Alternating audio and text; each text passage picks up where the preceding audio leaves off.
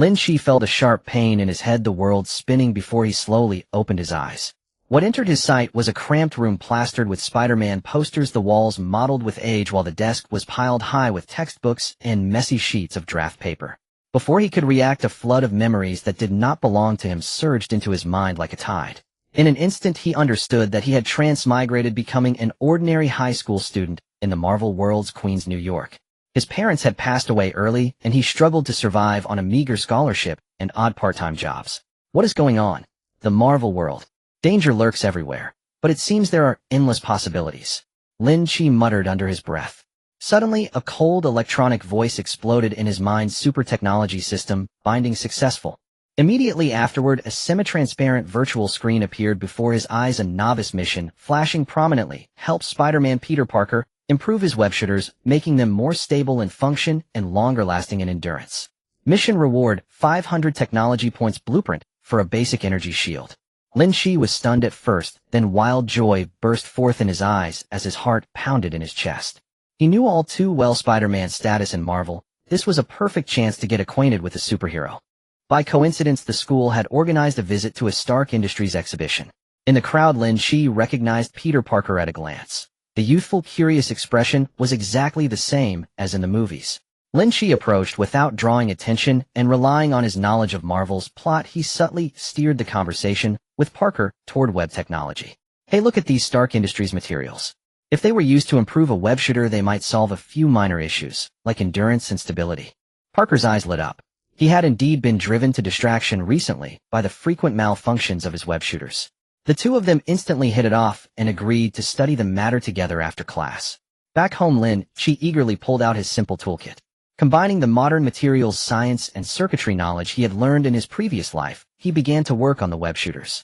He carefully dismantled the device, replaced several critical capacitors, optimized the energy conduction circuitry, and used a high-strength nanofiber to replace the original web material. He worked through till late at night. As a new round of moonlight climbed above the treetops, the redesigned web shooter was finally complete. The next day, Lynch brought the finished product to Parker, and the two went to an abandoned factory to test it. Parker pressed the switch, and webs shot out, adhering firmly to the wall. Their strength had clearly increased. Even after prolonged tugging, they did not snap. Overjoyed, Parker jumped up and down. Wow, this is amazing. You're a total genius. Lynch was secretly delighted as well. At that moment, the system's notification sounded: mission complete.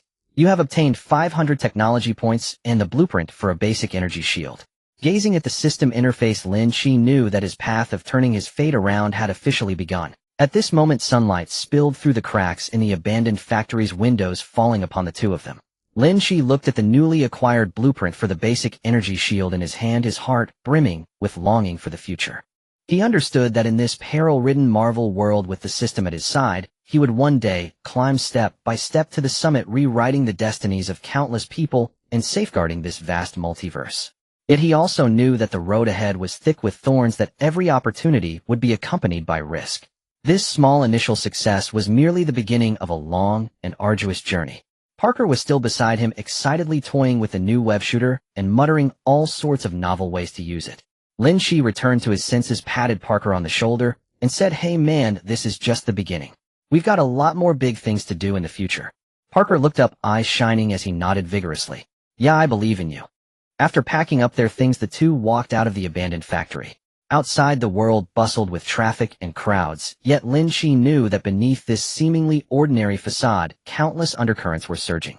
Relying on his unique technological power, he was about to shine with his own radiance upon the grand stage of the Marvel Universe. Perhaps in the not-so-distant future, his name would be spoken alongside those legendary heroes, praised by the people and remembered by history. Lynch took a deep breath and, carrying unwavering conviction, stepped toward an unknown tomorrow. Lynch clutched the novice mission granted by the system, his heart surging with excitement, even as he forced himself to remain outwardly calm, afraid that anyone might notice something amiss. On the school bus heading to the Stark Industries exhibition, his classmates chattered noisily about Iron Man's latest inventions and S.H.I.E.L.D.'s mysterious gear, yet Lynch's gaze drifted to the passing scenery outside the window from time to time, as he repeatedly replayed Spider-Man's plot details in his mind, pondering how to approach Parker without leaving any trace of intent. When they arrived at the exhibition, dazzling high-tech exhibits filled the venue. bionic mechanical arms, miniature nuclear fusion models, ultra-high-speed quantum transmission devices, each one eliciting waves of astonished exclamations from the crowd. Lynch, however, was absent-minded, his eyes sweeping through the crowd until he finally spotted Peter Parker standing in a corner gazing at a display of a new type of nanomaterial. Lynch drew in a deep breath, adjusted his expression into a look of curious friendliness, then walked forward and gently patted Parker on the shoulder. "Hey, are you interested in this material too? I just heard the presenter say that if this stuff were used in certain special gear it might solve a lot of problems. For example, the endurance and stability issues of a web shooter." Parker snapped his head around at those words, surprise and delight filling his eyes. "How did you know I was thinking about that? My web shooter has been malfunctioning lately, always failing at critical moments. It's been driving me crazy." Lynch rejoiced inwardly, yet kept his expression composed. He shrugged with feigned nonchalance and said, "I was just messing around with ideas. I like tinkering with little inventions in my spare time, so I've done a bit of research on the properties of these materials. You looked really troubled, so I figured maybe we could think of a solution together." Parker's eyes lit up as though he had just found his savior, and he said eagerly, "That would be awesome. Let's find a quiet place to talk properly. This exhibition is great, but there are too many people for any in-depth discussion." They found a relatively quiet corner of another gallery. Drawing on the modern materials science knowledge he had accumulated in his previous life and his understanding of the current technological level of the Marvel world, Lynch gestured animatedly as he explained his ideas for improvement to Parker. "Look, the capacitor your web shooter uses now is small in capacity and prone to overheating. If you replace it with the new high-temperature, high-capacity supercapacitor, Stark Industries just developed, the efficiency of energy transfer will increase dramatically and the endurance will naturally improve. And as for the web material, ordinary synthetic fibers have limited strength. If you mix in certain high-strength fibers extracted from extraterrestrial meteorites, the toughness and adhesiveness will far surpass what you have now." Parker listened, completely absorbed, occasionally raising questions as the two of them went back and forth in an increasingly heated discussion. By the time the exhibition was nearing its end, Lynch and Parker had already agreed to start working on the improvements as soon as classes were over. Leaving the exhibition hall with the afterglow of the setting sun washing over them, Lynch glanced at the energetic, hopeful Parker beside him, his heart brimming with longing for the future. He knew this was not just a simple technical exchange, but a crucial step in his journey through the Marvel world. About to embark on a fate-altering adventure alongside this legendary Spider-Man, with the super technology system as the sharpest sword in his hand, helping him cut a path through all obstacles. Back home, Lynch did not bother to rest. He plunged straight into his cramped, dim little room, pushing aside the towering piles of textbooks and draft papers on his desk to clear a patch of open space. He dragged a worn-out toolbox from under his bed. The tools inside were simple and shabby, yet to his eyes they were the keys to opening the door to a new world. Lynch carefully opened the system interface again, double-checking the key information on improving the web shooter, while silently mapping out each step of the operation in his mind. Before long, the doorbell rang. Knowing it was Parker, Lynch opened the door. The two exchanged a knowing smile, then walked in unison toward the makeshift workbench set up in the room. Parker took his precious web shooter from his backpack, while Lynch slipped on a slightly worn pair of gloves, took the device, and began to carefully disassemble it. His movements were gentle yet precise. Every screw and every wire was handled with meticulous care, as though he were dismantling an invaluable treasure. As the web shooter was gradually taken apart, its intricate internal circuitry and mechanical structures were fully revealed. Lynch picked up a magnifying glass and leaned in for a closer look, muttering under his breath, "Just as expected, this capacitor is severely degraded. The energy conversion rate is far too low. And here the circuit layout is unreasonable, causing excessive energy loss during transmission." Parker watched nervously at his side, handing over tools from time to time, his gaze filled with trust. First, Lynch used tweezers to gently remove the old capacitor and replaced it with the high-temperature, high-capacity supercapacitor from Stark Industries he had prepared in advance. After making sure the connections were secure, he began to redesign the circuit layout. Referencing the optimal schemes of modern electronic circuit design, he bent and joined each wire with clever precision, striving to reduce every last trace of energy loss. When it came to the web material, Lynch took a small sealed box and removed a tiny pinch of high-strength fibers extracted from an extraterrestrial meteorite, the strands shimmering with a mysterious luster under the light. He mixed them with the original synthetic fibers in precise proportions, placed the blend into a small chemical processor, activated the machine, and waited for the materials to fuse. As they busied themselves, night deepened outside.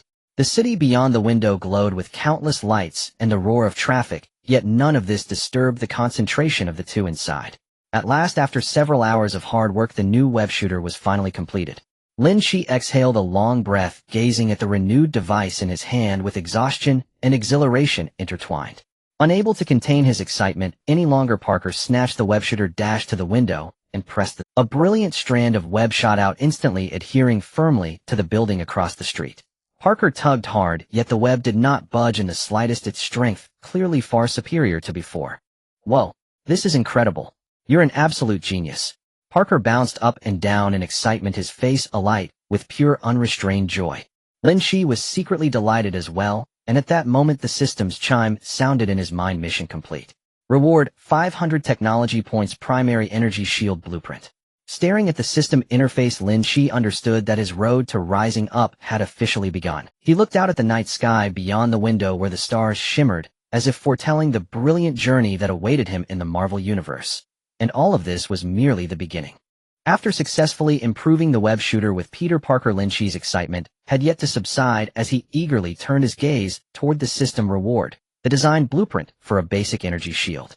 Returning to his cluttered little room, he gently closed the door, pulled the somewhat worn curtains to block out the noise of the outside world, and prepared to immerse himself fully in the exploration of this new technology. Sitting at the wobbly desk, Lynch took a deep breath, focusing his mind to awaken the system interface in his mind.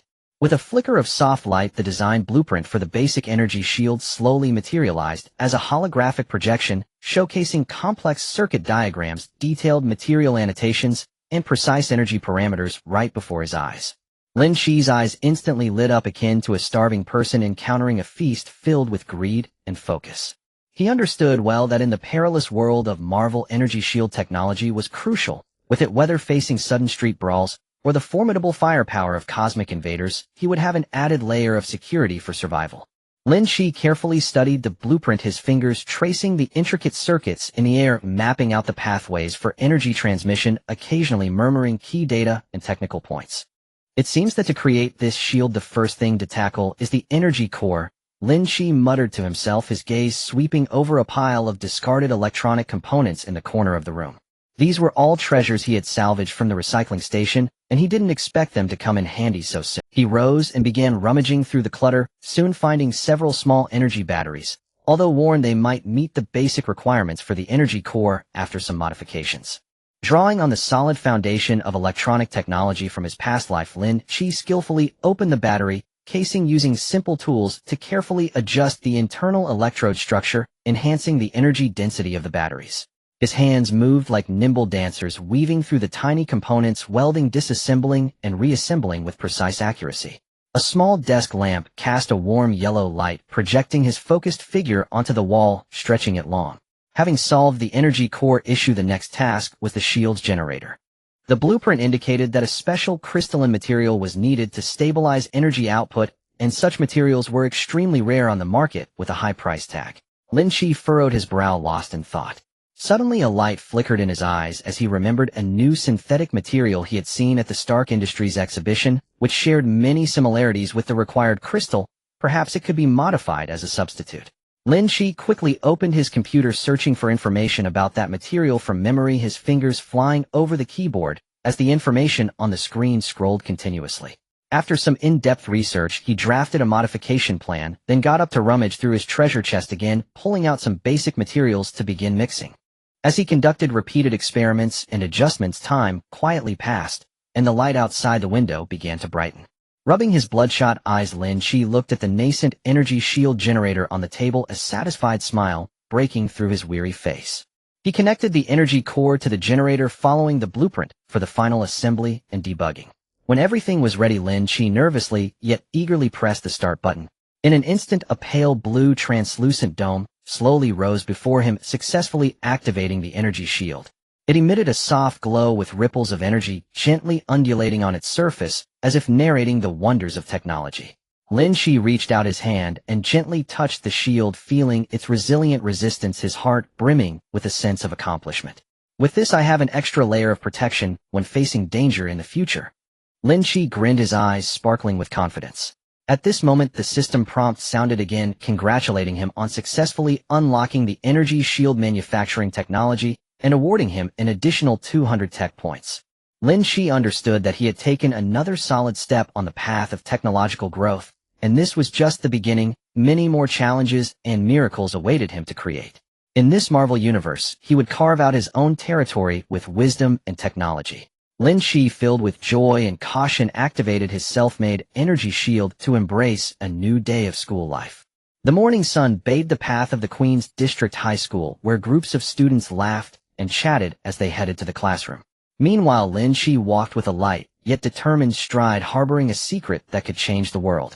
The first class was physics, where an elderly professor with graying hair passionately discussed the fundamental theories of quantum mechanics. Many students in the audience struggled to stay awake, yet Lynch's gaze was sharp, immersed in his own thoughts.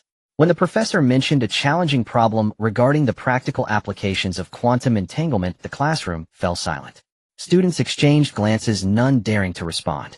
Lynch furrowed his brow, recalling the knowledge from his past life and some advanced technological concepts stored in the system. After a moment's contemplation, he slowly raised his hand. The old professor looked surprised at this usually low-key student and nodded, indicating for him to speak. Lynch stood up, cleared his throat, and spoke in a confident and professional tone. Professor, if we understand quantum entanglement from the perspective of multidimensional space, viewing entangled particles as projections of the same entity across different dimensions, then at the application level we could attempt to construct a super-distance communication device based on this principle of multidimensional projection. For example, by using special energy fields to stabilize the connection of particles across different dimensions, and then employing encoding technology to load information onto the entangled state, we could achieve nearly instantaneous information transmission, potentially breaking through the limitations of current traditional communication. The classroom erupted in an uproar as students cast astonished and admiring glances at him. The old professor also widened his eyes, filled with surprise and confusion. He adjusted his glasses, scrutinizing Lynch closely, and asked, Lynch, your idea is incredibly innovative and bold. I've never encountered a theory like this in any existing academic literature. Where did you get your inspiration? Lynch was taken aback, realizing he had perhaps overstated in his excitement. He scratched his head and revealed a shy smile, explaining, Professor, I enjoy reading science fiction novels and watching popular science videos. I just thought of this last night and wanted to discuss it with you. Though still somewhat skeptical, the old professor nodded in approval and said, regardless, your active thinking is commendable. If you have time after class, we could delve deeper into this discussion. During the break, Lynch suddenly became the focus of attention among his classmates. Several science-loving students gathered around him, eagerly bombarding him with questions. Lynch, what exactly is this multidimensional space theory you mentioned? Did you secretly apprentice under some scientific guru? How did you suddenly become so impressive? Facing the enthusiastic inquiries of his classmates, Lynch patiently explained, using simple and easy-to-understand language to clarify those complex concepts, cleverly blending knowledge from his past life with the technological backdrop of the Marvel Universe. In the subsequent chemistry lab class, Lynch shone even brighter. The experiment topic was to synthesize a new type of high-strength adhesive. The students followed the textbook steps, but their progress was slow and results were poor. Lynch, however, was unhurried. Drawing from memory, he recalled the synthesis formula for similar materials from the system, made slight modifications, and quickly set to work. He skillfully operated various laboratory instruments, accurately measuring and mixing chemical reagents, meticulously controlling the reaction temperature and timing. His classmates watched in amazement, and before they could snap back to reality, Lynch had successfully synthesized a tube of uniform, highly adhesive glue, far exceeding the course requirements. The chemistry teacher, surprised, approached and examined Lynch's product for a long time, praising Lynch, your performance this time is astonishing. This is not only a flexible application of textbook knowledge, but also a bold innovation. I'm curious, how did you achieve this? Lynch laughed it off, attributing it to good luck and his usual accumulation of knowledge. As the day's classes concluded, Lynch's reputation had soared within the campus. Classmates' attitudes towards him had shifted from indifference to deep respect, and teachers looked at this suddenly enlightened student with newfound admiration. However, Lynch knew deep down that this was merely a small step he had taken. He aimed to leverage his technological talents to stir waves on the larger stage of Marvel, safeguarding this land, filled with crises and miracles, while the campus was just a small cradle for his growth. After gaining prominence in the campus, Lynch was not satisfied with his small achievements. He knew that to truly excel in the Marvel world, he must align himself with more powerful forces. The S.H.I.E.L.D.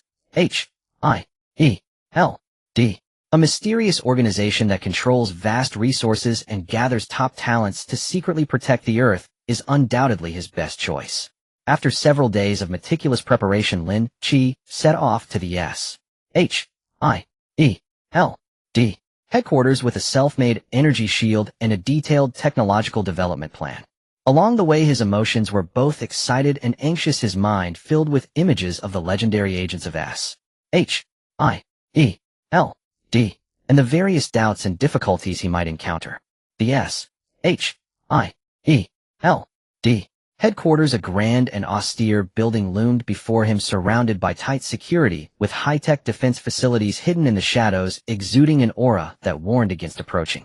Taking a deep breath, Lin Chi walked steadily toward the main entrance, and as expected, he was immediately stopped by two imposing security personnel with serious expressions. "Halt! This is S.H.I.E.L.D. Unauthorized personnel are not allowed inside," one of the security personnel barked. Lin Chi remained calm, slightly raising his head, and said with determination, "I have important technological achievements to share with your organization, which concerns the future safety of the Earth. Please help me notify someone. My name is Lin Chi." As he spoke, he revealed the energy shield in his hand, gently pressed the switch, and a light blue energy barrier instantly appeared, causing the surrounding air to ripple with gentle energy waves. Seeing this, the security personnel flashed a hint of surprise, and after exchanging glances, one of them briefly reported the situation via the intercom. Moments later, they stepped aside to clear the way, signaling Lin Chi to follow another agent who had come to escort him inside. Lin Chi followed the agent through multiple security checkpoints, walking down a long corridor flanked by walls flashing with various surveillance screens and projections of classified documents, overwhelming his senses. Eventually, he was brought to a spacious and brightly lit conference room where several stern-faced, high-ranking officials and research experts were already seated, their piercing gazes fixed upon him. "Young man, we hear you have an impressive invention to show us," began a high-ranking official in a black suit with graying hair, his voice deep and authoritative. Lin Chi slightly bowed and replied respectfully, "Yes, sir." As he spoke, he placed the energy shield on the conference table and began to explain its principal structure and potential applications, ranging from urban anti-terrorism operations to dealing with alien invasions. His clear and insightful explanation gradually shifted the attendees' gazes from scrutiny to focus. Immediately after, Lin Chi unfolded the meticulously crafted technological development plan, which encompassed forward-looking ideas across various fields, from the development of new weaponry to breakthroughs in space exploration technology, each item integrating his past life knowledge with the current state of the Marvel world, clearly outlining the technical roadmap and expected outcomes. "Ladies and gentlemen, please observe the threats facing Earth are increasingly complex, with extraterrestrial forces stirring, and traditional technology is showing signs of fatigue. If we can advance according to this plan, we can significantly enhance the defensive and exploratory capabilities of S.H.I.E.L.D. and the entire Earth in the short term. For instance, developing an instant communication network based on quantum entanglement principles that ensures global information is transmitted without delay, which is crucial in warfare or emergency rescues. Furthermore, exploring the genetic codes of extraterrestrial organisms to extract beneficial gene segments for enhancing human soldiers' physiques and creating super soldier legions." Lin Chi elaborated passionately, his laser pointer moving across the plan to highlight key points. The conference room fell silent, with only Lin Chi's voice echoing as everyone sank into contemplation. After a long while, a bespectacled research expert raised a doubt. "Your ideas are certainly bold and novel, but the difficulty of implementation is extremely high. Moreover, you are just a high school student. Why should we believe you have this capability?" Lin Chi was well prepared. He smiled slightly and calmly took out a small device from his backpack, explaining, "This is a simple quantum decoder I developed during my spare time. Though it is merely a prototype, it can already partially decode some simple quantum encrypted information. I know I am young and inexperienced, but I possess a unique knowledge system and boundless enthusiasm. S.H.I.E.L.D. has complete resources and top talents. If we join forces, we can certainly create miracles." As he spoke, he demonstrated the operation of the quantum decoder on the spot, successfully cracking a segment of simulated encrypted information, which elicited a low murmur of surprise from the crowd. After an in-depth discussion and exchange, the attitudes of the S. H-I-E-L-D. Officials gradually softened as they recognized the immense value hidden within Lynch. In the end, the official stood up, extended his hand, and said, "Lynch, welcome to S-H-I-E-L-D. From today on, you are a member of our research team. We hope you can contribute to the safety of the Earth." Lynch excitedly shook his hand, his eyes shining with brilliance. He knew he had successfully taken this crucial step, and he was about to fight alongside a host of heroes on the grand stage of S-H-I-E-L-D, using technology to write his own legend. After officially joining the SHIELD scientific research team, Lynch immersed himself daily in the development of advanced technology and the study of classified materials, busy yet fulfilled. The SHIELD headquarters resembled a vast treasure trove of knowledge, with every corridor and laboratory concealing unknown secrets and opportunities, and Lynch was like a sponge, desperately absorbing the nutrients of this place. One day, as usual, Lynch was carrying a pile of experimental data, weaving through the complex passages of the headquarters, preparing to meet with the members of the research team. Upon reaching a corner, he suddenly heard a faint sound of footsteps, instinctively slowing his pace and pressing himself against the wall. A woman in a black, tight-fitting combat suit approached with a graceful posture, her red hair ablaze like flames, her gaze sharp and cold. None other than the renowned Black Widow, Natasha Romanoff. Natasha seemed to sense Lynch's presence as well, instantly halting her steps, her right hand subtly sliding towards the weapon at her waist, her body tensed and ready for battle, her movements fluid like a poised cheetah. Lynch quickly raised the documents in his hand, signaling that he meant no harm, and softly said, "Don't be nervous, I am Lynch, the new member of the research team, just recently joined." Natasha frowned slightly, sizing Lynch up, the caution in her eyes not entirely fading, but her tone softened a bit. "So it's you. I've heard about you, the high school student who burst into SHIELD with a marvelous invention. What are you doing here?" Lynch briefly explained his purpose, and upon hearing it, Natasha nodded slightly, then revealed a hint of difficulty. "I have a tricky task at hand and need some technical support. I'm not sure if you have time to help me." Lynch felt a surge of joy in his heart, fully aware that this was a rare opportunity to engage closely with a super agent and showcase his abilities, and he readily agreed. "Of course, I'll do my best if I can help." Natasha led Lynch to a concealed equipment room, retrieved a small, exquisite electronic device from a safe, and handed it to him, saying, "This is an enemy communicator we captured during a mission. The encryption technology inside is very complex, and our technicians have been trying to crack it for a long time without success. I need you to decrypt it in the shortest time possible and retrieve the intelligence stored within. The success of this operation may depend on it." Lynch took the communicator and examined it carefully. The shell was engraved with strange symbols and circuits, and the internal structure was intricate and complex, clearly the work of a high-tech criminal organization. He took a deep breath, drawing on the knowledge he had accumulated during his time at SHIELD and his past life study of encryption technology, and quickly immersed himself in the decryption work. He opened his portable computer, connected it to the communicator, and his fingers flew over the keyboard, a stream of code scrolling across the screen like a waterfall. Lynch occasionally frowned in contemplation, and at times his eyes lit up, softly muttering key parameters of the encryption algorithm. Natasha watched him quietly, gradually revealing a hint of admiration in her eyes.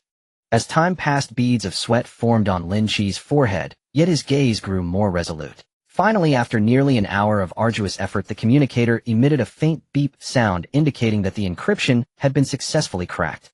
Lynch let out a long breath, a fatigued, yet satisfied smile on his face, turning to Natasha and saying, "I've got it. The intelligence inside should be accessible now." Natasha quickly stepped forward, taking the communicator and checking its contents. After a moment, she looked up, her eyes filled with gratitude. "Lynch, you've been a great help this time. This intelligence is crucial for our upcoming operation. I didn't expect you to be so young yet possess such impressive skills." Lynch scratched his head, smiling shyly. "It's nothing. I'm just glad to help. If you encounter similar issues in the future, don't hesitate to come to me." Natasha smiled and nodded, carefully storing the intelligence and preparing to leave. Before exiting, she glanced back at Lynch and said, "If there's an opportunity in the future, let's carry out a mission together." Lynch watched her retreating figure, his heart full of excitement and anticipation. This encounter not only earned him more trust and recognition within SHIELD, but also established an initial connection with Black Widow. He knew that in the days to come, more adventures and challenges awaited him, and he would rely on his wisdom and technology to turn dangers into safety, time and again carving out a vast territory in the Marvel Universe. After assisting Black Widow in completing a mission, Lynch's reputation within H-I-E-L-D, grew increasingly prominent, and his colleagues regarded him with more admiration and trust. However, he did not become arrogant. Instead, he became more acutely aware that the crises in the Marvel world were ever present, and only by continually breaking through technological bottlenecks could an indestructible defense be built for Earth. Thus Lynch turned his attention to the field of quantum communication. In an era where various forces in the universe constantly clashed, traditional communication methods were easily subject to interference, and interception and delays or leaks in information could lead to catastrophic consequences. Quantum communication, with its characteristics of superluminal speed, immediacy, and high confidentiality, was undoubtedly the key to solving communication dilemmas. Lynch plunged into S.H.I.E.L.D.'s confidential laboratory, which housed the world's most advanced scientific equipment and a wealth of undisclosed experimental data, resembling a technological goldmine waiting for him to excavate. He first reviewed S.H.I.E.L.D.'s past research materials on quantum communication. Those obscure theoretical formulas and complex experimental records appeared to him like captivating adventure novels. Through his studies, Lynch discovered that although progress had been made in existing quantum communication technologies, many challenges still needed to be addressed. For instance, the duration of quantum entanglement states was too short, limiting communication distances. The signal's resistance to interference was inadequate, leading to frequent information loss in complex electromagnetic environments, and the distribution efficiency of quantum keys was low, making it difficult to meet the demands of large-scale real-time communication. Faced with these challenging problems, Lynch did not retreat. He combined his knowledge from his past life with sporadic technological inspirations stored in the system to begin conceptualizing innovative solutions. He thought that perhaps a special energy field could be introduced to stabilize the quantum entanglement states, extending their duration. To this end, he consulted a vast amount of materials on energy field theory, analyzing and comparing everything from natural energy fields generated by cosmic rays to artificial energy field technologies used by certain extraterrestrial civilizations. After several weeks of relentless research, Lynch finally designed a brand new model for a quantum communication device.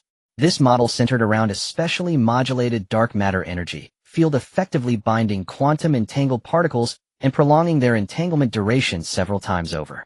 Simultaneously, he optimized the signal transmission path using multi-layer nanomaterials to shield against external electromagnetic interference, significantly enhancing the signal's resistance to disruption. In terms of quantum key distribution, he borrowed a biometric gene coding-based encryption algorithm, increasing the key generation efficiency by several dozen times. To transform the theoretical model into a practically usable device, Lynch personally got to work, and he operated a high-precision 3D printer to produce the device's intricate shell, employed micro-nanofabrication technology to create small yet crucial quantum chips, and meticulously assembled all the components through precise soldering and debugging. During an internal test, Lynch nervously stood before the laboratory control panel, his finger hovering over the start button. As he pressed the button, the quantum communication device activated instantly, its indicator lights flashing, signaling that everything was functioning normally. He quickly entered a test message and sent it through the quantum channel. Just seconds later, the receiving terminal in another laboratory accurately received the message, and the integrity of the information's encryption was perfectly verified. "We did it!" Lynch exclaimed excitedly, tears of joy shimmering in his eyes. In that moment, he knew he had successfully opened a new era of quantum communication. This groundbreaking technological achievement would not only bring transformation to S.H.I.E.L.D., but could also change the communication landscape of the entire Marvel world, allowing Earth to seize the initiative in future interstellar competitions. Hearing the cheers, his colleagues in the laboratory rushed over, and after witnessing this great achievement, they all applauded in admiration. Lynch stood at the center of the crowd, gazing at the quantum communication device that emitted a soft glow, his heart filled with anticipation for the future. He knew that this was just the beginning. More technological peaks awaited his ascent, and he would bear the responsibility of protecting Earth, writing his own legendary chapter in the Marvel Universe with wisdom and technology. After a significant breakthrough in quantum communication technology, Lynch's position in the S.H.I.E.L.D. research team became increasingly solid, yet he dared not pause for a moment. After a significant breakthrough in quantum communication technology, Lynch's position in the S.H.I.E.L.D. research team became. One day Lynch was sorting through data in the laboratory contemplating the next direction for his research, when Nick Fury, the director of S.H.I.E.L.D., suddenly walked in. With a serious expression, he got straight to the point saying, "Lynch, we have a new mission. Hawkeye Clint has encountered some trouble during a mission and his bow and arrows have lost effectiveness in certain special environments, and their accuracy has also been affected. I need you to create some upgraded equipment tailored for him." Lynch nodded in agreement, without hesitation, fully aware that Hawkeye, as one of S.H.I.E.L.D.'s agents, played a crucial role in various battles with archery skills that could often turn the tide at critical moments. With bow and arrow facing issues, it would undoubtedly pose great risks to the mission. Lynch immediately set about gathering information on Hawkeye's bow and arrows, thoroughly understanding their structure, materials, and existing performance parameters. He discovered that while the current bow and arrows were well designed, they indeed exposed several shortcomings when facing high-intensity energy shields, extreme weather conditions, and ultra-long-range shooting. To address the issue of energy shields, Lynch thought of utilizing resonance principles. He selected a special alloy from S.H.I.E.L.D.'s material library that could produce high-frequency resonance and incorporated it into the arrowheads. When the arrowhead comes into contact with an energy shield, the alloy would quickly resonate with the shield's frequency, causing localized energy disturbances that would weaken the shield's strength, creating conditions for the arrowhead to penetrate. For extreme weather conditions, Lynch developed an intelligent weather sensing and adaptive adjustment system. This system is equipped with miniature weather sensors that can sense wind speed, humidity, air pressure, and other environmental factors in real time. Once adverse shooting conditions are detected, the system automatically adjusts the bowstring tension, arrow feather angle, and aiming parameters, ensuring that the arrows maintain precise flight, even in harsh environments like storms or sandstorms. For ultra-long-range shooting, Lynch focused on enhancing the bow and arrows propulsion system. He drew inspiration from rocket propulsion technology, designing a miniature pulse propulsion device within the arrow shaft. Once the arrow is released, the propulsion device would periodically release energy according to preset programs, providing additional power to the arrow, significantly increasing its range. Throughout the equipment development process, Lynch conducted repeated simulation tests. He utilized S.H.I.E.L.D.'s high-tech simulated combat environment to recreate various extreme conditions, continuously adjusting and optimizing the equipment's performance. After numerous failed tests, he diligently analyzed the reasons, summarized experiences and lessons, and continually improved the design plan. After several weeks of intense research and testing, the upgraded bow and arrow were finally completed. Lynch brought the equipment to S.H.I.E.L.D.'s training base and found Hawkeye diligently training. "Clint, give this a try. I hope it helps you." Lynch smiled as he handed the new bow and arrow to him. Hawkeye took the bow, a glimmer of surprise flashing in his eyes. He knocked an arrow aimed at a distant target, and with a whistling sound the arrow shot out like lightning. With the assistance of the intelligence system, the arrow easily passed through the simulated energy shield, striking the bullseye a kilometer away. Even in the simulated howling winds, the subsequent arrows still flew steadily toward the target without deviation. "Awesome. Lynch, this is exactly what I needed," Hawkeye exclaimed excitedly, clapping Lynch on the shoulder. "With this equipment, he'll be much more confident on the next mission." Lynch looked at the satisfied Hawkeye, filled with a sense of accomplishment. This collaboration not only further earned him the trust of S.H.I.E.L.D. and the superheroes, but also made him realize that the perfect combination of technology and heroism would unleash powerful forces that could shake the Marvel Universe, and he was the driving force behind this power. In the future, he would create even more miracles. After successfully assisting Eagle Eye in upgrading his equipment, Lynch's reputation within S.H.I.E.L.D. soared to new heights.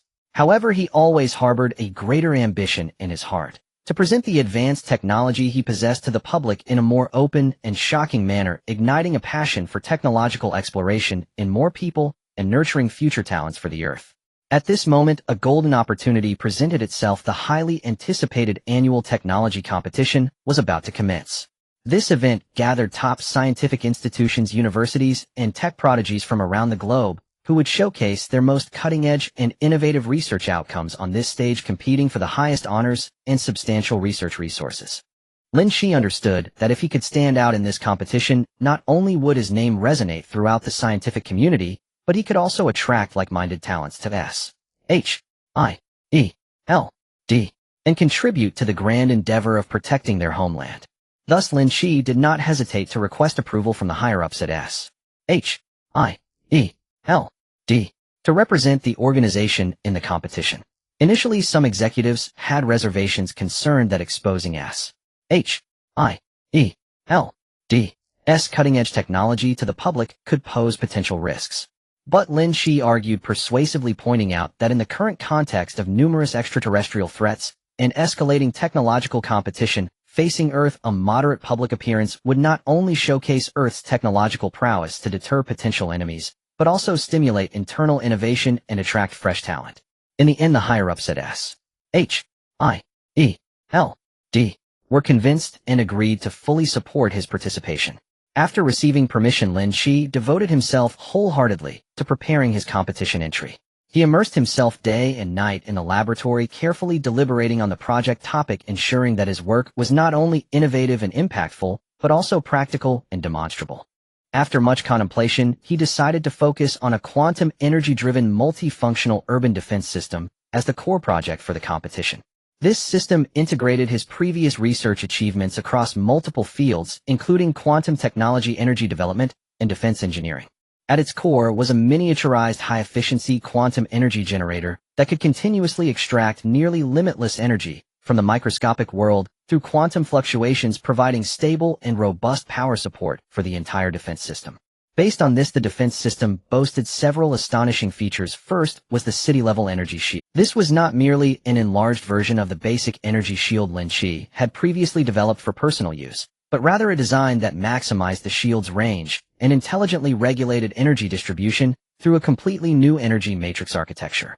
It could instantly raise a transparent yet unyielding dome over the city, resisting high-intensity attacks such as laser bombardments from extraterrestrial invaders and meteor impacts. Simultaneously, the shield featured adaptive adjustment capabilities, automatically optimizing energy allocation based on the intensity and direction of incoming threats to ensure maximum protective efficacy. Secondly, there was the intelligent missile interception system. Leveraging the supercomputing power of quantum computers and the real-time information transmission advantages of quantum communication, the system could precisely locate and predict the trajectories of incoming missiles and aircraft within milliseconds, swiftly launching intercepting missiles equipped with quantum energy warheads. These intercepting missiles utilize the principle of quantum entanglement for high-precision guidance, achieving nearly 100% hit rate, effectively neutralizing any threats attempting to breach the city's defenses. Furthermore, there was the disaster emergency response module. Considering that Earth frequently faced natural disasters such as earthquakes, tsunamis, and hurricanes, Lin Shi integrated an advanced disaster monitoring and emergency response mechanism into the defense system. Utilizing quantum sensors distributed throughout the city, the system could accurately predict the timing, location, and intensity of disasters several hours or even days in advance, initiating appropriate response plans at the first sign of trouble. For example, prior to an earthquake, it could generate counter vibrations through the underground quantum energy generator to offset the destructive seismic waves. During a tsunami, it could quickly erect a flood barrier supported by quantum energy beams along the coastline to block the surging waters. To perfectly present this massive and complex system, Lin Shi led an elite support team from S.H.I.E.L.D., working tirelessly day and night on research, debugging, and assembly. They faced numerous technical challenges such as resolving heat dissipation issues during the miniaturization of the quantum energy generator to ensure stable operation and overcoming interference in quantum communication signals during testing of the intelligent missile interception system to achieve precise guidance in complex urban environments. However, with Lin Shi's solid expertise, rich practical experience, and the seamless collaboration among team members, each challenge was surmounted one by one. Finally, the day of the technology competition arrived. The competition venue was bustling with top technological elites and media, creating an atmosphere that was both vibrant and tense. Lin Shi confidently stepped onto the presentation stage with his creation, and a wave of awe swept through the audience. The quantum energy-driven multifunctional urban defense system, with its sci-fi design and metallic sheen, resembled a technological fortress from the future, emanating a breathtaking aura. During the presentation segment, Lynch explained the system's principles, structure, and functions in a straightforward manner, complemented by carefully crafted 3D animations and live demonstrations, allowing the audience to feel as if they were experiencing this technological marvel firsthand.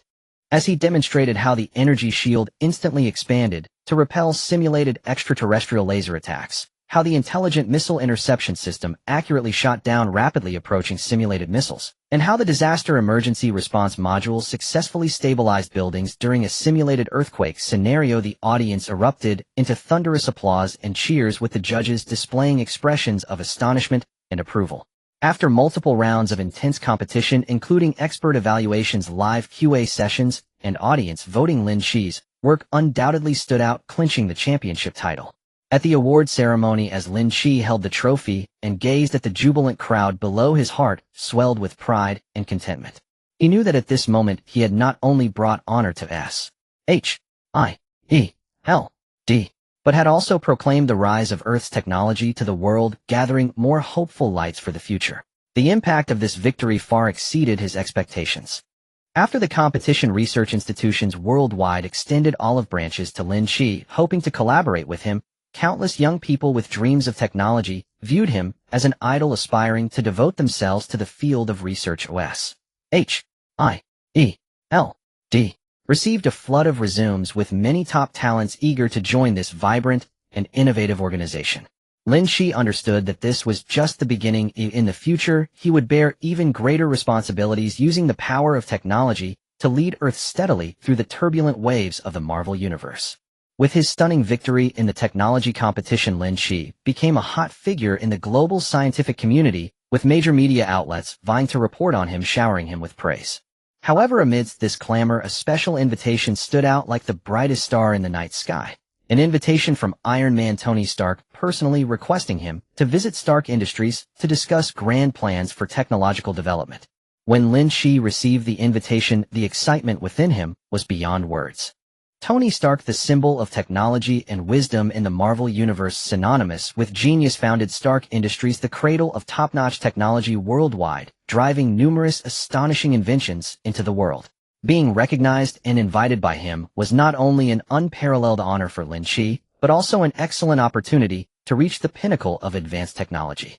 With a heart full of dreams and expectations, Lynch embarked on his journey to Stark Industries. Upon entering the magnificent building filled with a sense of futurism, he felt as if he had stepped into a kingdom of technological dreams. The transparent elevator shot up swiftly along the gleaming metal tracks, and through the glass curtain walls, Lynch saw labs sparkling with strange lights, researchers busy and focused as they moved about, surrounded by an array of never-before-seen high-tech equipment dazzling to the eye.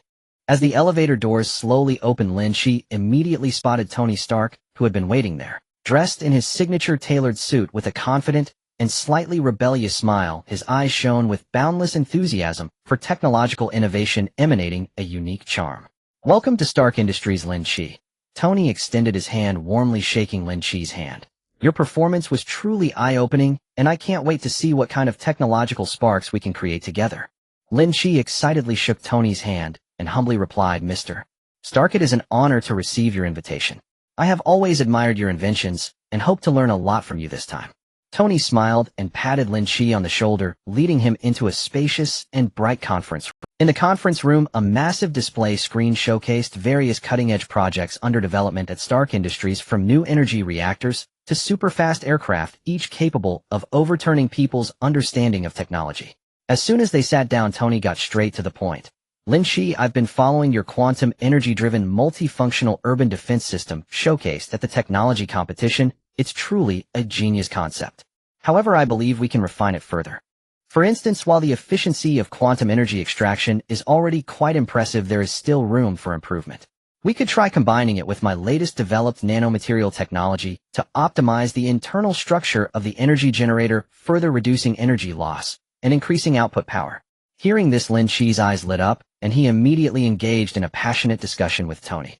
They explored the microscopic principles of quantum technology to its macroscopic applications, from the characteristics of nanomaterials to engineering practices, with sparks of ideas colliding intensely in the air. Tony's rich practical experience and Lynch's unique interdisciplinary knowledge complemented each other, resulting in a continuous flow of innovative ideas. Furthermore, regarding the quantum guidance technology in your smart missile interception system, Tony gently tapped the table, with his finger, his eyes glowing with contemplation. I think we can draw inspiration from the AI-assisted targeting algorithm I used in the Iron Man suit, enhancing the accuracy of intercepting missiles even further. Imagine facing a swarm of alien spacecraft. Our system could have countless sharp eyes accurately locking onto each target, leaving no threat unchecked. Lynch nodded repeatedly, his admiration for Tony's wisdom growing immensely. He added, Mr. Stark, you are absolutely right. Additionally, I was thinking about whether we could deeply integrate the defense system with the urban Internet of Things for comprehensive real-time monitoring and intelligent control of urban infrastructure. For example, when under attack, not only protecting buildings and citizens, but also quickly adjusting systems like traffic and energy supply, ensuring the normal operation of the city's functions. Tony's eyes lit up with appreciation as he laughed. Haha, Lynch, you and I are on the same wavelength. It seems we truly share a connection. In the following days, Lynch fully immersed himself in collaboration with Tony Stark and the Stark Industries research team. They traversed various laboratories, personally operating the most advanced experimental equipment to comprehensively optimize and upgrade the quantum energy-driven multifunctional urban defense system. Lynch witnessed Stark Industries' cutting-edge nanofabrication techniques, intricately refining the quantum energy generator on a microscopic level, achieving nearly a 30 increase in energy extraction efficiency. At the same time, leveraging Tony's artificial intelligence technology, the missile hit rate of the smart missile interception system soared to unprecedented heights, almost achieving a perfect accuracy. Moreover, through deep integration with the urban Internet of Things, the defense system truly became the intelligent guardian of the city, maintaining order, whether for daily energy allocation, traffic management, or emergency responses during wartime. Throughout the collaboration, Lynch not only absorbed a wealth of valuable knowledge and experience, but also forged a deep friendship with Tony Stark. Tony was like a guiding figure who was both a mentor and a friend, illuminating Lynch's path with his wisdom, enthusiasm, and dedication to technology, allowing him to sail more firmly in the ocean of research. This visit to Stark Industries was undoubtedly a new beginning for Lynch's scientific dreams. He knew that from then on he would stand at a higher starting point, joining hands with the pinnacle of technological power in the Marvel Universe, writing his own legendary chapter with wisdom and sweat, forging an indestructible technological defense line for the future of Earth. After concluding an enriching and fruitful collaboration with Stark Industries, Lynch returned to S.H.I.E.L.D., filled with a sense of accomplishment and vigorous determination. However, before he could gather and reflect on the knowledge he had gained, a more shocking message exploded in his ears like a bomb. S.H.I.E.L.D. had decided to recommend him to join the Avengers, officially becoming a member of this superhero team that protects the Earth. Upon hearing this news, Lynch's heart raced, a rhythm interwoven with excitement and tension. The Avengers gathered the most powerful and legendary heroes in the Marvel Universe who time and again stood against calamity, emerging as the beacon of hope for countless people when the Earth faced annihilation. To be among them and battle alongside these idols was an opportunity Lynch could scarcely dream of, yet he also understood the weight of this responsibility. With a complex mix of emotions, Lynch stepped into the Avengers base. It was a massive structure hidden deep in the mountains, brimming with cutting-edge technology. The heavy metal doors slowly opened, as if revealing a gateway to a legendary world. Taking a deep breath, Lynch walked in steadily, and what met his eyes was a scene bustling with order. Iron Man Tony Stark was adjusting his armor. Not far away, the lights on the armor flickering to display various complex data. Captain America Steve Rogers was holding his shield, exchanging combat techniques, with Thor the Star on the shield shimmering under the lights, while Thor's hammer occasionally rumbled with low thunder. Black Widow Natasha Romanoff gracefully moved between the training equipment, conducting her daily training, each of her movements crisp and decisive, exuding lethal charm. The Hulk Dr. Banner sat quietly in a corner, focused on his research materials, his pensive expression leaving one guessing what thoughts occupied his mind. Lynch's arrival instantly attracted everyone's attention, and Tony Stark was the first to come over, wearing a familiar smile. "Hey Lynch, welcome to our big family." Saying this, he warmly embraced Lynch, as if welcoming an old friend after a long separation. The other heroes also gathered around, with Captain America extending his hand, firmly shaking Lynch's. "Young man, I am glad to have you as part of us. I believe your technological talents will bring us greater strength. Lynch excitedly responded to the greetings of the heroes, his eyes sparkling as the initial tension in his heart gradually gave way to warmth and a sense of belonging. Amidst the crowd, Lynch began to tour the Avengers base. Every facility here opened his eyes. The high-tech training room could simulate various extreme environments, from the fiery depths of a volcano to the icy plains of Antarctica, providing the heroes with the most realistic combat training grounds. The advanced medical pods combined alien technology with Earth's top medicine, capable of healing severe injuries in the shortest time. And the vast armory lined with a dazzling array of weapons, from energy firearms to cold weapons, each carrying tales of breathtaking battles. During the tour, Lynch engaged in casual conversations with the heroes, further deepening their mutual understanding. He learned about Captain America's heroic battles during World War II, that shield symbolizing freedom and justice forged through countless life-and-death choices. Thor, hailing from a distant realm, wielded his divine power and bore a mission that took him across the cosmos to protect peace across different dimensions. Black Widow, Natasha's complex and mysterious past made her a top agent defending justice in the shadows. With her intellect and skills, the Hulk Dr. Banner's internal struggles and dedication to science left him caught between dual identities, yet he never forgot to strive for humanity's future. Just as Lynch was immersed in conversations with the heroes, the alarm suddenly blared sharply throughout the base.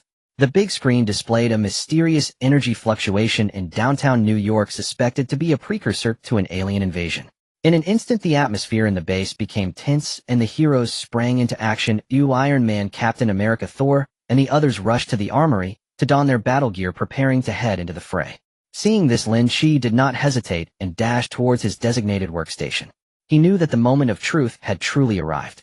At this moment, he was no longer the high school student just entering the Marvel world with dreams. He was now a member of the Avengers, shouldering the heavy responsibility of safeguarding the Earth and protecting countless lives.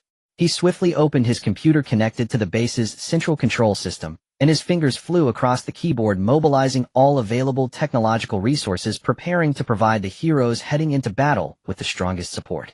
As the heroes set off one after another, Lynch's heart tightened in unison. Through the base's surveillance screen, he watched the increasingly chaotic scene on the streets of New York, silently vowing to use his wisdom and technology to help resolve this crisis, restoring peace to this city and this world.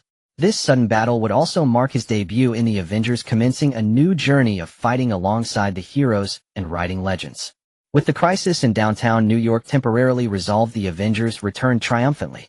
This battle, though it did not cause widespread destruction, revealed the strange abilities of the extraterrestrial beings, making everyone realize that enhancing teamwork and personal skills was an urgent priority.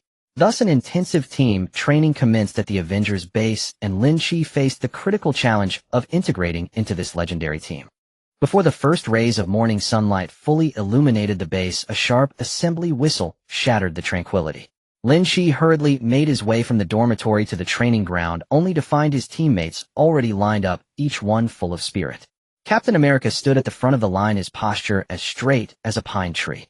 With resolute eyes, he scanned the crowd, his booming voice echoing across the training ground. Avengers, the last battle was merely a warning. The threats ahead will be even more formidable. From now on, we will undergo rigorous training to forge an indestructible team, ensuring that every inch of the Earth is under our protection. The first item on the training agenda was physical fitness training. For the superpowered Thor, the Hulk-formed Bruce Banner, and the genetically enhanced Captain America, high-intensity physical exertion might not be much of a challenge, but for Lynch, the tech specialist from an ordinary human background, it posed a significant hurdle. At first, Lynch struggled to keep up. During the long-distance running segment, he barely managed a few steps before gasping for breath, watching his teammates speed by like cheetahs, filled with anxiety. Yet he possessed an indomitable spirit. Gritting his teeth, he pushed through step by step, sweat soaking his clothes and blurring his vision, but he never entertained the thought of giving up. Black Widow Natasha noticed Lynch's predicament, slowed her pace to approach him, and gently encouraged, "Don't rush, adjust your breathing, keep your steps in rhythm, you can do it." With her guidance, Lynch gradually found his pace and finally survived the long-distance run. After the physical training came the simulated combat exercises. The Avengers were divided into two teams for a confrontation. Lynch was grouped with Iron Man and Black Widow, while the opposing team consisted of Captain America, Thor, and Hawkeye Clint. As the battle began, Lynch deeply felt the intricacies of teamwork. As usual, Iron Man charged into the enemy ranks, first the powerful thrust from his armor, creating a gust of wind. Utilizing his agility, he constantly changed positions in the air, drawing enemy fire, while launching attacks with his repulsor rays and shoulder missiles to create opportunities for his teammates. Black Widow darted like a specter along the battlefield's edge, employing her agility and exquisite combat skills to silently approach the enemy and launch surprise attacks. The specialized Widow's bite in her hand occasionally flickered with blue light. When it struck an enemy, it could instantly paralyze them, rendering them combat ineffective. Lynch knew he was no match for his teammates in close combat, so he fully utilized his technological advantages. He pulled out several palm-sized discs from his backpack, pressed a button, and threw them into the center of the battle. As the discs landed, they emitted strong electromagnetic interference, causing Captain America's shield's electronic targeting system to malfunction, temporarily losing its precision. When Thor summoned lightning, the electromagnetic disruption significantly reduced its power. At the same time, Lynch controlled a small drone to ascend, utilizing its thermal imaging and sonic detection to relay the enemy's location information back to his teammates' helmet displays, allowing them to accurately track enemy movements in the complex battlefield environment. However, in their initial collaboration, mistakes were inevitable. Once, while dodging Thor's attack at high speed, Iron Man accidentally crashed into Lynch's electromagnetic interference zone, causing his armor to momentarily lose control and nearly crash. On another occasion, Black Widow attempted to ambush Hawkeye based on the information Lynch provided, only to be thwarted by Hawkeye's battle experience, who anticipated her move, using the terrain to set a trap and almost capturing Black Widow. After each mistake, everyone would quickly gather together to review the battle process and analyze. Captain America always calmly pointed out the key to teamwork lies in trust and communication. We need to anticipate our teammates' actions in advance, share information promptly, and avoid situations of mutual interference. I accept the criticism humbly and take responsibility. It's my fault. I did not fully consider everyone's action routes when devising tactics, and I will be more cautious in the future. As the training progressed, the rapport between Lynch and his teammates gradually improved. During a simulation of an alien invasion, their coordination was seamless. Lynch utilized quantum communication technology to set up invisible information nodes around the battlefield, creating a fully covered communication network to ensure that information transmission among teammates was free from any interference. When the extraterrestrial beings appeared, Iron Man provided aerial fire support, drawing their attention. Black Widow and Hawkeye picked them off one by one with precise shots and agile movements, exploiting the aliens' weak defenses. Captain America charged ahead, with his shield blocking lethal attacks for his teammates. Thor wielded Mjolnir's summoning bolts of lightning to strike the extraterrestrial behemoths, delivering heavy blows. Meanwhile, Lynch stood at the rear command post, his eyes glued to multiple screens, rapidly analyzing battlefield data and using intelligent algorithms to predict the extraterrestrial beings' attack patterns, planning escape routes for his teammates in advance, while appropriately controlling the energy beams launched from the base to strike at the critical points of the aliens. Through everyone's concerted efforts, the simulated extraterrestrial threat was swiftly repelled, resulting in a resounding victory. As the sun set, casting its golden rays upon the training ground of the Avengers base, though everyone was utterly exhausted from a day of hard training, their eyes reflected determination and confidence. Lynch looked at his teammates, some familiar, some unfamiliar, feeling a wave of emotions. After this day of integration, he was no longer the slightly awkward newcomer who had just joined the team, but had gradually become an indispensable part of the Avengers. He knew well that countless challenges awaited them in the future, but as long as they united as one, relying on their individual abilities and wisdom, nothing could hinder their steps to protect the Earth. That night, Lynch returned to the dormitory, dragging his fatigued body, and collapsed onto the bed. His body ached immensely, yet his mind was still replaying the details of the day's training, contemplating how to further optimize tactics and enhance team collaboration efficiency. Just before drifting into a hazy sleep, he silently vowed to grow quickly, to stride forward hand in hand with his teammates, writing an even more splendid chapter for the Avengers and ensuring that the Earth remained bathed in the sunlight of peace. After several days of intensive team training, Lynch and the Avengers have developed an increasingly harmonious synergy, and he has gradually found his position within the team. As a technological advisor stationed in the rear, guiding the battle with precision instruments and cutting-edge technology, and also as a master of equipment in critical moments, crafting and upgrading specialized weapons for his teammates with his expertise in material science and mechanical engineering. This time he will face a highly challenging task, enhancing the iconic shield of Captain America Steve Rogers. The shield of Captain America has accompanied him through countless battles since World War II, becoming a symbol of freedom and justice. It is forged from a unique alloy of vibranium and iron, possessing extraordinary strength and resilience, capable of effortlessly deflecting bullets, cannonballs, and even the lightning strikes of Thor. However, with the frequent incursions of extraterrestrial forces and the increasing power of supervillains, this legendary shield has begun to reveal some potential weaknesses. After a minor skirmish with the Chitauri, Captain America discovered that the shield had developed subtle dents and wear on its surface after enduring sustained fire from alien energy weapons. Although these damages did not affect the overall performance of the shield, they were enough to raise concerns among them. Lynch took the initiative to volunteer for the task of reinforcing the shield, fully aware that this not only concerns the safety of Captain America, but also the combat effectiveness of the entire Avengers team. Lynch returned to his high-tech laboratory with Captain America's shield, carefully placing it on a specially designed workbench. The surrounding lights automatically turned on, casting a soft glow evenly across the shield's surface, illuminating its iconic red, white, and blue patterns, along with the faint scratches and dents that seemed to tell the tales of its glorious past. Lynch donned a pair of smart gloves, the sensors on them connected to the main computer of the laboratory, allowing him to summon various tools and data with a gentle wave. He first activated a high-precision microscopic scanner to conduct a comprehensive nanoscale examination of the shield. The blue light emitted by the scanner moved gracefully along the outline of the shield, collecting and transmitting information about its internal molecular structure, metal crystallization state, and energy conduction pathways to the large screen beside him. Lynch focused intently on the screen, his brow furrowed as he meticulously analyzed the complex data. Indeed, after enduring high-intensity energy impacts for a prolonged period, some molecular bonds in the vibranium and iron alloy had loosened, causing a decline in structural stability. Lynch murmured to himself, already formulating a preliminary improvement plan in his mind.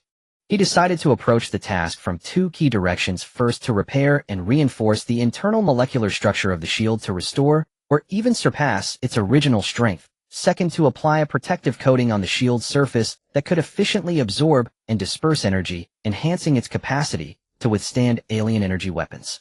To repair the shield's internal structure, Lynch retrieved a highly rare, quantum-stabilized isotope from the SHIELD classified materials library. This isotope could emit special quantum fluctuations that interact with the electron clouds of metal atoms, restabilizing the loosened molecular bonds. He carefully injected the isotope into a specially designed nanosyringe, and then using a microscopic manipulator precisely injected it into the most severely damaged areas inside the shield. Under the influence of the quantum-stabilized isotope, the internal molecular structure of the shield gradually tightened, and the once dull metallic luster began to shine once more. Next came the development of the energy protective coating. Lynch reviewed a vast amount of alien technology data and cutting-edge Earth research results, and after repeated experiments, he finally selected a formula based on antimatter polymer. This polymer could trigger a matter-antimatter annihilation reaction upon contact with energy attacks, converting the enemy's energy into harmless photon radiation, thereby achieving the purpose of absorbing and dispersing energy. In the vacuum chamber of the laboratory, Lynch personally operated various precision instruments, mixing, stirring, and heating the antimatter polymer with several auxiliary materials in precise proportions to ensure uniform integration.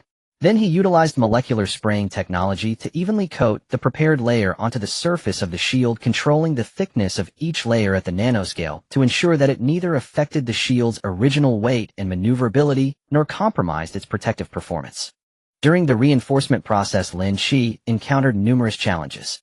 For instance, even a slight deviation in the injection amount of the quantum-stabilized isotope could lead to excessive hardening of the shield's metal in certain areas, resulting in cracks. Moreover, the energy protective coating required extremely stringent conditions concerning temperature, humidity, and vacuum during the curing process, with any carelessness causing bubbles or peeling. However, with his solid professional knowledge, extensive practical experience, and relentless pursuit of perfection, he adjusted the process parameters time and again to resolve all issues. After several weeks of tireless effort, the reinforced shield was finally completed. Lynch, filled with excitement, handed the shield to Captain America. Captain America received the shield, a glint of surprise flashing in his eyes. He gently stroked the surface of the shield, the revitalized texture boosting his confidence immensely. Lynch, this is simply amazing. Captain America exclaimed, "I can feel the immense power it contains. I can't wait to take it back to the battlefield." Lynch smiled in response, "Captain, I hope this new shield will assist you in crucial moments, safeguarding everyone's safety." Soon after, during a sudden attack by an alien fleet, Captain America charged forward with a reinforced shield in hand. Faced with the concentrated energy beams launched by the alien warships, the shield not only did not falter, but instead radiated a dazzling light. The energy protective coating acted like an invisible energy sponge, rapidly absorbing and transforming the alien energy, while the firmly stabilized internal molecular structure ensured that the shield remained as solid as a rock under continuous impact. With the shield's formidable defense, Captain America led the Avengers into battle, successfully repelling the alien fleet and once again safeguarding the peace of Earth. After this battle, Lynch's prestige within the Avengers team further increased. With his wisdom and hard work, he forged a stronger support for his teammates, instilling greater confidence in the entire Avengers alliance as they boldly stepped toward unknown challenges in their mission to protect Earth. The cheers of repelling the alien fleet still echoed above the Avengers base, but Lynch had no time to indulge in the joy of victory. Just back in the laboratory, before he could take a sip of water, Thor walked in with a serious expression, tightly gripping his hammer, the usual bravado now overshadowed by a hint of worry. "Lynch, I need your help." Thor's deep voice resonated in the laboratory. During the recent battle, the hammer was struck by a mysterious force. Its magical power seems to have become unstable and somewhat uncontrollable. Lynch was taken aback. The hammer was an artifact of Asgard, possessing world-destroying power. Its inherent mystical energy had always commanded awe. Now, with such a situation arising, it was indeed concerning. He quickly set down his cup and approached, carefully examining the hammer. He noticed the once glowing, mysterious runes on the hammer appearing dim, occasionally flickering, with strange sparks seemingly emitting a silent protest. Lynch donned specialized energy detection gloves and gently touched the hammer's handle. A chaotic energy fluctuation instantly surged through his arm, causing him to shudder. He closed his eyes, concentrating, attempting to decode the information behind this energy fluctuation through the sensors on the gloves and the built-in intelligent analysis system. The frequency and nature of this mysterious power are unprecedented. It does not belong to any known magical system, nor resembles conventional technological energy. Lynch furrowed his brow and slowly opened his eyes, saying, "It seems to be eroding the original magical structure of the hammer, like a highly corrosive virus." Upon hearing this, Thor's eyes filled with urgency. "Is there any way to repair it? This hammer is not just a weapon to me. It symbolizes responsibility and mission. Losing it would mean less protection for both Asgard and Earth." Lynch nodded slightly and said firmly, "Don't worry, Thor, I will do my best. Let's start by analyzing the source of this mysterious power." In the days that followed, Lynch and Thor hardly left the laboratory, immersed in their research. They reviewed vast amounts of data accumulated over thousands of years by S.H.I.E.L.D. and Asgard, from ancient magical tomes to cutting-edge technological research reports, trying to find clues about this mysterious power. Meanwhile, Lynch utilized S.H.I.E.L.D's most advanced quantum computer to construct complex energy models simulating various possible energy interaction scenarios in hopes of restoring the process through which the hammer was damaged. During an accidental comparative analysis, Lynch discovered a crucial clue. A report from an expedition to an ancient civilization's ruins deep in the universe mentioned a mysterious chaos crystal cluster that could release energy waves disrupting all order, its characteristics closely resembling the mysterious force eroding the hammer.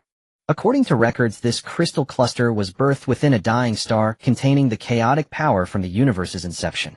"Thor, I think I found a direction," Lynch said, excitedly pointing at the information on the screen. "If we can locate the chaos crystal cluster, we might uncover the secret behind this mysterious power and subsequently repair the hammer." Thor's eyes ignited with hope. "Then we should set off immediately to search for this chaos crystal cluster deep in the universe." Although Lynch was well aware of the dangers ahead, he did not hesitate for a moment in his resolve to repair the hammer and protect Earth and Asgard. The two boarded the modified starship and sped toward the star system mentioned in the data. Along the way, they faced numerous challenges. While traversing a cloud of interstellar dust, the ship's navigation system was severely disrupted, nearly losing its way. Later, passing through an asteroid belt, they were fiercely struck by a swarm of meteorites driven by the mysterious force, damaging the ship's hull in multiple places and causing the shield energy to plummet. Yet with Thor's divine power and Lynch's technological control, they repeatedly turned danger into safety. At last they arrived at their destination, the remnants of a once-living star system. As far as the eye could see, the scene was ravaged with planet fragments floating everywhere and eerie energy glows flickering in the darkness. Lin Shi maneuvered the ship cautiously toward a larger planet fragment, using the ship's detectors for deep scanning. Found it! Lin Shi shouted excitedly. Deep within the core of that planet, there is a strong energy response from the Chaos Crystal Cluster. Thor gripped his hammer tightly, his gaze resolute. Let's go down. The two, clad in specialized protective spacesuits, braved intense radiation and chaotic gravitational fields, making a challenging descent onto the planet's surface. Then they advanced toward the core area using Thor's divine power to clear obstacles, while Lin Shi utilized technological devices to scout the best path forward. As they delved deeper into the core, they finally beheld the legendary Chaos Crystal Cluster. It was a mass of peculiar material composed of countless purple crystals, constantly emitting a heart-pounding energy fluctuation distorting the surrounding space. Lin Shi swiftly took out a specialized energy collection container, and under Thor's protection cautiously approached the Chaos Crystal Cluster, attempting to collect a sample. However, just as he was about to touch the cluster, a powerful repulsive force suddenly pushed him away, slamming him against the rocks behind. Seeing this, Thor quickly flew forward, swinging his hammer in an attempt to suppress the power of the Chaos Crystal Cluster. But the energy of this cluster was too overwhelming, even the hammer struggled to cope. Lin Shi struggled to get up, wiping the blood from the corner of his mouth, when suddenly an idea flashed through his mind. He recalled that while studying the hammer's magical structure, he had discovered a unique resonance frequency within it which might be utilized to tame the Chaos Crystal Cluster. He quickly opened the portable computer on his spacesuit, and using the previously collected data calculated the frequency difference between the Chaos Crystal Cluster and the hammer's resonance. Then he adjusted the energy collection container in his hand to emit energy waves of a specific frequency, attempting to resonate with the Chaos Crystal Cluster. A miracle happened. As the energy waves continued to be output, the resistance of the Chaos Crystal Cluster gradually weakened. Lin Shi seized the moment, stepped forward again, and successfully collected a sufficient sample. Back on the ship, Lin Shi conducted in-depth research on the sample of the Chaos Crystal Cluster using the laboratory module. He discovered that the reason this crystal cluster could erode the hammer was that it could interfere with the bonds connecting magical energy and matter. Thus, he developed a magic stabilizing serum, which could repair the damaged magical bonds at a molecular level, enhancing the transmission of magical energy. Lin Shi carefully applied the serum to the hammer, and as the serum penetrated, the runes on the hammer gradually regained their glow, and the chaotic energy fluctuations subsided. Thor picked up the hammer, feeling the familiar, yet even more powerful energy gathering anew, filled with gratitude. Lin Shi, I owe this to you.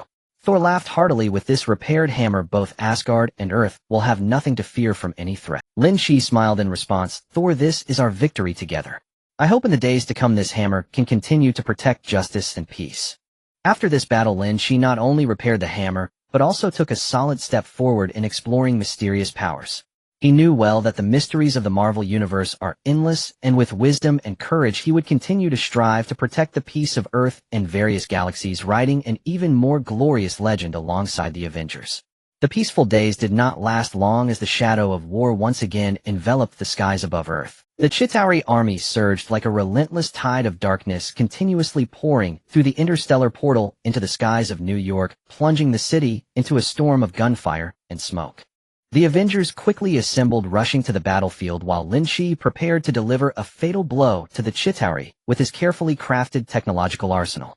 Lin Shi understood well that although the Chitauri's technology was formidable, it was not without weakness. Their weaponry largely depended on a specific frequency of energy transmission and control. As long as he could find this key frequency, it was possible to interfere with, or even incapacitate, their offensive capabilities.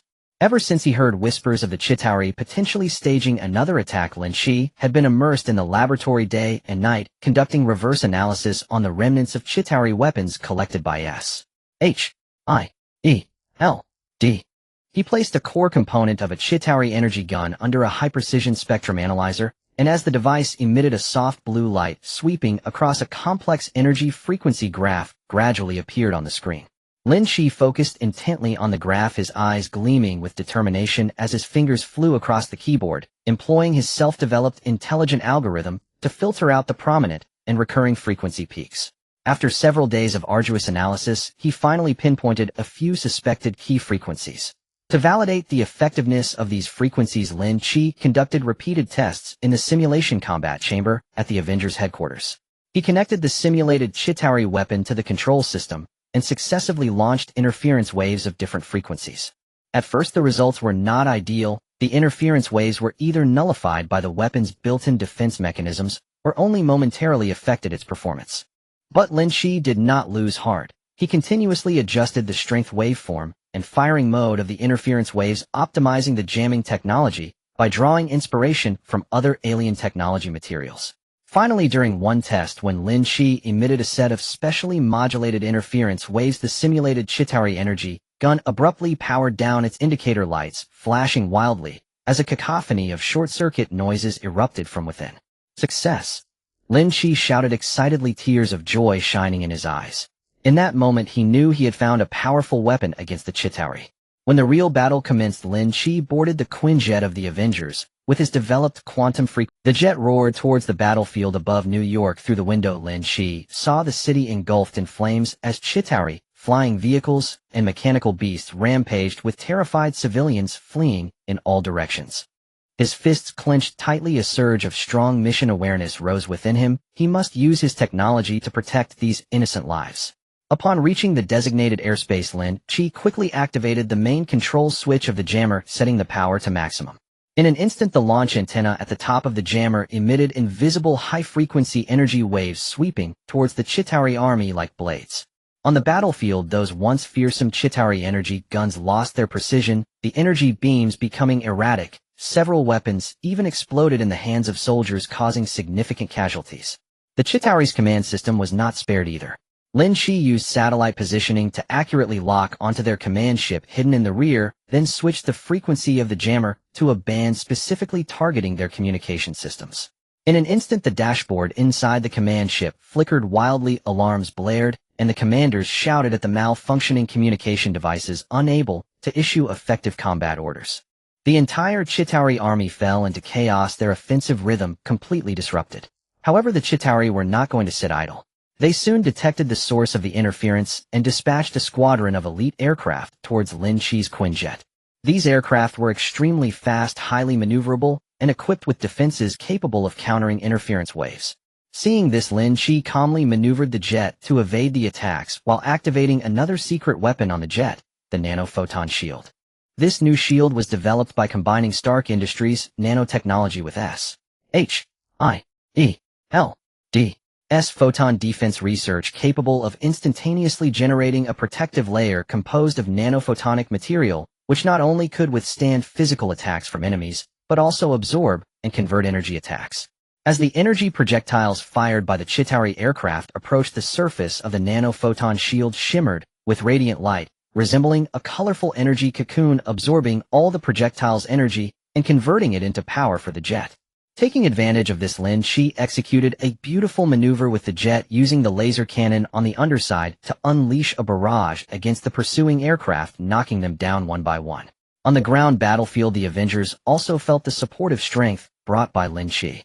Captain America, with his shield enhanced by Lynch, charged bravely, deflecting the Chitauri's attacks time and time again, clearing a path for his teammates. Iron Man, clad in his armor, engaged in fierce aerial combat, with Chitauri aircraft benefiting from the optimization of his armor's energy system by Lynch. His firepower became more sustained and fierce. Thor wielded the repaired Mjolnir, summoning bolts of lightning to strike the Chitauri army, instilling fear in their hearts. Meanwhile, Lynch continued to use technological means to interfere with the enemies from above, closely coordinating with his teammates to form an unbreakable defense line. With everyone working together, the Chitauri army's offensive gradually came to a halt. Ultimately, as the interstellar portal was closed, the remaining enemies fled in disarray, and New York returned to its former tranquility. After this battle, Lynch's position within the Avengers was further solidified. He had become a key force in this defense operation through his intelligence and technology. The citizens cheered, hailing the Avengers as heroes, while Lynch knew that this was merely one of the countless challenges in the Marvel Universe. In the future, he would have more responsibilities to shoulder and more miracles to create. As the smoke cleared, New York City lay in ruins, yet radiated with the joy of rebirth after catastrophe. Citizens took to the streets, spontaneously clearing the debris, comforting each other, their eyes sparkling with the light of hope for the future. The Avengers returned to their base, dragging their weary bodies, each bearing the scars of battle, yet filled with the pride of victory.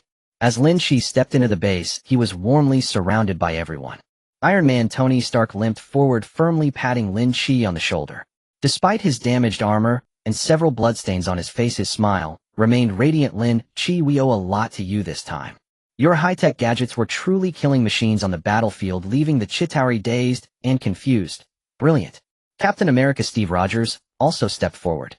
His shield was marred with burn marks and scratches, yet his posture remained as upright as a pine tree, his eyes filled with admiration. Young man, your wisdom and courage are on par with any Avenger.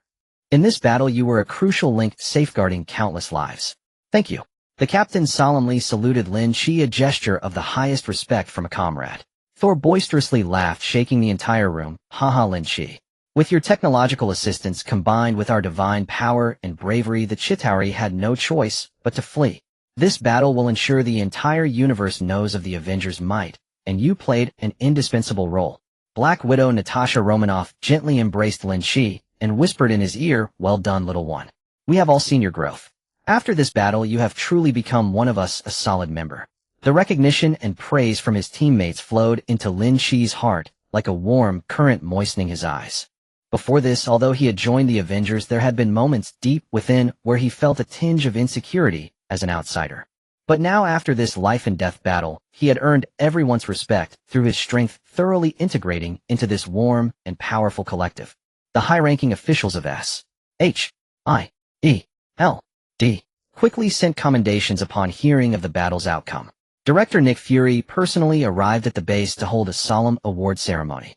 He stood on stage, scanning the crowd of heroes below, ultimately resting his gaze on Lynch, his voice deep, yet filled with power. Lynch, you demonstrated extraordinary technological talent and remarkable courage in the battle against the Chitauri. Your inventions not only laid the foundation for victory, but also saved countless innocent lives. From now on, you will be promoted to the core lead of the joint research project between S.H.I.E.L.D.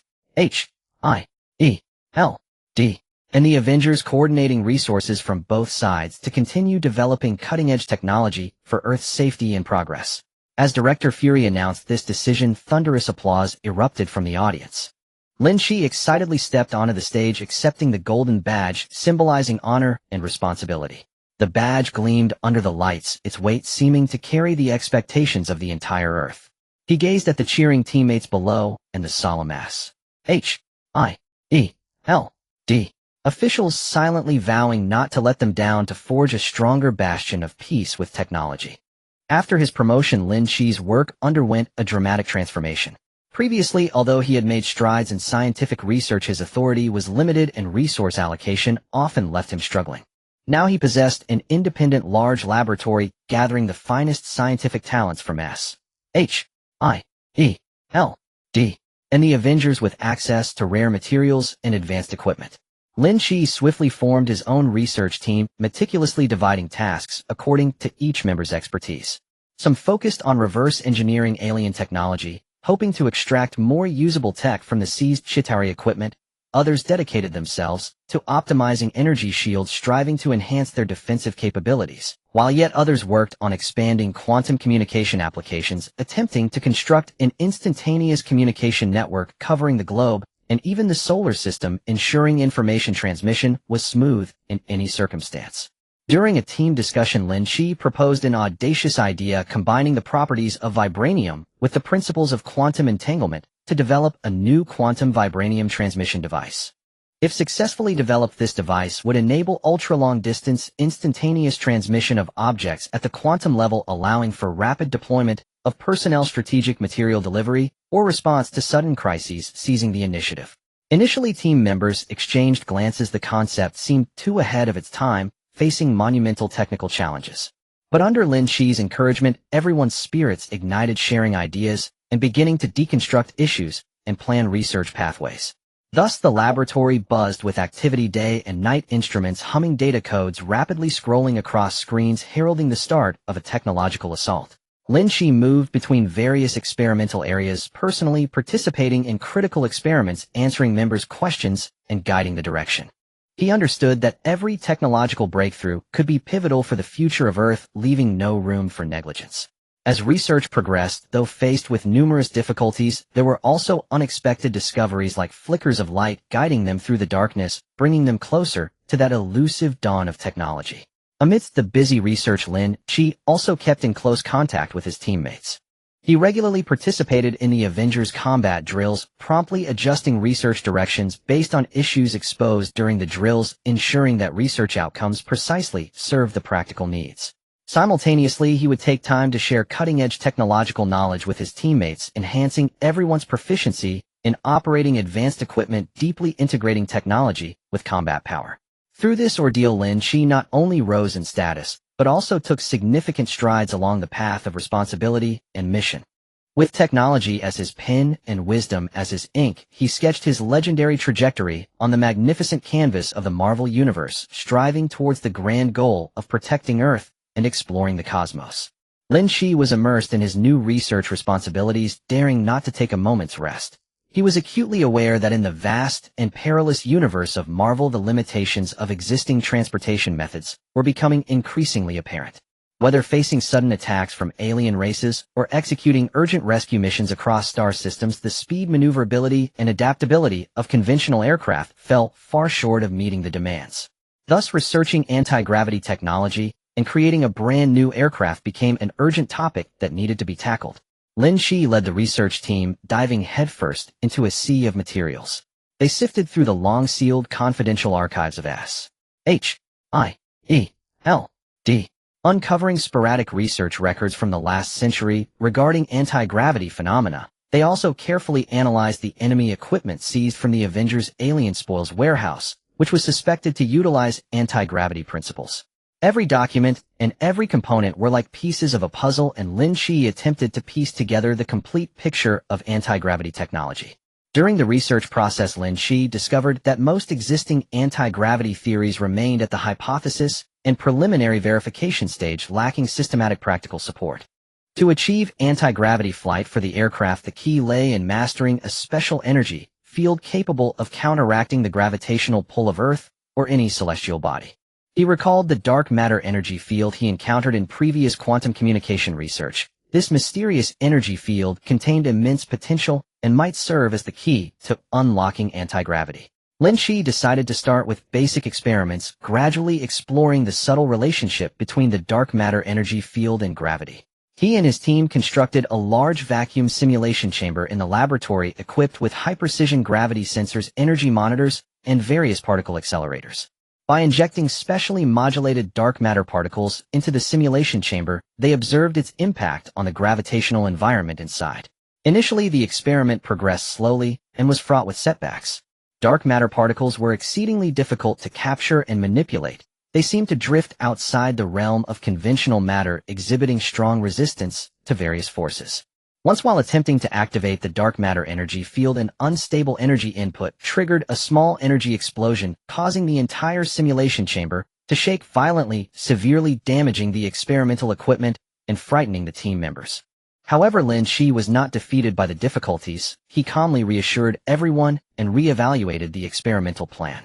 After repeated adjustments, they found a more precise method for injecting dark matter particles, using a container based on quantum locking principles to stably confine the dark matter particles within a specific area, then gradually increasing the energy input to slowly activate the dark matter energy field. As the experiment progressed, delightful results began to gradually emerge.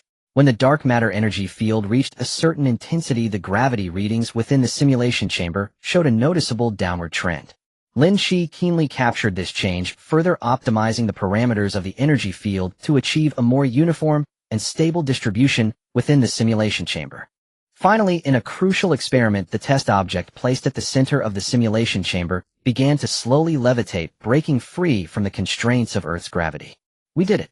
A cheer erupted in the laboratory as team members embraced each other excitedly, the months of hard work and sweat transforming into the joy of victory at that moment. However, Lynch knew this was just the first step. There was still a long way to go to apply anti-gravity technology to actual aircraft. Next came the design and manufacturing phase of the aircraft. Lynch sketched the preliminary blueprint of the aircraft based on the anti-gravity experimental data, incorporating knowledge from aerodynamics, materials science, and other disciplines. This aircraft featured a unique disc-shaped design to maximize the efficiency of the anti-gravity field while minimizing air resistance. In terms of material selection, he chose the latest high-strength, high-temperature resistant starlight alloy developed by SHIELD. This alloy could withstand the immense stress generated during anti-gravity flight, while also possessing certain energy absorption and reflection properties to provide additional protection for the aircraft. During the manufacturing process, Lynch and the team encountered numerous technical challenges. For example, welding the starlight alloy required extremely high temperatures and precise energy control.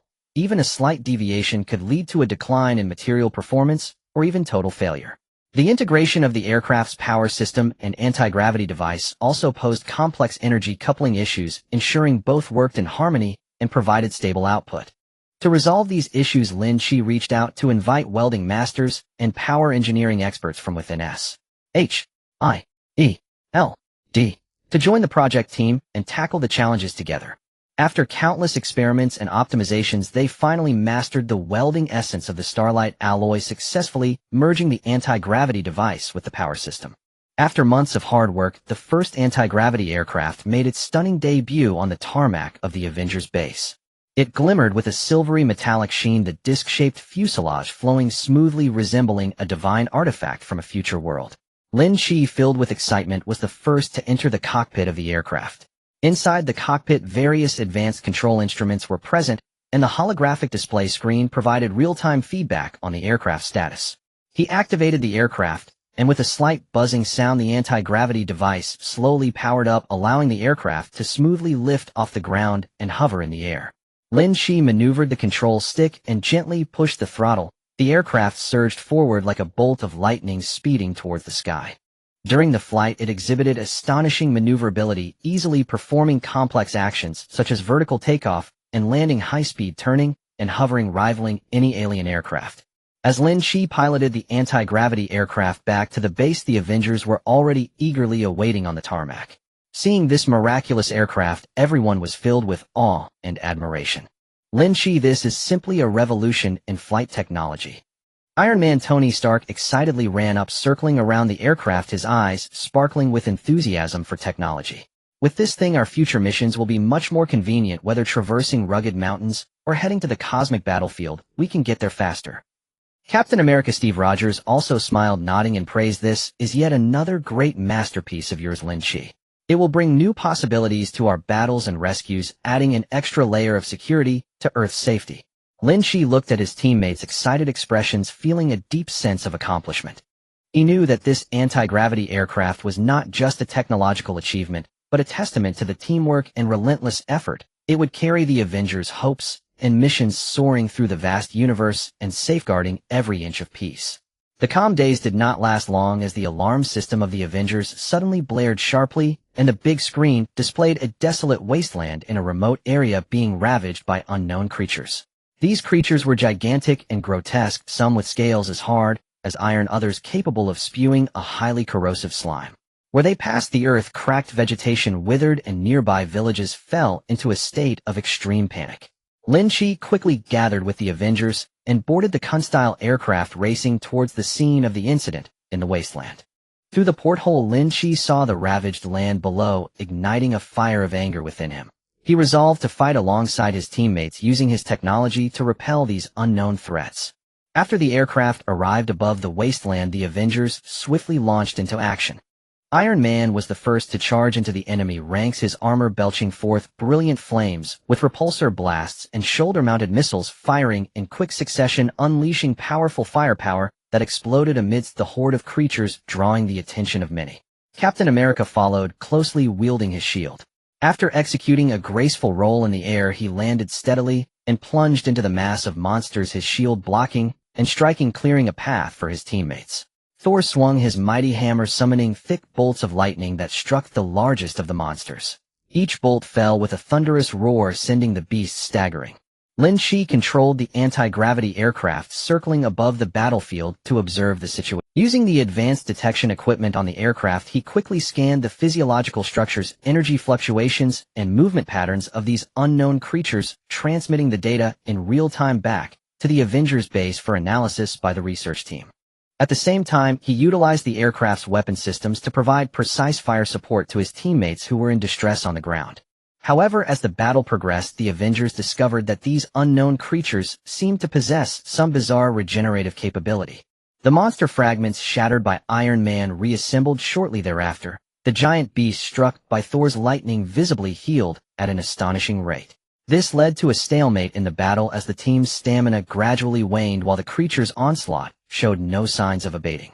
At a critical moment, the Hulk let out a furious roar, leaping down from the aircraft and landing heavily on the ground, kicking up a cloud of dust. With muscles taut and eyes blazing red, he charged towards the densest concentration of monsters like an enraged war god. With each punch, he delivered tremendous force, sending the creatures flying, momentarily alleviating the situation on the battlefield.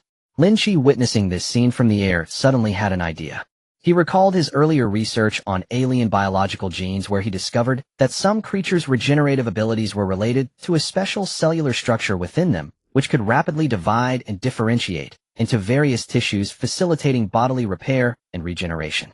Perhaps by interfering with the normal functioning of these cells, he could weaken the regenerative abilities of these unknown creatures. Lynch quickly operated the control panel of the aircraft, pulling up the previously stored alien biological gene data. Combining it with the information scanned from the scene, he began to formulate a gene interference bomb specifically targeting these unknown creatures using the aircraft's gene editing weapon. This interference bomb contained nanomolecules that could specifically bind with the target creature's unique cellular structures. Upon impact, it would disrupt the processes of cellular division and differentiation, thereby suppressing their regenerative abilities.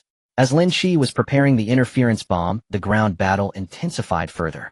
Although the Hulk was valiant, even he could not withstand the sheer number of enemies, and he began to sustain injuries. Iron Man, Captain America, and Thor fought hard to support him, but the monsters kept pouring in relentlessly. Finally, Lynch successfully formulated the gene interference bomb. He piloted the aircraft low over the battlefield, accurately dropping the interference bomb into the densest area of the monster horde. Iron Man, Captain America, and Thor fought hard to support him, but the monsters kept pouring in relentlessly. Finally, Lynch successfully formulated. The effect was immediate. The monsters, which had previously possessed strong regenerative capabilities, found their wounds no longer healing, and their movements grew sluggish. Seeing this, the Avengers' morale soared as they seized this excellent opportunity to launch a more ferocious counterattack. Iron Man increased his fire output, Captain America's shield flew even more swiftly, Thor's lightning struck down more densely, and the Hulk grew more courageous in battle, each attack fueled by a deadly resolve. Under the combined assault of the team, the number of unknown creatures gradually diminished, and their offensive was completely shattered. The last few monsters, realizing the tide had turned, let out desperate howls before fleeing deep into the wasteland. After the battle ended, the Avengers lay exhausted on the ground, their bodies covered in wounds and dirt, yet their eyes sparkled with the joy of victory. Lynch piloted the aircraft down slowly, walking over to his teammates, filled with relief. "Is everyone all right?" he asked with concern. "Thanks to you, Lynch," Iron Man said, propping himself up and patting Lynch's shoulder. "If it weren't for your gene interference bomb, we wouldn't know how long this battle would have lasted." "Indeed," the Hulk, now back in human form, said with a weak smile. "Lynch, your technology paired perfectly with our strength. You really helped us out this time." Lynch looked at his teammates, feeling a deep sense of emotion. This battle was not only a victory of strength and technology, but also a triumph of teamwork. He understood well that in the crisis-laden world of Marvel, only by uniting and leveraging their respective strengths could they repeatedly overcome unknown challenges and safeguard the peace of Earth. And he would continue on the path of technology, providing stronger support for the Avengers and writing more letters. As the smoke of battle in the wasteland began to dissipate, Lynch threw himself into new scientific explorations without a moment's pause. During the fight, he increasingly realized that the existing energy reserves and supply systems were utterly inadequate in the face of the increasingly complex and high-intensity crises in the Marvel Universe. Whether it was the continuous power supply for Iron Man's armor, the frequent deployment of anti-gravity aircraft, or the operation of various high-tech defense facilities at the Avengers base, all demanded a tremendous and sustained energy input. If a completely new, stable, and efficient energy source could not be found, Earth would surely find itself at a disadvantage in the interstellar games of the future. By chance, while reviewing materials in the S.H.I.E.L.D. Secret Archives, Lynch discovered a fragment of a log from an explorer deep in the cosmos. The log vaguely mentioned that at the edge of the distant X78 galaxy, there existed a mysterious planet that harbored an unprecedented star crystal, or contained extremely pure and high-density energy, with just a tiny piece capable of providing electricity for a city for months. What was even more enticing was that the energy release process of the star crystal was relatively stable and easy to control, almost entirely devoid of the drawbacks such as radiation pollution and severe energy fluctuations present in existing energy sources. Lynch's heart raced. He knew this could be the key breakthrough to solve Earth's energy crisis. Without hesitation, he proposed to the higher-ups of the Avengers the plan to venture to the X78 galaxy in search of the star crystal, or. At first, there were many concerns among the group, who, after all, the depths of the universe were fraught with danger, with unknown alien races, deadly cosmic rays, and unpredictable interstellar routes. Any one of these could render the expedition a one-way trip. However, Lynch argued his case, elaborating on the significance of the star crystal for Earth's future development, and presented his meticulously prepared exploration plan, including route planning, risk mitigation measures, and potential gains. Finally, with his persistence, the higher-ups of the Avengers approved the plan. Lynch quickly selected an elite exploration team comprising Star-Lord, who was proficient in cosmic navigation, Gamera, who excelled in close combat, and had some adaptability to cosmic environments, Groot, who possessed strong perception abilities, and Rocket Raccoon, who could provide fire support at any moment. Naturally, Lynch himself also participated as a core member, using his technological knowledge to control the spaceship, detect resources, and tackle various unexpected technological challenges. The team boarded the specially modified interstellar exploration ship and set off towards the vast cosmos. As the ship just left Earth's gravitational range, Lynch activated the ship's faster-than-light engine. With a surge of intense energy fluctuations, the space around the ship seemed to warp the light of stars racing by the porthole as they sped towards the X78 galaxy at an unimaginable speed. As anticipated, they faced numerous difficulties along the way. While traversing a cloud of interstellar dust, the ship's navigation system suffered severe interference, and the star map on the screen flickered erratically, with the course deviation reaching alarming levels. Lynch swiftly collaborated with Rocket Raccoon, utilizing the makeshift navigation repair device created by Rocket Raccoon combined with Lynch's intelligent error-correcting algorithms to regain the correct direction amidst the vast sea of stars. As they approached the X78 galaxy, the ship was ambushed by a group of space pirates. These pirates piloted oddly shaped vessels well equipped with weapons and launched a fierce attack on the exploration ship right away. Seeing this, Star-Lord immediately activated the ship's defense system while deftly maneuvering the ship to dodge the attacks. Gamora rushed into the ship's weapon bay with dual blades in hand, operating the energy cannon to retaliate against the pirates. Although Groot was large, he moved with agility, using his sturdy body to shield key parts of the ship from the fire. Lynch remained calm in the cockpit, controlling the ship while analyzing the pirates' attack patterns. He noticed that there was a communication connection between the pirates' vessels based on a specific frequency, and if he could cut off this connection, it would throw them into chaos. Thus, he quickly activated the electromagnetic interference device on the ship, adjusted the frequency, and launched powerful interference waves towards the group of pirates. Instantly, the pirates' vessels lost control, colliding into one another and descending into chaos. Taking advantage of this opportunity, Star-Lord piloted the ship at full speed to break free, successfully escaping the pirates' entanglement. After much hardship, they finally reached the mysterious planet at the edge of the X78 galaxy. From space, the planet exhibited a strange pale purple glow, its surface covered with peculiar mountains and valleys resembling a dreamlike and mysterious painting. Lynch controlled the ship to descend slowly, and as the hatch opened, a mysterious and rich energy aura rushed towards them. The exploration team cautiously exited the ship and began to explore the planet's surface.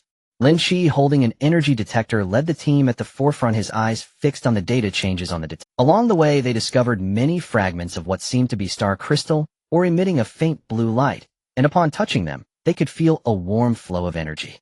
As they ventured deeper, they arrived at the bottom of a vast valley. Here, a magnificent vein unfolded before them, with the coveted star crystal shimmering in brilliant blue light. Lynch was so excited that he almost shouted. He hurried forward to closely observe the structure of the vein and the quality of the ore. However, at that moment the ground around the valley suddenly trembled violently, and a group of enormous guardians resembling rock golems burst forth from the earth, their eyes glowing red as they swung their massive arms towards the exploration team. Seeing this, Groot immediately stepped forward, using his body to create a barrier for his teammates. Gamora and Star-Lord quickly circled behind the Guardians, attacking their weak points with their respective weapons. Rocket Raccoon jumped onto a large rock, operating his heavy weapon, and unleashed a frenzied barrage at the Guardians. Lynch knew that mere brute force might not swiftly resolve these Guardians. He had to find their control core. He quickly activated the scanning device on the spacecraft to conduct a comprehensive scan of the Guardian. Through analyzing the scan data, he discovered that the core power source of these Guardians was contained within a crystal device in their chests. Destroying this device would halt their movements. Lynch maneuvered the spacecraft to ascend, and using the precise weapon systems on the ship, aimed at the crystal devices in the Guardians' chests, firing high-energy laser beams one by one. Under the assault of the laser beams, the crystal devices of the Guardians were destroyed, their movements gradually slowing until they finally collapsed, turning into a pile of rubble. Having resolved the Guardians, the exploration team could finally mine the star crystal ore with peace of mind. Lynch took out specialized mining tools from the ship and personally led the team to carefully collect ore samples. Each piece of star crystal ore was carefully wrapped and placed into a specially designed energy-proof box to ensure that its energy would not leak. After several hours of hard work, they had collected a sufficient quantity of star crystal ore samples. As the ship slowly departed from the mysterious planet with its precious cargo, Lynch gazed at the starry sky outside the window, his heart filled with anticipation.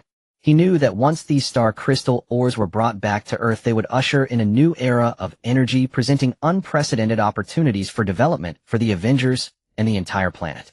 This arduous and challenging cosmic adventure would also become a significant chapter in his scientific career, inspiring him to continue exploring the ocean of technology within the Marvel Universe. Lynch and his companions returned triumphantly with the star crystal mine, and for a moment the entire Avengers base was enveloped in joy and anticipation. The dazzling brilliance of the star crystal mine, like a spark of hope, ignited everyone's boundless imagination about the future development of Earth. However, they had not anticipated that this precious ore would stir up a tempest like a boulder thrown into a calm lake, attracting the covetous eyes of various factions and igniting a thrilling conflict. Somehow the news leaked, and soon evil organizations and ambitious warlords across Earth they coveted the immense energy contained within the star crystal mine, intending to seize it for their nefarious purposes, with the notorious Shadow Council and Steel-Tide organizations being the most rampant.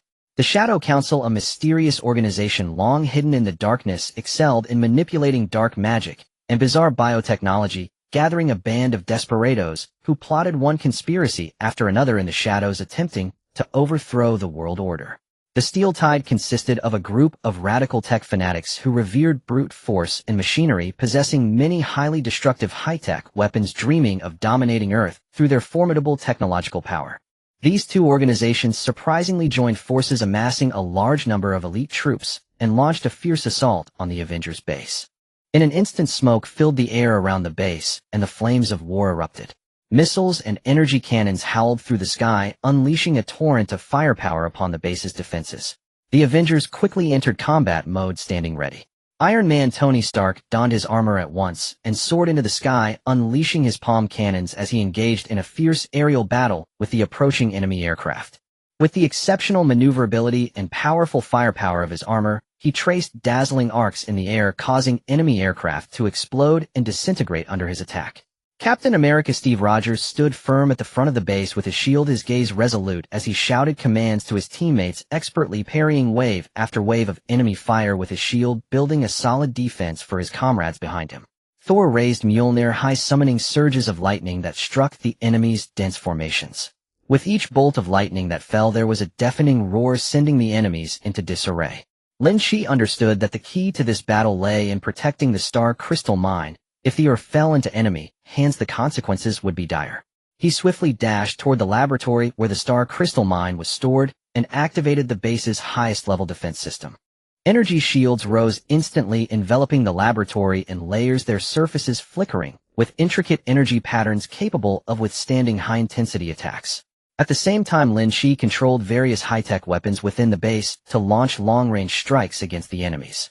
Utilizing the quantum satellite positioning system, he accurately locked onto the enemy's command center and heavy weapons positions, then commanded the orbital cannon to fire powerful energy projectiles, systematically destroying the enemy's critical facilities. However, the enemy's offensive waves became increasingly fierce as the dark sorcerers of the Shadow Council began to unleash bizarre magic in an attempt to breach the base's energy shields. Chanting incantations, they waved their hands, conjuring black magical light, sending tendrils of dark energy coiling like venomous snakes toward the shields. The shields began to exhibit unstable fluctuations under the erosion of the dark magic, their brilliance flickering uncertainly. The high-tech weapons of the Steel-Tide organization also brought significant trouble to the Avengers. Their newly developed electromagnetic pulse weapons could instantly disrupt the normal operation of electronic devices. In an instant, the Avengers' communication systems faltered, and some weapon systems fell into paralysis, causing the battle to reach a deadlock. At this critical moment, Lynch remembered the inherent properties of the star crystal mine. He quickly retrieved a small piece of the star crystal mine from the laboratory and utilized a specially designed energy conversion device to channel the energy of the star crystal mine into the base's defense system and damaged weapons. Miraculously, the shield empowered by the star crystal mine radiated brilliantly, not only successfully resisting the erosion of dark magic, but also rebounding the dark energy back, inflicting heavy damage on the sorcerers of the Shadow Council. The weapon systems affected by the electromagnetic pulse also returned to normal with the infusion of the star crystal mine's energy, regaining their formidable combat capabilities. With everyone working together in their counterattack, the enemy's offensive was gradually subdued. The Avengers seized the opportunity and launched an even more ferocious charge. The Hulk roared angrily as he charged into the enemy ranks, each punch stirring up a storm of bloodshed. Black Widow Natasha Romanoff, with her agility and superb combat skills, stealthily eliminated one enemy after another from behind. Hawkeye, Clint, took the high ground, bending his bow and knocking arrows, accurately shooting down the enemy's key targets. Ultimately, after a brutal battle, the joint forces of the Shadow Council and Steel-Tide were thoroughly repelled. They fled in disarray, leaving behind a battlefield in ruins. Though exhausted and covered in wounds, the Avengers embraced, tightly cheering in victory. This battle not only protected the Star Crystal Mine, but also elevated the cohesion of the Avengers to an unprecedented height. Lynch looked at his brave and fearless teammates beside him, filled with emotion. He knew that in the perilous and challenging world of Marvel, as long as everyone stood united with wisdom and courage, nothing could hinder their steps in protecting Earth. The Star Crystal Mine would become the key to unlocking a new future for them, bringing more hope and possibilities to Earth. The clamor of repelling external enemies gradually subsided, leaving the Avengers' base shrouded in a tense yet expectant atmosphere. Lynch knew well that although the Stellacite ore had been successfully safeguarded, unlocking its transformative potential to reshape Earth's energy landscape demanded far more: a profound analysis of its intrinsic properties and the conquest of formidable challenges in energy conversion and application. He plunged headlong into the laboratory, embarking on an intimate, probing dialogue with the Stellacite ore itself. Inside the lab, cutting-edge instruments stood in precise formation, gleaming with austere metallic luster. Silent, loyal sentinels poised to assist Lynch in unveiling the ore's enigmatic essence. With meticulous care, he placed a Stellacite ore sample beneath a high-precision quantum microscope as the instrument activated ethereal blue scanning beams, delicate as living filaments, glided slowly across the mineral's surface, rendering its microscopic architecture on screen with astonishing fidelity. Lynch fixed his gaze upon the screen, eyes alight with fierce concentration and exhilaration. Within the ore, atomic arrangements formed an unprecedentedly intricate, yet perfectly ordered crystalline lattice, a sublime microcosmic energy labyrinth, teeming with countless energy nodes, the very source of its extraordinary energy density. Yet to extract and master this energy, one must first discover the key to this labyrinth, precisely deciphering its energy conduction pathways. To achieve this, Lynch immersed himself in relentless research, poring over ancient extraterrestrial codices and frontier terrestrial physics theories, alike seeking inspiration from every conceivable source. He uncovered records of certain ancient civilizations employing an energy manipulation technique rooted in resonant harmonics, using precisely tuned wave frequencies to induce resonance within a material's internal structure, thereby enabling highly efficient energy excitation and transmission. This revelation ignited a spark in Lynch's mind. He boldly hypothesized that the same principle might be applied to decode stellarcite ore's energy signature. Thus, he began designing and assembling a sophisticated resonant energy analytical array. Composed of multiple high-precision energy emitters, frequency modulators, and feedback sensors, the array could emit energy waves at varying frequencies and monitor their real-time interaction with the stellarcite or sample. Lynch repeatedly fine-tuned the wave's frequency, amplitude, and waveform, scrutinizing the ore's responses and documenting every subtle shift in data. After countless failures and setbacks, a pivotal breakthrough finally emerged. When a specially modulated energy wave struck the ore, its internal energy nodes awakened like luminous sprites, pulsing rhythmically and emitting a steady, intensifying stream of energy. Lynch nearly leapt with elation. He had found the critical fulcrum for unlocking stellarcite. Next loomed the challenge of converting this decoded energy safely and efficiently, adapting it seamlessly to Earth's existing energy infrastructure. He realized conventional conversion methods were ill-suited to such exotic energy, plagued by excessive loss, low efficiency, and destabilizing fluctuations. To surmount these limitations, Lynch pioneered an entirely novel concept, the quantum entanglement energy conversion matrix. He envisioned harnessing the non-local correlation and profound interdependence of quantum entanglement to construct a seamless interface between stellarcite energy and target energy forms. By exquisitely controlling the creation and annihilation of entangled quantum pairs, energy from the stellarcite ore would be transmitted and reconfigured in quantum states, minimizing losses and maximizing conversion fidelity. Realizing this vision demanded overcoming staggering technical hurdles: quantum control, precision, entanglement stability, and dynamic energy feedback regulation. Lynch led the Avengers scientific team in tireless round-the-clock labor, conducting rigorous theoretical derivations, simulations, and empirical trials within the lab. They confronted vexing phenomena: quantum state collapse, energy overflow, each failure a boulder blocking their path forward. Yet Lynch and his team refused to yield, driven by unyielding perseverance and an unwavering devotion to scientific truth, continuously refining protocols and recalibrating parameters. After months of arduous endeavor, they succeeded in crafting the world's first stellarcite quantum energy. Sleek and silver, the converter shimmered with futuristic elegance, its surface traced with intricate energy conduits and quantum sensing arrays, resembling a masterpiece forged in tomorrow's workshop. Once the stellarcite ore was loaded into the core chamber, the converter activated instantly. Its quantum entanglement matrix whirred at blinding speed, transmuting the ore's raw energy into pristine, stable electricity, channeled outward via dedicated transmission conduits. During a public demonstration, the stellarcite quantum energy converter revealed its breathtaking capability. A single sample no larger than a thumbnail powered an entire small city for 24 hours, without pollution, fluctuation, or waste.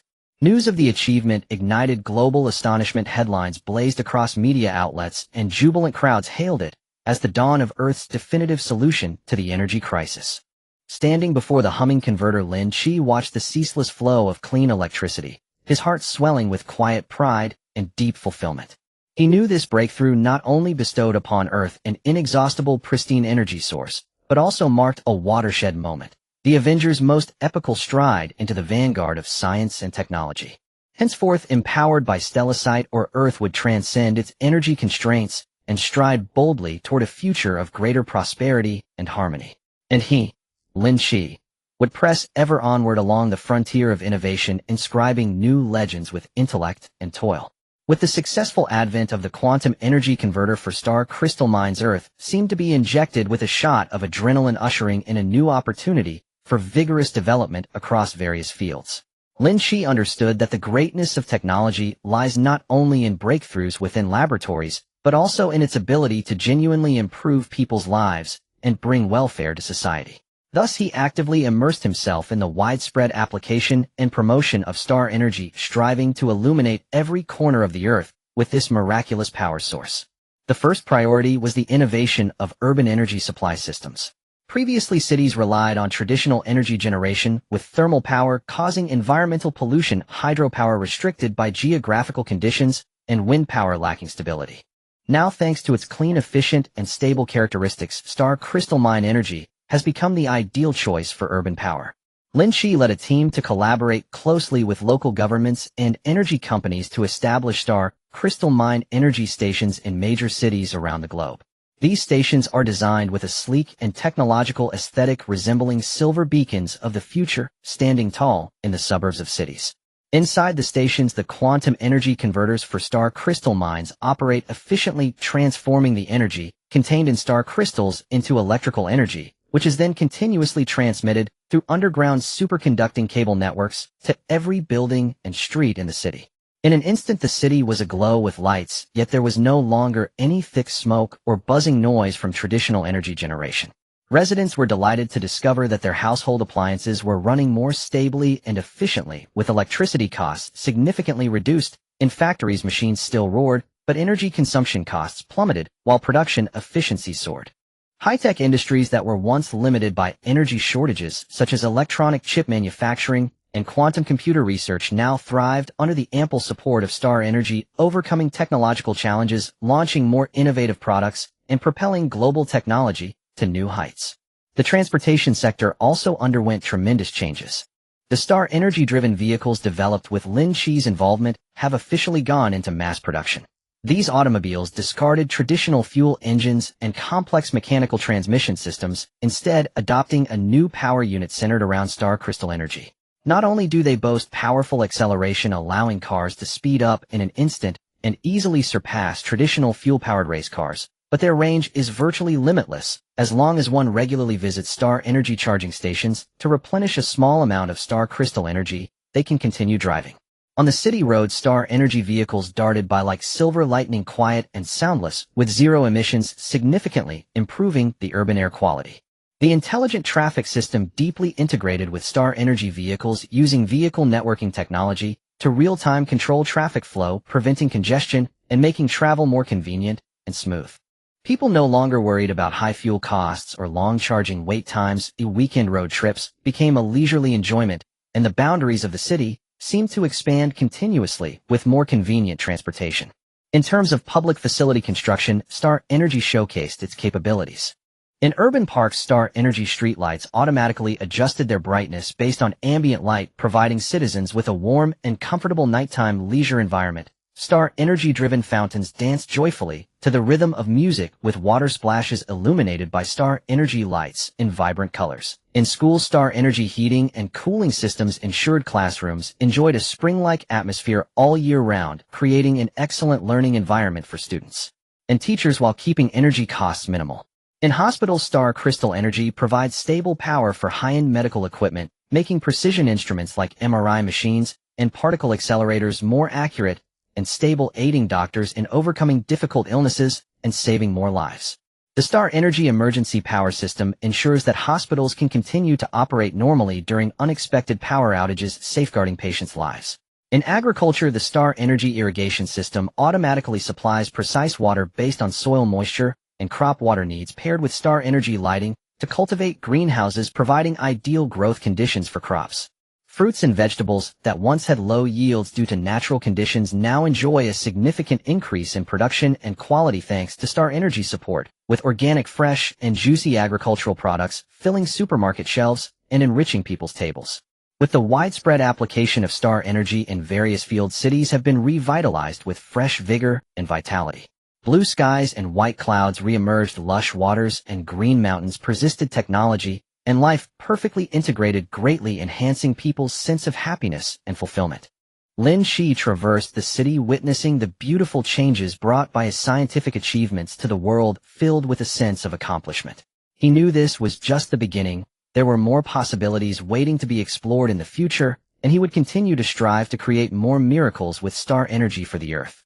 Just as Earth flourished with the application of star crystal mines, a tempest brewed in the depths of the universe, bringing forth a new crisis that swept toward Earth at an unimaginable speed. Lynch was in the laboratory of the Avengers base conducting research on the subsequent optimization of star crystal energy, when suddenly the base's alarm system emitted a sharp, piercing sound, and the large screen switched to a shocking image from outer space. Before them, a bizarre cloud of dark energy was rapidly expanding between distant galaxies, dimming the stars in its wake and ruthlessly tearing planets apart, turning them into cosmic dust. This dark energy exuded a chilling aura, as if it were the cancerous cell of the universe voraciously devouring all order and vitality. According to preliminary analyses by the astronomers of S.H.I.E., D. This was likely an unknown cosmic-level disaster never before recorded in human observations, with its origin and essence shrouded in mystery.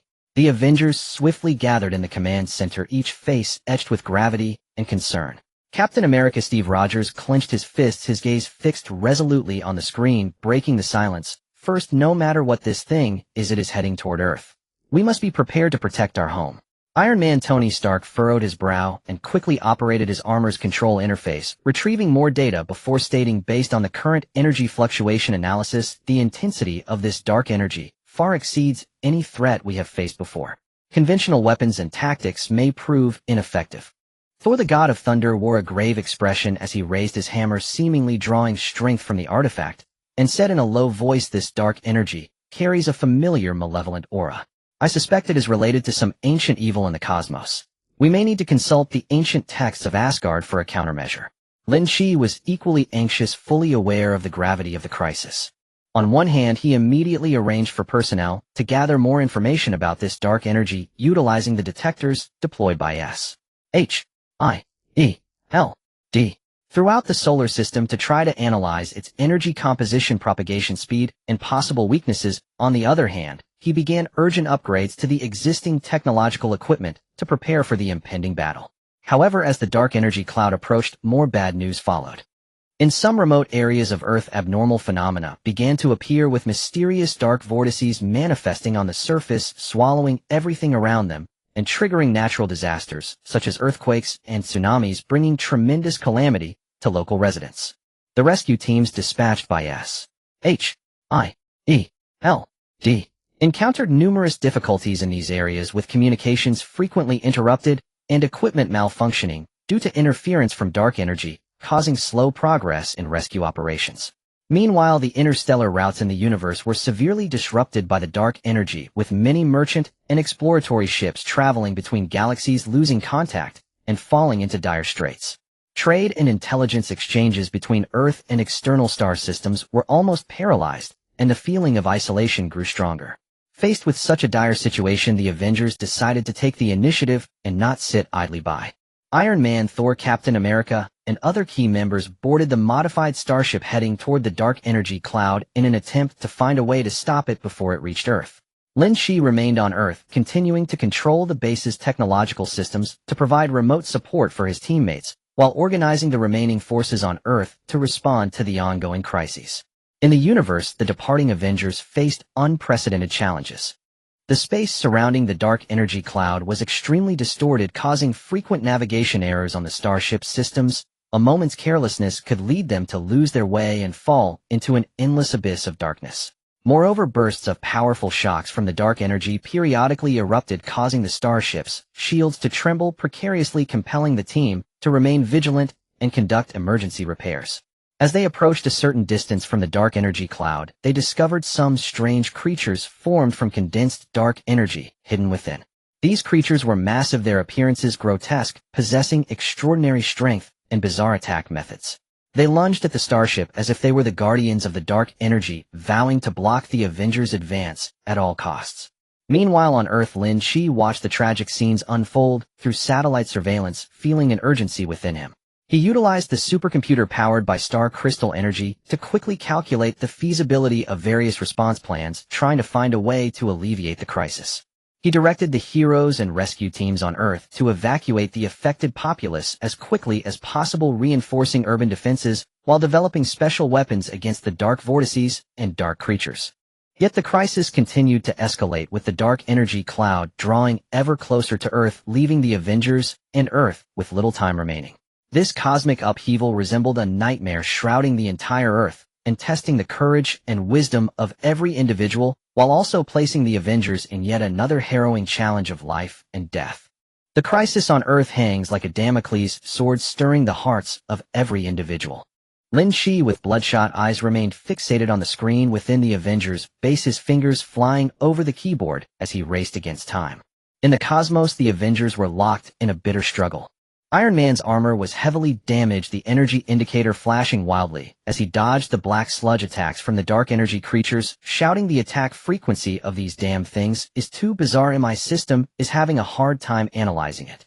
Captain America skillfully wielded his shield, blocking the dark creatures charging towards the battleship time, and again, though his shield was battered, the star emblem barely visible. Thor swung his mighty hammer, each bolt of lightning striking forth, temporarily dispelling the surrounding dark energy, granting his teammates a moment's reprieve, yet he too was exhausted, sweat soaking his back. Faced with this dire situation, the team showed no signs of retreat. Iron Man quickly adjusted the energy distribution mode of his armor, channeling more power to the weapon systems. With a furious shout, he unleashed a barrage of specially designed antimatter shells which exploded among the dark creatures, emitting brilliant light and momentarily halting their onslaught. Captain America seized the moment and shouted through the communicator, "Thor, give me a powerful bolt of lightning. I have an idea." Thor immediately raised his hammer high to the sky, summoning a bolt of lightning as thick as a barrel, striking precisely at Captain America's shield. A miraculous event occurred. The shield absorbed the lightning's energy, its surface glowing with a dazzling blue light. Captain America hurled the shield with all his might, and imbued with the power of lightning, it spun through the air like a blue comet, scorching the dark creatures and forcing them to screech in agony, opening a temporary passage for the battleship.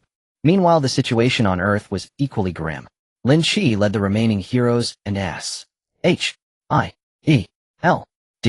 agents in a desperate battle against the disasters brought by the dark vortex. Their development of a high-frequency oscillation wave generator showed initial results. When activated, it emitted a powerful wave towards the dark vortex, causing some smaller dark vortices to briefly stall, with a few even beginning to shrink. But this was far from enough as the severity of the disasters continued to escalate. Lynch anxiously contacted research institutions worldwide, hoping to gather collective wisdom to find a more effective solution. After communicating with an elderly scientist hidden deep in the Himalayas, he gained inspiration, combining the energy of starlight crystals with Earth's geomagnetic energy to construct a massive energy shield that might withstand the dark vortex's encroachment. Lynch immediately assembled a team to begin implementing this plan.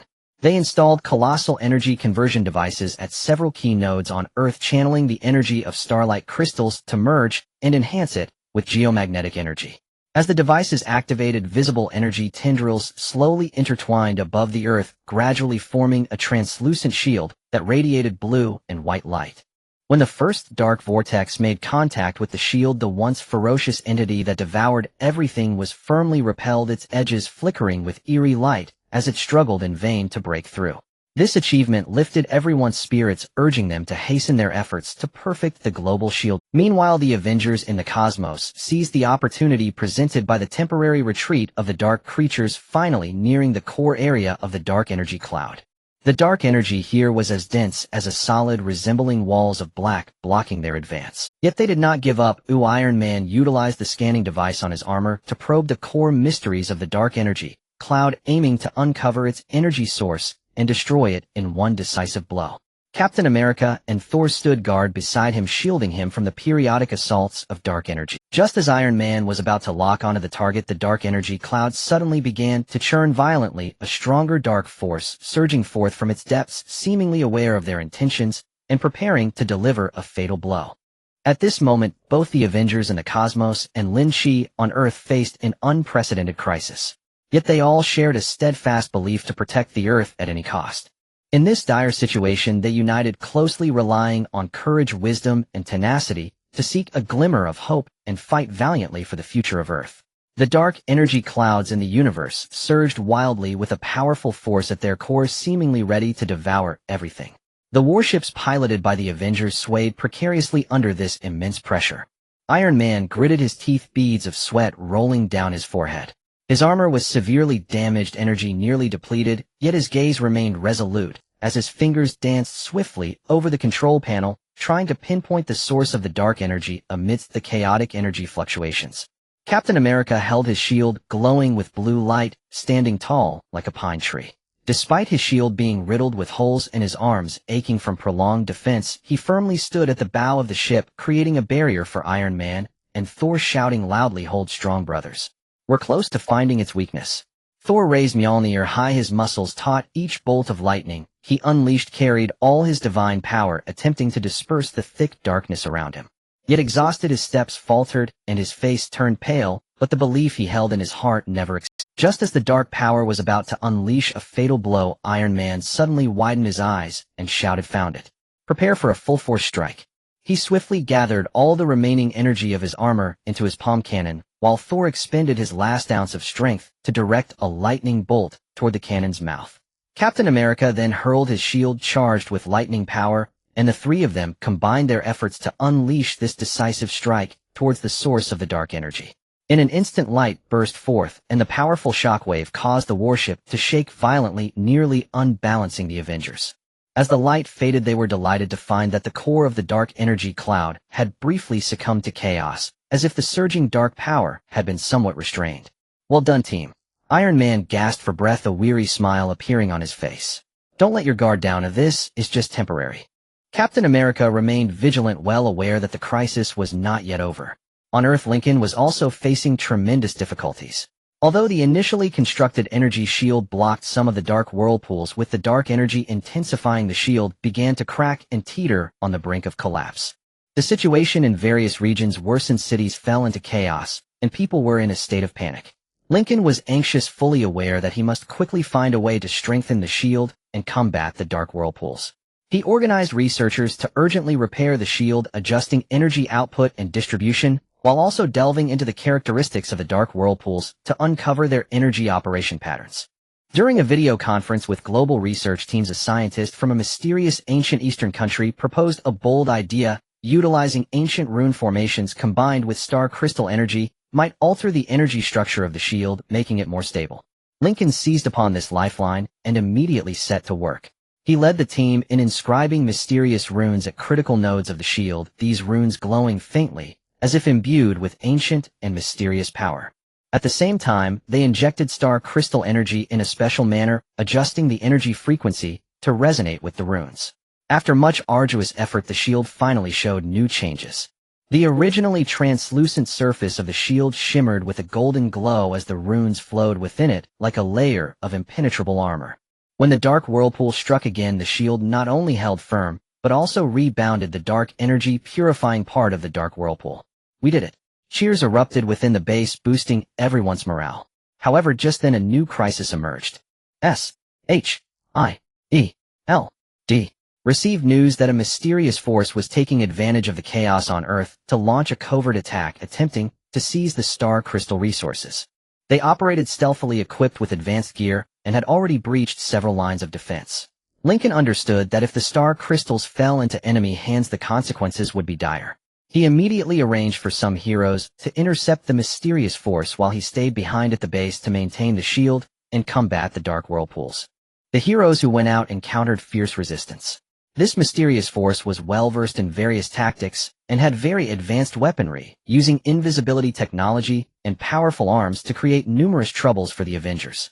Black Widow, with her agile movements and exceptional combat skills, quietly took out several enemy snipers from the shadows. Hawkeye occupied a high vantage point, using his precise archery to pierce through the enemy's defenses, disrupting their formation. But the mysterious force continued to surge in, and the situation fell into a stalemate. At a crucial moment, Captain America and the others returned triumphantly from the cosmic battlefield, joining the fight like a fierce wind.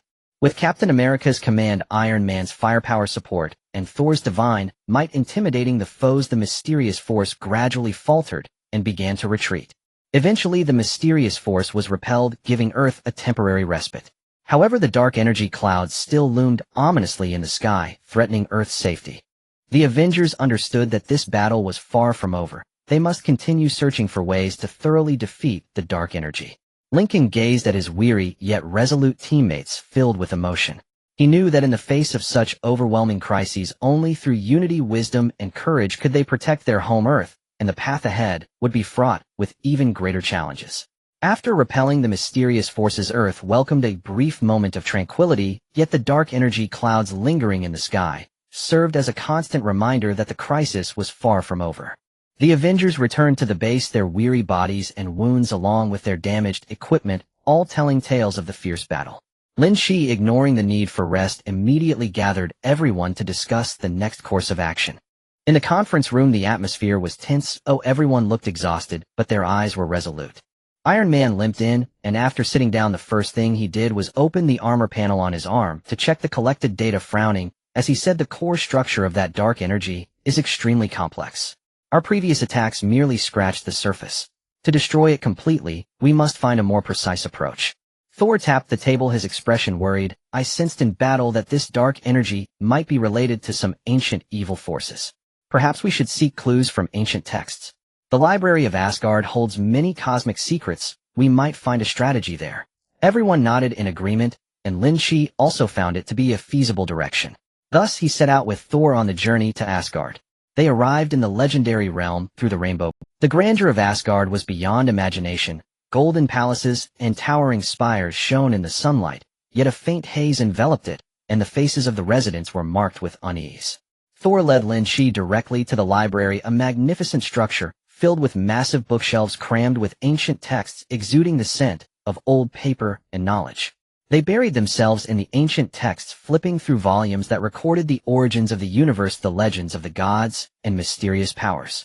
Although Lynch was not well-versed in Asgardian language, he gradually immersed himself in the texts with the help of intelligent translation devices and his own profound knowledge. Finally, in a long-forgotten tome with a cover inscribed with mysterious runes, they discovered a passage about the power of dark star eclipses. According to the ancient text, this power once ravaged the ancient universe, extinguishing stars and obliterating civilizations. Only by gathering the 5-point star stones and harnessing their purifying power could the darkness be dispelled. 5-point star stones. That sounds like something from legend. Do they really exist? Lynch asked in confusion. Ancient texts do not record things without reason. There must be a source. Thor replied firmly, we must find them. This may be the only hope to save Earth. The two returned to Earth with the ancient text to share their discovery with the Avengers. The group decided to immediately launch a search operation. Based on the clues from the ancient text, the 5-point star stones might be scattered across ancient ruins throughout the universe. Lynch utilized the S-H-I-E-L-D interstellar detection technology, combining it with the vague coordinates from the ancient text to lock onto several potential planets. The Avengers split into teams, embarking on a treasure hunt filled with uncertainty. Iron Man, Captain America, and Black Widow formed one team heading to an abandoned mechanical civilization planet. The surface of this planet was covered with discarded mechanical structures, gigantic gears, and pipes, resembling a colossal mechanical maze. They cautiously navigated through the ruins using Iron Man's scanning technology to search for clues. Suddenly, a group of guardian beasts made of mechanical scraps awoke and launched an attack on them. These guardian beasts moved swiftly, firing powerful laser beams. Iron Man quickly took to the sky, countering with his repulsor blasts, while Captain America shielded his teammates with his shield, and Black Widow nimbly maneuvered to find the weaknesses of the guardian beasts.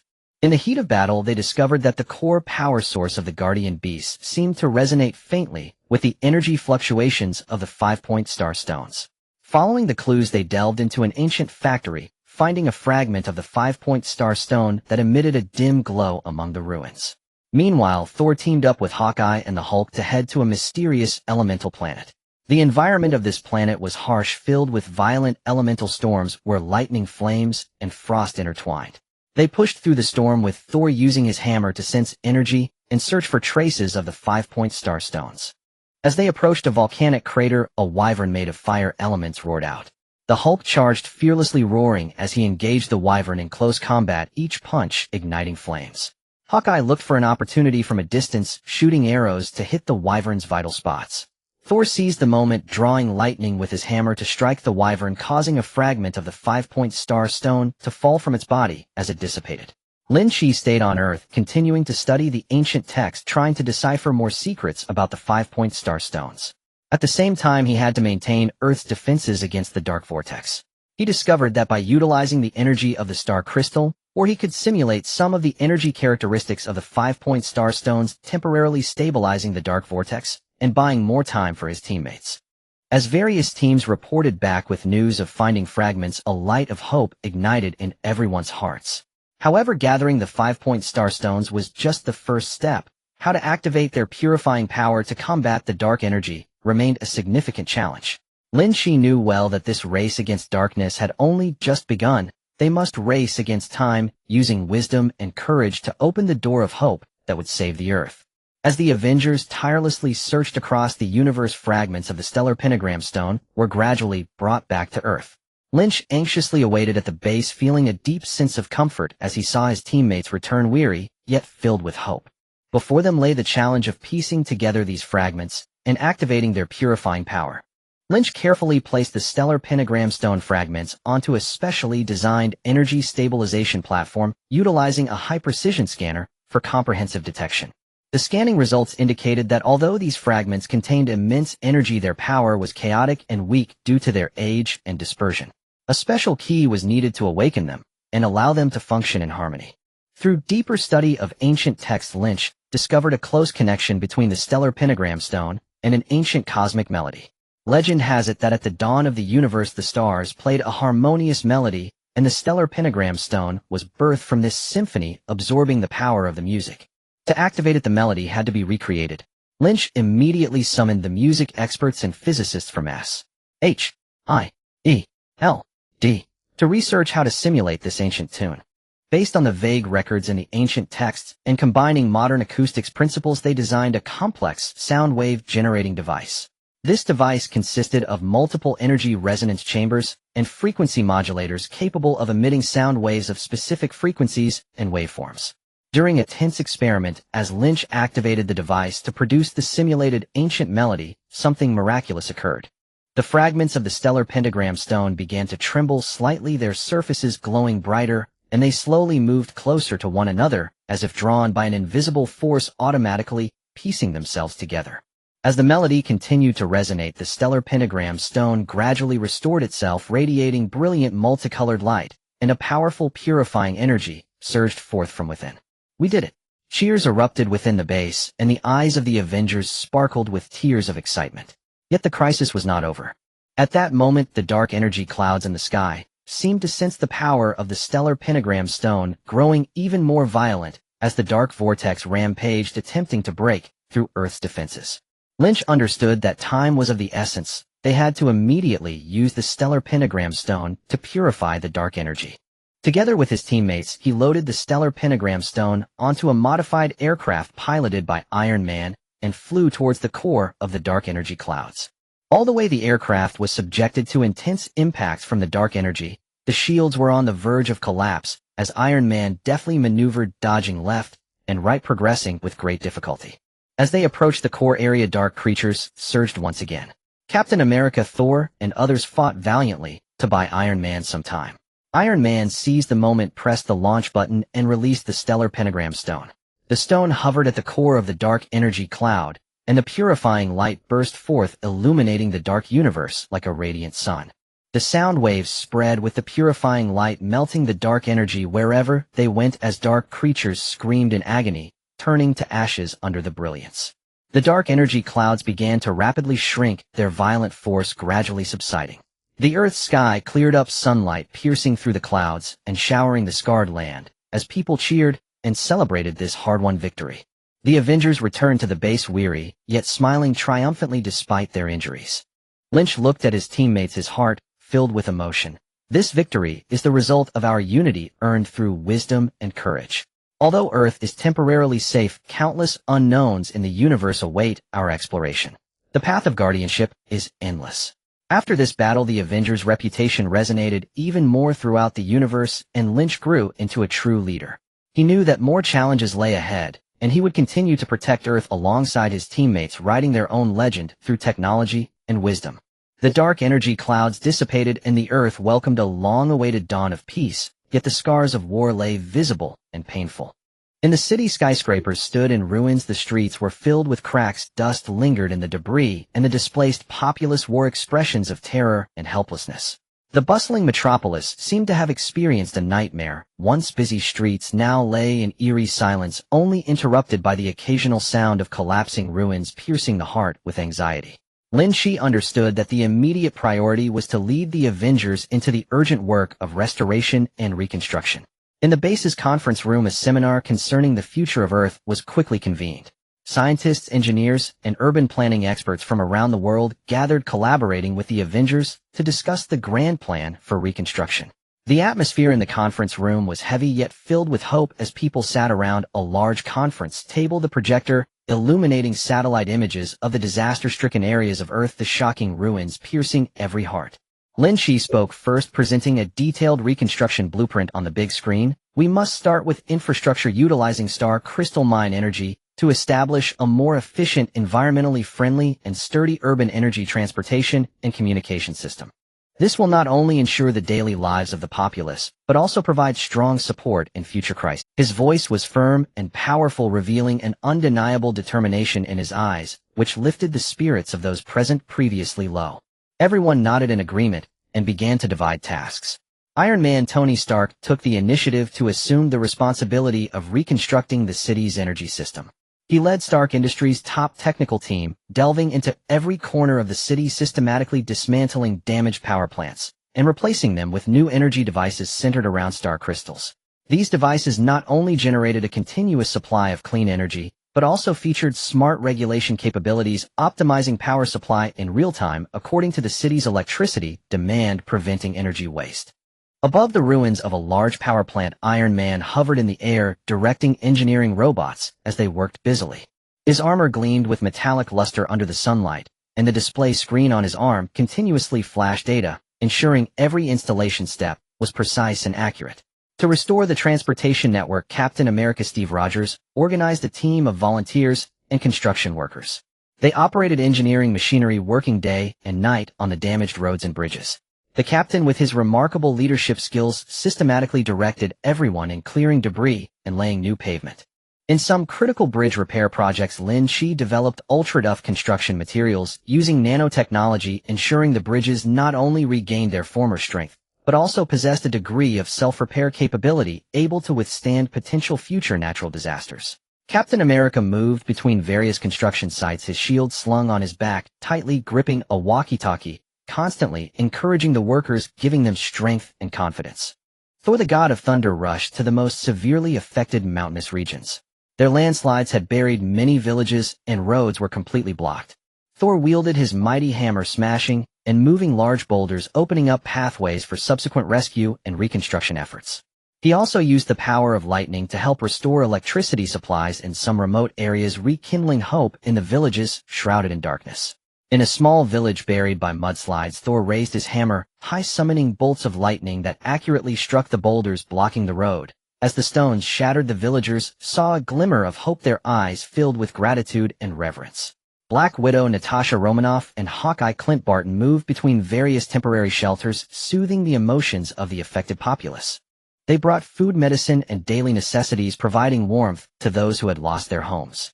With her keen insight and excellent communication skills, Natasha listened to the voices of the people, recording their needs to provide precise information for subsequent relief efforts. Hawkeye quietly helped set up tents and distribute supplies, his eyes reflecting concern, his bow and arrows momentarily set aside. He offered tangible assistance through his actions. Lynch led the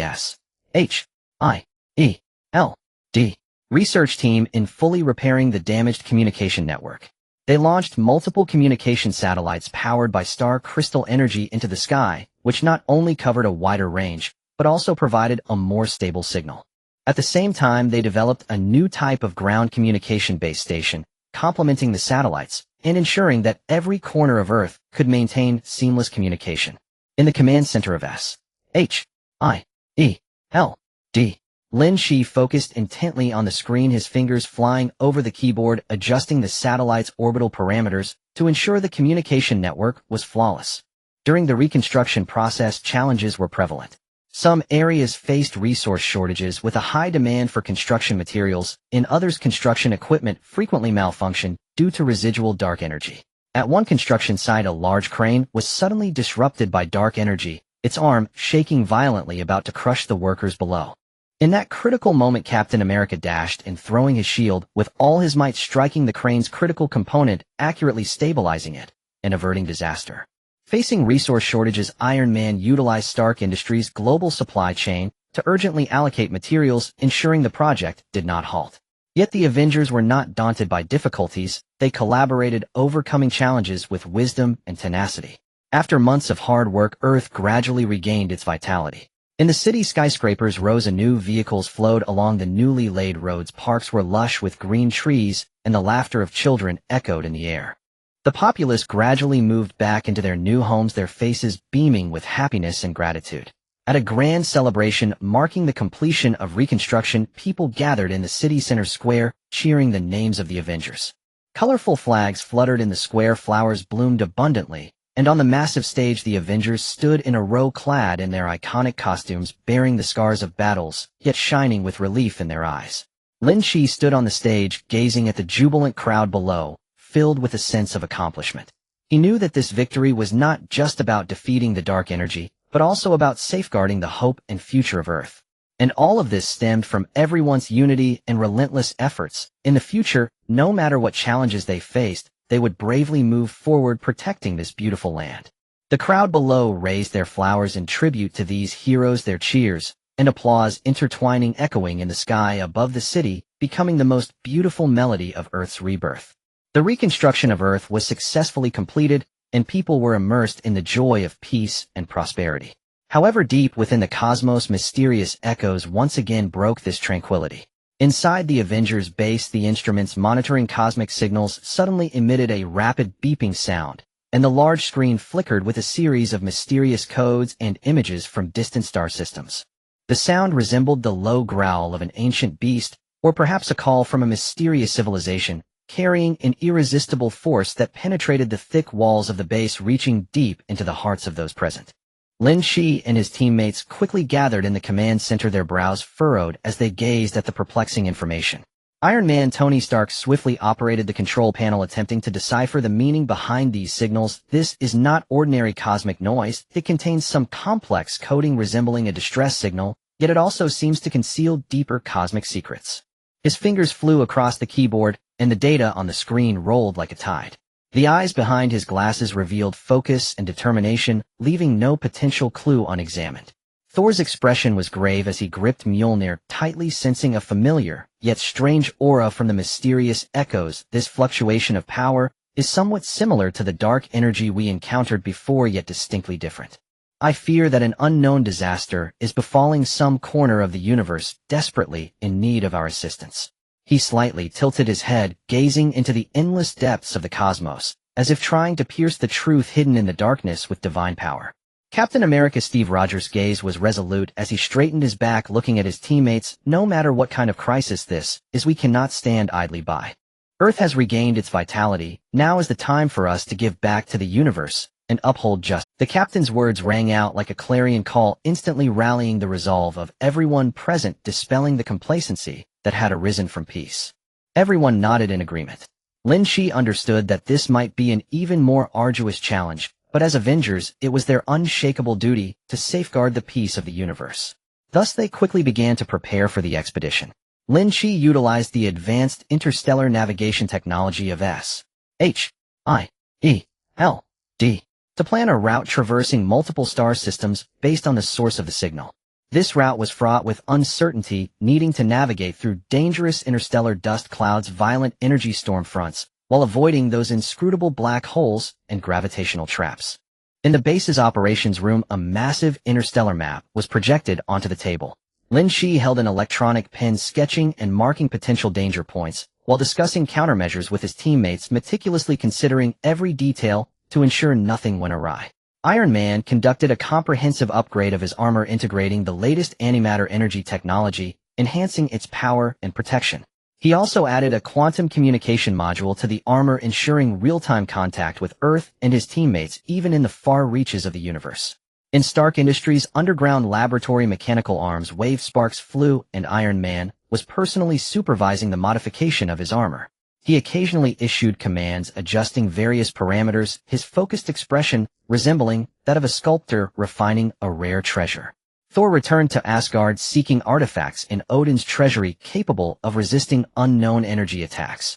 He ultimately brought back an ancient shield named Star Guardian, said to contain the power of the stars, capable of dispelling all evil shadows and providing strong defense to its wielder. As Thor emerged from the treasury, cradling the shield that shimmered with mysterious rune light, his eyes were filled with awe and anticipation, as if he could already envision its splendid performance in future battles. Captain America's shield was further reinforced. Lynch combined nanotechnology with vibranium properties, making it not only indestructible in physical defense, but also capable of releasing energy pulses that disrupt the rhythm of enemy attacks. In the weapons development area of the Avengers base, Lynch and the research team busily surrounded the captain's shield with precision instruments, conducting a comprehensive scan of the shield. Nanomaterials were carefully attached to the shield's surface like fine sand, and after a series of complex procedures the shield was rejuvenated, radiating a reassuring metallic sheen.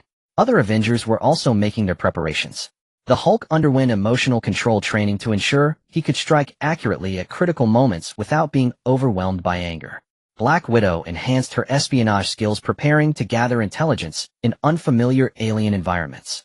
Hawkeye adjusted his new quantum arrows, which possessed the ability to traverse time and space, ready to surprise enemies with unexpected attacks. The Hulk practiced in a specially designed training pod using virtual reality technology to simulate various extreme scenarios, honing his emotional management skills. He took deep breaths repeatedly, striving to suppress the anger within, allowing his strength to be released under rational control. With everything ready, the Avengers boarded the modified interstellar battleship, advancing towards the source of the mysterious echoes deep in the universe. The battleship activated its faster-than-light engine, disappearing into the vast cosmos in an instant, leaving only a brilliant trail of light. As they traveled, difficulties arose as expected. Upon entering a region of interstellar dust cloud, the battleship's navigation system was severely disrupted, and the star map on the screen flickered erratically, with the course deviation reaching astonishing levels. Lynch and Iron Man quickly collaborated, utilizing the backup navigation system of Iron Man's armor combined with the intelligent error correction algorithm Lynch had written to regain the correct direction amid the vast star sea. Lynch sat in front of the battleship's control console, his eyes fixed on the chaotic data on the screen, beads of sweat rolling down his forehead. He swiftly entered his written algorithm into the system, while Iron Man activated the backup navigation in the air.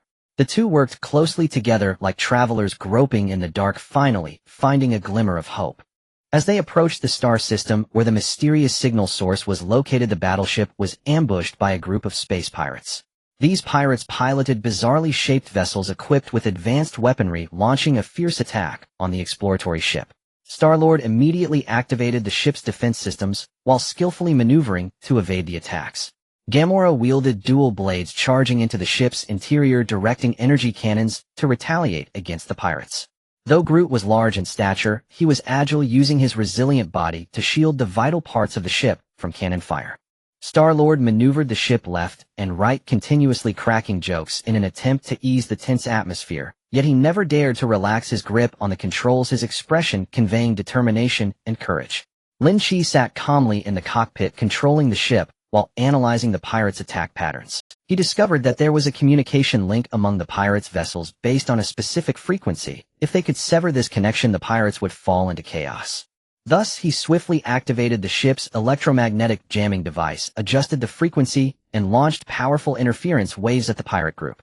In an instant, the pirates' vessels lost control, colliding with each other and creating chaos. Seizing the opportunity, Star-Lord piloted the ship at full speed, successfully shaking off the pirates' pursuit. After many twists and turns, they finally reached the planet where the mysterious signal source was located. From space, the planet displayed a strange pale purple glow, its surface covered with peculiar mountains and valleys resembling a dreamlike and mysterious painting. Lynch piloted the ship to land slowly, and the moment the cabin doors opened, a wave of mysterious and rich energy aura rushed towards them. The Avengers cautiously exited the ship, beginning their exploration of the planet's surface. Lynch held an energy detector, leading the team at the forefront, his eyes fixed on the data fluctuations. Along the way, they discovered many energy traces that appeared to be related to the mysterious echoes. These traces emanated a faint blue light, and upon touching them, one could feel a warm flow of energy. As they delved deeper, they arrived at the bottom of a massive valley. Here, a magnificent relic appeared before everyone, sparkling with brilliant blue light, which was the source of the mysterious echoes. A colossal ancient cosmic energy generator. However, this generator seemed to have suffered some form of attack, with parts of its structure damaged, energy in disarray, and on the brink of losing control. Lynch realized that if the generator was not repaired in time, not only would the planet face destruction, but its unstable energy release could also impact the entire star system. Thus, he quickly gathered his teammates to formulate a repair plan. They would face unknown technical challenges in this unfamiliar alien environment, using Earth's technology and wisdom to save the fate of this planet and the entire star system. This was a difficult challenge against the clock, and the Avengers showed no sign of retreat, resolutely immersing themselves in the repair work. They gathered around the generator, determination and resolve evident in their eyes, carefully studying the ancient and mysterious device, attempting to find the key to its repair amidst its complex structure and chaotic energy. Every component and energy line became their focal point, for they understood that the safety of the entire universe depended on their hands at this moment. Fu Choja stood clustered around the ancient colossal cosmic energy generator, brows knitted and faces grave with concentration.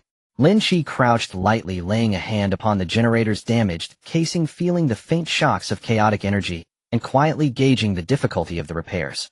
This thing looks centuries old, its technological architecture far beyond our imagination, and the damage is severe. Energy is leaking badly, and it could collapse at any moment. Lin Chi rose, worry etched across his features as he addressed his teammates. Gang Taixia activated his armor's scans. Blue beams skated across the generator's surface, projecting holographic images of its intricate inner workings before them. Look at these tangled circuits and energy nodes, like a snarled skein.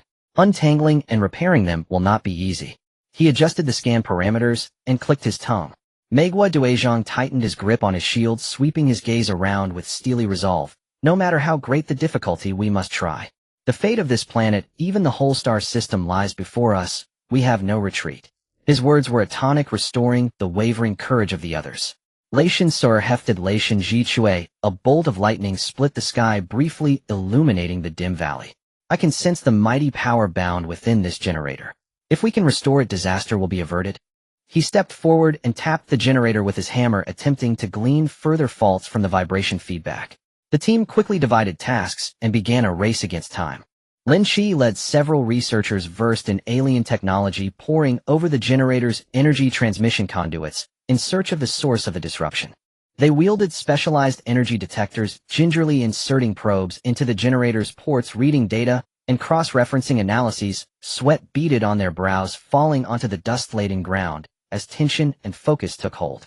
Gang Taixia, accompanied by his engineering drones, flew above the generator to mend the damaged mechanical structures. Robotic arms danced in the air, cutting, welding, assembling, sparks flying and illuminating his resolute face. He communicated technical details and adjusted repair protocols with Lin Chi through his armor's comms. Megua Duezhong organized the defensive perimeter. He Guafu, Ingyan, and Golu Te stationed themselves around the valley, eyes scanning for any sudden movement. They knew all too well that on this alien world, unknown dangers could erupt without warning. He Guafu concealed herself behind a massive boulder, gripping a bespoke energy pistol, her gaze hawk-sharp.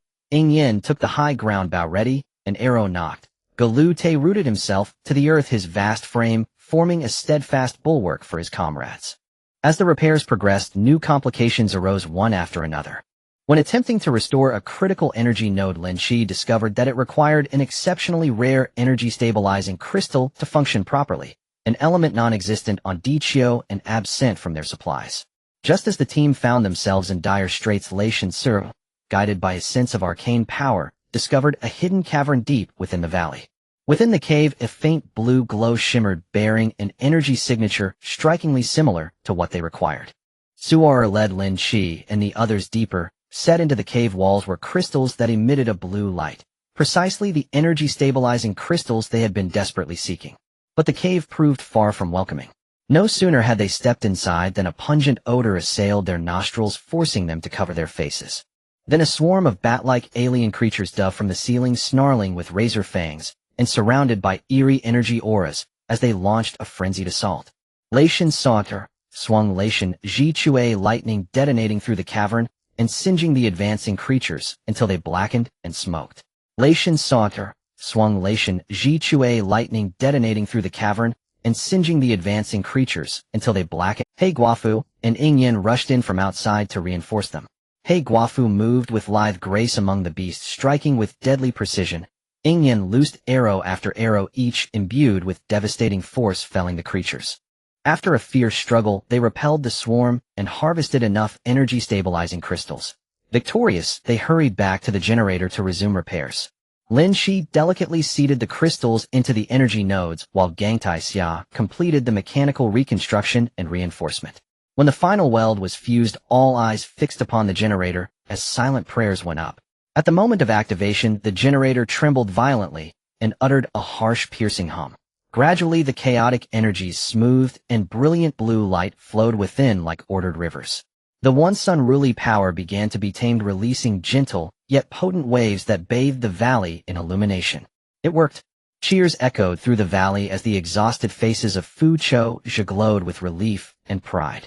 The planet was saved, the crisis within the star system averted. They gazed at the generator, newly reborn, fully aware of the hardships endured along the way, their resolve to safeguard cosmic peace only hardened. Meanwhile, on Dichio at the Shindanju Command Center, a large screen relayed the Fu Cho's every move in real time. Ni Kofu Rue stood before the display, hands clasped behind him, a rare smile of satisfaction touching his features. "Those guys did it again," he murmured. At the far reaches of the cosmos, in a Si Jia de Aoding sat upon his throne and received the news through divine revelation. He nodded slightly, his eyes full of approbation. "Dichio's guardians have lived up to expectations," he whispered. The Fu Choja gathered their gear, and Gang Taixia activated the comms and sent a triumphant report to Dichio. "Hey Fu Rue, we fixed it. Heading home for a feast." His voice carried equal parts fatigue and joy. "Nicely done, team. Dichio awaits your triumph." Fu Rui's buoyant reply crackled back over. On the voyage back, the Fu Choja sat within the ship and recounted the ordeal. "That was close. If we hadn't found those crystals, the consequences would have been unthinkable." Hey Guafu reflected. "Indeed. It was only through everyone's unity that we turned the tide," Megwa Duizhong added. Lynch looked at his teammates, moved. "This experience has shown me anew that our strength lies in our unity. Together, there is no hardship we cannot overcome." The ship cleaved the darkness of space, racing toward Dichio. On Dichio, people craned their necks, awaiting the hero's return. When the familiar ship emerged in the sky, cheers erupted across the land. The Fu Choja disembarked to flowers, applause, and the reverent gazes of the multitude. In this battle, they had not only saved a planet and a star system, but deepened their bonds and steeled their determination to protect cosmic peace. Ahead lay countless unknowns to explore, yet they would forever remain the beacon of hope, the Fu Choja alliance that stood as guardians of that light. The Earth returned to tranquility, and the Avengers had recently returned from their cosmic adventures. Everyone took advantage of this rare leisure time to recuperate and reflect, filling the base with a relaxed atmosphere. However, Lin Shi remained busy in the laboratory analyzing various data and extraterrestrial technology samples collected from the cosmos, attempting to unearth more knowledge that could be utilized for Earth. On that day, while Lin Shi was engrossed in the complex data fluctuations displayed on the instrument screen, the base's alarm system suddenly blared. Without warning, the red warning lights on the ceiling flashing wildly, and the sharp sirens shattered the peace of the base. Meanwhile, the large screen switched to external surveillance footage revealing a small spacecraft with a peculiar shape emitting a ghostly blue light speeding towards the base. Its flight path was erratic, clearly not following the usual route of friendly forces. What is going on? How can there be an unidentified spacecraft approaching? Captain America rushed to the command center, gripping his shield tightly, his gaze fixed on the screen with a hint of vigilance in his voice. Iron Man quickly activated his armor, using satellite connections to check for more detailed information. The energy signal from this ship is unfamiliar, never appearing in the databases of known factions. Its shield technology is also quite advanced, making it difficult for our scanning beams to penetrate. Thor-wielding Mjolnir strode to the window, gazing at the approaching ship in the sky. No matter who comes, those who dare to intrude upon this place must have ulterior motives. We need to prepare for battle. The group quickly assembled outside the base, forming a defensive formation, standing ready. As the spacecraft slowly descended, the surrounding air seemed to grow tense. The hatch opened slowly, and a figure draped in a silver cloak stepped out, tall and slender, illuminated by a white light.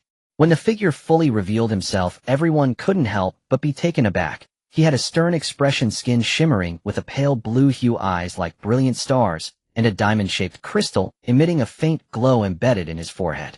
Before the Avengers could speak, the mysterious visitor took the initiative to address them, his voice deep and magnetic, as if traversing endless time and space. "Guardians of Earth, please do not be alarmed. I come from the distant Xinglan Federation, named Eric. I have come with a mission of peace, hoping to communicate with you." Lin Shi furrowed his brows, slightly pondering to himself. He had never heard of the Xinglan Federation, and the visitor's intentions were unclear, necessitating cautious handling. So he stepped forward and asked, "Eric, where is this Xinglan Federation you speak of? And why have you come to us?" This sudden visit does not conform to the usual protocols of interstellar communication. Eric gently raised his hand, revealing a three-dimensional star map in his palm, with a star system glowing blue, specially marked. This is the location of our Shinglong Federation, extremely far from Earth, spanning countless star zones.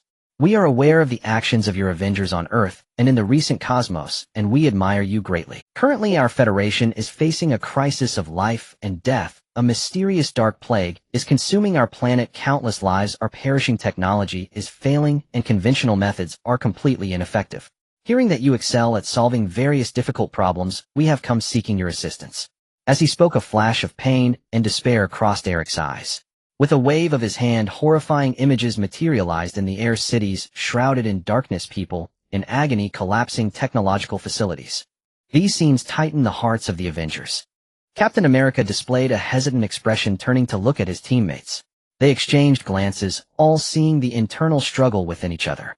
On one hand, the mysterious visitor's identity and words were difficult to discern, and rashly involving themselves might drag Earth into an unknown abyss. On the other hand, if what he said was true, billions of lives were in imminent danger, and as heroes, how could they stand by idly? Lynch broke the silence, addressing Eric. We need time to discuss. You wait outside the base for now, and if there are any unusual movements, don't blame us for being unmerciful. Eric nodded slightly and turned back to the spacecraft. Back inside the base, the Avengers gathered together, engaging in intense discussion. This situation is too suspicious. What if it's a trap? We cannot risk Earth, Black Widows, but if it is true, those innocent lives. How can we not save them when we have the capability? Spider-Man replied with agitation. Iron Man crossed his arms and pondered for a moment before speaking. Regardless, we cannot act blindly. We should use this time to gather as much information as possible about the Shinglong Federation, while also strengthening Earth's defenses, just in case. Lynch, see if you can find any flaws or clues from the energy residue and technological characteristics of his ship. Lynch nodded and immediately began to arrange various matters. On one hand, he dispatched S.H.I.E.L.D. agents through the Interstellar Intelligence Network to inquire about the situation of the Shinglong Federation from some reliable informants in the universe. On the other hand, he personally led a research team to sample and analyze the energy particles remaining around the docking site of Eric's spacecraft. After a busy period, the S.H.I.E.L.D. agents transmitted some scattered information. The Shinglong Federation was indeed a relatively low-key and little-known faction in the universe, and recently there seemed to be some abnormal energy fluctuations emanating from its direction, but the specifics were unclear. Meanwhile, Lynch discovered through the study of the energy particles that some microscopic structures contained within them bore a resemblance to the dark energy they had encountered previously. This finding heightened everyone's unease. At that moment, Eric's voice suddenly echoed within the base. Avengers, time is of the essence. Lives are perishing every second. I know you harbor doubts, but please trust me. If you are willing to lend a helping hand, the Shinglong Federation will surely repay you, and I am willing to guarantee with my life that I will bring no harm to Earth. The Avengers found themselves in a dilemma once again. Should they trust this mysterious visitor and embark on an unknown rescue mission, or should they remain steadfast on Earth and refuse to take risks? They had to make a decision quickly, and this choice would affect the fate of countless lives. Meanwhile, on the other side of the base, Hawkeye was checking his weapons and equipment, ensuring he could engage in battle at any moment. He tightened his bowstring and said with a stern expression, "No matter what decision we make, we must be fully prepared and not let our guard down." Black Panther was also quietly polishing his vibranium claws, speaking lowly. The information brought by this mysterious visitor is too ambiguous. Risks and opportunities coexist, and we must weigh it carefully. Meanwhile, in the laboratory, Lynch was still researching the data of the energy particles with the research team, trying to find more useful clues. He frowned, murmuring to himself, while staring at the complex graphs on the computer screen. What secrets are hidden within these energy characteristics? What has the Shinglong Federation encountered? S.H.I.E.L.D. Commander Nick Fury accessed the Avengers meeting via remote communication, his one eye revealing gravity. Avengers, this is a difficult choice, but above all, Earth's safety is the primary consideration. If we are to head to the Shinglong Federation, we must formulate detailed emergency plans to ensure we can handle any unexpected situations. Captain America took a deep breath, stood up, and looked around at his teammates. Everyone is right. We cannot act impulsively, nor can we stand by and do nothing. I propose that we form an advance team led by me, bringing Lynch and Iron Man along to investigate the situation of the Shinglong Federation up close. The rest will remain on Earth to strengthen defenses ready to support at any time in case of danger. This way we can satisfy our need to uncover the truth while maximizing the safety of Earth. Everyone nodded in agreement, and Iron Man also stood up. The captain makes a good point. I will upgrade my armor further to ensure we are prepared for unknown situations. Lynch, you should also hurry and prepare, bringing along any scientific equipment that might be useful. Lynch responded and began busying himself with organizing various instruments. He knew well that this unknown journey was fraught with danger, but to seek the truth and save lives that might face annihilation, they had to move forward bravely. During the preparations, Black Widow quietly approached Captain America. Captain, this mission is fraught with danger. You must be careful. I have a feeling that things behind this are not so simple. The captain nodded, slightly patting her shoulder. Don't worry, Natasha, we will proceed with caution. You stay on Earth and keep a close eye on developments from all sides. Hours later, the advance team was ready. Captain America donned his reinforced shield, Iron Man's armor gleamed with new light, and Lynch carried a backpack filled with scientific equipment, the three standing before the spacecraft with resolute expressions. Avengers, await our news. Captain America called out to the teammates staying behind. Then the three boarded the spacecraft, starting the engines and flying towards the direction of the Shinglong Federation. The spacecraft traversed the vast cosmos, gradually distancing itself from Earth. Lynch sat inside the cabin looking at the scattered information about the Shinglong Federation in his hands, filled with worry. I hope our decision this time is the right one and does not bring disaster to Earth. Iron Man piloted the spacecraft, scanning the road ahead with radar. Don't worry too much, Lynch. With us here, even if we encounter trouble, we can find a way to resolve it. Captain America remained vigilant, gripping his shield tightly, watching the starry sky outside. Whatever lies ahead, we must unite for justice, for the lives that may be saved. As the spacecraft continued forward, the mysterious veil of the Shinglong Federation was about to be unveiled, and what awaited them was either a meticulously planned conspiracy or a grand mission to save lives. Everything remained uncertain. The spacecraft sped through the vast and boundless universe like a solitary meteor streaking across the dark void. Captain America, Iron Man, and Lynch sat in the cabin, the atmosphere heavy and oppressive, with only the faint hum of the instruments breaking the unsettling silence. Lynch fixed his gaze on the energy detector in his hand, the data on the screen flickering constantly, as if narrating the unknown dangers that lay ahead. According to the current feedback from the detector, the closer we get to the Shinglong Federation, the stronger the fluctuations of this mysterious energy become, which seems intricately linked to the dark energy we encountered before, yet there are subtle differences that are truly perplexing. His brow furrowed tightly, his eyes filled with worry. Iron Man sat in the pilot's seat, manipulating the controls. The spacecraft analyzed the data collected along the way through the intelligence system built into the armor. The Shinglong Federation is deeply concealed. There is hardly any detailed information in the Cosmic Intelligence Network. Their technology level seems remarkably advanced. Just this ship that Eric brought has a defensive shield and propulsion system far beyond our current understanding, making it no easy task to uncover their secrets. He smacked his lips, his tone carrying a hint of seriousness. Captain America gazed firmly out the window, the shield in his hand gleaming with a cold metallic sheen in the dim light. No matter what awaits us ahead, we cannot back down. Since we have come, we must uncover the truth, as billions of lives are waiting for us to save them. Even if there is only a glimmer of hope, we must give it our all.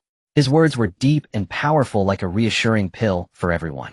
As the spacecraft gradually approached the airspace of the Shinglong Federation, a strange and shocking sight unfolded before their eyes. What should have been a starry and vibrant galaxy was now shrouded in a layer of eerie black mist, swirling like a giant beast ready to devour, emanating a chilling aura.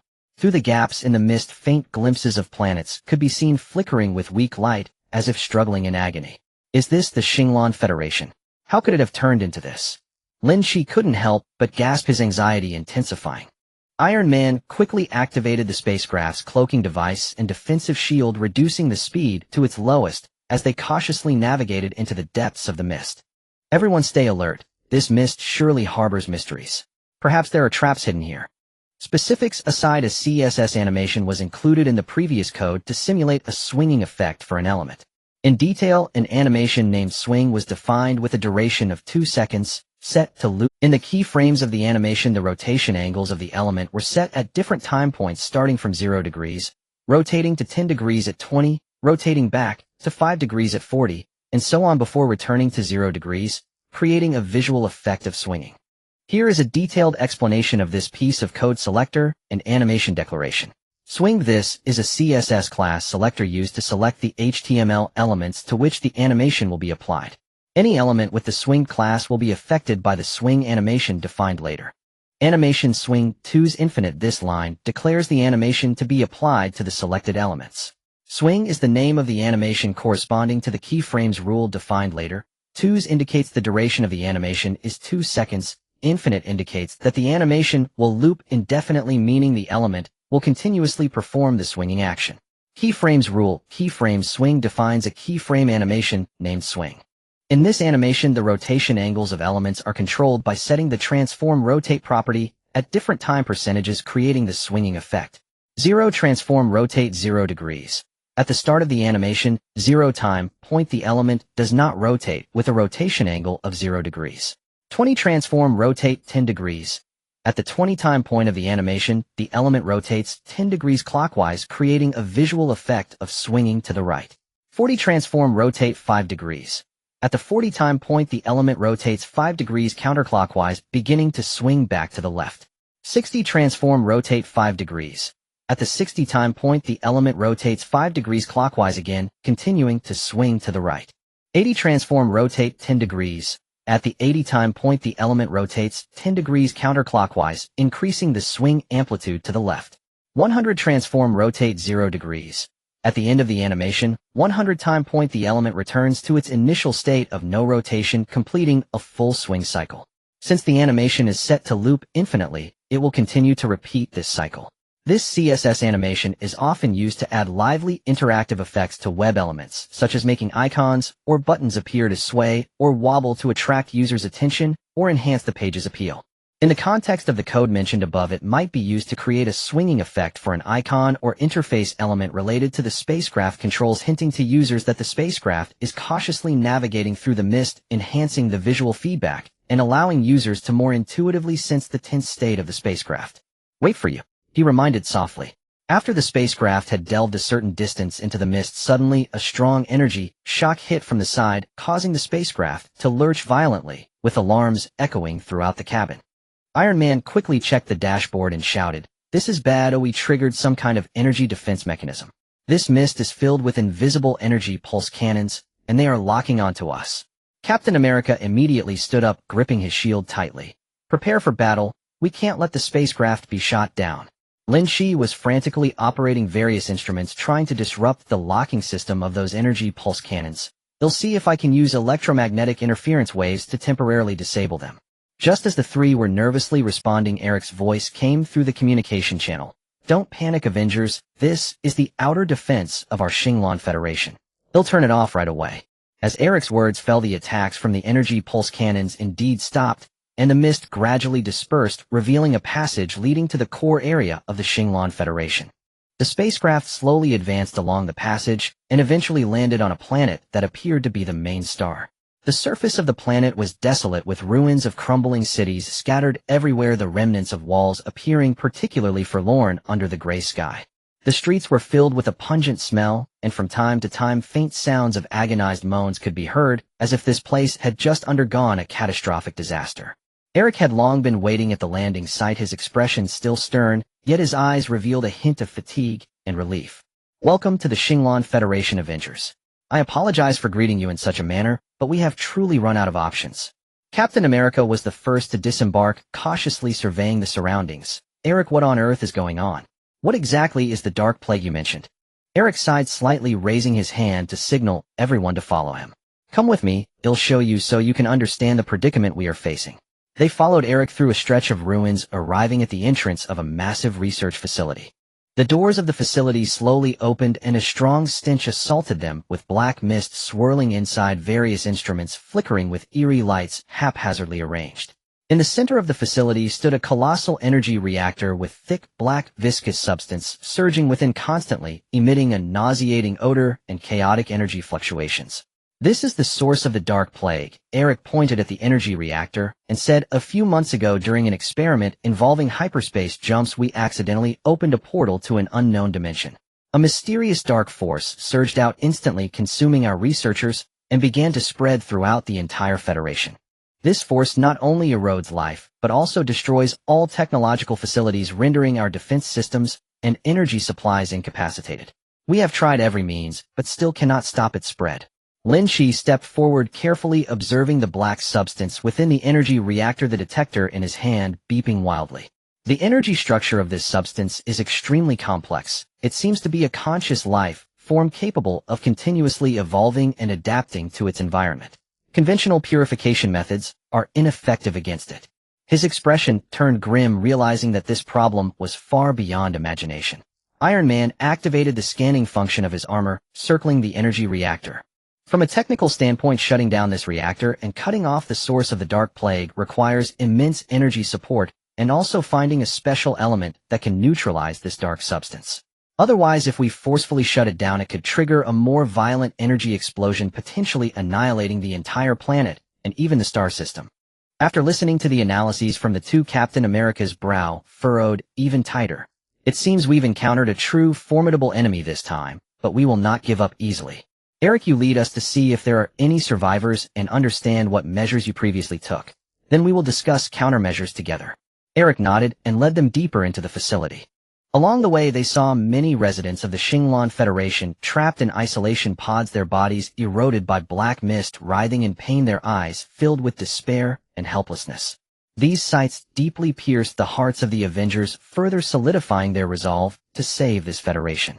In a conference room, Eric presented the various response plans previously formulated by the Shinglong Federation, all of which ended in failure. Looking at the piles of documents, the Avengers fell into deep thought, realizing that to find a solution to the Dark Plague, they must break from convention and think about the problem from a fresh perspective. At that moment, a gust of ominous wind blew outside, the tattered curtains fluttering in the wind, rustling, as if whispering an ominous omen. Not far from the facility, an abandoned energy tower with its previously still indicator lights suddenly flickering a few times, followed by a strange blue light shooting up from the tower's top, vanishing in an instant.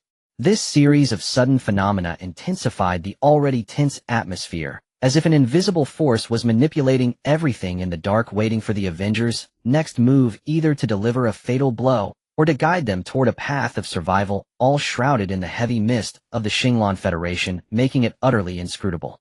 The Avengers sat around a dusty table in the dilapidated conference room of the Shinglong Federation's main star, their brows tightly furrowed, and their gazes heavy with concern as they stared at the mountain of disorganized documents piled before them. Outside the window, beneath the dim sky, the ruins stretched into the distance, a silent graveyard where only the howling winds occasionally swept through, battering the crumbling walls, as if lamenting the tragic past of the Federation. Lynch clasped his hands on his head, fingers digging deeply into his hair, anxiety flooding his mind. The energy composition of this Dark Plague is unprecedented. Our current knowledge and technological means offer no point of entry for a solution. Every second that passes sees more lives extinguished. We cannot just waste time like this. His voice was hoarse, revealing fatigue and helplessness, his eyes bloodshot from prolonged research. Iron Man stood up, pacing back and forth in the room, the metallic joints of his armor creaking softly with his movements. Based on the facilities of this base and the previous experimental records, the Shinglong Federation's technological level should not be so helpless. I suspect that behind this disaster there are some key pieces of information being hidden. Perhaps someone deliberately doesn't want us to know. He stopped in his tracks, gazing through the window at the flickering energy tower, a surge of inexplicable unease rising within him. Captain America clenched his fists and slammed them on the table, stirring up a cloud of dust. No matter what conspiracy is at play, we are here to save lives. Eric, think carefully. Was there any unusual situation on the day of the experiment? Even the slightest detail could be the key to breaking through the predicament. He turned to Eric, his gaze firm and urgent, hoping to extract a clue from this local resident. Eric looked haggard, his eyes filled with pain and confusion. He slowly raised his head and trembled as he spoke. That day, everything went according to plan. After the hyperspace jump was initiated, there was a massive energy fluctuation and the entire base trembled. But just as the passage opened, the surveillance footage suddenly became snowy and distorted. All data transmission was interrupted. By the time it returned to normal, the dark forces had already unleashed their wrath. At that moment, I was only thinking about organizing a rescue and didn't pay attention to these anomalies. Lin Shi's eyes suddenly lit up at these words. The surveillance footage was interrupted. This likely means someone tampered with it from behind, interfering with the data transmission, intending to cover up the truth. Perhaps the truth is hidden within the interrupted data. He quickly opened his portable computer, his fingers flying across the keyboard in an attempt to recover the surveillance footage from the residual local data cache from that day. Just as Lynch was busy, Iron Man's armor suddenly emitted a rapid alarm. Not good, there are unidentified energy fluctuations rapidly approaching us. He immediately activated the scanning function of his armor and looked up at the sky, only to see several black streaks slicing through the dim sky, like phantoms heading straight for the base. Captain America quickly picked up his shield and shouted, "Prepare for battle. Whatever is coming, we can't let them interfere with our search for a solution to the plague." He charged toward the doorway, taking a defensive stance, the star on his shield gleaming with a cold, hard light in the faint glow. As the Avengers rushed outside the base, the black streaks had already landed, transforming into a group of strange shadow creatures. They were enveloped in a shroud of black mist, their exact forms obscured, with only pairs of blood-red eyes flickering with a bloodthirsty glow, emitting chilling howls. These shadow creatures moved swiftly, instantly lunging at the Avengers. Iron Man was the first to attack, firing a dazzling energy beam from his palm cannon, striking directly at the shadow creature at the forefront. However, the beam pierced through their bodies as if hitting emptiness, only stirring up a ripple of black, and the shadow creatures remained unharmed, instead lunging at the Avengers with even greater speed. Seeing this, Captain America swung his shield, accurately deflecting an attack from one shadow creature, while simultaneously kicking another to the side, shouting, "These things are immune to energy attacks. Focus on close combat defense." His voice was steady and powerful, transmitting confidence to his teammates amidst the chaotic battlefield. Lynch quickly rummaged through his backpack, pulling out several specially designed electromagnetic pulse grenades and tossing them into the group of shadow creatures. After the grenades exploded, they released a powerful electromagnetic pulse, temporarily disrupting the dark energy surrounding the shadow creatures, slowing their movements. "Now's our chance, attack their weak points," Lynch shouted. Taking advantage of the shadow creature's momentary disruption, Iron Man switched his armor's attack mode, deploying high-frequency vibration blades from his mechanical arms and charging toward the shadow creatures, engaging them in close combat. Captain America, utilizing his superb fighting skills, wielded his shield with precision, combining punches and kicks to repel the attacks of the shadow creatures time and again. However, the number of shadow creatures continued to increase, appearing to be inexhaustible, flooding in from all directions. The Avengers gradually found themselves in a tough battle, their stamina continuously depleting. Just as they were struggling to cope, Eric suddenly shouted, "Follow me. I know a place that might provide temporary refuge from them." He turned and ran toward the back of the base, the Avengers retreating while continuing to fight, following his lead. At the end of the base, there was an ancient underground bunker. Eric quickly opened the bunker door, and just as the door closed, the shadow creatures surged in like a tide, crashing against the door with a dull. Inside the bunker, it was pitch black, with only a few emergency lights flickering feebly. The group gasped for breath, exhausted as they leaned against the walls. Lynch opened his computer, trying to recover the surveillance footage in the dim light, while Iron Man and Captain America stood guard at the door, vigilantly watching for any breaches by the shadow creatures. "We can't stay hidden here forever. We need to find a solution to the shadow creatures and the dark plague as soon as possible," Captain America said in a low voice, determination and resolve evident in his eyes. At that moment, the computer screen suddenly flickered and Lynch's eyes widened in surprise as a smile broke out on his face. "I found some of the surveillance footage. Perhaps we can discover some crucial clues from this." In the dim underground shelter, the atmosphere was stifling, with only the faint glow of computer screens illuminating the weary, yet hopeful faces of the Avengers. Lynch's eyes were glued to the screen, his fingers dancing swiftly across the keyboard, attempting to extract crucial clues from the intermittent, noise-ridden surveillance footage. "Everyone come quick," Lynch suddenly shouted, his voice trembling with excitement. The crowd quickly gathered around, and they saw the blurry image on the screen gradually coming into focus. At the moment the hyperspace jump experiment commenced, a shadow flickered past the corner of the base, followed immediately by the surveillance footage being engulfed in static interference. Though it lasted only a moment, it was enough to confirm Iron Man's suspicion. Someone was intentionally. That shadow moved too quickly to discern its form, but its ability to infiltrate the heavily guarded research base undetected and disrupt such a critical experiment clearly indicates it is no ordinary adversary. Captain America furrowed his brow, his eyes revealing both gravity and vigilance. Iron Man squinted slightly, utilizing the built-in system of his armor to analyze the footage frame by frame, From the outline and movement speed, this entity does not resemble a physical being, but rather seems to be a projection of some advanced technological energy form possibly related to this dark plague. As he spoke, he operated the system, trying to extract more information from the fleeting shadow. Lynch continued. If that's the case, its presence here is not merely to sabotage the experiment, it likely aims to seize control of the entire Shinglong Federation, and there may be even more terrifying contingencies. We need to expedite our efforts. He desperately flipped through the remaining data files, beads of sweat rolling down his forehead, splashing onto the dust-covered keyboard. At that moment, a series of frantic banging sounds echoed from outside the shelter as the shadowy creatures seemed driven by some force, violently assaulting the door. Each impact shook the shelter, dust and debris falling as if heralding the countdown to death. We can't delay any longer. I will go out and draw them away while you continue searching for clues. Captain America tightened his grip on his shield, preparing to charge towards the door. No, Captain, it's too dangerous. Lynch quickly intervened. We need to think of a way together. There must be another exit. Iron Man pondered for a moment, his eyes suddenly lighting up. Lynch, do you remember the energy pulse cannons we triggered on our way here? If we can reactivate them and use the pulse cannon's energy frequency to disrupt these shadowy creatures, we might buy ourselves some time. Lynch's eyes brightened. That's a good point. But to reactivate them, we need to connect to the main control system of the Shinglong Federation and also crack their encryption protocol. This is no easy task. As he spoke, he opened his portable computer and began searching for nearby network access points. While Iron Man and Lynch busied themselves, Captain America organized defense. He placed his shield on the ground at the entrance, and along with Eric used nearby scrap metal to temporarily erect a makeshift defense line, ready to face any potential breakthrough from the shadowy creatures. Using his exceptional skills, Lynch finally breached multiple firewalls and connected to the main control system. However, new challenges arose as the encryption protocol was more complex than he could have imagined, rendering conventional cracking methods ineffective. Watching the screen filled with flashing error messages, Lynch felt a rush of anxiety. Time's running out, Lynch, try this. Iron Man handed over a small chip. This is the quantum decryption device built into my armor. It might be useful. Lynch took the chip and swiftly installed it onto the computer. With the aid of quantum technology, the decryption progress bar began to advance slowly.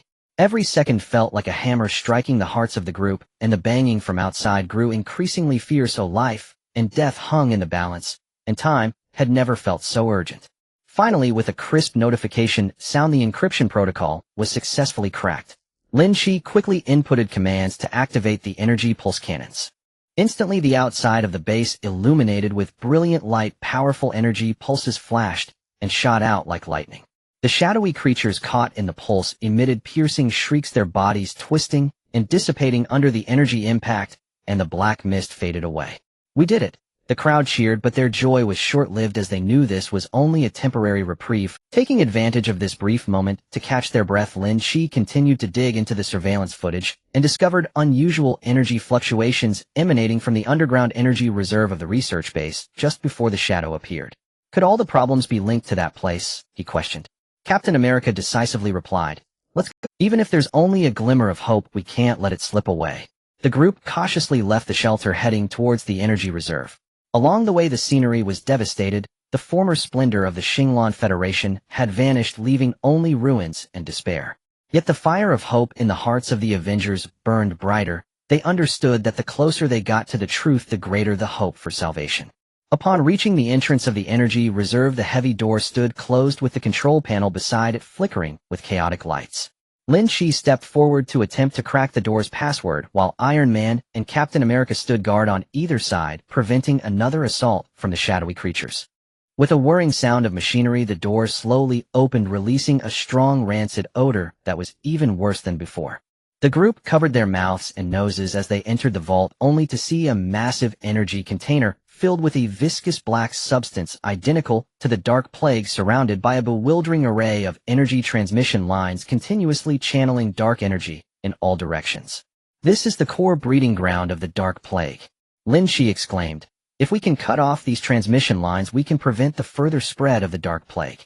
However, the problem is the lines are intricately tangled. If we cut the wrong one, it won't just fail to stop the plague, but might trigger a chain explosion, obliterating the entire planet. Iron Man activated his armor's scanning system, attempting to analyze the structure of the lines. This requires precise calculations, even a slight error. Before he could finish speaking, a shadow lunged from the darkness, charging directly at Lynch. Captain America reacted swiftly, throwing his shield and sending the shadow flying. The shadow collided with the wall, briefly revealing itself to be a humanoid puppet formed from dark energy, its eyes glowing with an eerie red light as it lunged again. The Avengers quickly engaged in battle. Iron Man used his repulsor beams to hold it back. Captain America fought up close, while Lynch searched for the opportunity to cut the lines. In the midst of the fierce confrontation, Lynch noticed that with each attack from the puppet, the energy nodes on its body flashed briefly, and he realized this might be its weakness. Attack its energy nodes, Lynch shouted. The group coordinated seamlessly. Iron Man fired accurately. Captain America struck hard with his shield, and the attacks landed on the nodes, causing the puppet's movements to slow until it finally disintegrated. After dispatching the puppet, Lynch, based on the data analyzed by Iron Man, took a deep breath and reached for the switch to cut the main transmission line.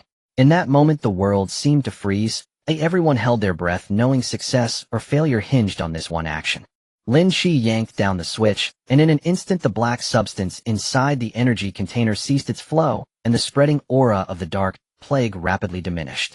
The glow of the entire energy reserve transformed from a strange dark red to a gentle pale yellow, the dawn of hope beginning to bloom.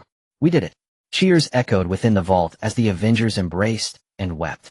Although they had merely temporarily curtailed the dark plague, this difficult step illuminated the hope of saving the Shinglong Federation and even the entire universe. They knew that more challenges lay ahead, but at this moment the joy of victory filled them with confidence that as long as they stood united, no difficulty was insurmountable. Light would surely pierce through the darkness, shining upon this scarred starry sky. In the energy reserve of the Shinglong Federation, cheers and joy intertwined as the Avengers reveled in their temporary victory over the dark plague. However, they were acutely aware that this battle against the dark forces had only just begun, and the subsequent repair and purification work would be immensely challenging. Lynch stared intently at the energy container, his brow furrowed as the device in his hand continuously scanned the residual dark energy data. Although the transmission line has been severed, these dark substances remain extremely unstable and could erupt again at any moment. Moreover, judging by the current trend of energy decay, relying solely on our existing methods, complete purification would take at least several months, but the Shinglong Federation cannot afford to wait that long. His voice carried a tone of fatigue and worry. The prolonged high-intensity combat had left everyone physically and mentally exhausted. Captain America patted Lynch on the shoulder, looking resolutely at the others. We cannot give up. There must be other ways. On the other side of Earth, I've instructed Black Widow and the others to continue gathering relevant information to see if we can find new technologies to purify dark energy. In the meantime, we must hold this ground and ensure the dark plague does not spread further. Iron Man, adjusting his armor nearby, added, I have already sent a distress signal to Earth, hoping SHIELD can coordinate various forces to provide some assistance. Now we need to use this time to further understand the characteristics of this dark plague and find its nemesis. Just as everyone was discussing the next plan, a familiar light suddenly appeared above the energy reserve, and a spaceship slowly descended. As the hatch opened, the figure of Black Panther appeared before them, his physique graceful, clad in a black suit that shimmered with mysterious patterns in the dim light, his cape billowing in the wind, exuding a regal aura. It seems I arrived just in time. Black Panther strode toward the Avengers, his deep and magnetic voice echoing in the reserve. Black Panther, what brings you here? Captain America asked in surprise. Black Panther slightly raised his hand, signaling the crew behind him to unload boxes of supplies. Upon receiving Iron Man's distress signal, I immediately brought Wakanda's elite and some special equipment here. Although Wakanda is located at the edge of Earth, it has considerable expertise in studying mysterious energy, and perhaps it can lend a hand. Linky's eyes sparkled with a glimmer of hope. That's great, we are in urgent need of assistance. Currently, the energy structure of this dark plague is exceedingly complex, and conventional methods struggle to cope. What new discoveries have you brought? Black Panther approached the energy container, carefully observing the black substance inside, then said, In Wakanda's ancient legends, there is a mysterious vibranium purification ritual capable of dispelling the most evil dark forces. Though it has never been applied to such a powerful extraterrestrial dark energy, the principle may be similar. I brought some specially treated vibranium powder, and priests skilled in the ritual, it's worth a try. Upon hearing this, a new flame of hope ignited in everyone's hearts. Iron Man curiously examined the vibranium powder. Is this stuff really that extraordinary? Hopefully it can become the key to turning the tide of battle. Captain America quickly organized the tasks. Alright, Black Panther, you and your people prepare the purification ritual. Lynch continued to monitor the energy data and report the situation to everyone. Iron Man, you handle perimeter security to prevent shadow creatures from attacking again.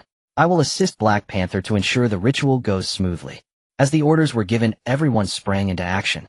The priests of Black Panther formed a circle around the energy container, chanting incantations as they began the mysterious purification ritual. They waved staffs engraved with ancient runes, gradually sprinkling vibranium powder onto the black substance.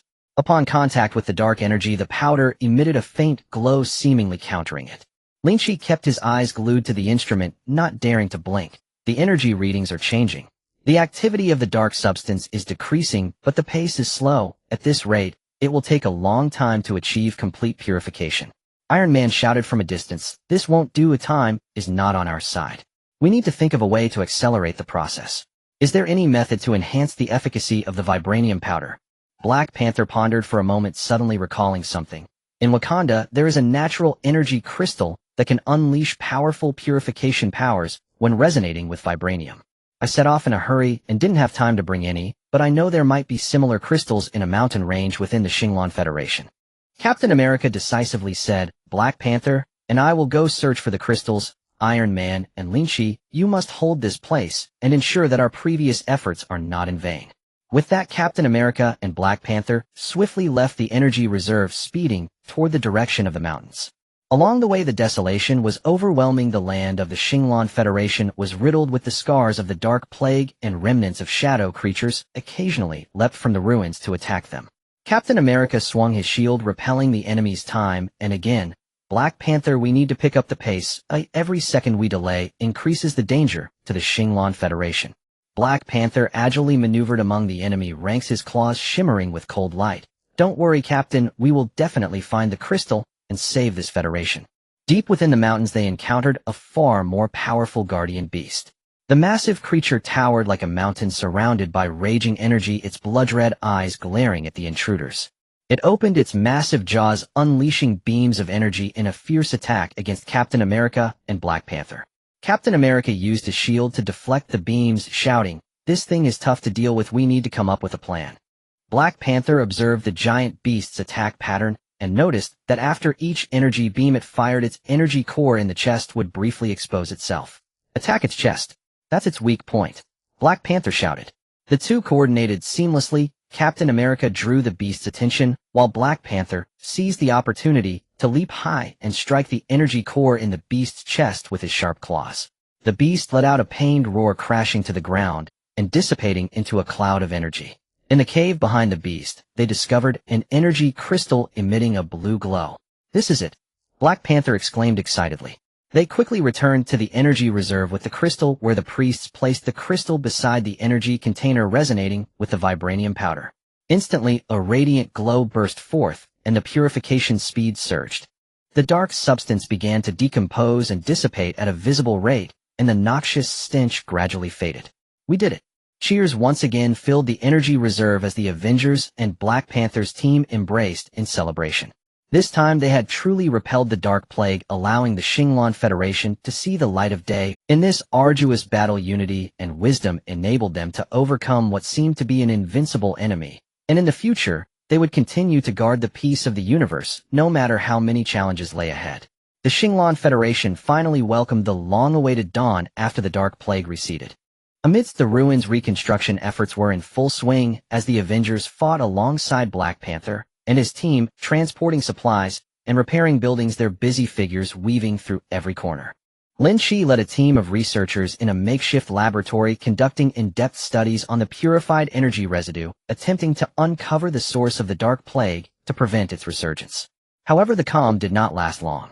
One day, as everyone was diligently performing their duties, a dazzling and wild energy beam suddenly appeared in the sky above the Shinglong Federation, plummeting down like a shooting star. Immediately after, a uniquely shaped, slightly worn small spaceship broke through the clouds, and after a violent jolt forcefully landed on a clearing, kicking up a cloud of dust. The cabin door slowly opened, and the first figure to emerge was a short individual wearing a red, tight-fitting combat suit and carrying twin swords on his back. He stepped off the spaceship with large strides, grumbling, "This damned place has shaken my bones to bits. If it weren't for the chance to fight, I wouldn't have come." This person was Deadpool, his iconic red mask adorned with a rebellious gleam in his white eye patches. After surveying the surroundings, he didn't forget to wave at the busy Avengers nearby, saying, "Hey guys, long time no see. I heard you all were having quite the ruckus, so I came to join the fun." Before he finished speaking, another tall and robust figure exuding a wild aura emerged from the spaceship. He wore a black sleeveless leather jacket that revealed his muscular arms with muscles as hard as steel. His hands bore sharp bone claws that glinted coldly. It was Wolverine. Frowning slightly with a vigilant and stern gaze, he scanned the surroundings and muttered, I hope this isn't a wasted trip. If there's trouble, let's deal with it quickly. I don't have the patience to waste time here." The Avengers were initially taken aback by the unexpected guests, but were soon filled with joy. Captain America set down the construction materials in his hands and stepped forward, saying, "Wolverine, Deadpool, I didn't expect you to come. It's perfect timing. But how did you know we were in trouble here?" Deadpool cheerfully jumped in front of the captain, patting his shoulder. "Oh, Captain, you know I'm very well informed. Moreover, with such a commotion, news must have spread throughout the universe. If Old Wolf and I hadn't come to join the fun, wouldn't that be a shame? Besides, how could we miss out on saving the world?" Wolverine shot Deadpool a glance and walked over to the spot where the energy container had previously been, crouching down to touch the residual dark energy marks on the ground, his brows furrowing tighter. "This energy feels very wrong. It's more troublesome than anything I've encountered before. Although you've temporarily contained it, I have a feeling that things aren't that simple." Lynch also approached and detailed the situation regarding the Dark Plague and the reconstruction challenges they faced. After understanding the situation, Wolverine stood up, his gaze resolute, and said, "No matter what is hidden behind this, if it dares to show its face again, I'll tear it to shreds with these claws." Just as everyone was conversing, a sudden violent explosion erupted from a nearby building under repair, flames shooting into the sky, followed closely by a piercing alarm sound that shattered the stillness. Everyone was startled and rushed towards the source of the incident. It turned out that a group of remaining shadow creatures had emerged from underground bunkers while everyone had let their guard down. They seemed to have been enhanced by some unknown force, becoming fiercer and more frenzied with the black mist surrounding them thickening. Wherever they went, construction materials were corroded into a state of disrepair, and workers fled in panic. Seeing this, Wolverine charged into the enemy ranks without hesitation. He swung his arms, the sharp bone claws slicing through the air, leaving trails of cold light. Each swing sent blood mist flying as the shadow creatures disintegrated under his assault. "Come on, you ugly things, taste my claws," he roared. Deadpool, not to be outdone, drew his twin swords from behind and shouted witty remarks as he followed Wolverine into battle. "Hey little monsters, party time is over. Watch me chop you up and feed you to the dogs." His agile movements allowed him to weave through the enemy ranks as his swords flashed like lightning, leaving scattered limbs and severed arms in his wake. The Avengers quickly joined the fight, Captain America's shield soaring through the air, accurately knocking away shadow creatures, while Iron Man activated various weapon systems in his armor, firing repulsors and missiles that obliterated swathes of shadow creatures. Black Panther, utilizing his agility and sharp claws, navigated the enemy lines, seamlessly coordinating with Wolverine and Deadpool to form an unstoppable battlefront. However, as the battle continued, everyone noticed that these shadow creatures seemed to appear in endless waves and were growing stronger. Lynch observed the battlefield from the rear, a sudden thought flashing through his mind. Something feels off. Oh, it seems they are intentionally stalling us. Is there a larger conspiracy at play? At that moment, the sky displayed another anomaly as a peculiar black rift slowly opened, unleashing a surge of even more powerful dark energy sweeping towards the ground like a black torrent. Deep within the rift, a massive figure could be faintly seen, emanating a suffocating pressure, gradually closing in on them. Above the Shinglong Federation, that eerie black fissure resembled a grotesque wound, continuously surging forth with an intensely rich dark energy. Below, the Avengers fought side by side with Wolverine and Deadpool, desperately resisting the tide of shadow creatures, yet the situation grew increasingly dire. "What on earth is that thing?" As Deadpool swung his twin blades, cleaving a shadow creature that lunged at him in half, he shouted with his usual irreverence, though his eyes were filled with seriousness. The energy pressure spilling from the black fissure weighed heavily upon him, creating an unprecedented sense of strain, causing his blade movements to become somewhat sluggish. Wolverine's bone claws danced wildly, tearing through the enemy ranks, dark blood splattering onto him only to be instantly evaporated into a strange mist. He grunted, "No matter what it is, let's deal with these pests first and prevent them from getting near the fissure." With a roar, he leapt into action, charging towards a group of shadow creatures that had gathered, intent on rushing towards the energy fissure, intercepting them forcefully. Captain America continuously threw his shield, each precise ricochet, knocking several shadow creatures away, but watching the ever-expanding fissure, he felt anxious. This can't go on. We need to find a way to close that fissure, or the Shinglong Federation will be utterly destroyed. He shouted while rushing towards where Lynch was, who was frantically operating various instruments, trying to analyze the cause of the fissure's appearance and how to close it. Iron Man flew rapidly through the air, the energy indicators on his armor flashing wildly, signaling that his energy was about to run out. While firing his repulsor rays at the densely packed shadow creatures below, he shouted through the communication channel, "I can't hold out much longer. We need to end this quickly. Lynch, have you found a solution yet?" Lynch, drenched in sweat, focused intently on the instrument screen, his fingers flying over the keyboard. The energy frequency of this fissure is identical to that of the previous Dark Plague, but with some unstable fluctuations, as if it were forcibly torn apart by some external force. "I am attempting to decipher its energy sequence to find the key nodes to close it, but I need time." Black Panther agilely weaved through the throng of shadow creatures, using the surrounding wreckage as cover, occasionally launching surprise attacks on the enemies. Hearing Lynch's words, he shouted, "Well, buy you some time, hurry up." As the battle raged on, the massive figure within the fissure became clearer, revealing a colossal dark beast, its body covered in black scales, each scale shimmering with a strange ghostly light, and a pair of blood-red giant eyes radiating endless cruelty and savagery. It opened its gaping maw and unleashed a column of black energy, which instantly corroded the ground into a deep chasm, swallowing several workers caught in battle, turning them to dust in an instant. "What the hell? How do we fight this thing?" Deadpool's eyes widened as he saw the incoming energy column barely rolling to the side. In time, the usual mischief vanished from his face. Wolverine looked at the giant beast, a glint of determination flashing in his eyes. "Whatever, let's just go." With that, he plunged his claws deep into the ground for leverage and charged towards the beast, his muscles, tensed veins bulging, resembling a predator on the hunt. Seeing this, Captain America shouted loudly, "Avengers, concentrate your fire on the beast's eyes. That should be its weak point." Saying this, he raised his shield high and hurled it towards the beast's head, the shield carving an arc through the air with a whooshing sound, striking fiercely at the beast's left eye. Iron Man also poured the last of his energy into his armor, targeting all weapon systems at the beast's eyes, launching a barrage of powerful missiles and laser beams. Black Panther, Deadpool, and the others responded in kind, unleashing a barrage of attacks directed at the vital points of the beast. The beast roared in pain, releasing a deafening bellow, violently shaking its head, its massive tail sweeping out and sending nearby buildings and debris flying like toys. One shadow creature was caught off guard, struck by the tail, and instantly exploded into a mist of blood. Seizing the moment while the beast was distracted, Lynch finally found the key node. "I've found it. By emitting a pulse wave that is opposite to the fissure's energy frequency, we should be able to close it, but we need a sufficiently powerful energy source to drive the pulse generator." Iron Man, upon hearing this, looked at the dwindling energy in his armor. "I don't have enough energy in my suit. What should we do?" At that moment, Black Panther suddenly thought of something. "I remember, there's an energy aggregator in Wakanda that can gather a large amount of energy in a short time. I'll contact my people to have them send it over." With that, he quickly issued orders through his communication device. However, before the Wakandan reinforcements could arrive, the giant beast seemed to sense Lin Chi and the others' plan. It opened its mouth wide again, unleashing an even more powerful torrent of energy aimed directly at Lin Chi's position. "Watch out!" Wolverine shouted and leapt towards Lin Chi, shielding him with his own body. The energy torrent struck Wolverine's back, causing him to spit out a mouthful of blood, his body flying away like a broken kite. "Old Wolf."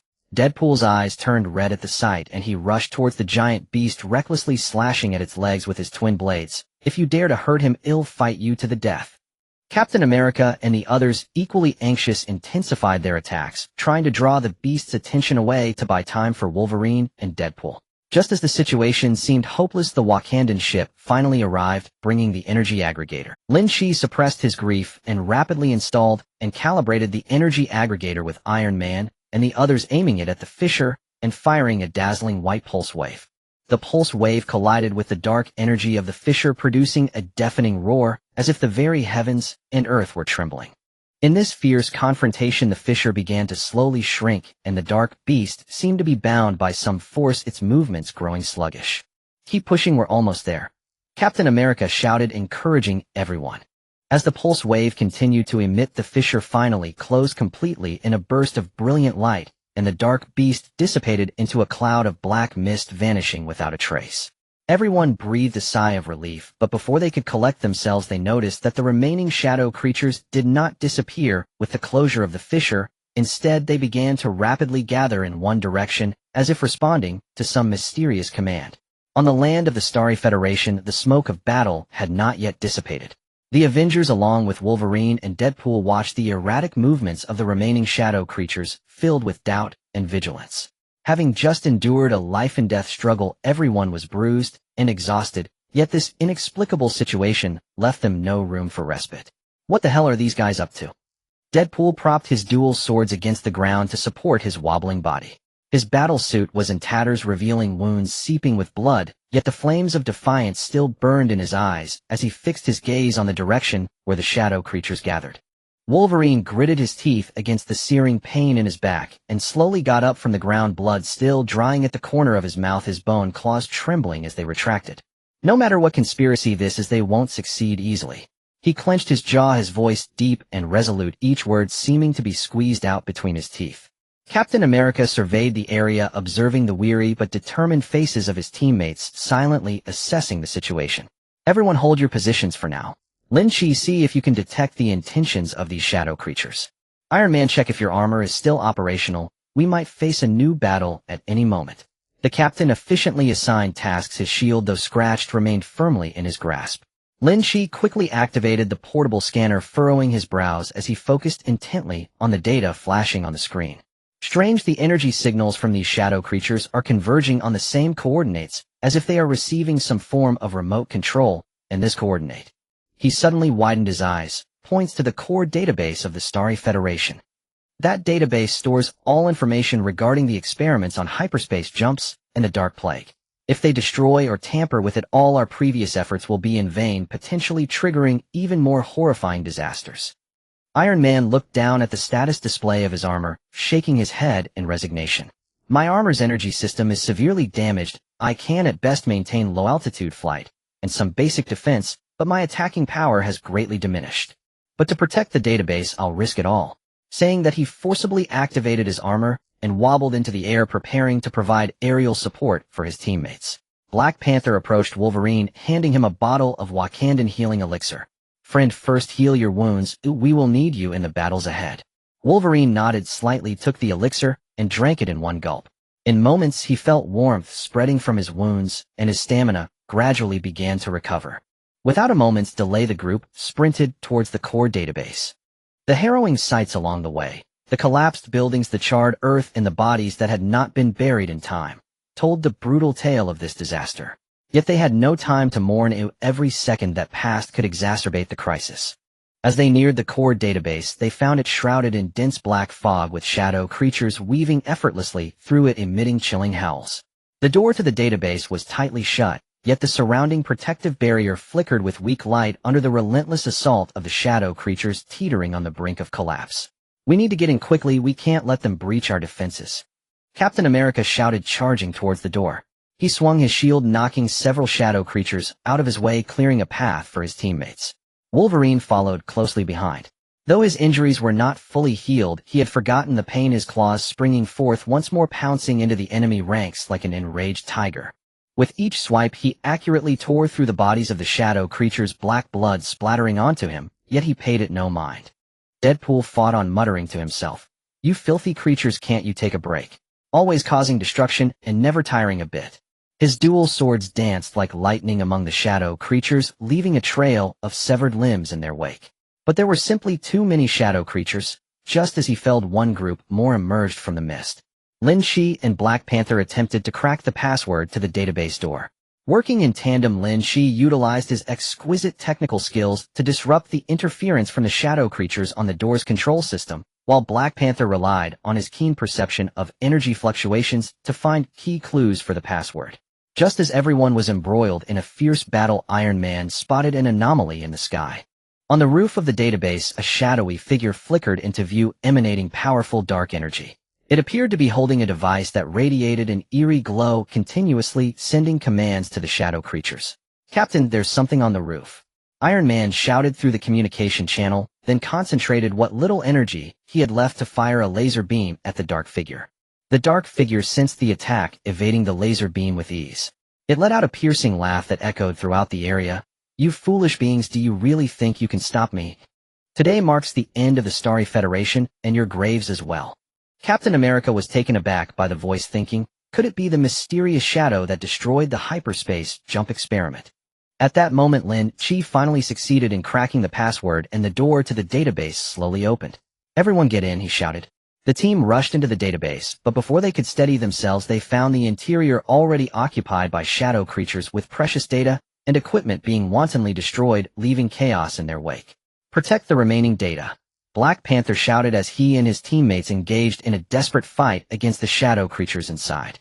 Meanwhile, Captain America sprinted alone towards the roof, determined to reveal the true identity of the mysterious shadow and halt its insane plans.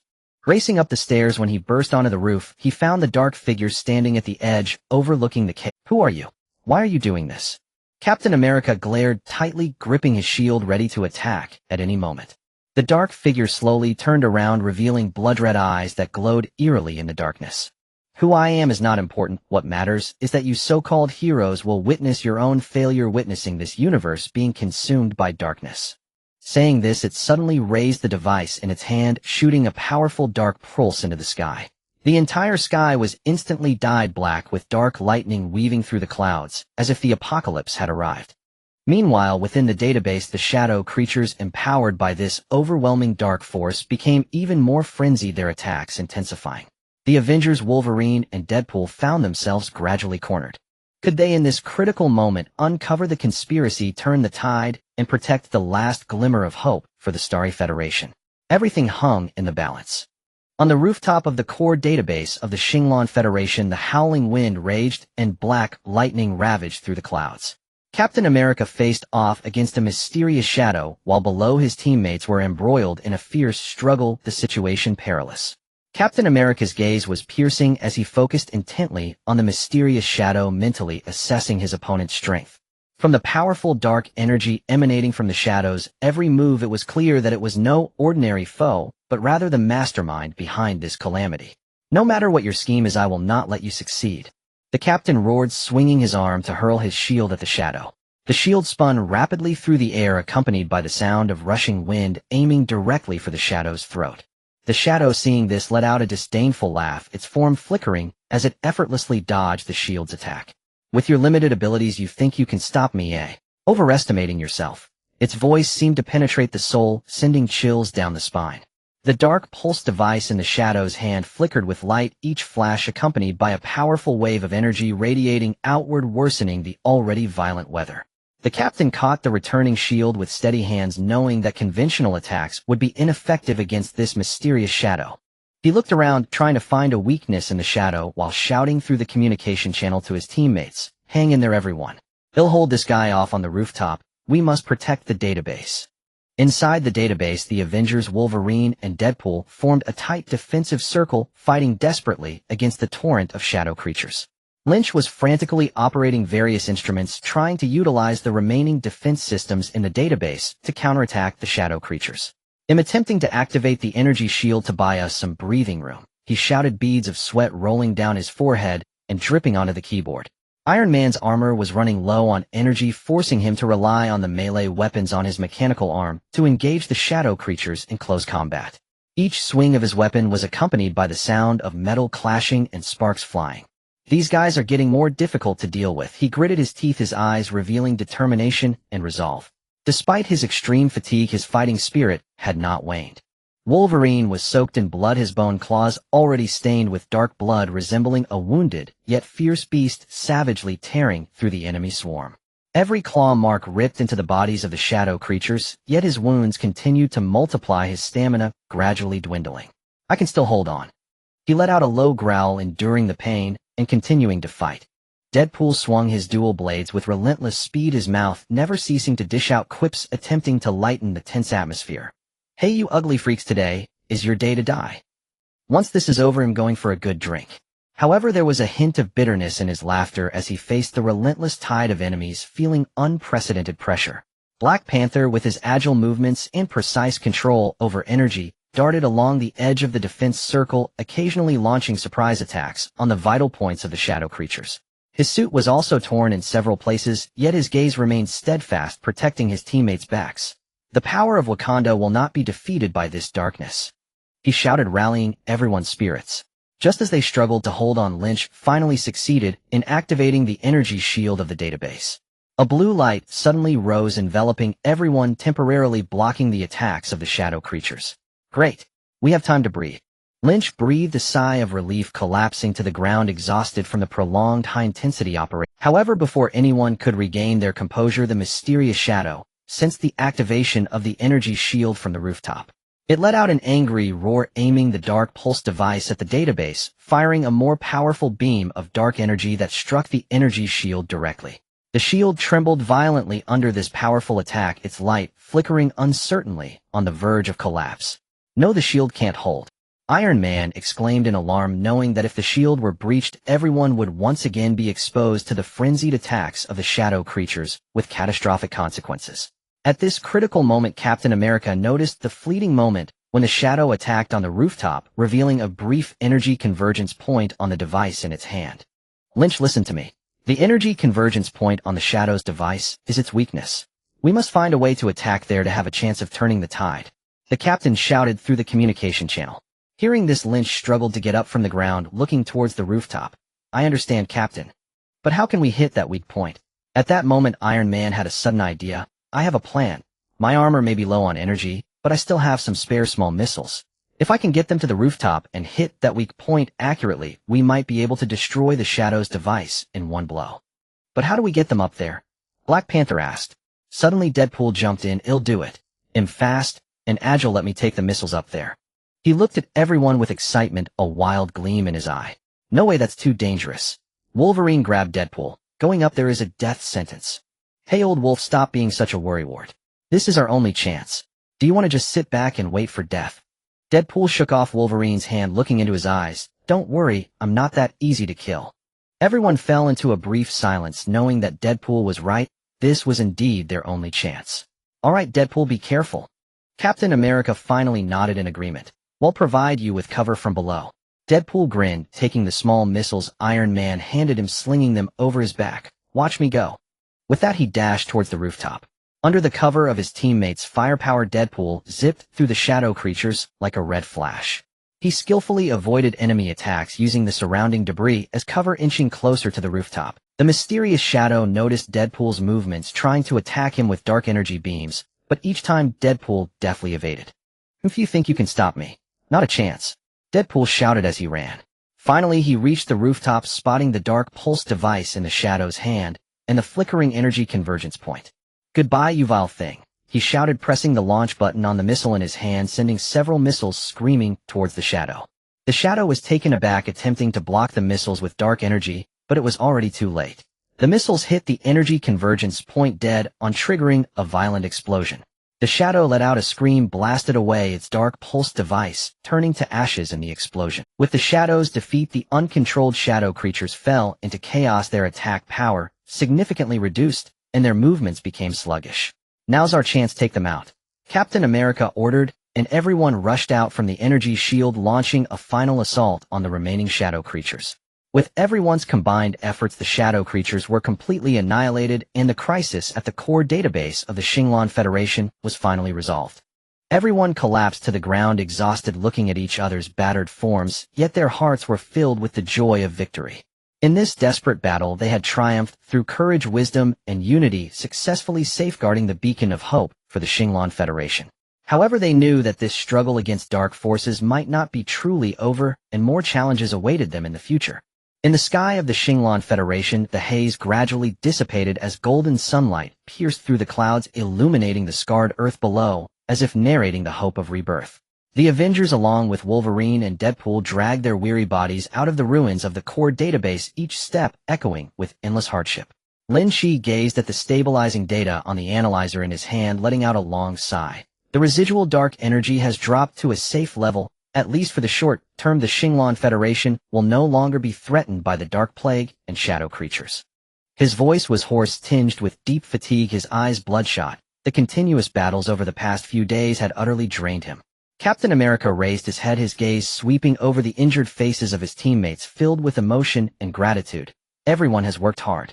In this battle none of us flinched. It is our unity that has allowed us to safeguard hope once again. His shield leaned against him, its pockmarked surface etched with the scars of battle, a testament to their bravery and fearlessness. Iron Man struggled to maintain his composure, initiating the self-check program of his armor. My suit needs a major repair back on Earth, but thankfully, it can still hold up to fly back. As he spoke, the lights on the armor flickered intermittently, emitting a faint buzzing sound, as if protesting against the overburdened operation of recent days. Wolverine retracted his bone claws and sat down at the side. Though his wounds no longer bled, the overlapping old and new injuries were shocking. Humph, this damned place has finally quieted down for now. He casually picked up a piece of rubble and crushed it with force, seemingly venting his remaining energy. Deadpool plopped down on the ground, removed his mask, revealing a face drenched in sweat and dirt, yet still wearing a smile. Oh dear, I'm exhausted. When I get back, I need to find a place to soak in a hot spring and enjoy a few drinks. That's what life is all about. Despite his light-hearted words, his eyes could hardly conceal the signs of fatigue. Black Panther gazed at the city under reconstruction in the distance, pondering for a moment. The road to recovery for the Shinglong Federation will be long. Though we have repelled the dark forces, the root cause remains, and we do not know when they will return. His words acted like a wake-up call, tightening the hearts of the others who had just begun to relax. Just then, an urgent signal suddenly blared from the communicator. Captain America quickly answered, and Nick Fury's voice came through. Avengers, I've just received news of multiple unidentified energy fluctuations occurring across the universe, suspected to be linked to the Dark Plague of the Shinglong Federation, and some planets have already descended into chaos. You need to investigate immediately. The group exchanged glances filled with helplessness and determination. Before they could respond, Deadpool jumped up. What? More trouble? Can this universe ever give us a break? He waved his arms dramatically, his face filled with reluctance. It seems our mission is not yet over. Captain America stood up, gripping his shield tightly. Although everyone desperately needs rest, the situation is urgent, and we cannot sit idly by. Iron Man shrugged. Anyway, I need to fix my suit when we get back, so let's sort out some issues on the way. He attempted to lighten the tense atmosphere, but everyone knew the upcoming mission would not be easy. The group took a moment to regroup and boarded the spaceship, heading towards the site of the nearest energy fluctuation. Along the way, Deadpool leaned back in his seat, fast asleep, while Wolverine rested his eyes. The others seized the limited time to study the scant information at hand, trying to uncover clues about the unidentified energy fluctuations. The spaceship gradually landed on a planet named Illusory Light Star. Before they stepped out of the hatch, a strong and eerie aura rushed towards them. Looking around, the once prosperous city was now utterly silent, with buildings on both sides of the street twisted and deformed as if pulled by some immense force. Flickering ghostly lights shimmered among the ruins as if countless pairs of eyes were watching. This place looks even more sinister than the Shinglong Federation, Deadpool muttered, drawing his twin swords and scanning the surroundings with vigilance. Everyone be careful, maintain formation. Captain America warned softly, leading the way forward. As they walked a short distance, a group of ghost-like energy entities surged from the shadows, emitting an aura similar to that of the Dark Plague, shifting unpredictably. One of the larger energy entities let out a sharp wail and lunged at the group.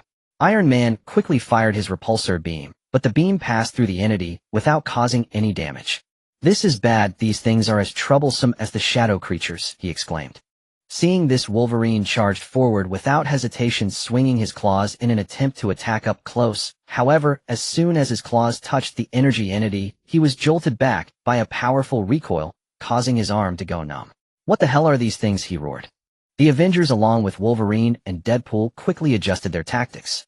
Captain America utilized the rebound property of his shield to disrupt the movements of the energy entities. Black Panther, using his agility, circled to the back of the entities to find opportunities for attack. Lynch quickly scanned with his analyzer, trying to find the entity's weaknesses.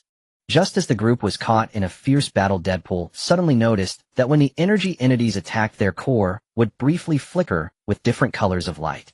"Hey everyone, pay attention. Attack their glowing parts," he shouted loudly. Upon hearing this, the group aimed at the cores of the energy entities and launched their attacks. Indeed, the attacked entities began to destabilize, their lights flickering increasingly violently before they ultimately exploded into nothingness. After dealing with this batch of energy entities, the group continued deeper into the city, discovering even more bizarre phenomena along the way. In the central square of the city stood a massive energy emission tower, which was continuously emitting strange energy waves that matched the frequency of the unidentified energy fluctuations they had detected earlier. "It seems the problem originates here," Lynch said. "This tower appears to be receiving some form of remote control, converting and dispersing the collected energy. If we don't shut it down in time, the entire planet will be engulfed by darkness." The group rushed towards the emission tower, but before they could get close, the ground around them suddenly cracked open, unleashing a mass of mechanical creatures resembling octopuses. Their tentacles writhed, covered in spikes, and energy emission devices blocking the group's path. "More trouble comes our way," Iron Man complained, yet his hands moved quickly, switching his suit's weapons and preparing for battle. A new fierce battle commenced as the group had to fend off the attacks of the mechanical creatures while also figuring out how to approach the emission tower to shut it down, making the situation increasingly dire. In the midst of this intense clash, could they once again rely on their wisdom and unity to break through the numerous predicaments and prevent this cosmic-scale dark crisis from spreading? Everything remained uncertain, with only the sun hanging high in the sky, silently witnessing their struggles and efforts, anticipating the heroes to once again write legends and dispel the gloom. On the illusory light star, fierce battles continued to rage, with the Avengers, Wolverine, and Deadpool trapped in the heavy encirclement of mechanical creatures, the situation growing increasingly dire. The mechanical creatures' tentacles waved wildly, each strike infused with immense power, sending dust flying. As they struck the ground, energy cannons mounted on their backs frequently unleashed blinding beams, raining down attacks like a torrential downpour, forcing everyone to struggle to cope. Captain America, despite exerting all his strength to wield his shield and precisely deflect attacks from all directions, found his stamina severely depleted after prolonged intense combat, his arms feeling as heavy as lead, making each lift of the shield an extraordinary effort. "Everyone, don't give up. We must hold on," he shouted hoarsely, his determined gaze revealing an unwavering resolve, though beads of sweat rolled down his forehead, dripping onto the dust-covered ground. Iron Man's armor was now battered and broken, with several parts emitting acrid black smoke, the flight system frequently malfunctioning, forcing him to rely on the remaining close combat weapons of his suit to hold his ground amidst the horde of mechanical creatures. The palm cannon, lacking sufficient energy, emitted weak and dim beams, while the mechanical arm began to stutter during frequent blocks. "There are too many of these damn things. If we don't come up with a plan, we're all done for." He gritted his teeth, his eyes filled with anxiety and urgency as he peered through the visor of his armor.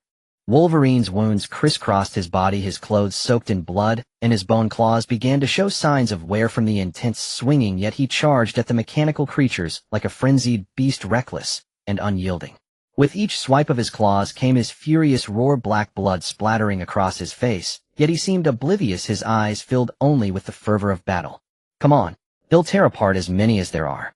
Deadpool's dual blades danced with relentless precision, his mouth never ceasing to spout witty remarks, attempting to dispel the fear and fatigue within. "Geez, have these metal hunks never been in a fight before? They're so hyper. Once I deal with you, I'm going for a full body massage. These old bones are about to fall apart." Despite his light-hearted tone, the sweat on his face and the new wounds on his body testified to the brutality of the battle. Black Panther, utilizing his exceptional agility, nimbly darted between the attacks of the mechanical creatures, searching for opportunities to counterattack. His suit was also torn in multiple places, revealing several wounds scorched by energy, yet with his indomitable will, he executed precise strikes on the vulnerable points of the mechanical creatures time and again. "The power of Wakanda should not be underestimated. We will certainly break through this predicament," he proclaimed loudly, rallying himself and his teammates. Lynch fumbled with the analyzer, struggling to capture data on the mechanical creatures amidst the hail of bullets and swinging tentacles. "Almost there. I will soon find their weaknesses." His forehead was lined with veins, entirely focused on the instrument's screen, his fingers flying over the keyboard without a moment's distraction. Just when everyone felt they could barely hold on any longer, suddenly a mysterious light streaked across the sky, followed closely by a uniquely shaped spaceship racing towards them. It emanated a ghostly blue glow, its body sleek and mysterious, moving at incredible speed, landing just a short distance from them in the blink of an eye. The hatch slowly opened and a figure flashed out from inside. He was tall and clad in a black robe with a hood obscuring his face. He held a staff that radiated a soft light, the top of the staff adorned with a mysterious gem, the glow from the gem seemingly containing a powerful and ancient force. Before anyone could ask, the figure in black spoke first, his voice deep and hoarse, as if crossing endless time and space. "Warriors who have come from afar, I have sensed your plight, and have come to offer you assistance." Saying this, he waved his staff, and a gentle light surged from the top of it, instantly spreading outwards, causing the movements of the mechanical creatures to slow down. "Who are you? Why are you helping us?" Captain America asked warily, his shield still tightly gripped, ready for battle at any moment. The figure in black slightly raised his head, and the eyes beneath the hood glimmered with mysterious light. "I am the guardian of the astral realm. The dark forces in this universe have been growing rampant, threatening the existence of countless planets. You have come to protect cosmic peace, and I am obliged to extend my hand." Though doubts lingered in their hearts upon hearing this, the urgency of the situation left them no choice but to accept this unexpected assistance for the time being. With Moore's aid, the frequency of attacks from the mechanical creatures significantly decreased, and the pressure on everyone eased. Lynch seized the opportunity to accelerate his analysis and finally found the key. "I found it. The energy cores of these mechanical creatures are located at the center of their backs. Targeting there will quickly take them down." Upon hearing this, everyone adjusted their tactics and launched attacks at the energy cores of the mechanical creatures. With the combination of Moore's mysterious powers and the new tactics, the mechanical creatures gradually succumbed, collapsing one by one into heaps of scrap metal. After dealing with this batch of trouble, everyone took a moment to catch their breath and rushed towards the launch tower. However, as they approached, they discovered a powerful energy shield enveloping the area, making it impossible to get close easily.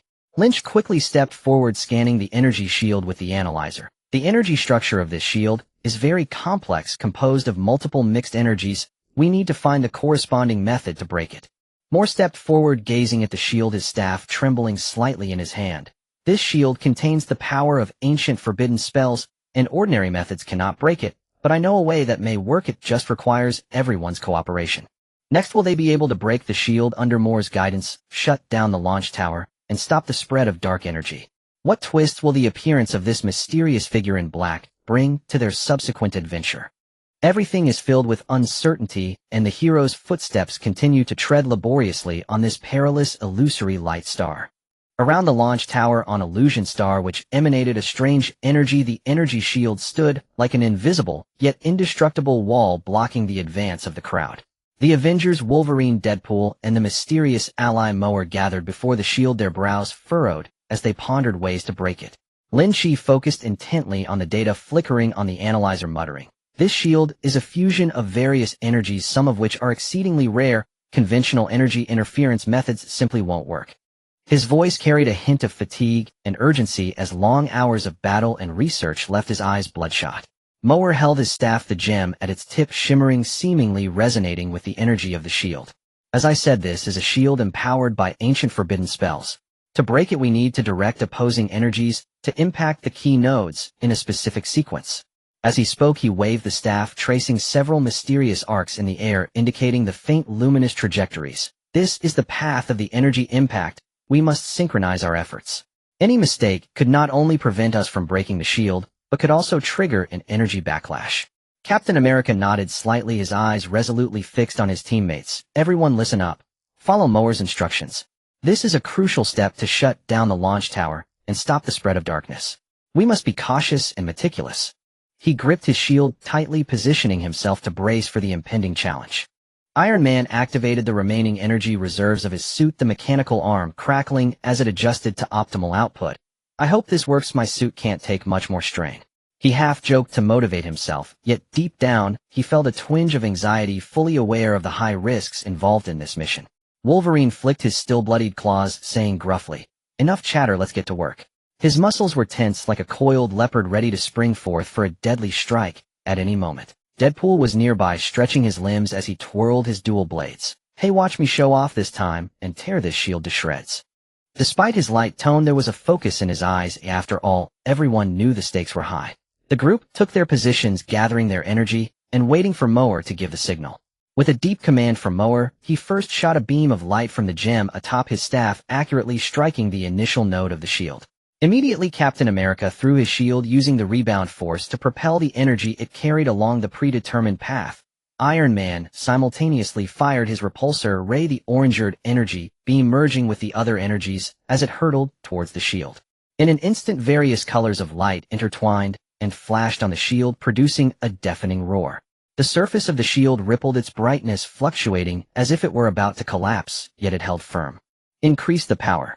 Don't stop. Mower shouted, beads of sweat rolling down his forehead, the staff in his hand trembling slightly under the immense energy.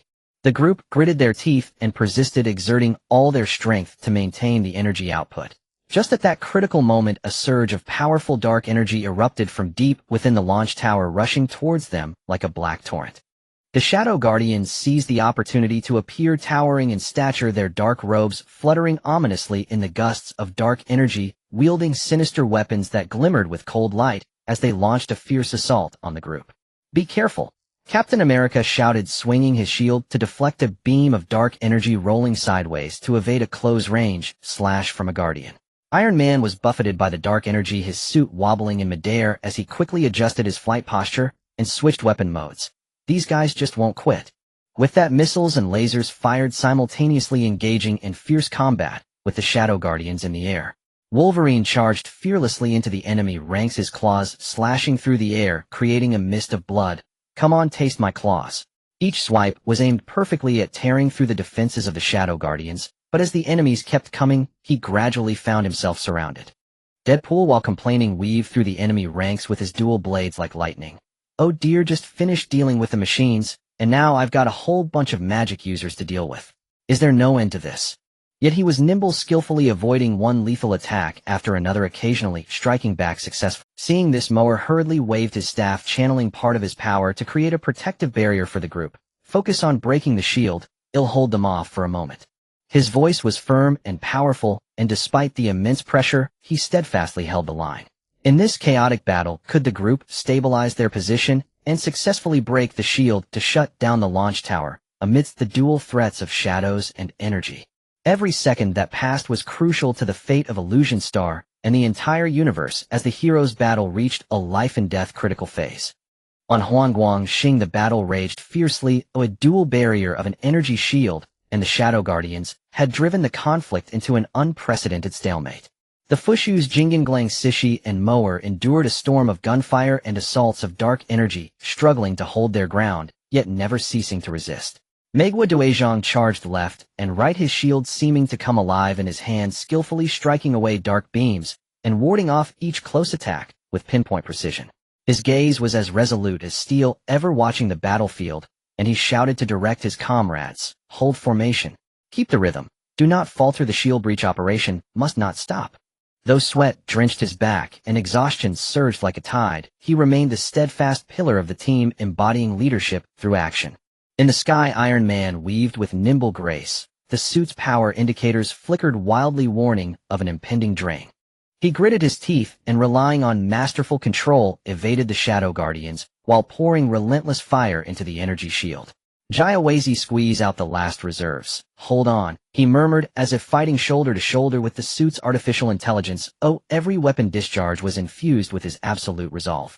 Jingyanglang found himself surrounded by foes whose wounds clustered across his body and blood stained the ground beneath his feet.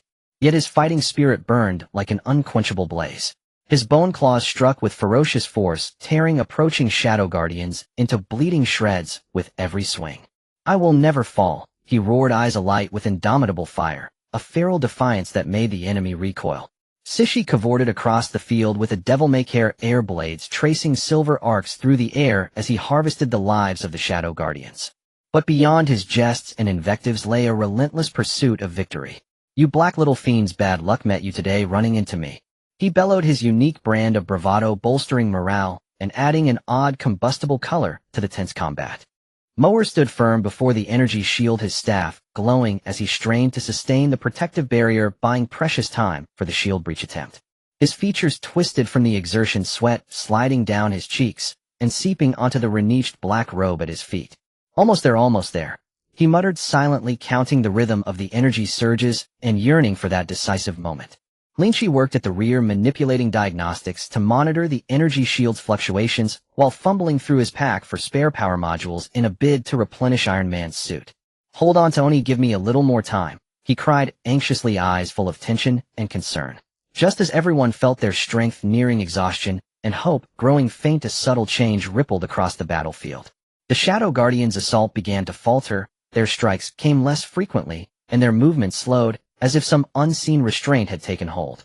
Everyone startled, still uncertain of the cause, when a blinding radiance descended from the heavens like a brilliant star streaking across the sky.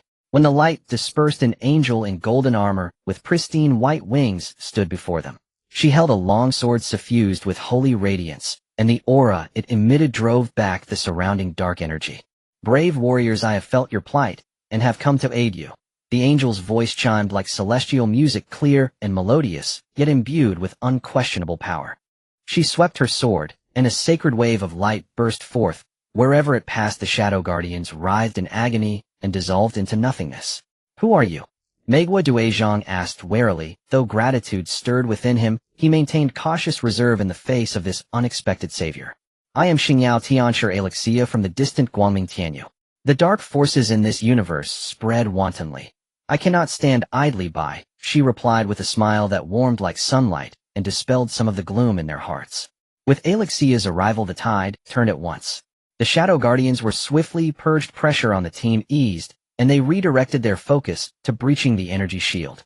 Under Mower's command, they reformed and struck with renewed coordination, pressing again toward the shield. This time, under the combined onslaught, the energy shield finally cracked. With a thunderous roar, it shattered into innumerable fragments that dissipated into the air.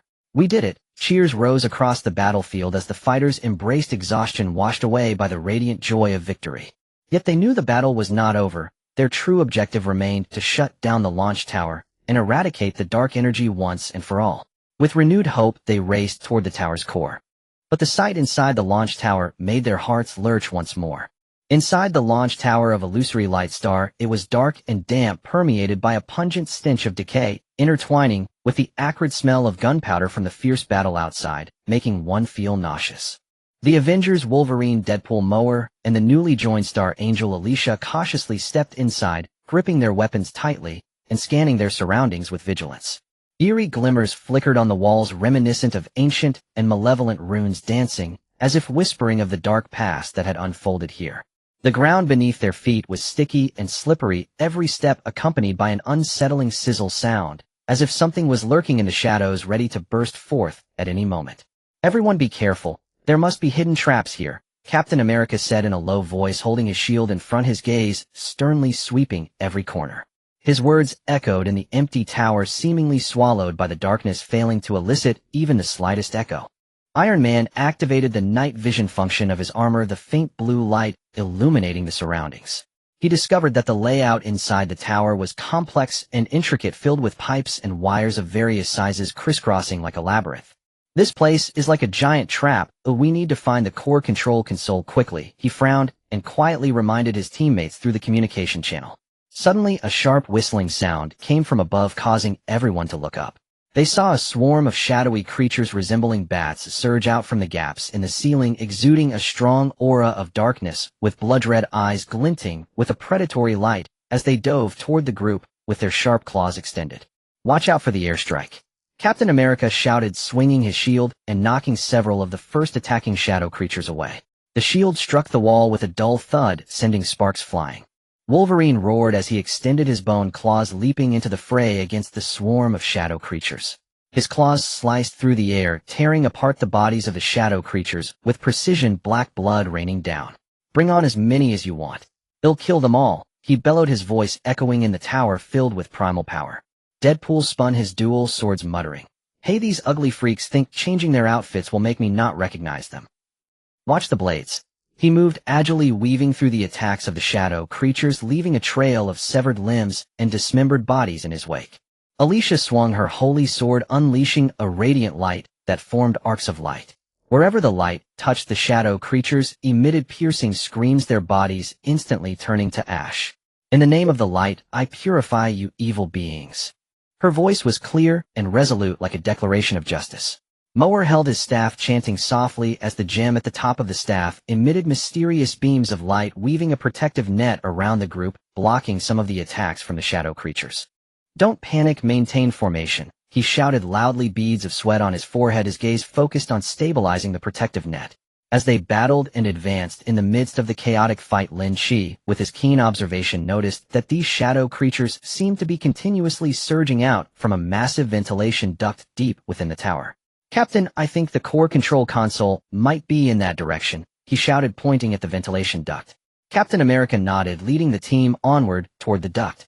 Along the way, the attacks from the shadow creatures grew fiercer, and everyone bore some injuries, yet they showed no signs of retreat. When they finally approached the ventilation duct, they found the entrance blocked by an energy barrier preventing them. Lynch quickly stepped forward, scanning the barrier with an analyzer. The energy structure of this barrier is somewhat similar to the shield outside, but with subtle differences. It should be a variant of the same type of protective mechanism.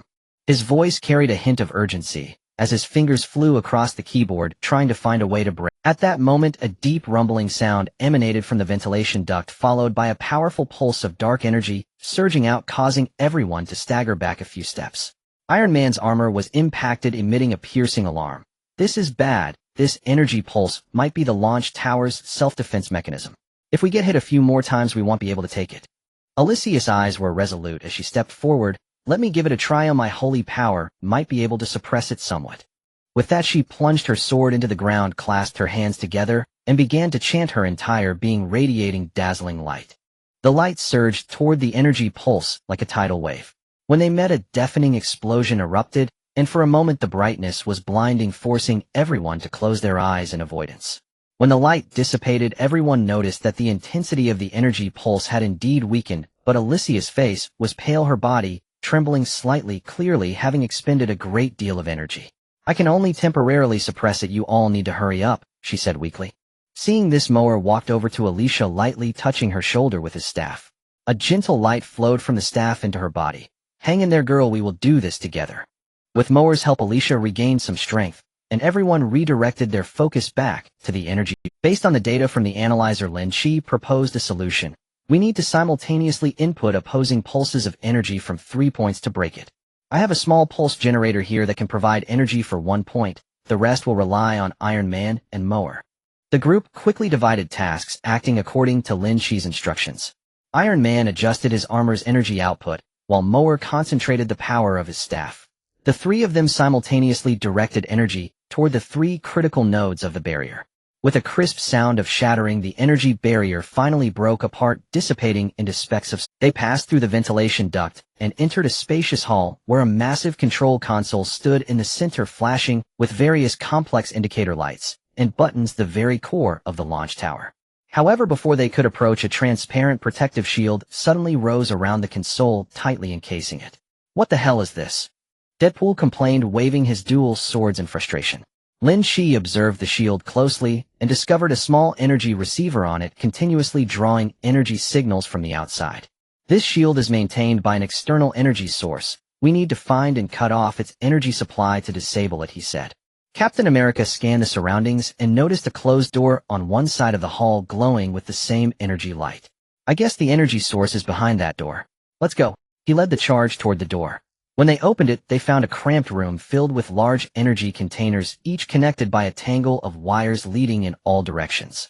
The containers were filled with a viscous black substance, exuding a suffocating dark aura, the very source of the dark energy. These are the incubators of dark energy. We must destroy them. Wolverine growled through clenched teeth, his claws itching to strike. Yet the problem was that destroying these containers could trigger a violent energy explosion, endangering not only the launch tower, but also the entirety of Illusory Lightstar. The group found themselves in a predicament, torn between stopping the spread of dark energy and ensuring the safety of the planet. In this dire situation, could they find a way to simultaneously destroy the source of dark energy while avoiding catastrophic consequences? Time was of the essence, Each passing second increased the danger, and the hero's wisdom and courage were once again put to the ultimate test. Within the launch tower of Illusory Star, the ominous aura emanating from the dark energy incubator permeated the cramped room, and the heavy pressure made it difficult for everyone to breathe. Gazing at the densely packed energy containers before them, the hero's eyes were filled with solemnity and determination. "We can wait no longer, we must act immediately." Captain America broke the silence first, his voice deep, yet resolute, his hand gripping the shield, trembling slightly not from fear, but from the profound understanding that the choice at this moment would affect countless lives. "But we cannot recklessly destroy these containers, we need a thorough plan." Iron Man frowned, pacing back and forth in the room, the metallic footsteps of his armor echoing sharply in the silence. "I have an idea. These containers are connected to an external energy source through circuits. Can we reverse the use of these circuits to guide the dark energy out of the containers and then purify it?" Lynch quickly activated the analyzer, starting to scan the circuit structure. "Theoretically feasible, but the operational difficulty is immense. The energy transfer in these circuits is extremely unstable. A slight misstep could trigger a chain reaction, causing the containers to explode prematurely." His forehead was dotted with beads of sweat as he nervously calculated various data. Air stepped forward, gently tapping the ground with his staff, producing a crisp sound. "I can stabilize the circuits using the power of my staff to buy you time, but the duration I can maintain is limited." His eyes revealed fatigue, yet his tone was unwavering. The radiant angel Alicia also stepped forward. "My holy power can perform preliminary purification on the dark energy once it is guided out, reducing its destructive capability." She waved her long sword, the blade shimmering with light, seemingly responding to her resolve. The group quickly devised a plan with clear divisions of labor. Wolverine and Deadpool were responsible for guarding the entrance to the room to prevent shadow creatures from attacking amidst the chaos. Captain America and Black Panther assisted nearby, ready to respond to any unforeseen circumstances. Iron Man, using his armor's mechanical arms, carefully dismantled the circuits connecting the containers, transforming them into channels to guide the dark energy. Lynch closely monitored the energy data, providing technical support. Air concentrated on infusing the mysterious power of his staff into the circuits, stabilizing the flow of energy. Alicia stood at the energy transfer terminal, ready to purify the dark energy with her holy power. The operation began with Iron Man's mechanical arms skillfully weaving through the intricate circuits, precisely cutting and connecting. Every movement was cautious, fearing to disturb the unstable energy. "Circuit modification complete, ready to guide the dark energy." His voice came through the communication channel, tinged with tension. Air took a deep breath, gripping his staff tightly, murmuring incantations. The gem at the top of the staff blazed brightly, a gentle yet powerful force spreading through the circuits, stabilizing the surge of dark energy. "I have activated the stability field. You all need to move quickly." As Iron Man pressed the start button, the dark energy surged forth like a black torrent, slowly flowing through the modified circuits. Wherever the energy flowed, the circuits emitted a sizzling sound, as if enduring immense pressure. Energy output is normal, but the fluctuations are significant. It could go out of control at any moment. Lynch was intently watching the analyzer, shouting loudly. Alicia was fully concentrated, her long sword radiating dazzling light. At the moment the dark energy came into contact with the holy light, it emitted a hissing sound, and the black mist gradually faded away, with the purified energy dissipating into thin wisps of smoke. However, just when everyone thought everything was going smoothly, an unexpected incident occurred. A shadow creature that slipped through was crawling in from the ventilation ducts, frantically charging towards Air, attempting to disrupt the stability field. "Watch out!" Wolverine reacted swiftly, leaping towards the shadow creature. He pinned it against the wall with his bone claws, but the creature's struggles before its demise caused a slight fluctuation in the stability field. "Not good, the stability field is about to collapse." Air shouted, veins bulging on his forehead, as he exerted all his strength to maintain the power of the staff. Seeing this, Iron Man immediately increased the energy output, trying to guide more dark energy out before the field collapsed. "Everyone hold on a little longer. We are almost there." Deadpool swung his dual blades, guarding beside Air to prevent more shadow creatures from attacking. "Damn it, these guys just won't quit." Captain America and Black Panther also joined the fight, using their weapons to fend off several shadow creatures trying to approach, buying Air some time. With everyone's concerted efforts, the stability field finally stabilized once more. The dark energy was continuously guided out, gradually dissipating under Alicia's purification. As the last vestiges of dark energy in the final container were successfully purified, the ominous aura in the entire room instantly vanished. The heroes collapsed to the ground, exhausted, their hearts filled with the joy of survival. "We did it." Deadpool jumped up excitedly, his face beaming with a victorious smile. "That's right, we succeeded." Captain America stood up, looking at the scene before him, filled with emotion. "But this is just the beginning. There are many dark threats like this in the universe, and we cannot let our guard down." The group packed up their gear and exited the room, returning to the hall. At this moment, the protective shield of the launch tower's core control panel had been lifted, and Iron Man stepped forward to press the shutdown button. With a deep rumble, the launch tower ceased its operation, and the dark energy on Illusory Star was finally eliminated completely. Sunlight streamed through the gaps at the top of the tower, illuminating everyone and dispelling the shadows of darkness. The heroes exchanged glances filled with hope and courage for the future. They knew that this battle against dark forces would never truly end, but as long as they stood united, there was no difficulty they could not overcome. In a corner of the universe, Illusory Star was reborn, and the legends of the heroes would continue to be written, advancing towards a broader universe and unknown challenges, bravely moving forward. The Illusion Star finally broke free from the shadows of darkness, once again bathed in the warm embrace of sunlight. The heroes gathered around the now silent launch tower, the joy of victory flowing like a warm current, dispelling their fatigue and wounds. Captain America's gaze slowly swept over each comrade who had fought alongside him, his heart filled with deep emotion and relief. Our success in averting the crisis of the Illusion Star was all thanks to everyone's united effort. But the dark forces of the universe will not relent. Many more challenges await us. Captain America's voice was resolute and steady, resonating like a mighty bell in the ears of all. Iron Man leaned against his battle-scarred armor, shrugging helplessly with a hint of teasing at the corner of his mouth. "Looks like our cosmic peacekeeping squad is embarking on a new journey again. But before we depart, I must return to Earth to properly tend to my precious armor. It's almost falling apart now." As the team discussed their next steps, Lynch's communication device suddenly emitted a rapid buzzing. He quickly activated the device, revealing an encrypted message from the depths of space on the screen. Lynch furrowed his brows, fingers flying across the keyboard, attempting to decrypt the mysterious letter. "Wait, I have received a very strange letter. The sender is unknown, and the encryption is extremely complex." Lynch's voice broke the brief silence, drawing all eyes to him as a tense atmosphere permeated. After arduous decryption, Lynch lifted his head, his expression grave. "The content has been translated. It states that in the distant Zaire star system, an ancient dark force is awakening, intricately connected to the previous dark plague. If not stopped promptly, the entire star system will be engulfed in darkness, potentially triggering a catastrophe on a cosmic scale." Zaire star system. Sounds like another fierce battle ahead. Wolverine crossed his arms, frowning slightly. The wounds on his body still throbbed, yet the fighting spirit burning in his eyes remained undiminished. Deadpool jumped up excitedly, his face beaming with anticipation. "Wow, another new adventure. I can't wait to see what strange dark creatures we'll encounter this time." Moore gazed into the distance with profound and far-reaching eyes. The Zaire star system is a mysterious place said to harbor many ancient secrets and formidable powers. The awakening of this dark force is likely far from simple. Alicia flapped her pure white wings and gracefully flew before the group, her gaze resolute. "No matter how arduous the path ahead, I am willing to fight alongside you all to protect the light of the universe." Captain America pondered briefly before making a firm decision.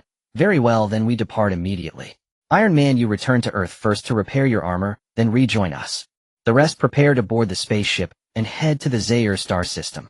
Iron Man nodded, activating his armor and flying toward Earth. The others boarded the spaceship, embarking on a new journey filled with the unknown and challenges.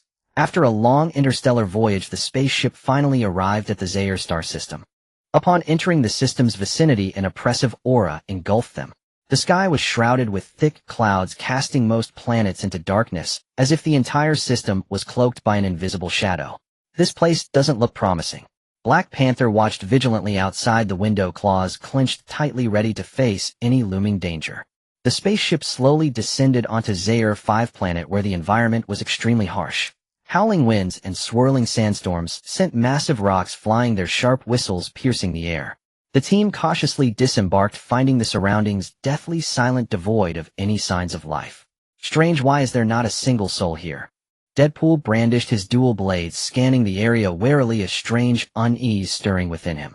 At that moment, a low, guttural roar echoed from afar, shattering the suffocating silence. The group immediately assumed battle stances, bracing for confrontation. Out of the dust emerged a colossal beast, its body covered in black scales, shimmering with eerie light in the dimness. Blood-red eyes radiated boundless ferocity and rage, while flames burst intermittently from its maw, igniting the surrounding dust. It seems our trouble has arrived. Captain America gripped his shield tightly and charged forward, first his figure a steadfast iron barrier, unwavering and fearless. The beast opened its gaping maw, spewing a scorching flame towards Captain America. He swiftly dodged aside and forcefully hurled his shield, which flew like a silver lightning bolt, striking the beast's head. The beast roared in pain, furiously swinging its massive claws at Captain America, each strike stirring a violent gale. Wolverine and Deadpool quickly joined the fray. Wolverine, agile and swift, weaved through the beast's attacks, relentlessly clawing at its weak points with razor-sharp bone claws, each strike echoed by the beast's agonized roars. Meanwhile, Deadpool dodged and slashed at its limbs with his twin blades, cracking jokes to ease the tension. Moore brandished his staff, chanting incantations that summoned a mysterious force, aiming to restrain the beast's movements. The enigmatic power wrapped around the beast like an invisible tether, but the creature's strength was overwhelming, struggling fiercely to break free.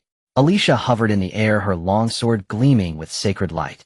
Seizing the moment, she struck the beast's eyes with divine power, the intense radiance blinding it temporarily as it writhed wildly. Under the relentless assault of the team, the beast gradually faltered. Yet just as they believed victory was near, the beast unleashed a deafening roar, its surrounding dark energy surging violently like a black torrent spreading outward. "No, it's going berserk." Lynch shouted, panic tinged his voice. The beast wildly swung, its claws smashing the ground into huge craters, the sandstorm blurring the surroundings into near invisibility. The team scattered to avoid the chaos, plunging into disorder. At this critical moment, Captain America noticed a glowing crystal on the beast's back, seemingly its weak point. "Listen up," attack the crystal on its back. "That might be its vulnerability." Captain America shouted, his voice clear amid the howling wind and beast's roars. Upon hearing this, the team immediately shifted their focus, concentrating their firepower on the crystal. Captain America hurled his shield once more. Iron Man fired his palm cannon. Wolverine leapt fiercely, piercing the crystal with his claws. Deadpool threw his blades forcefully. Alicia unleashed potent holy power. Moore channeled the mysterious energy with his staff, enhancing their attacks. Through their united effort, the crystal was finally destroyed. The beast let out a pitiful scream, collapsing slowly and turning into a pile of black ashes that scattered into the wind. With the beast defeated, the team collapsed to the ground, exhausted, taking a brief respite. Lynch produced an analyzer and began scanning the surroundings. "According to my readings, there is a massive energy source on this planet, likely connected to the awakening dark force. We must locate it as soon as possible." The team moved forward following the analyzer's guidance, encountering numerous dangers and challenges along the way. Massive sandstorms, hidden underground traps, mysterious energy vortices. Yet through unwavering faith and unity, they overcame each peril. At last they arrived before a towering mountain range. At its entrance stood a colossal stone gate inscribed with enigmatic runes.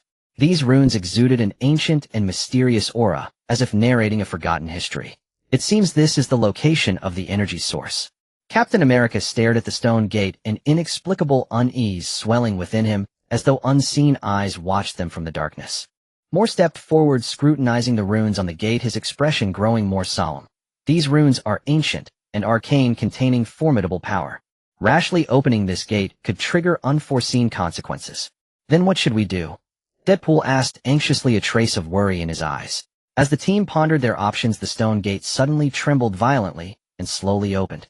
An ancient and mysterious aura surged forth from within, as if beckoning them into an unknown world. As the stone door slowly opened, an ancient and mysterious aura rushed forth, as if pulling everyone into the whirlpool of time, returning them to a distant past. The heroes gripped their weapons tightly, filled with apprehension and anticipation, slowly stepping into the unknown world beyond the stone door. Inside the stone door was a vast and spacious cave with walls embedded with crystals, emitting a faint blue glow, illuminating this mysterious space. The ground was paved with enormous stone slabs, each inscribed with strange symbols resembling some ancient script or a mysterious magical array. "Everyone be careful, there is something strange everywhere." Captain America whispered, his shield held firmly in front of him, his gaze vigilantly scanning the surroundings. His voice echoed in the cave, yet it did not elicit much of a response, as if swallowed by this mysterious space. Deadpool followed closely behind, swinging his dual swords, trying to dispel the uneasiness within. Wow, this place is like a mysterious ancient tomb. Maybe it hides some incredible treasures. Despite his casual words, his eyes revealed a mixture of tension and curiosity. Wolverine moved his nostrils, sniffing the mysterious aura in the air, his bone claws flicking out and retracting at his fingertips, producing a crisp sound. I sense danger approaching. Everyone stay alert. His body was tense, like a beast poised to pounce, ready to confront any unknown threat. Morgan, holding his staff, carefully observed the crystals on the walls and the symbols on the ground, his expression growing increasingly serious. These crystals contain powerful energy, and these symbols seem related to some ancient protective ritual. We may have triggered some mechanisms. Alicia flapped her wings, slowly ascending to hover in the air. The energy flow here is chaotic. I feel a dark force quietly gathering. Her voice was clear yet tinged with worry, the sword in her hand gleaming ready for battle. The group cautiously advanced when suddenly a deep rumbling sound echoed through the cave and the ground began to violently shake. Immediately numerous energy arrows shot out from the crevices in the cave's ceiling, raining down upon them. Watch out! Captain America shouted quickly, raising his shield overhead to form a defensive barrier. The energy arrows struck the shield, producing a dazzling light and piercing sound, the immense impact causing his arms to tremble slightly. Wolverine and Deadpool swiftly dodged behind a nearby stone pillar. Wolverine seized the opportunity, leaping out and deflecting the approaching energy arrows with his claws, while Deadpool pulled out a pistol and fired at the direction from which the arrows came, attempting to disrupt the mechanism's launch. Morgan waved his staff, conjuring a mysterious shield to protect Lynch and Black Panther. The energy source of this mechanism is quite unique. I am trying to find a way to shut it down. His forehead was slick with sweat, murmuring incantations as the gem at the top of his staff flickered with light, countering the energy of the mechanism. Alicia nimbly weaved through the air, using her sword to sever some energy arrows while unleashing divine power, trying to purify the energy of the mechanism. However, the energy of the mechanism was too powerful. Her purification effects were not significant. With everyone's efforts, the attacks of the energy arrows gradually weakened. However, before they could breathe a sigh of relief, the ground suddenly cracked open and several massive boulders rose from the fissures, rolling toward them. Quick dodge! Black Panther shouted, using his agility to weave and leap among the boulders, evading the attacks. He used the surrounding stone pillars as cover, swiftly approaching the core of the mechanism, trying to find a way to shut it down. Lynch, operating the analyzer, shouted, I detect that the energy core of the mechanism is in the center of the cave. Oh, as long as we destroy it, we can deactivate these mechanisms. Upon hearing this, Captain America immediately charged toward the center of the cave. He dodged the boulder's attacks, using his shield to deflect the energy arrows in his path, finally reaching the energy core. Before him floated a massive energy crystal surrounded by flickering currents. This is it. Captain America raised his shield and struck down hard on the energy crystal. The crystal emitted a strong radiance upon being struck, and the surrounding currents became more violent. Just then, a gigantic mechanical arm extended from the top of the cave, attempting to stop Captain America from destroying the energy core. The mechanical arm was equipped with powerful weapons, firing energy beams that forced Captain America to retreat repeatedly. Seeing this, Wolverine charged forward, leaping onto the mechanical arm and attacking fiercely with his claws. The mechanical arm shook violently, trying to throw him off, but Wolverine hung on tightly, relentlessly attacking. Deadpool joined the fray, swinging onto the mechanical arm with a rope, fighting alongside Wolverine. The two of them dodged the mechanical arm's attacks while searching for its weaknesses. Alicia flew above the mechanical arm, using divine power to strike at its joints. Under the combined attacks of everyone, the movements of the mechanical arm gradually slowed. Morgan focused the power of his staff, disrupting the energy flow of the energy core. With his efforts, the light of the energy core gradually dimmed, and the surrounding currents slowly dissipated. With a loud bang, the energy core was finally destroyed. The mechanisms ceased functioning, and the energy arrows and boulders also stopped. The group collapsed to the ground, exhausted, their hearts filled with joy of having survived. Few finally dealt with that. Deadpool wiped the sweat from his forehead, letting out a long sigh. But we can't relax yet. Captain America stood up, looking deep into the cave. There are surely more dangers and secrets ahead. We must press on. The group gathered their gear and set off once more on their exploratory journey. They walked along the cave's passage, filled with curiosity about the unknown and concern for the challenges to come. As they turned to corner, the sight before them left them stunned. A gigantic circular hall appeared, at the center of which stood a colossal statue. The features of the statue were unclear, but the powerful aura emanating from it imparted an invisible oppression upon everyone. This statue, Morgan stepped forward to observe closely, seems to contain some powerful force, and is closely linked to the dark power we are seeking. Just then the statue suddenly emitted a bright light, and a shadow slowly emerged from within it. The dark shadow slowly emerged from the statue, gradually solidifying into a towering humanoid figure that exuded a strong aura of darkness. Its eyes flickered with an eerie red light resembling two balls of burning ghost fire, making it particularly terrifying in the dimly lit circular hall. Be careful, this guy is tough to deal with. Captain America quickly rose, gripping his shield tightly as he shielded his teammates behind him, his gaze fixed intently on the shadow, always ready to counter its attack. His voice was low and resolute, conveying confidence and strength to his teammates. The shadow let out a deep roar, its voice echoing like a thunderous bell in the hall, causing everyone's eardrums to ache. Immediately it swung its arms, sending two beams of black energy shooting towards Captain America. He hurriedly raised his shield to block, but the energy beam struck the shield with a loud bang, the tremendous impact forcing him back several steps. This guy's power is incredible, Deadpool exclaimed, rapidly swinging his dual swords to form a defensive net in front of him to guard against the shadow's sudden attack.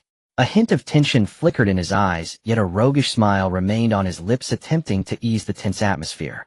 Wolverine roared, unleashing his bone claws, charging at the shadow like a streak of black lightning. His speed was astonishing, and in an instant he was before the shadow, his claws stabbing fiercely at its chest. However, the shadow did not dodge, allowing the bone claws to strike. With a clanging sound reminiscent of metal colliding, Wolverine's claws failed to penetrate the shadow's body. How is that possible? Wolverine stared incredulously at his claws, a wave of inexplicable fear surging within him. He had never encountered such a formidable opponent, which only fueled his fighting spirit. Alicia flapped her wings and soared into the air, her long sword shimmering with radiant holy light. She murmured incantations, then pointed the sword at the shadow, sending a pure wave of light towards it. The shadow sensed the threat of the holy power, letting out an angry roar as it swung its arms, attempting to deflect the wave of light.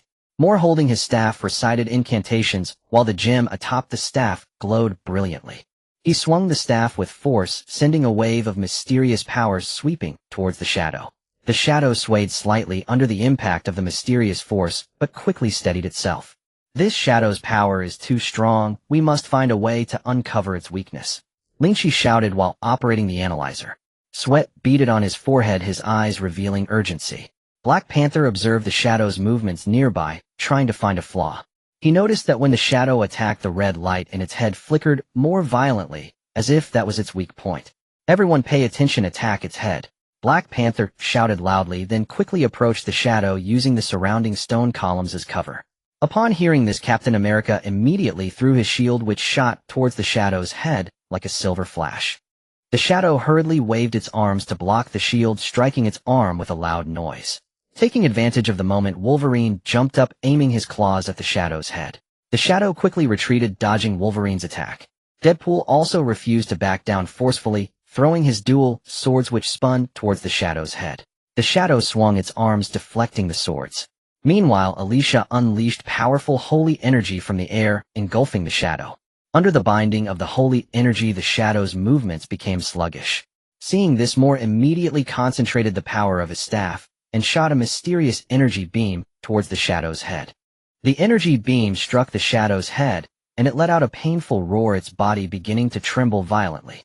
Now's our chance, Captain America shouted once again, throwing his shield. The shield struck the shadow's head, causing its body to instantly collapse into a swirl of black smoke, dissipating into the air. Everyone let out a sigh of relief, their tense spirits finally easing. They approached the statue, carefully examining the mysterious structure. This statue seems to hide secrets about dark power, Moore said, a hint of excitement and anticipation gleaming in his eyes. Lynch took out the analyzer and began scanning the statue. After some analysis, he finally uncovered its secret. I found it. This statue is actually an energy storage device containing a vast amount of dark energy. The shadow we just encountered was formed from this dark energy, Lynch said excitedly. So how do we deal with this dark energy? Deadpool asked. We can't let this dark energy fall into enemy hands. We must find a way to destroy it, Captain America said. Just then a deep rumbling sound suddenly echoed from deep within the cave, as if something enormous was approaching. Everyone immediately became alert, gripping their weapons tightly ready to face the new challenge. It seems our troubles aren't over yet, Wolverine said coldly. The group looked deeper into the cave, where a massive figure slowly emerged. As the colossal figure slowly emerged, the hearts of the crowd hung in suspense once more. When the figure became fully clear, it revealed a beast as large as a mountain covered in black scales that shimmered with a cold, eerie light, each scale towering over a person. Its head was enormous, resembling a small hill, with its blood-red vertical pupils exuding an endless cruelty and wildness, black smoke billowing from its mouth, accompanied by a deep roar that seemed to threaten the very collapse of the cave. What kind of monster is this? Deadpool's eyes widened, the mockery on his face instantly replaced by shock, his hands gripping the twin blades tightly, his voice trembling. Captain America took a deep breath, striving to calm himself. No matter what it is, we must not retreat. Everyone be cautious. His voice seemed somewhat flimsy amid the beast's roars, yet it carried a resolute strength, uplifting the morale of his teammates. The beast took massive strides, slowly approaching the group, each step causing the ground to tremble violently, making it hard for the crowd to maintain their footing as they fell to the ground. Wolverine was the first to rise, charging towards the beast like a streak of black lightning, leaping high and thrusting his claws fiercely at the beast's legs. However, when his claws met the beast's scales, they only produced a crisp clang, leaving a mere shallow mark on the armor. Damn it, these scales are too hard. Wolverine gritted his teeth, a strong sense of defeat swelling within him, yet he showed no sign of retreat. Instead, it ignited the fighting spirit deep inside him. Alicia flapped her wings, soaring above the beast's head, her sword shimmering with a brilliant holy light. She muttered incantations, then pointed her sword at the beast, unleashing a powerful wave of holy energy towards it. The holy wave struck the beast's head, eliciting a pained roar from it, as it thrashed its head violently, attempting to shake Alicia off. Seeing this, more quickly waved his staff, summoning a mysterious force that coiled around the beast's legs, trying to slow its movements. However, the beast's power was overwhelmingly strong. With a mighty struggle, it broke free from the mysterious force's grasp and continued advancing toward the group. Lynch anxiously operated the analyzer while shouting, "Everyone be careful, the energy fluctuations of this beast are extremely powerful, and its body seems to have a connection with the surrounding dark energy. We must find its weakness quickly, or it will be difficult to defeat it." Black Panther took cover behind a nearby stone pillar, swiftly approaching the beast in search of vulnerabilities. He circled around the beast, observing its every move. Suddenly, he noticed that a segment of scales on the beast's belly was slightly lighter in color, indicating it might be its weak spot. "Everyone aim for its belly, that may be its weakness." Black Panther shouted loudly, then charged towards the beast's belly. Captain America, upon hearing this, immediately threw his shield, which flew like a silver flash toward the beast's abdomen. The beast sensed danger and swiftly swung its massive claws to block.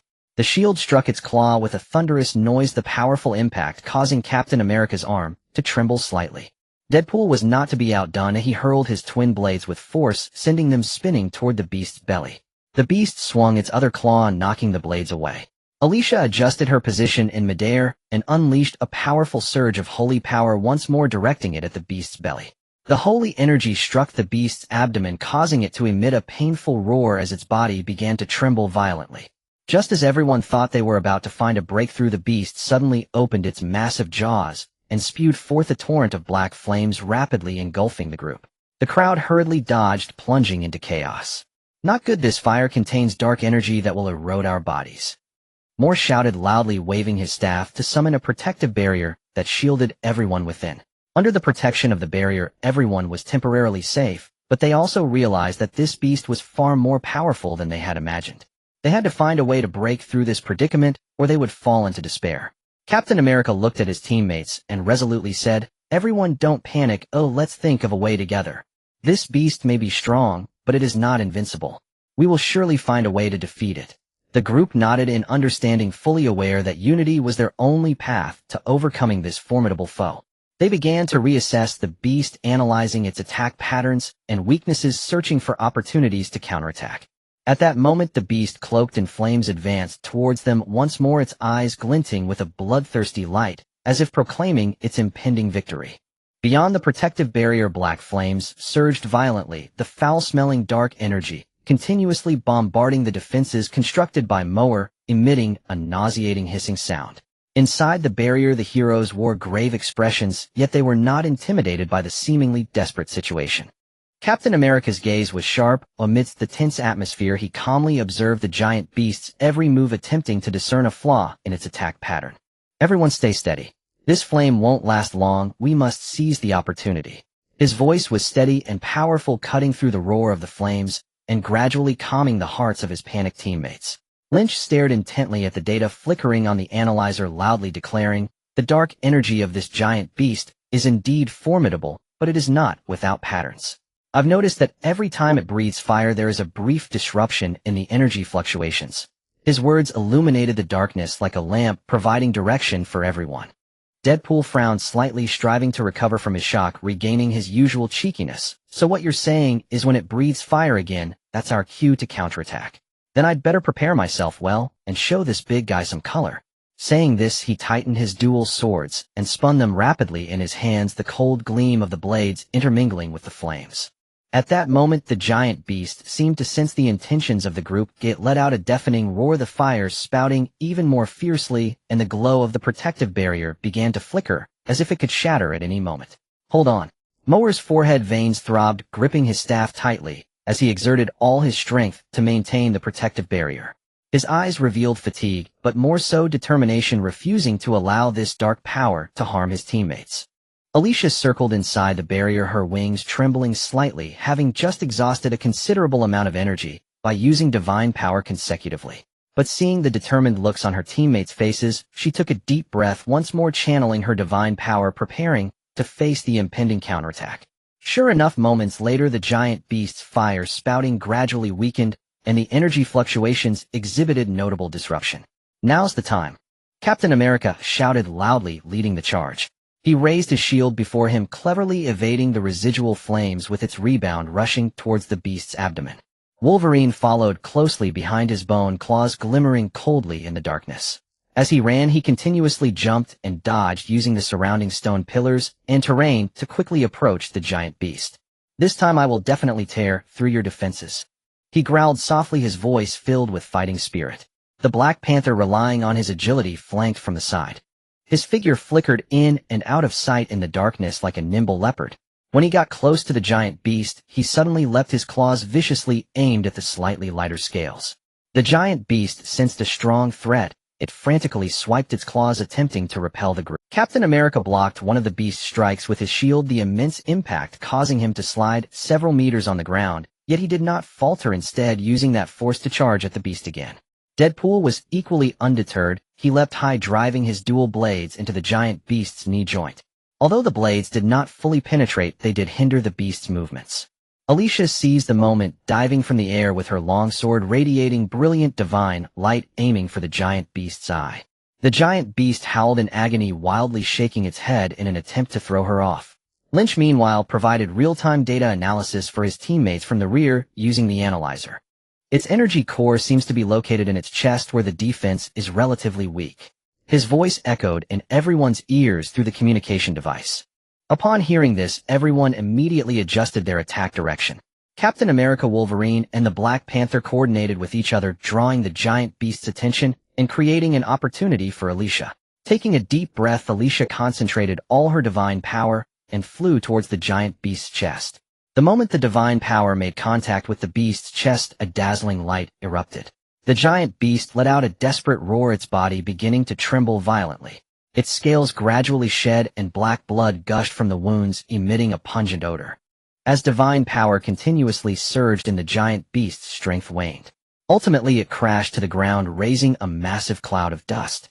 Exhausted, the group collapsed to the ground, filled with the joy of having survived.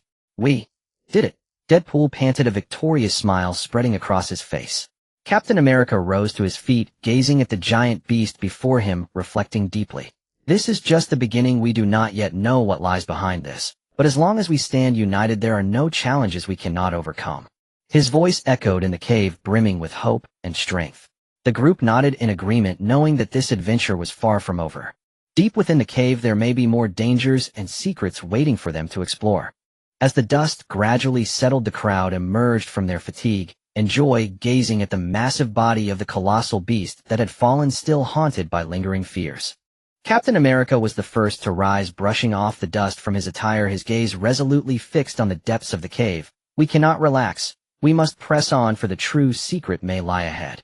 The others nodded in agreement, gathering their gear, dragging their weary, yet hopeful bodies deeper. Along the way, the cave walls became increasingly damp, flickering with an eerie blue light, while the ground grew uneven, strewn with sharp rocks and bottomless chasms.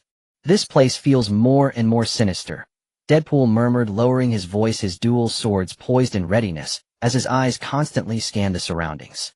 Wolverine's nostrils flared, sensing the increasingly potent dark energy in the air. "I can feel something waiting for us." His bone claws extended slightly, producing a sharp sound that echoed harshly in the silent cave. Suddenly, a gigantic pool of water appeared ahead. The water was as black as ink, unfathomably deep, and a thin mist hovered above the surface, imparting a sense of mystery and danger. "Be careful, there's something off about this water." Moore raised his staff, the gem atop it emitting a faint glow, attempting to dispel the surrounding darkness. He observed the pool closely, his expression growing increasingly serious. "This water seems to harbor dark energy, and I sense signs of life." Upon hearing this, everyone immediately assumed a fighting stance. At that moment, the water suddenly surged violently, and a massive tentacle emerged, sweeping towards them. The tentacle was covered in sharp barbs, shattering rocks in its wake. "Everyone dodge." Captain America shouted swiftly, raising his shield to block the tentacle's attack. The tentacle struck the shield with a deafening thud, the immense force causing him to stagger backward. Alicia flapped her wings, soaring into the air to observe the source of the tentacle. However, the mist above the water was too thick for her to discern what lay beneath. "I can't see anything of what exactly is down there," she said anxiously. Lynch quickly took out a scanner to analyze the water. "I detect a massive creature beneath the water. Its energy fluctuations are extremely strong, and it seems to have some connection to the previous beast." His voice trembled slightly, clearly shaken by this discovery. Just as everyone pondered their strategy, more tentacles surged from the water, launching an assault. The speed of these tentacle attacks was astonishing, making it hard to defend against. Wolverine and Black Panther skillfully dodged between the tentacles, searching for a chance to counterattack. Deadpool, while evading the tentacle strikes, slashed at them with his swords. However, the tentacle's skin was unusually tough, leaving only shallow marks on its surface. "This thing is too troublesome," he complained. Moore waved his staff, summoning a mysterious force in an attempt to bind the tentacle's movements. However, as soon as the mysterious force made contact with the tentacle, it was repelled by a powerful dark energy. "This dark energy is too strong, and my power cannot affect it," Moore said helplessly. Captain America surveyed the dire situation, deep in thought. Suddenly he recalled their earlier experience in defeating the beast, and had an epiphany. "Everyone listen, there is a pattern to the tentacle's attacks. After each attack it has a brief pause. We need to seize this opportunity to concentrate our forces on its weak point." Upon hearing this, the group nodded in unison. When a tentacle attacked again, Captain America swiftly blocked it with his shield, signaling his teammates to prepare for a counterattack. Following the tentacle's strike, it paused momentarily. "Now's our chance," Captain America shouted, hurling his shield with force, which spun towards the base of the tentacle. Wolverine and Black Panther seized the moment, lunging forward to strike the tentacle with their claws. Alicia unleashed a powerful divine force from the air, targeting the tentacle. Deadpool threw his swords with all his might, striking the tentacle accurately. Under the combined assault of the group, the tentacle was finally severed, black blood gushing from the wound, contaminating the pool and making the water murkier. However, before they could catch their breath, the water surged violently once more. This time a gigantic figure slowly rose from the depths. As a colossal figure slowly emerged from the water, everyone finally caught a glimpse of its appearance.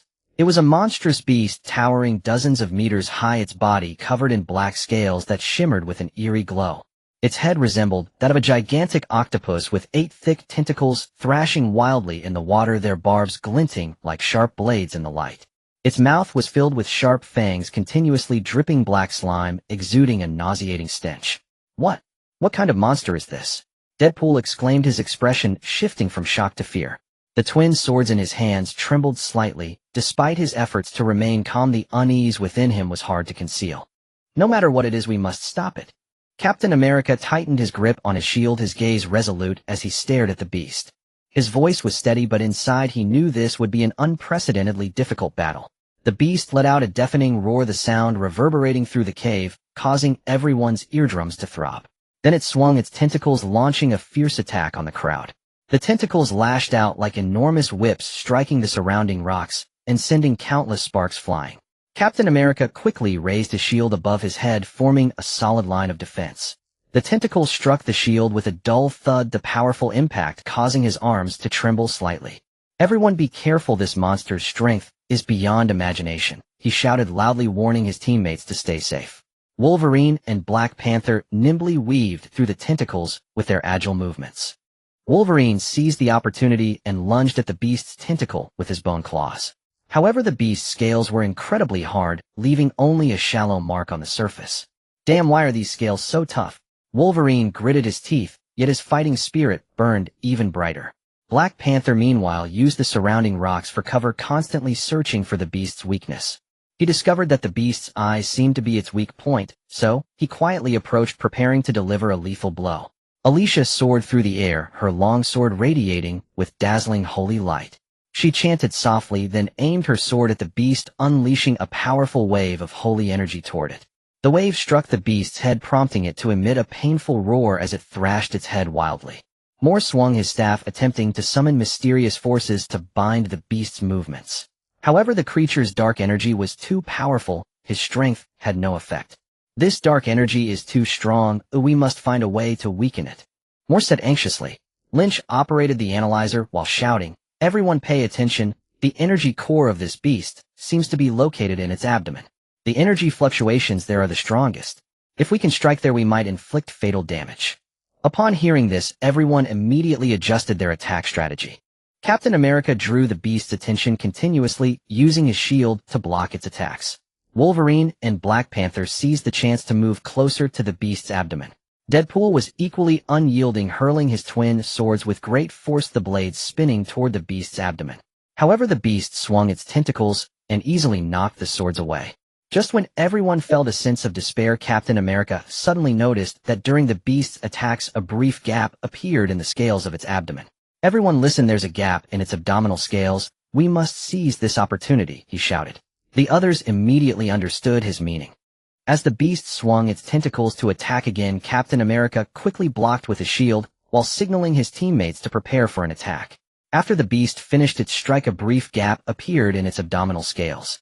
"Now's the time," Captain America shouted forcefully, throwing his shield, which spun toward the gap in the beast's abdomen.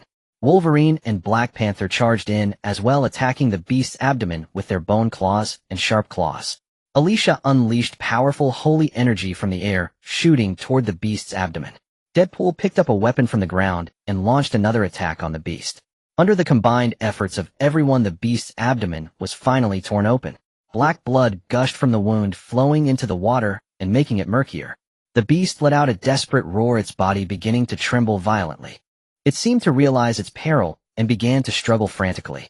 However, the group did not give it a chance, continuing their ferocious assault.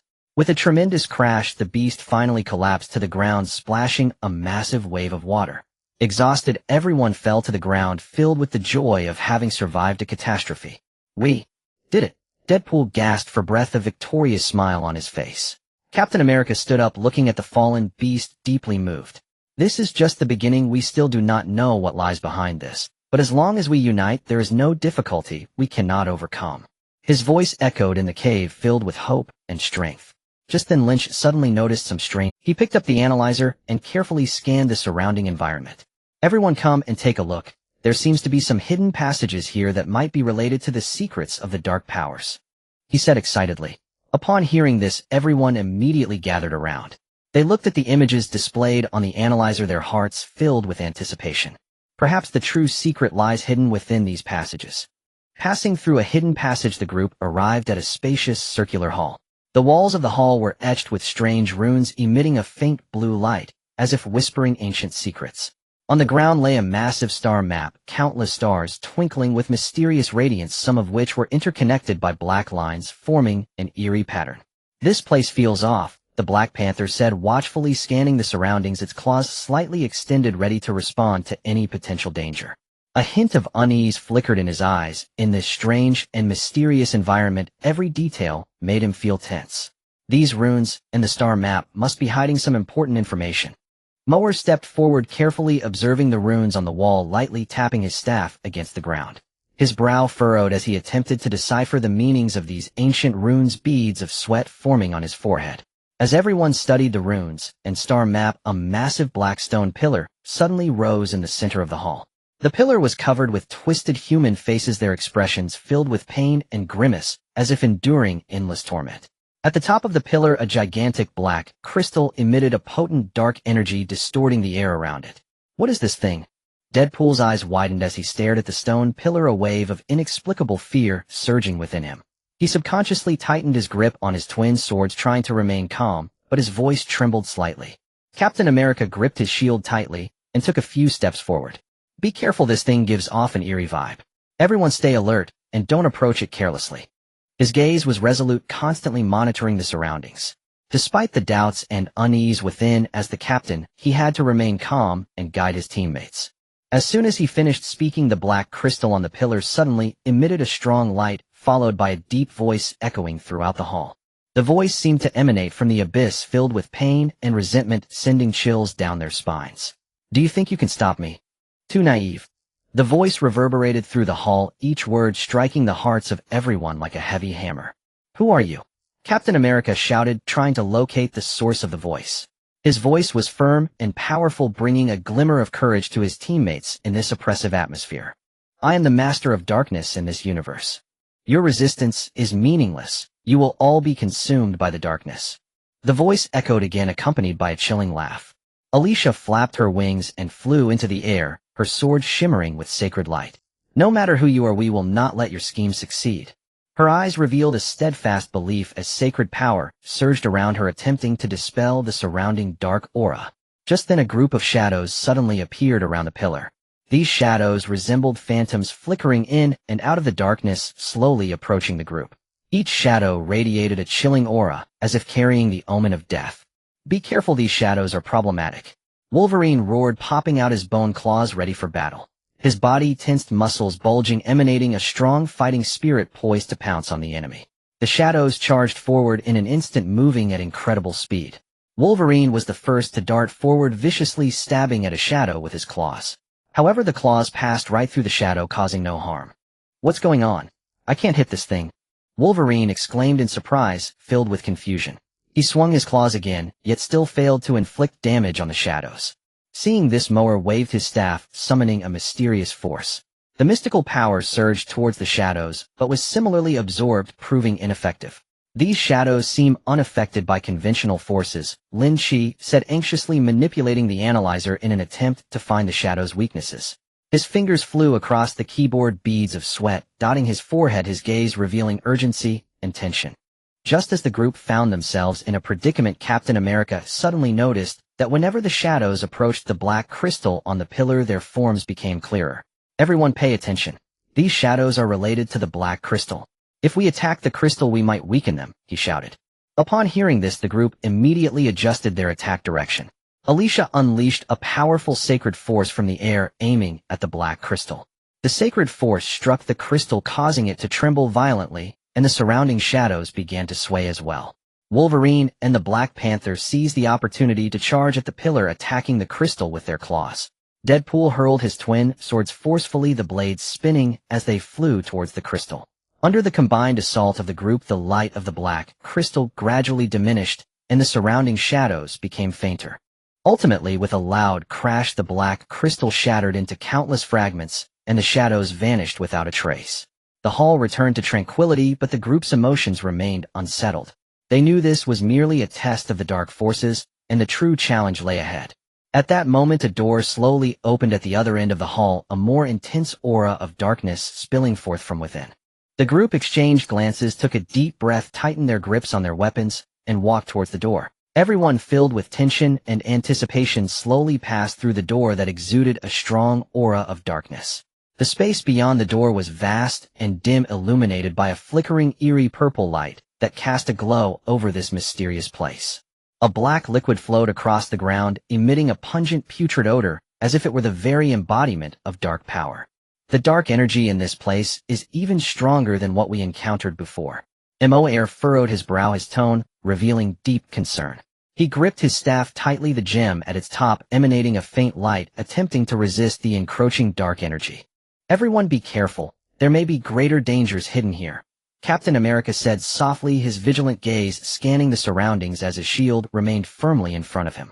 Though he tried to maintain his composure, he understood that they were about to face an unprecedented crisis. As the group ventured deeper into this mysterious space, the surrounding dark energy grew more intense, making even breathing feel difficult. Suddenly a massive platform appeared ahead atop, which stood a glowing sphere surrounded by a circle of black runes flickering ominously, as if narrating an ancient and malevolent incantation. "What is that?" Deadpool pointed at the sphere, his voice quivering slightly. His eyes were fixated on the sphere, and he instinctively took a step back, a surge of intense unease washing over him. "This seems to be the core of dark power." Mo Air's voice was filled with shock as he stepped forward, attempting to observe the sphere more closely. However, as he approached the sphere, a powerful surge of dark energy struck him, pushing him back several steps. "Be careful." Alicia quickly flapped her wings, flying to Mo Air's side, using her divine power to shield him from the impact of the dark energy. Her gaze was resolute, and the sacred light around her shone brightly amidst the darkness. At that moment, the sphere suddenly emitted a blinding light, and the surrounding black runes began to Next, a gigantic shadow slowly emerged from the sphere, coalescing into a tall, menacing dark. Its eyes glowed a blood-red hue, spewing forth black smoke and exuding a chilling aura of dark. "You dare invade my domain. Today marks your doom." The dark creature roared, its voice echoing like thunder throughout the space. "No matter who you are, we will not back down." Captain America responded loudly, his voice filled with determination and courage. He raised his shield, leading his teammates into a battle stance, preparing for the impending conflict. The dark creature swung its arms, unleashing two beams of black energy toward the group. Captain America quickly raised his shield above his head to block the energy beams. The beams struck the shield with a deafening noise, the tremendous impact forcing him to stagger back. "This guy's power is too great." Wolverine roared, extending his bone claws and charging at the dark creature. He moved with incredible speed, reaching the creature in an instant and plunged his claws into its chest. However, the dark creature merely waved its arm lightly and sent Wolverine flying. "Wolverine!" Black Panther exclaimed, rushing over to help him up. His eyes were filled with worry, yet also revealed a firm resolve. Alicia circled in the air, her sword shimmering with brilliant sacred light. Chanting incantations, she then pointed her sword at the dark creature, unleashing a powerful wave of holy light toward it. The dark creature sensed the threat of the divine power and let out a furious roar, raising its arms to fend off the holy wave. Mo Air swung his staff, summoning a mysterious force in an attempt to bind the creature's movements. However, the dark creature's strength was too overwhelming. With a powerful struggle, it broke free from the mysterious restraints. "We can't continue like this. We must find a way to discover its weakness. We must hurry." Lynch shouted anxiously, operating the analyzer while trying to identify any flaws in the dark creature's energy fluctuations. Just as everyone found themselves in a predicament, Captain America suddenly noticed that the runes on the dark creature glowed more intensely when it attacked. He realized that these runes might be the source of the dark creature's power and its weakness. "Everyone focus on attacking the runes on it." Captain America shouted, then forcefully hurled his shield, which spun toward the runes on the dark creature. Wolverine and Black Panther seized the opportunity to rush in, using their claws to attack the runes on the dark creature. Deadpool threw his twin swords, which spun through the air towards the dark creature. Alicia released powerful divine energy in the air, targeting the runes on the dark creature. Mo Air also concentrated the power of his staff, firing a mysterious energy beam at the dark creature. Under the combined assault, the runes on the dark creature began to fade. The creature emitted a painful roar, its body trembling violently. It seemed to realize the danger it was in and began to struggle frantically. However, the group did not give it a chance and continued their relentless attack. With a tremendous crash, the runes on the dark creature shattered completely, and its body collapsed, dissipating into a cloud of black smoke in the air. The group let out a collective sigh of relief, their tense feelings finally easing. They approached the core of the dark power, examining the glowing sphere closely. "Did we succeed?" Deadpool asked, a hint of fatigue and doubt in his voice. "Not yet," Mo Air replied, a trace of worry in his eyes. "Although we defeated this dark creature, the core of dark power still remains here. If we do not destroy it completely, the dark power could awaken again at any moment." At that moment, the sphere suddenly emitted a brilliant light, and the surrounding dark energy began to surge wildly. The group quickly retreated, watching the sphere warily. This is bad. It seems the dark power is trying to restore itself. We must find a way to destroy it quickly, Lin Chi shouted anxiously. Yet how to destroy this powerful core of dark power posed a formidable dilemma for the group. Acting recklessly could trigger an explosion of dark power, plunging the entire Zelstar system into an irreversible catastrophe. But if they did not take action, the dark power would rise again, threatening the peace of the entire universe. At this critical moment, the group faced a difficult choice.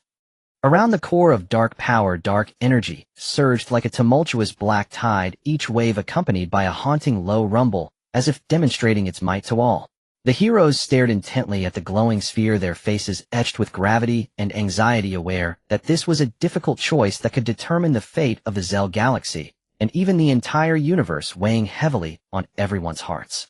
Have we endured such hardships only to see it all fall apart? Deadpool gritted his teeth, bitterness filling his eyes as the twin blades in his hands shook slightly, their edges reflecting the eerie glow of the dark core.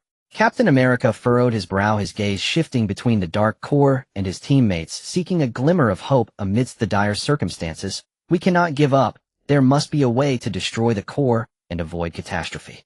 Everyone calmed down and began to think together. His voice, though slightly weary, remained firm and powerful, steadying the panicked hearts of the group like an anchor. Moore held his staff, reciting incantations, the gem atop the staff flickering in and out of light, countering the energy of the dark core. The energy of this dark core is extremely complex, closely linked to the energy veins of the Zel galaxy. Any simplistic method of destruction could trigger a chain reaction, plunging the entire galaxy into endless darkness. His words weighed heavily, further intensifying the already oppressive atmosphere.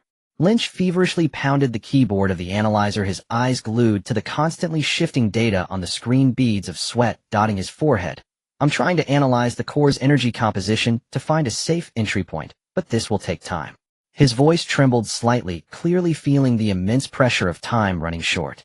Alicia flapped her wings, hovering around the dark core, her sacred light appearing exceptionally bright in the darkness, though it struggled to dispel the dense aura of darkness. Perhaps we can use divine power to gradually weaken its strength, then look for the right moment to destroy it. Her suggestion offered a glimmer of hope to the group, yet it also faced significant difficulties, as the power of the dark core was far too immense, and the weakening effect of divine power might be negligible. Just as everyone was racking their brains, Black Panther suddenly noticed some faint lines on the ground surrounding the dark core, seemingly connected to the energy flow of the core. Everyone come look. These lines seem peculiar, he shouted, and the group quickly gathered around. Moore observed the lines closely, a look of excitement crossing his face. These might be ancient energy sealing lines. If we can activate these lines, we might stabilize the energy of the dark core before proceeding with its destruction. His discovery brought a ray of hope, but activating these ancient lines posed a tricky problem. After some discussion, the group decided that Moore and Alicia would join forces, utilizing the mysterious power of the staff and divine energy to attempt to activate the energy sealing lines. Captain America, Wolverine, Black Panther, and Deadpool stood guard around them, ready to prevent any unforeseen events triggered by the energy fluctuations of the dark core. Moore and Alicia stood at the starting point of the energy sealing lines, exchanging glances and nodding. Moore recited his incantations, the gem atop the staff emitting a gentle glow, slowly infusing into the lines. Alicia clasped her hands together, her sword hovering in front of her, as divine energy flowed into the lines like a gentle stream. As the two injected their power, the energy sealing lines began to flicker with a faint light, gradually spreading towards the dark core. However, the dark core seemed to sense the danger with the surrounding dark energy, roaring like a crazed beast attempting to thwart the activation of the lines. Hold on, Captain America shouted, gripping his shield tightly, ready to counter any attacks from the dark energy. Wolverine and Black Panther vigilantly observed nearby, prepared to rush in at the first sign of danger. Dark energy coalesced into beams of black light, shooting towards Moore and Alicia. Captain America swiftly threw his shield, blocking each beam. Deadpool swung his twin blades, shattering the stray beams that got past. Under the full protection of the group, Moore and Alicia finally succeeded in activating the energy sealing lines. The dark energy around the dark core was visibly subdued, its swirling speed gradually slowing down. Great! The lines are activated successfully, Lynch exclaimed excitedly, a long-lost smile appearing on his face. Yet before the group could breathe a sigh of relief, the dark core suddenly emitted a deafening roar, and a powerful wave of dark energy spread outwards. Everyone hurriedly dodged, yet still found themselves knocked to the ground by the shockwave's aftermath. The dark core is still making its last stand. Moore shouted, struggling to rise again, and gripping his staff tightly. At this moment, cracks appeared on the surface of the dark core, black smoke continuously billowing out from the fissures, seemingly on the verge of exploding. The group realized they must find a way to destroy it before the dark core completely spiraled out of control. Lynch glanced at the data on the analyzer, suddenly struck by inspiration. I have a method. Captain America, Wolverine, Black Panther, and Deadpool positioned themselves around the dark core, while Alicia and Moore took their places above, gathering their powers in preparation. Captain America, Wolverine, Black Panther, and Deadpool positioned themselves around the dark core, while Alicia and Moore took their places above, gathering their powers. Captain America, Wolverine, Black Panther, and Deadpool positioned themselves around the dark core, while Alicia and Moore took their places above, gathering their powers in preparation for the final assault. Everyone follow my lead and attack together, Captain America shouted. With his command, the group simultaneously unleashed their powerful energies towards the dark core. Colors of light intertwined like a magnificent rainbow, charging towards the dark core. Under the assault of the heroes, the dark core shook violently, the cracks on its surface widening and the black smoke growing denser. Finally, with a thunderous explosion, the dark core shattered into countless fragments, scattering into the air. The dark energy around it rapidly dissipated, and the entire space gradually returned to tranquility. Exhausted, the group collapsed to the ground, filled with the joy of having survived a disaster. We did it! Deadpool shouted excitedly, his face beaming with a victorious smile. Captain America stood up, looking at his teammates, deeply moved. This victory is the result of our collective efforts. However, there are still many dark threats in the universe. Our mission is far from over. His words were filled with anticipation for the future and unwavering conviction. The spaceship carrying the heroes glided smoothly through the vastness of the universe, the cabin filled with the joy of victory. Captain America leaned. The legends of the heroes will continue to be written in every corner of the universe. Stepping out of the mysterious space, the sunlight of the Zell galaxy bathed the heroes' weary faces, which shone with the joy of victory. After a brief rest, Captain America gathered everyone, his expression once again turning grave. Although we have destroyed the dark core, the awakening of this dark power is no coincidence. Behind it surely lies a greater conspiracy. We must find the root cause and eliminate any future threats. The others nodded in agreement, fully aware that the peace of the universe remained precarious. Guided by Lynch's analyzer, they set forth toward an area in the Zell galaxy where energy fluctuations were particularly abnormal. This region was shrouded in thick mist, and the spaceship struggled to navigate through it, with the surrounding electronic devices intermittently emitting crackling interference sounds.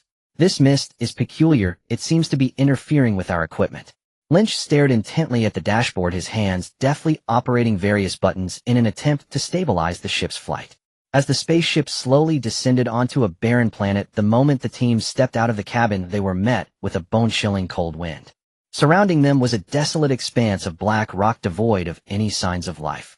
This place feels more sinister than anywhere we've encountered before.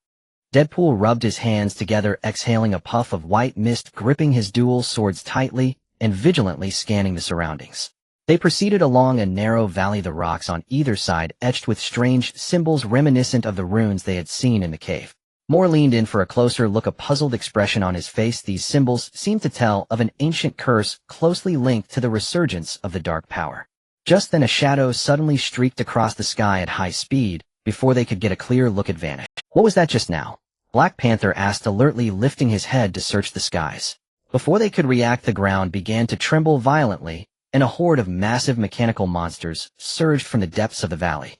These monsters were constructed entirely of black metal, their eyes flickering with crimson light, and their sharp claws sparked against the rocks.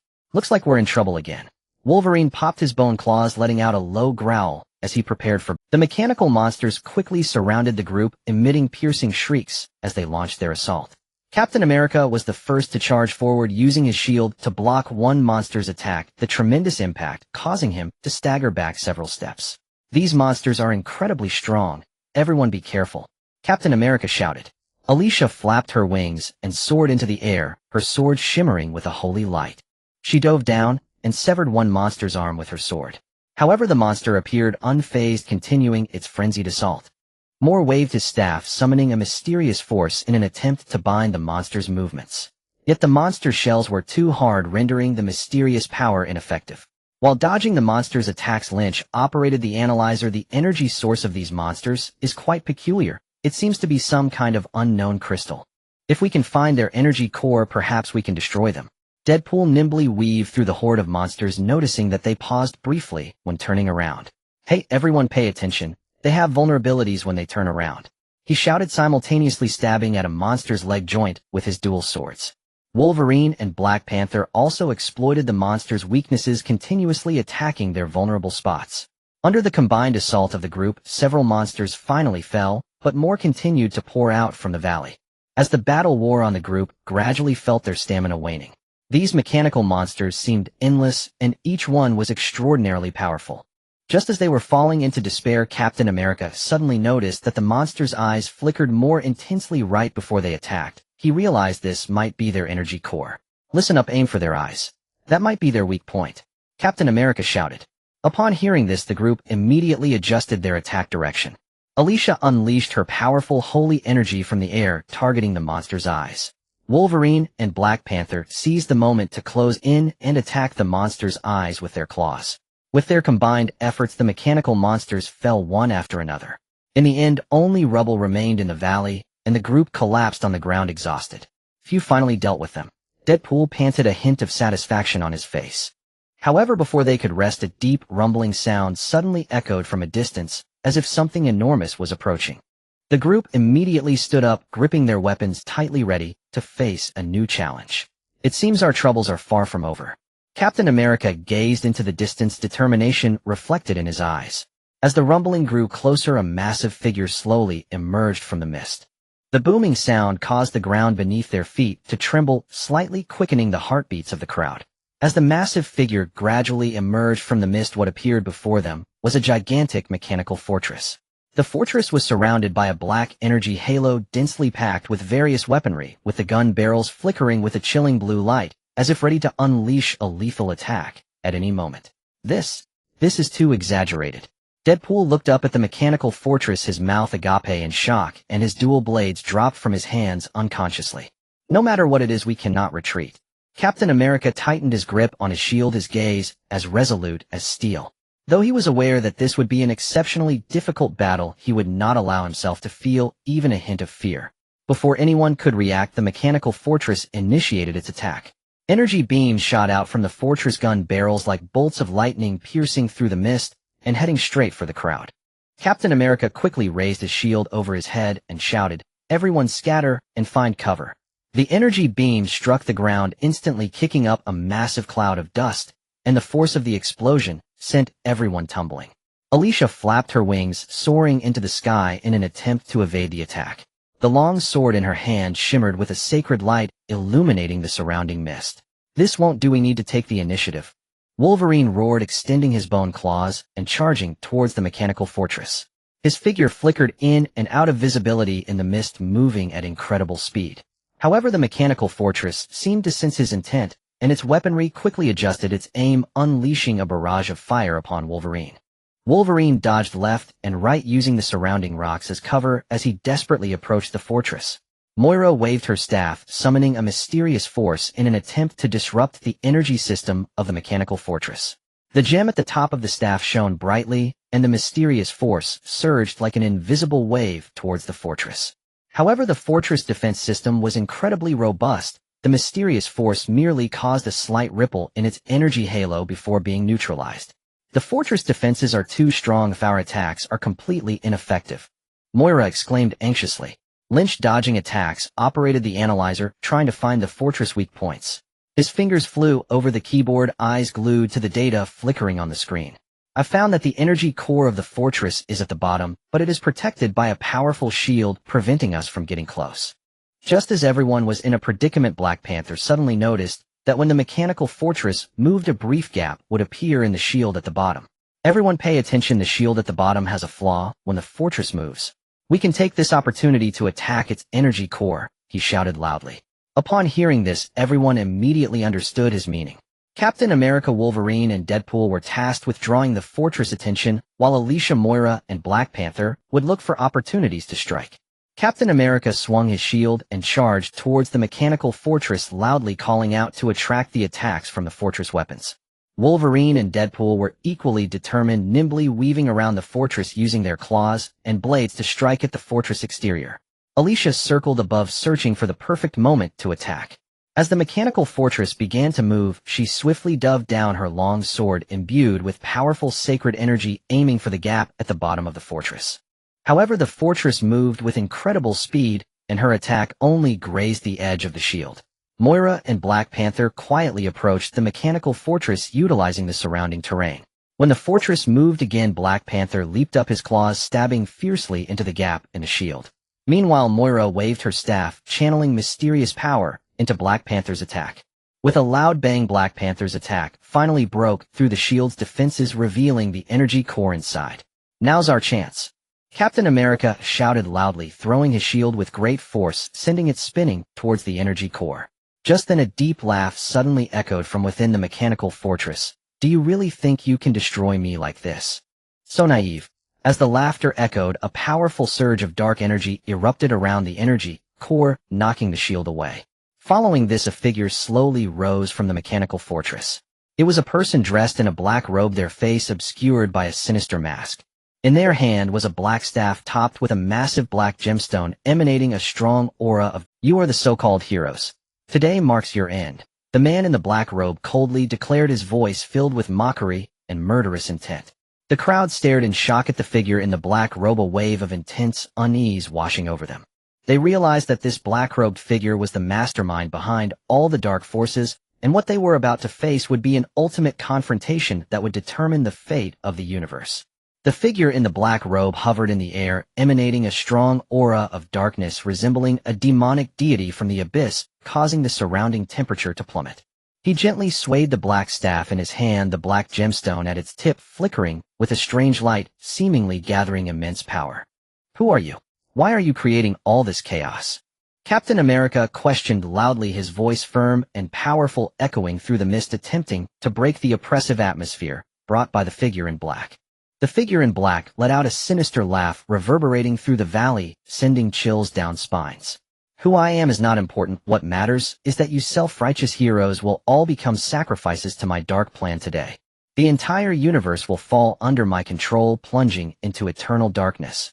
His words were filled with madness and ambition, each syllable crashing down like a heavy bomb on the hearts of the crowd. "Not a chance. As long as we are here, your schemes will not succeed." Alicia flapped her wings, flying in front of everyone, her sword shimmering with dazzling holy light, contrasting sharply with the dark aura of the figure in black. Her gaze revealed unwavering conviction, and the holy power surged around her, ready to launch an attack on the figure in black. The figure in black disdainfully snorted, waving his staff as a beam of black energy shot. Alicia hurriedly swung her sword to block the holy power, clashing with the dark energy, producing a loud explosion that sent her staggering back several meters. Alicia, seeing this, more immediately swung his staff, summoning a mysterious force towards the figure in black. The mysterious force struck the figure in black, but was easily deflected by him. "Do you think your petty tricks can stop me?" The figure in black mocked as he waved his staff again, and the surrounding dark energy swiftly gathered, forming a swarm of ghostly creatures that lunged towards the crowd. Wolverine roared, extending his bone claws, charging towards the ghostly creatures first. His speed was incredible. The bone claws glimmered in the darkness, each swing stirring up a plume of black smoke. However, the ghostly creatures seemed to lack substance, and Wolverine's attacks were barely effective against them. "These things can't be killed." Wolverine shouted, a hint of urgency showing on his face. Captain America, seeing this, quickly rushed forward, using his shield to block the attacks from the ghostly creatures. His arm was numbed by the force of the attacks, but he still held the shield tightly, protecting his teammates. "Everyone stay calm, look for their weaknesses," he shouted loudly, trying to stabilize the crowd's emotions. Deadpool nimbly weaved through the ghostly creatures, noticing that they seemed to slow down when approaching the holy power. "Hey everyone, these guys are afraid of holy power," he shouted loudly, moving closer to Alicia. Alicia immediately understood his intention, focusing her energy to unleash a more powerful holy light. The holy power shone like a dazzling light, illuminating the surrounding darkness, causing the ghostly creatures to dissipate under its radiance. The figure in black, seeing the ghostly creatures being vanquished, revealed a hint of anger on his face. "You ants will pay a price for this." He roared, the staff in his hand glowing intensely as dark energy surged towards the crowd like a tidal wave. The crowd quickly dodged as the dark energy struck the ground, instantly reducing the surrounding rocks to dust. Lynch dodged the attacks while operating the analyzer, trying to find the figure in black's weakness. "I found that his staff seems to be the source of his power. We should try attacking his staff," he shouted loudly. Upon hearing this, the crowd immediately adjusted their attack strategy. Captain America, Wolverine, and Black Panther charged towards the figure in black, trying to draw his attention. Alicia and more focused their energy, preparing to attack the figure's staff. Captain America swung his shield, aiming to smash it into the figure in black. The figure lightly waved his staff, effortlessly knocking the shield away. Wolverine and Black Panther took the opportunity to attack the figure from both sides, but the figure remained calm, using dark energy to push them back. Just then Alicia and Moore simultaneously launched their attack. Alicia's holy power intertwined with Moore's mysterious force, shooting towards the figure's staff. The figure sensed danger and hurriedly waved his staff to defend. The holy power and the mysterious force collided with the figure's dark energy, emitting a dazzling light and a deafening roar. The energy waves distorted the surrounding air, and everyone was knocked off balance by this overwhelming force. When the light faded, everyone was astonished to find that the figure's staff was completely unharmed. The figure in black burst into mad laughter. "You are too naive. My staff is the crystallization of dark power. How could it be easily destroyed by you?" Just as despair set in among the crowd, Captain America suddenly noticed a flicker in the eyes beneath the figure's mask as he defended against the attacks. He realized that the figure's eyes might be his weakness. "Everyone listen, aim for his eyes," Captain America shouted loudly, picking up his shield and charging towards the figure in black. Hearing this, everyone immediately launched another attack. Captain America used his shield to draw the figure's attention, while Wolverine, Black Panther, and Deadpool seized the opportunity to attack the figure's eyes. Alicia and Moore also unleashed their powerful forces again, providing support for their teammates. The figure in black sensed danger and attempted to evade the attacks. However, the crowd's attacks surged like a tide, and he could not evade at all. Ultimately, Black Panther's claws successfully struck the figure's mask, shattering it, and revealing the true face of the figure in black. As the Black Panther's claws struck the masked figure, the mask shattered instantly, revealing the true face of the cloaked man to all. It was a pale and twisted visage, madness and resentment gleaming in his eyes. A mysterious black rune was etched upon his forehead, radiating an eerie glow as if narrating his close ties to the dark forces. "No, how could you?" The cloaked man let out a desperate roar, his voice filled with anger and shock. He never imagined that his meticulously planned dark scheme would gradually crumble under the steadfast resistance of these heroes. "No matter who you are, your dark reign ends today." Captain America gripped his shield tightly, his gaze fixed firmly on the cloaked man, his voice revealing an unwavering resolve. His silhouette appeared particularly imposing under the dawn's light, like an immense mountain standing tall and unyielding. The cloaked man frantically waved his staff, dark energy swirling around him as he attempted a final struggle. "Do you think revealing my true face will lead to victory? Too naive. I will make you pay for your foolishness." He roared, the black gem atop his staff glowing fiercely, while the surrounding dark energy surged like a black tsunami towards the crowd. Alicia flapped her wings and flew above the crowd, her sword shimmering with an even more radiant holy light. She murmured incantations emanating a sacred aura, striving to repel the dark energy's assault. "In the name of light, disperse this endless darkness." Her voice rang clear and resolute, echoing like a bell in the valley, bringing hope and strength to all. Moore also gave his all, gripping the staff tightly, unleashing his mysterious power without reservation. The gem at the staff's tip resonated with Alicia's holy power, forming a mighty barrier that withstood the cloaked man's dark attacks. "The power of darkness shall not prevail here." His face glistened with sweat, yet he gritted his teeth in perseverance, his gaze revealing an indomitable will. Wolverine, Black Panther, and Deadpool seized the opportunity amidst the cloaked man's furious onslaught, charging at him from different directions. Wolverine's claws glimmered with a cold light akin to a streak of black lightning. Black Panther moved swiftly and agilely, appearing and disappearing in the shadows. Deadpool, while dodging the dark energy attacks, swung his dual swords and incessantly cracked jokes to distract the cloaked man's mind. "Hey ugly, taste my dual blades," Deadpool shouted as he hurled his swords with force, spinning through the air towards the cloaked man. The cloaked man waved his staff to deflect the swords, but his focus was successfully diverted. Just then Captain America seized the moment and hurled his shield with all his might. The shield shot forth like a silver meteor carrying immense power towards the cloaked man's eyes. The cloaked man hurriedly swung his staff to block, but his movements were noticeably delayed. Bang! The shield struck the cloaked man's eyes with a heavy thud, eliciting a painful scream as his body quivered violently. The staff in his hand began to flicker erratically, and the surrounding dark energy gradually weakened. Now is the time. Alicia and more shouted in unison, channeling all their strength towards the cloaked man's staff. The divine power and mysterious energy intertwined, forming a powerful energy beam that struck the cloaked man's staff. Crack! With a crisp sound, the cloaked man's staff finally showed signs of cracking. Terror filled the cloaked man's eyes as he stared at the staff in his hand, despair etched across his face.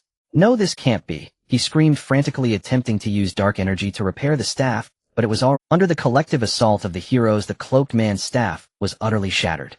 As the staff broke, the dark energy surrounding him rapidly dissipated, and his body began to grow ethereal, gradually vanishing into the air. Did we succeed? Deadpool looked incredulously at everything before him, a surprised smile spreading across his face. Yes, we did succeed. Captain America shouted excitedly, his voice filled with joy and pride. He looked around at the weary yet elated faces of his teammates, feeling a surge of emotions. This victory is thanks to everyone's unity. We have collectively safeguarded the peace of the universe.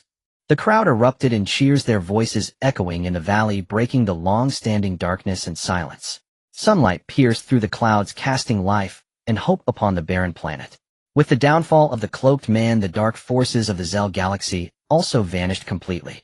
Lynch detected through the analyzer that the energy fluctuations of the entire galaxy were gradually returning to normal, and the dark haze was finally dispelled. Now we can go home. Captain America gazed into the distance, his eyes reflecting anticipation for the future. He knew that new dark threats could arise in the universe, but as long as they stood united, there were no challenges they could not overcome. The heroes, filled with the joy of victory, boarded their spaceship. As the ship slowly lifted off, the Zell galaxy gradually faded from their sight. Yet their adventure in this galaxy would forever be etched in the annals of cosmic history, becoming a legendary tale. The spaceship carrying the heroes glided smoothly through the vastness of the universe, the cabin filled with the joy of victory. Captain America leaned back in his seat, though weariness marked his face, his eyes sparkled with contentment. He looked at his busy teammates, feeling a myriad of emotions. This adventure in the Zell star system had finally come to a satisfying conclusion, yet the boundless universe seemed to hold endless uncertainties. Hey everyone, quiet down. Lynch suddenly shouted, his voice breaking the relaxed atmosphere in the cabin. Everyone turned to him, seeing Lynch fixated on the communication device on the console, his brow furrowed. I received a strange distress signal. The source seems to come from a distant star system. What? A distress signal? Deadpool jumped up from his seat, the excitement on his face replacing the earlier ease. Well, looks like our vacation is about to be ruined, but I love it. Captain America sat up straight, a hint of vigilance in his eyes. Bring the signal in, let's hear it. Lynch made some adjustments, and a cacophony of static crackled through the communication device, followed by a weak and urgent voice, help. This is the Kellen star system. We are under attack by unknown creatures. Requesting assistance. The voice was intermittent, filled with despair. The Kellen star system. That's quite far from us, Black Panther said with a frown. But we can't ignore the distress signal. Alicia nodded slightly, her eyes revealing determination. That's right, it is our responsibility. Moir gently touched the scepter in his hand, deep in thought. This distress signal is suspicious. The Kellen star system has always been mysterious, rumored to hide ancient civilization ruins. Perhaps there is more to this than meets the eye. After a brief discussion, the group decided to alter their course and head towards the Kellen star system. The spaceship accelerated through the cosmos, the surrounding starry sky resembling a flowing painting. As the spaceship approached the Kellen star system, everyone gazed out the porthole at a stunning sight. The entire star system was shrouded in a bizarre purple mist. Countless meteors streaked by, and gigantic asteroids collided with planets, emitting dazzling light, as if a cosmic disaster were unfolding. This place looks terrible, Wolverine growled softly, his claws instinctively unsheathing, ready for... The spaceship slowly landed on a planet named Kellen 7, and the moment it touched down, a pungent odor. The surroundings were eerily silent, massive ruins of buildings scattered about, as if they had endured a brutal war. Everyone be careful, danger lurks everywhere. Captain America murmured, holding his shield, stepping out of the spaceship first.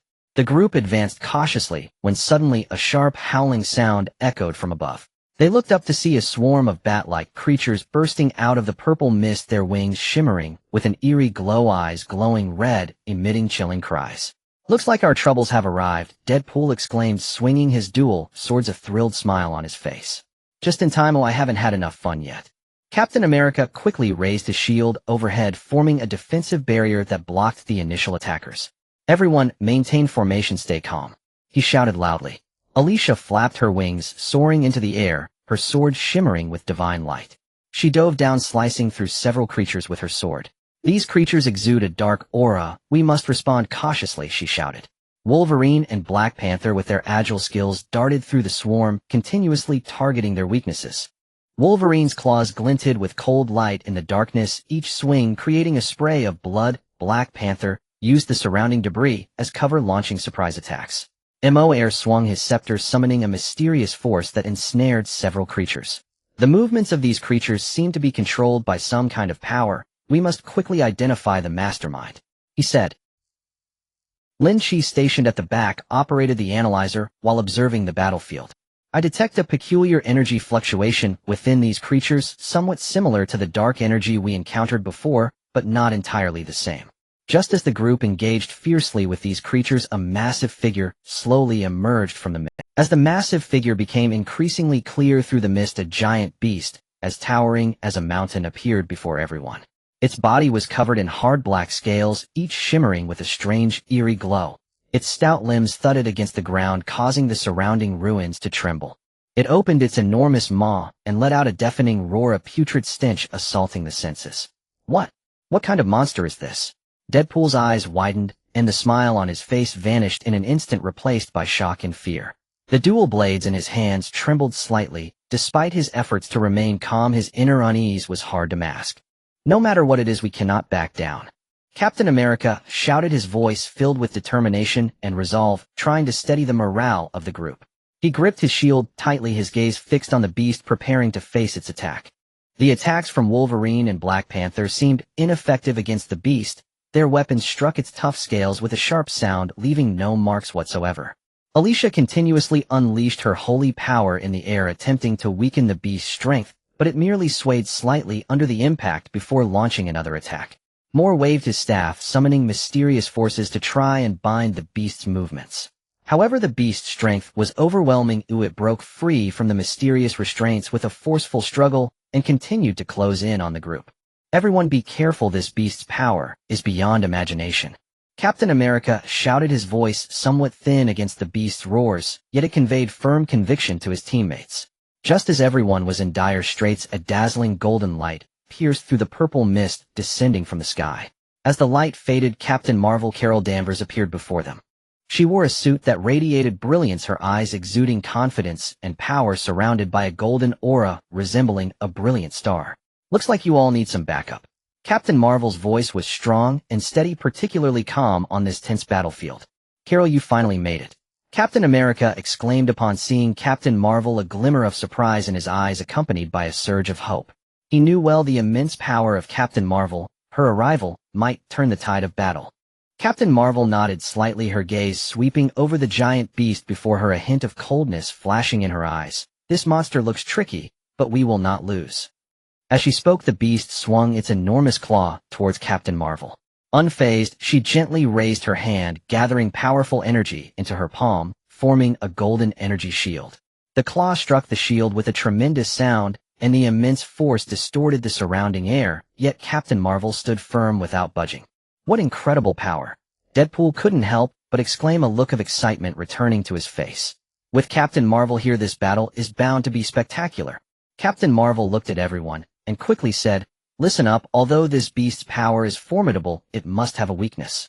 Let's find its flaw together and deliver a fatal blow." Everyone nodded in agreement, revitalized. Alicia flew into the air, fighting alongside The long sword in her hand shimmered with holy light, resonating with Captain Marvel's golden energy, forming a powerful attack force. "Carol, let's try combining our powers," Alicia called out. Captain Marvel nodded in agreement, and both unleashed their potent energies simultaneously. The holy power fused with Captain Marvel's energy, transforming into a dazzling beam of light that shot towards the beast. The creature sensed the formidable threat, letting out an enraged roar, trying to fend off this power. Wolverine and Black Panther seized the opportunity created by the beast's distraction from the attack, stealthily approaching from the sides. Their eyes were fixed on the beast, searching for its weakness. "I think its eyes might be the weak point," Black Panther suddenly shouted. Upon hearing this, everyone quickly adjusted their attack strategy. Captain America wielded his shield to draw the beast's attention. Moore waved his staff, using mysterious powers to interfere with the beast's actions. Lynch from the back provided real-time data analysis through his scanner. Captain Marvel and Alicia released their powerful energies, once more aiming for the beast's eyes. The beast sensed the danger and tried to evade, but it was already too late. With a painful roar, the energy struck the beast's eyes. Its body began to tremble violently, thrashing its head wildly, destroying the surrounding ruins with its rampage. "Now's the time. Everyone attack together," Captain America shouted. Everyone launched their attacks. Wolverine and Black Panther took the chance to strike at the beast's eyes with their claws. Deadpool hurled his dual blades, which spun through the air towards the beast. Moore concentrated the power of his staff, firing a mysterious energy beam at the beast. Under the combined assaults, the beast's strength gradually waned. Ultimately, it let out a despairing scream, crashing to the ground and kicking up a cloud of dust. Everyone let out a collective sigh of relief, their tense emotions finally easing. They gathered around Captain Marvel, their faces alight with victorious smiles. "Thank you, Carol. If it weren't for you, we would have been in serious trouble this time," Captain America said gratefully. Captain Marvel smiled slightly. "We are a team. Helping each other is what we do. However, this is just the beginning. The secrets of the Kree star system are far from over." Just then, Lynch suddenly noticed some strange signs. He picked up the scanner and carefully scanned the surrounding environment. "Everyone come look, there seem to be some hidden passages here, possibly related to the truth of this crisis," he said excitedly. Upon hearing this, everyone immediately gathered around. They looked at the images displayed on the scanner, filled with anticipation. Perhaps the real secrets lie hidden within these passages. A crowd gathered around Lynch, their eyes fixed on the hidden passage displayed on the analyzer. The passage twisted and turned, burrowing deep underground, as if leading to an unknown, mysterious world. Captain America furrowed his brow, a hint of caution in his gaze. "Everyone be careful. We don't know what dangers are hidden in this passage. We must remain vigilant." Captain Marvel nodded, gently, golden energy swirling around her. "Don't worry, with me here, everyone will be safe." Her words brimmed with confidence, providing a reassuring strength to the group. Deadpool rubbed his hands together excitedly, a smile of anticipation lighting up his face. "Wow, a mysterious passage, it sounds thrilling. Maybe there's some incredible treasure hidden inside." Despite just having gone through an intense battle, his energy remained undiminished. The group, armed with weapons, cautiously made their way toward the entrance of the hidden passage. The entrance was concealed by a thick layer of black rock etched with strange symbols, emanating an aura that was both ancient and mysterious. The group, armed with weapons, cautiously made their way toward the entrance of the hidden passage. The entrance was concealed by a thick layer of black rock etched with strange symbols, emanating an aura that was both ancient and... Through Mo's interpretation, the group learned that these symbols were related to an ancient power which might be the key to the crisis plaguing the Kellen galaxy. Captain America took a deep breath and forcefully pushed aside the rocks blocking the passage entrance. As the rocks slowly shifted, a stale breeze rushed out and darkness enveloped the passage, with only faint glimmers of light flickering in the distance. The group entered the passage, the ground beneath their feet rough and uneven, while the walls on either side were covered in various patterns and inscriptions. Alicia flapped her wings, soaring into the air, illuminating the path ahead with her sword. Her divine power shone with a soft glow in the darkness, dispelling the fear among the group. As they walked, a deep rumble suddenly echoed from ahead, as if something massive was approaching. Everyone immediately halted, taking up defensive positions. Wolverine extended his bone claws and let out a low growl. "Be careful, something's coming." As the rumbling grew louder, a group of massive mechanical puppets surged forth from the darkness. These puppets were made entirely of black metal, their eyes glowing red, wielding massive weapons, charging fiercely toward the group. "Looks like we're in for another big fight," Deadpool shouted excitedly, brandishing his dual swords and charging forward. Captain America swiftly raised his shield above his head to block an attack from one of the puppets. He pushed hard, sending the puppet staggering back several steps, while shouting loudly, "Everyone be careful, these puppets are very strong." Captain Marvel soared into the sky, radiating golden energy. She charged toward the group of puppets, each attack unleashing a burst of golden light, pushing the puppets back. These puppets seem to be under some sort of remote control. We need to find the source of that control quickly, she called out. Alicia fought alongside Captain Marvel, unleashing her divine power in conjunction with Captain Marvel's energy. The divine power and golden energy intertwined, forming a powerful force that shattered the puppets' defenses one by one. Wolverine and Black Panther nimbly moved among the puppets, utilizing their attack openings to strike at the joints of the puppets with their claws. Moair wielded his staff, summoning mysterious forces to disrupt the puppets' actions. Meanwhile, Lynch analyzed from the back, seeking out the puppets' weaknesses.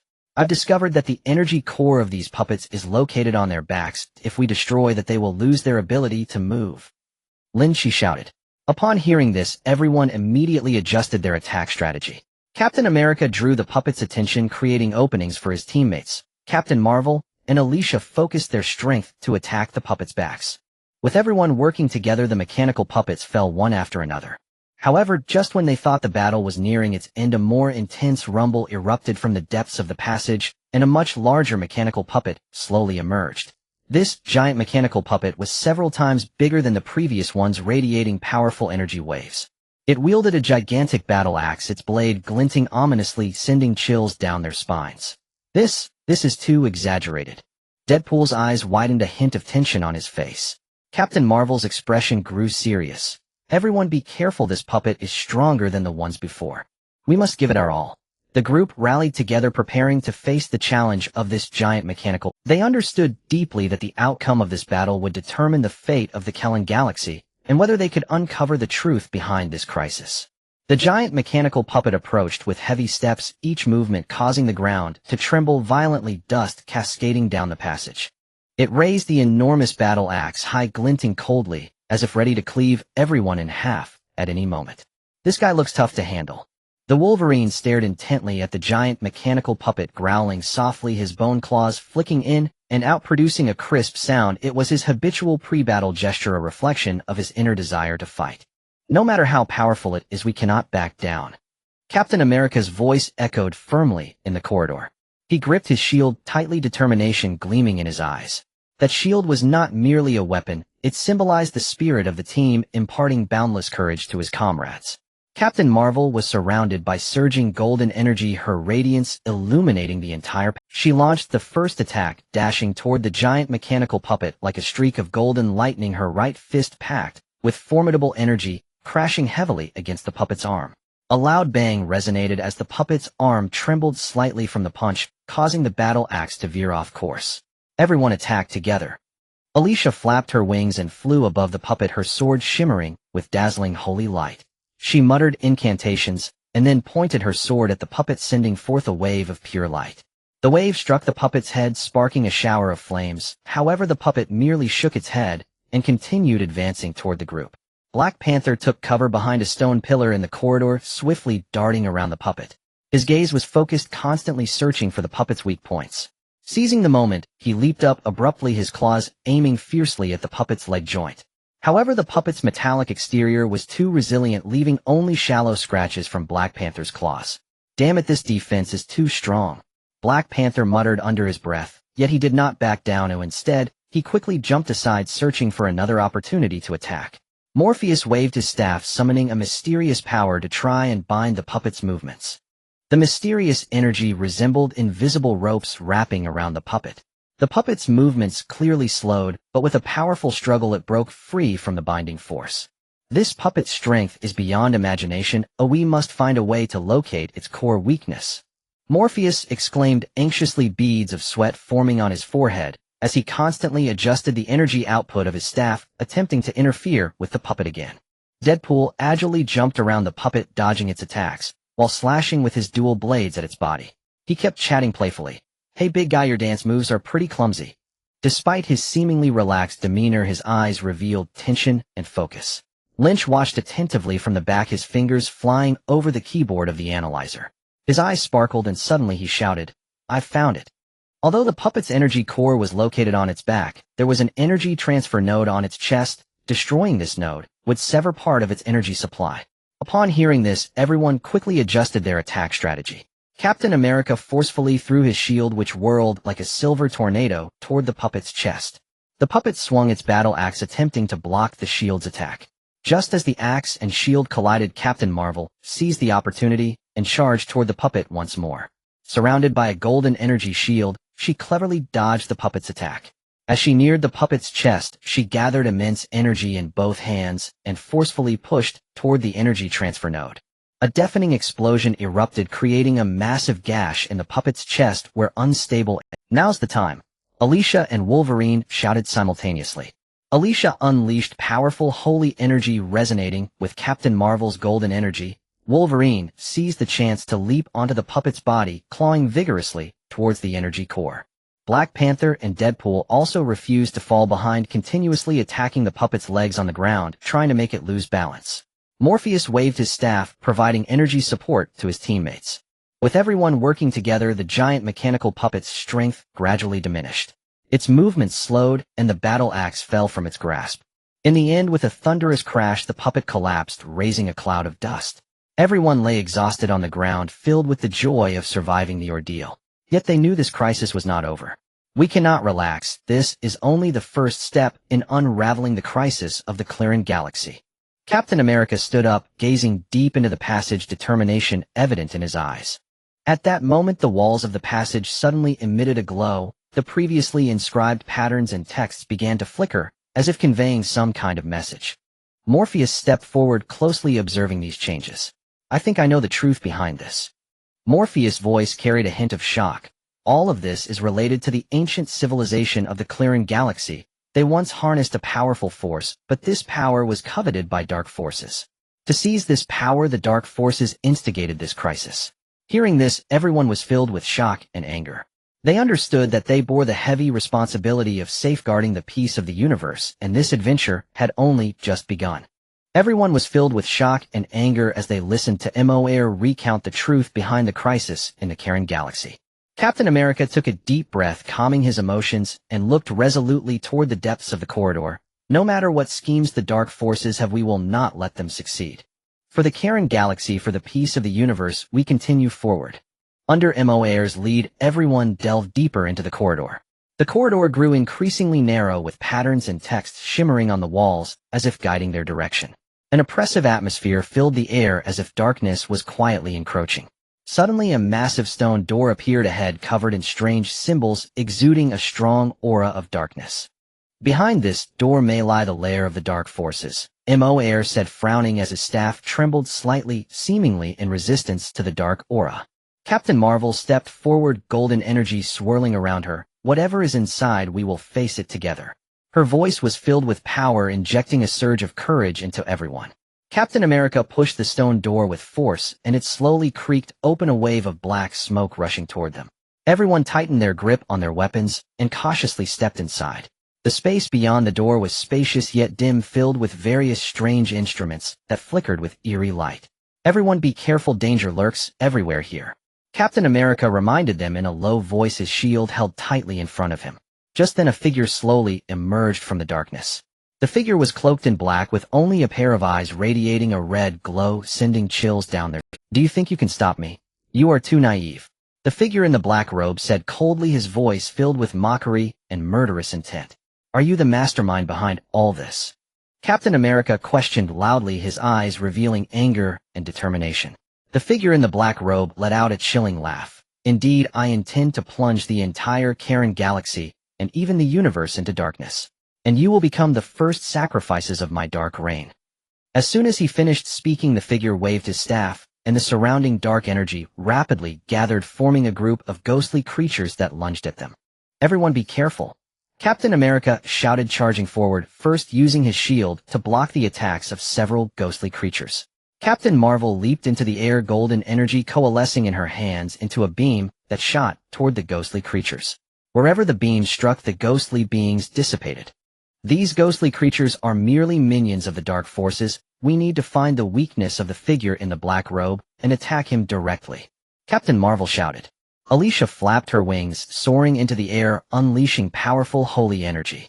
The holy power collided with the ghostly creatures, emitting dazzling light that gradually dispelled their dark aura. Wolverine and Black Panther skillfully maneuvered through the swarm of ghostly creatures attacking them. Deadpool dodged the attacks of the ghostly creatures while using his twin swords to strike at them, continuously making quips to disrupt their movements. Mo Air waved his staff, summoning mysterious powers in an attempt to bind the figure in the black robe. However, the power of the figure was too immense. With a gentle wave of his staff, he easily repelled the mysterious force. "Your powers are nothing but the strength of ants in my presence," the figure in the black robe shouted madly, once again waving his staff as dark energy surged toward everyone like a tidal wave. Everyone hurriedly dodged, and the dark energy struck the surrounding instruments, triggering a violent. Lynch at the back dodged the attacks while operating the analyzer. "I've discovered that the energy fluctuations of the figure in the black robe are very unstable. He seems to be forcibly controlling this dark energy, which might be his weakness."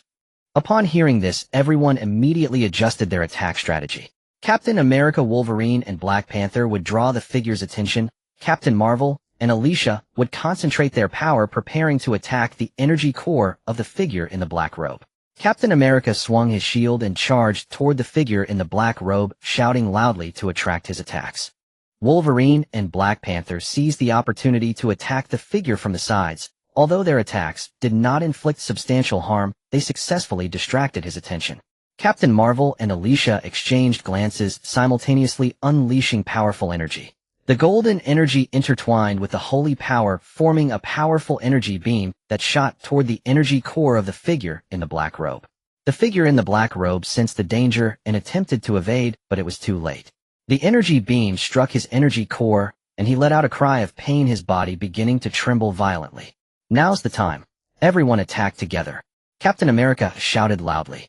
Everyone launched their attacks. Mo Air waved his staff, infusing mysterious power into the assault. Deadpool hurled his twin swords with force, spinning toward the figure in the black robe. Lynch used the analyzer to interfere with the figure's energy system.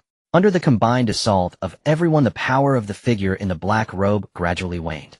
Finally, with a loud crash, he collapsed to the ground, transforming into a cloud of black smoke that dissipated into the air. Everyone let out a long sigh of relief, their tense emotions finally relaxing. However, before they could celebrate their victory, the surrounding dark energy suddenly began to surge violently, as if the entire space was about to collapse. As the robed figure dissolved, the dark energy surged wildly, untamed, unbound like a stampeding beast. The entire space convulsed violently. Boulders rained from the ceiling, and deep fissures spiderwebbed across the walls, threatening imminent collapse. "Not good.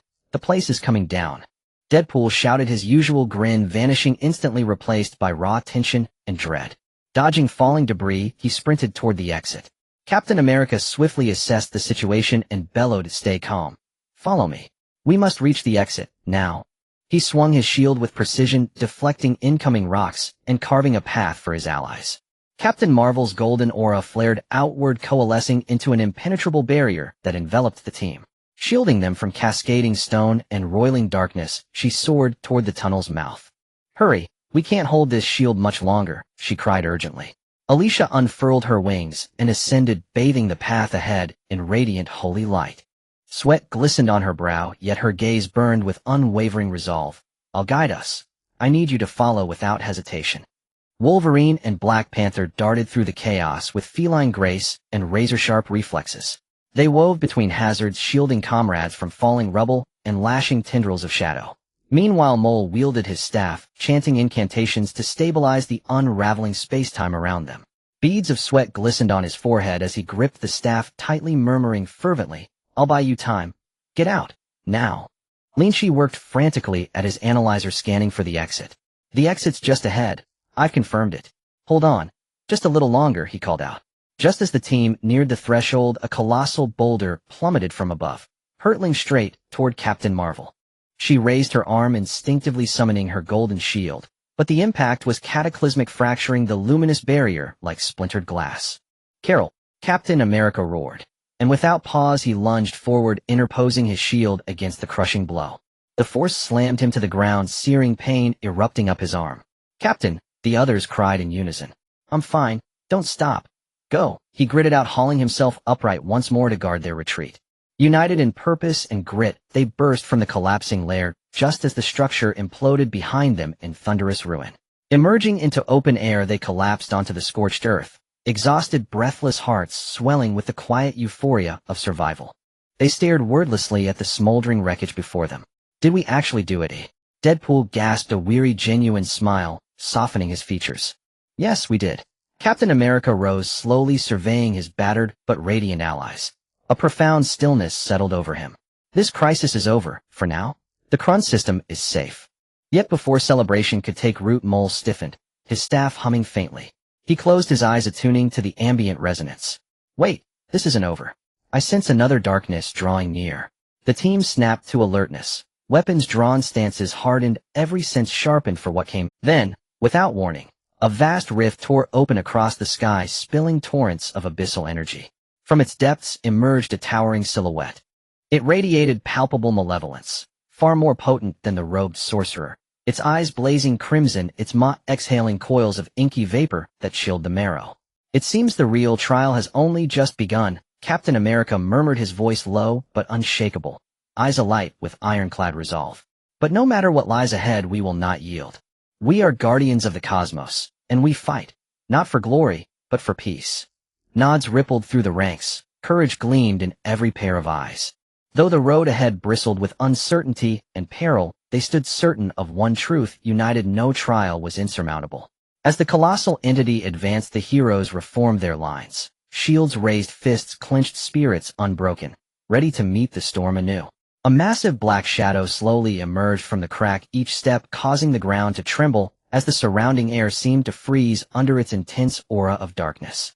Its blood-red eyes, like two burning flames of demonic fire, flickered with a chilling light in the darkness, while black smoke poured forth rapidly, enveloping the heroes. What on earth is that? Deadpool's voice trembled slightly. Despite his usual irreverent demeanor, he couldn't help but feel fear in the presence of such a powerful unknown entity. He gripped his twin swords tightly, his palms slick with sweat. No matter what it is, we will not back down. Captain America's voice was resolute and powerful, resonating like a thunderclap in the darkness. He held his shield tightly, shielding his teammates behind him. That shield embodied his belief in protecting the peace of the universe, and was a solid line of defense in his companions' hearts. Captain Marvel was surrounded by a surge of golden energy, illuminating the surrounding darkness. She charged towards the shadow, first her speed akin to a golden meteor. Upon nearing the shadow, she swung a powerful punch, her golden energy fist carrying immense force, striking towards the shadow's chest.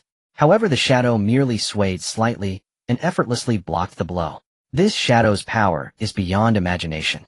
Captain Marvel was taken aback, but she did not retreat. Instead, she quickly adjusted her stance, preparing to attack again. Alicia flapped her wings and flew above the shadow. She chanted incantations while the long sword in her hand gleamed with a dazzling holy light. As her spell echoed, a powerful wave of holy light shot from the sword, aiming directly at the shadow's head. The shadow sensed the threat of divine power, letting out a deep roar and swinging its massive arms in an attempt to block. The holy wave struck its arms, sparking a flurry of sparks, but the shadow merely experienced a brief obstruction before continuing to advance towards the group. Wolverine and Black Panther exchanged glances, instinctively charging towards the shadow from either side. Wolverine extended his sharp bone claws, letting out an angry roar as he lunged at the shadow's leg. His speed was astonishing, the bone claws glinting coldly in the darkness. Black Panther, relying on his agile movements, deftly maneuvered around the shadow, seeking an opportunity to attack. As Wolverine drew the shadow's attention, Black Panther leaped up suddenly, his claws striking fiercely at the shadow's waist.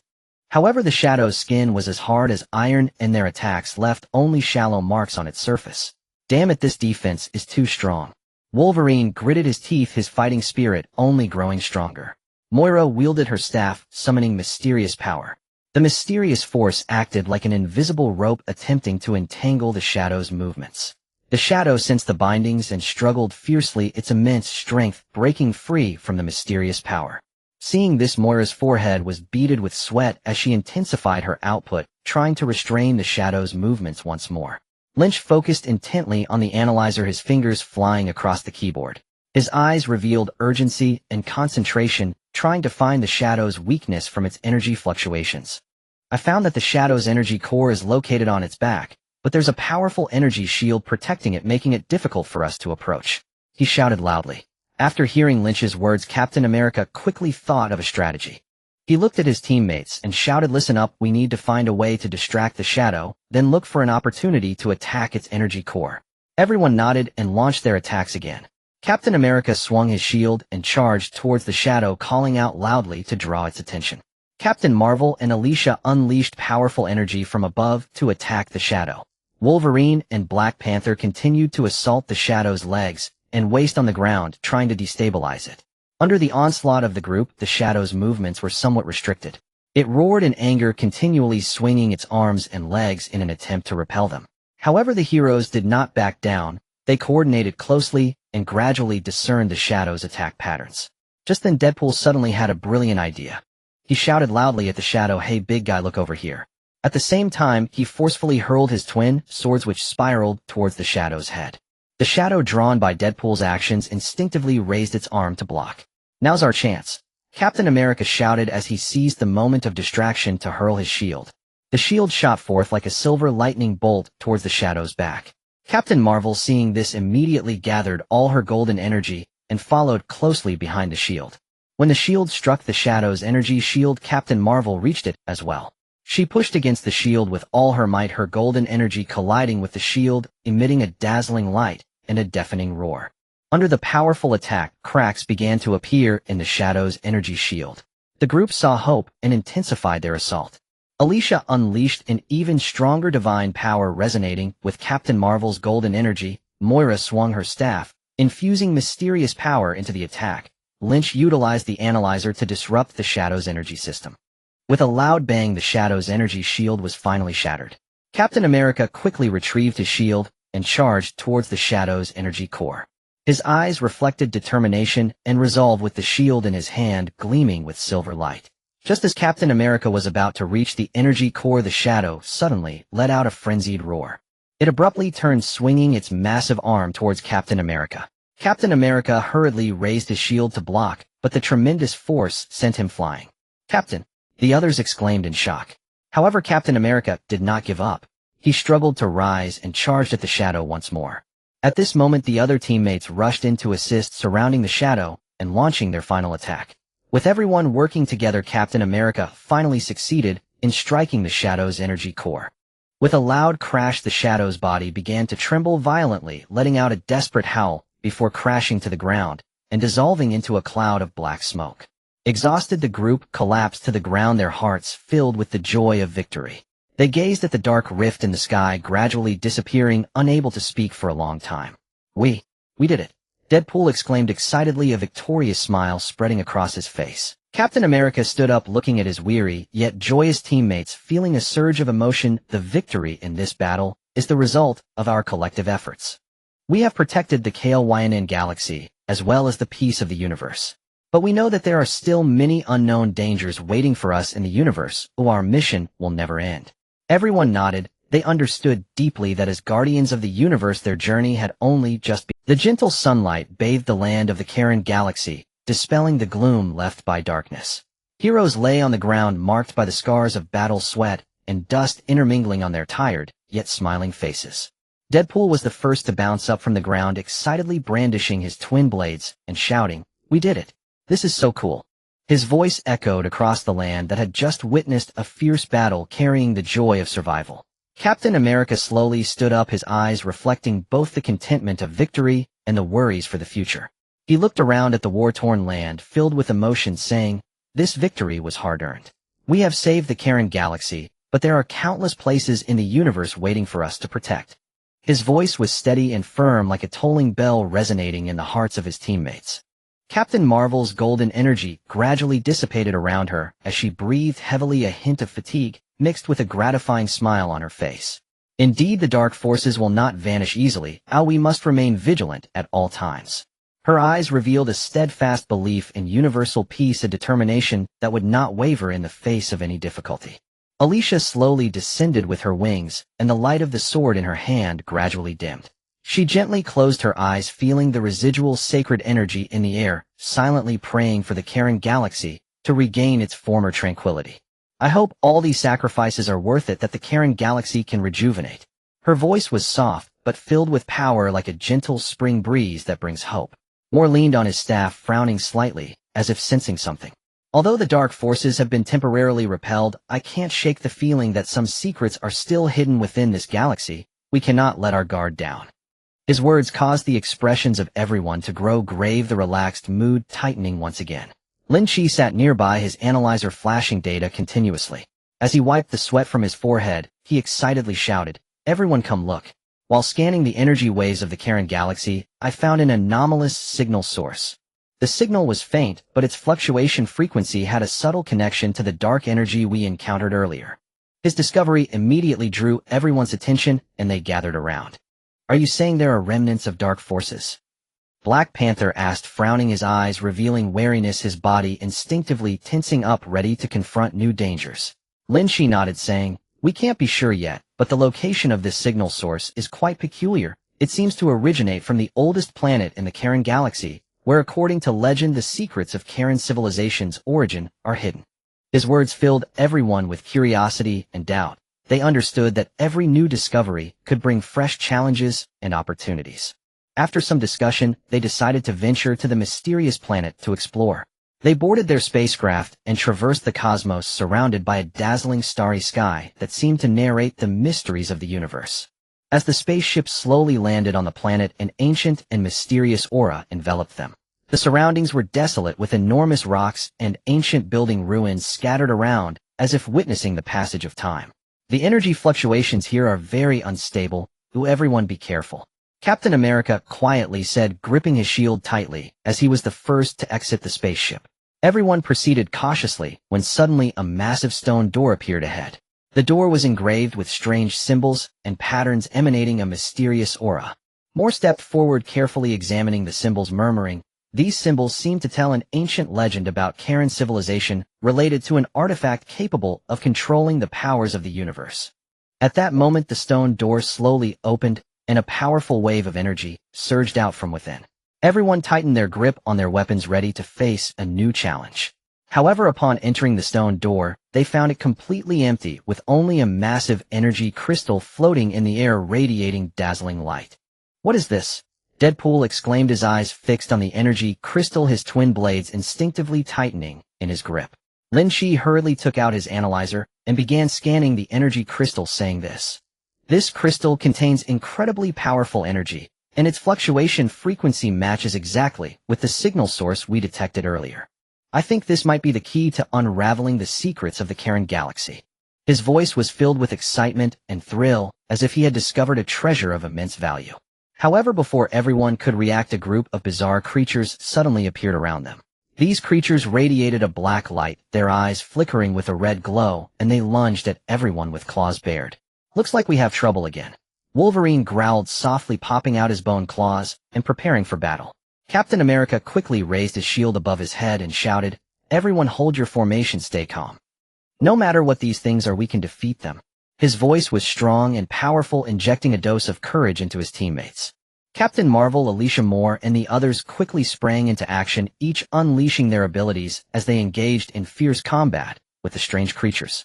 During the battle, they discovered that these creatures seemed to be controlled by some force that appeared to be intricately linked to that mysterious energy crystal. A bizarre creature lunged forward, its claws bared, as a tense atmosphere instantly enveloped the air. Deadpool nimbly darted between these creatures, his twin swords dancing in the air, glinting sharply, while he shouted, "Come on, let me show you my prowess." Despite his feigned nonchalance, a hint of tension flickered in his eyes, for the creature's attack methods were strange, and their strength could not be underestimated.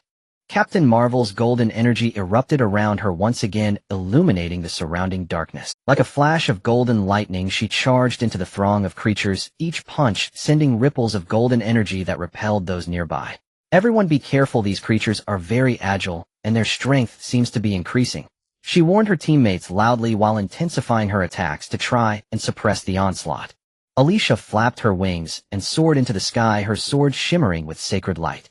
She chanted softly, then pointed her sword at the creatures below, sending down waves of holy light like raindrops. The holy waves struck the creatures, emitting sizzling sounds and rising clouds of blue smoke. The creatures seemed to be greatly fearful of this divine power, their movements noticeably slowed after being hit.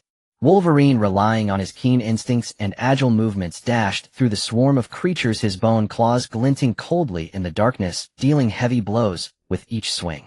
Yet these creatures appeared to feel no pain, continuing their frenzied attacks, even when wounded. How can these guys keep coming? Wolverine roared, his anger ignited. Black Panther utilized the surrounding terrain, sometimes hiding behind the ruins, and at other times leaping out suddenly to deliver deadly strikes with his claws. His movements were ghostly quick, leaving the creatures unable to defend. We must find a way to identify their weaknesses. This cannot go on. Black Panther shouted as he attacked. Morpheus waved his staff, summoning mysterious power in an attempt to bind the creature's movements. The mysterious power transformed into invisible ropes that wrapped around the creatures. However, the creatures struggled vigorously and soon broke free. They have a strong resistance to my power. The effect of this mysterious energy is not very significant, Morpheus said anxiously, beads of sweat forming on his forehead. Captain America swung his shield, repelling the approaching creatures one by one. His gaze was steadfast, always monitoring the battlefield for the creatures' weaknesses. Everyone stay calm, we will definitely find their flaws. He shouted, his voice booming like a bell, instilling confidence and strength in his teammates. Lynch at the back dodged the creature's attacks, while keeping a close eye on the analyzer. His fingers flew over the keyboard, sweat pouring down his forehead, his gaze filled with urgency and focus. I am analyzing the connection between these creatures and the energy crystals. I have some clues. The energy fluctuations of these creatures seem to resonate with the frequency of the crystals. Perhaps we can use the crystal's energy against them. Hearing this, a glimmer of hope ignited in everyone's hearts. Captain America quickly made a judgment. Captain Marvel, Alicia, you two attract the attention of these creatures. The rest of you cover Lynch, and let him study how to utilize the crystal energy. Captain Marvel and Alicia sprang into action immediately. Captain Marvel unleashed powerful golden energy, creating dazzling light in the air that drew the attention of most of the creatures. Alicia continuously released waves of holy light, blocking the creatures' attacks. Wolverine, Black Panther, and Deadpool surrounded Lynch, forming a defensive line with their bodies. They kept attacking the approaching creatures to ensure Lynch could study in peace. Morpheus increased the output of his mysterious power, trying to disrupt the creature's movements and buy time for his teammates. He gripped his staff, tightly, chanting, his forehead, veins bulging, clearly giving it his all. Lynch focused intently on the analyzer and finally shouted excitedly, I found it. We can disrupt these creatures' movements by adjusting the energy frequency of the crystals. Upon hearing this, Captain America immediately said, Morpheus, you and Lynch work together to adjust the crystal energy frequency. The rest of us continue to attack, to buy them time. Morpheus quickly joined Lynch, and the two operated the analyzer together, attempting to adjust the energy frequency of the crystals. Meanwhile, the other teammates fought even harder against the creatures, and the battle on the battlefield reached a fever pitch. With Morpheus and Lynch's efforts, the energy crystals began to emit different frequency lights.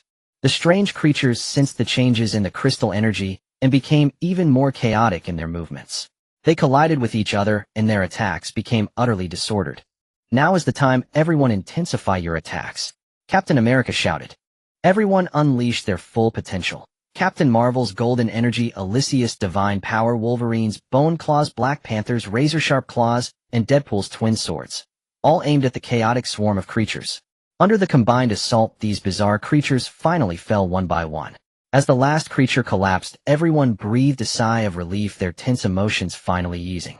However, before they could rest, Lynch suddenly noticed strange patterns appearing on the energy crystals. These patterns flickered with dim light, seemingly conveying some sort of message. Lynch stared intently at the strange, faintly glowing patterns etched upon the energy crystal, his eyes alight with exhilaration and curiosity. He cautiously extended his hand toward the enigmatic markings, yet hesitated, wary of triggering some unknown peril. Everyone gathered round. The patterns seemed to encode information, perhaps even clues to the lost civilization of Krun. His voice trembled slightly with excitement. Captain America strode forward, standing beside Lynch, his gaze fixed on the crystalline glyphs as his brow furrowed in deep contemplation. These markings appear ancient, like whispers from a long-forgotten saga. More, your expertise in archaic civilizations runs deep. Can you discern anything? Moore stepped forward, tapping his staff lightly against the ground. Narrowing his eyes, he studied the patterns with unwavering focus, murmuring softly, the symbols bear resemblance to those we saw earlier on the corridor walls, likely an ancient script. Yet their arrangement is extraordinarily intricate. I shall require time to decipher them. By then the group had gathered tightly around the energy crystal, all eyes riveted upon its mystic inscriptions. Deadpool, unable to contain his curiosity, leaned in eagerly. Hey, how about speeding up that decoding? I'm practically vibrating with anticipation to uncover whatever secrets buried beneath this. As Moore labored over the glyphs, the environment shifted abruptly. The tranquil air thickened with a delicate violet mist, swelling steadily until it enshrouded them all. A low, resonant hum swelled from the depths of the atmosphere, as though something colossal drew near. Caution, something is amiss. Captain Marvel declared, golden energy rippling faintly around her form as she braced for combat. Alicia unfurled her wings and ascended into the air, straining to pierce the haze. I can't see a thing. The mist arrived far too suddenly. Wolverine twitched his nostrils, scenting the alien essence saturating the air, his adamantium claws unsheathed instinctively. Danger approaches, and this scent, it's familiar, tied somehow to the dark force we encountered before. Stay vigilant. Form a defensive circle. Do not break formation. Captain America barked, raising his shield high. At once the team complied, back-to-back in a tight ring, scanning the encroaching gloom. As the thunderous rumble intensified, colossal silhouettes began to emerge from the mist. Their forms remained indistinct, yet their sheer scale was undeniable, each footfall reverberating through the earth. Looks like we've got new complications. Black Panther murmured, resolve gleaming in his eyes, as his vibranium claws shimmered with lethal intent. Just then Moore exclaimed, elated, I've cracked part of it. These glyphs reveal that the Krun civilization forged a formidable weapon to combat the darkness, and the key to its location lies deep within this planet. First survive the present threat, then seek the weapon. Captain America commanded decisively. Captain Marvel, Wolverine, Black Panther. You engage Hedon. Alicia, provide aerial support and locate vulnerabilities. Deadpool, execute Hitandran maneuvers to disrupt enemy coordination. Moore and Lynch, continue deciphering. Find us a way to counter these adversaries. Without hesitation they sprang into action. Captain Marvel surged forward, first a streak of golden lightning cleaving the mist. Her fist, charged with immense power, slammed into one towering figure, eliciting a deafening impact. But the behemoth merely staggered unharmed. Their defenses are astonishingly resilient, she cried. Wolverine and Black Panther joined the fray, instantly darting between the giants with feline grace and predatory precision. Wolverine's claws struck repeatedly at vulnerable joints. Black Panther exploited terrain and timing, striking from shadows with surgical ferocity. Yet the Colossi' strength and endurance defied expectation, their assaults barely registered. Alicia hovered above, unleashing waves of radiant, sanctified light, only for the mist to dampen their potency, blunting their effect. Deadpool bounded along the periphery, slashing at tendons and knee joints with twin blades, while shouting provocations to draw attention and sow chaos. Meanwhile, Moore and Lynch dodged stray blows while continuing their analysis. Lynch's fingers flew across his scanner, parsing glyph data for exploitable weaknesses. I've detected sensitivity to high-frequency energy. Lynch shouted. Captain America responded instantly. Captain Marvel, try a high-frequency assault. She nodded, her golden aura pulsing faster, shifting in resonance. Charging anew, she gathered concentrated high-frequency energy in her palms and drove it straight into a giant's chest. With a thunderous detonation, a jagged fissure split open across its torso, ebon ichor oozing forth. It works. Target their chests, now. Captain America roared. The team reoriented instantly, coordinating strikes, focusing every ounce of force upon the chest cavity. One by one the titans crumpled under the unified onslaught. When the final behemoth collapsed, the violet mist dissolved, silence returning, profound and still. Exhausted, the heroes sank to the ground, breathing deeply. Yet they knew, this was but the tip of the iceberg. The cryptic patterns on the energy crystal held deeper enigmas waiting to be unearthed across the Krunstar system. The crowd, exhausted, rose from the ground, gazing at the dissipating mist around them, their hearts filled with gratitude for having survived the ordeal, yet they knew that the true exploration was only just beginning. Captain America took a deep breath to steady his rapid heartbeat, his gaze resolutely directed towards the depths of the planet. We are setting off to find clues about the Kryn civilization's weapons. This could be the key to resolving the crisis in the Kryn system. Under Moir's guidance, the group proceeded along an ancient stone path. The walls flanking the stone path were etched with various strange patterns, some resembling ancient battle scenes, while others depicted mysterious rituals, each image seemingly narrating the grandeur and vicissitudes of the Kryn civilization. These patterns look very ancient, as if they are recording the history of the Kryn civilization. Alicia observed the wall patterns carefully, while hovering in the air, her eyes revealing curiosity and focus. Indeed, I can sense powerful energy fluctuations within these patterns distinctly different from the dark forces we encountered before. Mo Air traced the patterns on the wall thoughtfully. As they walked, a massive stone door suddenly appeared. A gigantic symbol was carved into the stone door, radiating a faint glow as if guarding the secrets behind it. This door seems quite unusual. We must proceed with caution, Captain America said, cautiously gripping his shield tightly as he approached the stone door. Just as he neared the door, the symbol erupted in brilliant light, enveloping the door in a powerful energy barrier. What is happening? Deadpool exclaimed in surprise, attempting to slash at the energy barrier with his katanas, but the moment they made contact he was repelled by a tremendous force. Mo Air stepped forward, closely examining the symbol on the door, muttering, "This seems to be an ancient defense mechanism that can only be deactivated in a specific manner. Let me see if I can find a way to crack it." Just as Mo Air was studying the door, the ground around them suddenly began to tremble, with fissures spreading from below. Suddenly, a group of massive mechanical puppets emerged from the cracks. These puppets were made entirely of black metal, their eyes gleaming with red light, wielding enormous weapons as they charged aggressively toward the group. "Looks like we're going to have to fight again," Wolverine roared, popping out his bone claws ready to face the battle. Captain America quickly raised his shield overhead and shouted, "Everyone hold the formation and stay calm." The movements of these puppets seemed quite orderly. We need to find their weaknesses. Captain Marvel soared into the air, golden energy swirling around her. She charged toward the group of puppets, each strike unleashing a burst of golden light that pushed the puppets back. "These puppets are strong, but their attack patterns are relatively simple. We can exploit that," she declared. Alicia flapped her wings, soaring into the air, unleashing sacred energy with her longsword.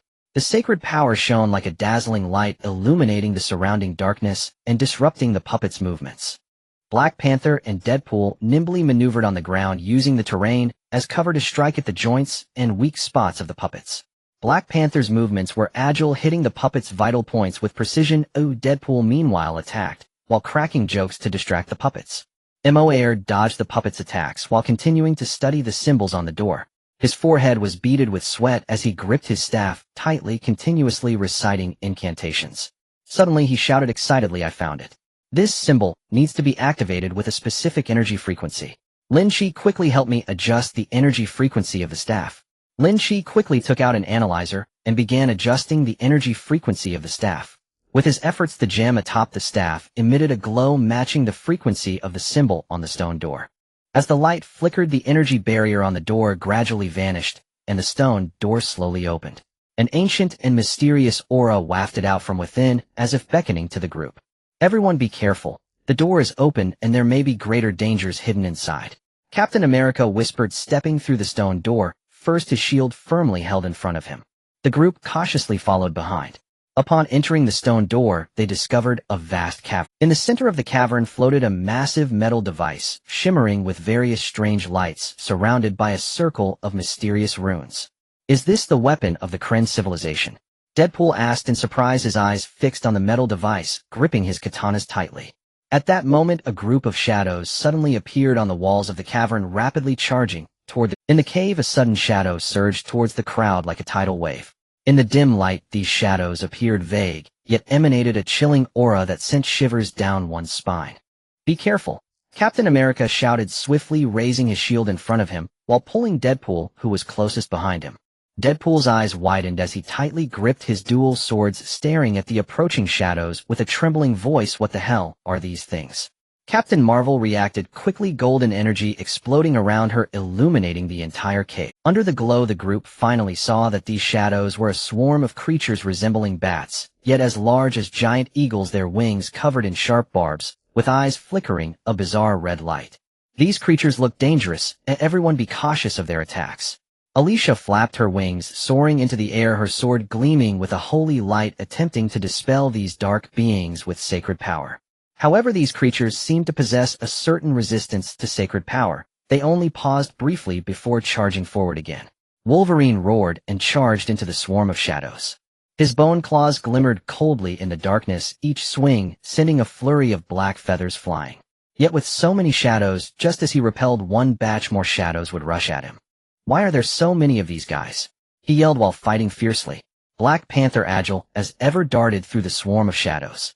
Using the rocks and columns in the cave as cover, he launched surprise attacks on the vulnerable areas of the shadows' bodies. With each strike he accurately hit his targets, eliciting pained cries from the shadows. Moore waved his staff, summoning mysterious powers in an attempt to bind the shadows' movements. The mysterious energy transformed into invisible ropes wrapping around the shadows. But these shadows struggled furiously, quickly breaking free from their bindings. Their strength is greater than I imagined, Moore said anxiously, beads of sweat forming on his forehead. Lynch from the back dodged the shadows' attacks while operating the analyzer. His eyes were glued to the screen, searching for the weaknesses of these shadows. I found that these shadows are sensitive to high-frequency sound waves, he suddenly shouted. Hearing this, Captain America immediately called out, "Everyone listen, find a way to generate high-frequency sound waves to attack these shadows."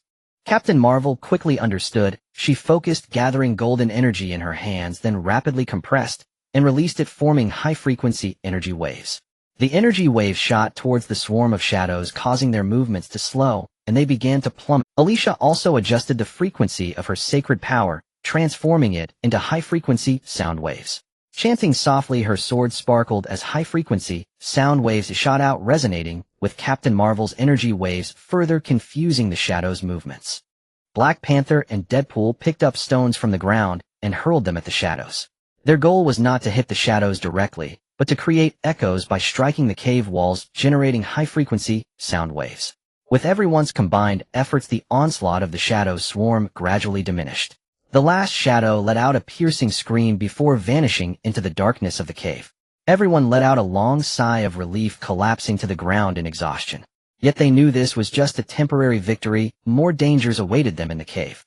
"Everyone rest for a moment and recover your strength," Captain America said, his voice tinged with fatigue, but his gaze remained resolute. After a brief rest, the group walked towards a metallic device in the center of the cave. This device floated in the air, emanating an unusual glow surrounded by flickering mysterious runes, as if telling the secrets of the Karen civilization. Moore stepped forward, closely examining the metal device and the runes. He gently touched the runes with his fingers, muttering to himself. Suddenly he exclaimed excitedly, "I think I found some clues." These runes seemed to describe how to activate this metal device. The group gathered around, their eyes filled with anticipation. "Quick, tell us how to activate it," Deadpool asked eagerly. Moore pointed to a slot on the metallic device, saying, "This slot seems to require a specific energy crystal to activate. If I'm not mistaken, this crystal might be hidden somewhere in this cave." Captain America nodded and said, "All right, everyone split up and search for the energy crystal. But be careful, there may be other dangers in this cave." Everyone nodded and began searching for the energy crystal. They searched carefully in every corner, leaving no potential clue overlooked. Just then a deep rumbling sound echoed from the depths of the cave, as if something enormous was beginning to awaken. The deep rumbling sound from within the cave echoed like a muffled war drum, striking at the hearts of everyone present. The bodies of the crowd instantly tensed, their previously relaxed nerves pulled back to their limits. Captain America sprang to his feet, gripping his shield tightly as he cautiously gazed towards the source of the sound. A determined and resolute look shone in his eyes as he warned everyone, "Be careful, no matter what it is, we must be ready for battle." Captain Marvel's golden energy surged around her once more, illuminating the surrounding darkness.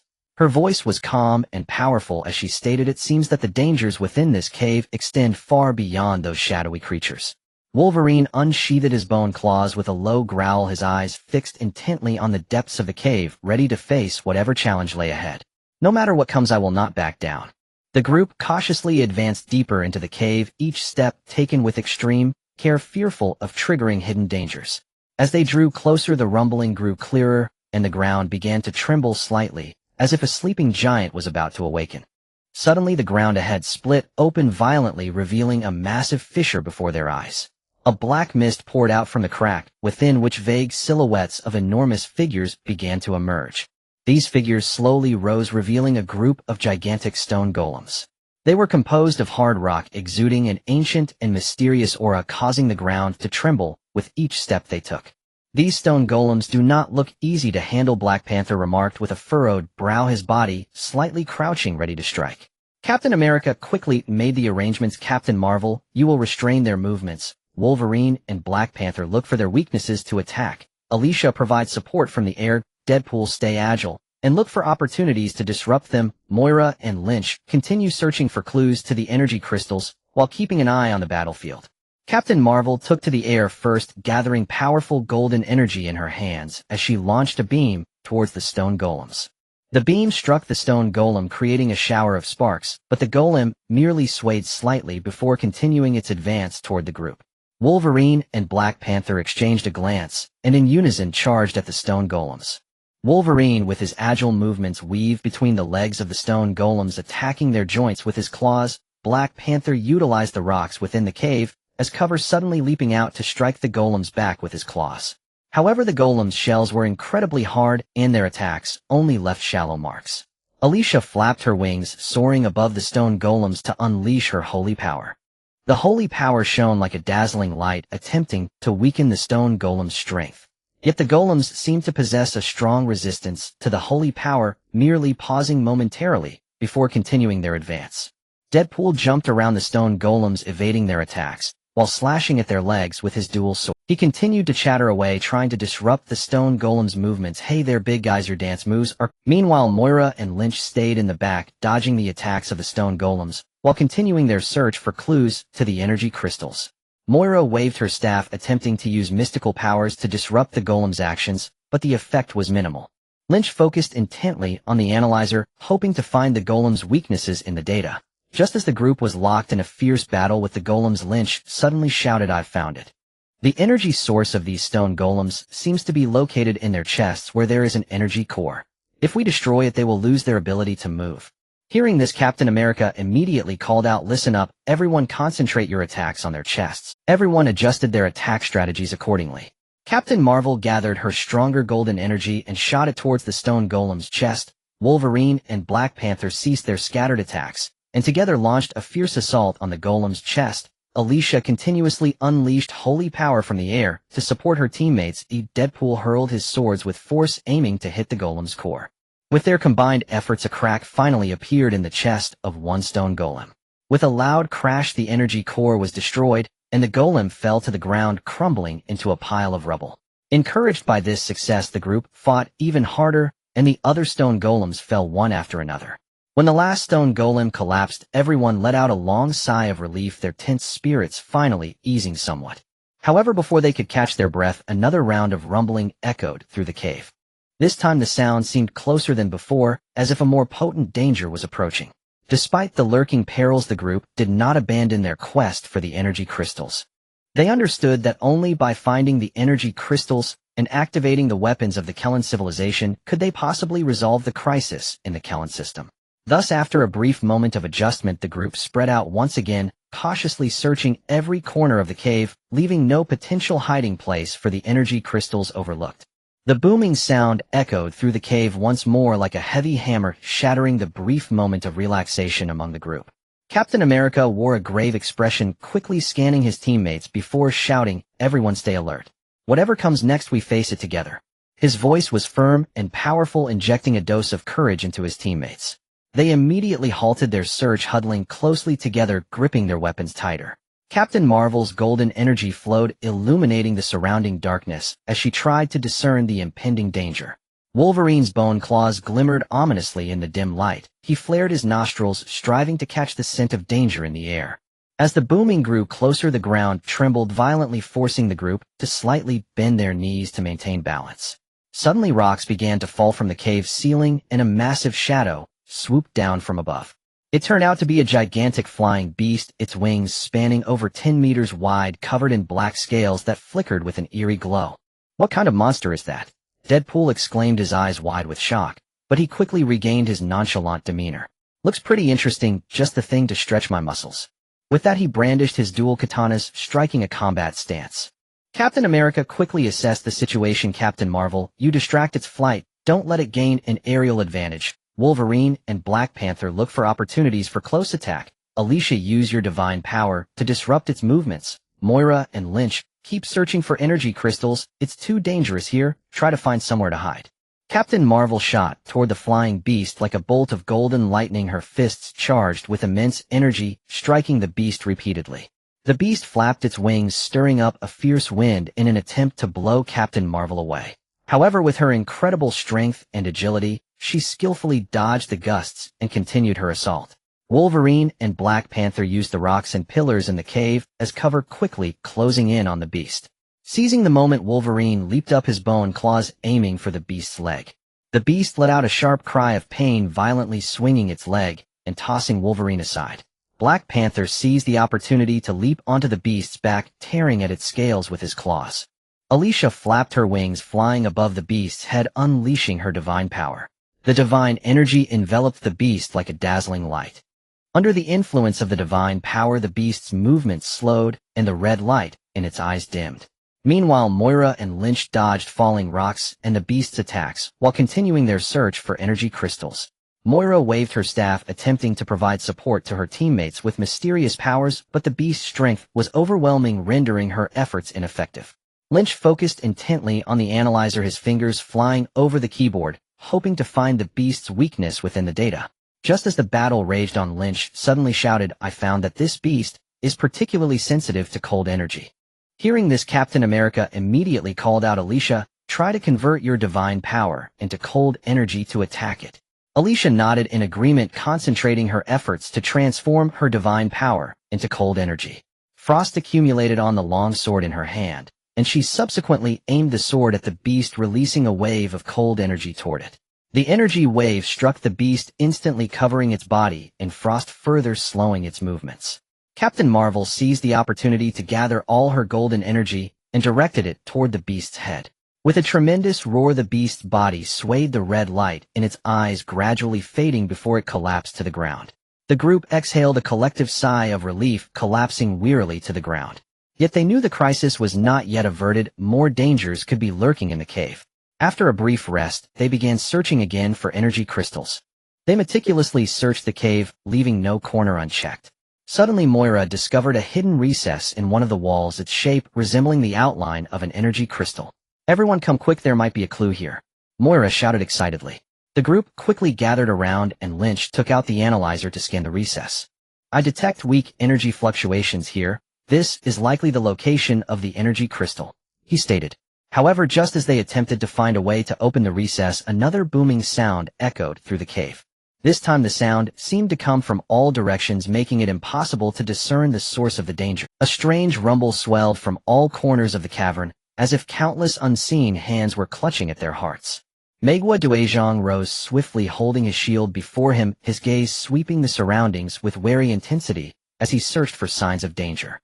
"Everyone back to back, stay alert," he ordered in a low, powerful voice that echoed through the cavern and steeled his teammates' resolve. Jingshi Duizhang's golden energy surged anew, driving back the surrounding darkness, yet wherever the light fell, no anomaly could be found. "This sound is odd, as if it is coming from beneath the earth," she murmured, frowning as she looked up at the cavern ceiling and then down at the floor to find the source. Jingang Lang sprang his bone claws and let out a deep growl. His eyes flashed coldly in the dark, ever ready to face unknown danger. "Whatever it is, if it dares to show itself, it'll make it regret it," he declared, his words brimming with fighting spirit and untouched by fear of the unknown. As they stood on guard, the ground beneath their feet suddenly trembled violently, and fissures raced outward. From the cracks surged a black liquid that quickly gathered into huge black Shalema monsters. These creatures had no fixed form, constantly writhing and exuding a sickening stench. "What on earth is this thing?" someone gasped. Seashire pinched his nose, a look of disgust on his face, then said that it looked soft and should be easy to deal with as he brandished his twin blades and charged a Shalemo. However, when his blades struck the creature, they sank straight in, as if cutting into thick tar. "Be careful, these monsters are strange," someone warned. Megwa Duezhang shouted as he slammed his shield into a Shalemu, only for the creature to envelop the shield tightly and prevent him from pulling it free. Jingshi Duezhang gathered golden energy and fired beams at the Shalemu. The bolt struck, but only made their bodies tremble briefly before they quickly recovered. "These creatures regenerate quickly. Ordinary attacks are ineffective," Jingshi Duezhang shouted. Alicia beat her wings, rose into the air, and unleashed holy power. The holy power shone like a blinding light upon the Shalemu. Under its radiance, their movements slowed, and their bodies began to dissipate. "The holy power is working, use it together," Alicia cried. Mower swung his staff, summoning a mysterious force to complement her holy power. The mysterious force and the holy power intertwined to form a potent energy barrier that held the Shalemu at bay. Heibao used the cavern pillars for cover and silently moved to the monster's rear. He watched their movements and discovered that when struck their core briefly became exposed. Everyone aimed for their central core that may be their weak point, he alerted. Heibao shouted, and the others adjusted their tactics. Jingang Lang seized the moment, pouncing on a Shalemu and driving his bone claws into its core. With a shriek, the creature's body swiftly dissolved into a puddle of black liquid. Working together, they dispatched Shalemu after Shalemu. When the last creature vanished, everyone exhaled and felt some of the tension ease, but before they could rest, a rumble rolled through the cavern once more. This time the sound was louder and the tremors more violent. Suddenly the cavern walls began to collapse and enormous slabs of rock crashed toward them. "Get down!" Megwa Duezhang shouted as he shoved Sishur aside and used his shield to block a hurtling. They dodged falling stones and ran deeper into the cavern. During the escape, Lynch suddenly noticed strange symbols carved into some of the rocks. He stopped, picked up a rock, and examined the markings closely, calling out that these symbols resembled those on the stone gate and might be the key to opening the groove. He cried out excitedly, and the group gathered around. Mower took the rock and studied the symbols, his fingers tracing them as he murmured under his breath. After a moment, he looked up with excitement and declared that he understood the symbols formed an ancient cipher, and striking the walls around the groove in a specific sequence would open it. They immediately followed Mower's instructions and began to tap the walls. With each knock, bands of light appeared around the groove, gathering until they formed a complex pattern. Suddenly the groove slowly opened, and a dazzling light burst forth. The dazzling light that shot out from the groove was like a sharp sword, instantly slicing through the darkness of the cave, illuminating everyone's eyes. In an instant, everyone squinted against the sudden bright light, instinctively shielding their eyes with their hands. What is hidden in this light? Deadpool couldn't help but speak, his voice tinged with a hint of tension and anticipation, his dual swords tightening in his grip, as if ready to face any new danger. As the light slightly dimmed, everyone slowly lowered their hands and gazed towards the groove. Inside the groove, an energy crystal radiating with multicolored light hovered in the air, surrounded by a circle of mysterious runes that flickered with a faint glow, seemingly telling the ancient secrets of the Karen civilization. "This must be the energy crystal we've been searching for," Mower said excitedly, his eyes sparkling with enthusiasm as his staff trembled slightly, as if sensing the tremendous power of the crystal. Captain America nodded, a hint of satisfaction on his face. It seems our efforts have not been in vain. Yet his gaze still revealed a sense of vigilance, for in this perilous cave, no one knew what might happen next. Just as everyone prepared to approach the energy crystal, a sharp alarm suddenly rang out in the cave. The sound was akin to nails scraping against a blackboard, sending shivers through their bodies. Immediately the ground of the cave began to tremble violently, and cracks appeared on the surrounding walls from which black smoke began to pour forth, quickly enveloping everyone. "Not good, there's danger." Captain Marvel shouted, golden energy swirling around her as she tried to disperse the smoke. However, the smoke seemed to have a strong resistance to her energy, being pushed back only slightly before quick. "This smoke is strange, everyone be careful." Alicia flapped her wings, soaring into the air and releasing divine power with her long sword. The divine power flickered in the smoke, attempting to illuminate the surroundings, but the effect was minimal. Wolverine and Black Panther stood back to back, vigilantly watching the area. Wolverine's bone claws gleamed with a cold light in the darkness, his nose sniffing the air vigorously, trying to catch the scent of danger. Black Panther, relying on his keen hearing, strained to discern the sounds around them. Suddenly a low growl echoed from the smoke, and a massive figure slowly emerged. This figure was larger than any monster they had encountered before, radiating black light, its eyes glowing a blood-red hue, continuously exhaling black smoke that sent chills down their spines. What is that?" Deadpool's voice trembled slightly. Despite his usual fearlessness, he couldn't help but feel a pang of fear in the face of such a powerful unknown creature. "No matter what it is, we cannot back down," Captain America said firmly, gripping his shield tightly as he stood at the forefront, protecting his teammates behind him. Captain Marvel was the first to launch an attack, gathering all her golden energy and charging towards the massive figure. The golden energy flickered brilliantly in the darkness like a meteor streaking across the night sky. However, as she approached the massive figure, a powerful force of darkness suddenly knocked her away. "Captain Marvel!" everyone exclaimed. "I'm okay." Captain Marvel struggled to stand, wiping the blood from the corner of her mouth, her eyes showing determination. "This monster's power is strong. We must respond carefully." Mower waved his staff, summoning mysterious power in an attempt to bind the massive figure's movements. The mysterious force resembled invisible ropes wrapping around the enormous figure. Yet the massive figure merely shook free from the bindings, continuing to advance towards them. "Everyone do not panic, let's look for its weakness," Captain America shouted. Everyone nodded, each unleashing their abilities to engage in fierce battle with the massive figure. Alicia continually released divine power in the air, trying to weaken the massive figure's strength. Wolverine and Black Panther nimbly moved on the ground, searching for opportunities to strike. Deadpool dodged the massive figure's attacks, while slashing at its legs with his swords. During the battle, Lynch kept a close watch on the analyzer from the back, attempting to discern the creature's weakness from its energy fluctuations. Alicia continually released divine power in the air, trying to weaken the massive figure's strength. Wolverine and Black Panther nimbly moved on the ground, searching for opportunities. Upon hearing this, everyone immediately adjusted their attack strategy. Captain America wielded his shield to draw the massive figure's attention. Captain Marvel and Alicia unleashed powerful energy from the air, targeting the abdomen of the massive figure. Wolverine and Black Panther took the opportunity to charge from the sides, attacking its abdomen with their claws. With everyone's combined efforts, a crack finally appeared in the abdomen of the massive figure. As the crack widened, black light poured out from within, and the creature's strength gradually waned. "Now's the time, increase the attack," Captain America shouted. Everyone put forth their utmost effort, unleashing energy beams, divine power, claws, and talons, all aimed at the creature's abdomen. With a loud explosion, the massive figure's abdomen was completely blown apart, letting out a desperate roar before crashing to the ground, dissolving into a cloud of black smoke. Everyone sighed in relief, collapsing to the ground in exhaustion. But they knew the battle was not yet over. "Let's go retrieve the energy crystal and activate the weapon of the Karen civilization to fully resolve the crisis in the Karen star system." Captain America stood up, looking at his tired, yet joyful teammates, feeling a surge of emotions.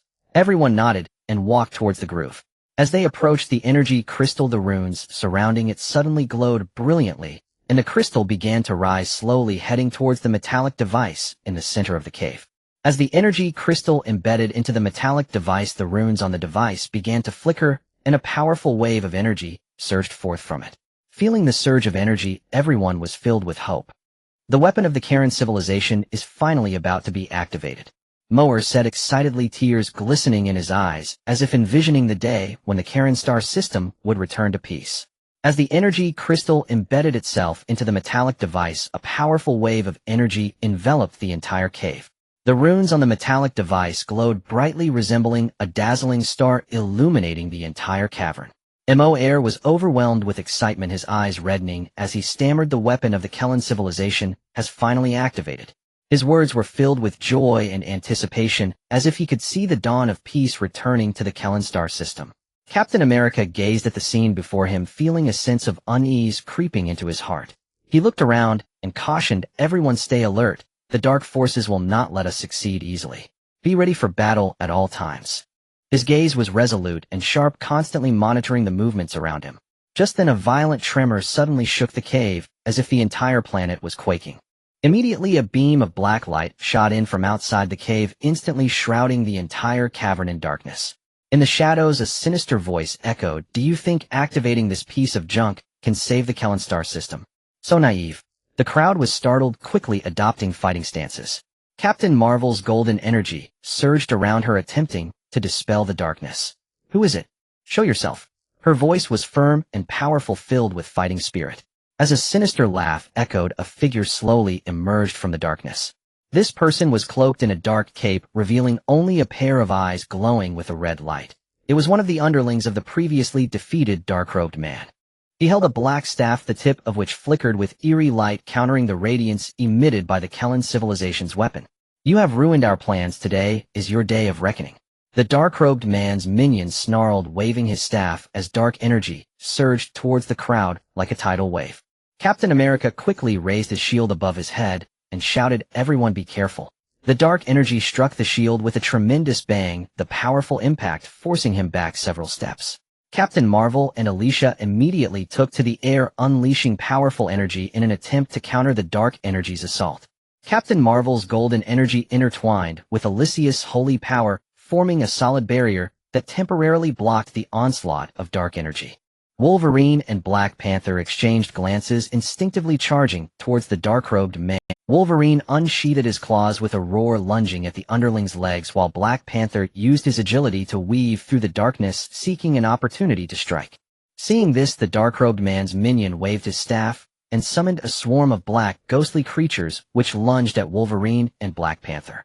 The ghostly beings clawed and swiped, moving at incredible speeds, swiftly surrounding the two.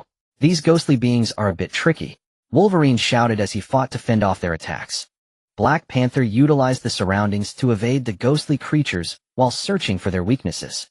Everyone be careful. These ghostly beings seem to lack a physical form and our attacks have little effect on them. Just as the battle between the group and the ghostly creatures intensified, the Kellan civilization's weapon suddenly emitted a strong radiance accompanied by a mysterious wave. This wave seemed to resonate with the dark energy, intensifying its attacks.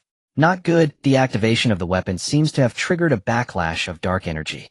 Lynch shouted anxiously, his gaze focused on the analyzer as he sought a solution. Mo Air waved his staff, attempting to stabilize the energy fluctuations of the weapon with mysterious powers. They'll try to control the weapon's energy. Oh, everyone hold on. His forehead was drenched in sweat as he gripped the staff tightly, chanting incantations. Deadpool nimbly maneuvered among the ghostly creatures, dodging their attacks, while searching for openings in the dark-robed man's minion. Suddenly he noticed that the dark-robed man's minion's staff flickered briefly whenever he controlled the ghostly creatures. Hey everyone, look over here. Deadpool shouted loudly as he threw his twin swords with force, sending them spinning towards the dark-robed man's minion. The dark-robed man's minion hastily swung his staff to block, but at that moment Mo Air seized the opportunity to amplify the output of his mysterious power, attempting to disrupt the control of the dark-robed man's minion. Under Mo Air's interference, the movements of the ghostly creatures began to slow down. Now's the time, everyone attack together, Captain America shouted. The group unleashed their full capabilities. Captain Marvel and Alicia released even more potent energy towards the dark-robed man's minion, while Wolverine and Black Panther broke through the encirclement of the ghostly creatures, attacking the minion with claws and talons. Deadpool quickly retrieved his swords and charged again at the dark-robed man's minion. With their combined efforts, the defenses of the dark-robed man's minion gradually crumbled. His body began to tremble, fear flashing in his eyes. No, this is impossible. You ants cannot defeat me. However, the group did not give him a chance to breathe. With a resounding crash, the dark-robed man's minion was struck by their combined attacks, letting out a wail as his body transformed into a cloud of black smoke, dissipating into the air. As the dark-robed man's minion vanished, the ghostly creatures also began to dissipate, and the assault of dark energy gradually weakened. The radiance of the Kellan civilization's weapon stabilized, and the energy fluctuations returned to normal. The group breathed a sigh of relief, collapsing to the ground in exhaustion. But they knew that this battle was far from over. The activation of the Kellan civilization's weapon was merely the beginning. They still needed to utilize this weapon to completely eliminate the dark forces threatening the Kellan star system. The crowd tiredly rose from the ground, gazing at the gradually stabilizing weapon of the Kellan civilization, their hearts filled with the relief of having survived a catastrophe. Yet they knew that the real challenge was only just beginning. Captain America took a deep breath, calming his rapid heartbeat, and fixed his steadfast gaze outside the cave. We set off using this weapon to completely purify the dark forces of the Kellan system. Under Mo Air's guidance, the group cautiously pushed the Kellan civilization weapon out of the cave. The moment the weapon emerged into the sunlight, the entire planet trembled. The runes on the weapon shimmered with dazzling light, as if proclaiming its power to the entire star system. However, before the group could take action, a swarm of black flying machines suddenly appeared in the sky.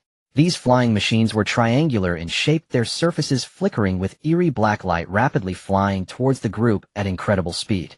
It seems the dark forces are not willing to give up yet. Captain Marvel frowned and set his golden energy subtly surging around him, ready for battle. Captain America quickly made the arrangements. Captain Marvel and Alicia, you are responsible for intercepting the flying machines in the air. Wolverine, Black Panther, and Deadpool look for opportunities to attack on the ground. Mo Air and Lynch control the weapon and be ready to initiate the purification program. I will attract the attention of the flying machines to create opportunities for everyone. The group quickly acknowledged their orders and sprang into action. Captain Marvel and Alicia shot towards the sky like two beams of light, their golden energy and divine power intertwining to form a brilliant light trail. They fired energy beams at the flying machines, which struck the machines and sparked bursts of fire. These flying machines have strong defenses. Ordinary attacks are unlikely to cause them harm. Alicia shouted. Wolverine, Black Panther, and Deadpool agilely maneuvered on the ground using the surrounding terrain as cover to dodge the laser attacks from the flying machines. Wolverine seized his moment, leaping up and thrusting his bone claws towards the underside of one of the flying machines. However, the machine's shell was incredibly hard, leaving only shallow scratches on its surface. Damn, their defenses are too strong. Wolverine gritted his teeth. Black Panther, on the other hand, used his agility to weave between the flying machines, trying to find their weaknesses. He noticed that when the machines turned, the engine area would briefly expose itself. Everyone aim for their engines. Black Panther shouted. Deadpool kept firing at the flying machines from the side. His bullets, while unable to inflict significant damage, successfully interfered with their movements. Mo Air and Lynch were nervously operating the Karen civilization weapon from the rear. Mo Air's forehead was covered in beads of sweat, gripping the staff tightly and murmuring, "Initiating the purification program will take some time. Everyone must hold on." Captain America wielded his shield, drawing the attacks of the flying machines. Sparks flashed on his shield from the laser hits, yet he remained steadfast, buying time for his teammates. Just as the group was locked in a fierce struggle with the flying machines, Lynch suddenly shouted, "The purification program has been activated." As Lynch's voice rang out, the Karen civilization weapon emitted a powerful light that quickly spread, enveloping the entire planet. Under the radiance, the black flying machines began to crack, and then exploded one after another. "We did it," the crowd cheered. However, before they could celebrate, a massive black vortex suddenly appeared in the distant sky. A surge of powerful dark energy poured forth from the vortex, sweeping towards the planet. "Not good. This dark energy is even stronger than before." Mo Air shouted in fear. Captain America quickly raised his shield above his head and shouted, "Everyone, do not panic. Let us resist this dark energy together." Captain Marvel and Alicia gathered powerful energy in the air, attempting to withstand the impact of the dark energy. Wolverine, Black Panther, and Deadpool stood ready on the ground, prepared to face the impending dark energy. Mo Air and Lynch continued to control the Karen civilization weapon, trying to increase its energy output.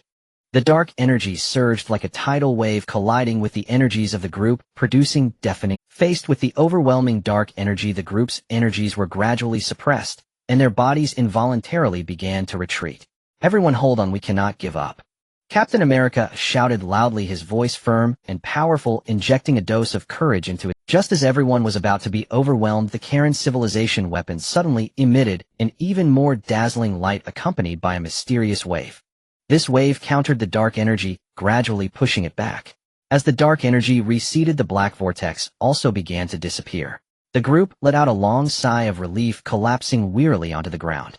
But they knew the purification effort for the Karen system was not over. They needed to continue fighting until peace returned to the entire system. The crowd lay exhausted on the ground, gasping for breath, their clothes soaked with sweat.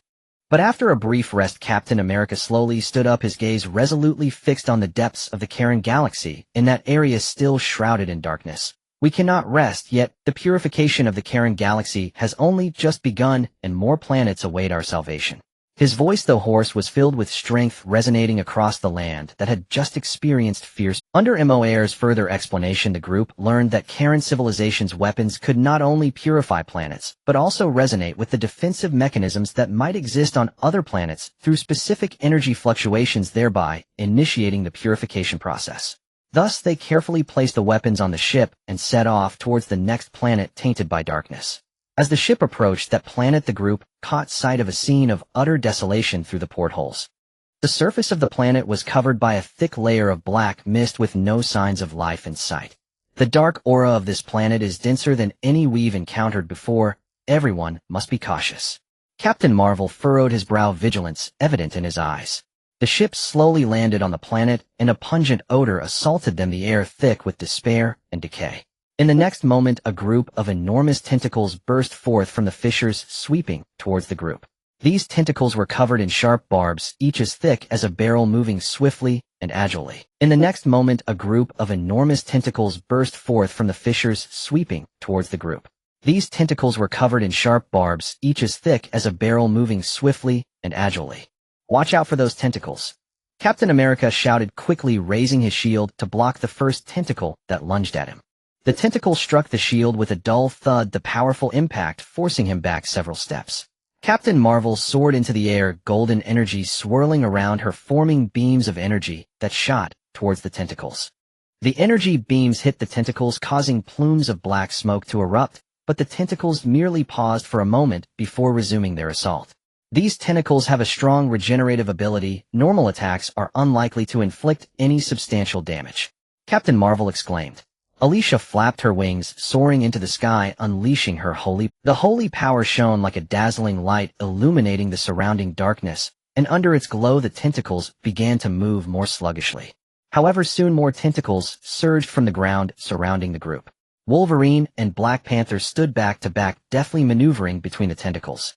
Wolverine slashed at the tentacles with his bone claws, each swing releasing a spray of black, viscous liquid. Black Panther, utilizing his agility, dodged the tentacle attacks, while searching for their weaknesses. I found that the base of these tentacles is relatively weak. Attacking there might be effective. Black Panther shouted. Deadpool continuously fired at the tentacles from the side. Although his bullets couldn't inflict fatal damage, they successfully distracted the tentacles' movements. Hey big guys, enjoy my bullet rain, he shouted while shooting. Mo Air and Lynch nervously maneuvered the Karen civilization's weapons from the rear. Mo Air's forehead was beaded with sweat, gripping the staff tightly, murmuring, I'm trying to use the weapon's energy to disrupt the movements of these tentacles. Hey everyone, hold on a bit longer. Just as the battle between the group and the tentacles was reaching a fever pitch, Lynch suddenly noticed a strange phenomenon. He stared intently at the analyzer, shouting, Wait, the energy fluctuations of these tentacles seem to resonate with an energy source on the planet. If we can sever their connection, perhaps we can eliminate these tentacles. Hearing this, Captain America immediately commanded, Mo Air, you and Lynch work together to find that energy source and cut the connection. The rest of us will continue attacking the tentacles to buy you time. Mo Air and Lynch sprang into action, evading the tentacles' attacks, while using the analyzer to search for the energy source's location. Finally, they discovered an energy core pulsating with eerie light beneath a nearby black peak. Mo Air waved his staff, summoning mysterious power, trying to destroy the energy core. However, a powerful shield seemed to protect the energy core, preventing the mysterious power from getting close. This shield is too strong. What should we do? Mo Air said anxiously. Lynch furrowed his brow, thinking for a moment before suddenly his eyes lit up. I have a solution. By utilizing the purification energy of Karen civilization's weapon, we might be able to break this shield. The two quickly adjusted the energy output of the Karen civilization weapon, concentrating the purification energy towards the energy core. With the impact of the purification energy, the shield began to crack, ultimately shattering. Without the support of the energy source, the movements of the tentacles slowed, and their strength gradually diminished. Seeing this, the group intensified their attacks, and through their collective efforts the tentacles fell one by one. After the last tentacle disappeared, the group let out a long sigh of relief, collapsing tiredly. Yet they knew this was merely a minor episode on the journey of purifying the Karen galaxy, and ahead lay more dark forces awaiting their conquest. After a brief rest, the group headed towards the center of the planet, preparing to activate the Karen civilization's weapon to purify this planet. However, when they reached the central area, they discovered it was filled with traps and defensive mechanisms left by the dark forces, and a new crisis was about to arise. The crowd gazed at the center of the planet, shrouded in darkness, a surge of intense unease swelling in their hearts. Captain America tightened his grip on his shield, vigilantly surveying the surroundings, and said in a deep voice, Everyone be careful, this place is riddled with traps. We must not let our guard down. His voice was low and resolute, like a stabilizing anchor, calming the emotions of the crowd. They proceeded cautiously, each step taken with utmost care. Suddenly the ground ahead collapsed without warning, revealing a bottomless black pit that emanated a bone-chilling cold, as if connected to an endless abyss. This trap is too cunning, Deadpool said, trembling slightly, beads of sweat forming on his forehead. He quickly stepped back a few paces, gripping his weapon tighter, his eyes revealing wariness. Captain Marvel soared into the air, attempting to survey the situation, but a bolt of black lightning suddenly struck down from the clouds, heading straight for her. Captain Marvel reacted swiftly, golden energy erupting around her, forming a solid shield that fended off the attack of the black lightning. Yet the powerful impact still caused her to sway in the air. This defensive mechanism is incredibly strong, and the attacks are utterly chaotic. Captain Marvel frowned and shouted loudly. Meanwhile, Wolverine and Black Panther on the ground were also encountering trouble. A horde of black mechanical spiders surged from all directions, their massive bodies glinting with a cold metallic sheen, their 8 sharp claws scraping painfully against the ground. Wolverine swung his claws, lunging at the spiders, each strike sparking with fiery intensity. However, the sheer number of spiders meant that as he repelled one batch, even more surrounded him. These spiders seemed endless. Wolverine roared, anger and frustration evident in his eyes. Black Panther, on the other hand, utilized his agility, deftly weaving through the spider swarm, searching for their weaknesses. He noticed that the spiders' abdomens were relatively weak, so he waited for the right moment, leaping up and fiercely striking at one spider's abdomen with his claws. With a sharp screech, the spider's abdomen was ripped open, collapsing to the ground. "Attack their abdomens!" Black Panther shouted, his voice echoing across the battlefield. Alicia released divine power in the air, trying to dispel the surrounding darkness and provide support for her teammates. The divine energy shone like a warm sunlight, illuminating the dark corners and slightly clarifying everyone's vision. However, the dark force's defensive mechanism seemed to resist the divine power, with the darkness only slightly waning before quickly regrouping. Moore and Lynch in the rear were dodging various attacks while continuing to manipulate the Kryn civilization's weaponry. Moore waved his staff, trying to interfere with the traps and defenses using mysterious powers, but the effect was minimal. Lynch focused intently on the analyzer, his fingers flying over the keyboard as he tried to find a way to break the code from the data. "I believe there's some sort of energy connection between these traps and defenses. If we can sever that connection, we might be able to disable them." Lynch suddenly exclaimed, a hint of excitement in his voice. Captain America responded immediately. "Moore, you and Lynch work together to find and sever the energy connection point. The rest of us will continue attacking to buy them time." Moore and Lynch swiftly sprang into action, weaving through the fierce battle as they carefully searched for the energy connection point. Finally, beneath a massive black stone tablet, they discovered an energy node flickering with eerie light. Moore waved his staff, summoning mysterious power in an attempt to destroy the energy node. However, a powerful shield surrounded the node, preventing the mysterious energy from getting close. "This shield is very similar to the one we encountered at the previous energy core. Let's try using the purification energy from the Kryn civilization's weapon," Lynch said anxiously. The two quickly adjusted the weapon's energy output, focusing the purification energy towards the energy node. As the purification energy struck, cracks began to appear in the shield, which ultimately shattered with a loud explosion. At the moment the energy node was destroyed, the surrounding traps and defenses began to malfunction, the frequency and intensity of the attacks noticeably diminishing. Seeing this, the morale of the group soared, and they all intensified their attacks. With everyone's combined efforts, the black mechanical spiders were gradually exterminated. The black lightning ceased to appear, and the bottomless black pit slowly closed. However, just when they thought the crisis was temporarily averted, Lynch suddenly discovered a shocking secret on the analyzer. It turned out that the dark forces had set up these traps and defenses on this planet to buy time, while they conducted a horrific experiment on another planet. Once the experiment succeeded, the entire Kryn star system would plunge into an irretrievable abyss. "What? The dark forces are conducting terrifying experiments." Captain America's expression instantly turned grave, for he understood the implications. The fate of the entire Karen galaxy now hung by a thread. "We must head to that planet immediately and stop them." His voice was resolute and powerful, as if it could pierce through the dark cosmos. The group quickly returned to the spaceship, activating the engines, racing towards the experimental planet indicated by the Lynch analyzer. As the spaceship traversed the universe, the surrounding stars streaked by like meteors, yet the mood of the crew was heavy. They knew a very challenging battle awaited them. During the flight, the spaceship suddenly shook violently, alarms blaring incessantly. "What's happening?" Captain America shouted, his eyes revealing urgency. Lynch stared intently at the dashboard, fingers flying over the keyboard, attempting to identify the problem. "We seem to have entered a mysterious energy zone, where the energy fluctuations are exceptionally chaotic, disrupting the spaceship's navigation and power systems." Captain Marvel stood up, golden energy swirling around her. "I'll go outside and see if I can stabilize the energy fluctuations." With that, she opened the hatch and flew out. Outside the spaceship, Captain Marvel saw the surrounding space, seemingly distorted, various strange energy flows intertwining like a tangled mess.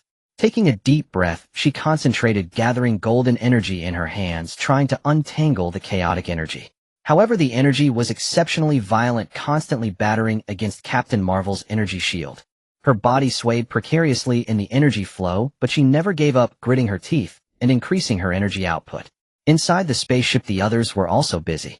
Morrigan waved her staff, attempting to assist Captain Marvel with mysterious powers. Lynch worked tirelessly to repair the spaceship systems, sweat soaking his forehead. Captain America, Wolverine, Black Panther, and Deadpool kept a vigilant eye on the spaceship's status, ready to respond to any imminent danger. After a strenuous effort, Captain Marvel finally succeeded in stabilizing the surrounding energy fluctuations. The shaking of the spaceship gradually ceased, and the alarms fell silent. "I did it." Captain Marvel's voice came through the communicator, and a great weight finally lifted from the hearts of the crew. The spaceship continued forward, finally arriving at the experimental planet. The surface of this planet was shrouded in a black energy shield which flickered with eerie lights, as if warning everyone to stay away. "This energy shield looks powerful. How do we get in?" Alicia asked with a frown, her eyes filled with. Captain America pondered for a moment and said, "Let's try using the energy from Karen Civilization's weapons to impact the energy shield and see if we can find a breakthrough." The group quickly positioned the Karen Civilization's weapon on the spaceship's launch device, adjusting the energy output. With a command, a powerful energy beam shot towards the energy shield. The energy beam struck the energy shield, creating a dazzling shower of sparks, but the energy shield merely shook slightly, showing no signs of breaking. "The defense of this energy shield exceeds our expectations," Morrigan said anxiously, beads of sweat forming on her forehead. Just as the group was at a loss, Lynch suddenly spotted a region on the energy shield with relatively weak energy fluctuations. "Everyone look. The energy fluctuations here are weaker. It might be a weak point of the energy shield," he exclaimed excitedly. Captain America immediately ordered focus fire attack, that weak point. The group adjusted the weapon's energy output again, concentrating all energy towards the weak point of the energy shield. As the energy continued to strike, cracks began to appear in the weak point of the energy shield, growing larger, until ultimately a large gap was torn open. "We did it." The group cheered as they piloted the spaceship through the energy shield, landing on the experimental planet. However, when they stepped out of the spaceship, the sight before them left them in shock. Before them stood a massive black structure pulsating with various strange lights, surrounded by many enormous dark creatures patrolling the area. "It seems this is the experimental base of the Dark Forces. Everyone be careful, a fierce battle is inevitable," Captain America said in a low voice, gripping his shield tightly, his eyes revealing determination. The group cautiously approached the experimental base. However, before they could get close, a group of dark creatures spotted them and charged towards them. The dark creatures lunged at the crowd, their menacing roars echoing across the desolate planet, sending chills down their spines. Captain America swiftly raised his shield in front of him, shouting, "Everyone hold the formation and stay calm." His voice was firm and powerful, resonating like a bell on the battlefield, instilling confidence in his teammates. Captain Marvel was the first to launch an attack, a surge of golden energy enveloping her as she charged toward the horde of dark creatures like a golden comet. Her fists carried immense power, each strike sending a dark creature flying. "These guys look fierce, but we won't back down," she shouted, her eyes filled with unwavering determination. Wolverine roared, unleashing his sharp bone claws and charging fearlessly into the swarm of dark creatures. His speed was incredible, his claws glinting with a chilling light in the darkness, each swing dealing devastating blows to the dark creatures. "Come on, feel my wrath," he bellowed, his voice brimming with fighting spirit. Black Panther nimbly navigated between the dark creatures, using his agility to dodge their attack. He utilized the surrounding terrain as cover, sometimes hiding behind large rocks, then suddenly leaping out to deliver lethal strikes with his claws. His gaze was focused, constantly searching for the weaknesses of the dark creatures. Alicia flapped her wings, soaring into the air, channeling divine power. The divine power radiated like a dazzling light, illuminating the entire battlefield and disrupting the movements of the dark creatures. "Everyone be careful, these dark creatures are attacking frantically," she warned her teammates. Deadpool, while dodging the dark creatures' attacks, slashed at them with his dual swords. His mouth was busy with quips. "Hey you ugly freaks, today is your last day." Despite the fierce battle, his humor remained intact, attempting to ease the tense atmosphere. Morrigan waved her staff, summoning mysterious powers in an attempt to bind the movements of the dark creatures. The mysterious force wrapped around the dark creatures like invisible ropes. But the dark creatures thrashed wildly, quickly breaking free from the bindings. "These dark creatures are stronger than I imagined," Morrigan exclaimed, sweat beading on her forehead. Lynch, positioned at the back, dodged the dark creature's attacks while intently analyzing data on his device. His fingers flew over the keyboard, trying to identify their weaknesses from the energy fluctuations of the dark creatures. I found that these dark creatures are sensitive to high-frequency sound waves, he suddenly shouted. Upon hearing this, Captain America immediately called out, "Everyone find a way to generate high-frequency sound waves to attack these dark creatures."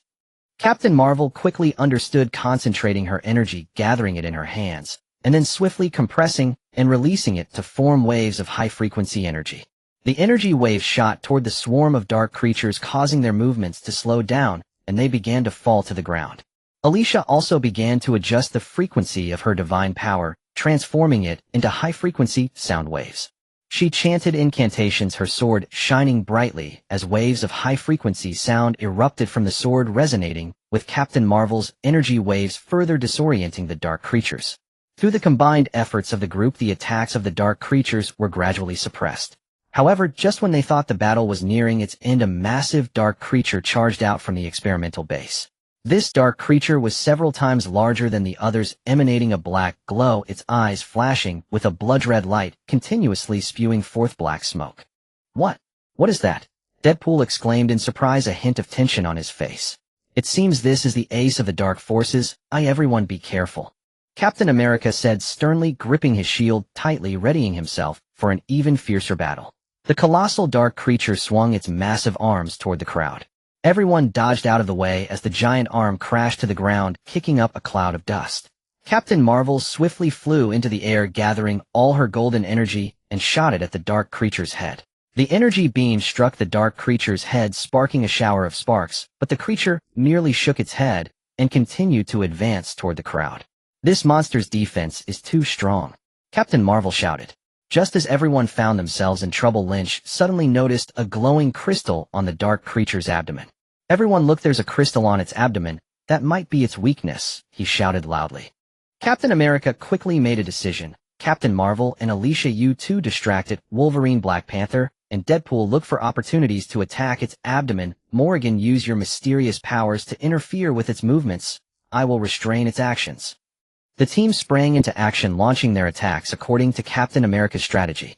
Captain Marvel and Alicia unleashed powerful energy in the air, drawing the dark creature's attention. Wolverine, Black Panther, and Deadpool searched for chances to strike at the creature's abdomen from the ground. Morrigan waved her staff, using mysterious powers to disrupt the dark creature's movements. Captain America swung his shield, continually attacking the dark creature to restrain its actions. Under the combined assault of the group, a crack finally appeared in the dark creature's abdomen, and the crystal began to flicker erratically. With a loud crash, the crystal was shattered, and the dark creature let out a despairing roar before collapsing to the ground. Everyone sighed in relief and collapsed to the ground exhausted.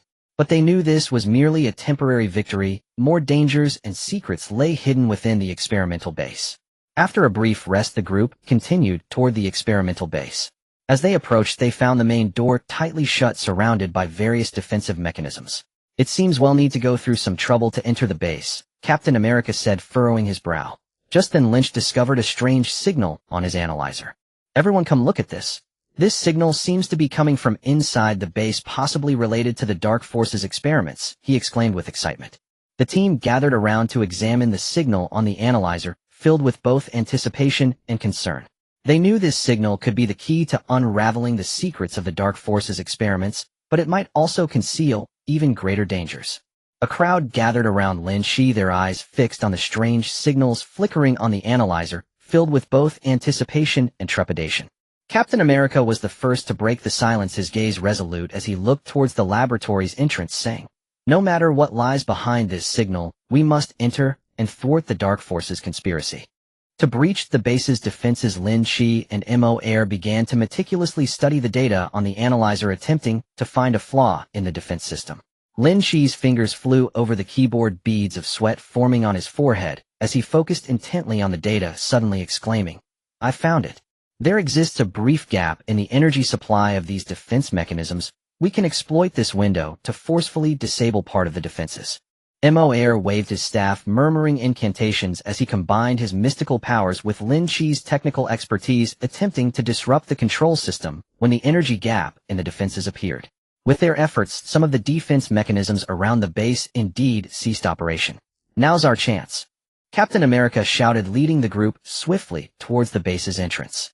Captain Marvel and Alicia flew ahead using energy and divine power to clear the remaining small defense installations. Wolverine, Black Panther, and Deadpool agilely maneuvered on the ground, dodging the occasional attacks. Captain America brought up the rear, constantly alert to the surroundings. When they finally arrived at the base's entrance, they found the door tightly shut, covered in strange symbols. Moair stepped forward to closely examine the symbols, trying to decipher their meaning. After much effort, he finally discovered a way to open the door. With a loud rumble, the base's door slowly opened, releasing an ancient and perilous atmosphere. The group cautiously entered the base, which was dimly lit, with only a few flickering red lights illuminating the corridor. The walls were etched with various eerie patterns, seemingly narrating the dark forces' nefarious plans. As they proceeded down the corridor, they suddenly heard a deep rumbling, as if a massive machine was operating. "Everyone be careful, there may be danger ahead," Captain America said in a low voice, gripping his shield tightly and leading the way towards the source of the sound. Turning a corner, they encountered a vast laboratory. The laboratory was filled with various strange instruments. At the center stood a gigantic energy core surrounded by a circle of black crystals emitting an eerie glow. Next to the energy core stood several figures in black robes, busily operating the instruments, seemingly conducting an important experiment. "It's them!" Captain Marvel shouted angrily, golden energy swirling around her as she prepared to attack. "Wait!" Captain America interjected quickly. "Let's first see what they are doing, understand the content of the Dark Forces experiment, then we can act." The group hid aside, quietly observing the actions of the robed figures. Through their conversation and actions, they gradually learned that the Dark Forces were conducting an experiment named Dark Awakening, attempting to harness the ancient powers of the Karen Galaxy to awaken the dark demons sleeping deep within the universe.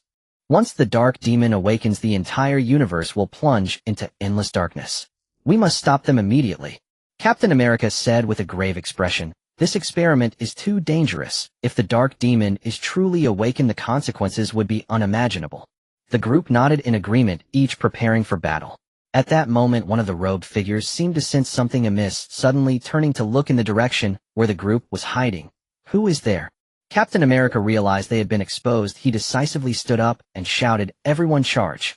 The group surged into the laboratory like a tide, engaging in a fierce battle with the robed figures. Captain Marvel was the first to dash towards the energy core, attempting to destroy the experimental apparatus. Wolverine and Black Panther lunged at the robed figures, attacking with bone claws and sharp claws. Alicia unleashed divine power in the air, trying to dispel the surrounding dark aura. Deadpool dodged the attacks from the robed figures while slashing at them with his dual blades. Moair waved his staff, summoning mysterious forces to disrupt the robed figures' actions. Captain America maneuvered through the battlefield, protecting his teammates while searching for opportunities to strike. The robed figures clearly did not expect the group to appear so suddenly, and they panicked in their resistance. However, their strength seemed somewhat feeble compared to the group. Under the group's onslaught, the robed figures fell one by one. However, just as they thought victory was within reach, the energy core suddenly emitted a blinding light, and the surrounding black crystals began to flicker wildly. It turned out that the robed figures had activated the final phase of the experiment before their demise. The awakening ritual of the dark demon was about to commence. The intense light emitted by the energy core illuminated the entire laboratory as if it were daytime. The surrounding black crystals flickered wildly, emitting sharp, buzzing sounds, as if celebrating the awakening of the dark demon. Captain America gazed at the scene before him, a strong sense of urgency surging in his heart. He shouted, "We must not let the ritual complete. Everyone find a way to stop it." Captain Marvel had already dashed to the side of the energy core, her hands gathering golden energy as she fiercely struck at the instruments surrounding the energy core. However, a powerful dark force surged from the core, repelling her attack and pushing her back several steps. The defense of this energy core is too strong. Captain Marvel gritted her teeth, her eyes filled with reluctance. Wolverine and Black Panther were engaged in a fierce battle with the remaining dark-robed figures. Though few in number, the dark-robed figures unleashed astonishing combat power in their dying moments, each attack infused with a frenzied aura.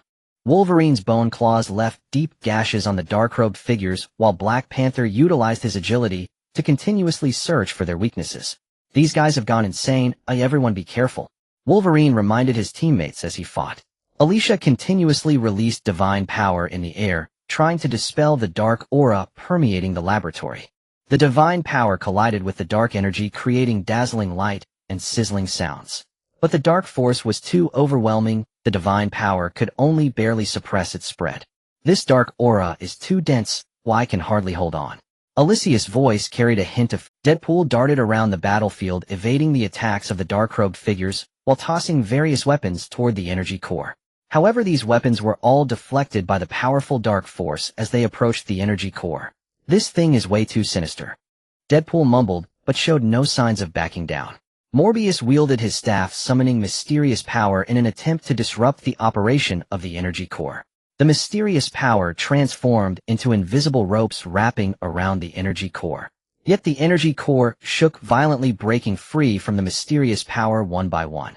This energy core seems to be protected by some ancient force. My mysterious power is having a hard time taking effect. Morbius exclaimed anxiously. Lynch at the back focused intently on the analyzer, trying to find a way to break the energy core's fluctuations. His fingers danced over the keyboard, sweat beading on his forehead. Suddenly he shouted excitedly, I found it. The operation of this energy core has some connection to the ancient stars of the Kryn galaxy. Perhaps we can utilize the power of the stars to counter it. Upon hearing this, Captain America immediately said, Morbius, you and Lynch work together to find a way to harness the star power. The rest of us will continue to attack and buy you time. Morbius and Lynch quickly sprang into action, adjusting the energy frequencies of the analyzer and the staff, trying to establish a connection with the ancient stars of the Kryn galaxy. Through their efforts, a massive projection of the starry sky gradually appeared at the top of the laboratory, the starlight, cascading down upon the energy core. The energy core seemed to sense the threat, its light grew even brighter, and the dark force became more violent. The remaining dark-robed figures, seeing this, attacked the group even more frantically, trying to prevent them from disrupting the ritual. Captain Marvel gathered all her golden energy and charged toward the energy core once more. This time, bolstered by the starlight, her attack successfully broke through the defenses of the energy core, damaging some of the surrounding instruments.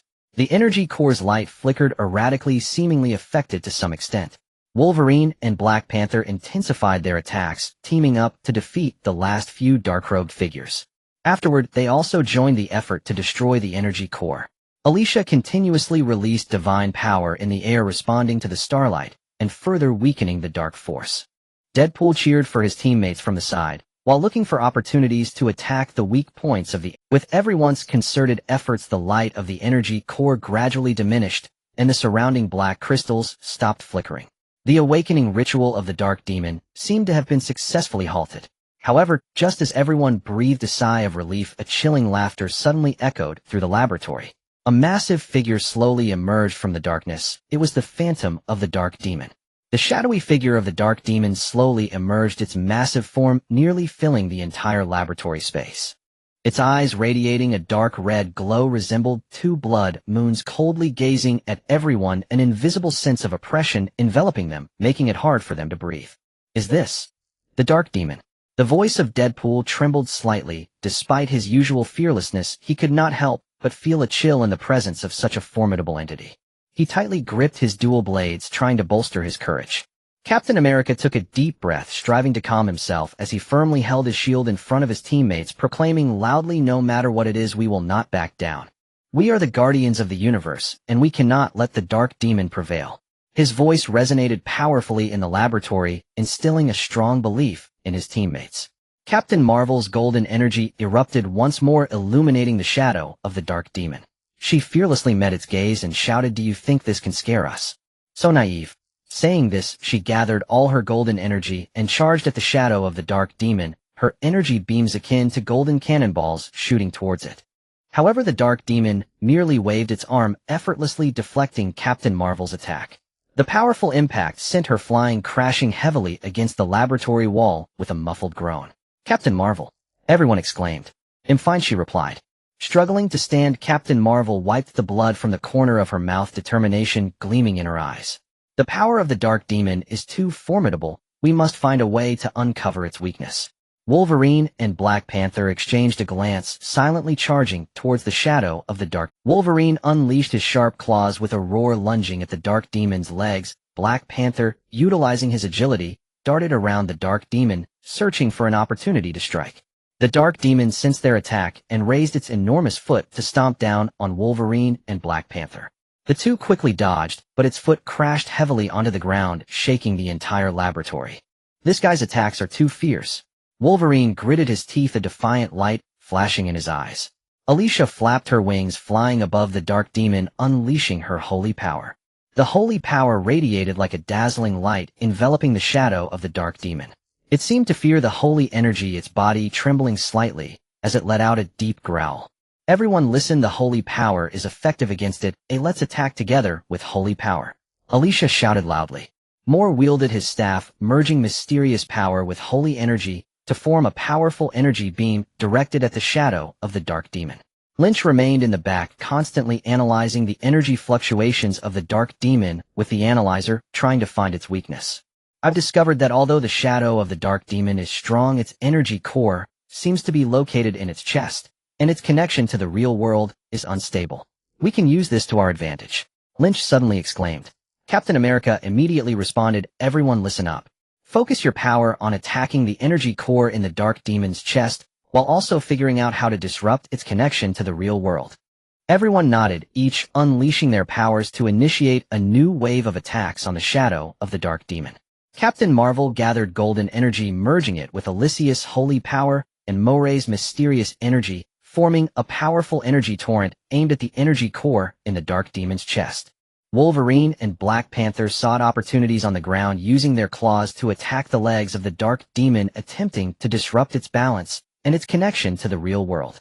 Deadpool continuously fired at the dark demon from the side. Although his attacks did little damage to its shadow, they successfully interrupted its movements. With everyone's concerted efforts, cracks began to form in the energy core of the dark demon's chest, and its shadow became increasingly unstable. The dark demon let out an angry roar, sensing the threat and starting to attack wildly. However, everyone did not falter. They gritted their teeth and continued to intensify their attacks. With a loud crash, the energy core in the dark demon's chest was finally destroyed, and its shadow gradually dissipated. Everyone sighed in relief, collapsing to the ground in exhaustion. But they knew that this battle was not truly over. Dark forces might still have other schemes. Just then, Lynch suddenly discovered a new clue on the analyzer, seemingly closely related to the origins of the Star system. The group wearily rose from the ground. Although they had successfully repelled the shadow of the dark demon, everyone understood that this battle was merely a temporary respite.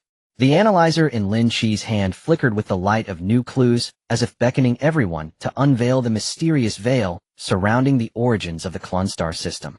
This clue is crucial. It may be the key to completely defeating the dark forces, Lin Chi said, his voice tinged with excitement and anxiety. He handed the analyzer to Captain America, the data on the screen pulsating as if narrating a story long sealed by the passage of time. Captain America studied the analyzer, his brow furrowed. After a moment of contemplation, he said, no matter where this clue leads us, we must investigate thoroughly. But everyone must remember the dark forces will not let us go easily. We must always be prepared. The group gathered their equipment, and under Lin Chi's guidance, they left the dark forces' experimental base, heading toward the direction indicated by the clue. They boarded their spaceship, traversing through the cosmos, surrounded by twinkling stars that could not dispel the gloom in their hearts. After a long flight, they arrived at a desolate planet. The surface of this planet was covered with massive rocks and bottomless chasms, and the air was thick with a sense of desolation. This is the place. The clues indicate that the key information is hidden deep within this planet. Lin Chi looked at the analyzer and stated with certainty. The group cautiously landed on the planet, and as they stepped out of the spaceship, they felt a powerful gravitational force pulling at them. This gravity is strange. It is much stronger than that of a normal planet, Captain Marvel said, frowning, as golden energy surged around her to resist the strong pull. They trudged deeper into the planet, facing falling rocks from above and cracks appearing in the ground. Wolverine and Black Panther used their agility to carve a path ahead, clearing obstacles for their teammates. Everyone be careful, this place is too dangerous. Wolverine warned his teammates as he vigilantly scanned their surroundings. Suddenly, a massive cave, a mysterious aura emanated from the cave, as if calling to them. Captain America stepped into the cave, first his shield held firmly in front of him, eyes alert to everything around. The cave was dark and damp, the walls shimmering with strange lights. The deeper they went, the stronger the mysterious aura became. As they walked, they discovered that the cave walls were covered with various strange symbols and patterns. Moore stepped forward, carefully examining the symbols and patterns, murmuring, These symbols and patterns seem to be an ancient script recording the history of the Klunstar system. I need some time to decipher them. Just as Moore began to interpret the symbols and patterns, a deep roar suddenly echoed through the cave. Immediately, a group of enormous creatures charged out from the darkness. These creatures were covered in black scales, their eyes glowing red, and they continually spewed flames. "Looks like we're in trouble again," Captain America shouted as he swiftly raised his shield overhead, preparing for the attack. Captain Marvel and Alicia immediately soared into the air, unleashing energy and holy power toward the creatures. The energy beams and holy power struck the creatures, sparking bursts of fire, but the creatures merely paused for a moment before continuing to charge at the group. These creatures have strong defenses, and normal attacks are not very effective against them. Captain Marvel shouted. Wolverine and Black Panther engaged in fierce battles with the creatures on the ground. Wolverine slashed at the legs of the creatures with his bone claws, attempting to disrupt their balance. Black Panther used the rocks in the cave as cover, launching surprise attacks on the creatures' midsections. Deadpool incessantly shot at the creatures from the side. Although his bullets could not inflict fatal damage, they successfully disrupted the creatures' movements. "Hey big guys, taste my bullet rain," he shouted while firing. Moore, meanwhile, continued to avoid the creatures' attacks while deciphering the symbols and patterns on the walls. He knew that the symbols and patterns might hold the key to defeating these creatures. Just as the group was locked in a fierce struggle with the creatures, Moore suddenly shouted with excitement, "I've deciphered it. These creatures are the guardians of the secrets of this planet. Their weakness lies beneath the scales on their heads, where there is an energy core. If we destroy it, we can defeat them." Captain America immediately shouted, "Everyone listen, focus your attacks on the area beneath their head." The group quickly adjusted their attack strategies. Captain Marvel gathered more powerful golden energy and shot toward the creatures' heads. Alicia continuously released holy power from the air to support her teammates. Wolverine and Black Panther seized the opportunity to leap onto the creatures, tearing open their head scales with bone claws and sharp claws to attack the energy core. Deadpool switched to a more powerful energy gun and shot at the creatures' heads. With everyone's combined efforts, the creatures fell one by one.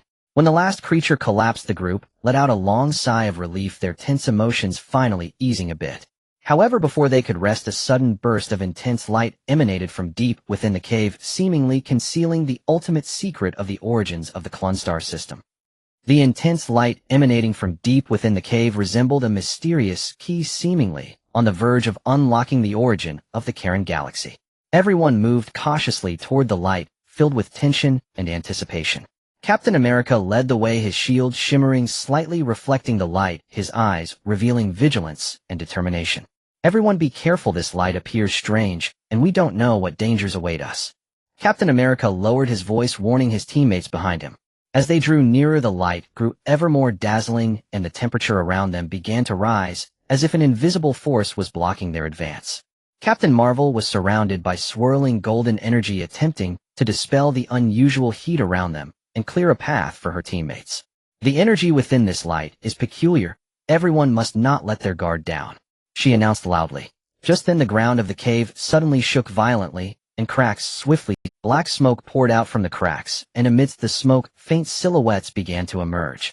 Upon closer inspection, it turned out to be a group of remnants of the dark forces. They wielded weapons, their eyes filled with hatred and madness. "It seems the dark forces anticipated our arrival. They have set an ambush here." Black Panther furrowed his brow and spoke in a low voice. He crouched slightly, ready to launch an attack at any moment. Captain America quickly made a plan. "Captain Marvel, Alicia, you will engage the enemy in the air. Wolverine, Black Panther, and Deadpool, you will attack from the ground, looking for opportunities to breach their defenses. Moira, continue deciphering the information in the cave, and see if you can find a way to deal with all this. Lynch, assist Moira from the rear, while keeping an eye on the battlefield." Captain Marvel and Alicia immediately took to the sky, unleashing powerful energy and divine energy beams and divine light intertwined, illuminating the entire cave and somewhat hindering the actions of the dark forces. However, the dark forces seemed to be well prepared, raising their weapons and shooting at the two in the air. Black energy beams shot towards Captain Marvel and Alicia, who skillfully dodged in midair while intensifying their attacks. Wolverine, Black Panther, and Deadpool engaged in close combat with the dark forces on the ground. Wolverine's bone claws glimmered coldly in the darkness, each swing injuring the enemy. Black Panther utilized the rocks and pillars in the cave as cover, launching surprise attacks. Deadpool fought while cracking jokes attempting to disturb the enemy's concentration. "Hey, you bunch of lackeys, today is your doomsday," he shouted loudly, his weapon swinging continuously. Moira and Lynch stayed in the back, dodging the aftermath of the battle, while continuing to decode the information in the cave. Moira was sweating profusely, his hands trembling slightly, murmuring incantations. Suddenly he exclaimed excitedly, "I found it. This information indicates that the origin of the Karen galaxy is related to a mysterious star which possesses immense power and is the key to countering the dark forces." Hearing this, Captain America immediately shouted, "Moira, quickly tell us, where is this star? We must find it as soon as possible." Moira pointed toward the light deep within the cave and said, "According to this information, the power of this mysterious star is hidden within this light. We must break through the dark forces' defenses and reach the source of the light." After hearing this, everyone's morale surged, and they intensified their attacks.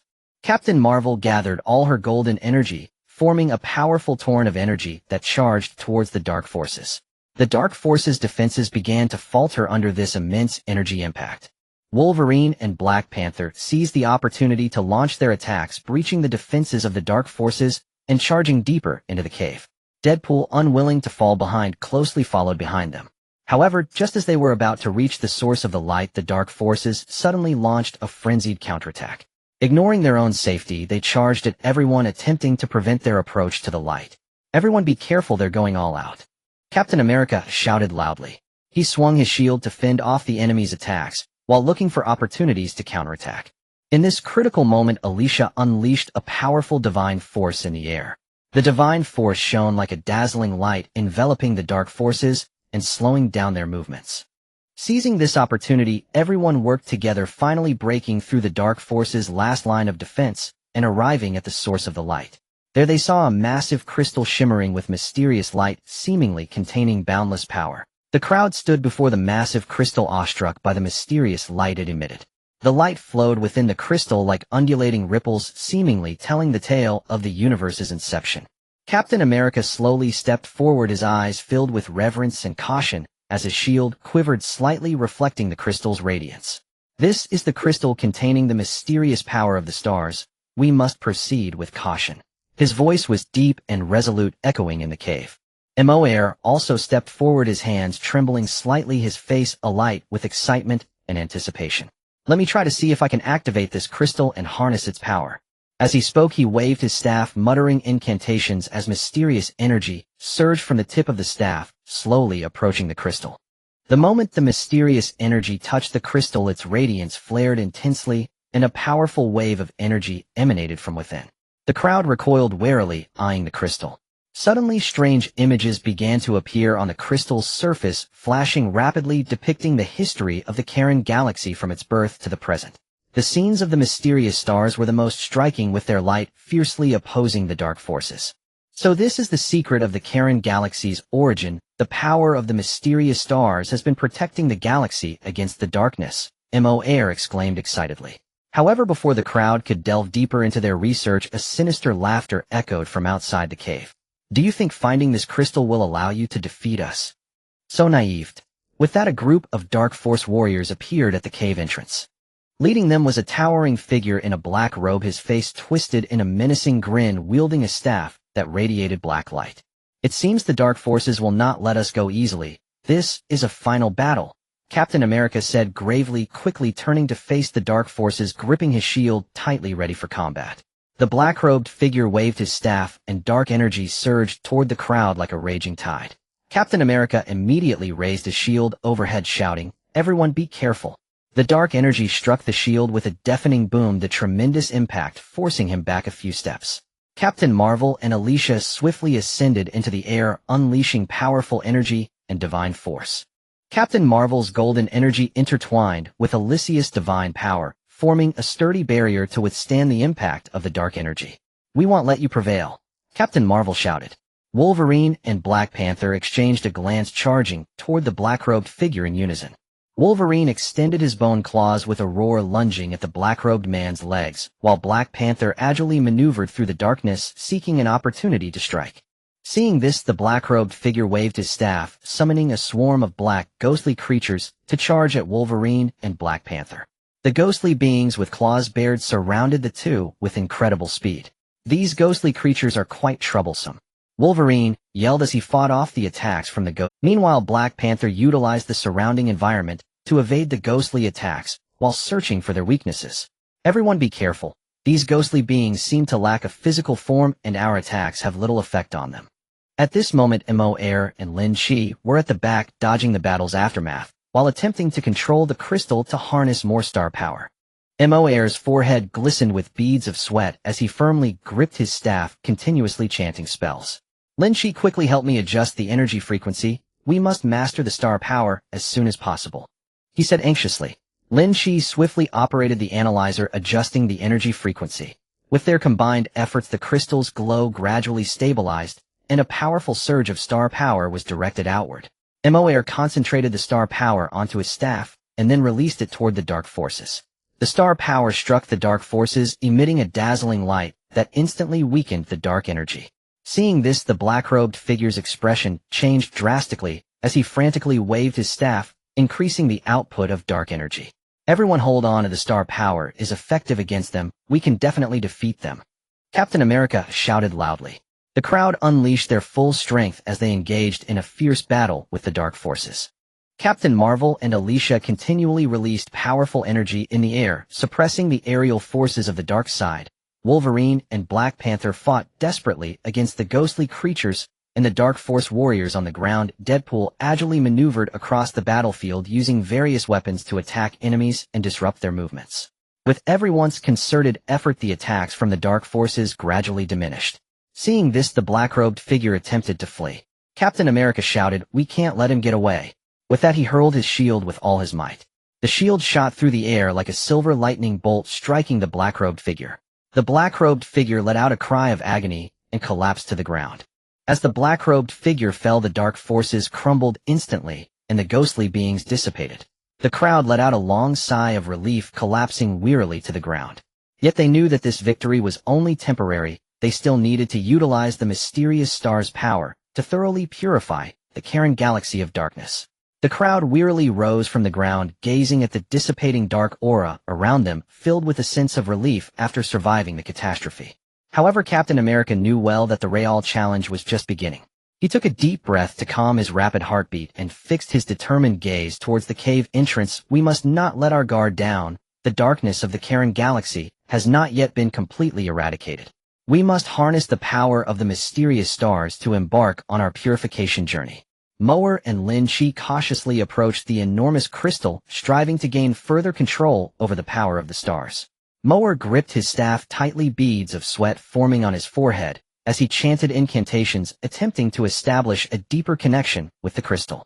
Meanwhile, Lynch nervously operated the analyzer, his eyes glued to the screen displaying the fluctuating data, his fingers flying across the keyboard. I am adjusting the energy frequency to ensure a more stable output of the star power.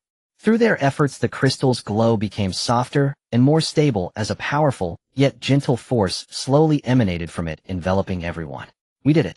We have preliminarily grasped the method of utilizing the power of the stars, Mower exclaimed excitedly.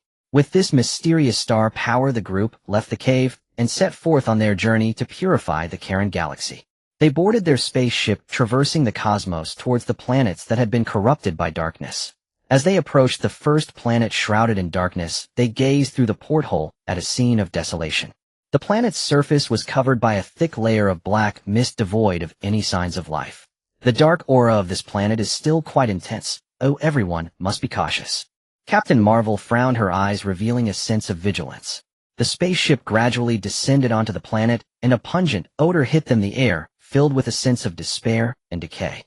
As soon as they exited the spaceship, they felt a powerful dark force resisting the purification of the star power.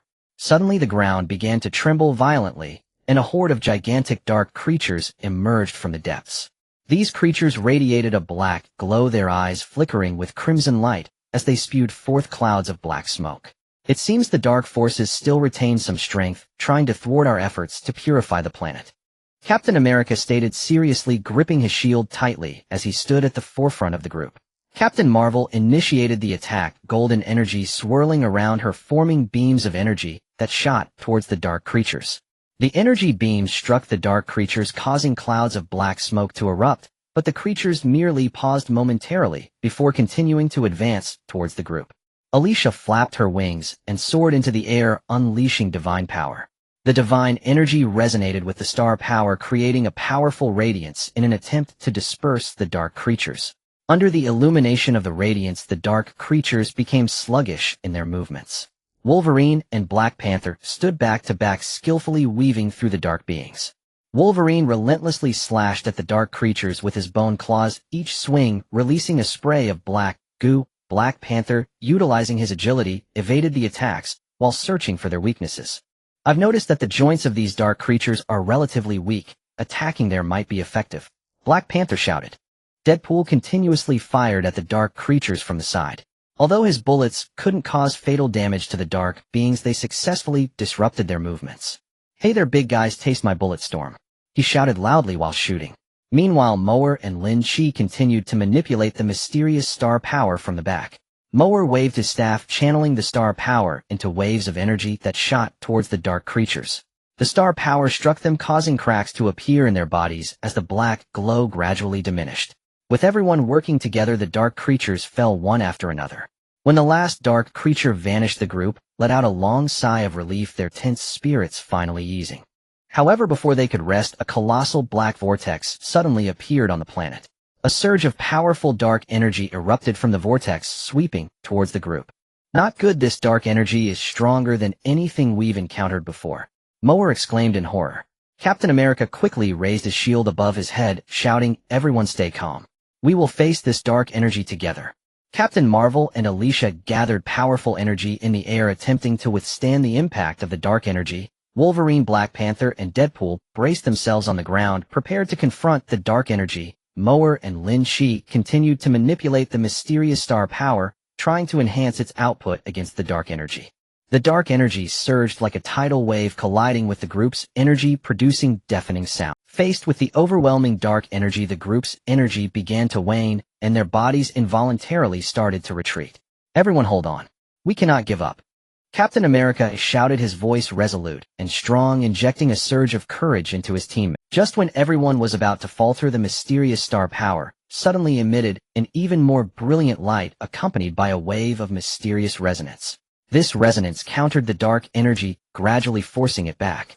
As the dark energy receded, the black vortex slowly vanished. The group let out a long sigh of relief, collapsing wearily onto the ground. Yet they knew that the purification mission of the Karen Galaxy was far from over. They needed to continue their efforts until peace was restored to the entire galaxy. After resting for a moment, the group boarded the spaceship, once more heading towards the next planet afflicted by darkness. Their eyes were filled with determination and hope, believing that with the help of the mysterious star power, they would surely be able to completely purify the Karen Galaxy and let the dawn shine upon this universe once again. The team boarded the starship, once more setting course for the next planet consumed by darkness. As the vessel tore through the boundless cosmos, stars shimmered beyond the viewport. Yet their cold, distant light could not dispel the heavy dread settling upon every soul aboard. After an arduous voyage, they finally reached their destination. As the starship drew near the planet, an unprecedented wave of oppressive darkness crashed over them, tightening their breath and sharpening their instincts. Through the viewport, they beheld the planet's surface shrouded in an eerie, undulating black radiance, a luminous veil pulsing with latent peril. "The darkness here is overwhelming, far more potent and perilous than any we've encountered before," murmured Captain Marvel, her brow, furrowed, eyes sharp with wary vigilance. The starship descended gently onto the alien terrain. Cautiously, the team disembarked. No sooner had their boots touched the ground than a crushing pressure enveloped them, as though countless unseen eyes watched from the depths of shadow. Suddenly the earth convulsed violently. Jagged fissures ripped across the surface, splitting open like wounds, and from within surged towering mechanical monstrosities. Forged entirely of obsidian black metal, these creatures bore crimson burning eyes and wielded colossal weapons, advancing with relentless, terrifying fury. "It appears the Dark Faction has fortified this world with far greater defensive might," declared Captain America, voice grave. He tightened his grip on his shield and stepped resolutely to the vanguard. Captain Marvel struck first, golden energy blazing around her, coalescing into searing beams of concentrated power that lanced toward the metallic horde. The beams struck home, igniting showers of sparks, but the constructs merely staggered, then pressed forward unyielding. Their armor is impenetrable, conventional force barely slows them. She cried out. Alicia unfurled her wings and ascended, unleashing sacred energy that resonated with the celestial currents, seeking to erode the monster's unnatural strength. Yet the constructs exhibited marked resistance to sanctity, pausing only briefly before surging onward. Meanwhile, Wolverine and Black Panther stood back-to-back, weaving deftly through the mechanized onslaught. Wolverine's adamantium claws slashed at vulnerable joints, striving to cripple mobility. Black Panther swift and silent as Night evaded crushing blows while scanning for chinks in their armored resolve. Deadpool rained gunfire from the periphery. His bullets inflicted no mortal wounds yet disrupted the monster's coordination with relentless chaotic precision. Hey Tinkin' Titans, your choreography needs serious work, he bellowed between shots. Meanwhile, Moore and Lynch held position at the rear, channeling the enigmatic Starlight Force. Moore raised his scepter, gathering stellar energy into focused waves that lanced forth. Where they struck, cracks spider-webbed across the construct's hulls, their sinister glow dimming, flickering like dying embers. Through unified resolve and relentless assault, the mechanical abominations fell one by one. When the final construct collapsed, the team exhaled, a fleeting hard-won reprieve from tension's iron grip. But before they could catch their breath, a violent surge of energy erupted from the planet's core. All turned, gazing in grim awe as a colossal obsidian sphere rose slowly from the abyss. Its surface pulsed with unnatural luminescence, wreathed in a spiraling vortex of devouring darkness. What in blazes is that? Deadpool gasped. Moore's expression hardened. Studying the sphere intently, he whispered, This is the Dark Faction's ultimate weapon. The abyssal core, a singularity of pure annihilation capable of consuming all matter and light. If fully awakened, it will swallow the entire Krun system whole. A collective chill swept through the team. Captain Marvel, Alicia, take to the skies and impede its ascent. Wolverine, Black Panther, Deadpool, find a way and locate its deactivation sequence. Moore and Lynch, sustain the Starlight Force and weaken its core resonance. Commands issued. The team surged into motion. Captain Marvel and Alicia soared aloft, unleashing torrents of golden energy and sacred light, striving to halt the sphere's inexorable rise. Yet the vortex surrounding it proved too formidable, their assaults shattered against its gravitational maelstrom, never drawing near. Wolverine, Black Panther, and Deadpool charged forward, using jagged terrain as cover, dodging the vortex's lethal eddies with desperate agility. But as they closed in, a monstrous suction seized them, nearly wrenching them into the vortex's heart. The pull is catastrophic. We can't breach it, Wolverine roared. Moore and Lynch, stationed behind, poured every ounce of will into the Starlight Force. Moore brandished his scepter, forging the stellar current into a torrential beam, hurling it straight at the abyssal core. The beam struck true. The sphere's obsidian sheen wavered, its light stuttering like a failing star. Hold fast. It responds to starlight. Moore shouted. Heartened, the team redoubled their assault. Yet the core's power remained staggering. Each blow only delayed its awakening, never halting it outright.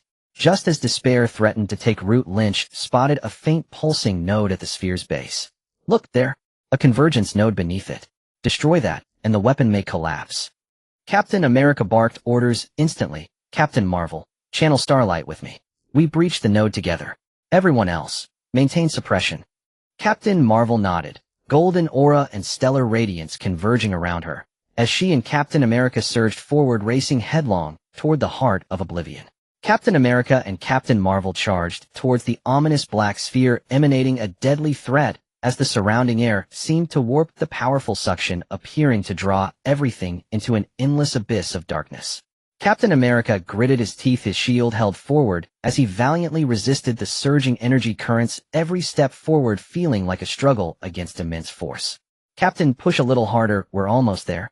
Captain Marvel shouted, her entire form radiating golden brilliance, the power of the stars swirling around her like a deity descending from the heavens. As she shouted, she gathered more energy into her palms, hurling it towards the dark vortex that sought to impede their progress, each beam exploding into dazzling light, briefly tearing a path forward. On the ground, Wolverine, Black Panther, and Deadpool coordinated their efforts, doing everything they could to restrain the black sphere.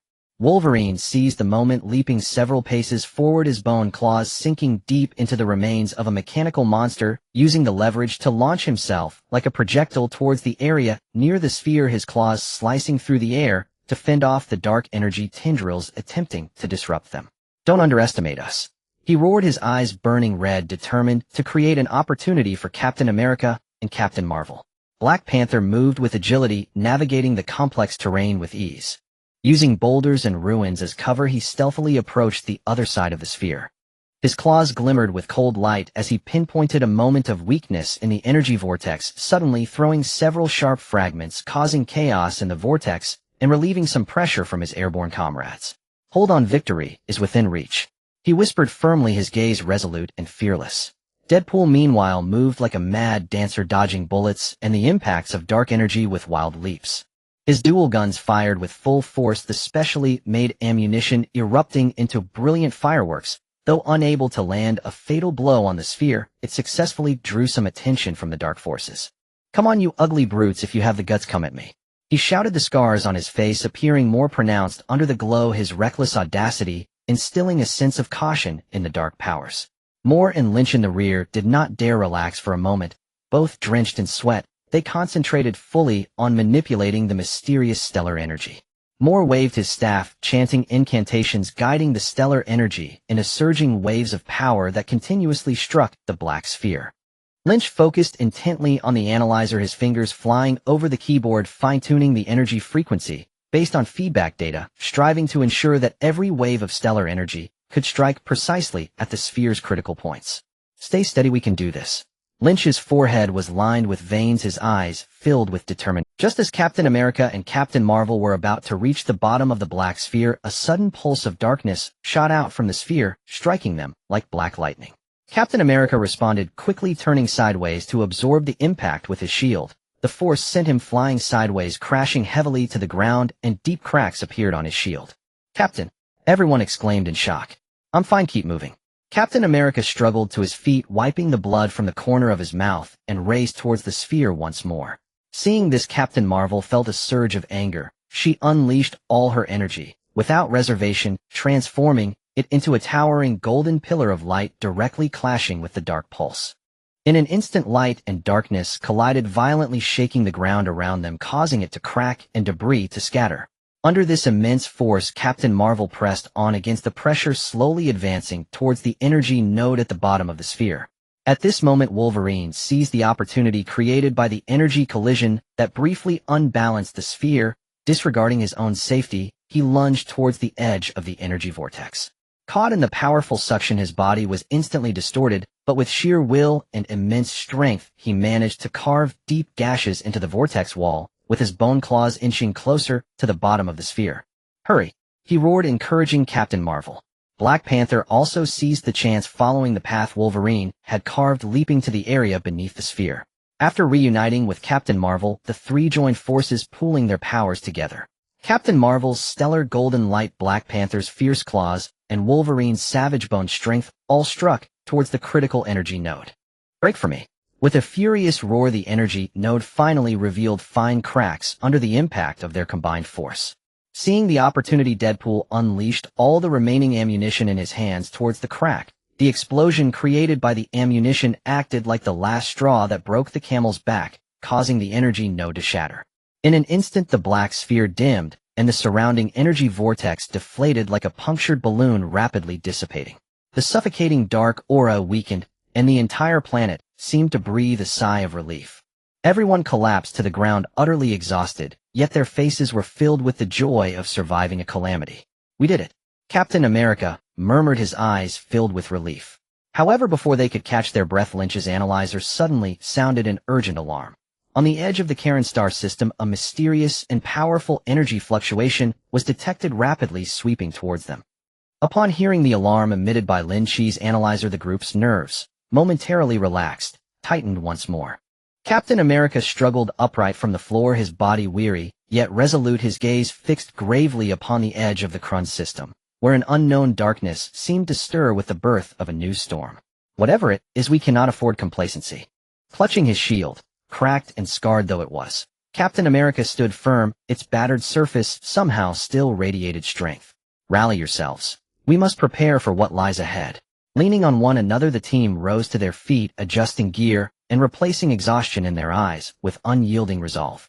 Captain Marvel drew a deep breath, steadying the turbulent energy surging within her. Golden light flickered faintly at her fingertips, poised to erupt anew. This energy signature is deeply anomalous. I sense that the coming battle will be anything but easy. Under their collective command, the vessel surged toward the epicenter of the disturbance. Along the way, silence reigned, each member immersed in strategy, recovery, or quiet contemplation. Through the viewport stretched the infinite void of space, vast, silent, and absolute, save for a distant, erratic glow like the baleful eye of a specter locked unblinkingly upon them. As the ship approached the target zone, the sight before them stole their breath. Before them loomed a colossal interstellar dust cloud churning with a titanic energy vortex, the heart of which pulsed with an eerie violet red light, as if bridging into some unspeakable abyss beyond dimensions. Swarming around the vortex were countless obsidian asteroids darting like a frenzied hive, each radiating palpable menace. What in blazes is this place? Deadpool's eyes widened. His usual irreverence vanished, replaced by rare solemnity. Feels worse than every scrap we've ever survived, rolled into one. Stay sharp. These asteroids, and the vortex itself, may form part of a defensive system. Avoid impact at all costs. Captain America guided the ship with meticulous precision, weaving through the chaotic barrage of asteroids in search of an entry path toward the vortex's core. Yet inevitably a glancing strike sent the vessel shuddering violently. Crew members thrown off balance, alarms shrieking in chorus, control panels flashing crimson in frantic succession. Hold steady. Captain America barked, wrestling the controls. At that instant, a searing violet red beam lanced from the vortex, hurtling straight for the ship. Captain Marvel shot skyward, hands blazing with golden energy, meeting the beam heat-in. Light collided with light. Explosive force erupted, hurling the ship backward, but the lethal strike had been barely, desperately deflected. We can't keep taking hits. We need to strike first. Wolverine clenched his bone claws, his eyes alight with fierce primal hunger for battle. Captain America issued orders without hesitation. Captain Marvel engaged the beam from above and pinned down its fire. Wolverine and Black Panther, prepare for asteroid boarding. Find a way to shut down the vortex from within. Alicia, deploy your sacred aura to shield us all. MOL and Lynch, analyze the vortex's structure and locate its weakness. I'll pilot the ship, find the optimal breach point. With crisp acknowledgement, the team sprang into motion. Captain Marvel streaked forward like a golden comet, her radiant aura clashing and entwining with the vortex's violet red luminescence. The sky flared with violent light, concussive booms echoed ceaselessly. Wolverine and Black Panther seized their moment, launching from the ship onto a massive asteroid as it drew near. No sooner had they landed than shadowy creatures erupted from fissures in the rocks, snarling and lunging with razor-edged limbs. Wolverine roared, a guttural feral cry, as his claws carved through several attackers in a single sweep, splattering viscous black ichor across the jagged surface. Black Panther moved like liquid shadow, darting between foes with preternatural grace, each slash of his claws felling enemies with lethal economy. They're endless. Wolverine snarled, but his fury only sharpened his resolve. They pressed deeper into the asteroid's interior, hunting for its operational core. Along the way, Black Panther's acute perception revealed a pattern. The shadow beasts moved not at random, but in response to a subtle pulsing energy signal. Follow the signal. It may lead us straight to the source. Black Panther called out. Meanwhile, aboard the ship, Alicia spread her wings and ascended above the bow, unleashing her sacred power. A soft, luminous white aura enveloped the vessel. Asteroids veering toward it slowed abruptly upon contact, their trajectories fracturing into disarray. Inside the cockpit, MOL and Lynch stared intently at the analyzer. Lynch's fingers flew across the keyboard, streams of data cascading across the display. The vortex's energy source is unstable. It sustains itself by siphoning ambient matter. Sever its feed lines, and it may collapse entirely. Lynch exclaimed. Captain America's gaze sharpened. MOL, can you disrupt those feed lines with starlight energy? I'll make my run the moment it wavers. MOL nodded, and together with Lynch they channeled starlight energy toward the vortex's periphery, where the celestial energy struck asteroids torn from the vortex's pull, spun free, and the vortex's light began to stutter, its rhythm faltering. Now, Captain America seized the opening, driving the ship at full velocity toward the vortex. Just as the vessel neared the threshold, a vastly stronger energy barrier materialized, blocking their path with implacable force. Simultaneously, Captain Marvel was overwhelmed by a counterblast, a torrent of violet red energy striking her full force, sending her hurtling backward uncontrolled. In that instant, peril closed in. life and death balanced on a knife's edge. To pierce this gauntlet of crisis and uncover the truth veiled behind the storm, they would need not just courage, but a new desperate gambit.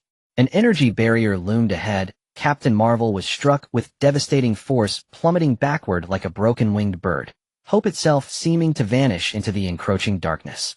At that razor's edge moment, when fate hung in the balance, Captain America fixed his gaze upon the analyzer, searching desperately for a way to break the deadlock. Beads of sweat rolled down his brow, yet his eyes burned with unwavering resolve. Suddenly a cascade of cryptic code flickered across the analyzer's screen. Then over the comms channel a familiar voice rang out, laced with playful irony. "Hey Cap, looks like you're having quite the party out here in this backwater star system. Guess you can't save the galaxy without me, huh? Stark, how did you?" Captain America gasped, astonished, elated, before the words could fully form. In an instant a blinding streak of golden crimson light tore through the void like a blade, cleaving night itself, surging into view with overwhelming technological might. Iron Man stood clad in his nanotech armor, its surface pulsing with luminous energy circuits, vibrant, alive, humming with latent power. With a swift pivot he caught Captain Marvel mid-fall, his repulsors flaring with soft cerulean light to cushion the descent. "I detected anomalous energy fluctuations across the Kryn system from Earth. Knew right away you'd..." Iron Man's tone was light, almost teasing, but his eyes were grave as they swept the battlefield, feeding real-time data into his armor's neural interface. Meanwhile, on the asteroid battlefield, Wolverine and Black Panther fought desperately against shadow creatures, swarming relentlessly from fissures in the shattered rock. Wolverine's body bore fresh wounds, his adamantium claws slashing through the air with ferocious precision, yet escape remained elusive. Black Panther darted across jagged terrain with feline grace, evading strikes, but his stamina waned with every second. Then, like a phantom emerging from behind a drifting asteroid, Spider-Man appeared. His Redan blue suit gleamed under cosmic light. The white lenses of his mask shimmered, as if holding captured stars. "Gentlemen, count me in." With a flick of his wrist, silk shot forth like living serpents, weaving instantly into a vast shimmering net that ensnared a horde of shadow entities. In one fluid motion, he launched himself skyward, executing a flawless aerial somersault before driving both legs like twin artillery shells into the trapped foes, shattering them into wisps of dissipating energy. "Kid, timing's perfect." Wolverine grinned, fangs bared, exhaustion melting away beneath a rekindled fire in his eyes. Earlier, while patrolling New York, Spider-Man had sensed the cosmic disturbance, guided by his spider sense straight to the heart of the crisis. Without hesitation, he plunged headlong into battle. Iron Man, having assessed the battlefield, conferred swiftly with Captain Marvel. "Cap, I'll open the barrier with the antimatter pulse cannon. You rally the team for immediate breach." As he spoke, the cannon rose from his shoulder, its muzzle gathering a searing blue-white radiance luminous enough to devour shadows themselves. Captain Marvel nodded, golden energy coalescing in her palms. "Now fire." At Iron Man's command, the antimatter cannon roared. A colossal beam of raw energy surged forth like a celestial dragon unleashed, slamming into the barrier with cataclysmic force. The barrier rippled violently, its light stuttering erratically. Seizing the opening, Captain Marvel channeled every ounce of her golden power into a piercing lance, merging seamlessly with Iron Man's blast. Under the dual onslaught, the barrier finally fractured, just wide enough to slip through. "Now go," Captain America bellowed, steering the ship straight toward the fissure at full thrust. Among the asteroids, Spider-Man exploited his unmatched agility. Swinging effortlessly between floating debris on silken lines, he dodged turbulent energy vortices and fired precise strands to clear the ship's path ahead. Wolverine and Black Panther followed closely, guarding Spider-Man's flank, dispatching any resilient shadow creatures with ruthless efficiency. Inside the vortex core, crushing pressure descended. Chaotic energy currents howled like primordial storms, threatening to shred all matter to dust. Iron Man instantly activated his armor's energy shield, enveloping the entire team in a shimmering dome of defiant light, repelling the maelstrom beyond. In a relatively stable zone, Mower and Lynch raced against time to map the vortex's core architecture. Found it. The vortex's energy nexus has 3 critical nodes, triangularly aligned. All must be destroyed simultaneously to collapse it entirely. Lynch exclaimed, fingers flying across his console as he transmitted node coordinates to the team. "Team up now," Captain America ordered. "Iron Man and Captain Marvel, top node. I'll take the left with Spider-Man. Wolverine and Black Panther, right flank. Strike together, no delay." With synchronized precision, the squads dispersed toward their targets. Iron Man and Captain Marvel soared upward, their palm beams and golden lances converging into a single incandescent torrent aimed squarely at the upper node. Captain America and Spider-Man moved as one. The vibranium shield deflected ambient energy surges, while Spider-Man's webs anchored rapid momentum, slingshotting them toward the left node before striking in unison. Wolverine and Black Panther charged through the stormlit chaos, leaping, pivoting, trusting instinct and each other, until in perfect synchrony adamantium claws and vibranium talons pierced the right node. 3 thunderous detonations erupted nearly as one. The nodes disintegrated into silent ash. The vortex imploded, dark energy receding like a tide fleeing dawn, leaving only serene, star-strewn stillness. They hovered in the silent expanse of space, breathing hard, faces etched with quiet relief, the weight of survival settling softly upon them. This brutal confrontation, turned decisive by Iron Man's timely arrival and Spider-Man's uncanny intuition, had not only secured victory for justice, but forged deeper bonds among heroes tempered in fire and trust. Everyone was immersed in the joy of overcoming the energy vortex, exhaustion and relief intertwined on each face. Iron Man's armor dimmed slightly as he hovered in the air, lifted his visor, and let out a long breath, a signature confident smile appearing on his face. It seems that the troubles of this universe can only be dealt with by our combined efforts. Captain America nodded slightly, his gaze filled with recognition for his comrades. Indeed, this time, it was thanks to you and Spider-Man arriving just in time, otherwise the consequences would have been unimaginable. Spider-Man excitedly swung nearby on his web, mumbling, "Wow, this is way more thrilling than catching thieves on the streets of New York." However, before anyone could savor this victory, the analyzer in Lynch's hand suddenly emitted a series of urgent beeping sounds. He furrowed his brow, staring at the screen, his expression growing increasingly grave. "Wait, something's off." After the energy vortex disappeared, an extremely weak but bizarre energy fluctuation is rapidly spreading from the center of where the vortex was. Upon hearing this, everyone instantly became alert. Captain Marvel was the first to fly to the remains near the center of the vortex, golden energy swirling in her palm as she cautiously probed. "Everyone be careful, this energy fluctuation feels unusual, like some hidden backup plan." Iron Man closed his helmet visor again, activating the scanning function of his armor, various data flashing rapidly before his eyes. "I've noticed it too. The frequency of this energy is very unfamiliar, unlike any known technology or energy form." Upon closer inspection, they discovered a nearly invisible particle of light drifting out from the wreckage. These particles seemed to be alive, slowly moving and gathering in the air. Black Panther, relying on his keen instincts, quietly warned, "This thing might be dangerous. Don't let them get close." However, just as he said this, as the particles gathered in greater numbers, they suddenly surged towards the others at an alarming speed, as if commanded by some unseen force. Wolverine reacted quickly, his bone claws extending as he swung them, trying to disperse the swarm of particles. "Humph, if you're looking for trouble, then bring it on."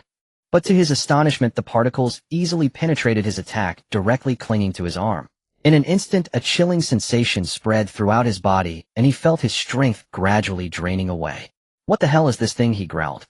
Spider-Man, seeing this, quickly shot out a web to pull Wolverine back, but the web dissolved upon contact with the particles. "This is bad," he exclaimed, quickly swinging away to dodge.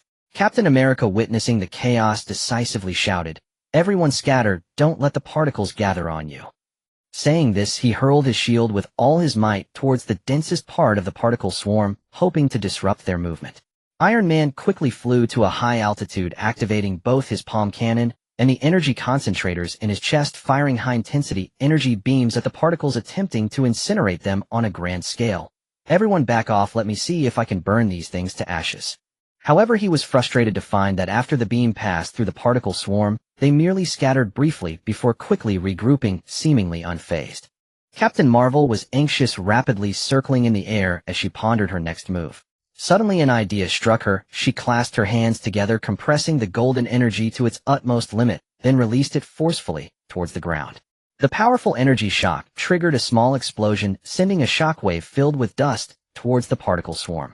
This tactic proved effective, as some particles were absorbed by the dust and lost their activity upon landing. It worked. Everyone think of ways to stir up dust and stop the particles from spreading. Captain Marvel shouted. Alicia immediately understood, flapping her wings to fly low, her divine power transforming into gusts of strong wind that blew up the sand and gravel from the ground, entangling with the particles. Moore also waved his staff, using mysterious powers to disrupt the surrounding magnetic fields, making the movement of the particles even more chaotic. With everyone's efforts, the spread of the particles was finally contained. But Lynch discovered through his analyzer that a small portion of the particles had broken through the defenses and were heading deep into the Kirin star system. Not good, some particles have escaped. If they trigger a chain reaction, the entire star system could be in danger, he exclaimed anxiously. Captain America's gaze was resolute. We must pursue them and stop them before they cause greater. Iron Man and Captain Marvel, you two are fast. Track the particles' direction first. Spider-Man, Wolverine, and Black Panther, you will help me clear the remaining particles to ensure no more issues arise here. Moore and Lynch stay back and continue analyzing the properties of these particles to see if we can find a way to completely eliminate them. Everyone acknowledged their orders and sprang into action. Iron Man and Captain Marvel sped towards the direction the particles had escaped, disappearing into the vastness of the universe in the blink of an eye. Captain America led the others in a desperate battle against the remaining particles. During the chase, Iron Man and Captain Marvel noticed that the flight trajectory of the particles was not a straight line, but followed some ancient energy pathways of the Kirin star system, as if adhering to a predetermined route. These particles seem to be guided by some force. Their destination is likely not simple, Captain Marvel said anxiously. Iron Man responded while accelerating. No matter where they are headed, we cannot allow them to succeed. Before long, a massive planet appeared ahead, and the particles were flying straight towards its surface. As they approached the planet, they saw an ancient and magnificent building standing tall on its surface, emanating a mysterious purple glow that resonated with the particles' faint light. It seems the secret is here, Iron Man murmured. The two carefully landed on the planet and walked. As soon as they stepped through the entrance of the building, a powerful sense of oppression struck them. The walls around them flickered with strange runes, as if narrating a forgotten story. Meanwhile, the escaping particles were slowly gathering around a massive crystal ball in the center of the building, the light within the crystal flickering as if awakening some dormant power. At this moment, Captain America and the others finally finished clearing the remaining particles and were piloting their ship towards Iron Man's direction. As soon as they stepped through the entrance of the building, a powerful sense of oppression struck them. The walls around them flickered with strange runes, as if narrating a forgotten story.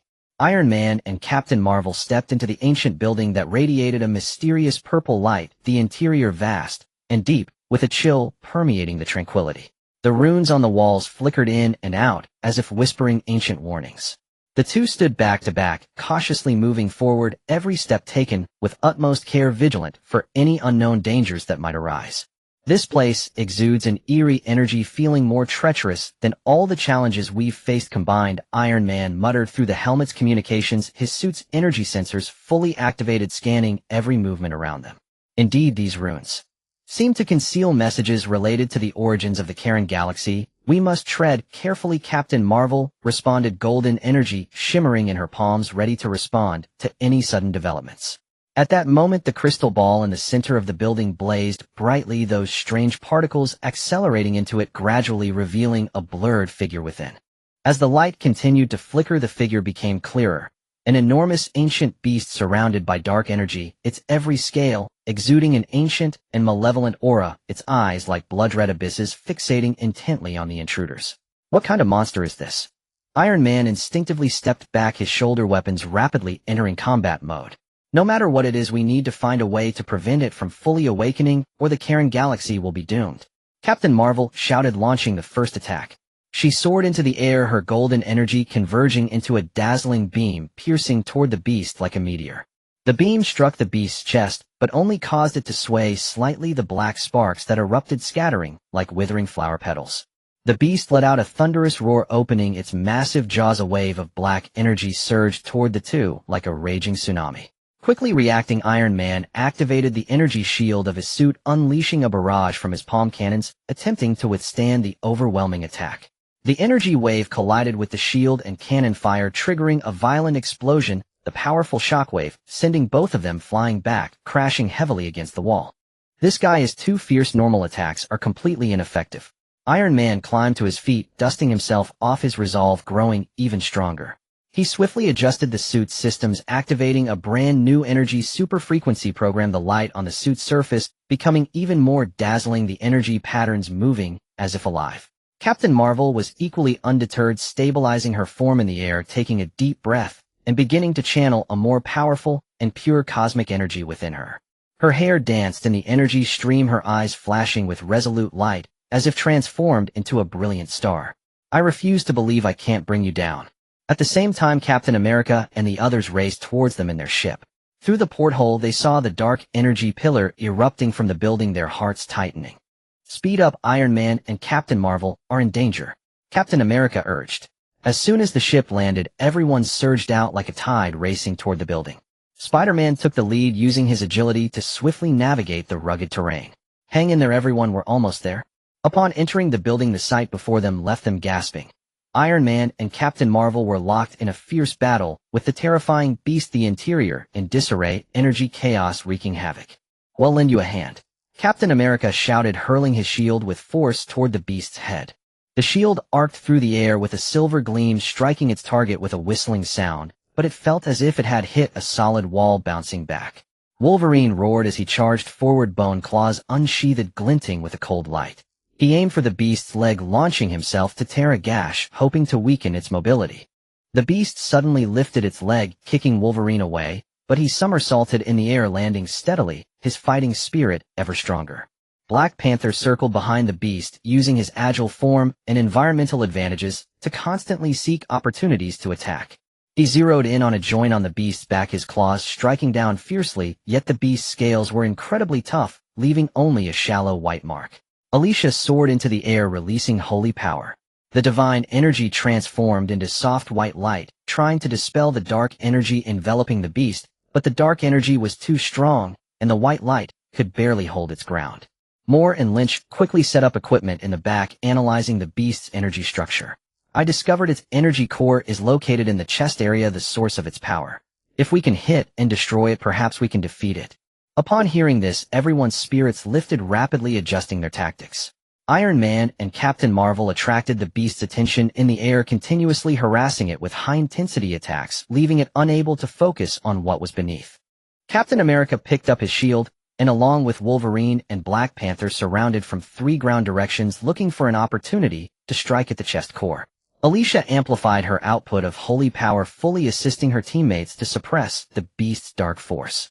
Spider-Man utilized his agile mobility, darting around within the building, using webbing to pull and disrupt the beast's movements. Under the combined attacks of everyone, the beast slowly showed signs of fatigue, its energy core in the chest beginning to flicker erratically. Sensing danger, the beast let out an even more furious roar, spreading its wings wide, the dark energy swirling around it, attempting one last desperate struggle to unleash a cataclysmic attack. Now's the time, everyone, unleash your full power, Captain America shouted. Iron Man gathered all the energy of his suit into his palm cannon, and Captain Marvel poured all her energy into her attack, both firing their strongest strikes at the beast's energy core. Captain America, Wolverine, and Black Panther leaped from the ground, adding their respective powers to this. Alicia's holy power also merged with everyone's strength at this moment, transforming into a devastating torrent of light, piercing toward the beast's vital point. Spider-Man seized the moment, shooting out a specially designed web with the tip attached to Moore and Lynch's energy disruptor, expertly adhering it to the beast's energy core. With a thunderous explosion, the beast's energy core erupted under this combined force, dark energy scattering like fireworks. The beast let out a desperate howl as its massive body slowly collapsed, raising a cloud of dust. The group fell to the ground, gasping for air, their faces filled with relief from surviving the ordeal. But they knew this was only a temporary victory. The crisis of the Karen Galaxy might just be the tip of the iceberg, with more unknowns waiting for them to explore and conquer. The crowd had not yet recovered from the fierce battle, with the ancient behemoth fatigue weighing down on them like heavy shackles, dragging every one of their bodies. However, the calm did not last long. A deep and continuous tremor quietly emanated from the depths of the planet beneath their feet, causing the ground to tremble slightly, with dust cascading down from the walls of the buildings. What's going on? It seems this planet is about to do something peculiar again, Deadpool muttered as he shakily stood up, gripping his dual blades tightly and scanning the surroundings warily. Moore and Lynch quickly activated the analyzer, the data on the screen fluctuating wildly like an uncontrollable heartbeat. Not good, the core of this planet is experiencing violent disturbances. Lynch exclaimed, beads of sweat rolling down his forehead as he furiously typed on the keyboard, trying to decipher the sudden change. Iron Man strained to activate his armor, using the scanning system to peer into the planet's internal structure. It seems some kind of energy is forcibly awakening the sleeping power deep within the planet's core. The fluctuations of this energy appear to be related to the source of the dark forces we encountered before.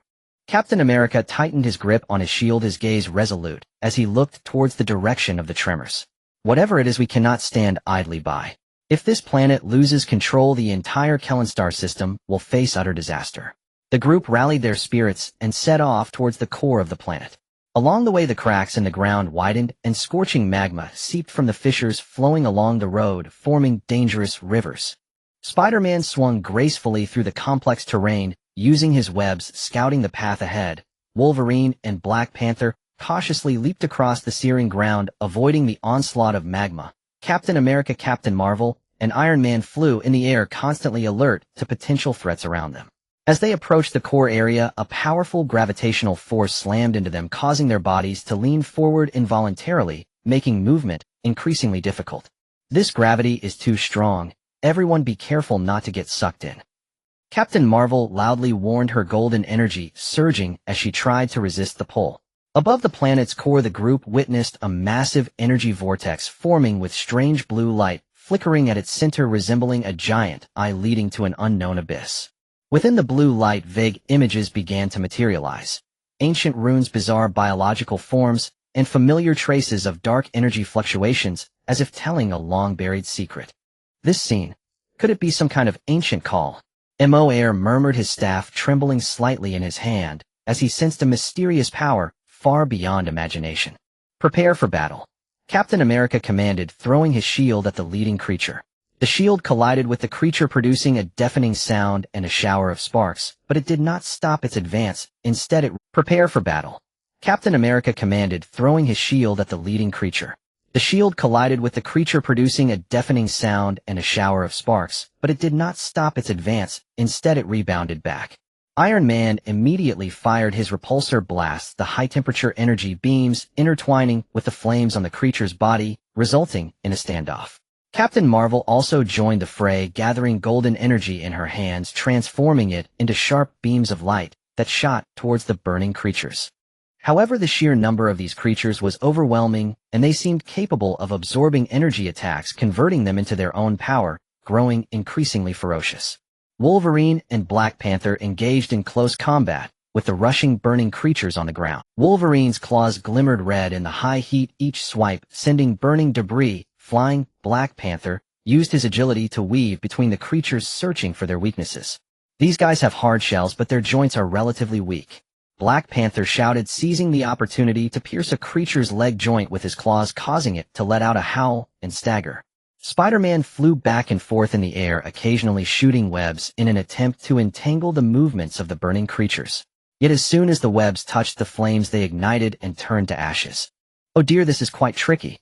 He scratched his head, then suddenly had an idea, switching to a special freezing web from his wrist shooter and aiming at the swarm of creatures. The freezing web quickly released low temperatures upon contact with the flames, extinguishing some of the fire and slowing down the movements of several creatures. Alicia flapped her wings and flew beneath the energy vortex, unleashing sacred power. The divine power formed a white barrier, attempting to block more burning creatures from surging out of the vortex, while weakening the flames surrounding them. Under the group's strenuous resistance, the onslaught of the burning creatures was gradually contained. However, Moair observed that as long as the energy vortex persisted, these creatures would continue to emerge endlessly. "We must find a way to shut down that energy vortex," he shouted. Captain America turned to Iron Man and Captain Marvel. "You two hold off these creatures in the air, try to buy us some time. The rest come with me, as we find a way to get closer to the vortex, and see if we can discover a method to close it." The group complied and quickly split into two teams. Iron Man and Captain Marvel unleashed their full firepower, engaging the burning creatures in an intense aerial battle, with various high-tech weapons and powerful energy beams illuminating the dark sky. Captain America led the others, making their way along the edge of the planet's core, each step requiring them to overcome overwhelming gravity and the scorching heat. As they neared the energy vortex, Lynch noticed several energy nodes at the vortex's edge flickering with strange light, These nodes seemed to be the key to maintaining the vortex's operation. Destroying these nodes might just close the vortex. Lynch shouted. Captain America nodded, took a deep breath, and charged towards the nearest node, shield raised. Wolverine, Black Panther, and Spider-Man followed closely behind, each using their abilities to assist the captain in attacking the nodes. Alicia continued to release sacred power from the side, providing them with protection. Through their combined efforts, the first node was finally destroyed after a flash of light. Following that, the second, third. As the nodes were systematically destroyed, the brightness of the energy vortex gradually dimmed, and the number of burning creatures emerging decreased. Ultimately, when the last node was shattered, the energy vortex erupted in a deafening crash, and the remaining burning creatures lost their energy support, turning to ashes. The group let out a long breath of relief, but before they could rest, a more intense wave of energy surged from deep within the planet's core, and a mysterious light gate slowly opened before their eyes. As the mysterious light gate slowly opened, an ancient and profound aura surged forth, causing everyone to instinctively tense their bodies and watch the movements inside the gate with vigilance. Within the light gate, the radiance flickered and swayed, as if concealing some unspeakable secret, while also enticing everyone to step into the unknown peril. What exactly is hidden behind this light gate? It doesn't feel like it's anything good, Deadpool muttered under his breath, his twin blades crossed over his chest, his usually nonchalant face now filled with seriousness. He took a few steps forward, then abruptly stopped, clearly wary of the unknown danger. Iron Man activated his suit's full-skin function, attempting to penetrate the mist within the light gate to gather useful information. My scan is being interfered with, but I can confirm that the energy fluctuations inside are extremely complex, as if multiple mysterious powers are intertwined. Captain America furrowed his brow slightly, his gaze sweeping over his teammates, noticing that although they looked exhausted, their eyes still held a firm determination. No matter what it is, we must go in and investigate. This might be the key to unraveling all the mysteries of the Clunstar system. With that, he tightened his grip on his shield and took the lead towards the light gate. Everyone followed closely behind, cautiously stepping across the threshold. In an instant, they felt as if they had stepped into a space of another dimension, surrounded by a dim void, with an almost imperceptible ground beneath their feet, emitting a cold, faint glow. In the distance, vague, enormous shadows could be seen moving slowly. The outlines of these shadows were unclear, yet they emanated a disturbing sense of oppression. Everyone be careful, maintain formation. Captain Marvel whispered, her body radiating golden energy, illuminating a small area around her teammates, while also preparing to respond to attacks at any moment. Suddenly, a shadow darted like lightning above their heads, accompanied by a chilling gust of wind. Immediately after, more shadows swarmed in from all directions, moving with incredible speed and resembling phantoms, making them hard to defend against. Spider-Man, sensing danger through his spider sense, quickly shot out a web, ensnaring one of the shadows and pulling it towards the group. Upon seeing the form of this shadow, everyone couldn't help but gasp in shock. This was a peculiar creature covered in sharp spikes, its eyes glowing with a ghostly green light, its body seemingly formed from dark matter radiating waves of cold. What in the world is this thing? Wolverine roared, popping out his bone claws and assuming a battle stance. Before he could act, the creature opened its massive jaws and sprayed forth a torrent of black slime, corroding the space around it and creating small holes wherever the slime touched. Seeing this, Iron Man immediately fired his palm repulsor, sending a high-temperature energy beam towards the creature, attempting to evaporate the slime. However, upon contact, the slime and energy beam reacted violently, producing thick clouds of black smoke obstructing their vision. Everyone be careful, don't inhale the smoke, Iron Man shouted loudly. Amidst the swirling smoke, the shadow creatures launched a more ferocious attack. They exploited their speed advantage, weaving between the group, either using their spikes to injure opponents or spraying slime to create chaos. Captain America used his keen instincts to block the shadow creature's attacks time and again with his shield. Black Panther, with his agile movements, darted through the darkness, searching for counterattack opportunities, his claws occasionally tearing through the shadow creatures, leaving trails of dark debris. Captain Marvel stabilized herself in midair, bringing her hands together to compress the golden energy to its utmost limit, then suddenly releasing it outward.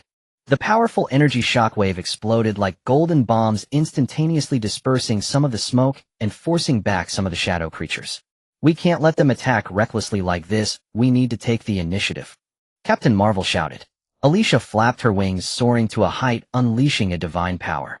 The divine power transformed into gentle white light, enveloping everyone like layers of protective nets. When the shadow creatures touched the white light, they let out painful howls, and their movements became sluggish. Moore and Lynch were nervously operating the analyzer from the back, trying to find the weaknesses of these shadow creatures. I found that they are very sensitive to high-frequency sound waves. Lynch suddenly exclaimed. Spider-Man's eyes lit up upon hearing this. I have an idea. Now's the time, everyone attack together. Captain America seized the opportunity, shouting, leading everyone into a fierce counterattack. He pressed the button and the device emitted a sharp, high-frequency sound wave that spread outward. Upon hearing the sound, the shadow creatures all covered their ears and curled up in pain. Now's the time, everyone attack together. Captain America seized the opportunity, shouting, leading everyone into a fierce counterattack. Iron Man's palm repulsor, Captain Marvel's golden energy, Wolverine's claws, Black Panther's claws, and everyone's various weapons all shot toward the shadow creatures. Under the interference of the high-frequency sound waves and the united attack of the group, the shadow creatures gradually faltered, falling one by one and dissipating into wisps of black smoke. Before anyone could catch their breath, a dazzling light suddenly illuminated the distance, and it seemed a figure was slowly walking toward them within the glow. As the figure became clearer, everyone recognized him. It was a mysterious man clad in a black robe, his expression stern, emanating a powerful and familiar dark aura, the same black-robed leader they had encountered at the Dark Forces experimental base. Did you think you could stop my plans? Too naive, the black-robed leader said coldly, his voice echoing in the void laced with endless contempt. This is just the beginning. You are about to witness the true darkness descending upon the Clunstar system. With that, he waved his hands, and the surrounding space was instantly filled with dark energy, bolts of black lightning swirling through the darkness like beasts hunting for prey, charging toward the group. The leader in the black robe manipulated the dark energy, with black lightning dancing like a swarm of serpents surging towards the crowd, distorting the space in its path and emitting a chilling wail. Captain America, with a resolute gaze, held his shield before him and shouted, "Everyone stay steady, don't panic." His voice pierced through the thunderous roars, injecting a boost of courage into his teammates. Iron Man instantly activated the energy shield of his armor, enveloping everyone in a blue glow with currents of electricity coursing across the shield's surface, resisting the onslaught of dark lightning. "Breaking through my defenses won't be so easy," he said confidently, while his palm cannon charged up, ready to find an opportunity to counterattack. Captain Marvel's body radiated golden light, resembling a burning sun, as she actively charged towards the dark lightning. Every golden energy beam shot from her hands collided head-on with the black lightning, creating dazzling sparks that temporarily halted the rampage of dark energy. "You dark dog, today is your doomsday." She glared fiercely, charging fearlessly at the leader in the black robe. Wolverine and Black Panther exchanged a glance, silently flanking from both sides. Wolverine's bone claws gleamed coldly as he sprinted forward, using the surrounding dark energy turbulence to conceal his form, attempting to ambush the leader in the black robe from behind. Black Panther, with his agile moves, weaved through the gaps in the lightning, his claws slicing through the air, targeting the leader's throat. Spider-Man, high above, swiftly moved with his webs, evading wave after wave of dark light. He seized the moment when the leader in the black robe was manipulating energy, shooting out several webs in an attempt to entangle the leader's arms and disrupt his spellcasting. "Hey, don't move around, your hands are too dangerous," he shouted, trying to ease the tense atmosphere with humor. Alicia continuously unleashed her holy power, the white light resonating with Iron Man's shield to further reinforce their defenses. At the same time, she chanted incantations as the holy power transformed into beams of purifying light, shooting towards the dark lightning, attempting to dispel the evil within. "May the light bless us and conquer this endless darkness," she whispered in prayer. Moore and Lynch concentrated on controlling the analyzer from the back, trying to find weaknesses in the leader's energy fluctuations. I found a brief interval in his energy output within 0.5 seconds after launching a large attack. Lynch exclaimed excitedly, sweat dripping from his forehead as his fingers flew across the keyboard, synchronizing the data with his teammates. The leader in the black robe sensed the crowd's tactics, snorted coldly, and suddenly brought his hands together. Dark energy instantly converged into a massive black sphere hovering above him. The sphere spun, absorbing the surrounding dark power before crashing down towards the crowd. "Taste this ultimate power of darkness," he roared. Seeing this, Iron Man immediately increased the output of his shield's energy, attempting to withstand this deadly blow. Captain Marvel swiftly returned, standing shoulder to shoulder with Iron Man, channeling all her energy into the shield as golden light intertwined, with blue shining brilliantly to the point of being blinding. Just as the black sphere was about to collide with the shield, Wolverine seized the moment of the leader's energy output interval, stealthily ambushing from behind, like a phantom, his bone claws piercing into the leader's back. The leader in the black robe let out a scream, leaning forward, causing the trajectory of the black sphere to shift, narrowly grazing the edge of the shield and crashing to the ground, triggering a violent explosion that knocked everyone off balance. Taking advantage of the moment, Black Panther lunged forward, his claws slashing at the leader's throat, but only leaving a shallow cut on his neck. The leader in the black robe angrily turned his head, his eyes burning with fury as he waved a hand, sending a dark pulse that knocked Black Panther away. Spider-Man seized the opportunity, shooting out webs again, entangling the leader's legs, immobilizing him. "Let's see you act so arrogantly now," he shouted. Captain America took the chance to throw his shield, which whistled through the air, striking the leader in the chest and causing him to stagger back a few steps. Seeing the opportunity, the others rushed forward. Iron Man's palm cannon, Captain Marvel's golden energy, Wolverine's bone claws, Black Panther's claws, and the weapons of others all attacked the leader in the black robe simultaneously. Under the combined assault, the black robe on the leader was torn apart, revealing armor that flickered with an eerie red light within. "Do you think this is enough to defeat me?" The leader in the black robe grunted, gathering dark energy, once more preparing to launch a new round. However, Alicia's holy power played a crucial role at this moment, as the purifying light pierced through the dark energy, directly striking the depths of the leader's soul.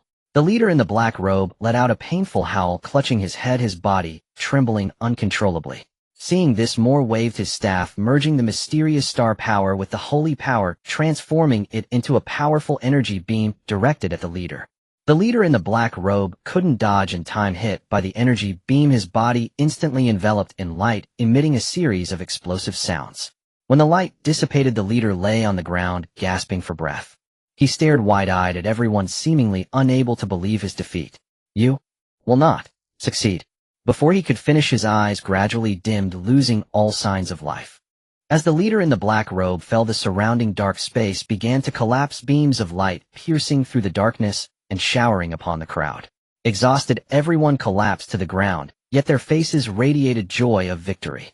After such a grueling battle, they had finally triumphed over the dark forces, bringing the dawn of hope to the cleansed star system. "We did it," Captain America murmured, his eyes filled with relief. Everyone helped each other to stand up, though battered and bruised. They knew that peace had finally descended upon the cleansed star system, and their legend would forever be passed down in this universe. The darkness of the Karen galaxy faded away, and the gentle dawn bathed every planet, as if softly caressing the scars left by war. As everyone gazed upon the universe, gradually regaining vitality, their hearts were filled with emotion. Captain America took a deep breath. Although the scent of gunpowder still lingered in the air, he could already smell a faint hope of rebirth. He straightened his spine and looked firmly at his teammates, saying, "Though the darkness has been repelled, the Karen galaxy is left in ruins. We still have a long way to go." Iron Man retracted his armor, a rare relaxed smile appearing on his face. "The captain is right, but for this rebuilding work, Stark Industries will have to contribute significantly." As he spoke, he began retrieving various blueprints from the device on his wrist, starting to plan the preliminary schemes for rebuilding the planets. The light of technology sparkled in his eyes, as if he could already envision the desolate planets rejuvenating in his hands. Spider-Man swung excitedly nearby, saying, "Wow, this is definitely way more thrilling than building houses in New York. I can help too, I'm quite nimble." As he spoke, he bounced around the ruins like a child, gathering usable materials, ready to show off his skills. Captain Marvel's golden energy gradually converged around her. She gazed thoughtfully at the severely damaged planets in the distance, saying, "Rebuilding is not just about repairing buildings and restoring the environment. We must also find a way to heal the lives affected by the dark forces."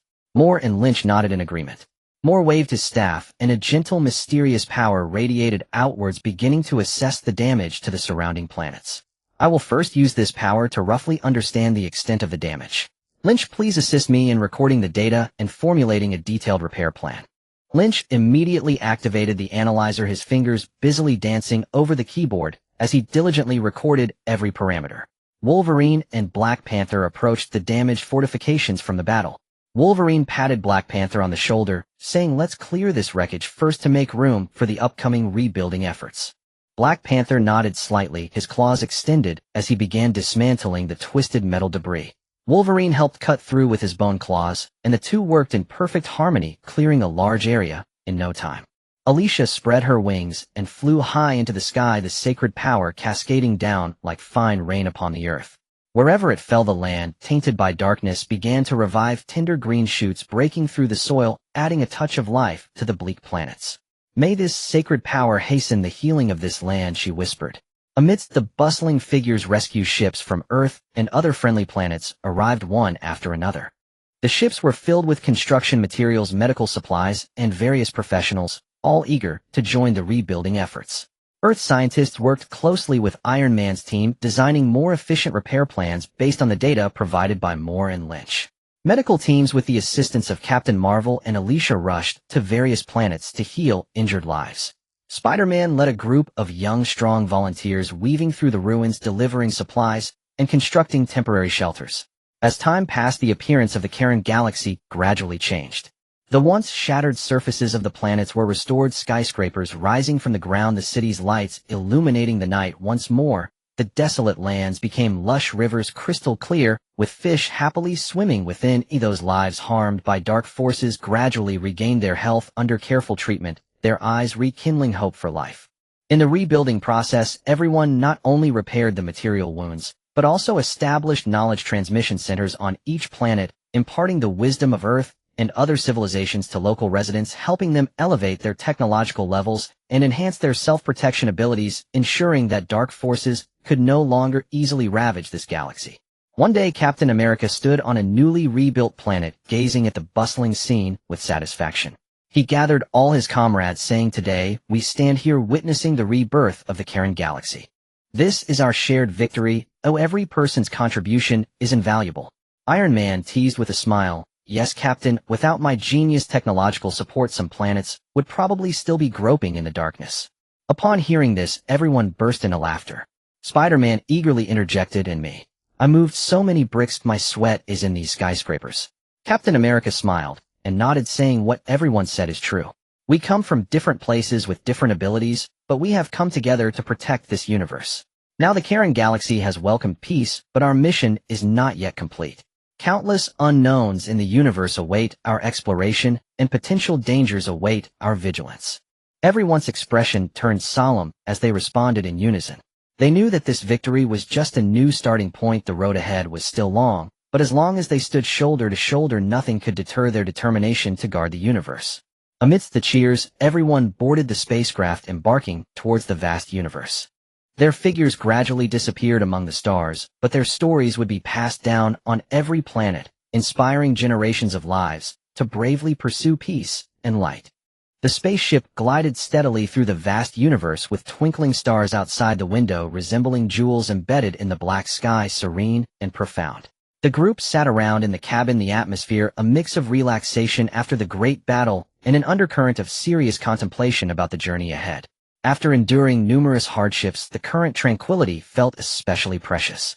Captain America stood tall, gazing through the window at the reborn cleansed star system, his heart filled with affection and responsibility. He slowly spoke, his voice steady and resolute. "Recalling our initial entry into the cleansed star system, where dangers lurked everywhere, I could hardly imagine we would make it to this day. Every battle, every choice carried the weight of countless lives. Along this journey, everyone has sacrificed too much." Iron Man leaned back in his seat, tilting his head slightly, a familiar rebellious smile creeping onto his lips as he chimed in, "Yeah, Captain. Though we're a ragtag army from different places with various temperaments, when united we wield immense power, truly driving the dark forces to a loss of direction." As he spoke, he gently patted Spider-Man on the back of his head, his eyes filled with the affection and approval of an elder towards a junior, teasingly adding, "Kid, you must have gained a lot of insight this time, right? There will be plenty of opportunities for you to hone your skills later. Don't come crying to go home then." Spider-Man, his face flushed with excitement, sat up straight, gesticulating animatedly as he replied, "Mr. Stark, this adventure is simply the coolest ever. When I tell Ned about this, he'll definitely be stunned. He might even want to come along, but I'll have to warn him that without real skills, this universe isn't a place to wander casually.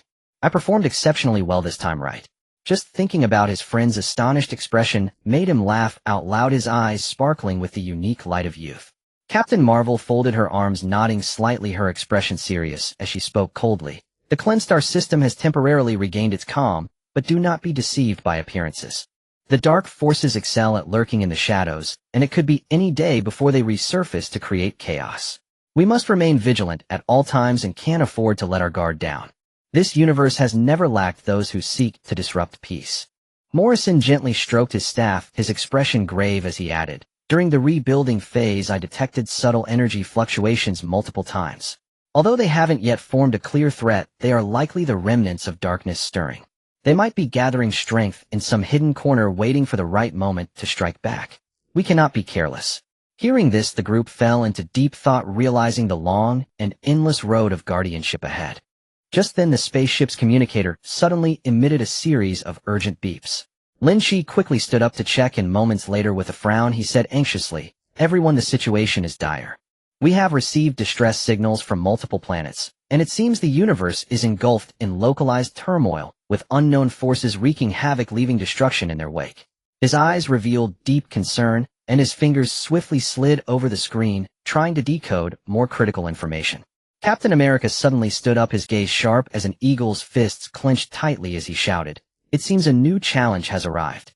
No matter who the enemy is, we must not stand idly by. Protecting the universe is our unshakable duty. Avengers, assemble." His words were firm and resolute, showcasing the unwavering determination of a warrior about to head into battle. The others responded in unison, rising with expressions of fearlessness and courage. Iron Man quickly activated the self-check program of his armor, blue lights flashing as various data scrolled rapidly. He muttered while operating, "My precious armor is about to shine again. This time, I'll give those guys a taste of high-tech surprises. Jarvis, help me crank the energy output to maximum and see if these guys can withstand it." Wolverine snapped his claws out with his snicked, bloodlust flashing in his eyes as he bared his fangs, roaring, "It's been a while since I stretched my muscles. I was just lamenting not having a place to unleash my fury. Now we have opponents delivered to our doorstep. Let them taste my power. Don't think that having a few broken weapons makes you impressive. Before my claws, you're nothing."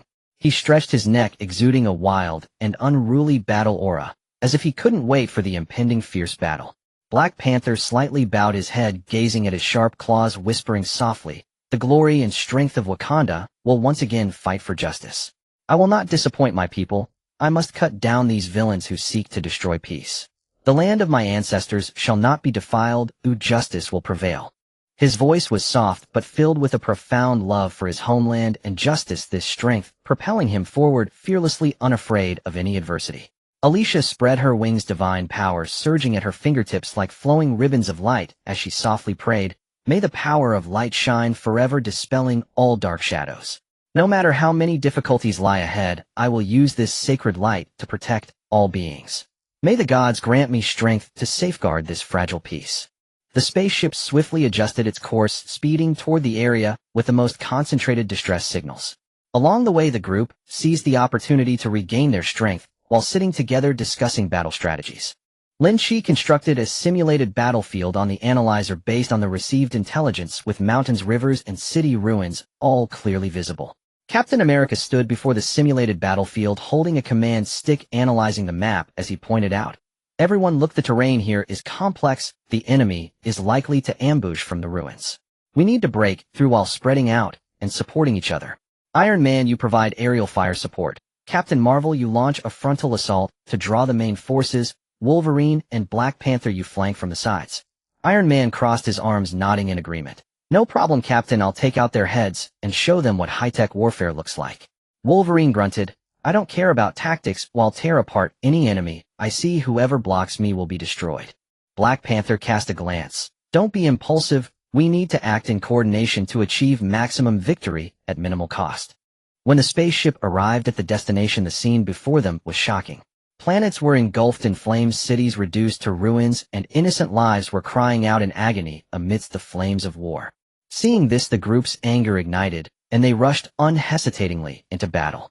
Captain America charged ahead, his shield thrown like lightning, cutting through the air in a silver arc, knocking several incoming enemies aside as he shouted, "For peace, we will never retreat. Today will be your end. Avengers, attack." Iron Man streaked across the sky like a dazzling meteor, his repulsor beams firing at full power. The blue and white energy beams surged like angry dragons, obliterating enemies in their path, not forgetting to taunt. "You punks picked the wrong opponent. This is what happens when you provoke me." Captain Marvel plunged into the enemy ranks, golden energy surging like roaring waves. Each beam released could annihilate a large number of foes as she roared. "Darkness will never have a place to hide. Your evil deeds end here. Don't even think about challenging the justice of the universe." Wolverine and Black Panther moved like phantoms through the enemy's blood, splattering wherever their claws went. Wolverine howled, "Kill. Leave none alive." Black Panther reminded, "Watch your backs." Spider-Man, using his agility, swung between the ruins, using his web to entrap enemies and launching surprise attacks. "Hey, caught you." Don't underestimate Spider-Man's abilities. Everything you do is under my spider sense. Alicia unleashed divine power in the air, purifying the land tainted by darkness, healing the wounded. "May you find peace again, free from suffering. May this light heal your pain and restore hope in life." Morrison and Lynch stayed in the rear, using mystical powers and technological means to disrupt the enemies and destroy their energy supply. Morrison chanted incantations while Lynch operated quickly. "Let's see how arrogant you can be. We'll cut off your communication and turn you into headless flies." With everyone fighting together, the enemy's assault gradually crumbled, and the remaining forces fled in disarray. One by one, the planets slowly returned to tranquility due to their efforts. However, everyone knew that this was just one battle among many. The peace of the universe required their eternal vigilance. As the smoke cleared, they gazed at the reborn planets with hearts full of relief. They boarded the spaceship again, sailing into the depths of the vast universe, continuing their pursuit of the light of peace. Just as the spaceship approached a mysterious nebula, the detector suddenly went crazy. Lynch widened his eyes, staring at the data on the screen, and exclaimed, "This energy reading is unprecedented. It's like the entrance to some kind of higher dimensional passage is about to open." The group quickly gathered by the window, and they saw the center of the nebula slowly rotating. A dazzling stargate radiating strange light was forming, its glow spreading like threads, sketching out a dreamlike pattern as if leading to endless unknowns. Iron Man rubbed his hands together excitedly. "Now this is interesting. A new, unknown universe might have even cooler technology waiting for me to discover." Spider-Man jumped up in excitement. "Wow, a new universe. Will there be new superheroes or super powerful villains? I can't wait to check it out." Captain America's gaze was firm as he tightened his grip on the shield. "No matter what lies ahead, as long as there's a threat to peace, we have a duty to face it. Partners, get ready. We are about to embark on a new journey." As the Stargate fully opened, a powerful gravitational pull emerged, and the spaceship slowly sailed toward the depths of that light. The group, filled with anticipation and courage, was about to begin an adventure in the multiverse, and their legend would continue to be written in this brand new dimension. As the spaceship slowly approached the Stargate, radiating mysterious light, everyone felt a dizzying sensation as the scenery before them was instantly replaced by bizarre and vivid colors. Once the dizziness subsided, they found themselves in an entirely new cosmic space. The arrangement of stars here was strange and unique. Some were as massive as galaxies, their brilliance nearly blinding, while others were small, yet densely clustered, twinkling with a cold, mysterious light akin to enigmatic eyes in the night sky. Energy tides surged around them like a turbulent undercurrent, occasionally emitting strange halos that illuminated the entire space in a dreamlike manner. Energy tides surged around them like a turbulent undercurrent.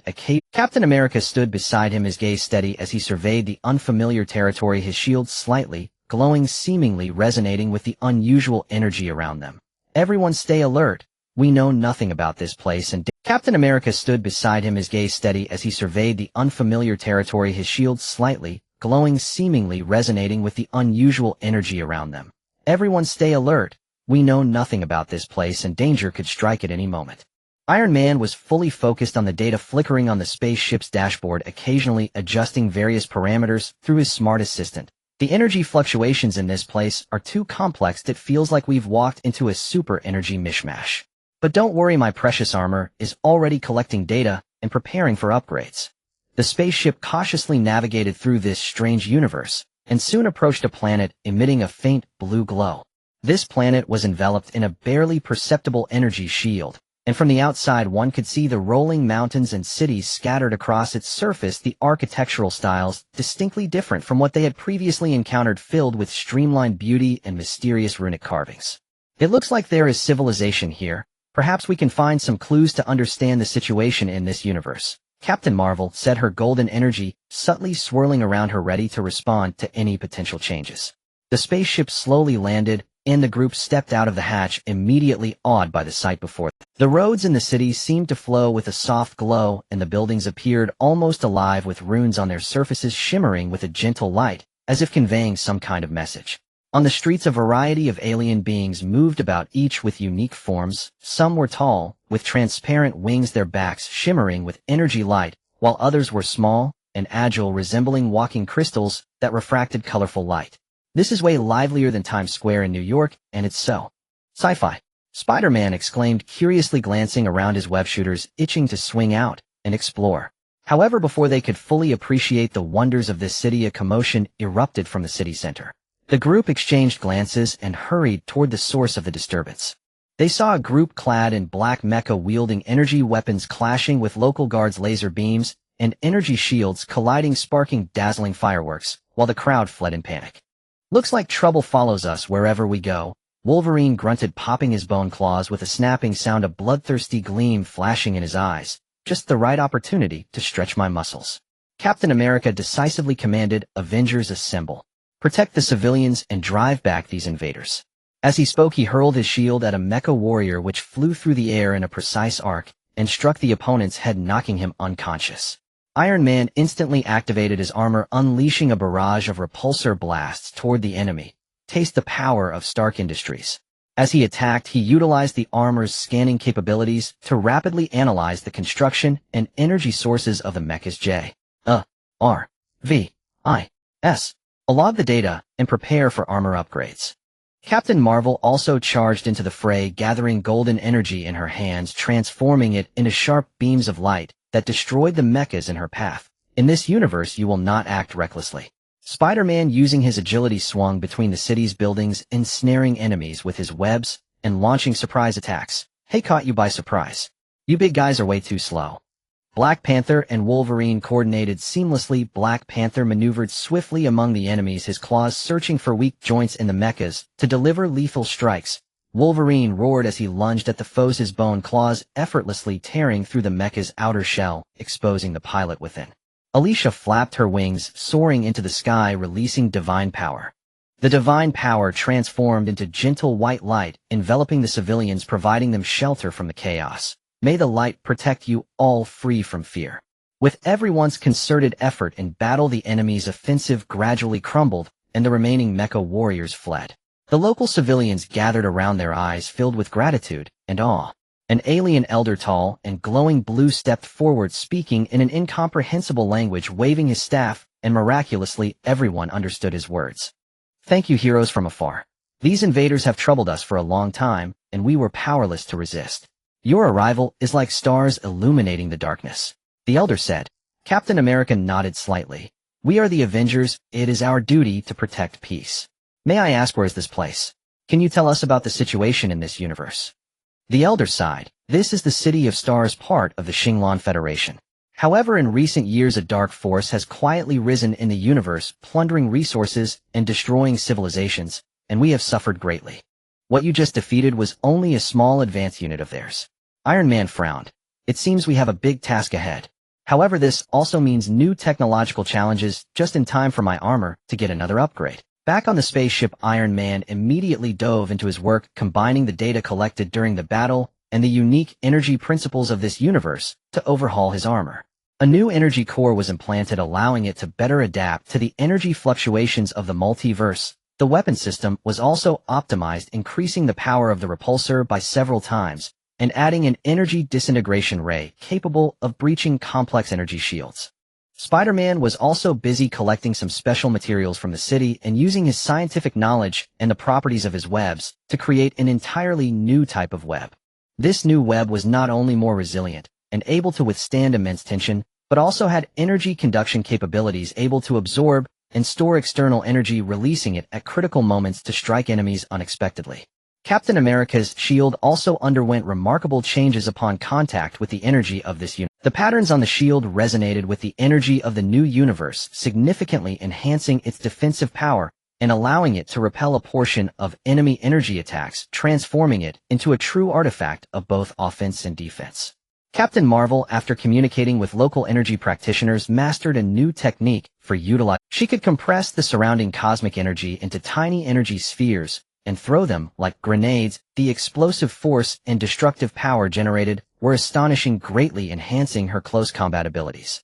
Wolverine and Black Panther discovered a mysterious potion that could enhance their skeletal and muscular strength. After consuming it, Wolverine's bone claws became even harder and sharper, and his healing ability was further enhanced. Black Panther's strength, speed, and agility saw significant improvements, allowing him to navigate battles with even greater ease. Alicia underwent a sacred ritual in the Holy Hall of the City of Stars. After the ritual, her divine power was elevated, allowing her not only to heal wounds, but also to dispel the encroachment of evil forces with a wider range and more potent effects. Moore and Lynch also upgraded their mysterious staff and analyzer using the advanced technological equipment available locally.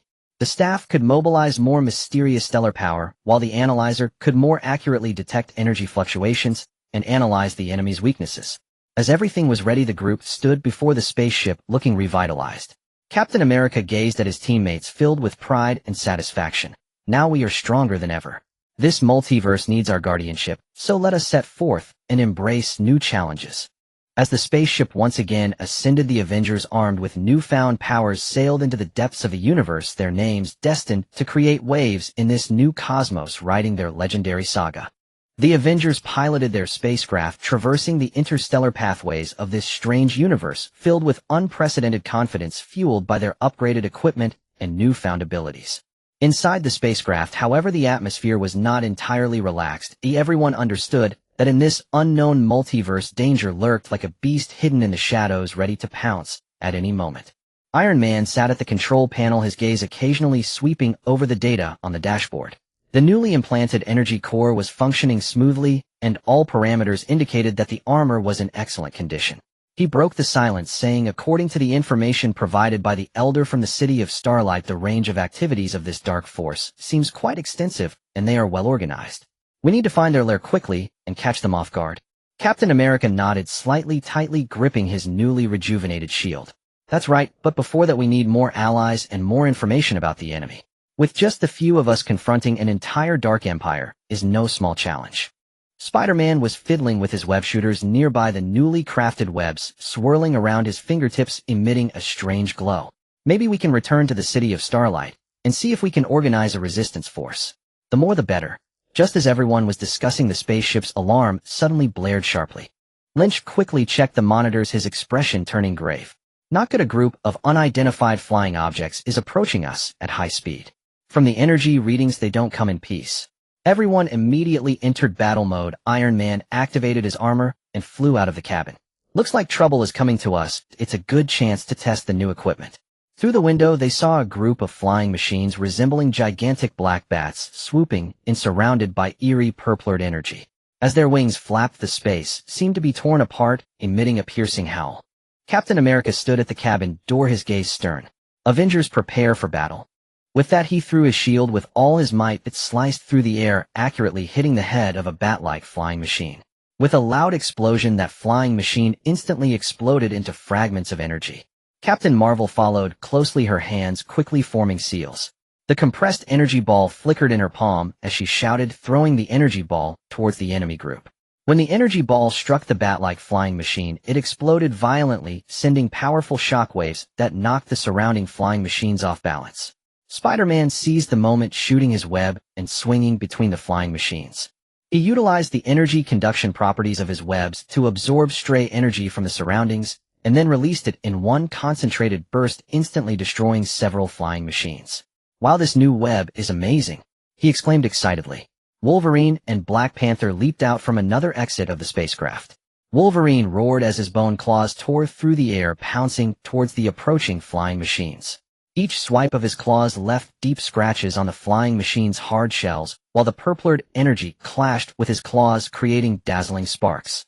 Black Panther, relying on his agility, darted among the swarm of flying machines, searching for their energy cores.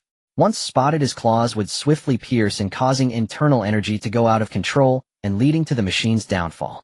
Alicia spread her wings in the air, a divine power, forming a shield of light around the spacecraft, resisting the energy streams splintering from enemy attacks. She chanted incantations, the shield occasionally shimmering, with purifying light dispelling the evil energy, trying to penetrate.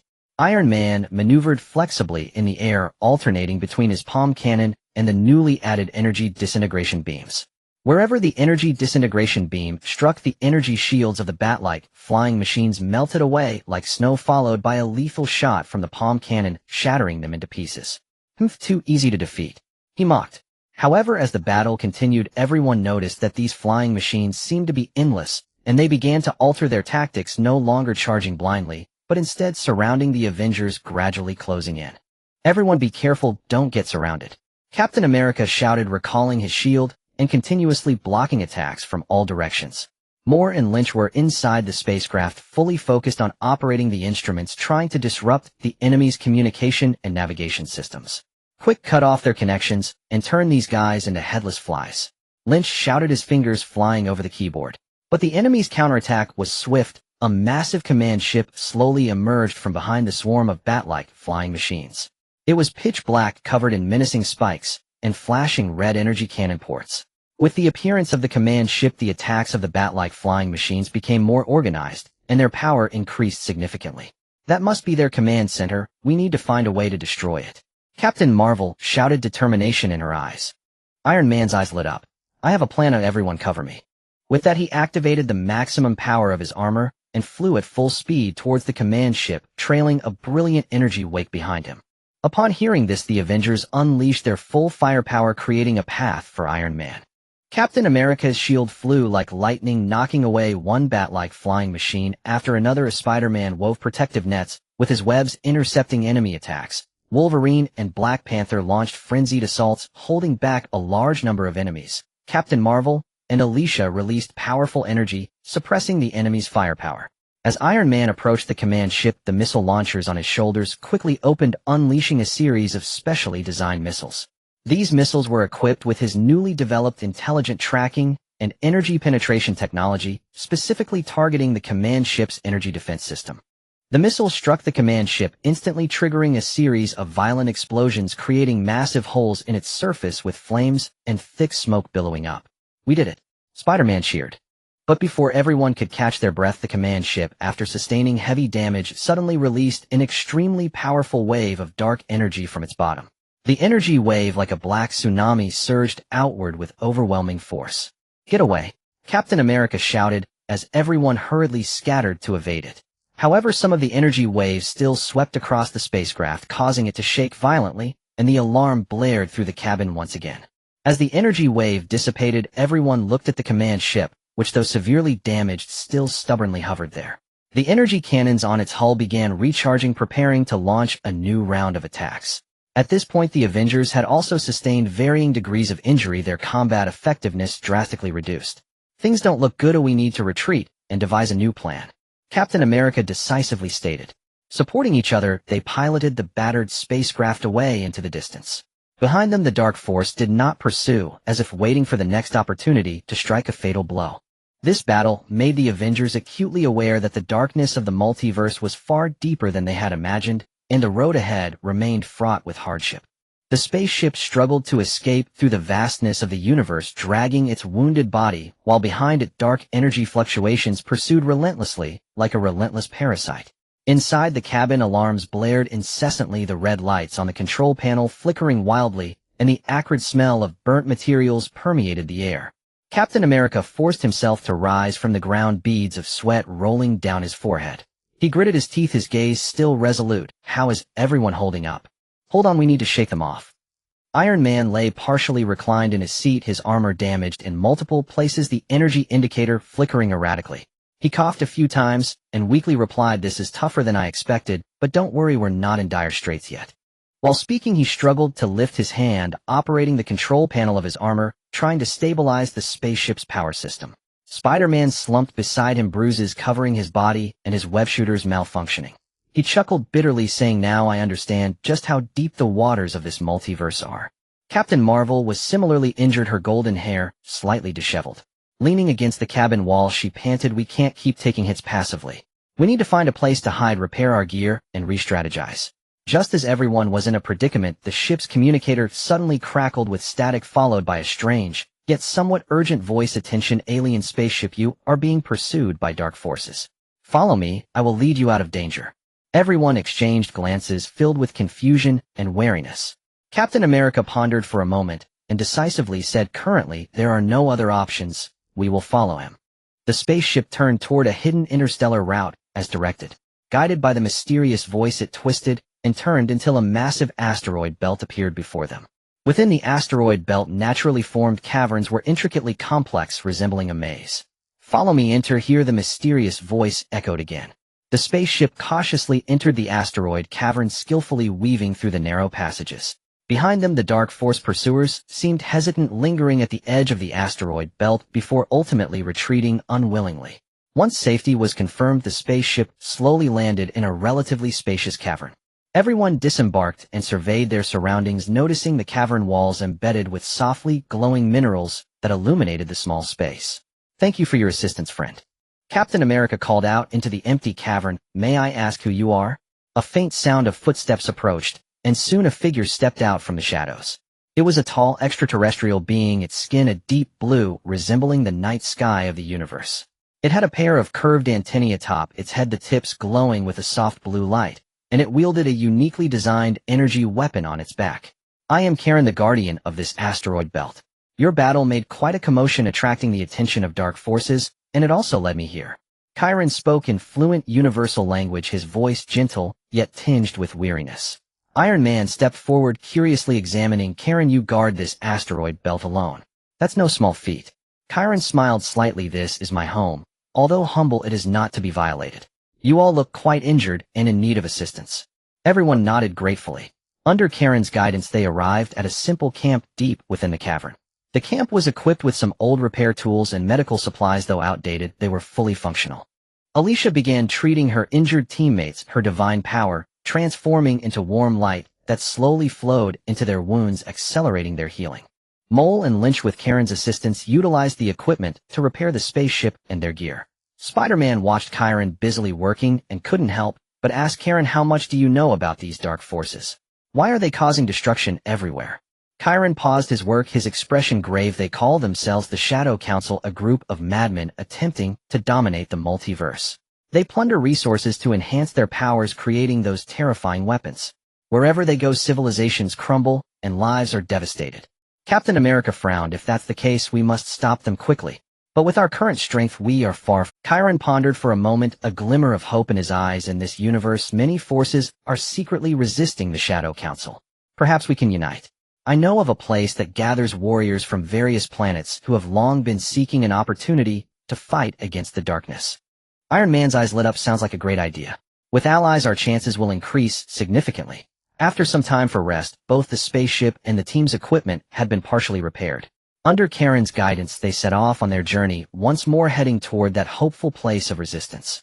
Along the way, Chiron detailed the situation of the multiverse to everyone. Different galaxies had vastly different civilizations and ecologies. Some planets were entirely composed of liquid metal, with intelligent beings thriving by manipulating metallic forms. Others were covered in endless ice and snow, with inhabitants evolving the ability to control cold. The rise of the Shadow Council disrupted the balance of this universe, turning countless beautiful homes into ruins. As everyone listened to Karen's narrative, they gained a deeper understanding of this multiverse and strengthened their resolve to protect peace. Finally, they reached their destination, a planet known as the Star of Hope. From the outside, the planet was lush and vibrant, with strange energy shields shimmering in the atmosphere. On the planet's surface, cities towered and beings from different planets moved about, creating a bustling scene.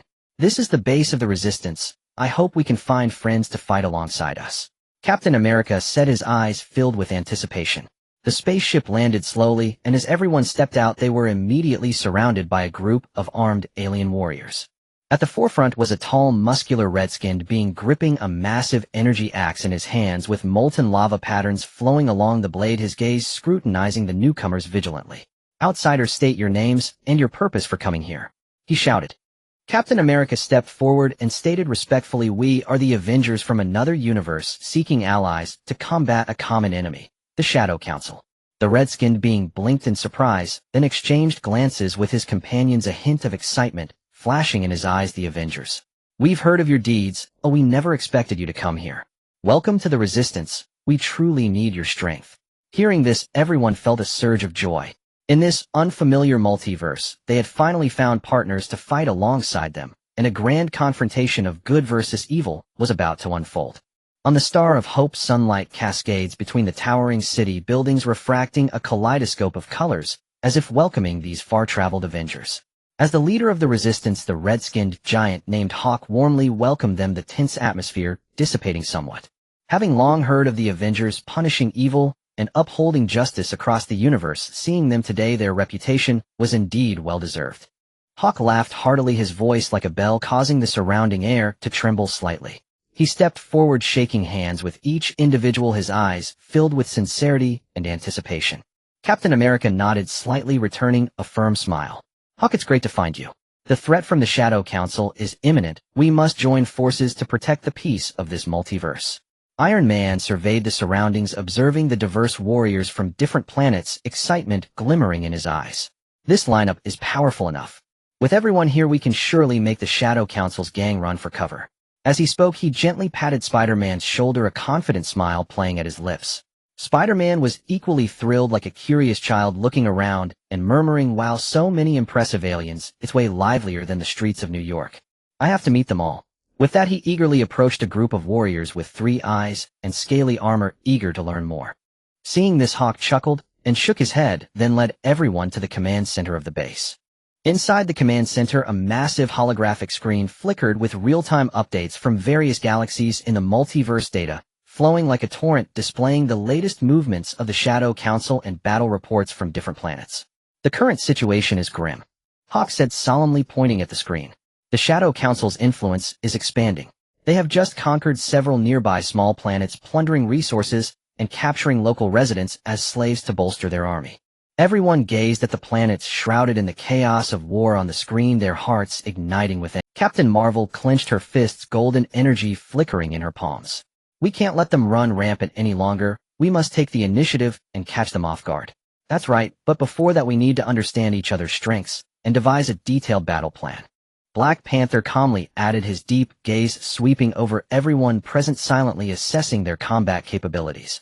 Thus, in the following days, the Avengers and the Resistance fighters began intensive preparations for battle. Iron Man dove into the base's technology research lab, collaborating with local scientists, sharing the advanced technology of his armor while absorbing and adapting to the unique energy utilization methods of this universe for further upgrades.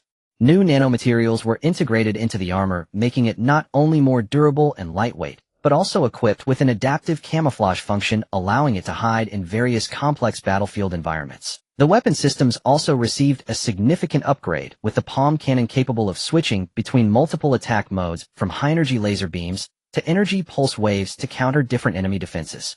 Spider-Man followed a group of agile alien warriors, learning their unique movement techniques and stealth tactics.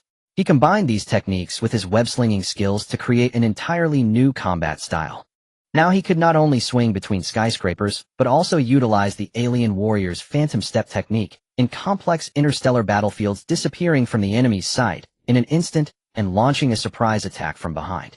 Captain America and Hawk spent their days in the command center studying maps, analyzing the distribution of the Shadow Council's strongholds and troop deployments. They devised a series of battle plans based on the terrain characteristics of different planets and the enemy's defensive weaknesses. Captain America's tactical experience perfectly combined with Hawk's familiarity with this universe, laying a solid strategic foundation for the impending battle. Captain Marvel trained in the base's training ground, exchanging techniques with energy manipulation masters.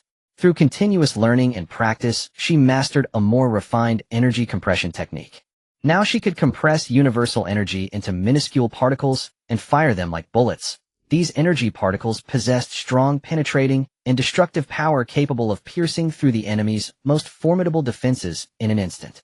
Wolverine and Black Panther delved into the base's armory to select weapons suitable for themselves. Wolverine found a pair of gauntlets made from alien meteorite engraved with mysterious runes, which not only enhanced the power of his bone claws, but but also possessed a self-repairing function, ensuring his claws would not easily sustain damage in fierce battles. Black Panther opted for a lightweight energy shield that could expand and contract at his will, providing protection in close combat, while also serving as a powerful ranged weapon capable of launching strong energy waves.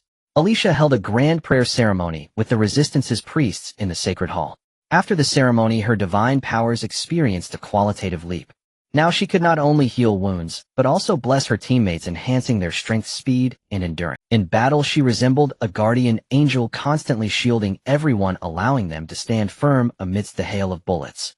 Moore and Lynch collaborated closely with local intelligence experts in the base's intelligence room, utilizing advanced equipment to collect and analyze information on the Shadow Council.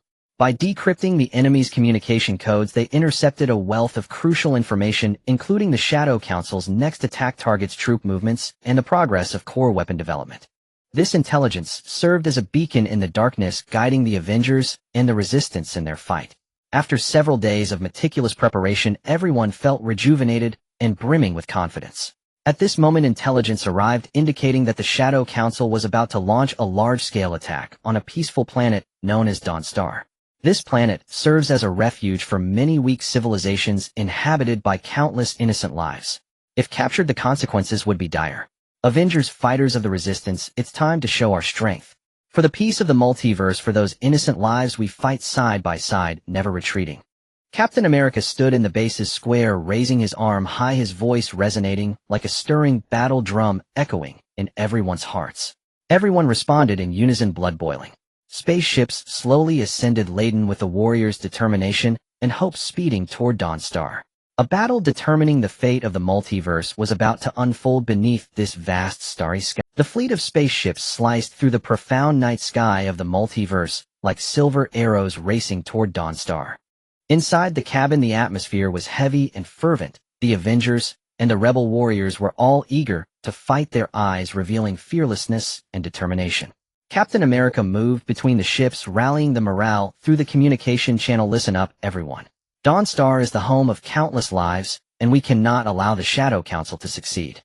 Maintain formation and act according to the plan. His voice was resolute and powerful, like a booster shot injected into every warrior's heart.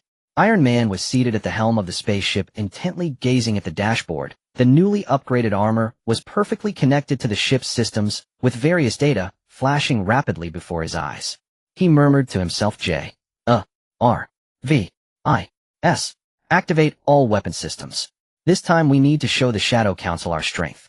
With that, he gently pressed a button, causing the weapon compartments on both sides of the ship to slowly open, revealing rows of glimmering missiles and energy cannons. Spider-Man excitedly manipulated the web shooters beside him. The modified web shimmered with an unusual glow, ready to unleash its power. Whoa, this battle is going to be super thrilling. I can't wait to show off my skills. His eyes sparkled with youthful vigor and fighting spirit, as if he were utterly fearless of the impending danger. As the spaceship approached Dawnstar, the sight before them was shocking. The fleet of the Shadow Council loomed like a black cloud, engulfing the entire planet. Fearsome warships incessantly fired energy beams down to the surface, turning cities into ruins, flames, soaring smoke billowing. The cries of innocent civilians echoed through the communication channel, igniting even more fury among the crowd. Avengers, rebel warriors, attack. Captain America commanded, leading the charge towards the enemy lines. He held his shield in front, skillfully dodging enemy fire while searching for the best moment to strike. Iron Man followed closely behind, unleashing his palm repulsors at full power. Blue and white energy beams shot forth like furious dragons, leaving the sea, causing the Shadow Council's warships to explode and disintegrate. While attacking, he utilized the scanning function of his armor to quickly lock onto the enemy's command center. Found it. Follow me, let's take out their big heads first. Captain Marvel dashed into the enemy ranks, gathering golden energy in her hands, transforming it into piercing beams that accurately targeted the vital points of the enemy's warships. With each attack, powerful energy waves accompanied her strikes, sending surrounding enemies reeling. Your atrocities end here. Spider-Man, with his agility, darted between the warships. Using the energy conduction properties of his webs, he absorbed energy from the warships, then concentrated and released it, causing a series of small explosions that created chaos among the enemies. Hey, gotcha, you bad guys. Wolverine and Black Panther boarded a small assault ship, weaving through the enemy fleet like phantoms. Wolverine roared, his bone claws tearing through the air, effortlessly ripping apart the warship's outer hulls, exposing the enemies within. Black Panther, utilizing his agility, searched for the enemy's energy cores, swiftly striking with his claws once spotted, triggering internal energy failures, kill them all. Not a single one left. Alicia unleashed divine power in the air, purifying the space, tainted by darkness, healing the wounded warriors and civilians. Her white light shone like a beacon of hope, piercing through the flames and smoke, bringing solace to the people. May you find peace once more. The rebel warriors were equally unyielding, piloting various types of spaceships, closely coordinating with the Avengers to form tightly knit lines of attack. Some warriors operated energy cannons to strike enemies from a distance, others utilizing their superior piloting skills engaged in close-quarters aerial combat, exhibiting fearless courage as they crashed their ships and clashed weapons. However, the Shadow Council was no pushovers. They quickly adjusted their tactics. A portion of their warships formed a defensive formation, using powerful energy shields to block the attacks of the Avengers and rebels. Another portion began releasing a strange black mist, which contained corrosive properties that would rapidly erode ships and warriors upon contact. Everyone be careful, this mist is toxic, Captain America warned loudly. Iron Man reacted swiftly, inputting commands into his suit to activate the air purification system and launched several specially designed dispersal missiles into the mist. After the missiles exploded, they released a neutralizing energy that countered the black mist, temporarily alleviating the crisis. But the Shadow Council's attacks did not cease. Taking advantage of the chaos, they sent in an elite assault team, using small aircraft to charge directly toward the surface of Dawnstar. These assault team members wore black exosuits and wielded energy weapons, demonstrating tremendous combat capability. Their obvious goal was to destroy the defensive facilities on Dawnstar, preparing for a full-scale invasion. We can't let them succeed, Spider-Man shouted as he quickly swung on webs, flying toward the ground to intercept the assault team. Seeing this, Captain America, Wolverine, and Black Panther also piloted their ships down to join Spider-Man. They engaged in fierce close combat with the assault team on the ground, utilizing the ruins of the city as cover to maneuver against their enemies. Captain America's shield played a significant role in the battle. He continuously threw his shield to knock back enemies while cleverly countering attacks with the shield's rebound properties. Wolverine was like a raging beast, causing blood to splatter wherever his claws passed, rendering the enemy's exosuits useless. Black Panther, agile and sharp-clawed, moved gracefully among the enemies, searching for weaknesses to deliver lethal strikes. Spider-Man utilized various techniques with his webs to restrain and attack enemies. He wove a large web to trap a group of enemies, then concentrated his strength to unleash a powerful shot from the web shooter, utterly defeating them. How can you still be so arrogant? With everyone working together, the assault team on the ground was gradually pushed back. However, the battle in the sky remained fierce, with the fleets of the Shadow Council locked in a stalemate against the Avengers and rebel ships. The two sides exchanged blows, refusing to back down, with energy beams and explosive fire illuminating the entire starry sky. This won't do. We need to find a way to break the deadlock, Captain Marvel shouted from the air, looking at the densely packed warships in the sky, contemplating a strategy. Suddenly, an audacious plan struck her mind. She contacted Iron Man through the communication channel. Stark, I have an idea. You use the maximum power of your armor to draw enemy fire, while I will sneak around behind them and launch a full-force attack. Perhaps we can breach their defensive formation. Alright, let's do it, Iron Man replied without hesitation. When I draw the fire, you'd better be quick. With that, Iron Man piloted his ship into the center of the enemy fleet, activating all of his armor's glowing devices to make himself a glaring target.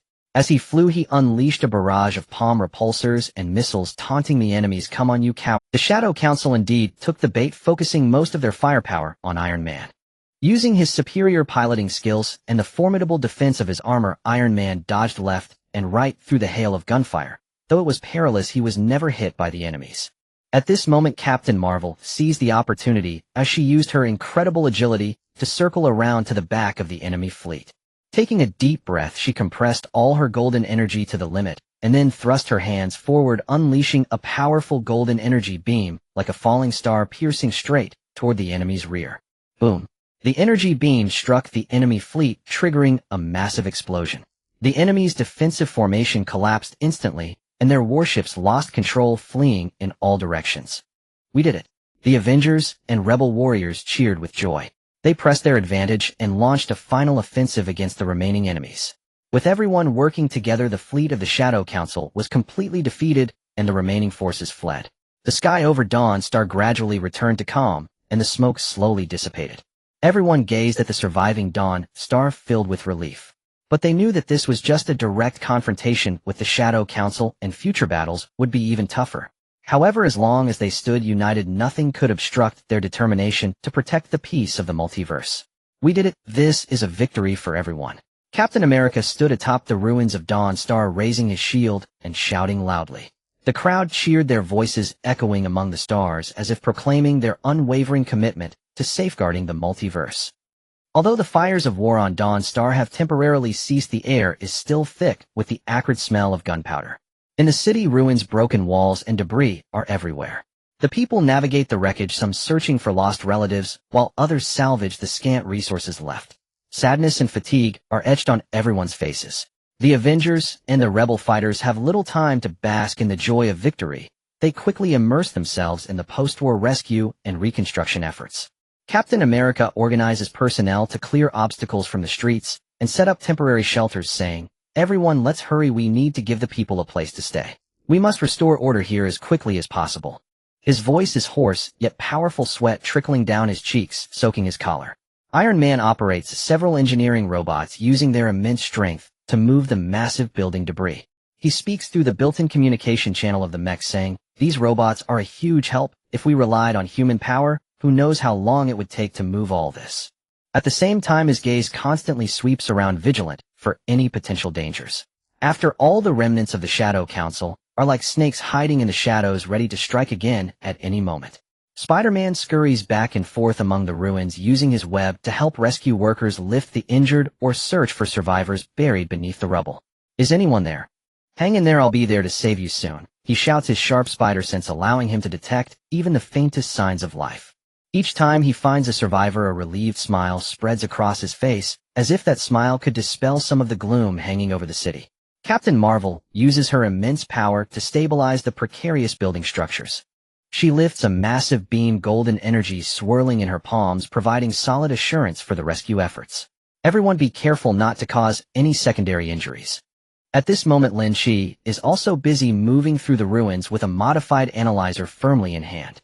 This device can not only detect various energy fluctuations, but also quickly analyze material components, making it a valuable assistant in this battle. His forehead is covered in beads of sweat, his gaze focused and sharp, constantly scanning the surroundings for any suspicious signs. The energy residue here is highly unstable. "Oh, everyone be cautious of potential energy explosions," he warns through the communication channel, his voice calm and professional. Amidst the busy figures, Mo-Air and Lynch are also hard at work. They set up a temporary intelligence monitoring point among the ruins, using precision instruments to collect energy fluctuations and possible residual communication signals from the Shadow Council. No clue can be overlooked, or we might discover their next move. As Lynch adjusts the device, he speaks seriously. However, just as the rescue efforts are proceeding in an orderly manner, Mo-Air's detector suddenly emits a series of urgent beeping sounds. His expression changes, and he looks down at the data. Not good. There's an extremely weak, yet strange energy fluctuation rapidly spreading deep underground, and it seems to be heading towards the city's energy core area. Upon hearing this, everyone's hearts tighten. Captain America immediately sets aside his work and shouts, "Iron Man, Captain Marvel, follow me." The others continue their rescue efforts while remaining vigilant. The three quickly rush towards the energy core area, and along the way the ground occasionally trembles slightly, as if something terrifying is awakening. As they approach their destination, they notice the surrounding air becoming unusually cold, with icy tendrils seeping from cracks in the ground, forming ice flowers that cling to the walls. This energy feels ominous. "Oh, everyone be careful," Captain Marvel whispers, golden energy swirling around her, ready to respond to any sudden situation. Upon entering the energy core area, they see a massive energy reactor towering in the center, its previously stable blue energy glow now flickering erratically, as if disturbed by something. At the base of the reactor, a cloud of black mist slowly rises, within which shadowy figures seem to writhe, emanating a chilling dark aura. Could this be the Shadow Council's trump card? Iron Man furrows his brow, quickly activating the scanning function of his armor, attempting to analyze the composition and source of the mist. Before they can investigate further, the mist suddenly rushes toward them like a living entity moving at great speed. Captain America reacts quickly, shielding himself with his shield and throwing it forcefully at the mist. Block it. The shield spins through the mist, creating a gust of wind that temporarily halts its advance. Seeing this, Captain Marvel clasps her hands together, compressing the golden energy to its limit before releasing it fiercely towards the mist. Disperse. The powerful energy impact collides with the mist, producing a sharp sound. The mist is partially blown away but quickly regroups. Taking advantage of this moment, Iron Man flies into the air, activating both his palm cannon and the energy concentrator on his chest, firing a high-intensity energy beam at the mist. Let's see how long you can be so arrogant. To his frustration, the beam passes through the mist, which only disperses briefly and suffers no substantial damage. Just as the three are caught in a fierce battle, Spider-Man swings in from somewhere, exclaiming, "I'm here to help." He flips in the air, flicking his wrist to shoot out several specially designed freezing webs. Upon contact with the mist, the freezing webs rapidly release cold, freezing part of the mist into ice shards. "It's working," he shouts excitedly. Inspired by this, everyone begins to attack the mist in unison. Captain America continuously strikes and cuts through the mist with his shield. Captain Marvel maintains a barrage of golden energy to suppress the mist's spread. Iron Man adjusts the weapon parameters to find the mist's weak points, and Spider-Man utilizes the various properties of his webs to either restrain or freeze the mist. Through their collective efforts, the mist gradually dissipates, revealing the true form within, a mechanical creature resembling a giant octopus. Its tentacles are composed of black metal and eerie energy lines, each covered with sharp suckers that glow red at their centers, resembling pairs of sinister eyes. Its main body envelopes the energy reactor, attempting to siphon energy from it. "What the hell is this thing?" Iron Man exclaims. "Whatever it is, we can't let it succeed." Captain America shouts, charging towards the mechanical creature, his shield raised high, ready to strike. The mechanical creature detects the attack and swings its tentacles to defend. The impact between the tentacles and the shield produces a dull sound, causing Captain America to stagger back a few steps, but he quickly regains his footing and launches another attack. Captain Marvel and Iron Man swiftly join the fray. Captain Marvel attacks from the air, releasing golden energy beams from her hands, accurately targeting the joints of the mechanical creature to weaken its mobility. Iron Man flies around the creature, using his palm cannon and various weapons, seeking opportunities to strike at its vital points while dodging the tentacle attacks. Spider-Man, utilizing his agility, weaves between the tentacles of the mechanical creature. He uses the stickiness of his webs to entangle the tentacles together, restricting their movement. "Let's see how you can move now." At this moment, Lynch arrives on the scene, his eyes sharp as he quickly analyzes the situation. After locking onto the creature's energy core with his analyzer, he shouts, "Everyone attack its energy core located 3 inches below its main body's abdomen. That's the key." As he speaks, he draws a specially designed energy pistol from his waist. This pistol is developed according to the energy characteristics of the multiverse, and can fire pulses that are the opposite frequency of the target energy, serving to disrupt and destroy. Lynch finds a suitable position and aims at the energy core of the mechanical creature, pulling the trigger. A series of blue energy pulses shoot out, accurately hitting the target. The mechanical creature immediately trembles as its energy transmission seems to be obstructed, causing its movements to slow. Under the relentless attack of the group, the mechanical creature gradually shows signs of fatigue, its tentacle movements slowing and cracks beginning to appear in its main body. Sensing danger, the mechanical creature emits a sharp shriek, releasing its hold on the energy reactor and attempting to flee. Trying to run. Not so easy. Captain America shouts, seizing the moment to hurl his shield with all his strength at the back of the mechanical creature, embedding it deep within. Immediately after, Captain Marvel and Iron Man launch their strongest attacks simultaneously. Captain Marvel channels all her golden energy into her hands, unleashing a dazzling energy pillar. Iron Man concentrates all the armor's energy into his palm cannon, firing a thick energy beam. The two attacks converge, striking precisely at the vital area of the mechanical creature. With a loud boom, the mechanical creature explodes under this immense force, turning into a pile of metal scraps and dissipating energy. Everyone breathes heavily, collapsing to the ground, their faces filled with relief at having survived. But they know this is just one of many schemes from the Shadow Council, and in the dark corners of this multiverse, countless dangers still lie in wait. "We can't let our guard down. The Shadow Council surely has more moves planned." Captain America stands up, brushing off the dust from himself, his gaze firmly fixed on the distance. Everyone nods, aware that this war against the Shadow Council has only just begun. The reconstruction of Dawnstar is ongoing amidst difficulties, with busy figures weaving through. The Avengers and the Resistance fighters are cooperating. Some are transporting building materials, while others are tending to the injured, as the spark of hope slowly reignites above the rubble. Lynch and Mo are stationed at a temporary intelligence station analyzing the data, scrolling across the analyzer screen, attempting to discern the next move of the Shadow Council from the tangled information. Lynch frowned, his fingers rapidly typing on the keyboard. The patterns of these energy fluctuations are too elusive, as if they are deliberately obscuring our vision. Mo gently caressed his staff, his expression grave. The Shadow Council has always been crafty, we must exercise extra caution. Just then a sudden cacophony of static erupted from the communicator, followed by a mysterious and ethereal voice that drifted in. Seekers of truth, look towards the northern starry sky. The stars will guide you. The voice echoed within the cramped intelligence station, then abruptly ceased, leaving everyone staring at each other in bewilderment. Captain America, having heard this, immediately set down his tools and looked up at the northern sky. No matter whose warning this is, we cannot ignore it. Iron Man, Spider-Man, come with me. The rest of you hold your positions and remain vigilant. The three quickly boarded a small spacecraft racing towards the northern starry sky. Along the way, Iron Man continuously adjusted the ship's scanning equipment. I hope this isn't a trap set by the Shadow Council. If they dare to scheme against me, HMPF, they won't have a pleasant outcome. As the spacecraft delved deeper into space, the surrounding stars appeared increasingly mysterious. Suddenly, an unusual nebula emerged ahead, radiating a kaleidoscope of colors, enveloping the ship in a dreamlike mist. This nebula seems off, oh everyone be careful. Captain America tightened his grip on his shield, watching the scene outside with caution.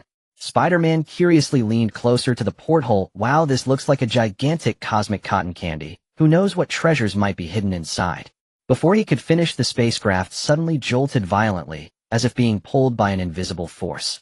Iron Man quickly steadied the controls. Hold on tight. It seems we've stumbled into some trouble. In the midst of the chaos, a group of creatures resembling crystal birds flew out from the depths of the nebula, shimmering softly and scattering tiny glimmers of light as they flapped their wings like fragments of the galaxy. These birds circled around the spacecraft, seemingly conveying some sort of message. They don't seem to harbor any malice, Spider-Man whispered.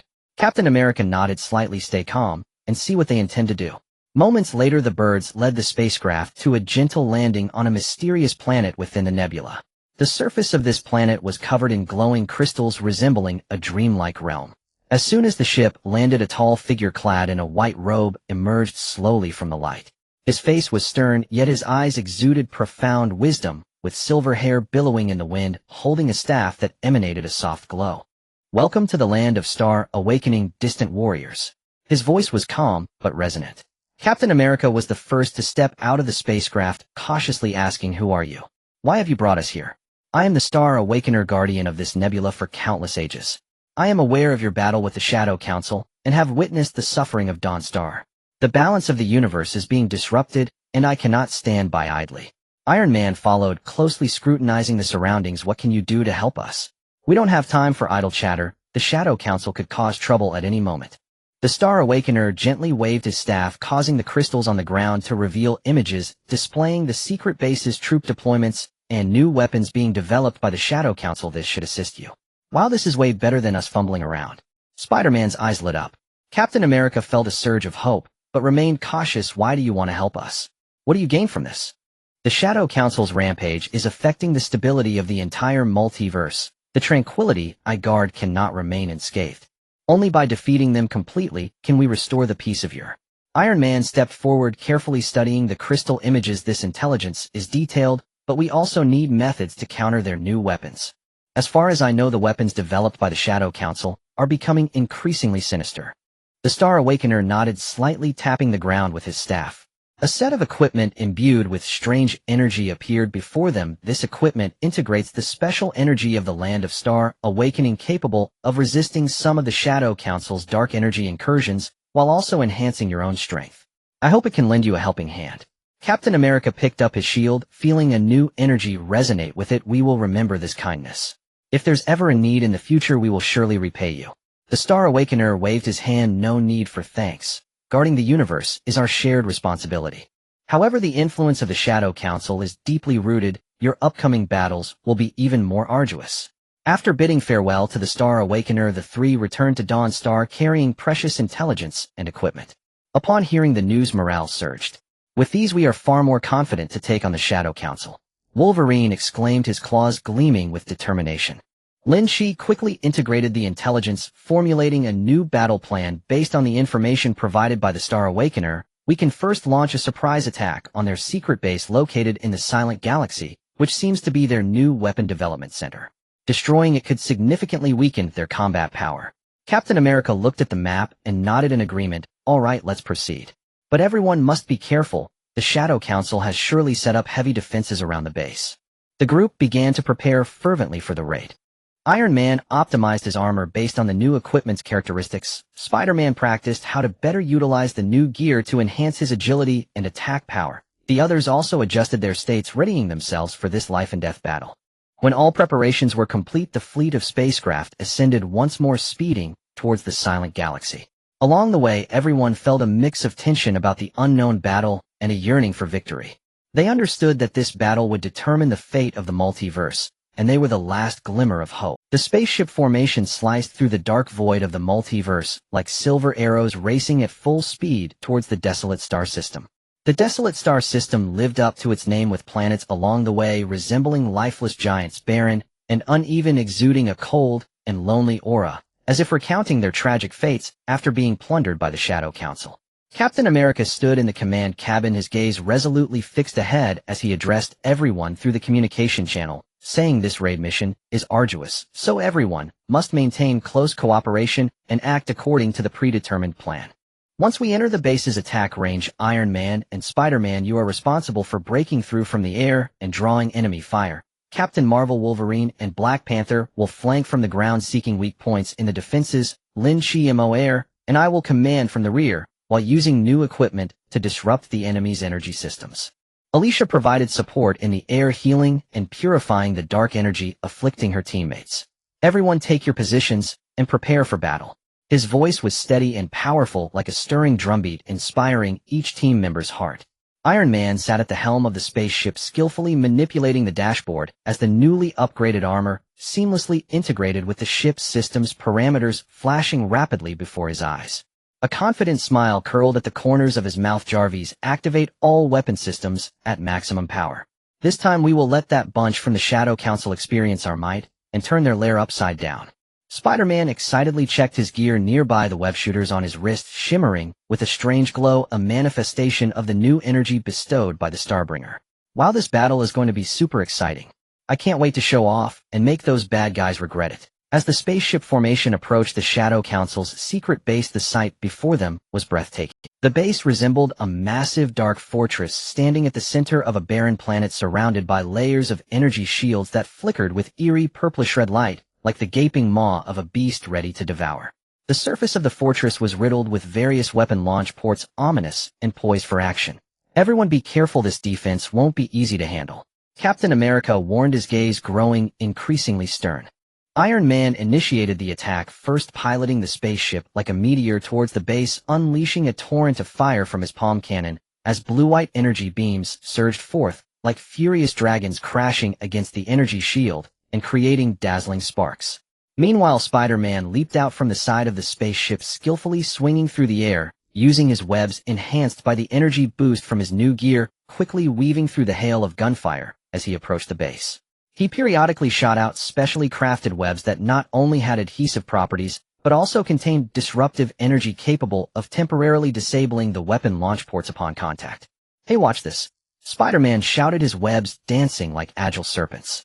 Captain Marvel, Wolverine, and Black Panther quietly landed on the base's flank in a small assault craft. Captain Marvel's golden radiance surged her hands, gathering golden energy that transformed into sharp beams, accurately targeting the weak points of the base's energy shield in an attempt to create a breach. Wolverine roared as he unsheathed his bone claws, his eyes glinting with bloodlust as he charged towards the defensive structures, each swipe sending a flurry of purplish-red energy shards flying, the result of colliding with the shield. Black Panther agilely darted between the base's structures, searching for energy supply lines, and upon discovery, his claws swiftly pierced, causing localized energy disruptions. Kill. We must not let them succeed. Wolverine howled, exuding a wild battle aura.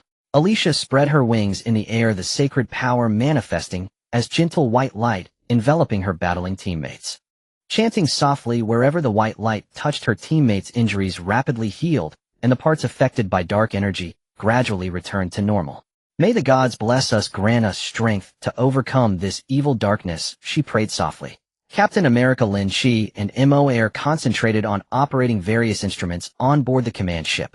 Lynch, using intelligence provided by the Starbringer, accurately located the base's energy core control system and sent wave after wave of powerful pulses through specially crafted disruption devices attempting to disrupt the enemy's internal energy transmission.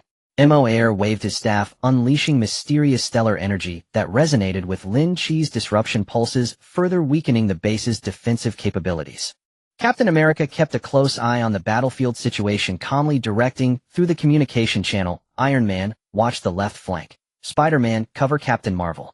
However, the Shadow Council's counterattack came exceptionally swift. The base's defense system rapidly adjusted and more powerful energy beams erupted from the launch ports, forming a dense firepower net that enveloped the Avengers and Resistance fighters. Some spaceships were unfortunate to be hit, instantly exploding into fiery debris in the cosmos. Damn it, their firepower has increased. Iron Man cursed as he dodged left and right in the damaged spaceship, skillfully avoiding deadly strikes, but his armor sustained multiple damages with energy indicators flickering incessantly. Spider-Man found himself in a difficult situation amid the hail of bullets. Although he evaded most of the attacks with his agility, he was still grazed by an energy stream, injuring his arm and damaging his web shooter. Oh no, this is a problem. He gritted his teeth, trying to find a hidden spot among the ruins to repair his equipment. The ground troops were also suffering heavy losses, with Captain Marvel and others suppressed by enemy fire, hindering their advance. Wolverine was bloodied, yet he continued to fight fiercely, but his stamina was gradually depleting. Black Panther's energy shield was nearly exhausted, putting him in a dangerous position. We can't go on like this, we must break through. Captain America decisively declared, shouting through the communication channel. All team members converge towards the center area and concentrate fire to attack one point, tearing apart their defenses. Upon hearing this, everyone mustered their spirits and made their arduous way towards the center area. Iron Man disregarded his damaged armor and exerted all his power to fire off the remaining missiles, clearing a path for his teammates. Captain Marvel compressed all her golden energy to the maximum, unleashing a dazzling energy column that slammed against the enemy's defenses. Wolverine and Black Panther supported each other, using the terrain to launch their final charge towards the enemy's vital spots. Spider-Man quickly repaired his web shooter among the ruins and rejoined the battle, using webs to restrain the enemy and create opportunities for his teammates. Alicia unleashed her sacred power in the air with all her might, providing the final protection for everyone. Her face was pale, sweat soaking her forehead, but her eyes were resolute, unwilling to give up. Under the combined efforts and all-out attack of the team, a crack finally appeared in the energy shield of the base at the center area. Captain America seized the moment to hurl his shield with all his might towards the crack, the shield carrying everyone's hopes as it shot through the breach, like lightning striking a critical energy node inside the base.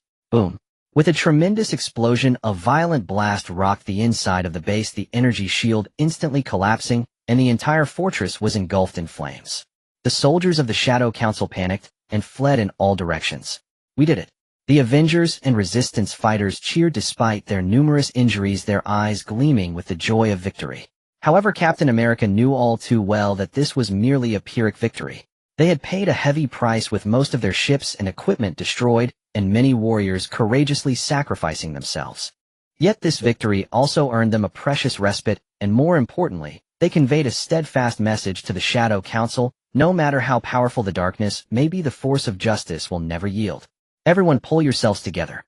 We need to retreat from here and return to Dawnstar to heal and regroup. The road ahead is long and the Shadow Council will not rest. We must become stronger. Captain America proclaimed loudly, his voice echoing over the ruins. The team supported each other as they boarded the remaining spaceships, slowly departing from this desolate star system filled with smoke and flames, heading back towards Dawnstar. The spaceship slowly descended onto Dawnstar, its body marked with numerous scars and charred marks, silently narrating the tragic intensity of this ambush. As the hatch opened, a group of exhausted yet resolute figures stepped out, greeted by the concerned and reverent gazes of the crowd. Captain America forced himself to stand tall, raising his hand to signal the crowd. Everyone, don't panic. Though we are damaged, we have dealt a heavy blow to the Shadow Council. Now, let's focus on recovery. His voice was hoarse from the battle, yet it remained steady and powerful, soothing the hearts of the people. Iron Man stepped off the ship and headed straight for the temporary research base, his steps slightly unsteady. J-R-V-I-S. List the armor repair priorities and tackle the critical systems first. The damage is severe and we must quickly upgrade and optimize. We cannot afford to be this helpless against the Shadow Council next time. His gaze was focused, already calculating how to let the armor be reborn from the ashes. Spider-Man limped along, his body covered in bruises and his web shooters dim. I need to find some materials to fix my gear and see if I can come up with some new tricks for the next battle. He mumbled, his youthful vigor undiminished despite his injuries. Lynch and Moir also wore weary expressions as they headed straight for the intelligence analysis room, tightly holding the data storage devices brought back from the battlefield. This battle has exposed many new tactics of the Shadow Council. We must analyze them quickly and find countermeasures. We cannot repeat our mistakes. Lynch said solemnly, his eyes reflecting an unwavering determination. In the ruins of the city, the people spontaneously organized to assist the warriors in setting up temporary medical stations and repairing homes. Children scurried about delivering water and medicine to the wounded, their eyes filled with admiration for the heroes. Alicia was busy in the medical station, her divine power flowing like gentle moonlight over each injured person, accelerating their healing. Everyone hang in there. The pain will soon pass, and we will triumph over darkness once more. Meanwhile, rebel leader Hawk led a group of elite warriors to nearby planets in search of more allies and resource support. They understood that with their current strength alone, it would be difficult to completely defeat the Shadow Council. Only by uniting all possible forces could they stand firm in this long war. Days later, Dawn Star gradually began to regain its vitality. Iron Man's armor was renewed, now made of a more resilient and self-repairing nanomaterial, and the weapon systems integrated newly acquired Shadow Council technology, greatly enhancing their power. Spider-Man had crafted a multifunctional web module that could not only release paralyzing electricity and spray flames, but also automatically adjust its stickiness based on environmental changes. Captain America's shield was embedded with an energy stabilization device, significantly boosting its defensive capabilities and the power of counterattacks. After days and nights of research, Lynch and Moir successfully deciphered the energy frequencies of some new weapons from the Shadow Council and developed targeted interference devices. They also discovered several backup supply bases hidden in the depths of the universe, providing crucial targets for future strategic strikes. On this day, Hawk returned with uplifting news. He stood in the center of the square, his loud voice resonating far and wide. Friends, we have found powerful allies. The fleet from the Galactic Federation, the Star Hunters Alliance, and the mysterious Psionic Clan have all heard of our brave resistance and expressed their willingness to fight alongside us against the Shadow Council. The crowd erupted in enthusiastic cheers, and the Avengers also showed joyful expressions. Captain America stepped forward, grasping Hawk's hand tightly. Wonderful. This is the strength we have long awaited. With them, the scales of victory will tip in our favor. Subsequently, various factions began to arrive at Dawnstar.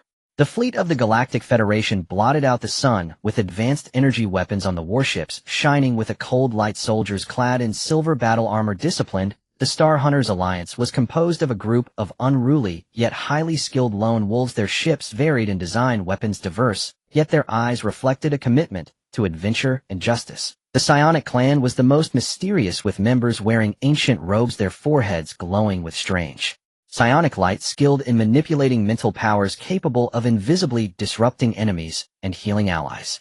Everyone gathered together to discuss the next battle plan. Iron Man showcased the performance of the new armor, confidently stating, "With these new equipment and allies, we can no longer just passively take hits.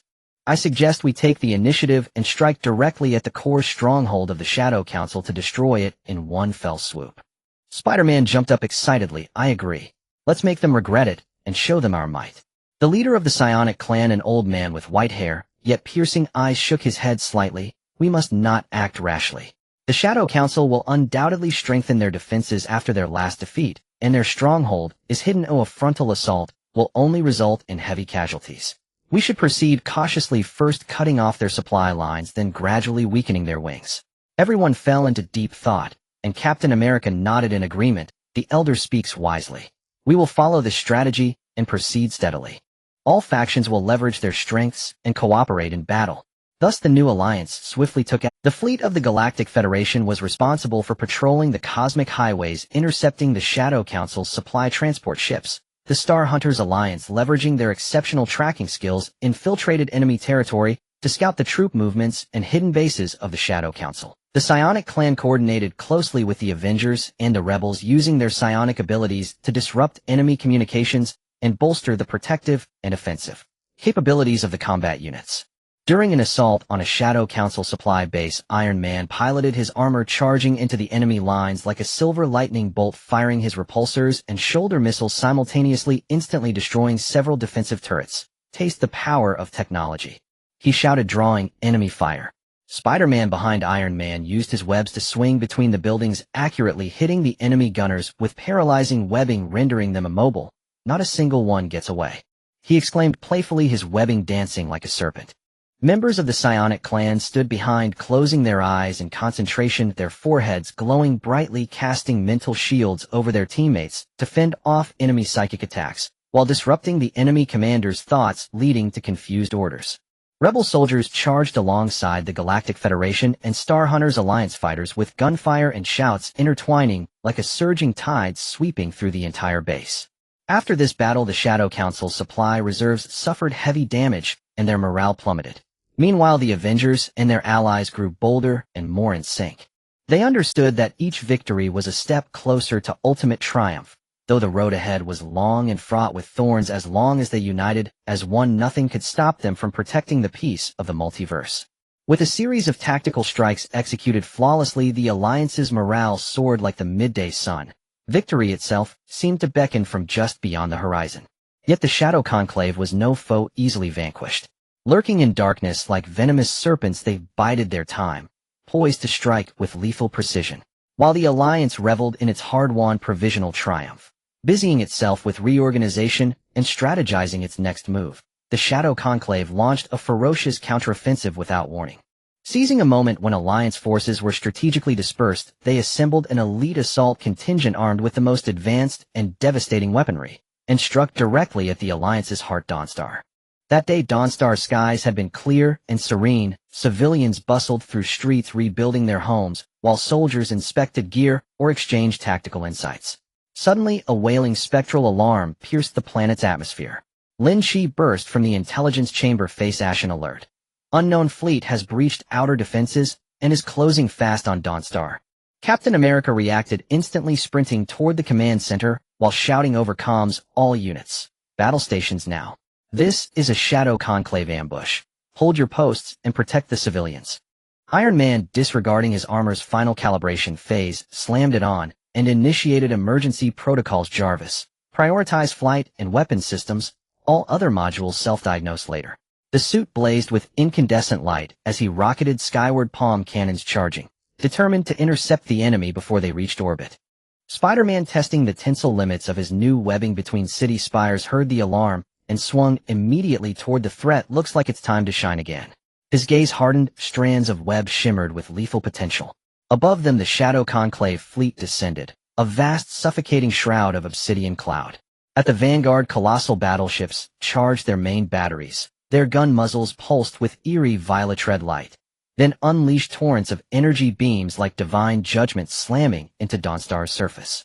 The city erupted into inferno. Buildings collapsed, civilians scattered in blind panic. Damn it, we won't let them succeed.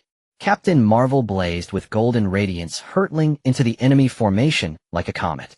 Gathering raw power in her palms, she deflected barrage after barrage, buying precious seconds for evacuation. Evacuate. Seek cover now, she shouted into the comm channel.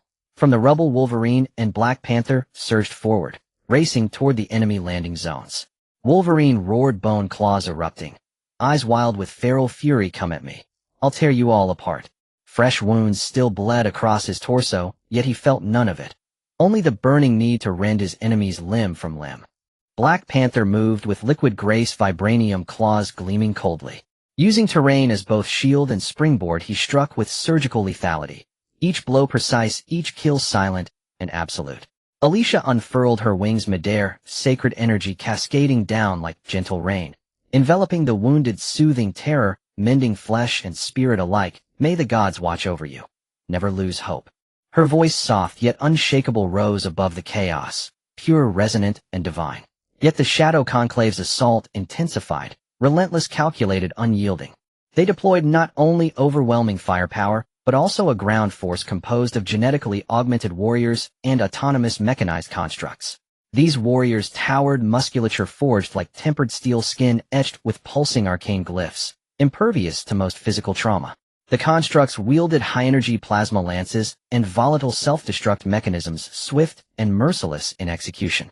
The Alliance found itself embroiled in desperate, grinding combat. Iron Man, surrounded by enemy vessels in the stratosphere, maneuvered with breathtaking skill, but even his armor's might could not withstand the converging onslaught. Systems flickered, energy reserves plummeted. Hold on. Just hold on. He clenched his jaw, fighting to break free. On the ground, Spider-Man danced around the augmented warriors, using webs to entangle, distract, and redirect, but their brute strength overwhelmed him. In one brutal grapple, he was hurled backward, slamming into a wall and coughing blood. Ugh. How the hell are these things so tough? Meanwhile, Captain America paced the command center, frantically recalibrating strategy. Galactic Federation fleet. Flank from starboard. Psionic Clan. Focus mental disruption on enemy CIC. All others. Hold positions. Stay disciplined. But the Shadow Conclave anticipated every move, countering each order before it could take effect. Then came worse. The Conclave activated a novel jamming array, severing internal comms across the Alliance. Units fell silent, isolated, forced to fight alone. This is dire. Lynch stared at the scrambled data streams in the intel hub, heart pounding, mind racing. He attempted manual line restoration, but the interference was too dense, too deep. Amid the chaos, the Shadow Conclave's ground forces advanced steadily toward the city's core, where critical supplies and strategic armaments were stored. If seized, the consequences would be catastrophic. At that pivotal moment, Captain Marvel, heedless of her own peril, charged straight into the enemy's heart, aiming to destroy the jammer. She channeled every ounce of her being into a searing golden beam, razor-sharp, radiant, piercing deep into the enemy's command nexus. Enemies shattered under its force, but she too bore the brunt of concentrated fire, her body scarred anew with burns and gashes. Go, Captain, do it! Spider-Man, watching from afar, pushed himself upright despite pain, and fired webs toward her position, determined to lend his strength. Meanwhile, Iron Man seized a fleeting opening in the sky. He detonated a reserve energy charge aboard his suit, using the blast's recoil to blast free from encirclement. Then he dove earthward, pouring the last of his suit's power into blistering suppressive fire upon the advancing ground forces. Fall back. Now. As despair tightened its grip and heroes fought on the edge of annihilation, hope flickered, faint but undeniable. At the precipice of collapse, elders of the Psionic Clan broke through the psychic static, melding their wills to briefly restore localized comms. Captain America seized the fragile window. All units, concentrate fire on the enemy's left flank. Breach their line. Then converge on the center and reclaim initiative. Hearing the command, the Alliance surged forward, not as scattered fragments, but as one rising. Iron Man rained fire from above. Spider-Man, Wolverine, and others carved paths through the enemy ranks below. Captain Marvel, bleeding and battered, fought on at the heart of the storm, her mission unfinished. United in sacrifice and resolve, they tore open a jagged rift in the enemy's left flank, momentarily halting the advance. Captain Marvel seized the opening, obliterating the jammer. Communications flared back to life across the network. Now we counterattack. Captain America roared, leading the charge. A thunderous cry rose as the Alliance surged forward, wave upon wave, pushing the Shadow Conclave's forces back step by step. Sensing defeat, the enemy began retreating in disarray. Though Dawnstar endured the assault, the victory was steeped in sorrow. Casualties ran high and the city lay in ruins. Crumbled towers, blackened streets, silence where laughter once echoed. As smoke thinned and ash settled, they stood amid the wreckage, grief and fury alight in their eyes, yet beneath it an unbreakable certainty burned. They knew the war against the Shadow Conclave had entered its crucible. Ahead lay darker trials, fiercer storms, but retreat was unthinkable.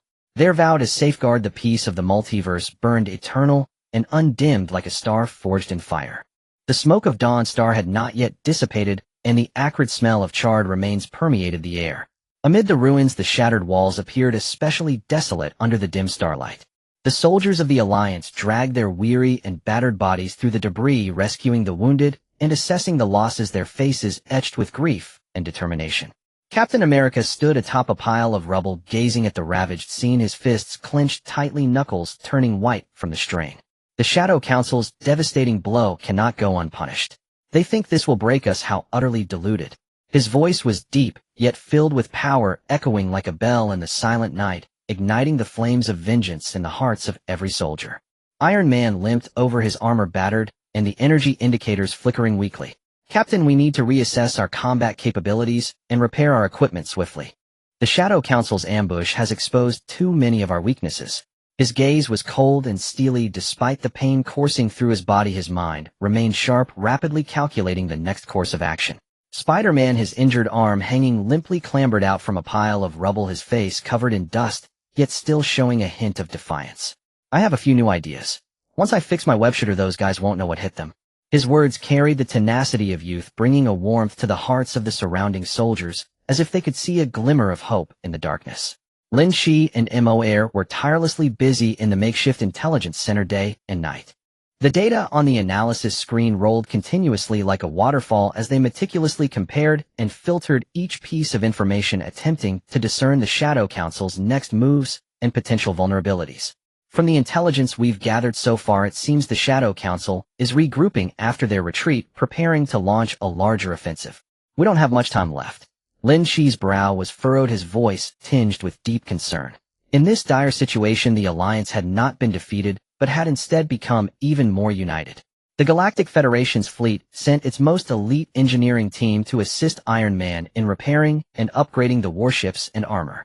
Members of the Interstellar Hunter Alliance traversed various Earths, gathering rare resources and weapon components to provide stronger equipment support for close combat experts like Spider-Man.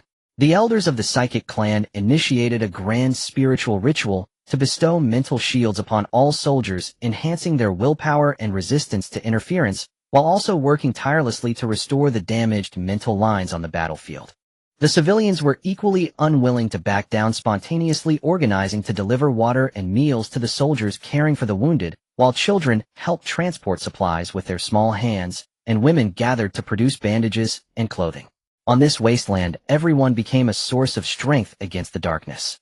Just as preparations for the counterattack were intensifying, a uniquely shaped, colorful spaceship swooped down onto Dawnstar. The cabin door slowly opened, and a group of distinct, yet charismatic figures streamed out. It was the Guardians of the Galaxy. Star-Lord, wearing sunglasses and sporting a roguish grin, swaggered forward with an air of confidence. I heard things are lively here. How could the Guardians of the Galaxy not join in? As he spoke, he snapped his fingers, and the music from his portable speaker blared energetically, making it seem as if this was not a brutal battlefield, but rather his personal stage. Groot followed behind with steady strides, mumbling, "I am Groot." Though it was just a few simple words, everyone understood that this seemingly fierce tree-like creature had a gentle yet steadfast heart, and his strength always played an unexpected role at critical moments. Drax looked serious, his eyes filled with a thirst for battle. Today is the day of reckoning for the scum of the Shadow Council. I will tear them all to shreds. He cracked his knuckles, his muscles taut, ready to leap into the fight and unleash his fury upon the enemy.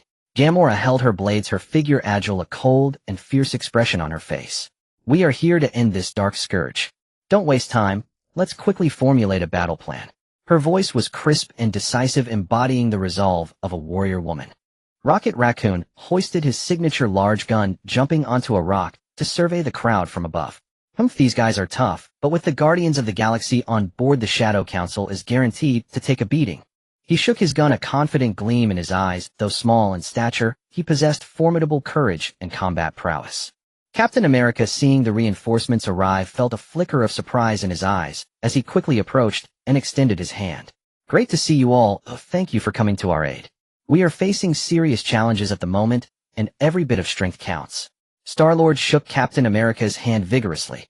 Hey, we're all here to protect the universe. Helping each other is the right thing to do. Together we can make the Shadow Council regret ever crossing us. The group then gathered together to discuss their battle strategy. Iron Man proposed a new tactical adjustment based on the strengths of the Guardians.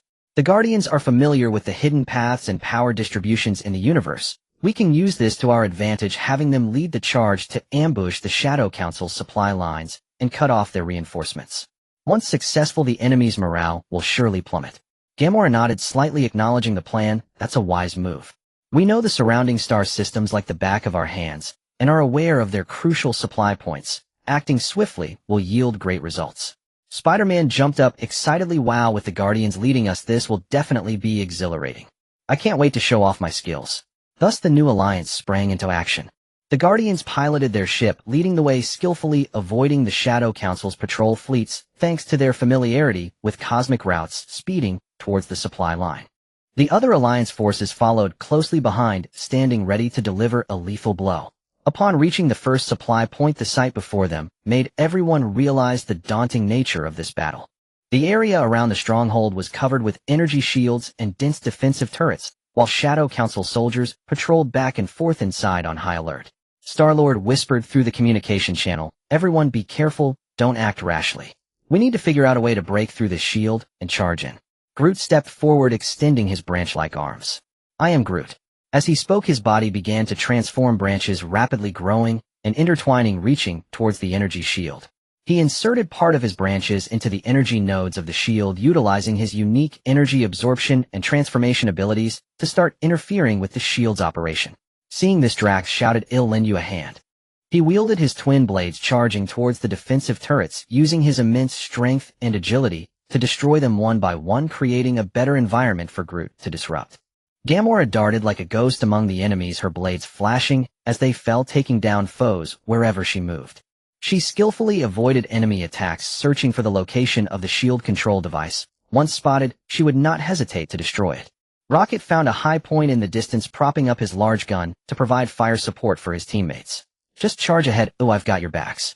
As he fired, he also observed the battlefield situation through the scope, occasionally muttering some humorous remarks to ease the tension. The other Alliance forces saw the moment was ripe, and led by Iron Man and Captain America, launched a... Iron Man piloted his armor, unleashing full firepower from his palm, blue and white energy beams surging forth like furious dragons, incinerating enemies in their path.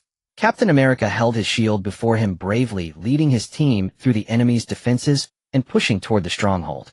Spider-Man swung between buildings, using his web, employing specially designed web bombs to destroy the enemy's key facilities. "Hey, gotcha, you bad guys." His playful banter lightened the atmosphere amid the tense battle, making it difficult for the enemies to react.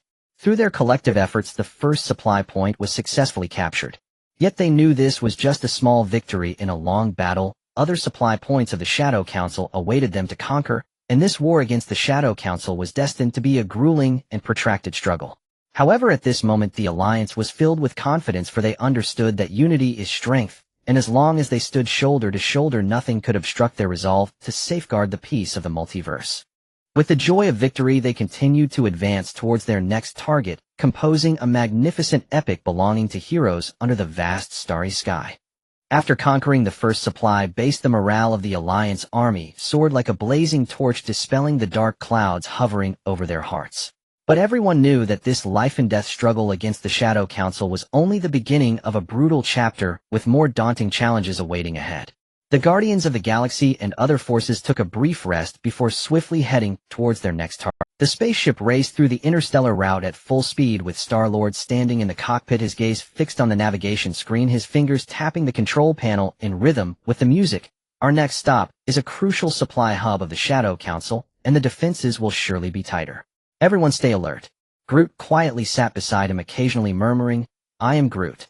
These seemingly simple words seemed to carry a reassuring power, letting his teammates know that no matter what dangers lay ahead, he would stand firmly by their side.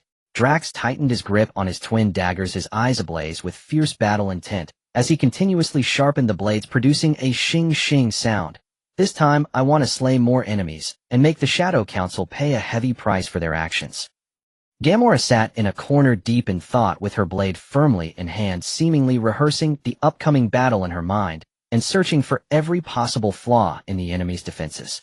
Rocket Raccoon counted the weapons and ammunition while grumbling, "Those Shadow Council guys have made their defenses so tight, but with so many powerful teammates they won't last long." He hoisted the large gun and patted it confidently.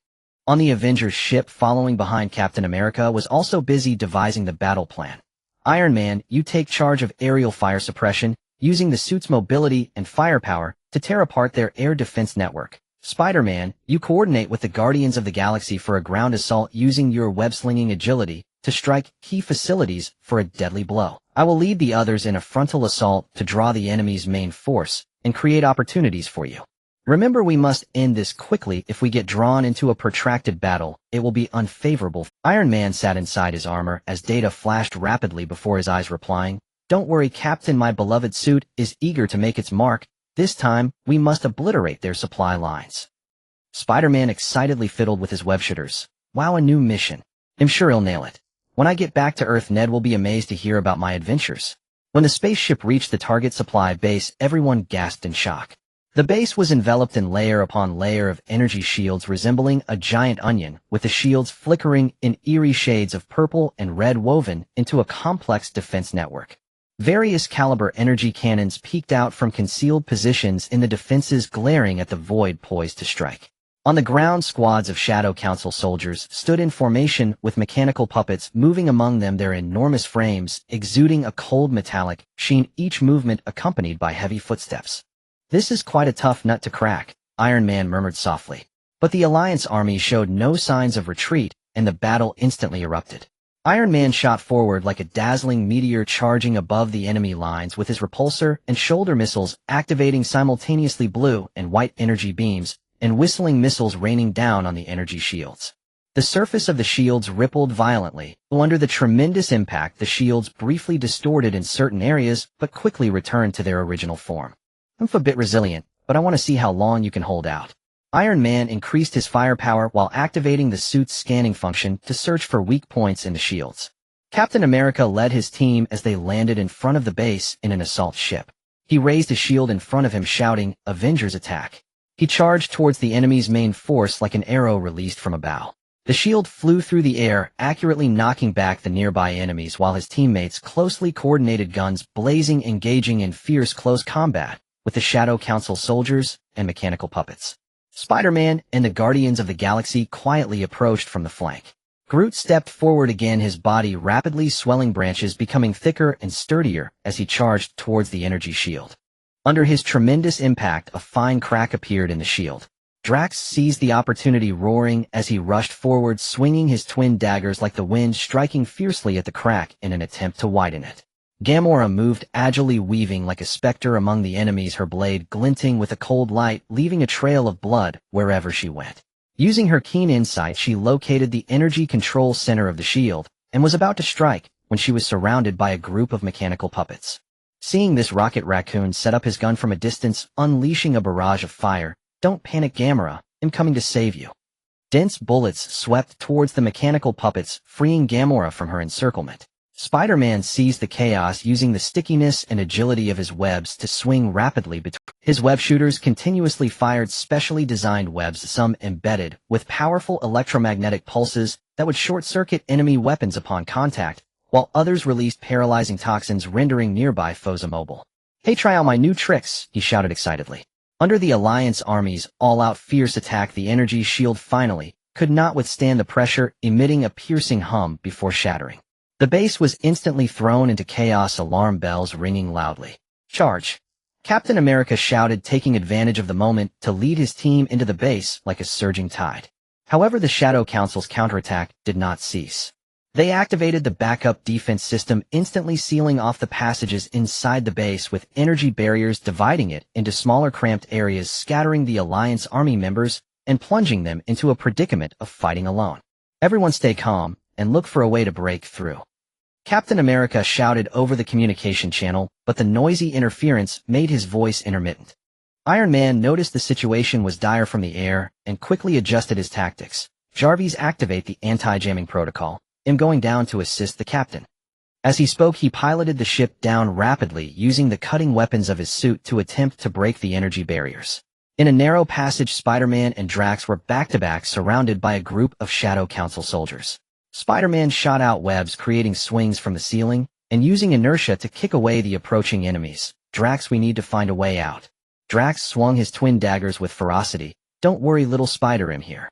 He was incredibly fierce, each strike carrying immense power as he felled a group of enemies. On the other side, Gamora and several Avengers were trapped in a secret room filled with traps. Gamora, using her rich combat experience, carefully avoided the traps while searching for an exit. "Everyone be careful. These traps are dangerous." Just as the Alliance army was embroiled in fierce combat, Groot played a crucial role. His massive body began to morph, branches extending like vines passing through multiple energy barriers to create a temporary passage for his teammates. I am Groot. In his own way, he helped his teammates regroup. With everyone's concerted efforts, they finally broke through all the energy barriers and found the core of the base, the supply storage warehouse. The warehouse was filled with various precious resources, advanced weaponry, and new technological products developed for the Shadow Council's follow-up operations. "We can't let these resources be used by them any longer," shouted Captain America, prompting his teammates to respond and begin destroying the warehouse. Bombs and energy weapons were unleashed, and in an instant the warehouse was engulfed in flames, the explosions deafening. With the destruction of the supply storage, this crucial supply base was rendered completely paralyzed. The Shadow Council soldiers lost their reinforcements, their morale shattered, and they began to flee in panic. The Alliance army looked at the blazing base filled with the joy of victory, but they knew this was just another battle in the long war. In the future, more challenges awaited them, but as long as they stood united, nothing could obstruct their path to protect the peace of the multiverse. "We did it. Let's keep moving for the final victory," Captain America shouted, his voice echoing through the stars. Everyone cheered as they embarked on a new journey heading towards the next critical target of the Shadow Council. The coalition forces, having successfully captured 2 supply outposts of the Shadow Council, surged forward like a sharp sword, piercing directly into the heart of the enemy. However, the Shadow Council was not one to sit idly by. They swiftly adjusted their strategy in the shadows, and a more secretive and deadly crisis was quietly approaching the coalition forces. As the coalition forces busied themselves consolidating their gains and preparing for the next offensive, within the mysterious research base of the Shadow Council, a group of scientists in black robes gathered around a massive instrument, its surface flickering with strange blue light, intricate runes and circuits intertwining as if birthing some terrible monster. The leading scientist, with a cold glint in his eyes, raised his hand to caress the instrument. As his fingertips brushed across its surface, the blue light trembled slightly, as if responding to his malice. Meanwhile, the coalition's intelligence officer Lynch sensed something unusual. He sat in a data-filled intelligence room, brow furrowed, his eyes fixated on the constantly fluctuating data on the screen. Something's not right. The communication frequency of the Shadow Council has significantly decreased recently, and the energy fluctuations have become unusually subtle. They must be plotting something. Moir, standing beside him, tightly gripped his staff, his expression grave. "No matter what their scheme is, we must investigate it quickly. We can't let the coalition forces fall into a passive position." The two quickly reported the situation to Captain America. Upon hearing this, Captain America immediately gathered everyone to discuss a countermeasure. Everyone remained vigilant. The Shadow Council may have new movements. Iron Man, you and Lynch work together to decode their communication encryption and see if you can obtain any key information of Spider-Man, you and the Guardians of the Galaxy scout the surrounding star systems for any suspicious signs. The rest strengthen defense arrangements and be ready to respond to any emergencies. Iron Man sat at the computer, his fingers flying over the keyboard, the armor behind him emanating a faint blue light to assist him in complex calculations. J-R-V-I-S. Increase the analysis intensity. I refuse to believe we can't find their flaws. Spider-Man excitedly jumped onto the Guardians of the Galaxy spaceship. "Wow, a new mission. This is going to be super thrilling." Drax, with a serious face, replied, "I hope we encounter some formidable enemies. I'm itching for a fight." Gamora shot him a glance. "Don't just think about fighting, pay attention to the details." The spaceship took off, heading into the vast cosmos. In a remote star system, they discovered something unusual. A once desolate planet was now surrounded by a layer of hazy energy mist with mysterious flashes occasionally breaking through the fog. "This place looks eerie. Everyone be careful." Star-Lord cautiously slowed the spaceship. The ship gradually approached the planet, landing on a plain strewn with bizarre rocks. As everyone stepped out of the hatch, they were immediately enveloped by a chilling air. The atmosphere was permeated with a putrid stench, as if something was rotting in the shadows. "I don't like this place," Groot mumbled, his branches trembling slightly. Spider-Man, using his keen spider sense, sensed danger approaching. "Something's wrong. Everyone be on guard." Before he finished speaking, a group of terrifying creatures surged out from the mist. They were massive, seemingly composed of dark energy and decaying flesh. With each step they took, the ground shook. With sharp fangs dripping with green slime, their eyes glowed with a sinister red light. "What the hell are these things?" Rocket exclaimed, hoisting his gun and starting to shoot. But the bullets hitting these creatures were like throwing mud into the sea, only sparking a few sparks, failing to inflict any effective damage. Drax roared and charged forward with his twin blades. "Watch me cleave them." However, when his blade struck the creature, a surge of dark energy rebounded, knocking him back a few steps. Seeing this, Gamora swiftly darted in from the side to attack. Her blade precisely aimed at the creature's vital points, but upon contact the blade was corroded by a toxic force, leaving a gap. Spider-Man, realizing that conventional attacks were ineffective, quickly activated his new gear. He flicked his wrist and shot out a specially designed purification web. The web wrapped around the creature, making a sizzling sound accompanied by white smoke, and the creatures seemed to be restrained to some extent, their movement slowing. "It's useful," he shouted excitedly. Inspired, everyone began to attack in unison. Groot extended his sturdy branches, tightly entangling the creatures to restrict their movement. Star-Lord used his elemental gun to fire energy beams combined with the purification webs to scorch the creatures. The others also did their best, engaging in a life-and-death struggle with these horrific beings. Through their combined efforts, they finally repelled the group of monsters. But everyone knew that this was merely the tip of the iceberg of the new threat posed by the Shadow Council.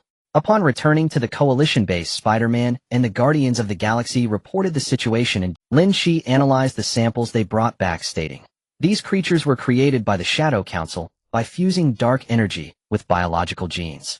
They possess extremely strong offensive and defensive capabilities, and conventional weapons find it hard to inflict damage on them. Moreover, they seem capable of self-repair." Iron Man frowned. "It seems we need to develop new weapons. The current equipment is insufficient to deal with these monsters." Just then the Shadow Council launched a full-scale attack.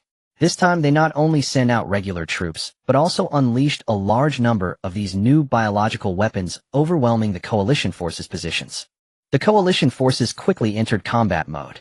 Iron Man soared into the sky in his newly modified armor, equipped with energy neutralization cannons specifically designed for dark creatures. The blue cannon glowed as he shot, while shouting, "Don't be afraid, I'm here." Captain America led the team to hold the ground, wielding his shield defensively against attacks from enemies and creatures. "Avengers for peace, we shall not retreat." Spider-Man darted between buildings constantly, using purification webs to restrain the dark creatures, while deploying web bombs to attack the soldiers of the Shadow Council. "Hey, let's see how arrogant you can be." The Guardians of the Galaxy also showcased their skills. Drax fought fiercely, swinging his blades through the enemy ranks regardless of his own safety. Gamora, using her superb skills, aimed for the enemy's vital points, delivering lethal strikes. Star-Lord and Groot coordinated expertly, one providing energy attacks, while the other used his body to block, creating safe spaces for their teammates. Rocket provided fire support from above with his heavy weapon. However, the Shadow Council's onslaught was relentless, and these dark creatures kept regenerating gradually, pushing the Coalition forces into a tough battle. "This can't continue, we need to find their weaknesses," Captain America shouted over the communications channel. At this critical moment, Alicia played a pivotal role. She spread her wings in the air, and divine power cascaded down like a golden torrent. As the divine power touched the dark creatures, they emitted painful howls, their dark energy seemingly ignited and swiftly dissipating. "It's divine power," everyone exclaimed in delight. Inspired, the Coalition forces began to adjust their tactics, directing Alicia's divine power to attack the dark creatures, while concentrating fire to strike the soldiers of the Shadow Council. Through everyone's concerted efforts, they finally managed to stem the Shadow Council's assault, causing the enemy to begin to retreat. This battle made the Coalition forces acutely aware of the new threat posed by the Shadow Council, but they also found a way to counter it. After the smoke cleared, everyone realized that future battles would be even more difficult, and they must continuously enhance their strength to completely defeat the Shadow Council and safeguard the peace of the multiverse. "We cannot relax, the Shadow Council surely has more tricks up their sleeve. We must continue to prepare for battle," Captain America declared firmly, looking out over the battlefield. Everyone nodded, dragging their weary but resolute bodies back into the tense preparations for battle. The Allied forces, having endured a series of grueling battles, have temporarily repelled the fierce onslaught of the Shadow Council, but at a heavy cost. Inside the base, the infirmary is filled with injured soldiers. Energy and resource reserves are dwindling rapidly, and morale wavers like a candle flickering in the wind. Lynch dragged his weary body, his eyes bloodshot, as he urgently analyzed the battlefield situation with Mo Air in the makeshift intelligence room. Data on the screen flickered wildly as he clenched his fists, the knuckles turning white. "We can't go on like this. The Shadow Council's next attack will surely be even more lethal. We urgently need to find the key to turn the tide. Moair gently stroked his staff, his expression grave as he nodded in agreement. Indeed, every second counts. We must sift through this chaotic information to find clarity.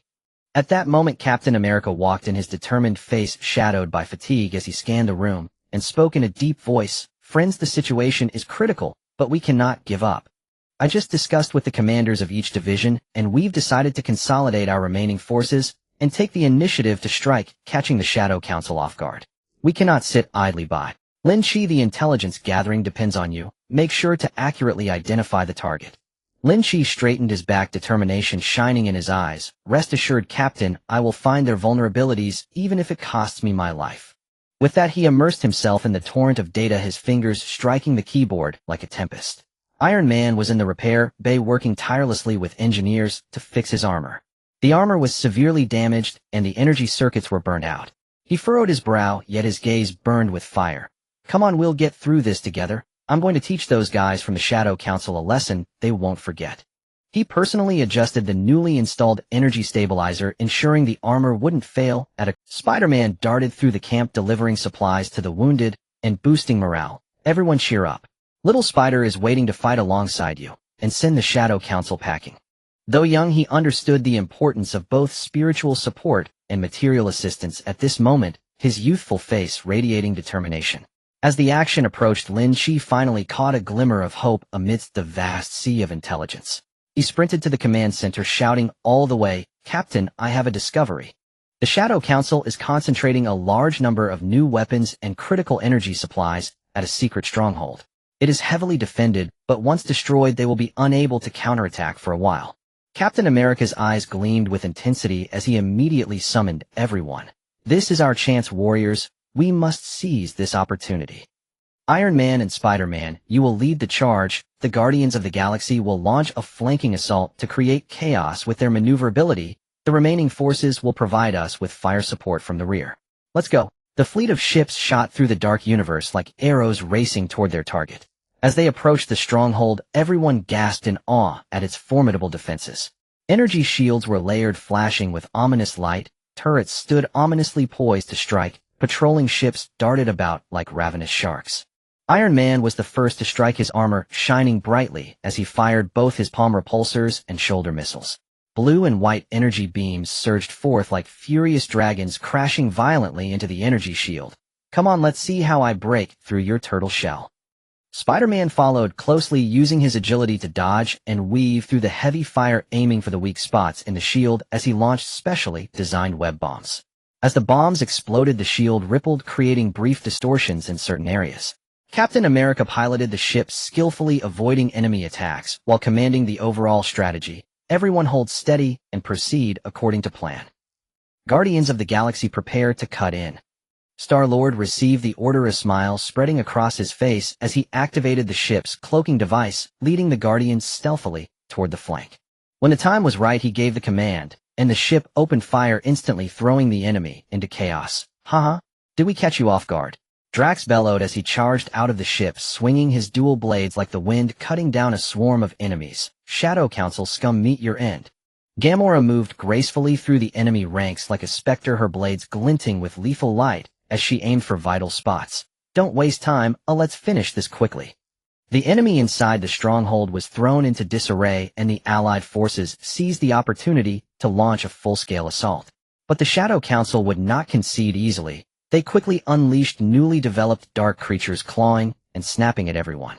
Seeing this, Iron Man switched his armor's weapon mode, deploying the newly developed biological interference waves. The high-frequency vibrations caused the dark creatures to screech in pain, slowing their movements. Taste the power of technology. Spider-Man used his web to swing between buildings, showering large areas with paralyzing webbing, ensnaring the dark creatures and rendering them immobile. Hey, now let's see how you continue your evil deeds. Amidst the chaos, Captain America accurately located the energy shield's control panel and hurled his shield with all his might, striking true and causing the shield to shatter. However, the enemy, in a desperate struggle, activated the self-destruct sequence. Energy surged uncontrollably within the stronghold, about to explode. Lynch shouted, Captain, there's no time to evacuate. We must stop the self-destruction. At that moment, he suddenly recalled the energy reverse decoding method he had studied before. Although it had not been tested in battle, there was no alternative now. He rushed forward, finding the energy core access point amidst the rubble, and began to rewrite the program code with his exceptional skills. Everyone else stood guard to protect him. Iron Man created an energy barrier with his armor to shield against the explosion's shockwave. Spider-Man used his web to pull heavy objects to create a temporary barricade for Lynch. Captain America led the others in a desperate resistance against the relentless enemy forces. Time ticked away and beads of sweat rolled down Lynch's forehead as his fingers trembled yet continued to work. Finally, at the last moment before the explosion countdown ended, he successfully rewrote the code, halting the self-destruction sequence. With the enemy cleared, the valuable resources and new weapons within the stronghold became spoils for the Allied forces. This battle marked a remarkable turnaround for the Allied forces, not only dealing a significant blow to the Shadow Council, but also acquiring crucial resources, invigorating them for the battles ahead. Everyone gazed at the ravaged yet victorious stronghold, cheering with joy.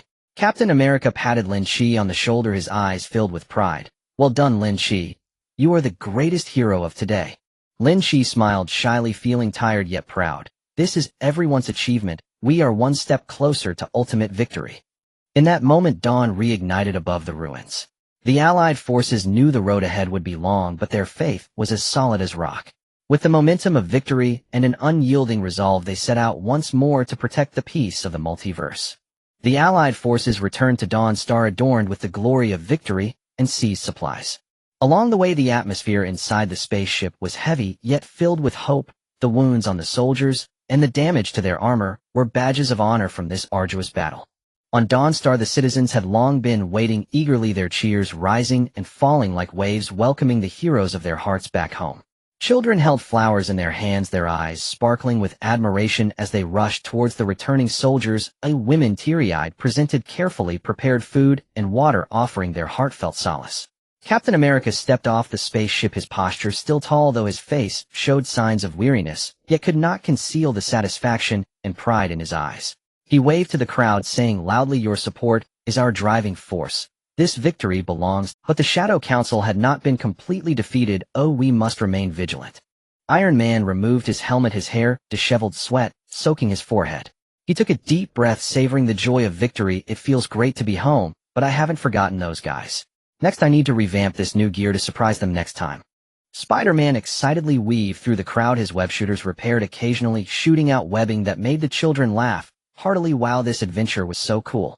Wait until I tell Ned, he's definitely going to be envious." Lynch trailed behind, everyone a bit shy, scratching his head as he blushed at the praise from the crowd. But he knew well that this war was far from over and more challenges lay ahead.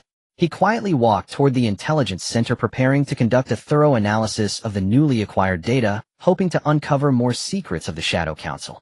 In the temporary base, a grand celebration banquet commenced. The members of the Guardians of the Galaxy joined in, Star-Lord swaying to the rhythm of the music, his cup filled with drinks sloshing. "This is the right way to celebrate a victory."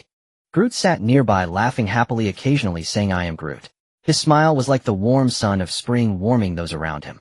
Drax devoured his food voraciously, his meal piled high as he recounted his heroic deeds on the battlefield. "Those guys from the Shadow Council were no match for me, though I took them down one by one." Gamora, however, sat quietly in a corner, her gaze reflecting thoughts of future battles as she gently wiped her blade. Rocket Raccoon stealthily hid some precious parts, murmuring, "These are good stuff. They might come in handy later." However, joyful times are always fleeting. The next morning, when the first rays of sunlight shone on Dawnstar, the core members of the Allied forces gathered in the conference room to discuss their next strategic plan. Lynch was the first to speak, projecting the data he had analyzed overnight onto the big screen. "According to the latest intelligence, although the Shadow Council has suffered heavy losses, they still have outposts in several remote star systems and are intensifying the development of a brand new superweapon. If successful, the consequences would be unimaginable. We must act before they do." Captain America said with a serious expression, fixing his gaze on the data on the screen. "Time is of the essence. We cannot give them a chance to catch their breath. I suggest we split into two teams. One team, led by me, will strike their research outpost and disrupt the development of the superweapon. The other team, led by Iron Man, will cut off their resource supply chain, leaving them in a dire situation." Iron Man nodded slightly. "This plan is feasible, but we must be well prepared. I need some tech-savvy personnel to crack their resource transport encryption system. They'll join you along with MOAir. We have some understanding of the Shadow Council's technology and should be able. Spider-Man jumped up. I want to go with the captain to the front lines. How can it be without me when taking down the bad guys? Once the discussion was settled, both teams quickly began to act. Captain America led the assault team, including Spider-Man, Drax, and Gamora, onto the spaceship, speeding towards the Shadow Council's research outpost. Along the way, everyone silently checked their equipment and adjusted their states, feeling both nervous and full of fighting spirit. As the spaceship approached the target outpost, they found the defenses to be tighter than before. The entire outpost was shrouded in a layer of black energy shield with dark red currents flickering across the shield, as if warning intruders. Invisible defensive turrets surrounded the outpost along with groups of mechanical puppets patrolling the air, their eyes glowing with eerie red light, scanning the surrounding airspace. Everyone be careful, this place is no joke, Captain America reminded in a low voice. Spider-Man, however, excitedly rubbed his hands, the tougher the more interesting. Drax tightened his grip on his blades, his muscles tense. No matter what defense, I can chop through it. Gamora's gaze was cold as she observed the layout of the outpost, searching for the best breakthrough point. The spaceship quietly landed in a valley near the outpost, and everyone used the terrain for cover, slowly approaching the outpost. With his rich combat experience, Captain America directed everyone to avoid the enemy patrols, step by step, closing in on the energy shield. When they reached the edge of the shield, Spider-Man volunteered, "They'll see if I can find a flaw in the shield." Saying this, he shot out a web attached with his specially designed energy detector, slowly crawling along the surface of the shield. Captain America immediately contacted the technicians on the spaceship, instructing them to prepare to launch the anti-frequency energy wave. With everyone's coordinated efforts, a precise energy wave shot toward the shield. Captain America immediately contacted the technicians on the spaceship, instructing them to prepare to launch the anti-frequency energy wave. With everyone's coordinated efforts, a precise energy wave shot toward the shield, and sure enough, a brief gap appeared on the shield. Charge! With a command from Captain America, they led the charge into the outpost. Inside the outpost, the scientists of the Shadow Council were busy working on the superweapons development, various complex instruments flickering with strange lights, and a huge energy reactor buzzing. They never imagined the Allied forces would breach their defenses so quickly. Drax shouted as he charged in, swinging his blades, smashing instruments in his path. "Your evil plans end here." Spider-Man utilized his webs to move quickly across the ceiling of the laboratory, using web bombs to destroy critical equipment. "Hey, let's see how you continue to develop weapons." Gamora moved like a ghost among the enemies, her blades striking precisely at the vital points of the scientists, preventing them from continuing their work. Captain America searched for the core component of the superweapon, and finally, beneath a huge control console, he found a cylindrical device glowing with blue light. That was the energy core of the superweapon. Without hesitation, he raised his shield and smashed it down onto the energy core. Boom! With a loud bang, the energy core exploded, engulfing the entire outpost in flames. The development process of the superweapon was completely destroyed, and the Allied forces successfully completed their mission. Meanwhile, Iron Man, leading Lynch, MOAir, and others, was also executing the critical task of cutting off the resource supply chain. Using advanced technology, they cracked the Shadow Council's transport encryption system and found several resource-laden transport ships. Iron Man piloted his armor, darting towards the transport ships like lightning. R-V-I-S. Lock on the target and prepare to attack. Lynch and MOAir operated the jamming equipment from the rear, preventing the transport ships from sending out distress signals. "We can't let them escape. We must intercept these resources." Under Iron Man's fierce attacks, the transport ships caught fire and exploded, resources scattering everywhere. The Shadow Council's resource supply chain was successfully severed, plunging them into great difficulty. Both teams returned triumphantly once again, granting the Allied forces a precious respite. However, everyone knew that the Shadow Council would never relent, and the battles ahead would be even fiercer. But as long as they united as one, nothing could stop their march to protect peace in the multiverse. We have taken another step forward, but we must remain vigilant. In the next battle, we must take the initiative and uproot the Shadow Council completely. Captain America stood in the base square, rallying all the soldiers. Everyone responded in unison, their eyes gleaming with determination as they embarked on their journey, once more boldly advancing towards ultimate victory. The two victories of the Alliance army struck deep into the vital points of the Shadow Council, like two sharp blades, severely wounding its vitality. However, this wounded beast did not retreat, Instead, it unleashed a more frenzied backlash in its desperate situation, bringing forth an unprecedented crisis that surged toward the Alliance army. While the Alliance army was busy consolidating its gains and reallocating resources, the remnants of the Shadow Council quietly gathered in the dark corners. They poured all their resources into uniting the remaining technology, military force, and dark magic, preparing for an all-or-nothing ultimate assault. Intelligence struck like a bolt of lightning, shattering the temporary calm of the Alliance army. Lynch rushed into the command center, his face pale, holding a datapad that trembled slightly from the pressure. "Captain, it's bad. The Shadow Council has assembled a mixed fleet rapidly approaching Dawnstar, and they are equipped with an unprecedented energy amplification device that seems capable of multiplying all attack power several times. Get into battle readiness." Captain America exclaimed, his eyes suddenly cold as ice. "This will be a tough fight. We cannot let our previous efforts go to waste." Iron Man quickly activated his armor parameters, flying past his vision as he shouted through the communication channel, J.R.V.I.S. Activate all defense protocols and set the base's protective shield to maximum power. This time we will confront their madness head-on." Spider-Man darted between the tall buildings of the city, informing the public to head to the shelters. "Everyone stay calm and follow me. Little Spider will protect you." His voice carried the determination of youth, bringing a glimmer of calm to the panicking crowd. The Guardians of the Galaxy also swiftly joined the battle. Star-Lord piloted the ship with unprecedented focus. "Guys, we can't mess this up. Oh, let's show the Shadow Council our strength." Groot stood on the ship's deck, his branches swelling as he prepared for impact. "I am Groot." Drax swung his twin blades, muscles taut, roaring, "I will leave them not a single piece intact." Gamora gripped her blade tightly, her posture poised, her gaze piercing, focused look for their weaknesses. Rocket Raccoon busily loaded ammunition into his weapons, muttering, "I hope these guys aren't too tough. Oh, otherwise I won't have enough of my precious ammo."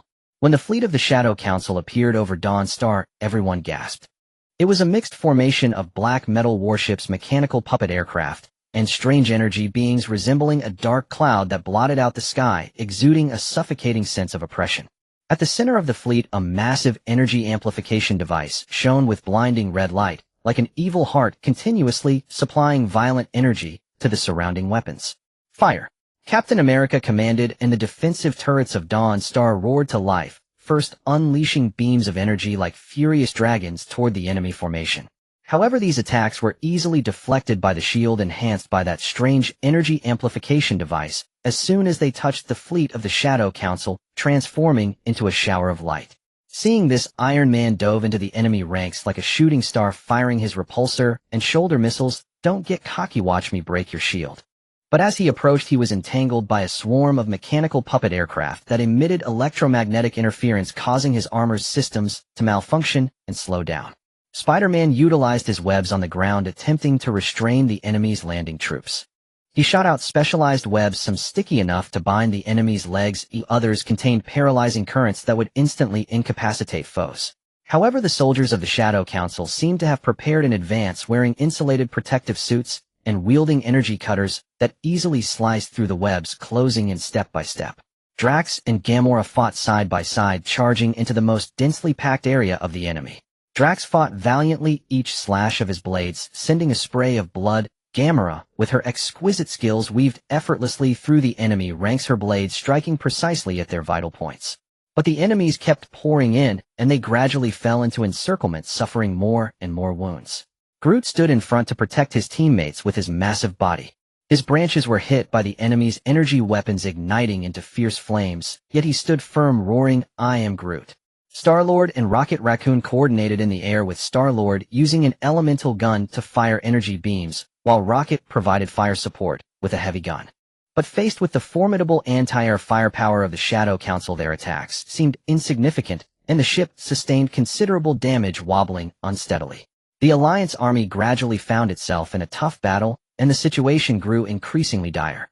The fleet of the Shadow Council began a full-scale landing operation, their soldiers surging onto the land of Dawnstar like a tide of darkness, leaving scorched earth in their wake. "We can't go on like this. We need to find a way to destroy that energy amplification device," Captain America shouted into the communication channel.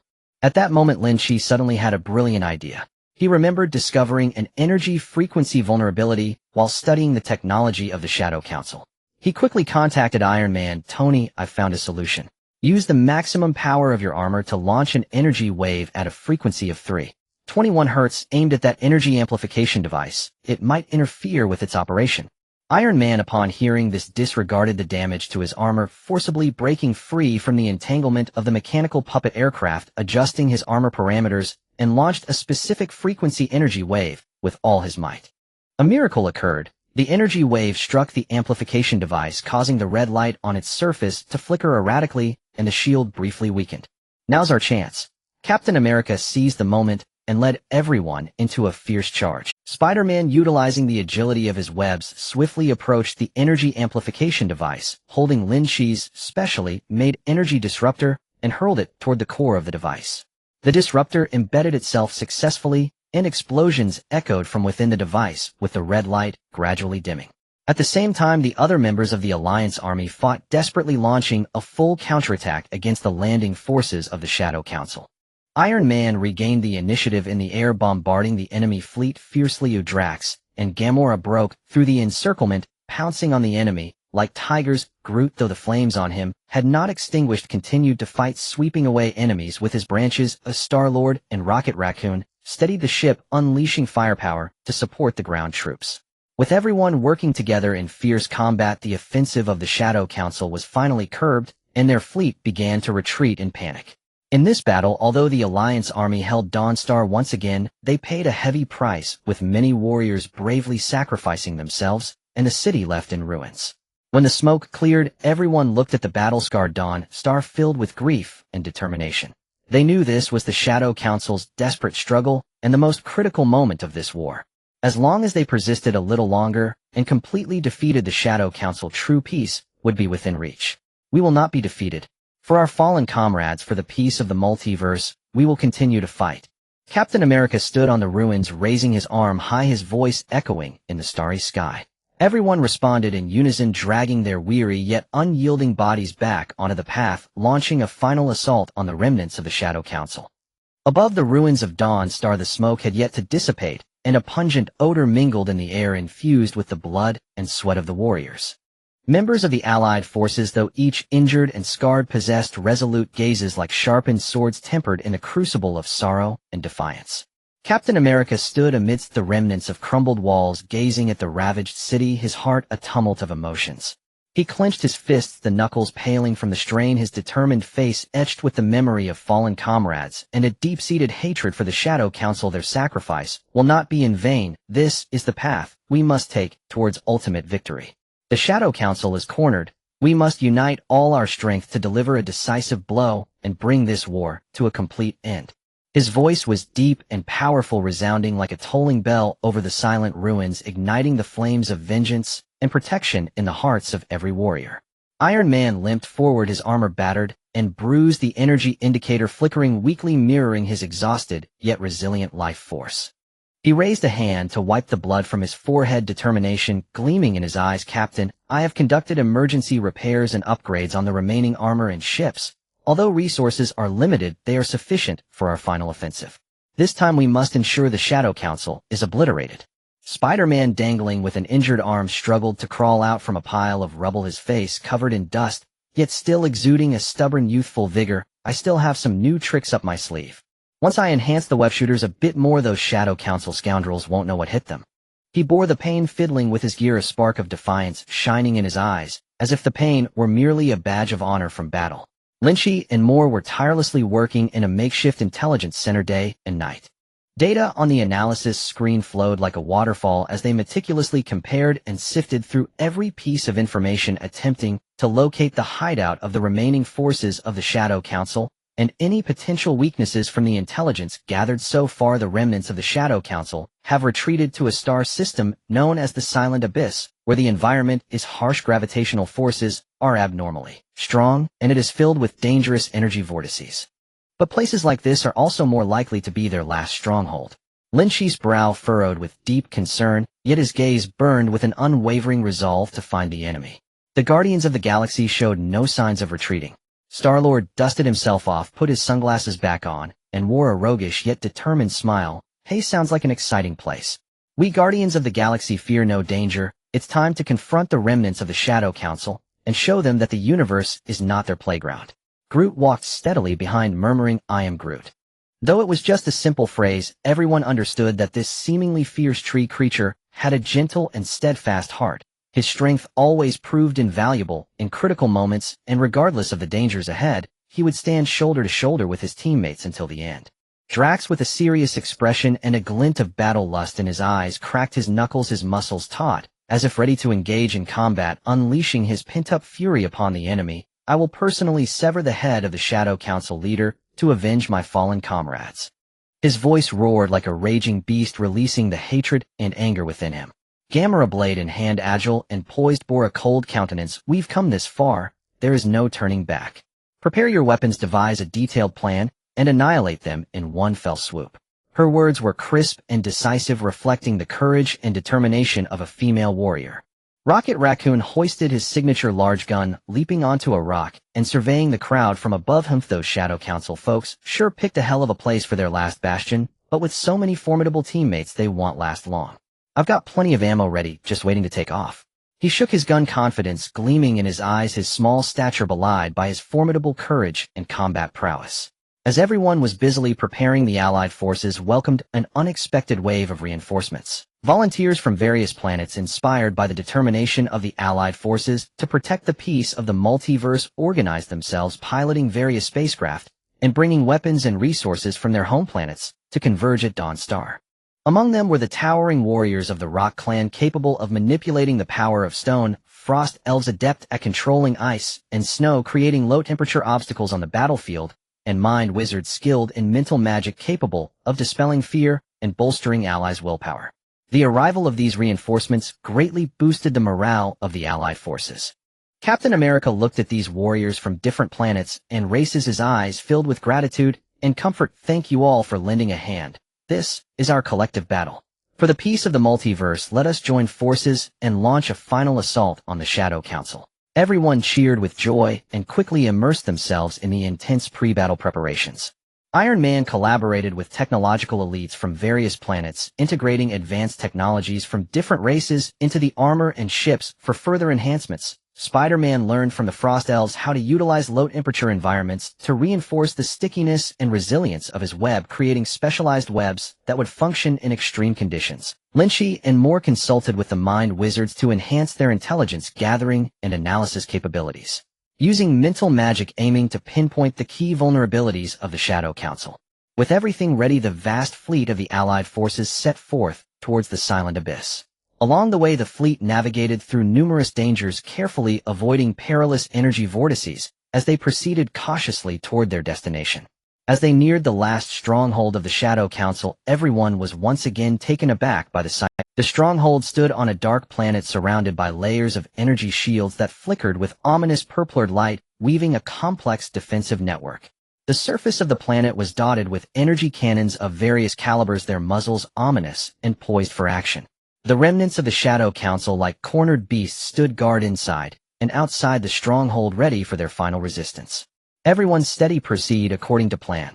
Captain America issued commands through the communication channel. Iron Man, piloting his modified armor, soared like a dazzling meteor, first to charge above the enemy ranks, simultaneously activating his palm cannons and shoulder missiles, blue and white energy beams, and whistling missiles raining down upon the energy shields. Meanwhile, the Frost Elves cast their magic, conjuring a thick layer of ice on the surface of the shield to weaken its defensive capabilities. Spider-Man and the Guardians of the Galaxy stealthily approached from the flanks. Groot stepped forward, his body rapidly swelling, branches growing sturdier and thicker as he charged toward the energy shield. Drax seized the moment, roaring as he charged forward, his dual blades slicing through the air, aiming to cleave the shield. Gamora moved with agility, weaving through the enemy ranks, her blade glinting coldly, spilling blood wherever she went, seeking the energy control center of the shield, ready to strike and destroy it upon discovery. Rocket Raccoon set up his large gun from a distance, unleashing a barrage. "Just keep pushing forward, oh, I've got your backs."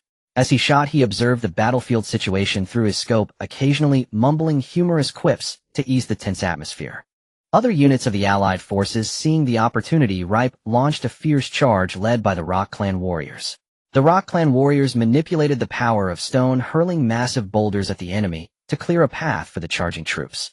The Mind Wizards cast mental shields on their teammates, protecting them from the enemy's psychic attacks, while enhancing everyone's combat morale. With everyone fighting together, the energy shield finally could not withstand the onslaught, emitting a piercing hum before shattering. Chaos erupted inside the fortress, alarms blaring. Charge! Captain America shouted, leading the team in a surge of bodies into the heart of the fortress. At that moment, the leader of the Shadow Council appeared. He was tall, cloaked in black, with only a pair of eyes glowing with an eerie red light visible. He wielded a staff radiating dark energy, the gem atop it flickering with malevolent light. Did you think you could easily defeat me? So naive. His voice was deep and hoarse, as if it were a roar from the depths of hell. Drax, seeing this, roared and charged at the leader, recklessly die. But as he approached, he was struck by a wave of dark energy, sent crashing to the ground. Iron Man, witnessing this, flew his armor swiftly to Drax's side, helping him up. Don't be impulsive, let's go together. At that moment, Spider-Man utilized the agility of his webs, swiftly maneuvering along the walls and ceiling of the fortress, aiming to approach the leader and disrupt his actions. Gamora then cut in from the side, her blade aiming straight for the leader's vital points. Yet the leader of the Shadow Council, powerful as he was, swung his staff, unleashing waves of dark energy that nullified everyone's attacks. At a critical moment, Lynch conceived a plan. He noticed that the leader's staff seemed tightly linked to the surrounding dark energy. Severing this connection might weaken his power. He quickly contacted Iron Man. Tony, fire a high-frequency energy pulse from your armor at the gem of the leader's staff to disrupt its connection with the dark energy. Upon hearing this, Iron Man immediately adjusted his armor's parameters and launched a high-frequency energy pulse.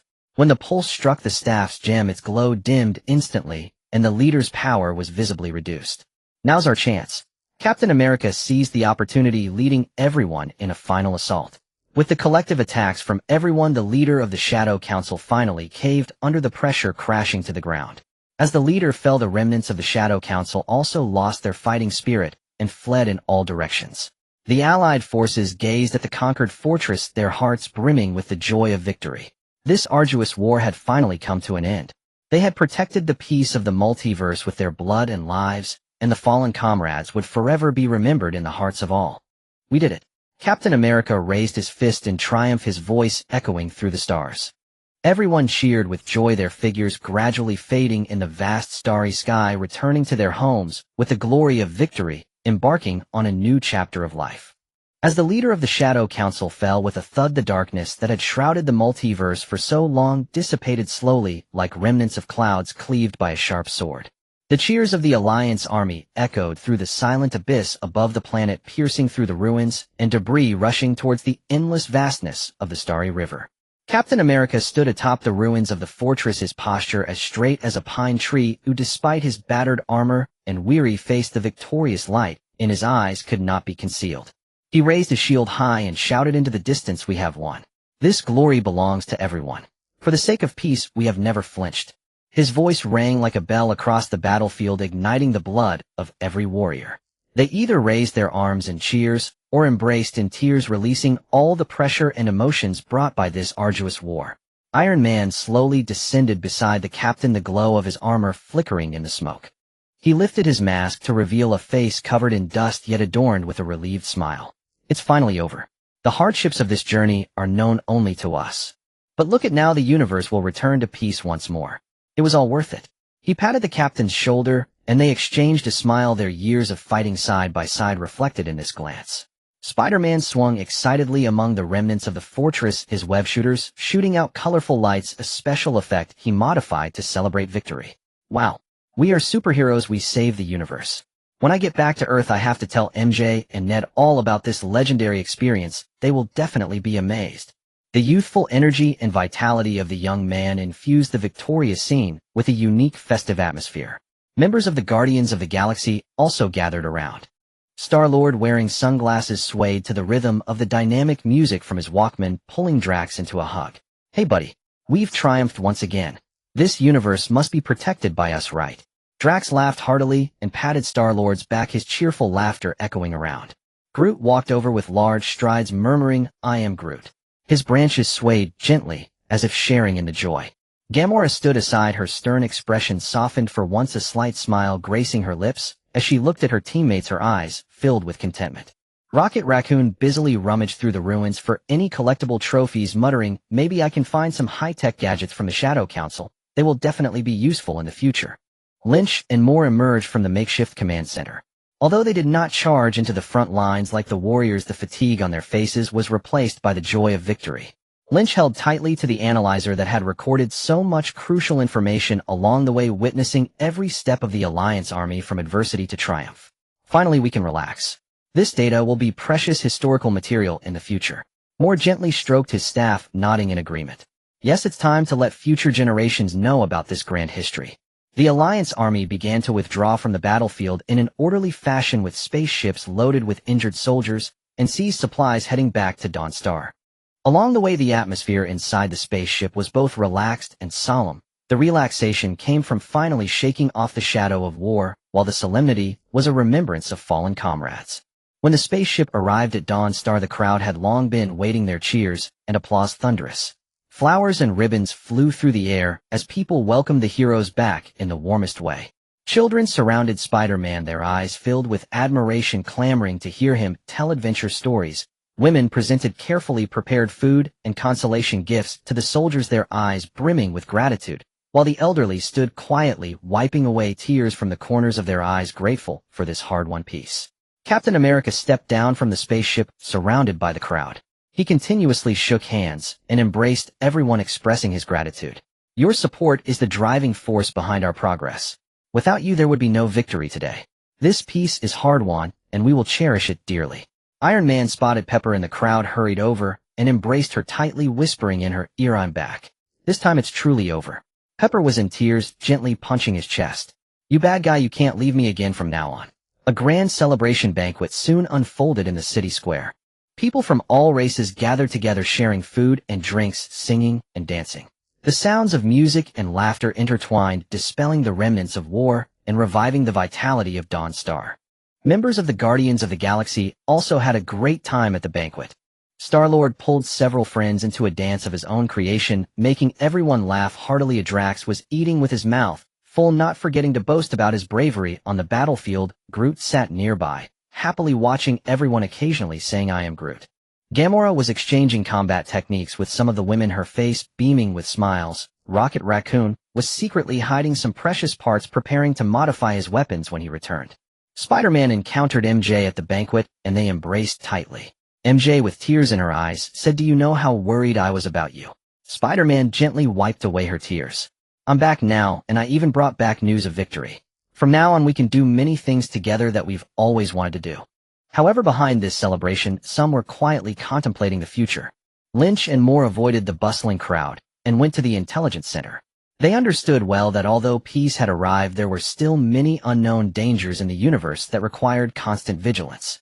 Lynch sat in front of the computer, opened the analyzer, and began organizing the data from the war. "This information is too important. We must learn from it, improve our defense systems, and prevent organizations like the Shadow Council from appearing again."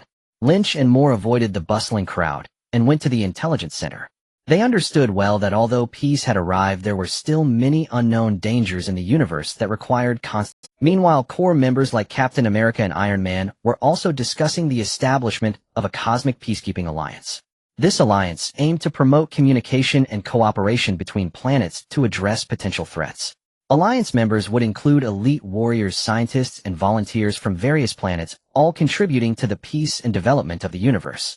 "This is a new beginning. We must create a brand new universe for future generations," Captain America said with determined eyes. Iron Man added, "We can utilize existing technology to establish a communication network covering the entire universe for timely information sharing and rapid crisis response." In the following days, everyone performed their duties and began to strive for new goals. Scientists dedicated themselves to researching new technologies to enhance the safety and efficiency of space travel. Warriors participated in training to improve their strength in preparation for potential crises. Volunteers traveled across various planets to promote the ideals of the Alliance and recruit new members. As time passed, the Cosmic Peacekeeping Alliance gradually grew, becoming a powerful force for justice in the multiverse. Exchanges between planets became increasingly frequent, trade flourished, and shared technologies allowed many underdeveloped planets to achieve rapid development. Regions once ravaged by war slowly regained vitality through everyone's joint efforts.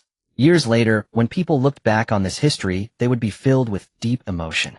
It was a time filled with hardships and challenges, but also an era of heroes emerging and unity. The ancestors protected the peace of the universe with their blood and lives, and their spirit, like the brilliant light of the starry river, illuminated the path ahead for future generations, inspiring one generation after another to strive tirelessly for a better future.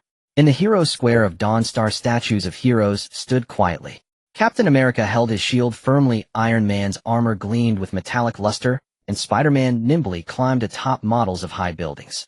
They not only commemorate the heroes, but also serve as a symbol of spirit, constantly reminding people that peace is hard-won and requires everyone's protection. On important holidays, the people would spontaneously gather in the square, offering flowers, remembering the heroes, and passing on this belief in safeguarding peace. Time flows endlessly, and decades have passed since that heart-stopping battle. Once ravaged, the Dawn Star has rejuvenated, becoming a shining beacon of hope in the multiverse thanks to the nurturing of time and the collective efforts of its people. In the city, towering skyscrapers rise, their architectural styles blending the characteristics of various planets, forming a harmonious, yet bizarre coexistence. The streets are bustling with traffic, residents of different races weaving through, sharing the latest technological inventions or recounting tales from their homelands. Children are playing and laughing in the square, their toys shimmering with energy. Some simulate interstellar voyages, showcasing the perfect blend of technology and childhood wonder in this era. In the center of the city at Hero Square, a majestic statues stand tall. Captain America resolutely raises his shield, Iron Man's armor gleams with metallic luster, and Spider-Man agilely climbs atop a skyscraper model. These statues not only commemorate the heroes who once saved the universe, but also symbolize the spirit that inspires the new generation to keep moving forward. As for the heroes of that time, some have retired to the countryside enjoying the hard-earned tranquility, while others have devoted themselves to education, passing on their knowledge and experiences to the younger generation. Lynch, a warrior who once made a name for himself in the intelligence battlefield, is now a senior professor at an interstellar academy. Standing at the podium, a complex energy graph and interstellar map are displayed on the large screen behind him, while the audience is filled with eager young students from various planets. Students, today we will explore the principles of energy interaction in the multiverse, a crucial area of knowledge during our battle against the Shadow Council. Lynch adjusted his glasses, scanning each student with a steady voice full of passion. He lightly tapped the controller in his hand, and the image on the screen shifted to show the energy weapon attacks from the Shadow Council. Look, the strength of the Shadow Council's weapons lies in their unique utilization of dark energy, capable of distorting space and interfering with the flow of normal energy. Our ancestors, through relentless research, found methods to counter this dark energy, one of the keys being precise control over energy frequencies. As he spoke, Lynch picked up a miniature energy device model. Like this, it seems simple, but contains profound technology. By adjusting the internal quantum oscillator, we can change the frequency of the output energy to either counteract the enemy's dark energy or penetrate their defensive barriers. This can have unexpected effects in actual combat. The students listened intently, occasionally raising their hands to ask questions, filling the classroom with a lively atmosphere. In the Academy's practical training ground, young students are engaged in simulated combat drills. They were the new generation of armor, inheriting the mobility and protection of Iron Man's suit, while integrating elements of alien technology brought by the Guardians of the Galaxy, such as instant enhancement of energy shields and diverse weapon system switching. A young girl named AI Lee wields a web shooter similar to Spider-Man's, but her version has been modified to fire smart webs with tracking capabilities. Once a target is locked, the web will automatically adjust its direction and wrap around tightly. She swiftly navigates between skyscrapers in the simulated city, dodging enemy attacks, while using various web techniques to restrain and counterattack. AI Lee, watch your right blind spot, the coach loudly reminded from the side. AI Lee swiftly sidestepped, shooting a web that stuck to a nearby building, using it to swing into the air and evade a dangerous attack. Thank you, coach, I will be careful, she responded loudly, her eyes revealing determination and confidence. In the Academy's research laboratory, a group of young scientists are studying new interstellar navigation technology. They are attempting to break through the current light speed limits based on the technology of the Shadow Council captured by the Alliance forces, aiming for more efficient and safer interstellar travel. If we can adjust the energy resonance frequency of the engine to match the dark matter energy field in the universe, perhaps we can unlock the door to superluminal travel, said a young scientist named Carl, his eyes sparkling with the light of exploration as he held an energy detector, continuously collecting experimental data. said a young scientist named Carl, his eyes sparkling with the light of exploration as he held an energy. They publicly promote the exploration of peace in the universe, while secretly collecting resources and gathering power, seemingly plotting something unspeakable. Strange disappearance events have begun to occur on some remote planets where entire cities' inhabitants seem to have evaporated, leaving only empty buildings and some eerie energy residues. These reports gradually reached Dawnstar, raising the people's alertness. Lynch in the Academy's intelligence analysis room furrowed his brows as he examined the report. These signs are too abnormal, very reminiscent of the Shadow Council's modus operandi, yet different in some ways. We must investigate deeply, or we cannot allow a new threat to disrupt this hard-won peace. He gathered a few of the best students, including AI Lee and Carl. Students, the time has come to test us. You will serve as the vanguard to uncover the truth behind these mysterious events. Remember, you carry the peace earned through the blood of our ancestors. Be cautious. AI Lee and Carl nodded solemnly, their eyes filled with fighting spirit. They boarded a specially modified exploration ship heading into the depths of the unknown universe. The ship traverses through the stars with AI Lee at the helm, skillfully controlling the dashboard, while Carl beside her closely monitors the detector, not missing any hint of abnormal energy fluctuations. A suspicious planet has been detected ahead with abnormally high energy readings, Carl suddenly said. AI Lee adjusted the course, flying towards that planet. As the ship approached, they saw that the planet's surface was enveloped in a strange purple mist with flickering shadows appearing within. This place looks dangerous. Oh, everyone prepare yourselves. AI Lee warned her teammates through the communications channel. The ship slowly landed on the planet, and as they stepped out of the hatch, a chill rushed over them. The ground is covered with strange runes that flicker with faint light, seemingly telling ancient and mysterious stories. Spread out and search, but don't wander too far. Keep communication open, AI Lee ordered. The team members cautiously dispersed, exploring the surroundings. Suddenly, Carl heard a low humming sound. Following the sound, he discovered a massive underground cave entrance. Inside the cave, lights flickered, seemingly hiding something important. I found a cave. There's something going on inside. I'll go in and take a look, Carl reported to his teammates. He walked into the cave, and the deeper he went, the brighter the light became. In the depths of the cave, he saw a massive energy device covered in intricate symbols that resonated with the runes outside. At the center of the energy device, a black crystal emitted an eerie glow surrounded by ripples of energy, seemingly drawing in the surrounding energy. What is this? Carl was startled and quickly took out the detector to begin scanning. Just then, shouts from his teammates outside the cave reached him. Carl, be careful. Unidentified creatures are approaching. Carl turned back to see a group of terrifying mechanical puppets emerging from the darkness, their eyes glowing red and wielding sharp weapons, closing in on him. I am surrounded, come help, Carl shouted anxiously. AI Lee and the others heard the call and quickly rushed towards the cave. They engaged in fierce combat with the mechanical puppets, with AI Lee using her web shooter to skillfully restrain the enemies, while the other team members bravely fought back with energy weapons. During the battle, AI Lee noticed that these mechanical puppets seemed to be controlled by the energy device within the cave. She had a sudden idea. Everyone concentrate fire on the energy device in the cave. It might stop these puppets from moving. Hearing this, the team members adjusted their attack direction and fired at the energy device with all their might. As the energy device was attacked, the black crystal began to tremble and the movements of the mechanical puppets slowed. Finally, with everyone's combined efforts, the energy device exploded with a loud bang, and all the mechanical puppets collapsed. We did it. The team members cheered with joy. But they knew this was just the first step in unveiling the mysterious organization's veil. In this vast universe, more secrets await their discovery, and more challenges await their confrontation. And they will inherit the spirit of their ancestors, using wisdom and courage to safeguard this hard-won peace and light. After defeating the mechanical puppets and destroying the mysterious energy device, AI Lee and her teammates did not let their guard down. The dust in the cave gradually settled, and the acrid smell of gunpowder mixed with the mysterious aura emitted by ancient runes kept everyone on edge.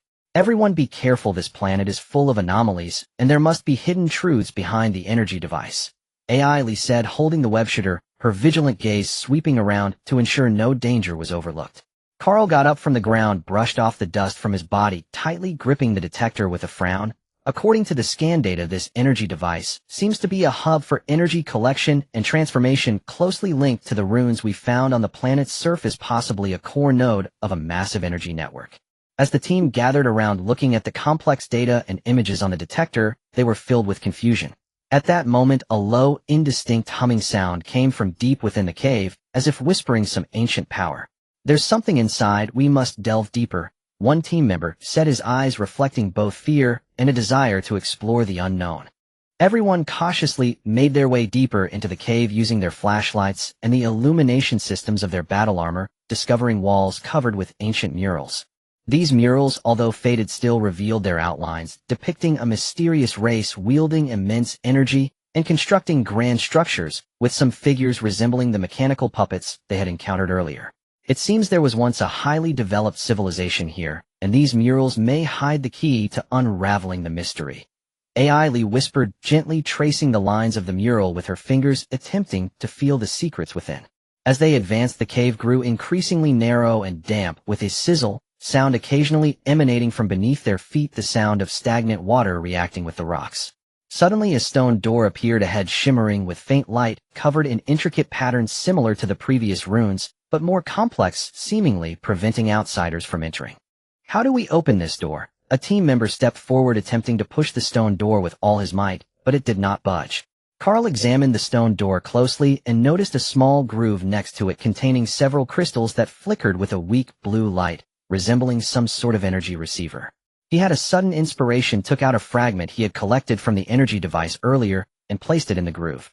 A miracle happened. The stone door gradually vibrated, and then slowly opened, releasing a more intense, mysterious energy. The space behind the door opened up to reveal a vast circular hall. In the center of the hall stood a towering crystal tower composed of countless transparent crystal prisms, with internal energy radiating like it contained the secrets of the universe. Surrounding the tower were several massive energy vortices within which strange lights and shadows flickered, seemingly conducting energy transfer across space-time. What is this place?" The team members gasped in awe, shocked by the spectacular and mysterious sight before them.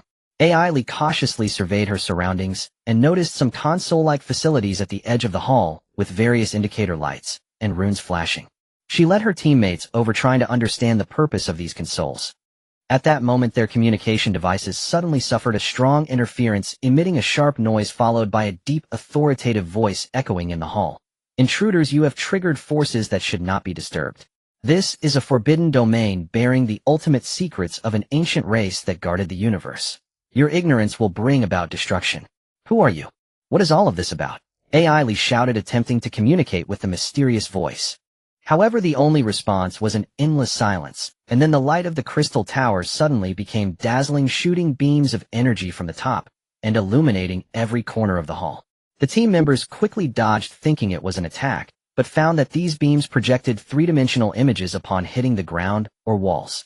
The images revealed an ancient race with extraordinary wisdom and advanced technology, who built a series of energy defense systems to maintain the balance of the universe, including the mysterious devices on this planet. This race foresaw various threats to peace in the future universe, such as the Shadow Council of the past, and sealed the key knowledge and power to protect the universe here, awaiting worthy successors. "I see now we have stumbled upon the relics of the Cosmic Guardians," Carl said, suddenly enlightened. But before they could investigate further, the crystal tower suddenly began to tremble violently, and the surrounding energy vortices went out of control, spinning wildly, as if disturbed by some external force. "This is bad. Someone is trying to seize the energy here," AI Lee exclaimed, realizing that the mysterious organization had likely discovered their actions and was remotely controlling things in an attempt to seize the power within the crystal tower. The team members quickly sprang into action, splitting into two groups. One group sought to find a way to shut down the energy vortices and stabilize the crystal tower, while the other group prepared to fend off potential attacks from the mysterious organization. AI Lee led the defense group to the entrance of the hall, utilizing the web shooter and energy weapons to set up a rudimentary defense line at the entrance. Before long, a swarm of drones controlled by the mysterious organization surged in. These drones were small, yet well-equipped, firing powerful energy pulses from their weapons. "Open fire!" AI Lee shouted, firing the first web at the swarm of drones in an attempt to entangle them and disrupt their movements. The team members also raised their energy weapons, engaging in fierce gunfire with the drones. During the battle, AI Lee noticed that the drones seemed to follow a fixed pattern of movement, attacking and defending around several key energy nodes. An idea struck her, and she shouted to her teammates, "Concentrate fire on those nodes, disrupt their formation." Upon hearing this, the team members adjusted their attack strategy and fired at full force towards the energy nodes of the drone swarm. Indeed, the actions of the drone swarm became chaotic, with drones crashing down one after another. Meanwhile, Carl's stabilization group was busy around the crystal tower. Through their research of the consoles, they discovered some rune codes that controlled the energy vortices, but these codes were complex and variable, requiring constant attempts and solutions. Hurry, input this combination, Carl shouted as he deduced a possible password sequence based on the detector's data and the energy fluctuations of the crystal tower, and the teammates quickly operated the console. After multiple attempts, the trembling of the crystal tower gradually ceased, and the energy vortices slowly calmed down. But they knew this was merely a temporary relief from the crisis. The mysterious organization would not give up easily. We must report the situation here to the Academy as soon as possible so that more people can come to safeguard this place. Lee said, fully aware that their small group alone could not withstand the subsequent schemes of the mysterious organization. The team members packed up their gear, taking the collected data and samples, and quickly evacuated the cave, boarding their ship and heading back at full speed towards Dawnstar.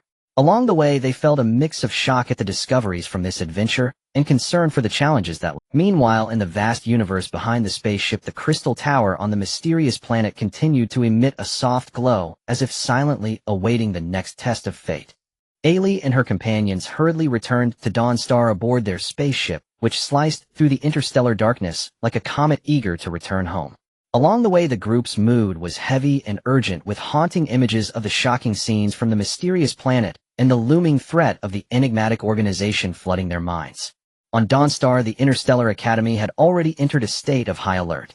Lynch stood at the command center, intently staring at the star map on the large screen, where various markers flickered, representing known areas of abnormal energy fluctuations and suspected activities of the mysterious organization.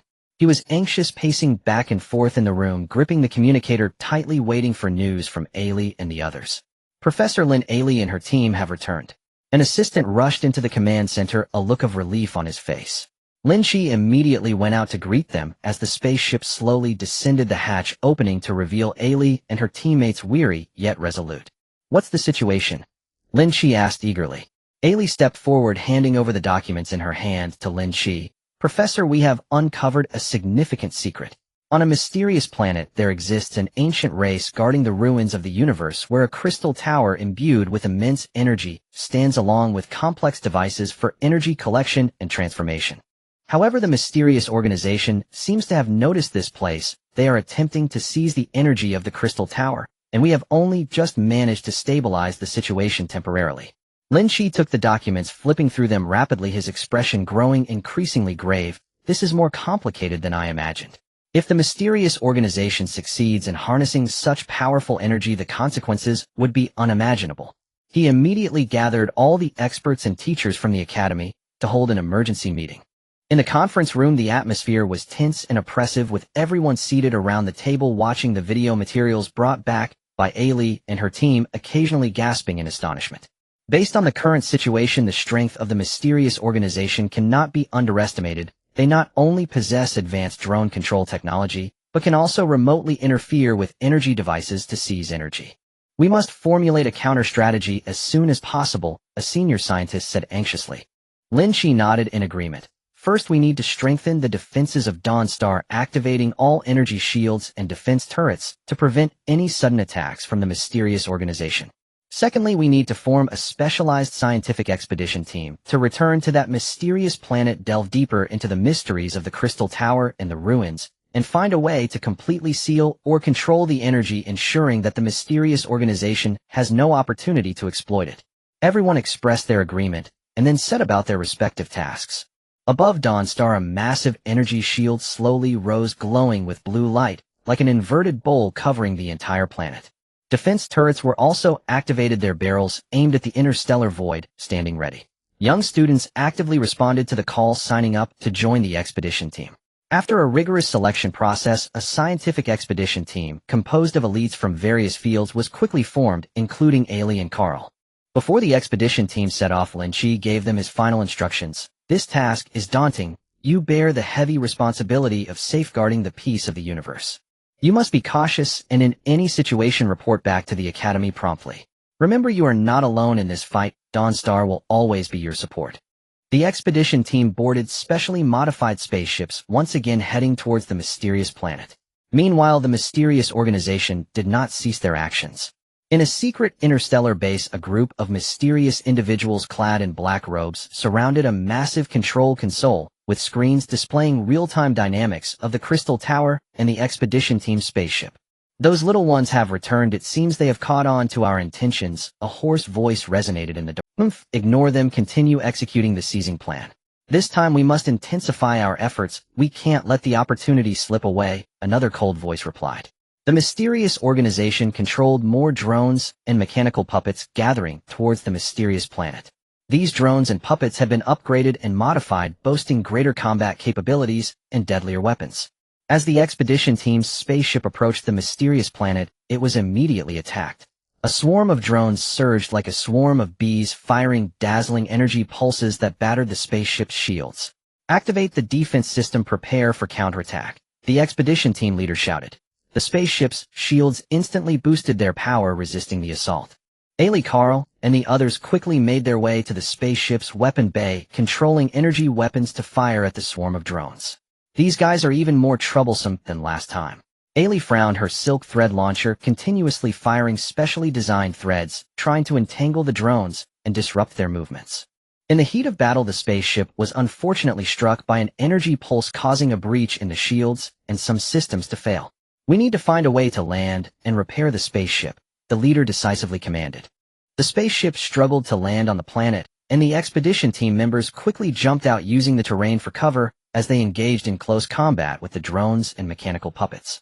Ailey, leveraging her agility, weaved skillfully among the rocks. Her silk thread launcher proved immensely useful, not only ensnaring enemies, but also using the adhesive properties of the threads to set up simple traps, ensnaring the mechanical puppets. Carl, accompanied by several team members, attempted to locate the energy source to cut off the mysterious organization's control over the drones and puppets. They advanced in the direction of the energy fluctuations and discovered a signal transmission tower hidden in a valley. "This is it. Destroy it," Carl shouted. The team members worked together, launching an attack on the signal transmission tower.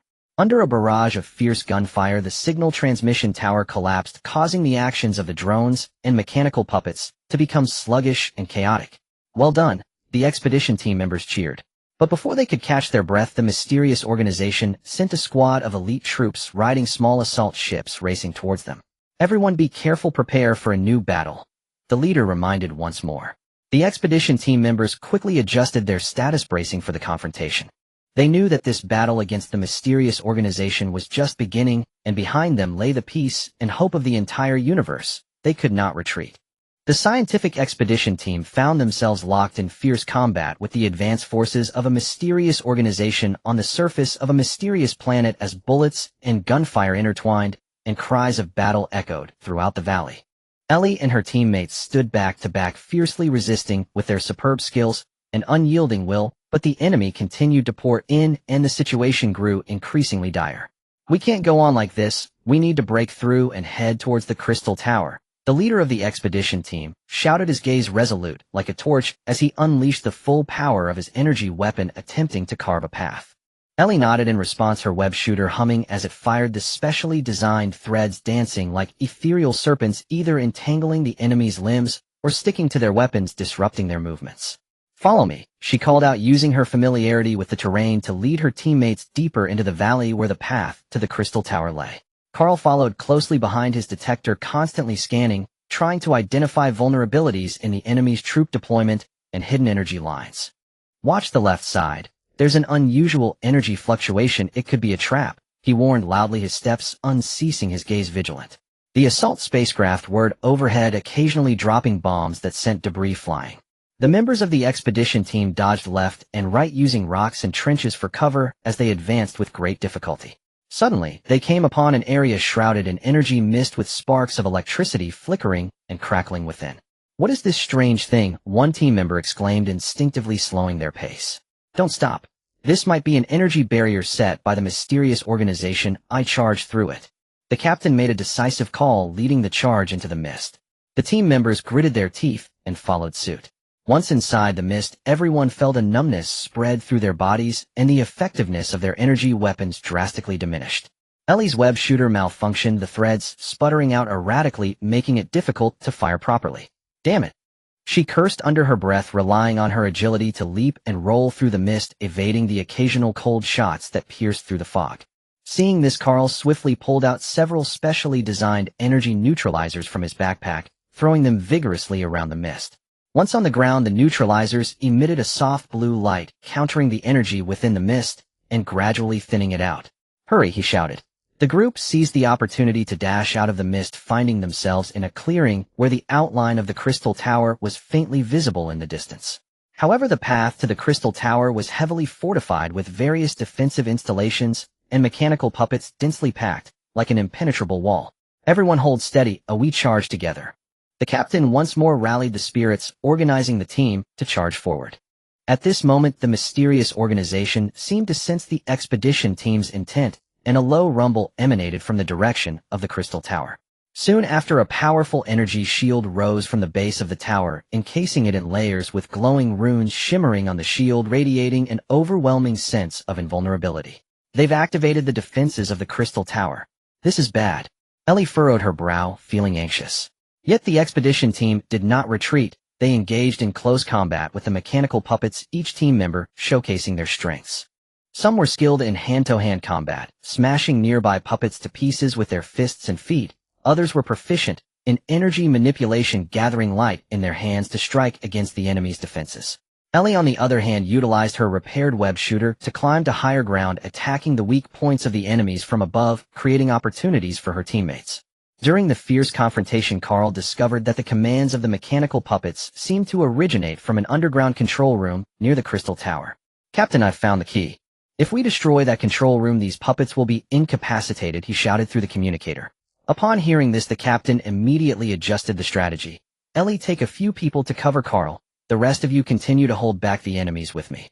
Ellie obeyed the order, leading several agile teammates like phantoms towards the underground control room. On the way, they encountered several waves of enemies trying to block them. She cleverly used the terrain and her web skills to ambush and distract, successfully escorting Carl to the entrance of the control room. The entrance to the control room was heavily guarded with a laser defense grid crisscrossing. Carl took out a small decryption device from his backpack, the latest technological achievement from the Academy, specifically designed for complex encryption systems. He carefully placed the device at the control node of the defense grid, his fingers flying over the control panel. Time passed second by second, and everyone's hearts were in their throats. Suddenly, the laser defense grid dimmed and slowly dissipated. "It worked!" Carl shouted excitedly. They rushed into the control room, which was filled with various complex instruments. At the center, a massive control console flickered with an eerie red light, the core hub controlling the mechanical puppets. Ellie and the others quickly set up defenses at the entrance, while Carl rushed towards the console, attempting to crack its control system. However, just as he was about to succeed, the lights in the control room went out, and alarms blared, plunging the entire room into darkness. Immediately after, a group of agile, cold, weapon-wielding, mysterious warriors sprang forth from the shadows, their movements swift and their strikes fierce, launching a surprise attack on the members of the expedition team. "Be careful!" Ellie exclaimed, her web shooting out rapidly in an attempt to ensnare the enemies, but these warriors seemed prepared and easily severed the threads closing in on her. The members of the expedition team found themselves in a desperate struggle, relying on their instincts to fight against the enemies in the darkness. Carl was frantic, feeling around the console in the dark, his fingers frantically tapping the keyboard, trying to restart the system and regain control. At a critical moment, Ellie had a flash of inspiration. She took a flare from her waist and threw it forcefully at the ceiling. The flare instantly illuminated the control room, the blinding white light temporarily blinding the mysterious warriors. "Counterattack!" she shouted, seizing the opportunity. The expedition team members took advantage of the momentary illumination to launch a fierce counterattack, quickly taking down the mysterious warriors. Carl finally managed to restart the system, successfully cracking the control room. As he pressed the last button, the mechanical puppets outside all ceased their movements and collapsed to the ground. "Great!" Everyone cheered, a mix of exhaustion and joy on their faces. Yet they knew this was only a temporary victory. The energy shield of the Crystal Tower still stood tall, and the threat from the mysterious organization had not been lifted. After a brief rest, they set off again towards the Crystal Tower, preparing to face new challenges, determined to uncover the core secrets of this ancient relic and protect the peace of the universe. After the scientific expedition team resolved the threat of the mechanical puppets, they hurriedly rushed towards the crystal tower. Along the way, despite their exhaustion, the determination in their eyes shone through as they pressed on without a moment's pause. The mysterious energy radiating from the crystal tower grew increasingly dazzling, as if calling out to them, while also warning of the unknown dangers ahead. As they approached the base of the crystal tower, the team was stunned by the sight before them. Surrounding the base of the tower was a massive energy ring with runes flickering upon it, pulsating with violent energy, resembling a slumbering giant beast, exuding a suffocating sense of oppression. On the ground, energy veins extended outward, sketching out complex and mysterious patterns that melded seamlessly with the surrounding mountains and terrain, as if this place were a natural colossal energy hub. This energy is too powerful. No wonder the mysterious organization is willing to go to such lengths to seize it, the team leader whispered in awe, scanning the surroundings warily, while gripping his energy weapon tightly, prepared for any imminent danger. Ailey looked up at the crystal tower, her web shooter trembling slightly on her wrist, as if also sensing the intimidation of this immense power. We need to find a way to pass through this energy ring and approach the crystal tower to see if we can find a way to shut down the shield or control the energy. Carl took out a detector from his backpack and began scanning the energy ring. According to the data, the energy frequency of this ring is quite complex and constantly changing. Charging indirectly won't work. We need to find its frequency pattern. Perhaps we can utilize the phase difference to create a passage. The team members nodded in agreement, gathering around Carl as they observed the fluctuating data on the detector, anxiously contemplating strategies. Just then, a new wave of attacks from the mysterious organization descended upon them. Several small assault spacecraft shot out from the clouds, diving down towards the scientific expedition team, their energy cannons fully charged and glowing with a blinding red light. "Scatter and find cover," the leader commanded, and the members of the team quickly dispersed, using the surrounding rocks and ravines to evade the incoming attacks. Ailey skillfully maneuvered through the hail of bullets, occasionally shooting out webs to latch onto the cannons or wings of the assault ships, attempting to interfere with their fire. "Take this, you bad guys," she shouted, her webs dancing like agile serpents. Meanwhile, Carl remained focused behind a cover, concentrating on the energy ring, trying to find an opportunity amidst the chaotic battle. His forehead was covered in sweat, yet his gaze was intensely focused, his fingers rapidly tapping the control panel of the detector as he sifted through the crucial data. The assault spacecraft's attacks intensified, causing the ground to erupt in clouds of dust and debris, plunging the expedition team members into a fierce struggle. Suddenly, a beam of energy shot out from the direction of the crystal tower, striking one of the assault spacecraft directly. The ship exploded in an instant, turning into a fireball that plummeted to the ground. "What just happened?" the team exclaimed in shock, unable to comprehend the sudden assistance that had come their way. Before they could react, several more beams shot out from a valley near the crystal tower, sequentially destroying multiple assault spacecraft. Seizing the opportunity, the expedition team launched a counterattack, driving back the remaining assault spacecraft.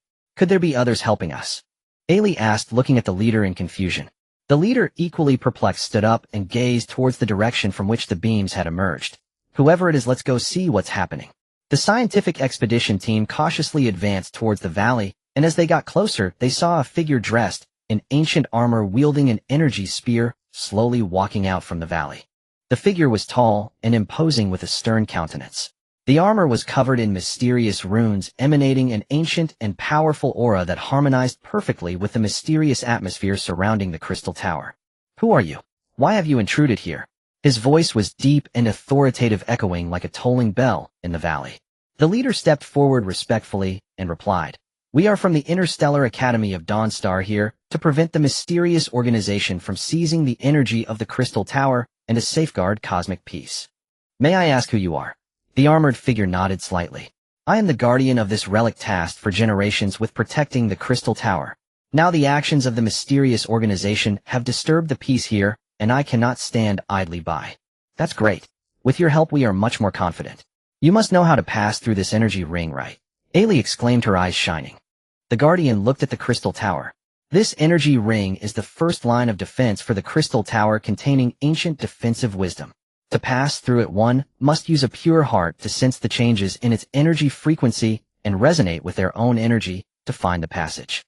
As he spoke, the guardian approached the energy ring, closed his eyes, and positioned his spear before him, a faint blue light emanating from his body. The expedition team members, seeing this, followed suit, calming their minds to feel the fluctuations of the energy. Under the Guardian's guidance, they gradually captured the frequency changes of the energy ring. Ailey was the first to open her eyes, excitement sparkling in her gaze. I can feel it. She adjusted the energy frequency of her web shooter to align with what she sensed, then shot out a strand of. When the web touched the energy ring, it did not bounce back, but instead merged into it, creating a small opening in the energy ring. Quick, follow me. Ailey called out, leading the way through the opening. The other team members followed in sequence, successfully passing through the energy ring with the Guardian's assistance. However, just as they crossed through, the energy shield of the Crystal Tower suddenly flared brightly and began to contract inward, as if sensing the intrusion and activating a more powerful defense mechanism. "Oh no, the shield is going to trap us inside," the leader exclaimed. The Guardian's expression grew serious. "This is the compression mechanism of the shield. Once activated, the internal space will grow smaller and smaller until it crushes all intruders. We must find the shield generator quickly and destroy it." The expedition team and the Guardian sprang into action, searching the base of the Crystal Tower for any trace of the shield generator. Using the detector, Carl pinpointed a possible location. Over their 3 levels underground. The team rushed towards the target, encountering various energy traps and defensive installations along the way. Thanks to the Guardians' familiarity with the relic, they cleverly avoided dangers and gradually made their way deeper underground. Finally, on the 3rd level underground, they found the shield generator. It was a massive metallic sphere covered in flickering runes and energy conduits, exuding a powerful energy fluctuation. Surrounding the sphere were several defensive robots, standing ready, their eyes glowing red as their weapons were aimed at the members of the expedition team.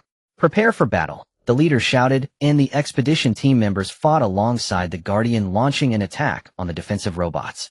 Ailey used her web skills to restrain some of the robots. The Guardian's spear in hand charged forward, sending robots flying with precise strikes. Carl and the other team members attacked from the sides, looking for the robots' weaknesses and destroying them with energy weapons.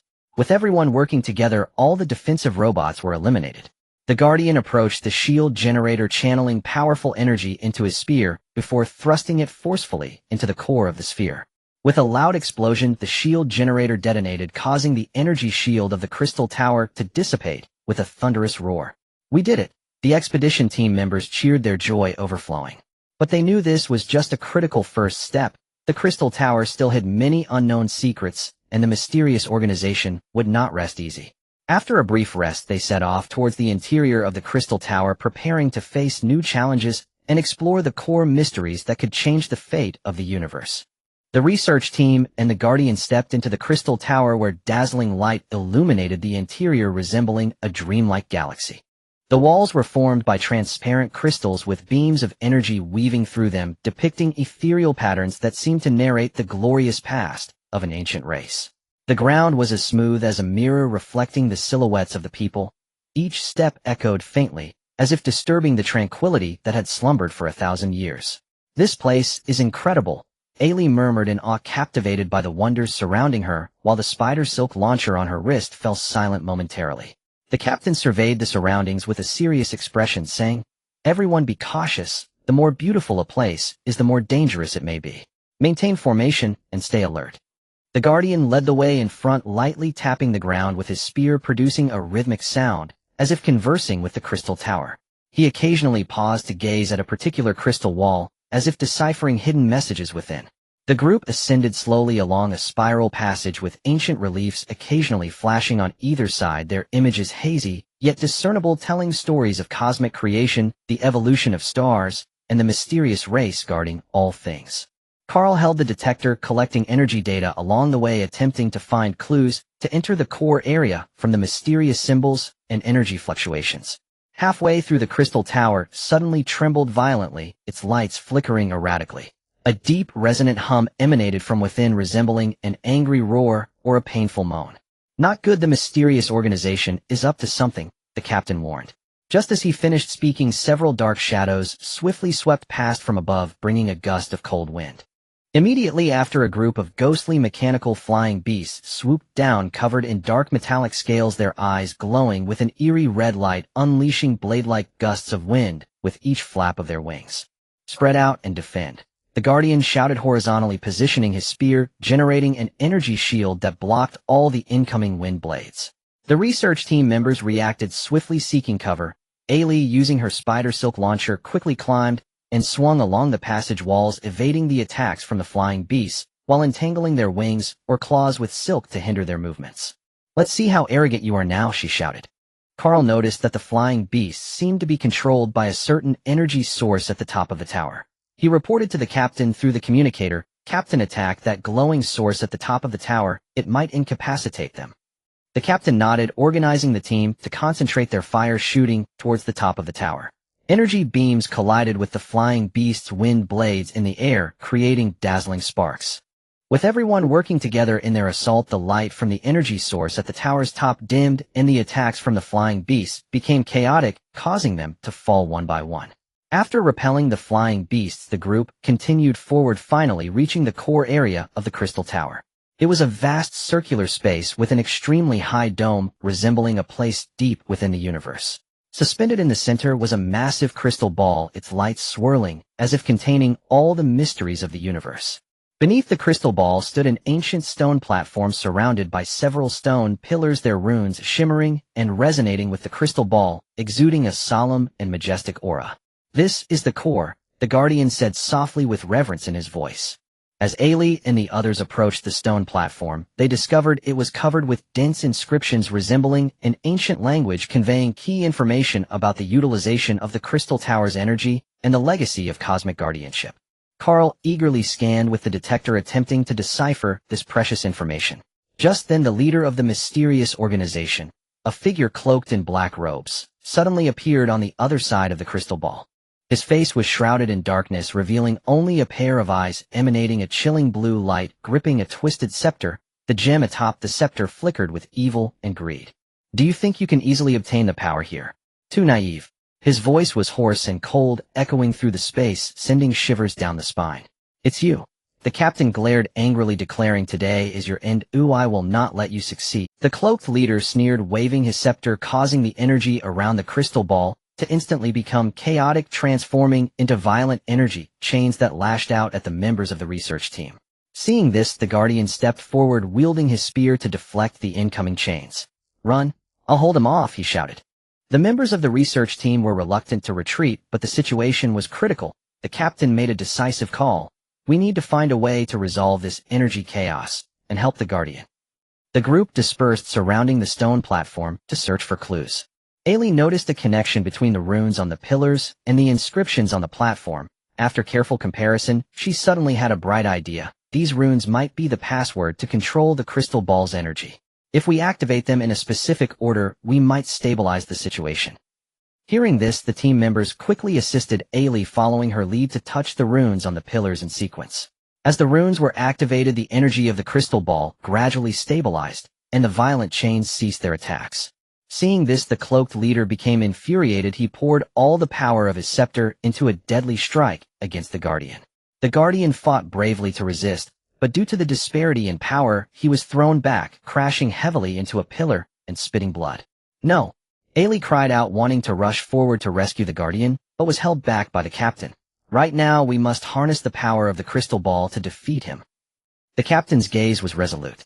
At that moment, the crystal ball emitted a gentle glow, seemingly conveying information to everyone. Ailey approached, and a flood of knowledge surged into her mind, revealing the truths about cosmic balance, energy guardianship, and how to wield the power of the crystal ball. She understood this was the legacy of the ancient race and the key to saving the current crisis. "I know what to do." Ailey took a deep breath, stepped onto the stone platform, and slowly extended her hands toward the crystal ball. Seeing this, the cloaked leader lunged forward in a frenzy, attempting to stop her. The research team members desperately blocked him, with the captain charging at the forefront, engaging in a life-and-death struggle with the leader. Under the cover of her companions, Ailey finally touched the crystal ball. In an instant, a powerful force surged into her body, and she radiated light like a newly born star. Ailey felt an unprecedented sense of responsibility and mission. She used her knowledge to guide the energy of the crystal ball, sending forth a purifying beam towards the cloaked leader. The cloaked leader attempted to resist in terror, but against this pure and powerful force, his evil power melted away like snow. With a scream, his figure gradually dissipated, leaving only the twisted scepter to clatter to the ground. With the crisis averted, the crystal tower returned to tranquility. Ailey slowly opened her eyes filled with exhaustion, yet radiating determination. She understood she bore the legacy of the ancient race. The road ahead would be long, and to guard the peace of the universe many challenges awaited her and her companions. We did it. The captain stepped forward looking at Ailey with satisfaction, but this is just the beginning. The members of the research team gathered around, gazing at the crystal ball, their hearts filled with joy of victory and contemplation of the future. They took the Guardian with them, slowly leaving the Crystal Tower, embarking on their journey home. Meanwhile, on the distant Dawn Star, people looked forward, eagerly awaiting the return of the heroes to usher in a new chapter of peace in the universe. The scientific expedition team, bearing the glory of victory and the heavy weight of responsibility, slowly departed from the mysterious planet aboard their spaceship.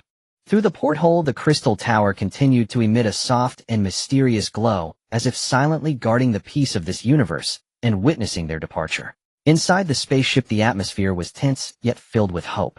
Ailey sat quietly in a corner, her hands gently resting on her chest, where the powerful energy granted to her by the crystal ball seemed to still surge. The knowledge passed down from the ancient race echoed continuously in her mind like whispers from the depths of the universe, guiding her forward.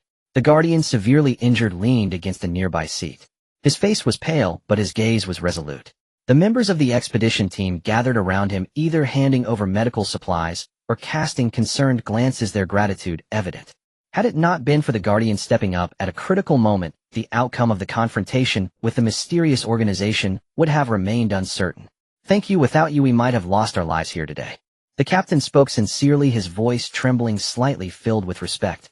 The Guardian shook his head slightly and smiled weakly. "Guarding the Crystal Tower has always been my lifelong mission.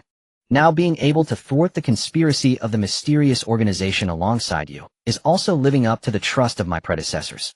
It's just a pity that my body may no longer be able to guard the relics as before."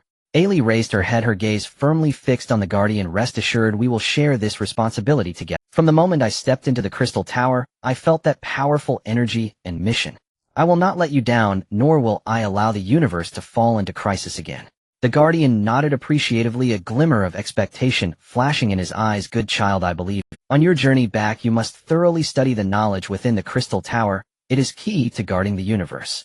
The road ahead is long, and although the mysterious organization has suffered a setback, we cannot be certain they will not return." Everyone nodded, fully aware of the long road ahead and the increasingly heavy burden on their shoulders. On the way back, the expedition team did not dare to rest for a moment. Ailey and Carl sat together, meticulously sorting through the materials brought back from the Crystal Tower, using the spaceship's equipment, attempting to integrate ancient knowledge with modern technology to explore more effective ways to protect the universe. The captain organized other team members to review and summarize the mission, analyzing the tactical characteristics and weaponry of the mysterious organization so that they could respond more calmly to similar crises in the future. From this encounter, it is evident that the mysterious organization has a profound grasp of energy manipulation technology, particularly in remote control of drones and mechanical puppets. "We need to enhance our research and development of defensive and jamming technologies," a team member analyzed. The captain pondered for a moment and nodded in agreement. "Indeed, and their coveting of the energy of the ancient relics indicates that they likely possess archaeological clues we are still unaware of. After we return, we must discuss this with the experts at the Academy and strengthen our intelligence collection in this area." As the spaceship gradually approached Dawn Star, everyone's spirits soared. The Interstellar Academy was already prepared to welcome the heroes' triumphant return. Lynch led all the faculty and students to gather at the interstellar port, eagerly awaiting their arrival. As the spaceship slowly landed and the hatch opened, cheers erupted like a wave and applause thundered. Ailey and the others stepped out of the spaceship, their faces weary, but their eyes shining with the joy of victory and determination. Lynch hurried forward and tightly grasped the captain's hand. "Welcome home. You have worked hard. The success of this mission holds extraordinary significance for the entire universe. You are a hero." The captain smiled modestly. "Professor, this is not just our achievement. Without everyone's support and cooperation, we could not have completed the mission. Moreover, this is merely the beginning. We have much more to do." Ailey stepped in front of Lynch and said earnestly, "Professor, I received the legacy of the ancient race within the Crystal Tower and felt the heavy responsibility of guarding the universe. I want to pass on this knowledge to more people so that we can all work together for peace in the universe." Lynch's eyes were filled with appreciation and surprise. "That's wonderful, Ailey, exactly what I hoped for." Our Interstellar Academy was established to cultivate talents who guard the universe. It is the Academy's honor that you possess such awareness. Starting tomorrow, you will serve as a special lecturer, sharing the knowledge you have learned with the students. Ailey nodded in agreement, her heart filled with anticipation. In the days that followed, the Interstellar Academy welcomed a feast of knowledge. Ailey stood at the podium with the large screen behind her displaying the mysterious scenes within the Crystal Tower, ancient runes, and energy flow diagrams, while the seats below were filled with eager young learners. Students, today, I want to share with you the crystallization of wisdom from an ancient race that guards the universe. This is not only knowledge, but also a responsibility and mission. I hope you study diligently and contribute your strength to the peace of the universe in the future. Ailey's voice was clear and firm, echoing throughout every corner of the classroom. The students listened attentively, occasionally raising their hands to ask questions, creating a lively classroom atmosphere. In the practical training ground, Carl and others also improved the Academy's equipment based on the technical data brought back from the Crystal Tower. The new generation of battle armor not only significantly enhanced protective performance, but also incorporated the principles of energy manipulation from the Crystal Tower, allowing the weapon systems to flexibly switch energy modes according to different combat scenarios, unleashing even greater power. Meanwhile, Dawnstar strengthened cooperation and communication with surrounding planets, sharing intelligence, and jointly forming a united defense force, always vigilant against potential returns of the mysterious organization. The Interstellar Academy also increased its investment in research in fields such as archaeology and energy science, cultivating more professionals to respond to various cosmic crises that may arise in the future. As time flowed on, under the efforts of Ailey and many students, the knowledge and spirit of guarding the universe were passed down like a flame in the hearts of generation after generation of young people. They understood deeply that the peace of the universe is hard-won and requires everyone's wisdom and courage to protect. And far in the depths of interstellar space, the Crystal Tower still stood silently, witnessing the changes of history and waiting for the next call of destiny. While Ellie and her comrades returned in triumph, Dawnstar basked in a fleeting peace and the joy of progress. Yet deep within the cosmos shadows, the enigmatic organization coiled like a venomous serpent, wounded and withdrawn, silently tending its wounds and plotting a far deadlier counterstrike. Inside the organization's hidden base, dim light flickered across cold metallic walls, casting eerie, shifting shadows. Though its former leader had been physically annihilated in battle against the survey team, the remnants of the organization, leveraging fragments of crystal spire energy previously harvested and an arsenal of cutting-edge technology, swiftly elevated a new commander, a towering figure encased entirely in seamless mechanized armor, his only visible features a pair of glowing emerald electronic eyes radiating chilling resolve and ruthless determination. Those brats from the Stellar Academy think this victory has shattered us irreparably.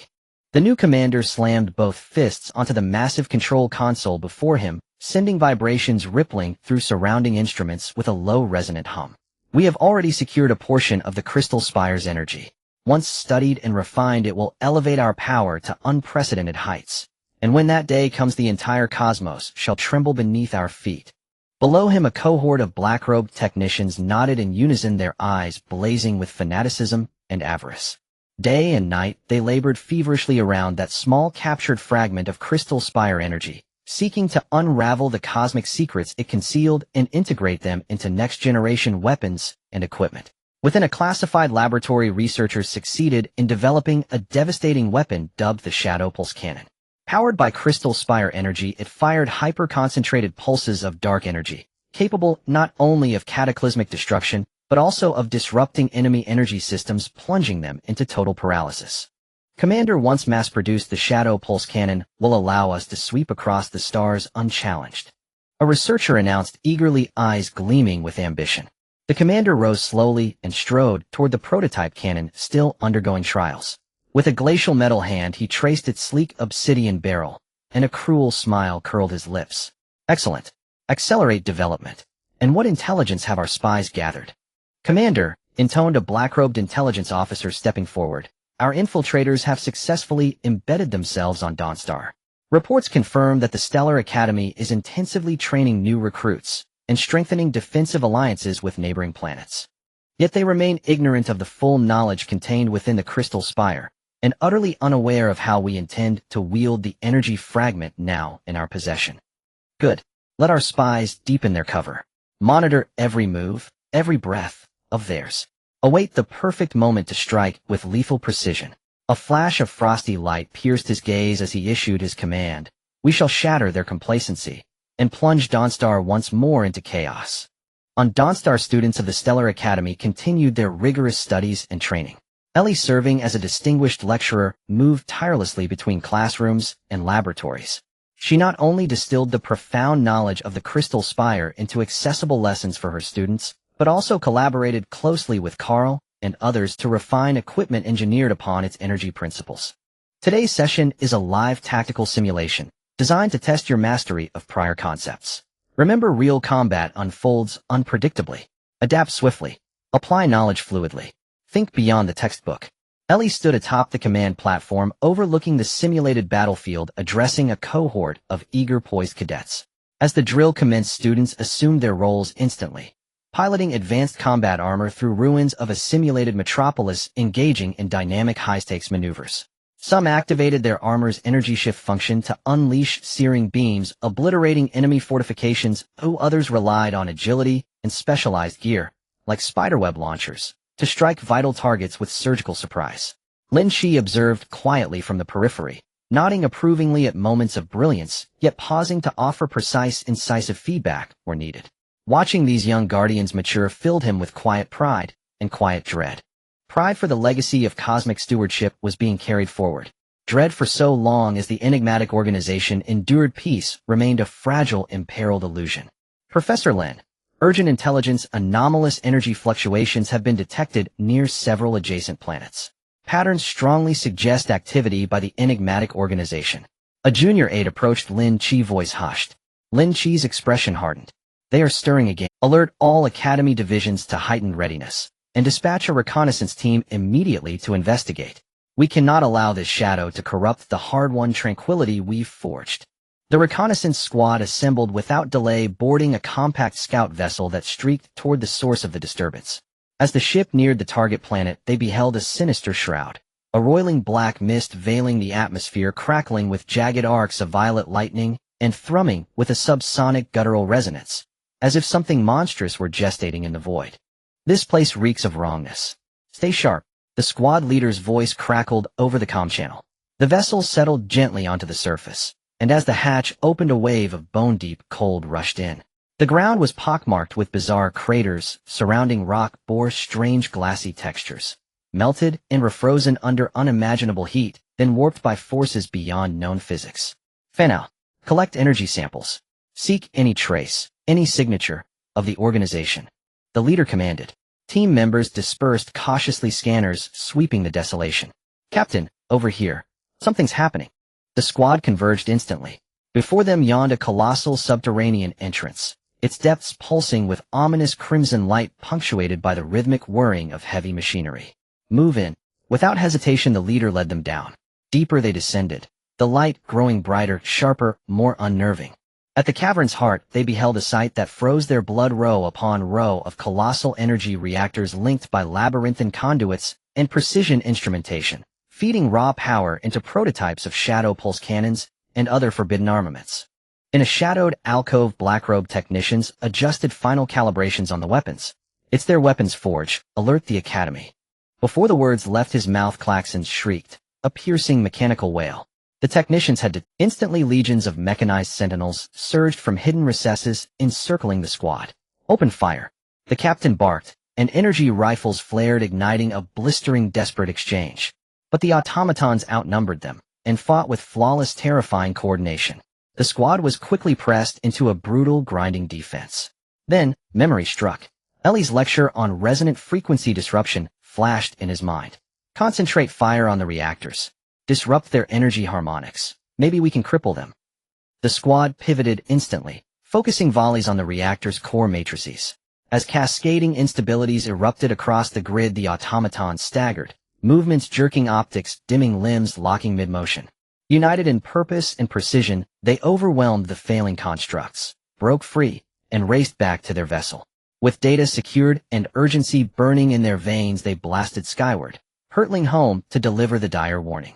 When word reached the organization of the squad's escape, the new commander exploded in fury, incompetence.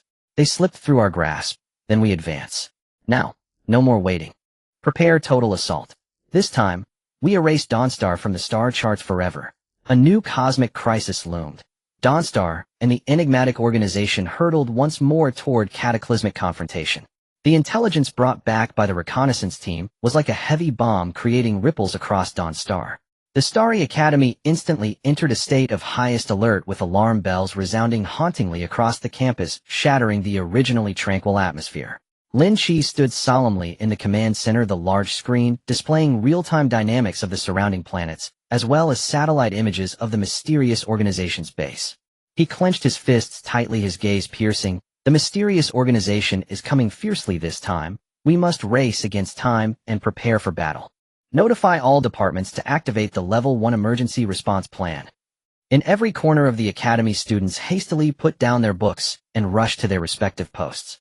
The research team worked tirelessly to optimize the weaponry, attempting to unlock the maximum potential of the equipment based on crystal tower energy. The medical team busily stocked up on supplies and set up temporary wards in preparation for the impending influx of casualties. The communications department worked diligently to ensure smooth information transmission, encrypting all channels to prevent interference from the mysterious organization.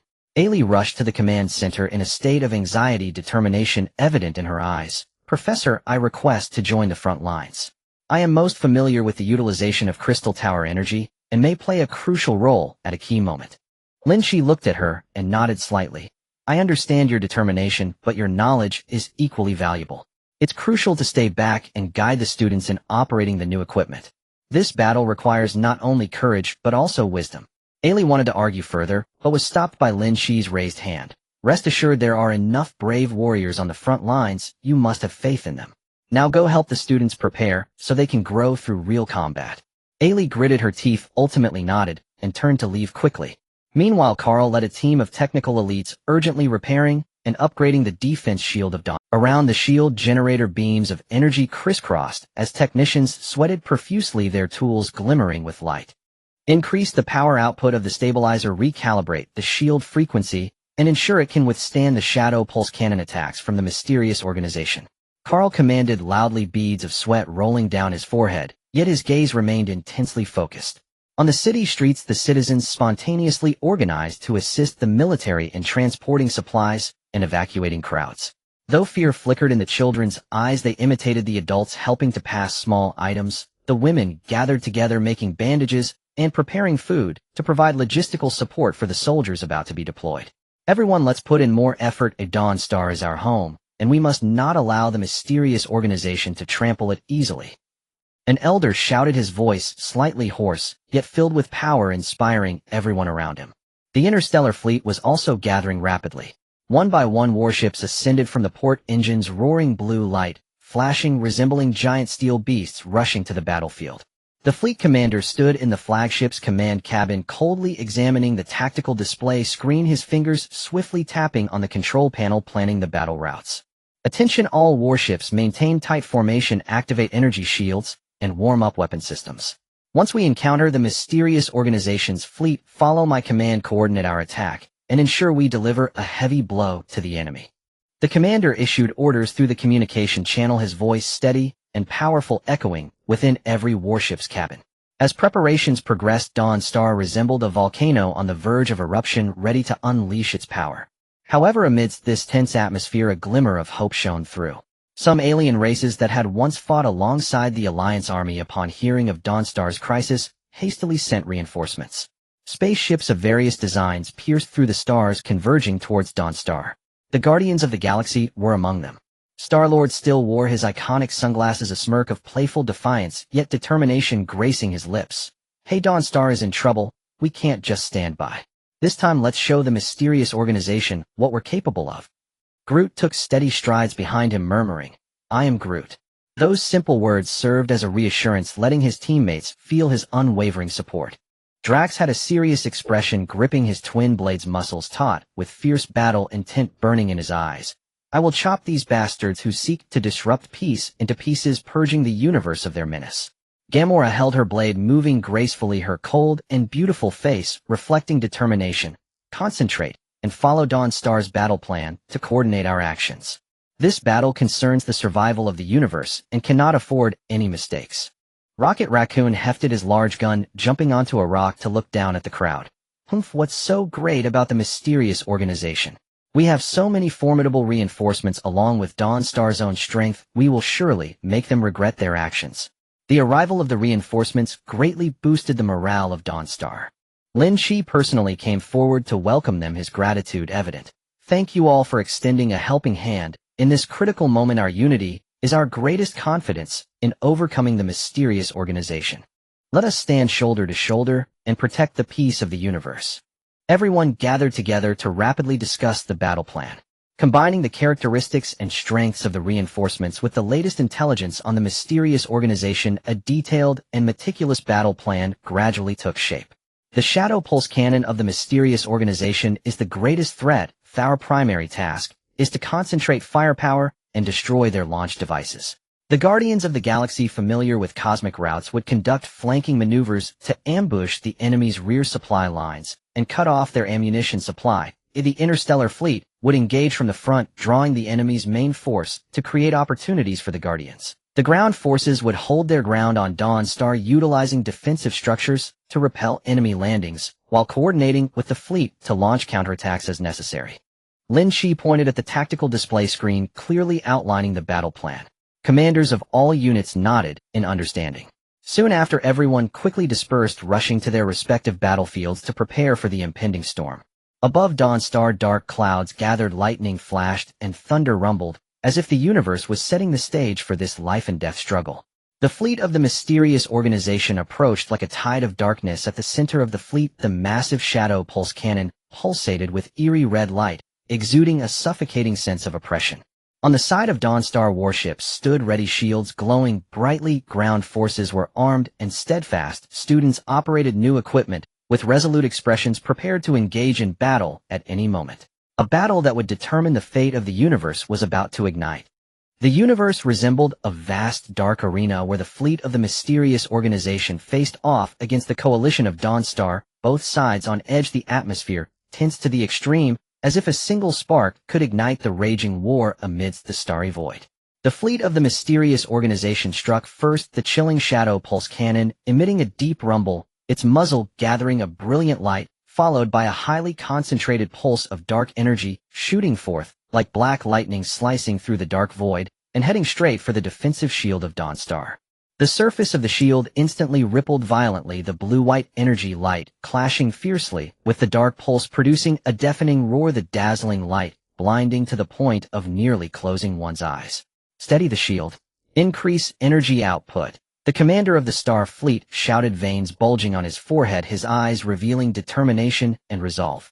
The crew aboard the battleship quickly operated the control panel, the glow in the energy conduits growing ever brighter, continuously injecting power into the shield. However, the power of the shadow pulse cannon exceeded expectations. Although the shield momentarily withstood the attack, it began to flicker with instability in multiple areas, as if it could collapse at any moment. We cannot sit idly by. All battleships follow my command and fire at will. Target the front-line battleships of the mysterious organization fleet. The commander decisively ordered, attempting to turn defense into offense to disrupt the enemy's rhythm. In an instant, the Star Fleet's battleships bared their fangs, the main cannons, secondary cannons, and various missile launchers, all activating simultaneously, blue-white energy beams and howling missiles raining down upon the mysterious organization fleet. Explosions erupted in the enemy ranks, flames soaring to the sky, enemy ships swaying with some battleship shields breaking, igniting fierce fires. Yet the mysterious organization fleet did not panic. They quickly adjusted their formation, the rear battleships advancing to fill the gaps of the damaged front line, while more shadow pulse cannons began charging up, preparing for a new round of attack. Just as both sides were engaged in fierce gunfire in the depths of space, the Galactic Guardians, according to plan, maneuvered their ships like phantoms to flank the rear of the mysterious organization fleet.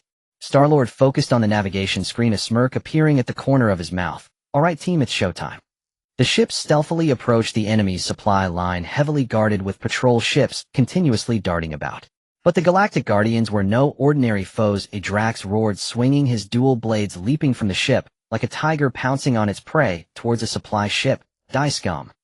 His dual blade struck the ship, sparks flying instantly, carving a massive gash in the hull. Gamora followed closely behind, her agile form slicing through the air as she accurately severed the supply ship's energy conduits, causing fuel and energy materials to leak out, triggering a series of explosions. Don't waste time, finish this quickly.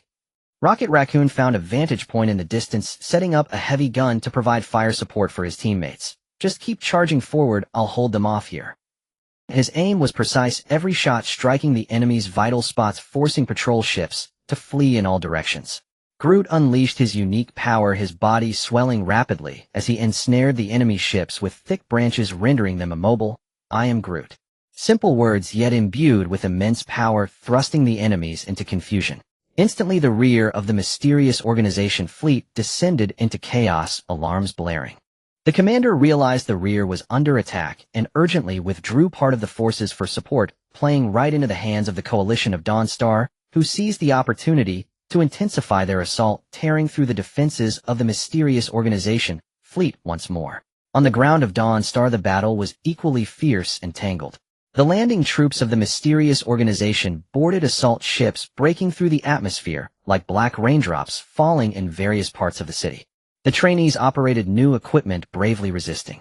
Ollie darted across the battlefield using her web shooter to restrain enemies while loudly directing the trainees. Watch the energy frequency switch. Utilize the terrain to your advantage. Her voice was clearly audible amidst the gunfire, instilling confidence in the young warriors. A trainee found himself in a predicament, surrounded by several soldiers from the mysterious organization. The energy weapon in his hand overheated from continuous fire, its power diminishing. Seeing this, Ollie swiftly shot out a specially designed web, ensnaring the enemy's weapon and causing it to drop, while shouting, "Calm down, adjust your breathing, and restart the weapon cooling procedure." Encouraged by her, the trainee steadied his mind and successfully defused the crisis.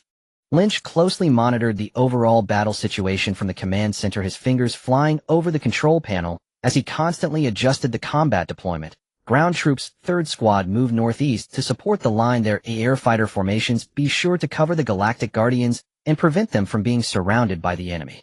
As the battle continued, both sides suffered heavy losses.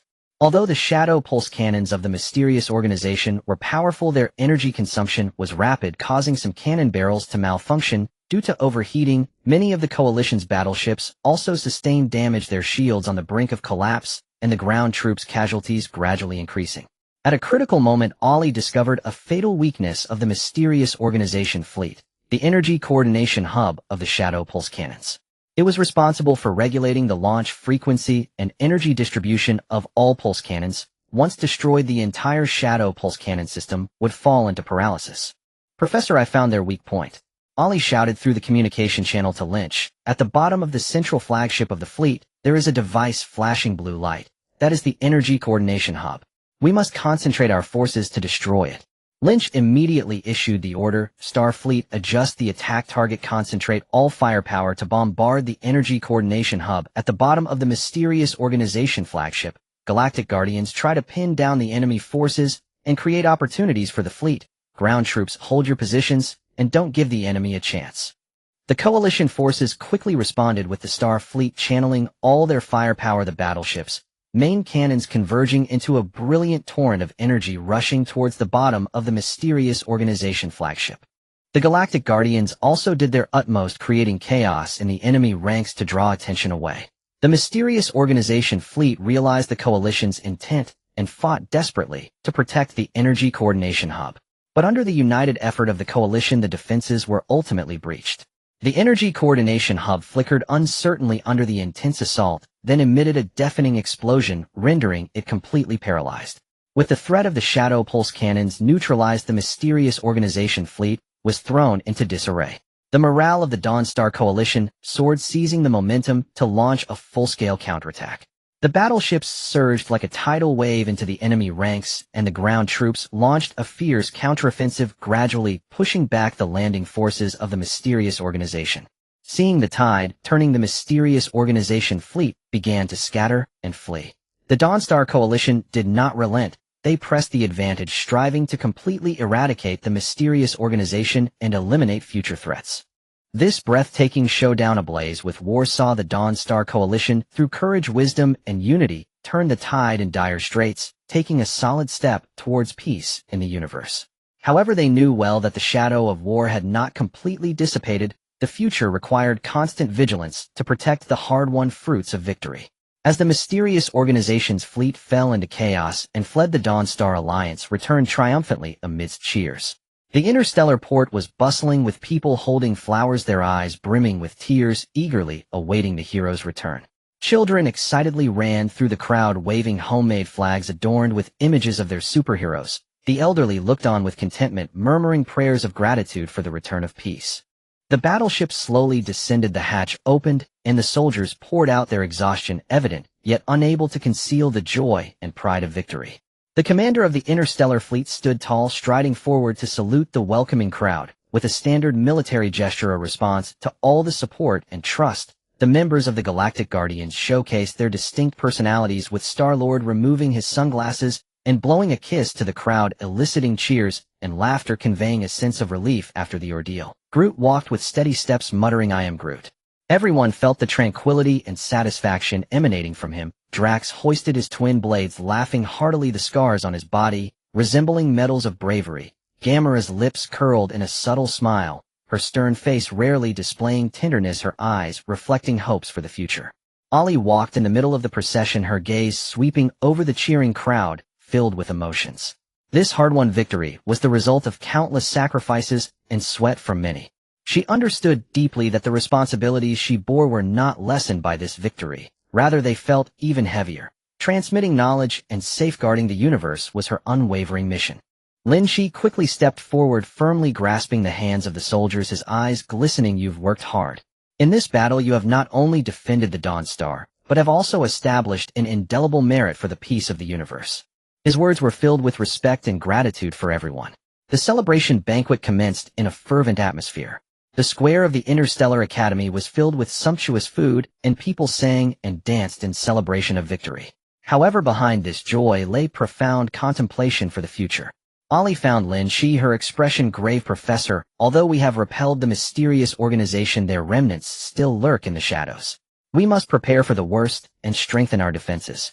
Lynch nodded, his gaze deep. "I understand, Ollie.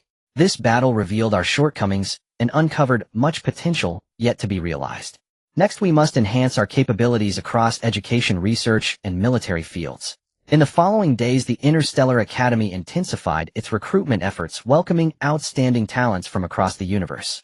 The Academy introduced more specialized courses covering not only traditional fields like energy manipulation, weapon development, and interstellar navigation, but also new disciplines such as cosmic history and exploration of mysterious relics, aiming to cultivate well-rounded, versatile guardians of the universe. As a core mentor of the Academy, Ollie was busy daily between classrooms and laboratories. She refined the knowledge within the Crystal Tower into textbooks, imparting it to her students. In practical teaching, she personally demonstrated how to precisely utilize the Crystal Tower's energy, guiding students to adapt flexibly in simulated battlefields. Students, the application of energy is not static. You must adjust strategies in real time based on different battlefield conditions and enemy characteristics. Just as we discovered the weaknesses of the Shadow Pulse Cannon during our confrontation with the mysterious organization, allowing us to defeat them decisively. You must always maintain sharp insight.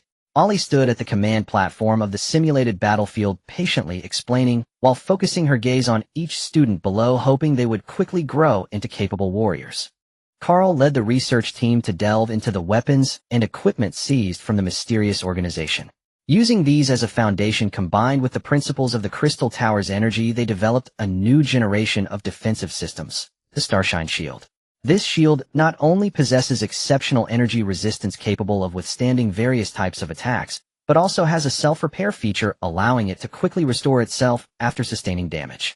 With this Starshine Shield, our defenses on Dawnstar will be significantly enhanced. Should we encounter an attack next time, we will have ample confidence to respond.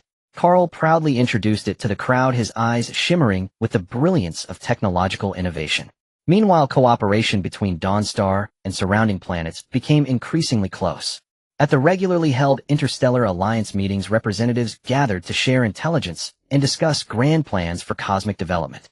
Joint patrol fleets traversed various star systems, maintaining the safety of interstellar trade routes, combating space pirates, and the remnants of the mysterious organization, ensuring smooth trade and communication across the universe.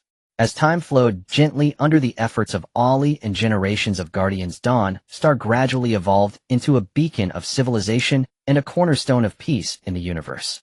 Young students thrived, taking up the baton from their predecessors, rushing to every corner of the universe to safeguard the tranquility of each starry sky. And that distant crystal tower still stood quietly on the mysterious planet, emanating a gentle glow, witnessing the changes of the universe. It seemed to be a silent mentor waiting for a destined person to once again explore its mysteries, injecting new strength into the protection of universal peace. Whenever new students graduated, Ollie would lead them to the Crystal Tower to hold a solemn inheritance ceremony, allowing each person to personally feel the heavy trust from the ancient race, passing on the spirit of guarding the universe from generation to generation, never ceasing. As time flows on amidst the prosperity of Dawn Star and the seemingly unshakable peace of the universe, a dark undercurrent quietly rises in the interstellar void, heralding the imminent arrival of a new crisis. In a remote and desolate star system at the edge of the universe, remnants of a mysterious organization lurk in the shadows on a forgotten planet. After suffering a crushing defeat, they did not succumb, but instead, driven by their relentless pursuit of dark power and unyielding will to survive, found a new lair to quietly nurse their wounds and plot a more secretive and deadly revenge plan. The environment of this planet is harsh, with violent energy storms raging year-round, and its surface is riddled with bottomless ravines and boiling lava lakes. The mysterious organization utilized the natural perilous terrain to construct a vast and concealed base deep within a valley. The entrance to the base is hidden beneath the mouth of an active volcano, with molten lava flowing by, forming a natural scorching barrier that blocks any uninvited guests. Inside the base, in a dimly lit laboratory, lights flicker as a group of scientists in black robes busily surround a large and eerie apparatus. The instrument is covered in complex wiring and mysterious runes, and within the central crystal container swirls a dark and profound energy, seemingly the purest source of darkness in the universe, emanating a chilling aura. Leader, after extensive research, we have finally made a breakthrough. A chief scientist excitedly reports to the newly appointed leader of the mysterious organization, his eyes gleaming with madness and greed. The energy we extracted from the Crystal Tower has been reverse engineered, and we are now able to initially control and utilize it. With a little more time, we will be able to create a super weapon capable of overturning the cosmic order. The new leader, tall and imposing, is clad in black metallic armor that reveals only a pair of blood-red eyes exuding coldness and determination. He slightly nods, gazing at the energy, a cruel smile forming at the corners of his mouth. Excellent, accelerate the progress. This time we will make Dawn Star and all its opposing forces pay a heavy price, forcing the entire universe to crawl beneath our feet. On Dawn Star, the people remain immersed in the joy of peace, with the Academy's students energetically studying and training, and laughter echoing through the streets.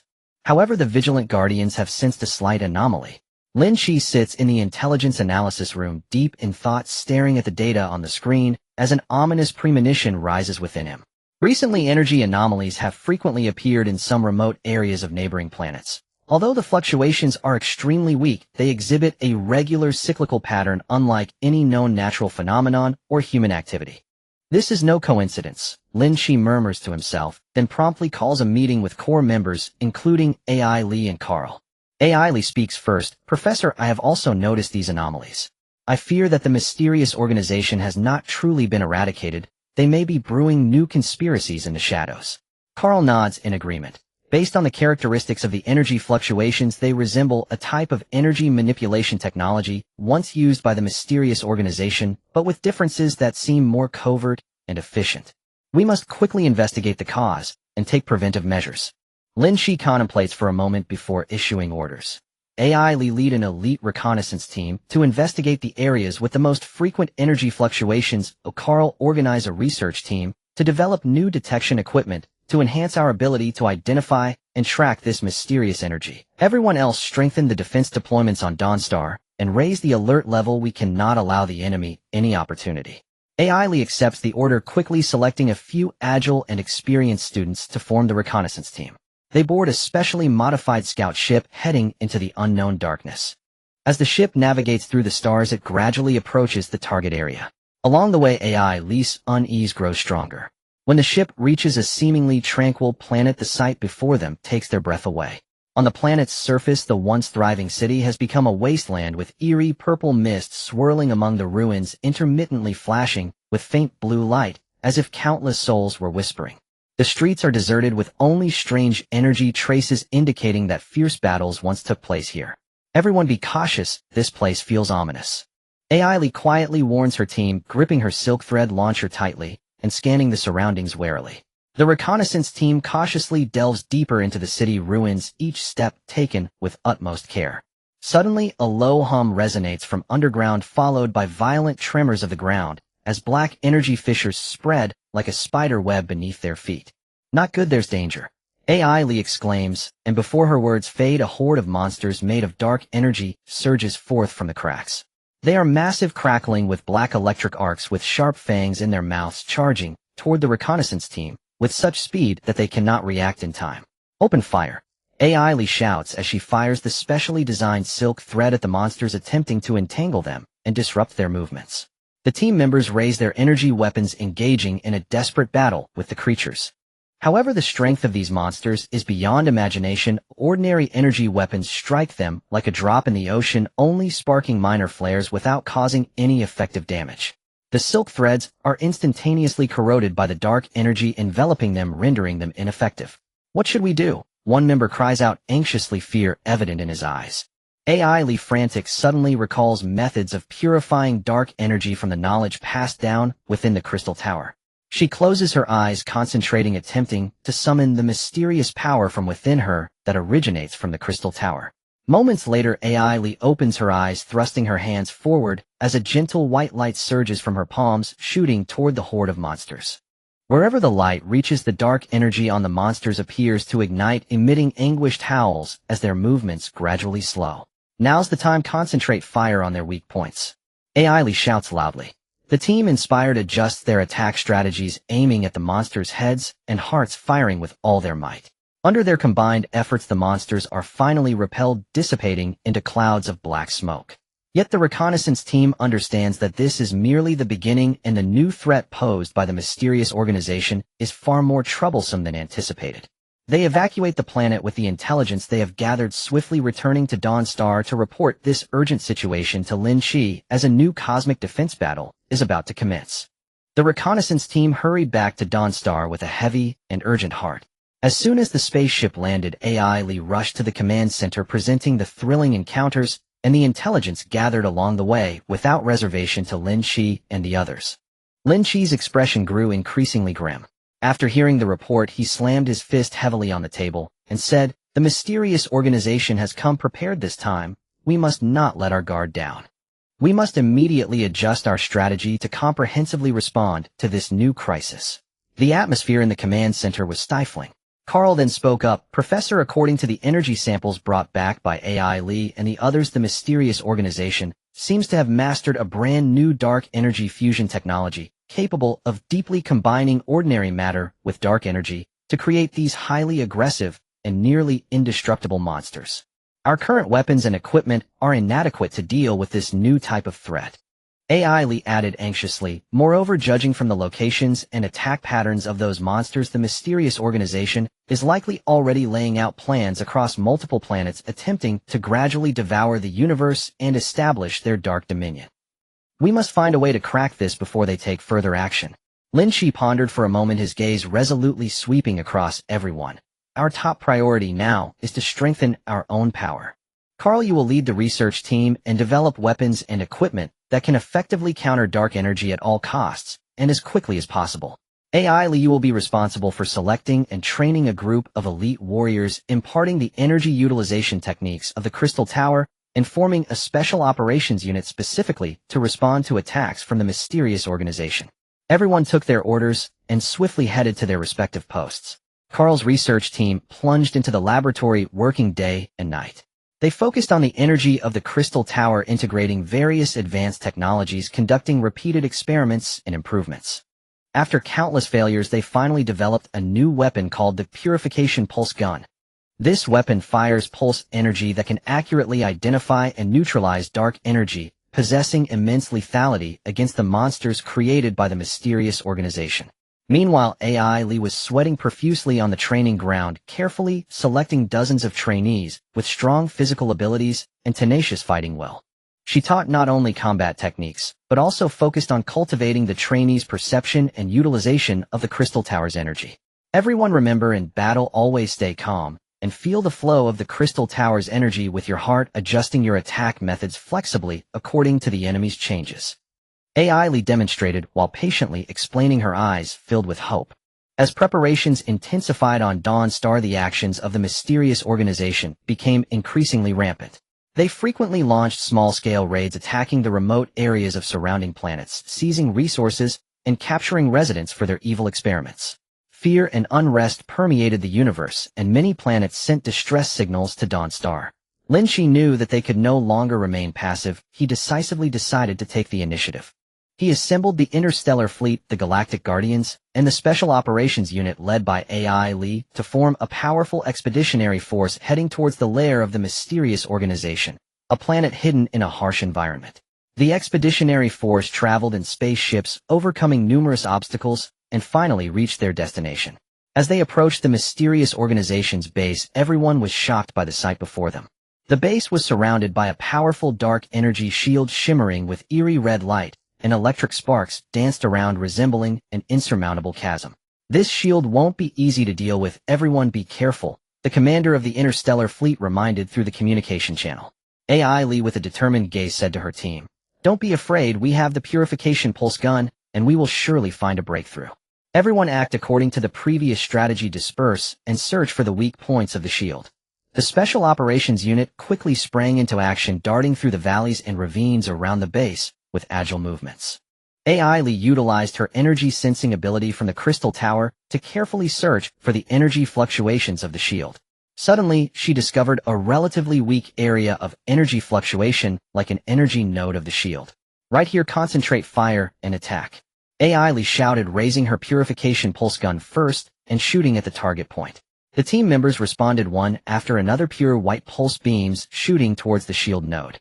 Under the continuous attack of the pulse guns, the red light at the shield node gradually dimmed, revealing a small gap. "Now's the time, rush in." The commander of the interstellar fleet seized the opportunity and ordered the fleet to launch an attack. The battleship's main cannons roared in unison, and blue and white energy beams surged towards the base like a tide. The Galactic Guardians were equally unyielding. Star-Lord piloted the ship, skillfully dodging enemy fire entering from the flank and dropping bombs inside the base. Drax swung his dual blades, charging fiercely at the enemy. Gamora moved gracefully like a phantom through the enemy ranks, her blades flashing cold light, reaping lives. Groot provided cover for his teammates with sturdy branches, muttering, "I am Groot." The sudden attack by the expeditionary force threw the mysterious organization's base into chaos. However, they were well prepared and quickly organized a defense. A swarm of mechanical puppets controlled by dark energy surged out, engaging in fierce combat with the expeditionary force. These mechanical puppets not only possessed strong physical attack power, but could also release dark energy waves to disrupt the expeditionary force's actions. Although the purification pulse gun could cause some damage to them, the effect was not ideal, as the dark energy on the puppets was constantly replenished, as if there were an endless source of energy. Seeing this, AI Lee was anxious. Suddenly, she had a flash of inspiration, recalling the knowledge about energy cycles from the Crystal Tower. If she could find the energy supply source of the mechanical puppets and cut it off, perhaps she could completely paralyze these puppets. While fighting, she focused her mind, using her energy sensing ability from the Crystal Tower to search for energy clues amidst the hail of bullets. Finally, she discovered that all the mechanical puppets' energy came from a massive energy reactor deep within the base. "Follow me, we need to destroy that reactor."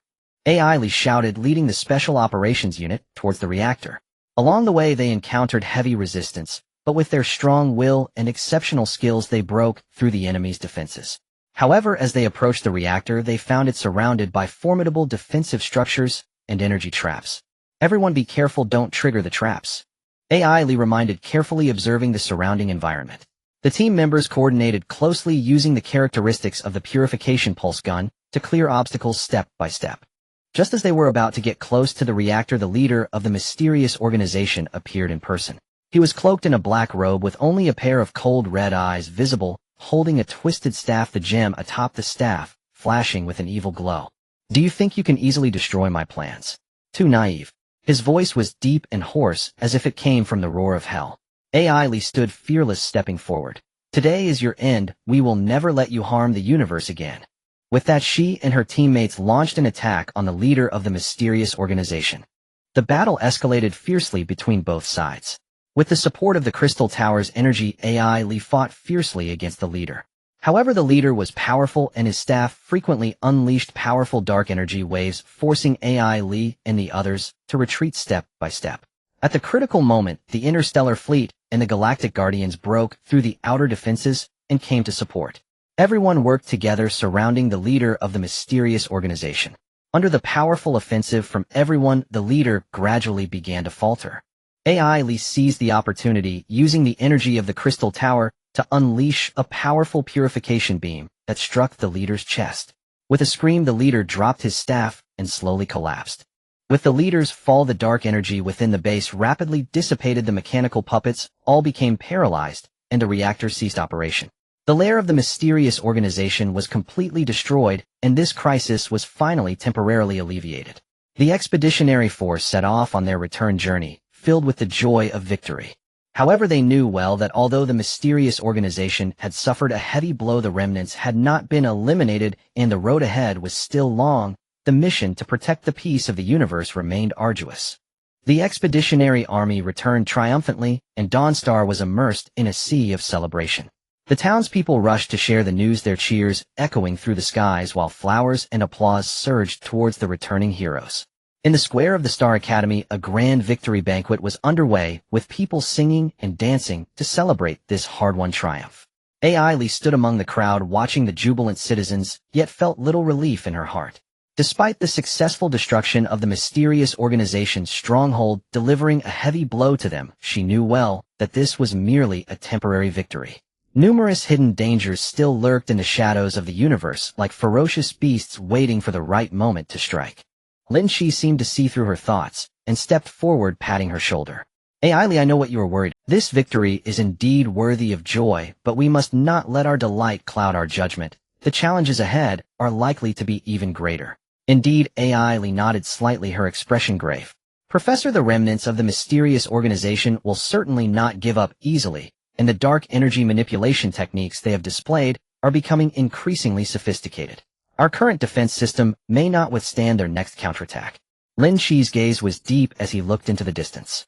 You are right, so we must take advantage of this breathing space to further strengthen our own capabilities. On one hand, the research team needs to continue exploring the energy mysteries of the Crystal Tower to develop more powerful weapons. On the other hand, we must enhance cooperation with neighboring planets to build a tighter intelligence network, allowing us to detect the movements of the mysterious organization in a timely manner.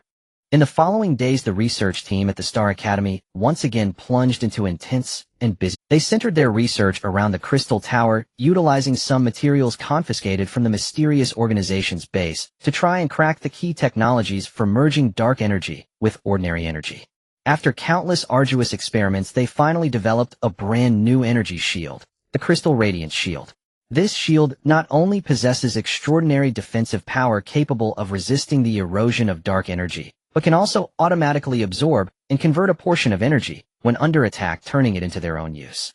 Meanwhile, based on the principles of the Purification Pulse Gun, the research team improved a series of supporting weapons such as the Crystal Energy Explosive Gun and Purification Light Sword, greatly enhancing the combat abilities of the soldiers when facing the mysterious organization.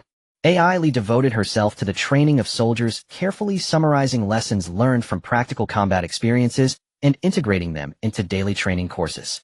On the training ground, she set high standards for the trainees, repeatedly emphasizing the importance of teamwork and energy manipulation techniques. Remember, everyone on the real battlefield, individual strength is insignificant. Only by closely uniting as one can we unleash our greatest power.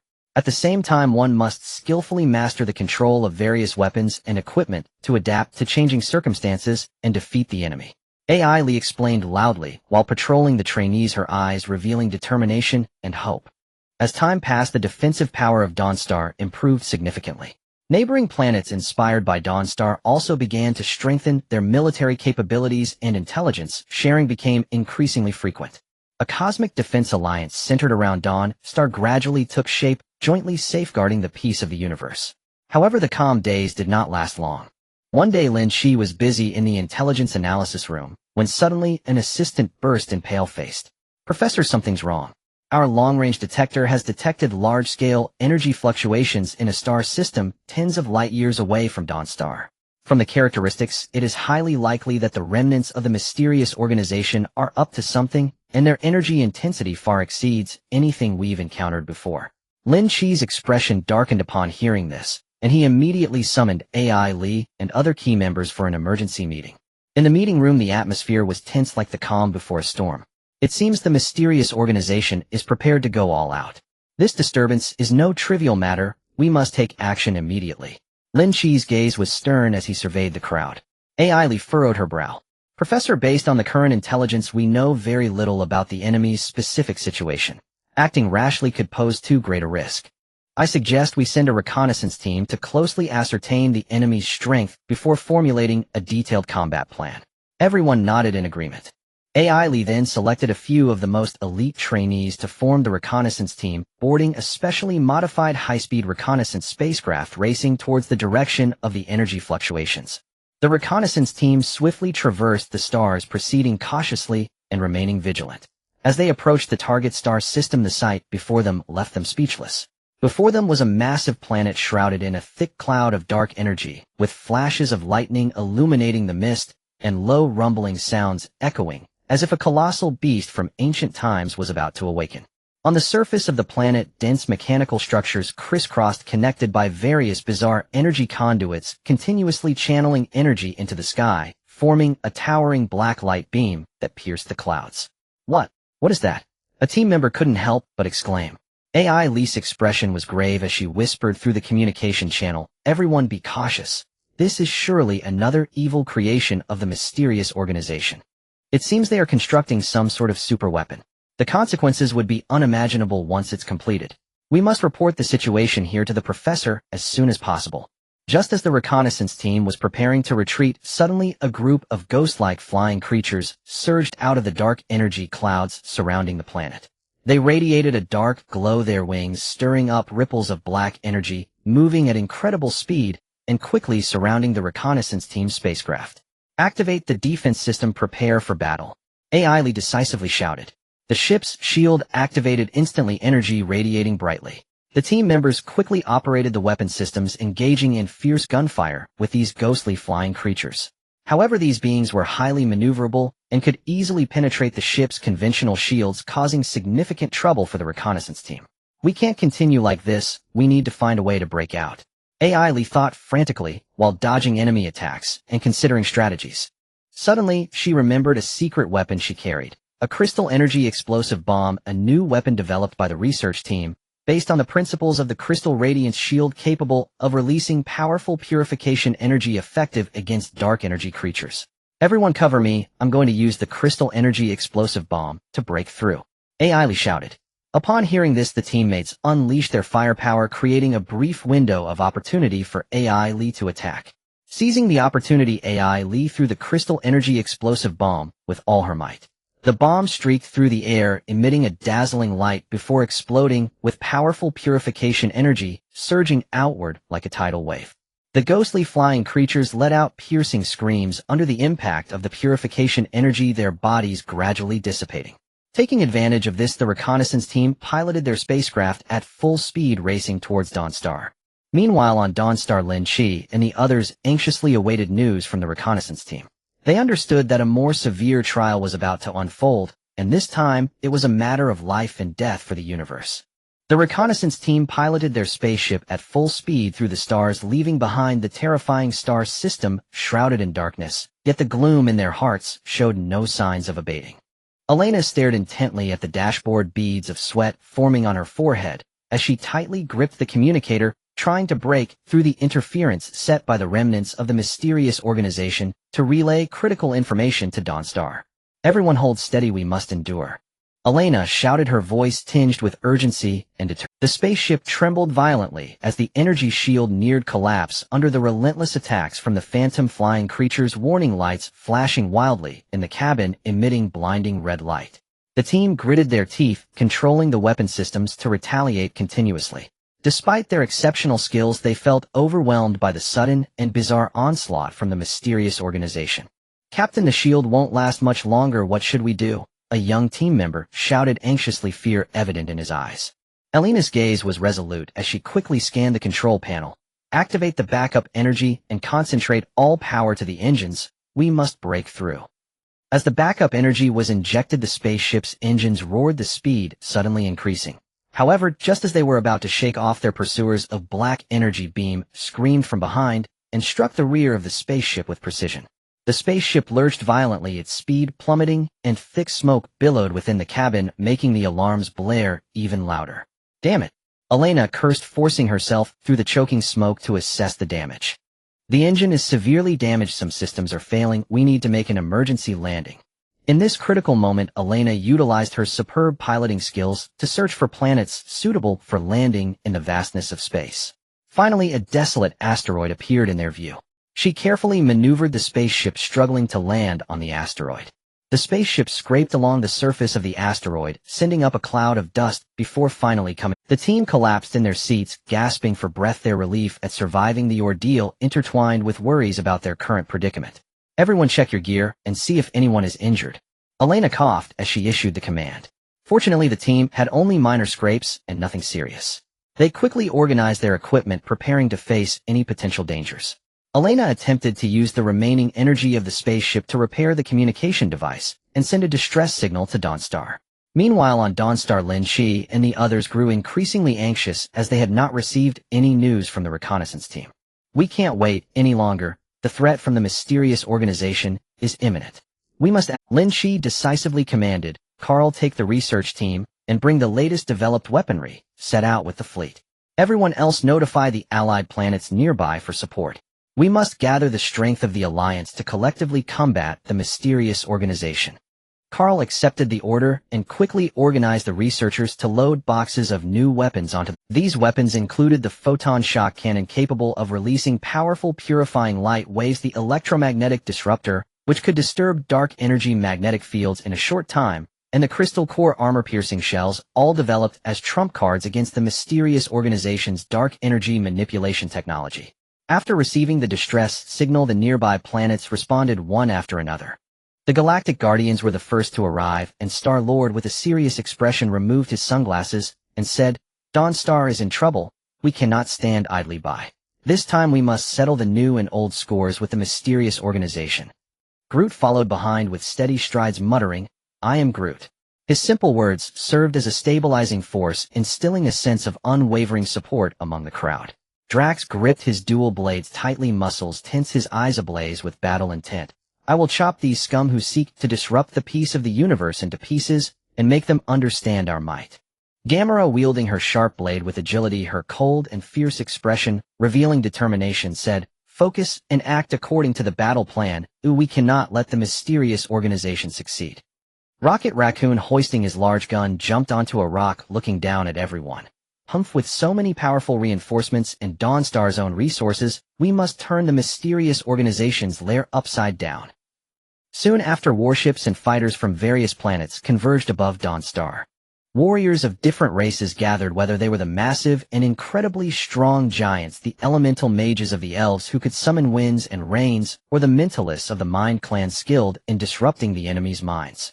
These reinforcements from all corners of the universe brought their unique weapons and an unwavering determination to form a grand cosmic alliance army. Lynch stood in the flagship command cabin, gazing at the fleet poised outside, feeling both emotional and filled with fighting spirit. Warriors, the mysterious organization seeks to unleash chaos, once again threatening the peace of the universe. "We come from different planets, but we gather here for a common goal: to protect our homeland and safeguard this vast starry sky. Let us stand shoulder to shoulder and launch the fiercest charge against the mysterious organization, completely annihilating them." Lin Shi's voice echoed through the communication channel, inspiring warriors to rally with renewed morale. With their spirited shouts, the fleet surged forward at full speed toward the last known direction of the reconnaissance team. Meanwhile, on that desolate asteroid, Elena finally repaired the communication device. She swiftly sent out a distress signal detailing the situation of the mysterious organization's base and the spaceship's predicament. "Hold on, Elena." Lynch's voice resonated in the communicator, filled with concern and determination. Elena gazed into the distance, hope glimmering in her eyes. "Professor, we will hold on, waiting for the main force to arrive." As Elena and her team awaited rescue, the mysterious organization seemed to sense the movement of the Alliance army, dispatching more troops toward the asteroid, attempting to eliminate the reconnaissance team before reinforcements arrived. A thrilling life-and-death showdown was about to unfold on this desolate interstellar battlefield. The vanguard of the mysterious organization surged towards the desolate asteroid like a tide of darkness. AI Lee and her team gazed at the approaching shadows of the enemy in the sky, quickly entering a state of battle readiness. Taking shelter behind the wreckage of their ship, they erected a makeshift defense line, weapons ready, their eyes filled with determination and resolve. "Everyone hold steady, our reinforcements will arrive soon. We just need to hold out." AI Lee shouted loudly, trying to rally her teammates, but she knew deep down that the situation before them was extremely perilous. The flying vehicles of the mysterious organization were exceptionally fast, reaching the asteroid sky in the blink of an eye. These aircraft had bizarre shapes covered in spikes and glowing energy patterns resembling monsters. With a piercing shriek, the aircraft unleashed black energy projectiles, trailing long tails of fire raining down upon the reconnaissance squad's position.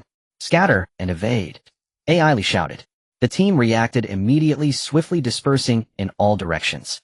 The energy projectiles detonated upon impact, sending earth and stone flying, instantly pockmarking the previously barren surface of the asteroid. Seizing the opportunity, AI Lee raised the Purifying Light Sword, a weapon specially developed by the research team for close combat against dark energy. The blade could release pure, purifying energy, effectively countering the creations of the mysterious organization. She moved agilely, weaving through the enemy ranks like a ghost, swinging the light sword, dissipating black energy wherever she went, severing the wings of the aircraft, which then crashed to the ground. "Captain, watch your back," a teammate shouted in alarm. AI Lee sidestepped, swiftly avoiding an energy beam that came from behind, and with a swift motion of her sword, she cleaved the mysterious soldier who had fired the beam in half.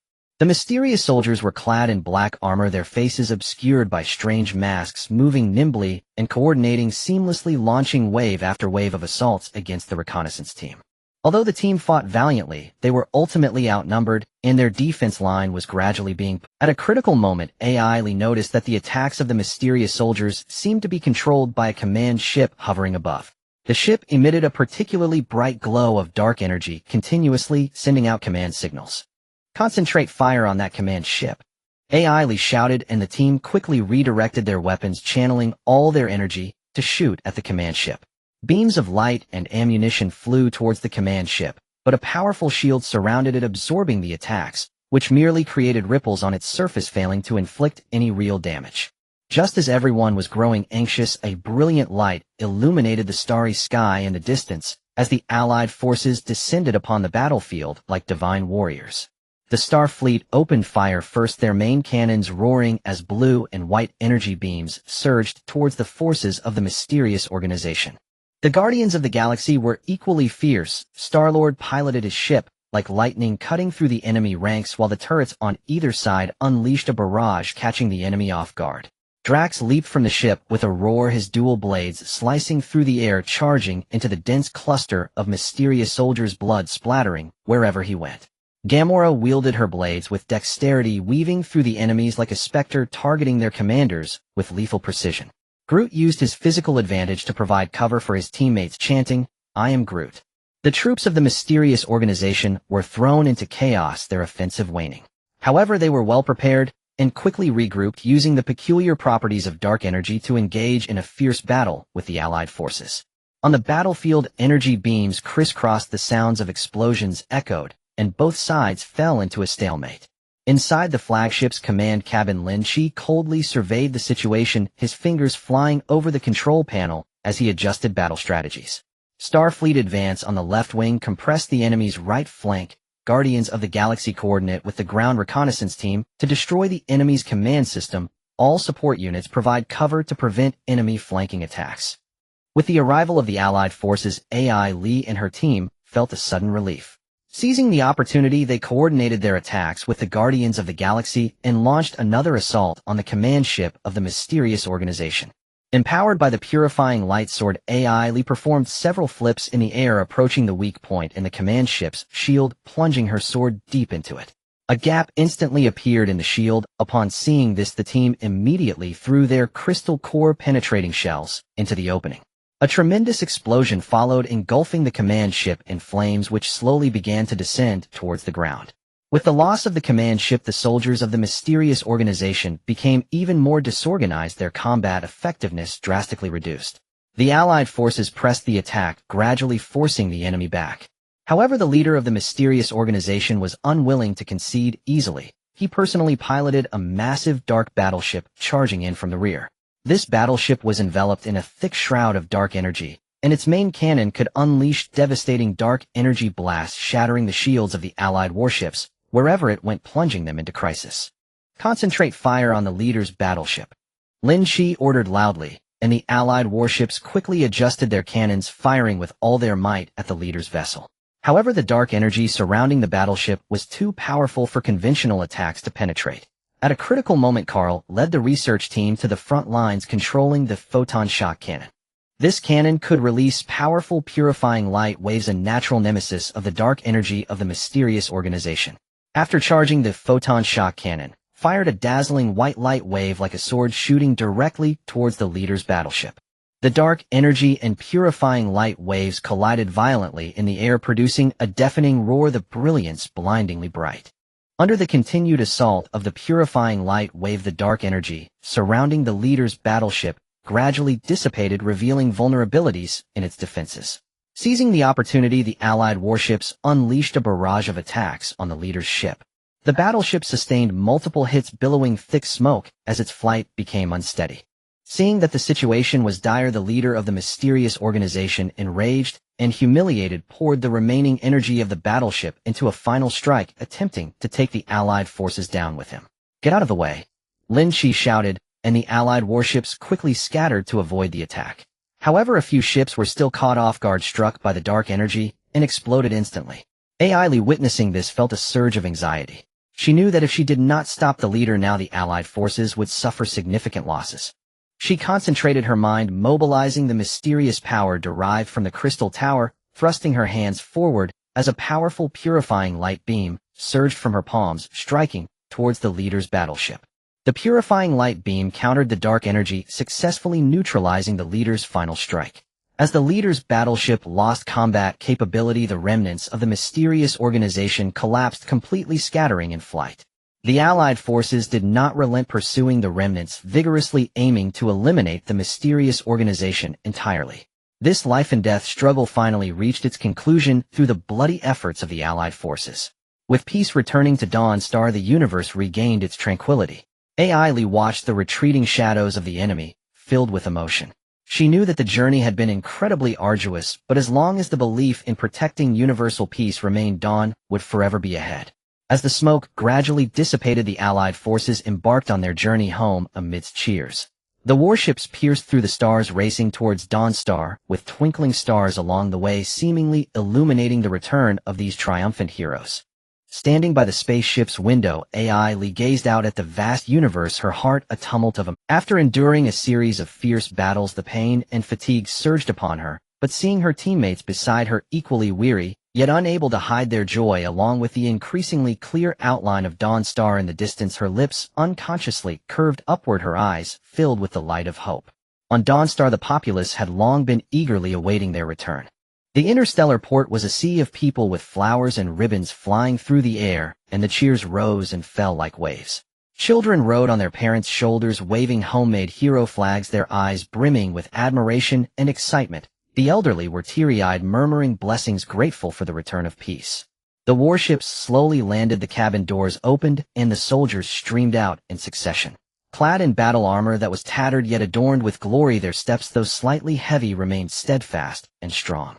The commander of the interstellar fleet stood tall, striding forward and saluting the welcoming crowd with a standard military gesture, a gesture that represented their response to all the support and trust The members of the Galactic Guardians each had their own flare. Star-Lord removed his sunglasses and blew a kiss to the crowd, eliciting a wave of cheers and laughter, conveying a sense of ease after surviving the ordeal. Groot walked with a steady pace, mumbling, "I am Groot." Everyone could feel the tranquility and contentment emanating from him. Drax hefted his dual blades, laughing heartily, the scars on his body appearing as medals of bravery. Gamera's lips curled slightly, a rare tenderness showing on her otherwise stern face, her eyes filled with anticipation for the future. Lynch hurried forward, grasping the hands of the soldiers tightly, his eyes moist. "You've worked hard. In this battle you not only defended Dawnstar, but also made an indelible contribution to the peace of the universe." His words were filled with respect and gratitude for everyone. The celebration banquet commenced in a vibrant atmosphere. The square of the Interstellar Academy was filled with a sumptuous feast, and people sang and danced, celebrating their victory. However, behind this joy lay a profound contemplation of the future. AI Lee found Lynch, her expression grave. "Professor, although we have repelled the mysterious organization, the scars they have inflicted on the universe are too deep. Many planets are left in ruins and countless lives are displaced. We must act quickly to help them rebuild their homes." Lynch nodded, his gaze far-reaching. "I understand, AI Lee. This battle has revealed our shortcomings and uncovered much potential yet to be tapped. Next, we must elevate ourselves comprehensively in education, scientific research, and military domains." In the days that followed, Dawnstar joined hands with neighboring planets to initiate a grand reconstruction project. The Interstellar Academy dispatched numerous students to form volunteer teams, rushing to various disaster-stricken planets. They applied their knowledge to help restore damaged urban infrastructure, energy supply systems, and ecological environments. On a planet ravaged by the mysterious organization AI, Lee led a team of students busy at work. They operated engineering mechas, clearing debris and moving boulders, sweat soaking through their clothes, yet none complained of fatigue. "Everyone, let's put in more effort. This city was once full of life, and we must restore it to its former glory." AI Lee encouraged her team loudly, her hands deftly manipulating the controls as the mechanical arms of the mecha precisely grasped the construction debris. Carl led the research team, developing a series of new reconstruction technologies and materials. Among them, a material called Starshine Repair Gel gained much attention as it could quickly restore damaged building structures to their original state and possessed self-repair capabilities, enabling it to withstand a certain degree of natural disasters and external impacts in the future. With this Starshine Repair Gel, the reconstruction work will be greatly accelerated and the people of the disaster-stricken planets can return to stable lives faster. Carl proudly introduced it to everyone, his eyes sparkling with the light of technological innovation. Meanwhile, Dawnstar strengthened its own defense system. The interstellar fleet underwent expansion and upgrades, with warships equipped with more advanced weapon systems and shield technology. Ground defenses were reinforced, equipped with intelligent early warning radars and anti-intrusion laser cannons. The Interstellar Academy established a strategic research center dedicated to analyzing cosmic situations and formulating plans to respond to various crises. To commemorate history and warn future generations, Dawnstar erected a grand peace monument in the city center. The monument was made of a special crystal or shining with colorful brilliance under the sunlight, symbolizing the diversity and harmony of the universe. The names of heroes who sacrificed in various battles were inscribed on the monument, and their heroic deeds were compiled into books, becoming essential reading materials for students of the Interstellar Academy, ensuring the spirit of safeguarding cosmic peace is passed down through generations. As time flowed on, through the collective efforts of everyone, the universe gradually regained its former vitality. The disaster-stricken planets were rejuvenated, cities stood tall, streets were bustling with traffic, and the faces of the populace radiated happiness. Dawnstar, too, with its outstanding contributions, became the undisputed core and model of the universe, guiding various planets towards a more prosperous and peaceful future. Meanwhile, AI Lee and the other heroes remained vigilant, guarding this hard-won peace.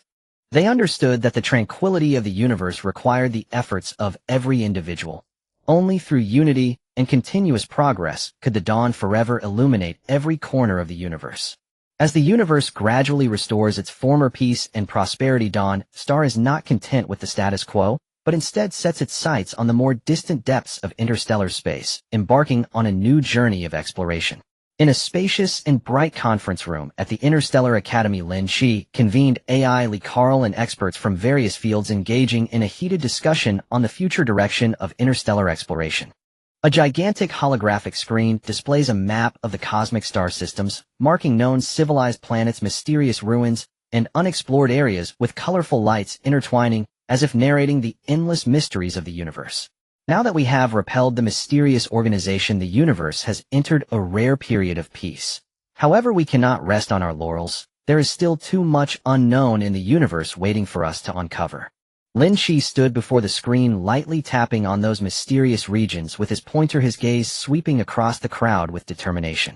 Next, we need to organize multiple exploration fleets to set off in different directions, seeking new resources and civilizations, and expanding our knowledge boundaries.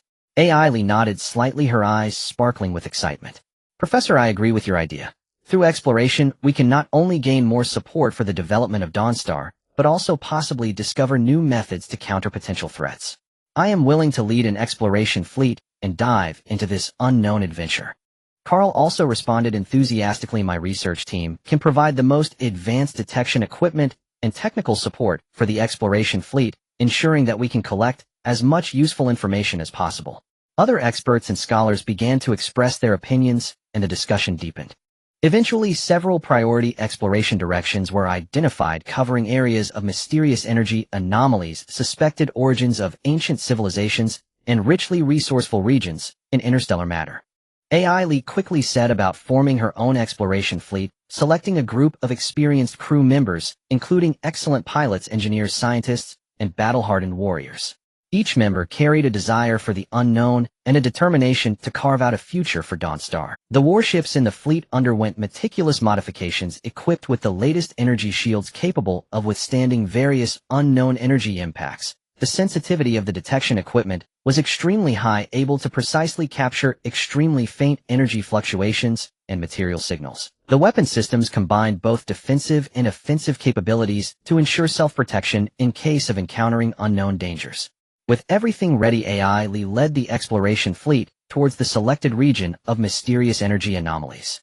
The fleet sailed smoothly through the stars, and through the portholes the crew gazed at the vast and boundless starry sky, filled with both anticipation and a hint of nervousness. Everyone stay alert. The unknown ahead may hide various surprises, but it may also pose unexpected dangers. Lee reminded each crew member through the communication channel, while she herself sat in the command cabin, closely monitoring the data feedback from the dashboard and detectors, leaving no detail of abnormality unexamined.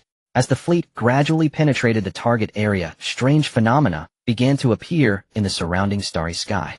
The originally stable starlight became flickering, with colorful energy streams occasionally streaking by, as if the universe had opened a mysterious light and shadow show in this area.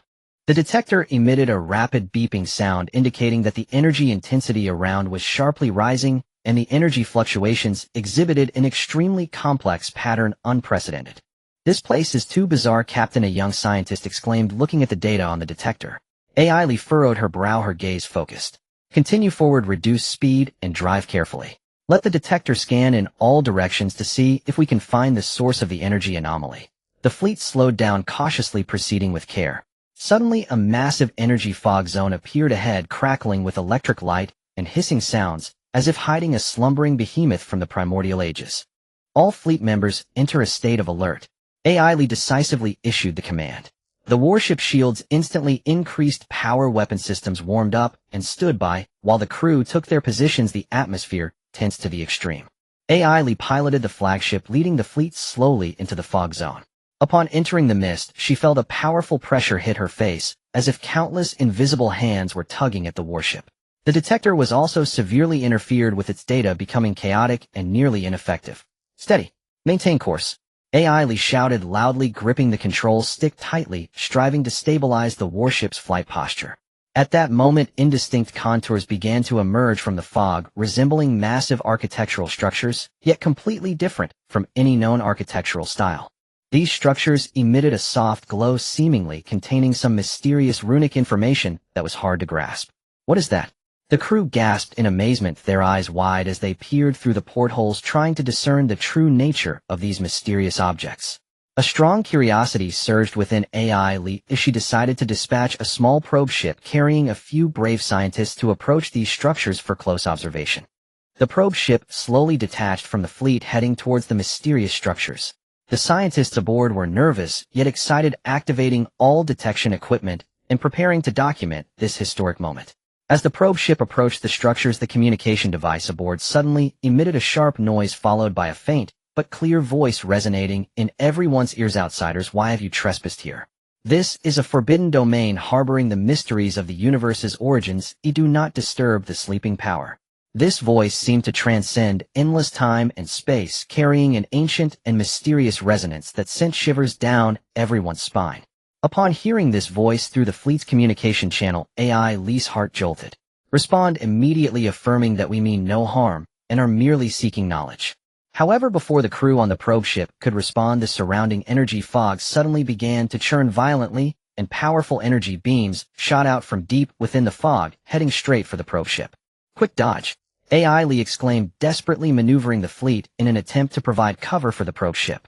The crew on the probe ship also frantically operated the controls, trying to evade the attack. But the energy beams moved too swiftly, and the probe ship was unable to evade in time, instantly struck by a beam.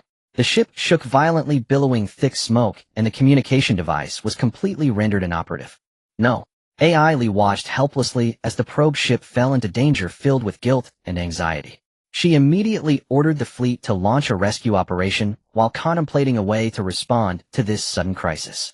This journey of exploration had barely begun when it encountered a significant setback, yet AI Lee and her fleet were not daunted by the difficulties. They understood that the path of exploring the universe is never smooth. Each challenge is an opportunity for growth, and every unknown is a gateway to truth. In this mysterious energy fog zone, they would continue to seek answers, bravely stepping into the depths of the universe. After the exploration vessel came under attack, AI Lee anxiously commanded the fleet to initiate a rescue operation. The warships quickly approached, activating their shields to maximum power, attempting to fend off the relentless energy beams raining down around them, carving a safe passage for the rescue efforts. Medical team, prepare. Engineering personnel, stand by. We must bring our comrades back from the exploration vessel. AI Lee shouted loudly over the communication channel, her voice tinged with urgency and resolve. One of the rescue ships in the fleet swiftly set out, racing toward the teetering exploration vessel under the cover of the warships. However, the attacks within the energy fog grew increasingly fierce, beams of light striking the rescue ship like raindrops, making their path forward fraught with difficulties. Deploy distraction flares and release smoke to confuse the enemy. The rescue ship's captain ordered decisively, attempting to utilize tactical means to escape the predicament. In an instant, a series of distraction flares shot out from both sides of the rescue ship, bursting into brilliant light in the air, while thick smoke billowed out, momentarily obscuring the surrounding view. Seizing the opportunity of this brief chaos, the rescue ship accelerated toward the exploration vessel. Upon nearing, it extended its mechanical arm, accurately grabbing the exploration vessel and firmly securing it to its hull. Successful capture. Returning to the fleet, the captain reported over the communication channel. AI Lee's taut nerves eased slightly, but she knew the crisis was far from over. At this moment, the fleet was still deeply entrenched in the energy fog, the detectors malfunctioning and communications intermittent, making it difficult to discern their direction. Everyone stay steady. We need to withdraw from the fog zone and formulate a new plan. AI Lee decisively commanded the fleet to slowly turn the ship around, attempting to retrace their path. However, the fog seemed to have a life of its own, constantly rolling and surging, blocking the fleet's retreat. The warship's engines struggled to operate within the fog, emitting a muffled roar, significantly reducing their speed. Captain, this isn't a viable solution. We need to find another way out. A seasoned crew member reminded anxiously. AI Lee gazed out at the chaotic fog, pondering for a moment before turning to the scientists in the fleet. Everyone think hard. Is there any way to utilize the energy within this fog, or to find a pattern in the energy fluctuations to guide us out? The scientists immediately sprang into action. In the chaotic cabin, they gathered around a makeshift control panel, their eyes fixed on the few instruments still functioning normally, fingers flying over the keyboard in search of a glimmer of hope among the disordered data. Captain, I've found that although the energy in the fog is complex, there is a brief period of relative stability every so often. Perhaps we can rush out during that time. A young scientist suddenly exclaimed, hope gleaming in his eyes. Hearing this, AI Lee's spirits lifted. Excellent. Keep a close watch on the energy fluctuations. Once the stable period arrives, the entire fleet will advance at full speed. In the anxious wait, finally the instruments indicated that the energy had entered a relatively stable phase. Now's the time set off. With a command from AI Lee, the fleet's engines roared as they surged forward at full speed. However, just as they were about to burst out of the fog, a massive energy barrier suddenly appeared ahead, resembling an invisible wall blocking the fleet's path. The runes on the barrier flickered, exuding a powerful sense of oppression, seemingly warning intruders not to approach easily. What in the world is that? The crew exclaimed in shock. AI Lee furrowed her brow, pondering for a moment before saying, "This barrier may have something to do with the guardian of this mysterious area. We cannot force our way through, we must find a way to break it." The fleet came to a halt, and the scientists once again immersed themselves in intense research. They discovered that the runes on the barrier were similar to those seen on the mysterious structures earlier, seemingly containing some ancient energy control code. "If we can decipher these runes, we might just find a way to deactivate the barrier," a senior scientist speculated. AI Lee immediately organized personnel to utilize the fleet's intelligent analysis equipment to scan and interpret the barrier's runes. Time ticked by, and the danger within the fog could strike at any moment again, yet everyone held their breath, focused on the daunting task at hand. Finally, after relentless efforts, the analysis equipment provided a possible sequence for breaking the runes. "Let's give it a try." AI Lee took a deep breath and issued the command.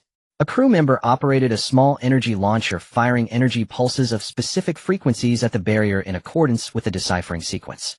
Everyone watched anxiously as the runes on the barrier flickered erratically, slowly dimming, until finally the barrier dissipated like a dream. "We did it." A cheer erupted from the fleet. AI Lee also revealed a relieved smile, but she knew that it was not the time to relax.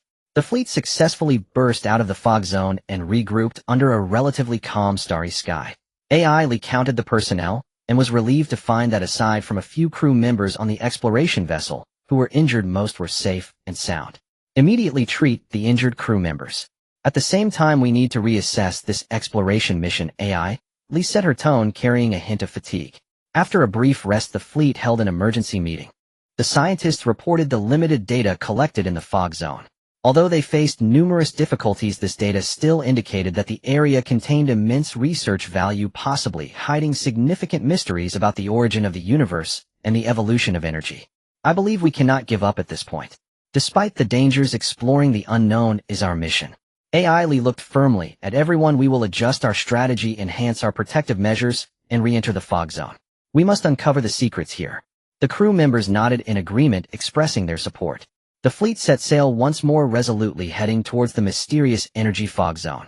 This time they were better prepared, carrying additional backup equipment, energy supplies, and improved detection instruments, determined to explore the essence of the universe in this mysterious area and pave new paths for the development of Dawnstar and even the entire universe. Ailey led the fleet once again into the mysterious energy mist zone. This time the shields of the warships gleamed with greater brilliance, and the weapon systems were on high alert, each crew member solemn, their eyes filled with determination and resolve. The fleet advanced cautiously through the mist, relying on previous experiences to avoid areas of intense energy fluctuations, proceeding slowly along a relatively stable path. After improvements, the detector, although still subject to some interference, could barely capture some vague signals guiding the fleet's direction. "Everyone stay alert and keep an eye on the surroundings," Ailey commanded from the command cabin, her gaze fixed on the instrument panel as she reminded all crew members through the communication channel. As they delved deeper, those mysterious structures once again came into view. They flickered in and out of the mist, their emitted glow increasingly enigmatic, as if telling ancient stories to intruders. Ailey decided to dispatch several small probe boats to approach the structures from different directions for more detailed observation. The probe boats slowly navigated towards the target, with the scientists on board fully focused on operating the instruments, documenting every minor discovery. This time, they were well prepared, carrying specialized equipment designed to analyze mysterious runes, hoping to extract key information from them. As the probe boat neared the structure, the equipment suddenly emitted a series of urgent beeping sounds, indicating it had detected a high-intensity energy reaction. "Quick check what's going on," the captain of the boat shouted anxiously. The scientists quickly adjusted the instruments and discovered that the runes on the surface of the structure were flashing at a peculiar frequency, seemingly interacting with the surrounding energy mist. They also noticed a small opening at the bottom of the structure from which a stream of extremely pure energy flowed out, distinctly different from the energy in the mist, appearing exceptionally gentle and stable. "This energy stream is unusual. It could be the key to unraveling the secrets here," one scientist exclaimed excitedly.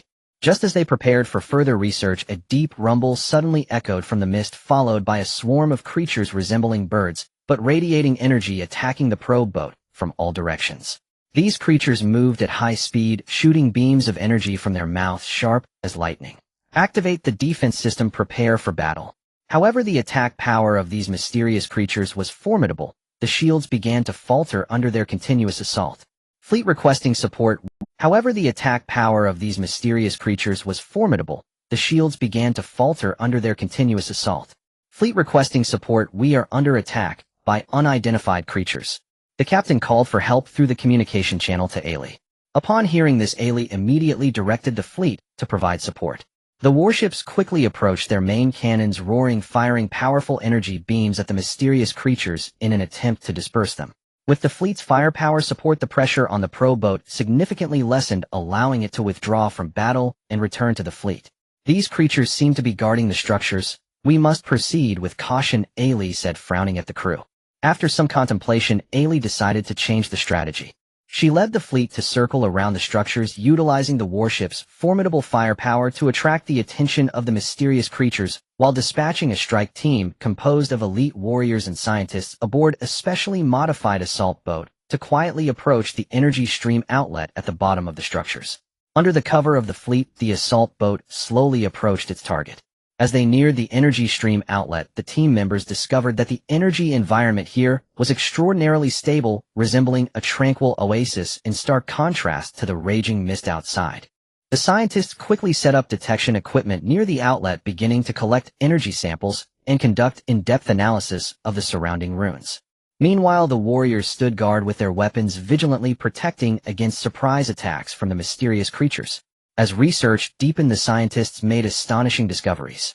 These runes appeared to be an ancient language of energy, recording key information from the dawn of the universe, including the origins of energy, its evolution, and how to utilize this energy to construct a stable cosmic order. The pure energy flowing from the outlet was the core force maintaining the stability of this mysterious area, containing endless potential. Once deciphered, it would bring revolutionary technological breakthroughs to the universe. Captain, we have discovered something extraordinary. The scientists excitedly reported through the communication channel to Ailey.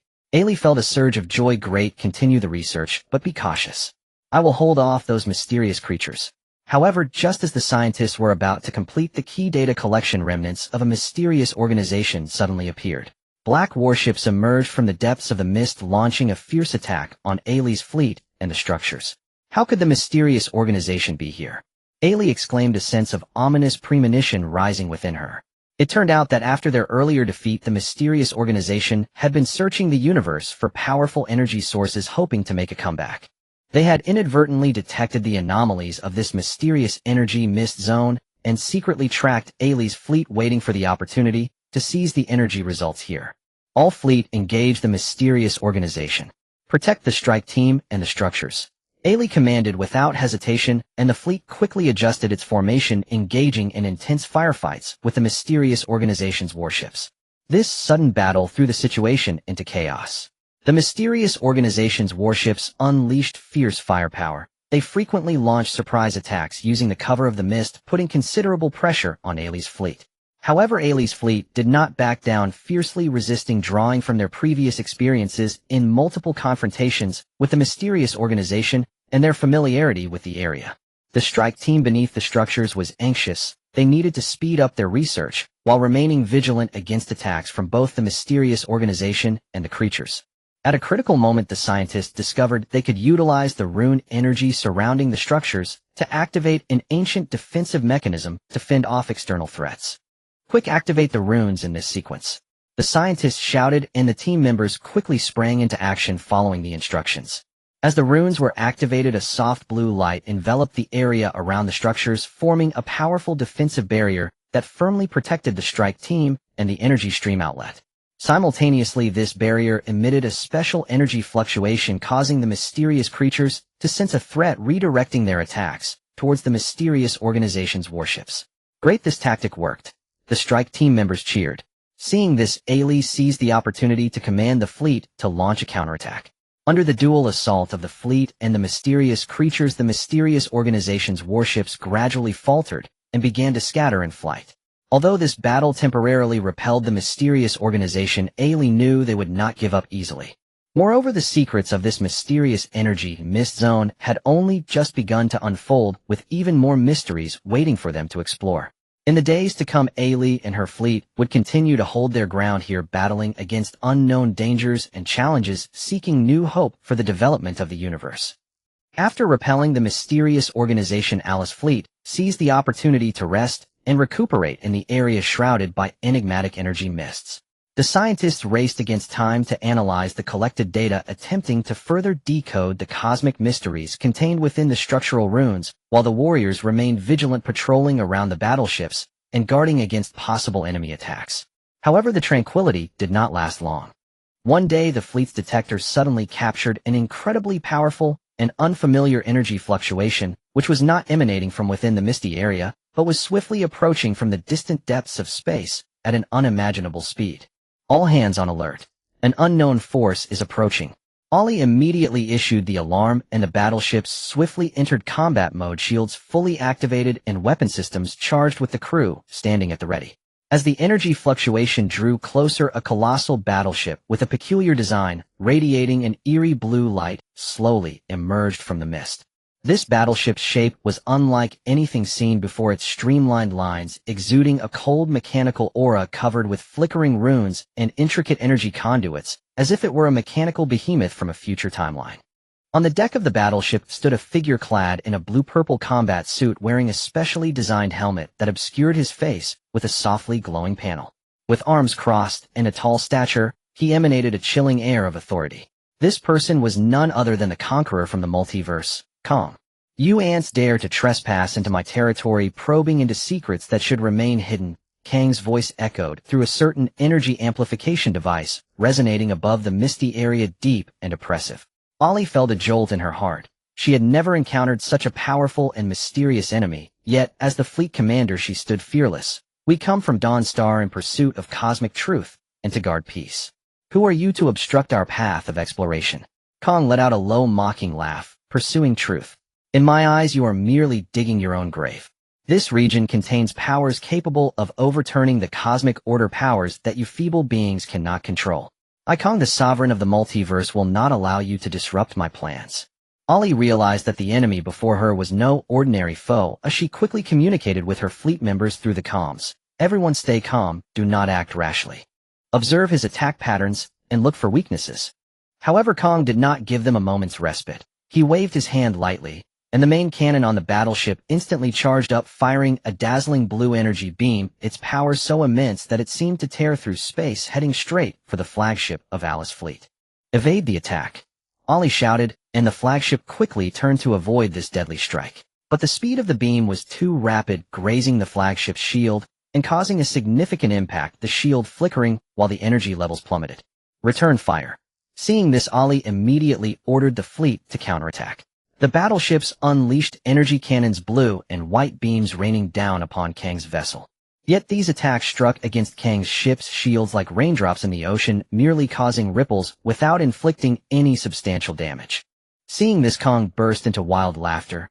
"Your attacks are too feeble. With such skills, you dare to challenge me." Ollie was frantic. She knew that conventional attacks would be ineffective and that she had to find another way. At that moment, she suddenly recalled the pure energy flow discovered beneath the structure and the ancient defense mechanisms. A thought sparked in her mind. "Fleet, follow my lead, approach the structure, and utilize the energy and defense mechanisms there." The fleet swiftly navigated toward the structure, and Kong seemed to sense their intentions, immediately commanding his battleship to pursue while continuously launching attacks. Amidst the gunfire, Alice Fleet struggled to approach the structure. The scientists quickly sprang into action, activating the runes, as before, attempting to harness the structure's power to fend off Kang's attacks. As the runes activated, the structure glimmered with blue light, forming a defensive barrier. Although Kang's attacks did not get fully repelled by the barrier, they were significantly weakened. Interesting. Kong frowned slightly, a hint of displeasure flashing in his eyes. He intensified the attacks from his battleship, while dispatching a group of mechanical puppets, agile and well-equipped, to attack the strike team and scientists stationed beneath the structure. The members of the strike team immediately armed themselves and engaged in a desperate battle with the mechanical puppets. With their tenacious fighting spirit and superb skills, they momentarily held off the puppet assault. However, the number of puppets was overwhelming, continuously pouring out from the battleship, and the situation grew increasingly dire. Upon seeing this, Ollie decided to take the initiative. She selected a group of elite warriors to board assault boats flanking from the side in an attempt to strike at the energy core of Kang's battleship, searching for a way to break the enemy's defenses. The assault boats stealthily advanced through the mist, using the structure as cover, gradually approaching their target. Upon nearing Kang's battleship, Ollie and her team spotted a device at the bottom of the ship pulsating with intense blue light, resembling an energy core. "That's the spot. Concentrate fire on that," Ollie shouted. The warriors raised their weapons and opened fire at the energy core. However, just as they were about to succeed, Kang suddenly detected their movements, instantly activating an invisible shield around the energy core, blocking all their attacks. "Your little tricks end here," Kang said coldly, then commanded the battleship to launch an even more ferocious attack, plunging Alice's fleet and strike team into a severe crisis. But Ollie did not give up, as she understood that retreating at this moment would not only waste their previous efforts, but also put the entire universe at greater risk. As she commanded the fleet to resist fiercely, she rapidly pondered countermeasures in her mind, trying to find a glimmer of hope from her previous combat experiences and the ancient knowledge contained within the structure, preparing to engage in a life-and-death struggle with this formidable foe, Kang from the multiverse. Ailey was acutely aware that the fleet had fallen into a dire predicament. Without decisive action, all would be doomed within this enigmatic mist of energy. Her gaze fixed unwaveringly on Kang's warship, her mind racing swiftly to uncover a strategy from the depths of her knowledge and experience. Suddenly, Ailey recalled ancient relic research on Dawnstar, where she had encountered the principle of frequency resonance. Through specific frequency energy fluctuations, it might be possible to interfere with or even dismantle highly sophisticated energy systems. Though merely theoretical and never tested in combat, there was no alternative now. "Fleet, heed my order, adjust weapon frequencies. Follow the data parameters I provide and attempt a resonance assault." Ailey promptly issued commands via communication channels, simultaneously transmitting the calculated frequency parameters to each warship. Though some crew harbored doubts, their trust in Ailey compelled them to execute without hesitation. The weapon systems aboard the warships began to hum, the frequency of energy beams gradually shifting as visible ripples of energy converged at the cannon muzzles. Kang noticed the anomaly in Ailey's fleet, but dismissed it to him. These were mere desperate tricks. Whatever tricks you play, death is inevitable. Ailey's fleet launched the initial attack. The energy beams adjusted to precise frequencies, fired in unison toward Kang's warship. When the first beam struck the ship's shields, there was no immediate reaction. However, as successive beams continued to hit, Kang's shield began to tremble violently, its surface rippling with strange undulations as if under immense strain. "How is this possible?" Kang frowned slightly, a flicker of surprise in his eyes. He increased the ship's energy output, attempting to stabilize the shield, but Ailey's fleet maintained an unrelenting barrage of resonance attacks, each wave stronger than the last. Meanwhile, beneath the structure, the assault team and mechanical puppets engaged in fierce combat. Though surrounded on all sides, the team stood back to back, coordinating skillfully and using terrain and weapons to resist tenaciously. A melee specialist wielded an energy saber, its blade flickering as each strike severed a mechanical arm of the puppets. Another adept in energy manipulation formed energy spheres, with both hands hurling them into the puppet cluster to trigger explosions that temporarily created a breach. "Hold fast, everyone. The captain will find a way to defeat this foe," the assault team leader shouted, rallying the troops. Under the persistent assault of Ailey's fleet, a fine crack finally appeared in Kang's warship shield. Ailey keenly detected this vulnerability. "Concentrate firepower, target the fissure." The warship's main cannon instantaneously focused all energy, a dazzling beam, piercing the crack like a sharp blade. With a tremendous explosion, Kang's shield shattered, fragments scattering like meteors. "Excellent, continue the assault." Ailey seized the momentum, ordering the fleet onward. Morale soared as firepower unleashed in full towards Kang's warship hull. Kang, furious and humiliated, had not expected these seemingly weak adversaries to breach his defenses. "You have thoroughly provoked me," he roared, activating the warship's backup energy systems. Blue lights surged around the vessel as several powerful energy cannons extended from both sides, preparing a deadly counterstrike. As the stalemate intensified, powerful energy glows suddenly flashed from the depths of the mist. Ships of varied shapes, yet equally formidable aura rushed forth, led by the Guardians of the Galaxy. "It looks like the party's heating up," We can't miss this, Star-Lord's voice crackled through the comms with his usual irreverence. Drax brandished his twin blades shouting, "Let's tear this would-be cosmic overlord to pieces." Gamora, agile and sharp, gripped her blade. "No time for talk, follow the plan." Groot strode steadily, murmuring, "I am Groot." Rocket Raccoon hoisted a heavy gun, jumping onto a rock. "Humph with us Guardians here, this guy's good days are over." It turned out the Guardians detected intense energy fluctuations in this region during their mission, deducing that Ailey's fleet might be in peril, and swiftly came to provide aid. The arrival of the Guardians instantly shifted the tide. With nimble piloting, they darted through the battlefield like phantoms, launching surprise assaults on Kang's warship from flanks and rear. Star-Lord piloted his ship deftly to evade Kang's attacks, sweeping the warship's energy cannon muzzles with machine guns to prevent firing. Drax leapt down and slashed fiercely at the hull, with his blade sparks flying. Gamora infiltrated stealthily to sabotage key control systems. Groot provided cover with his sturdy limbs while disrupting the energy conduits. Rocket set up a heavy gun at a distance, firing precisely to create openings for comrades. Caught in a pincer attack by both Ailey's fleet and the Guardians, Kang's ship suffered multiple damages, its assaults growing erratic and disorganized. Yet as a formidable being from the multiverse, Kang forcibly stabilized his warship, preparing a final strike intent on mutual destruction. Sensing Kang's intent, Ailey focused her mind, channeling the mysterious power originating from the crystal tower within her. Thrusting both hands forward, she unleashed a potent purifying beam toward Kang's warship. Simultaneously, the Guardians gathered every ounce of strength, maximizing their weapon system's energy to launch a final decisive charge.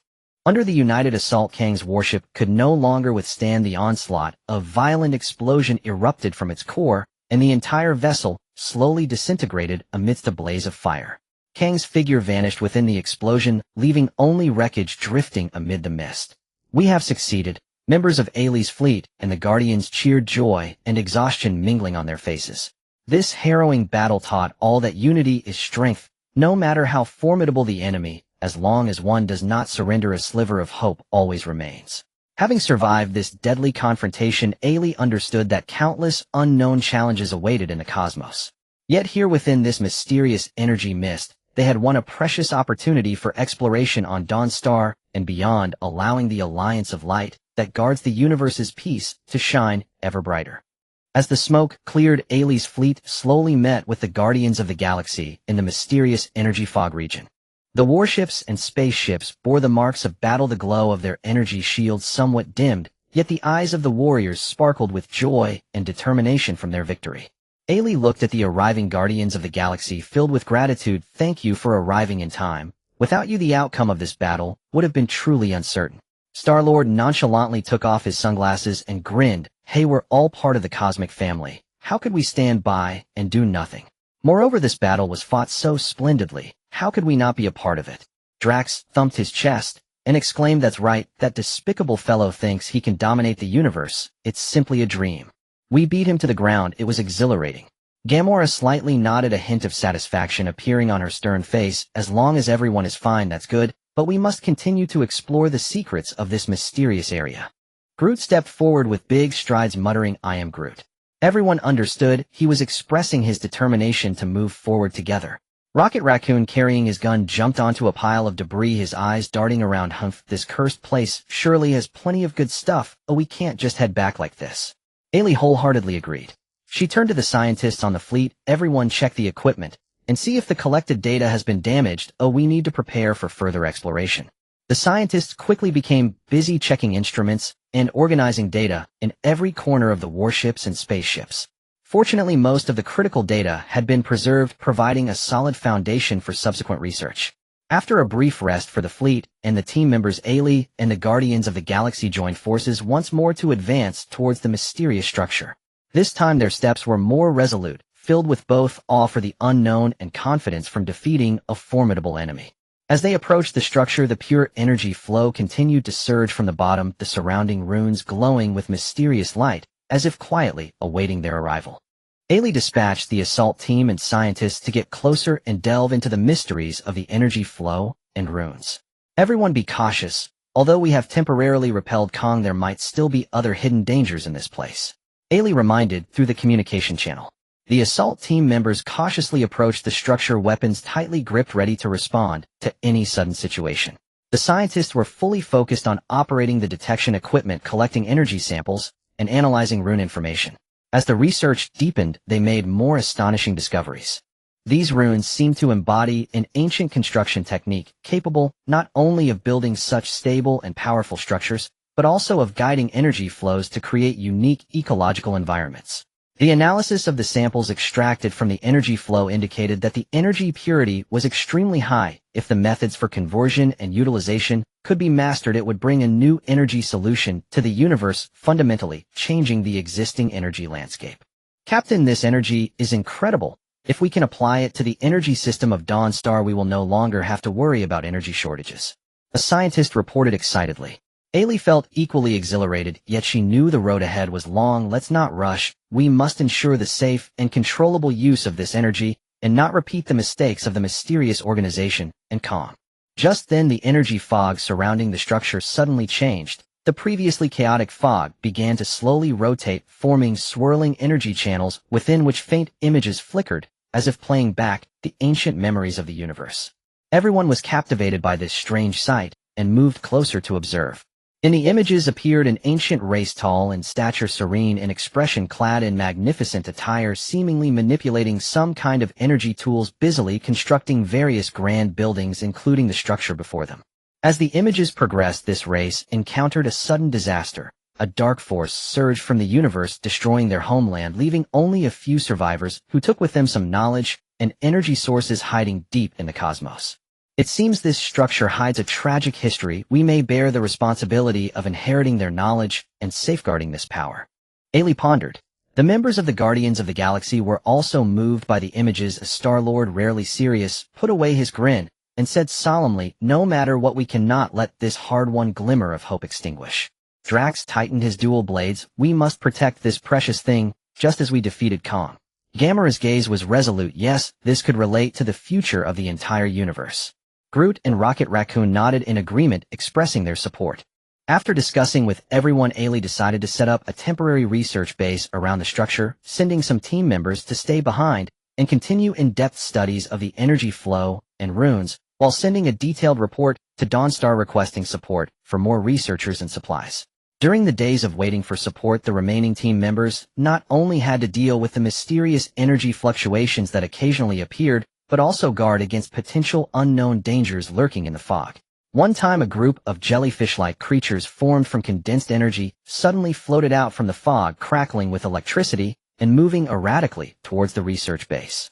"Open fire," commanded the assault team leader, and the team members quickly raised their weapons to shoot at the jellyfish-like creatures. However, ordinary energy weapons were ineffective against them. The beams passed through the creatures' bodies, causing only slight disturbances. At a critical moment, Ailey recalled the energy purification techniques she had learned in the Crystal Tower. She rushed to the scene, gathering the mysterious power of the Crystal Tower in her hands, and released a gentle purification beam. As the beam touched the jellyfish-like creatures, their rampant energy was instantly soothed, gradually dissipating into the air. Everyone, remember, when encountering such energy, creatures use purification power to respond. Ailey took the opportunity to share her experience with the team members. After several similar thrilling encounters, the team members gradually mastered the skills for survival and exploration in the fog region. With the continuous arrival of support from Dawnstar, the research work accelerated. The researchers brought more advanced experimental equipment, and combined with the previously collected data, they began attempting to construct a small energy conversion device, trying to convert the energy flow of the structure into usable energy. After countless failures and adjustments, finally the first prototype successfully started emitting a stable energy glow. "We did it!" Cheers erupted in the research base. This achievement not only brought hope to Dawnstar, but also opened a door to a new energy era for the entire universe. Ailey understood deeply that they had only taken the first step. There was still a vast amount of work to be done to promote and refine this technology, ensuring its safe benefits for the universe. But at this moment, looking at the shining energy glow, she firmly believed that as long as everyone united as one and inherited the exploration spirit of their predecessors, the universe would surely welcome an even brighter tomorrow. After achieving a significant breakthrough in the mysterious energy mist zone, AI Lee and the Guardians of the Galaxy set off on their return journey carrying precious data, a prototype of the energy conversion device, and a heart full of hope. The fleet and ships moved in formation with the escorting warships vigilantly scanning their surroundings, shields activated to guard against potential dangers. Along the way, AI Lee and her team shared their discoveries and insights from this exploration over the communication channel. Star-Lord spoke animatedly about the thrilling moments during the battle, gesturing animatedly as he recounted how he deftly piloted the ship to evade Kang's attacks, eliciting laughter from the others. Drax chimed in from time to time, emphasizing his fierce bravery when wielding his twin blades against foes, his exuberance seemingly bursting through the screen. Gamora calmly analyzed the knowledge contained within the runes of the mysterious structures, offering insights on future research. Directions, Groot occasionally exclaimed, "I am Groot," perfectly conveying his feelings. Rocket Raccoon, cradling his prized gun, muttered about how to improve their weapons for the next unknown crisis. Listening to her companions, AI Lee smiled, yet a sense of unease lingered in her heart. The universe appeared to have returned to calm, but having weathered many storms, she knew that tranquility often masked turbulent undercurrents. As expected, when the fleet approached the star system of Dawn, Star the Detector suddenly emitted a strange distortion appeared in the interstellar space ahead as a thick black mist spread rapidly like the breath of a demon blocking their path. All hands on alert. This mist is suspicious. AI Lee immediately raised her voice, issuing commands over the communication channel. The warships swiftly switched to battle mode, weapon systems charging, and the crew took their positions, the previously relaxed atmosphere vanishing in an instant. As the mist closed in, sinister black warships with menacing designs emerged slowly from within their hulls, flickering with eerie dark red lights, the hallmark of a mysterious organization. The emblem at the bow, a twisted symbol emanating a dark aura, felt like a curse, sending chills down their spines. "Damn it, how are these guys still haunting us?" Rocket Raccoon cursed, shouldering his gun and aiming forward, his eyes ablaze with fury. "It seems they want to seize our achievements again. We cannot let them succeed." Gamora tightened her grip on her blade, standing poised at the ship's door, ready to spring into action at any. AI Lee's expression turned grave as she quickly devised a battle plan. Through the fleet's communications, the escort team will carry out a flanking attack to disrupt their formation. The fleet will maintain a tight formation and engage heat-in, concentrating fire on their command ship. Remember, protect the energy conversion device. It concerns the future of the universe. The two sides rushed closer, and battle was imminent. The warships of the mysterious organization opened fire, first beams of dark energy shooting forth like black lightning, slicing through interstellar space towards AI Lee's fleet. The shields of AI Lee's fleet activated just in time, the energy radiance shimmering as it blocked most of the attacks, yet some beams penetrated the shields, striking the warship's hull and causing explosions with flames and metal debris scattering across the starry sky. "Counterattack!" AI Lee shouted as the main cannons of the fleet roared in unison, blue and white energy beams surging towards the mysterious organization's fleet like a tidal wave.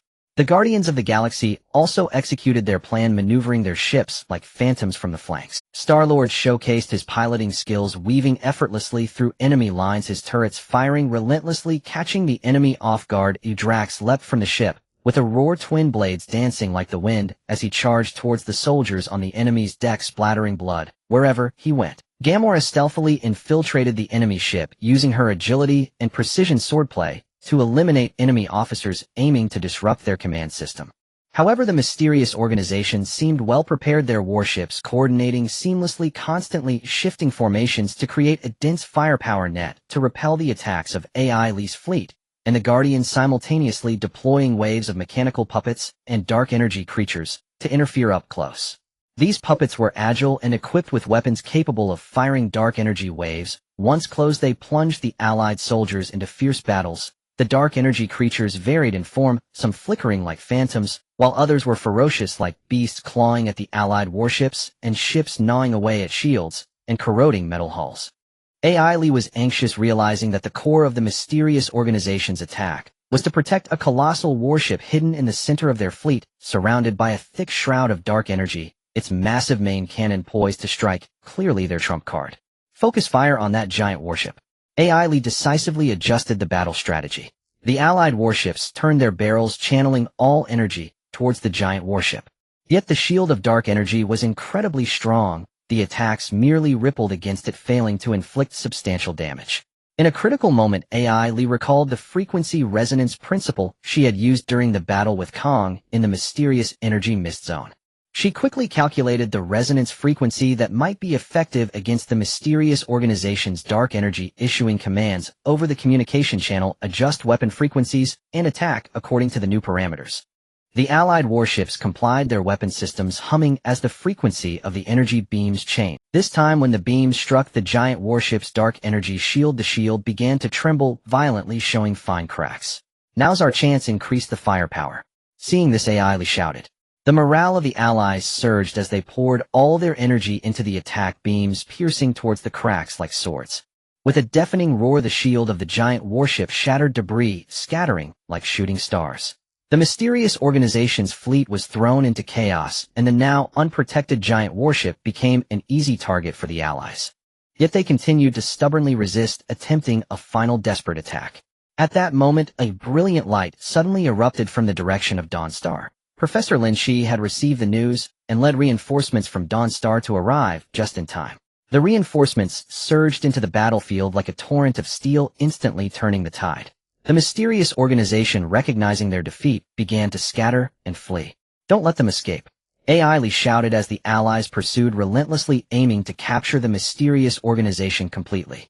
With everyone's concerted efforts in pursuit, the remnants of the mysterious organization were thoroughly eradicated, and the black mist gradually dissipated, restoring clarity to the interstellar space. AI Lee gazed at the retreating enemy shadows, filled with emotions. This journey home had been fraught with challenges, yet each trial had brought them closer together, fortifying their resolve to protect the peace of the universe. She knew that countless unknowns awaited them in the future, but as long as they moved forward hand in hand, nothing could obstruct their path. With the fruits of victory and unwavering determination, the fleet and the Guardians sailed slowly towards Dawnstar, where cheers from the people and new missions awaited them. The fleet returned triumphantly with the Galactic Guardians, and Dawnstar erupted in fervor. The interstellar port was bustling with people who held flowers and handmade colorful flags, their cheers crashing like surging waves echoing into the sky. Children excitedly rode on the shoulders of adults, their eyes wide open, eager to catch a glimpse of their heroes. The elderly were teary-eyed, murmuring prayers of gratitude for the return of peace. Eli looked at this passionate scene, her heart filled with warmth and pride. She knew that this glory did not belong to any single individual, but was forged collectively by all the soldiers, researchers, and everyone who had strived to protect the universe. Professor Lynch stepped forward briskly, firmly grasping Ella's hand, his eyes glistening with moisture. "You have all worked hard." This exploration not only brought a beacon of hope to Dawnstar, but also paved new pathways for the future of the universe. "You are the true heroes."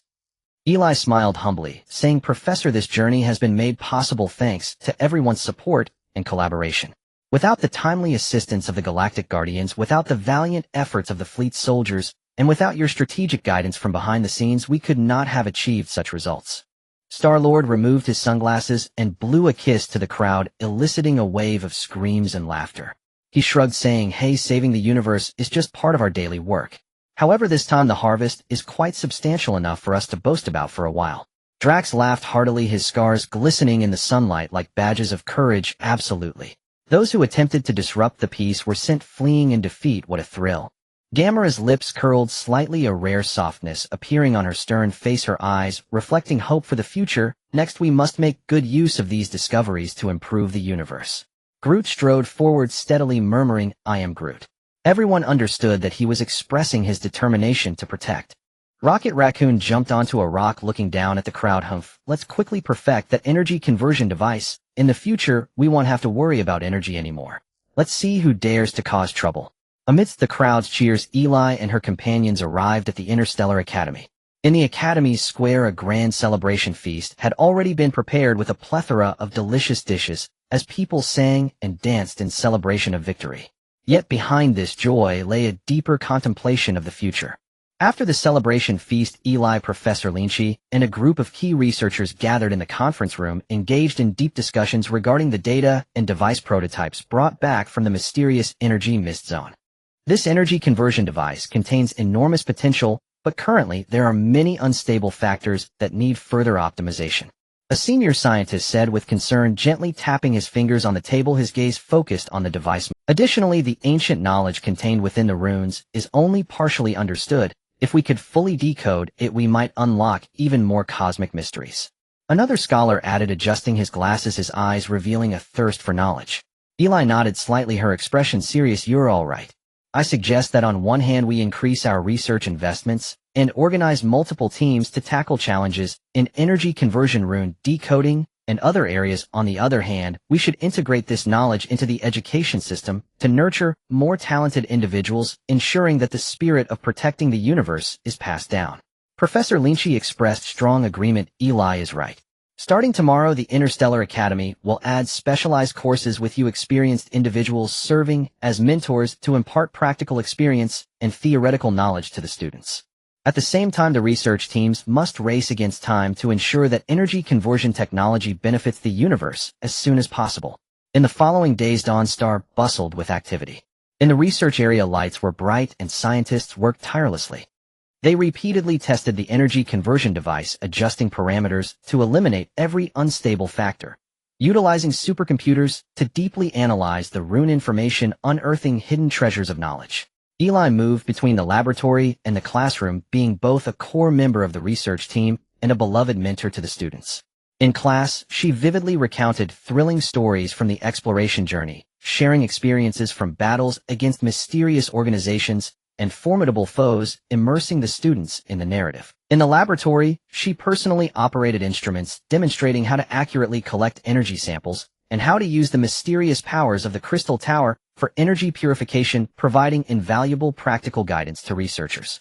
Students, what you hold in your hands is not just knowledge, but the responsibility to protect the universe. In the future, when a crisis arises again, it will require you to step forward. Eli stood at the podium, her gaze firm as she looked at the eager eyes in the audience, speaking earnestly. The students listened intently, frequently raising their hands to ask questions, creating an extraordinarily lively atmosphere in the classroom. In the practical training field, they operated new equipment, simulating battle scenarios against mysterious organizations, flexibly applying their knowledge and continually enhancing their practical skills. Meanwhile, Dawnstar strengthened its communication and cooperation with surrounding planets. The regularly held Interstellar Technology Summit attracted representatives from many planets to participate, sharing the latest research achievements and discussing the grand plans for cosmic development. The United Defense Forces also expanded and upgraded, equipping warships with new weapons developed based on the principles of mysterious structures, significantly increasing their power. Soldiers underwent more systematic training, markedly improving their combat quality.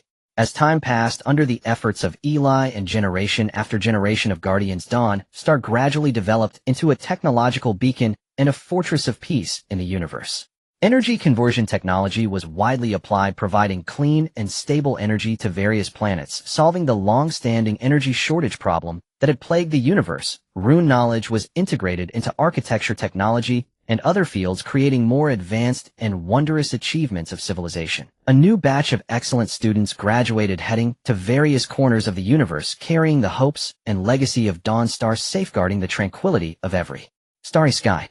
And that distant, mysterious energy mist zone structure still stood quietly, emanating a soft glow, witnessing the changes of the universe. It seemed like a silent mentor waiting for a fated person to explore its secrets once more, injecting new strength into the protection of cosmic peace. Whenever new students graduated, Eli would lead them to the Crystal Tower to hold a solemn inheritance ceremony, allowing each person to personally feel the weighty trust from the ancient race, ensuring that the spirit of protecting the universe would be passed down through generations, never ceasing. As the Dawnstar flourished and the universe welcomed a long-awaited peace, a mysterious undercurrent quietly surged through the cosmos. One day, Ai Lee was in the laboratory of the Star Academy, working with her research team to conduct the final optimization and adjustments of the energy conversion device. Suddenly, an ancient detector in the laboratory, assembled from various mysterious relics and previously used to detect faint and enigmatic energy signals in the universe, let out a series of urgent and weak beeping sounds. Ai Lee's heart tightened. She knew the characteristics of this detector well. It would only react in such a manner when it captured extremely special and rare energy fluctuations. She quickly set down the instrument in her hand and hurried to the detector, her gaze fixed on the flickering data on the screen. The frequency of this energy fluctuation is unprecedented. A senior scientist beside her furrowed his brow, his eyes filled with confusion and vigilance. After a moment of contemplation, AI Lee commanded, "Immediately conduct comprehensive tracking and localization of this energy fluctuation and notify Professor Lynch. The situation may be changing." The news spread quickly and the entire Dawn Star entered a state of alert. Professor Lynch rushed over, looking at the data on the detector with a grave expression. "This is no ordinary phenomenon. AI Lee, take an elite squad and investigate the situation. Be extremely cautious. We are unaware of what lies behind this." AI Lee accepted the order and selected several capable assistants, including Carl, along with a number of battle-hardened warriors. They boarded a specially modified high-speed reconnaissance ship, speeding towards the source of the energy fluctuation.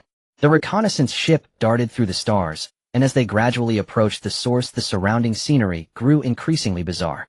The once brilliant starry sky dimmed as if obscured by an invisible force, only allowing faint halos of light to penetrate through. Meanwhile, the intensity of that mysterious energy fluctuation grew stronger, like invisible ripples battering the shields of the reconnaissance ship. "Everyone stay alert and prepare for any sudden changes." AI Lee reminded her team through the communication channel, while she herself sat in the cockpit gripping the control stick tightly, her gaze focused on the path ahead. When the reconnaissance ship reached its destination, everyone was stunned by the scene before them. A vast expanse of interstellar ruins appeared, within which floated massive planetary debris, their surfaces marred by grotesque cracks, as if narrating the tale of their devastating obliteration. In the center of the ruins stood a gigantic portal emanating a ghostly glow. The runes on the portal flickered their brightness, pulsating rhythmically, marking the source of that mysterious energy fluctuation. "What is this place? Where does this portal lead to?" Carl murmured to himself. AI Lee did not respond. Her gaze was captivated by the runes on the portal. These runes bore some resemblance to the ones they had seen on the structures within the mysterious energy fog zone, yet were more ancient and complex, as if containing deeper cosmic mysteries. "I have a strong feeling that this portal conceals significant secrets, perhaps related to the origins of the universe and the rise and fall of ancient races," AI Lee said slowly, her eyes sparkling with the light of exploration. Just as everyone prepared to approach the portal for further observation, a swarm of mysterious mechanical beings surged forth from the shadows of the ruins. These beings varied in shape. Some crawled like spiders with multiple legs, while others circled the air like birds. They were composed of a dark metallic substance, their surfaces shimmering with eerie energy patterns, and their eyes emitted a faint red light, exuding a chilling hostility.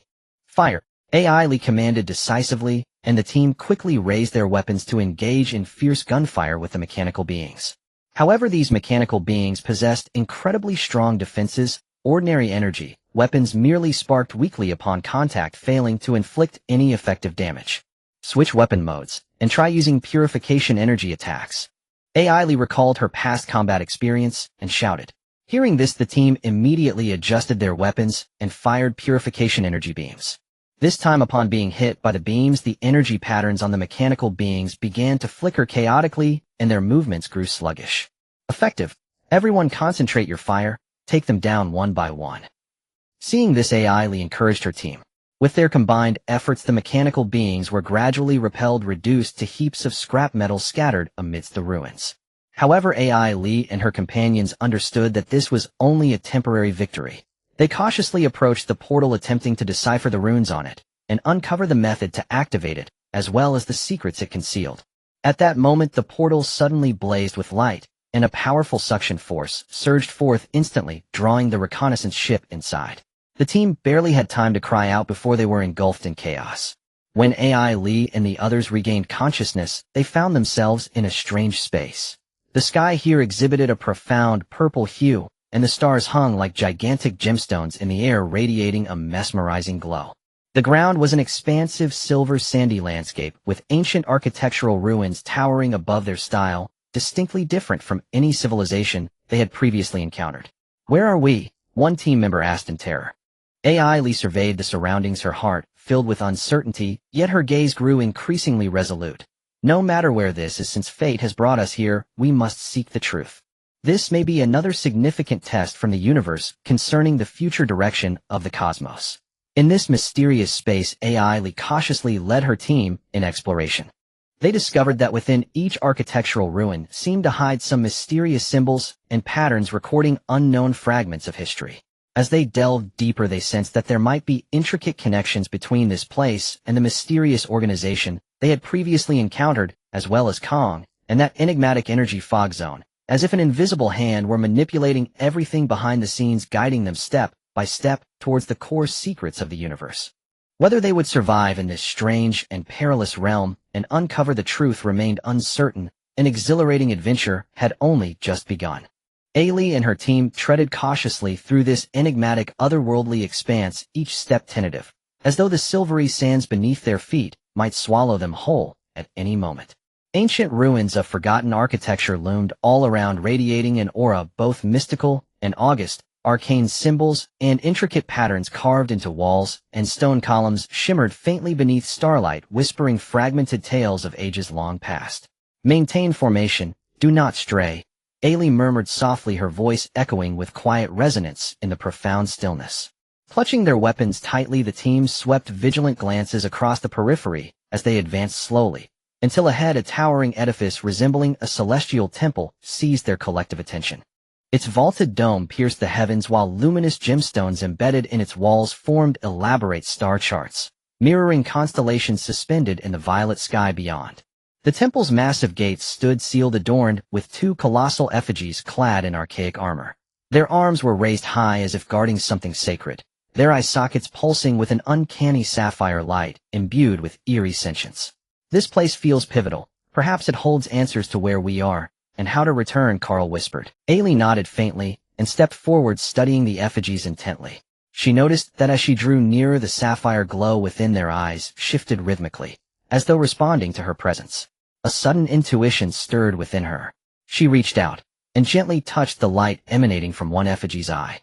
The instant her fingertip made contact, the entire temple trembled violently, and the great gates groaned open, releasing a breath of primordial mystery.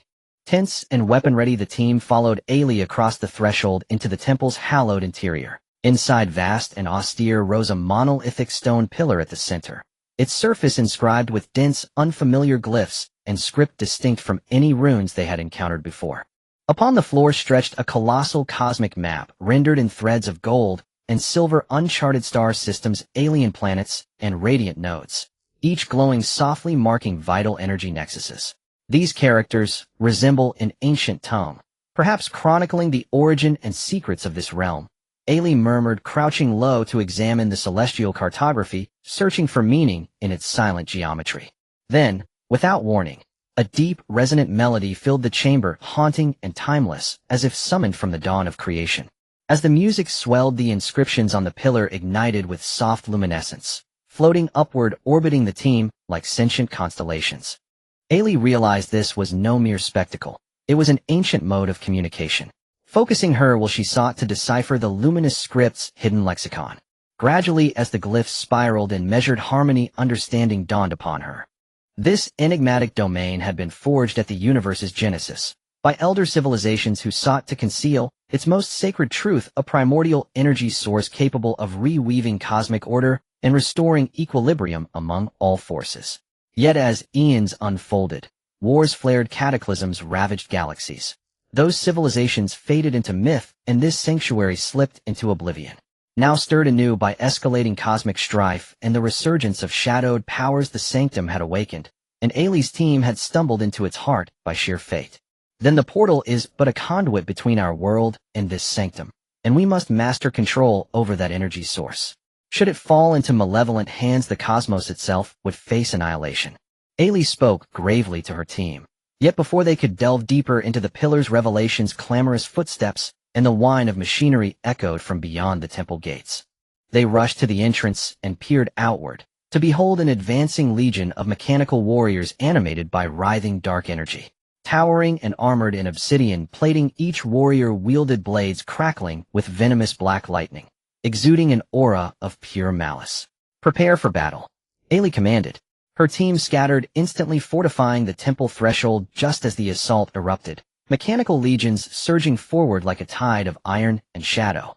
Though they fought valiantly, the enemy's numbers and ferocity strained their defense, cracks widening in their line. "We cannot hold. We must break through their encirclement." Desperate, Ailey scanned the terrain, then spotted a narrow side passage, its far end vanishing into a cluster of distant structures. Hope flickered. Perhaps salvation lay there.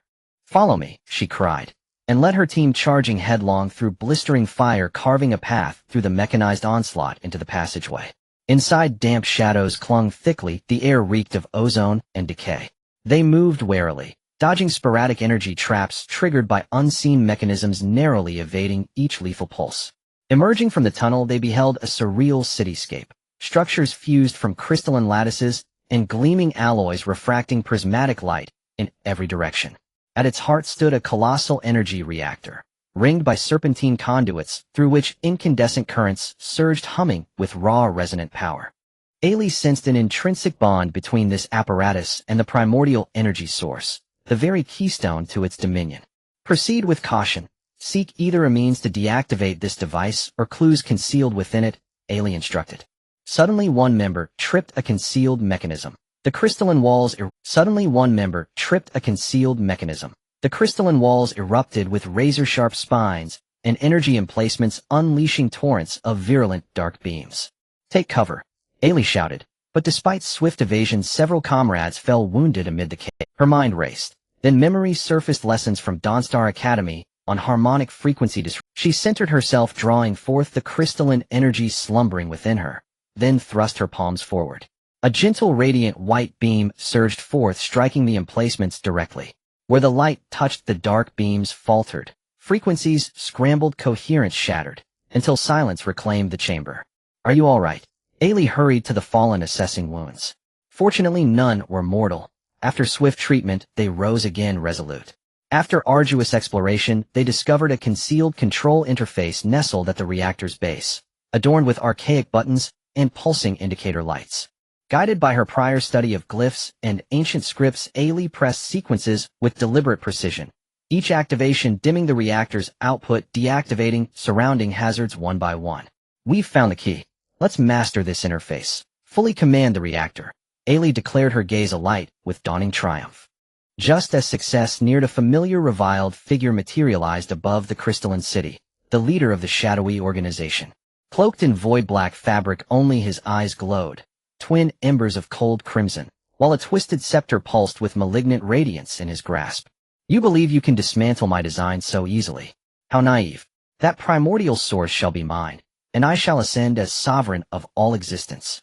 His voice rasped like infernal thunder. Unflinching, Ailey stepped forth. "Today marks your reckoning. We will never allow you to unleash ruin upon the cosmos." With that, she and her team launched a coordinated assault, the clash igniting into a maelstrom of light and shadow. Empowered by the crystal tower's resonance, Ailey matched the leader blow for blow, yet his mastery of darkness drove them relentlessly backward, each wave of corrupted energy threatening to shatter their resolve. In that crucible of crisis, Ailey recalled the Pillar's revelation: only when courage, unwavering devotion to cosmic stewardship, and the crystal tower's pure energy converged, could true counterbalance be forged against absolute darkness. She closed her eyes, breathed deeply, and banished all doubt, anchoring herself wholly in purpose. Instantly, the crystalline energy within her surged like a tidal crescendo, her palms blazing with incandescent light, charged with valor and sacred guardianship. "Perish," she cried, and unleashed a searing beam of purification, sharp as divine judgment, piercing straight through the leader's chest. He shrieked. His scepter clattered to the ground as he crumpled lifelessly. With his fall, the ambient darkness dissolved like mist at dawn, and the reactor ceased its ominous hum. Crisis averted, sanctuary secured. Ailey and her team now held dominion over the realm's heart. Above, the first pale light of dawn spilled across the alien horizon, gilding the perilous landscape with quiet hope. Ailey knew they had drawn nearer than ever to unveiling the universe's deepest secret, and every trial endured, every victory won now fortified their vow to safeguard existence itself. With purpose renewed, they prepared to seek passage home, to Dawnstar, and share this revelation, uniting all in defense of the cosmos' future.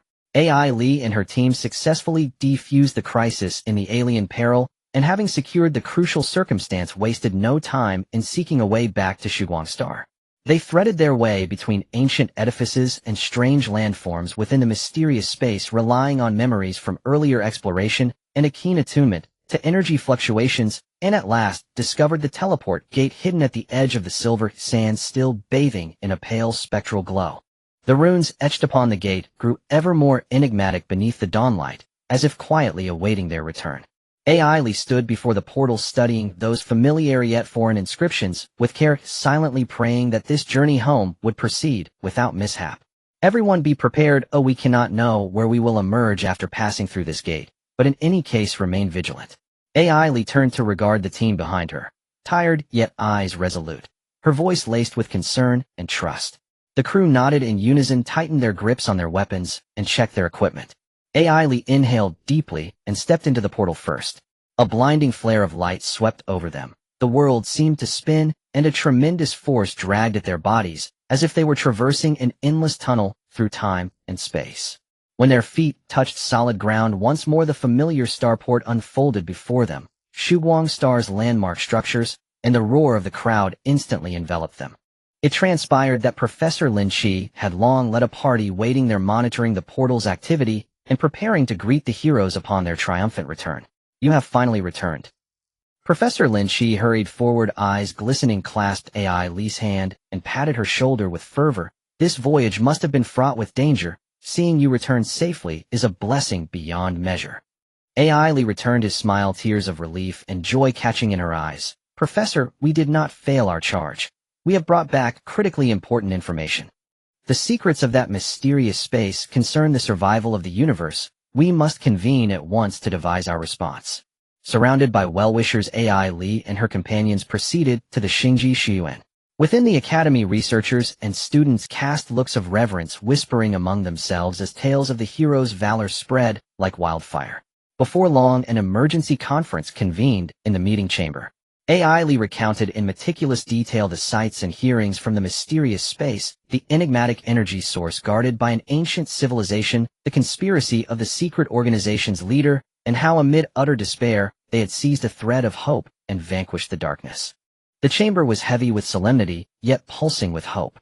After AI Lee's account, the assembly fell into deep contemplation until Professor Lin Shi broke the silence. This mysterious energy source is both a peril and an opportunity.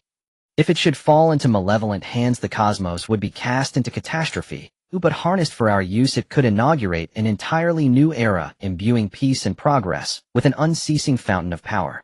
A senior scientist pushed up his glasses and added, from AI Lee's description of the energy reaction furnace, its principles are intimately linked with our existing energy technologies. Perhaps we can draw upon the ancient civilization's wisdom and, fused with our own research, further refine methods of energy conversion and utilization. AI Lee inclined her head in assent. Moreover, the rune's architectural designs, even the combat techniques within that mysterious space, hold immense value. We should assemble dedicated teams to investigate them, thoroughly integrate these discoveries into education and research, and cultivate more individuals capable of safeguarding the universe. After the meeting, Shugwang Star sprang into action. On one front, research teams building upon the data AI Lee and her comrades returned with threw themselves fully into the study of the mysterious energy source. They constructed simulated environments to attempt to replicate the workings of the energy reaction furnace and to decipher the codes governing its control. Supercomputers were deployed to deconstruct the runes in depth and mine the scientific principles concealed within. On another front, the Xingji Shuyuan instituted a suite of new courses with AI Lee and her team serving as principal instructors. In the classrooms, they vividly narrated the alien expedition, shared hard-earned combat experience against the secret organization and strange creatures, and taught methods for interpreting ancient runes and applying specialized energy techniques. The students listened, spellbound, eyes alight with a thirst for knowledge and dreams of the future. They understood the weight of the duty before them.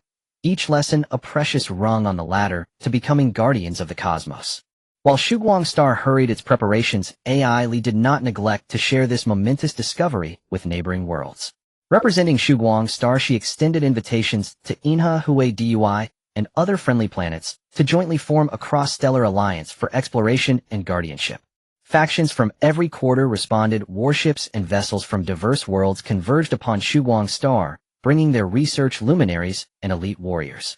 Inha Hue Dui presented its familiar swagger, Xingjue wearing sunglasses and a rakish smile. Hey, another big operation. We should ride Shugwang Star's coattails. Who knows what cosmic treasures we might unearth.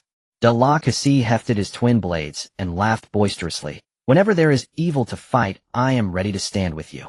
Let those who would undermine cosmic peace tremble. Ka-mo law blade in hand, and lithe in motion wore a stern, resolute expression. We must stand united to secure the mysterious energy source. This is a matter that will shape the universe's future. Galute strode with measured steps murmuring, "Washur Galute," a simple phrase that nonetheless conveyed his unwavering support. Hua Jian Huanxiong hoisted a heavy cannon, leapt upon a rock, and surveyed the assembly from above. Humph. Now that so many formidable figures have joined, and we bring high-technology armaments, no foe will dare make a move. With the alliance formed, they set forth once more. This time their objectives were clear: to probe the mysterious energy source, master its arcana, guard against the secret organization and other latent threats, and preserve the universe's peace and prosperity. The fleet surged grandly through interstellar space, shields scintillating and weapons primed. Each warrior carried a reverent awe of the unknown and an unshakable faith in victory. As their exploration deepened, the veil shrouding the energy source was gradually lifted. They discovered that this force could not only furnish unimaginably clean energy, but could also repair ravaged planetary ecologies, amplify beings' mental resilience, and manifest many other wondrous effects. In an experiment upon a war-scarred, desolate world, the mysterious source emitted a gentle radiance. Where it touched, ruins revitalized, and vegetation returned, and faces once drained of hope broke into smiles of renewed promise. Yet the road of discovery was not without peril. Though the secret organization had been grievously struck, its remnants still lurked in shadow, launching sporadic raids to seize results of the research. Factions from unknown interstellar regions, alerted by the rumors of the energy source, also stirred, eager to claim a share. Confronted with mounting dangers, the Alliance forces refused to waver. Drawing upon hard-won combat experience, advanced technology, and unbreakable solidarity, they repelled assault after assault and averted disaster time and again. In a fierce encounter, the Alliance fleet and the secret organization's armada met suddenly within a drifting cloud of stellar dust. Using the dust as cover, the enemy launched surprise strikes. For a time, dark energy beams crisscrossed the void, and Alliance ship shields bore the brunt of the onslaught. AI Lee remained composed under pressure. She quickly ordered the fleet to reconfigure formations, and exploiting coordinated volleys tore open the enemy's defenses. Inha Hue Dui displayed agile maneuvering. Xingjua piloting like a flash to disrupt enemy command. Udala Kusi and Ka-mo La struck at enemy vessels with ferocious close combat prowess. Galute wielded his stout branch to shield allies, while channeling his innate mysterious power to disrupt enemy energy transmissions. Hua Jian Huanxiong delivered precise shots aimed at the adversary's vital points.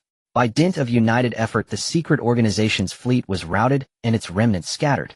This victory not only bolstered the Alliance's morale, but also bought precious time to continue probing the mysterious energy source. In the days that followed, as research into the energy source deepened, the cosmos entered a new phase of development. Planets harnessed this miraculous force to achieve technological leaps, and ecological restoration, and the standard of living for countless peoples rose dramatically. Shuguang Star, as the fulcrum of exploration and guardianship, won renown afar, drawing aspiring youth from across worlds to study and to join the Guardianship Alliance. AI Lee gazed upon the flourishing panorama, her heart swelling with emotion. From the first interstellar crisis to the present ascent toward peace, the path had been strewn with hardship, yet it was the courage, wisdom, and unity of every soul that forged the brilliance they now beheld. She understood that the universe's road ahead remained long, that the energy source's potential was far from fully realized, and latent threats still lingered, but so long as they walked together, and the conviction to protect cosmic peace endured, the vast heavens would forever gleam with the light of hope. The universe, nourished by a mysterious source of energy, enjoyed a rare period of peace and prosperity. Each planet flourished with frequent trade between the stars and ever-growing exchanges of technology and culture. The Dawn Star became a beacon of hope in the universe, continuously delivering knowledge, technology, and protective power to all corners. Ailey busily darted between classrooms and laboratories at the Interstellar Academy. She was both a revered mentor to young students, generously imparting her practical experiences and arcane knowledge of exploring the universe, and a core strategist within the research team dedicated to unearthing the potential value of the mysterious energy source and promoting its safe applications in various fields. However, beneath the calm surface, dark currents surged. One day, as Ailey was engrossed in an experiment focused on the fine control of the mysterious energy source, the alarm in the laboratory abruptly blared without warning. Her heart raced, and her gaze swiftly scanned the monitoring screen only to see the interstellar monitoring system capturing a series of anomalous energy fluctuations. These fluctuations exhibited a familiar, yet unfamiliar pattern, strikingly similar to the dark energy characteristics once employed by a mysterious organization, yet exuding a deeper, more sinister aura. "This is impossible," Ailey murmured to herself, a sense of foreboding washing over her. She immediately set down the instrument in her hands and reported through the communication channel to Professor Lynch. "Professor, the monitoring system has detected anomalous energy fluctuations likely indicating new movements from the remnants of the mysterious organization, and the situation appears more dire than before." Professor Linky's voice quickly came through, steady yet tinged with gravity. "I noticed it too, Ailey. Gather the Galactic Guardians and the core members of the Alliance immediately. We must convene at the command center and swiftly devise a response strategy." Ailey took her orders and quickly reached out to all parties. Before long, the Galactic Guardians arrived first, still embodying their distinctive appearance. Star-Lord removed his sunglasses, unusually serious. "It seems trouble has found us again. We can't let those guys succeed this time." Drax gripped his twin blades tightly, muscles tense, his eyes ablaze with battle intent. "No matter what tricks they pull, I will cut them to pieces." Gamera, agile and poised with her blade, coldly stated, "Stay vigilant, do not let your guard down." Groot followed behind with steady strides, muttering, "I am Groot." Rocket Raccoon hefted his large gun, jumping atop a rock, looking down at everyone, and asserting, "Humph, we are the strongest alliance in the universe. What is there to fear? Let's quickly discuss how to deal with them." Soon after, representatives from various planets of the Alliance arrived at the command center, gathering around the massive holographic star map, their expressions serious as they gazed at the coordinates flashing in red, marking the areas of anomalous energy fluctuations. Professor Lynch spoke first. "Based on the intelligence we currently possess, remnants of the mysterious organization seem to be gathering in an abandoned star system at the edge of the universe, and they are conducting some large-scale dark energy ritual. We must destroy their base before they complete the ritual and prevent an unknown disaster from occurring." Ailey nodded slightly, adding, "From the intensity and complexity of the energy fluctuations, they likely utilized some form of external dark power or have distorted the mysterious energy source. The enemy we face may far exceed our previous understanding." After a heated discussion, the Alliance quickly formulated a battle plan. Led by Ailey, the Dawnstar fleet would act as the vanguard, leveraging their understanding of the mysterious energy and their superb combat skills to strike at the core of the mysterious organization's base. The Galactic Guardians would maneuver from the flank, using their agility to disrupt the enemy's support and defense deployments. Fleets from other planets would form a perimeter to prevent enemy escape and stand ready to provide fire support. The fleet set sail, charging towards the edge of the universe like a torrent of steel. The atmosphere was tense, almost suffocating. As they approached the abandoned star system, the sight before them left everyone gasping. The base of the mysterious organization was built upon the remains of a massive dark star, surrounded by a thick, almost tangible dark energy shield. The shield flickered with strange runes resembling a barrier from hell, blocking all intruders. Inside the base, towering energy towers stood tall, their peaks gathering black energy beams that shot into the sky, and at the convergence of these beams a massive dark vortex was slowly taking shape, emitting a chilling aura that consumed all surrounding light and matter. "What kind of evil is this?" Rocket Raccoon exclaimed, his eyes wide in shock, unable to refrain from cursing. Ailey's expression turned grave. "No matter what it is, we must destroy it as soon as possible. All fleets prepare to attack." The Vanguard fleet fired first, their main cannons roaring blue and white energy beams surged towards the dark shield like a tidal wave. However, when the beams struck the shield, they were absorbed as if they were mere whispers, creating only faint ripples before vanishing without a trace. "This won't do, the shield is too sturdy. Conventional attacks are completely ineffective." Ailey was frantic, beads of sweat dotting her forehead. At that moment, the Galactic Guardians cut in from the flank, attempting to find a weak point in the shield. Star-Lord piloted the ship with the speed of lightning, skillfully evading the enemy's defensive fire, using the ship's turret to sweep the shield's edge. Drax seized the moment, leaping from the ship and striking at the shield with his blades, sparking a shower of flames. Gamera, with her blade in hand, agilely maneuvered to the back of the shield, searching for a gap in the energy transmission lines. Groot provided cover for his teammates with his sturdy branches while releasing his own mysterious power, attempting to disrupt the energy frequency of the shield. Thanks to the efforts of the Galactic Guardians, the dark shield finally showed a hint of fluctuation. Ailey keenly caught this weakness now.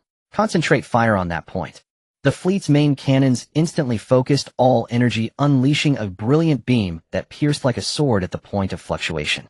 With a tremendous roar, the shield shattered debris, flying like shooting stars. However, the mysterious organization would not easily concede. They quickly dispatched wave after wave of mechanical puppets and mutated creatures controlled by dark energy charging towards the coalition.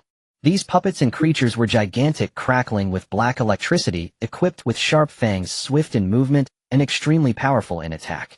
The coalition soldiers showed no fear, engaging in a desperate battle with the enemy. Ailey harnessed the mysterious power of the crystal tower, gathering her hands to form a purifying beam. Wherever it touched, the dark energy creatures let out agonizing howls, their movements slowing down. The Galactic Guardians showcased their skills, Star-Lord skillfully piloting in the air to create attacking opportunities for his teammates. Udrax swung his blades like the wind, blood splattering. Gamora precisely harvested the lives of enemies. Groot protected his comrades with his body, mumbling, "I am Groot." In the fierce battle, the coalition gradually closed in on the core of the mysterious organization's base. However, just as they were about to succeed, the leader of the mysterious organization reappeared. He was enveloped in a deeper, more sinister black cloak, revealing only a pair of eyes glowing with a cold, blood-red light, wielding a twisted staff that pulsed with a chilling light at its gem. "Do you think you can stop me? Too naive. Today is your doomsday. I will reshape the universe with this dark power and immerse it forever in my rule." His voice was low and hoarse, echoing like a roar from hell across the battlefield. Ailey stood fearless, stepping forward. "You madman, we will never let you succeed.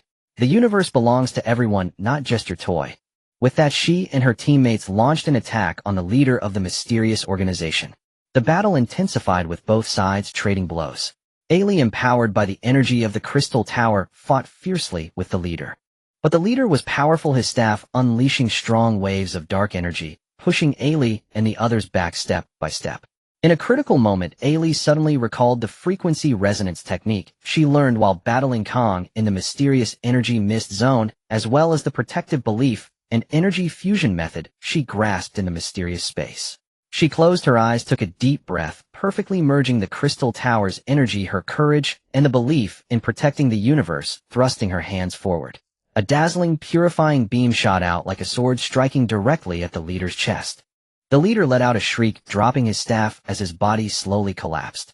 With his fall, the dark energy within the base rapidly dissipated, and the mechanical puppets and mutated creatures lost control, collapsing to the ground.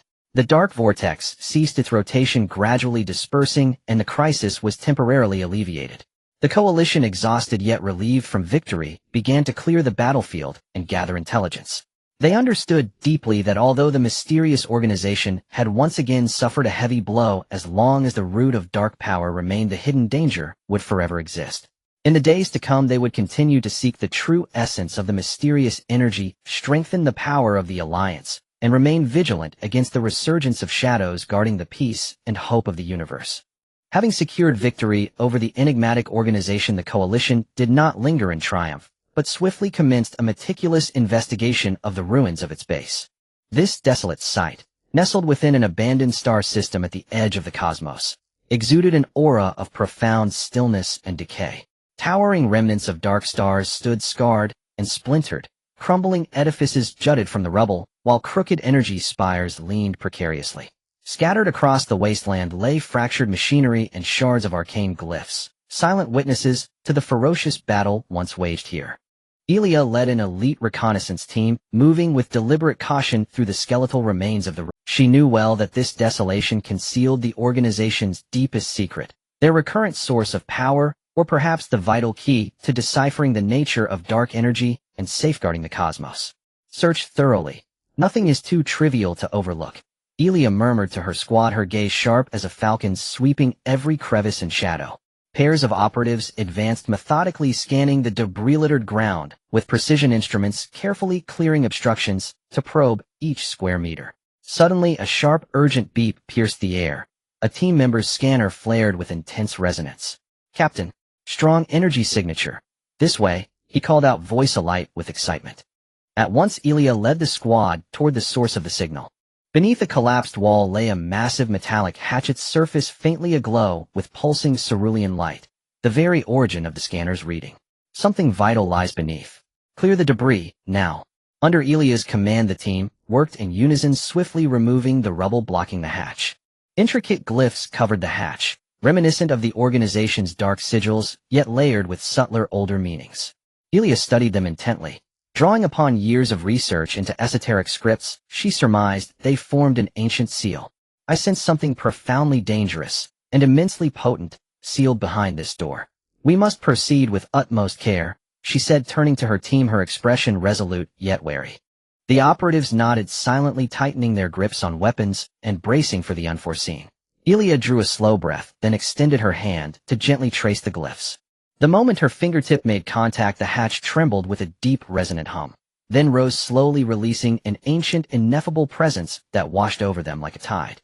They entered cautiously. A vast subterranean chamber revealed itself, its walls embedded with luminous crystals that bathed the space in soft, steady radiance. At the chamber's heart stood a colossal stone dais upon which rested a translucent crystal orb, its interior swirling with iridescent energy, as if holding the twin mysteries of cosmic genesis and dissolution. "What is this?" one operative whispered, awe trembling in his voice. Ilia approached the dais, her eyes locked upon the orb as though drawn by an invisible force. She felt it instantly. The orb's energy resonated with the enigmatic source they had long pursued, yet it was purer, more primordial, untainted by corruption. As she gazed deeper, the orb blazed with sudden brilliance, projecting vivid spectral images into the visions unfolded the dawn of creation, ancient races dwelling in harmony, united in cosmic exploration, wielding pristine energy to forge miracles beyond imagination. Yet as eons passed, greed and desire festered within some, driving them to monopolize that sacred energy, igniting a cataclysmic war that ravaged the heavens. In the war's aftermath, the pure energy was fragmented and sealed away across the cosmos, to shield it from malevolent hands. Somehow the enigmatic organization had uncovered fragments of those seals, and now sought to shatter them, all seizing dominion over a power capable of unmaking reality itself. So that is the truth. Ilia breathed softly, clarity flooding her mind. This orb is the linchpin, not only a chronicle of cosmic history, but a compass guiding us to the remaining seals. It is our only hope to thwart their apocalyptic design. Her words galvanized the team. With reverent care they encased the orb and prepared to carry it from the chamber. Then, deep within the chamber, a chilling hollow laugh echoed. From the shadows coalesced spectral entities forged from writhing dark energy. Their forms flickered like smoke. Crimson eyes burned with malice and shrieks tore from their mouths as they surged forward. "Open fire," Ilia commanded without hesitation. The operatives raised their weapons and unleashed volleys of searing energy. But conventional beams passed harmlessly through the phantoms, stirring only faint ripples in their obsidian substance, leaving them unscathed. "Switch to purifying energy." Ilia recalled past engagements and shouted the order. Instantly the team recalibrated their armaments and fired streams of radiant cleansing light. This time the beams ignited the darkness clinging to the entities, eliciting agonized howls and slowing their advance as their forms began to fray. "Focus fire, take them down one by one." Encouraged by Ilia's cry, the team pressed their assault. One by one the specters unraveled, dissolving into wisps of acrid black smoke. With the chamber secured, Ilia and her team withdrew swiftly, bearing the orb back to the coalition awaiting them amid the ruins. There Ilia recounted the orb's revelations and their findings in full detail to Professor Lynch and the Galactic Guardians. "Our mission is far from over," Lynch declared, his face grave. "We must locate and reinforce the remaining seals before the organization strikes again." "The cosmos never grants us peace," Star-Lord sighed, shrugging helplessly. "No sooner do we win one war than another beckons. But no matter, we are the Galactic Guardians. No challenge stands beyond our reach." Drax roared, brandishing his twin blades. "Wherever they hide, I will find them, and I will cleave them apart." Gamera, poised and lethal blade gleaming in her grip, spoke coolly, "Time is scarce. We must formulate a precise operational plan, guided by the orb's revelations." Groot strode forward with quiet certainty, uttering his solemn vow, "I am Groot." All understood. Their steadfast ally stood ready. Rocket Raccoon leapt onto a boulder, rifle slung across his back, surveying the assembly with sharp-eyed pragmatism. "This time, we bring heavier ordnance. Those sealed sites will be treacherous, no room for error." Guided by the orb's celestial cartography, the coalition pinpointed the approximate coordinates of the next seal. They re-equipped, replenished supplies, and launched once more into the unknown. carrying renewed purpose bound for the heart of the void. En route, Elia immersed herself in the orb's encoded knowledge, seeking deeper insight into the seal's locations and the means to protect these reservoirs of primordial cosmic power. Each warrior carried unwavering conviction, for peace, for balance, for the future of existence itself. They knew the trials ahead would test their resolve to its limits. As their fleet receded into the star-strewn expanse, the ruins faded behind them, while ahead destiny stirred anew. The Coalition fleet navigated through the vast universe for several days, guided by the direction indicated by the crystal ball. Along the way, the stars twinkled, seemingly illuminating their path forward, while silently watching over this team burdened with a great responsibility. As they approached their destination, the crew discovered a strange nebula ahead. This nebula was colorful, yet exuded a chilling aura that kept people at bay. It resembled a natural barrier slowly rotating and completely obscuring the planets behind it. The detector indicated that the energy within the nebula was chaotic, with various dangerous energy flows intertwining. A moment's carelessness could lead the fleet to severe damage. This nebula looks daunting. Everyone stay alert. Ellie reminded all crew members through the communication channel seated in the command cabin, her eyes fixed on the dashboard, her brow furrowed. Star-Lord piloted the ship closer to Ellie's flagship, joking, "Hey, the more dangerous the place, the more likely it hides treasures, right? We love challenges like this." Despite his relaxed tone, the focus in his eyes betrayed his inner. Drax gripped his dual blades tightly, muscles tensed, and shouted, "Who cares about the nebula? As long as there are traces of the mysterious organization inside, I'll charge in and wipe them out." Gamora stood at the ship's door, her physique strong, and coldly replied, "Don't act recklessly, follow the plan. There are certainly many traps hidden in this nebula. We must proceed cautiously." Groot walked with steady steps, muttering, "I am Groot," as if reassuring everyone. Rocket Raccoon hoisted a large gun, jumping onto a rock, gazing at the nebula, mumbling, "I hope this trip doesn't damage my precious gun. We need to be careful entering." The Coalition fleet cautiously entered the nebula. As soon as they did, the warships began to shake violently, the energy shield being struck by the energy flows flickering erratically. Crew members busily worked at their stations, striving to stabilize the warship's navigation and adjust the shield parameters to resist external interference. "Steady. Maintain formation," Ellie shouted, her voice echoing in the shaking cabin. As they delved deeper into the nebula, the sights before them grew increasingly bizarre. Enormous meteors swept up by the energy flows darted around like uncontrolled beasts. Lightning-like energy beams occasionally shot out from the darkness, striking the warship's shield and sparking dazzling flashes. There were also strange energy whirlpools resembling black holes in the universe, exuding powerful suction, attempting to devour the fleet. "This hellish place is more dangerous than I imagined," a crew member exclaimed, beads of sweat covering his forehead. Ellie was anxious. She monitored the overall status of the fleet, while paying attention to the data feedback from the detector, trying to find a relatively safe passage. Suddenly, she spotted a region with relatively weak energy fluctuations, like a flaw in the nebula. "Fleet, listen up. Proceed towards coordinates X27, Y15. That might be the breakthrough." Ellie decisively issued the order. The fleet struggled to turn and slowly advanced in the specified direction. In this chaotic nebula, every meter forward was exceptionally arduous, but with their tenacious will and superb piloting skills, they finally broke through the nebula and arrived at a relatively calm starry sky. However, before anyone could breathe a sigh of relief, a mysterious planet appeared before them. Its surface was shrouded in a layer of pale purple mist, within which electric arcs flickered faintly, revealing an ancient and mysterious aura. The planet was covered in peculiar landscapes, towering mountains winding like giant dragons, vast canyons that seemed bottomless, and the remnants of what appeared to be ancient ruins scattered throughout. "This must be the sealed place." Guided by the crystal ball, Ellie whispered, her eyes revealing awe and anticipation. The Coalition fleet slowly landed on the planet, dispatching multiple reconnaissance teams to search in different directions. Ellie led a small team towards the most magnificent-looking ruin. Along the way, they cautiously avoided energy traps on the ground, some of which were spikes hidden in the grass, ready to shoot powerful energy beams. When triggered, others were whirlpools that suddenly appeared on the ground, capable of sucking people underground instantly. As they approached the ruins, they found the grand entrance tightly closed, covered with intricate runes. These runes resonated with those seen earlier in the ruins of the mysterious organization's base, yet there were subtle differences. Ellie stepped forward to closely examine the runes, attempting to decipher their meanings. These runes seemed to tell an ancient legend about the origin of this planet and the power of the seal.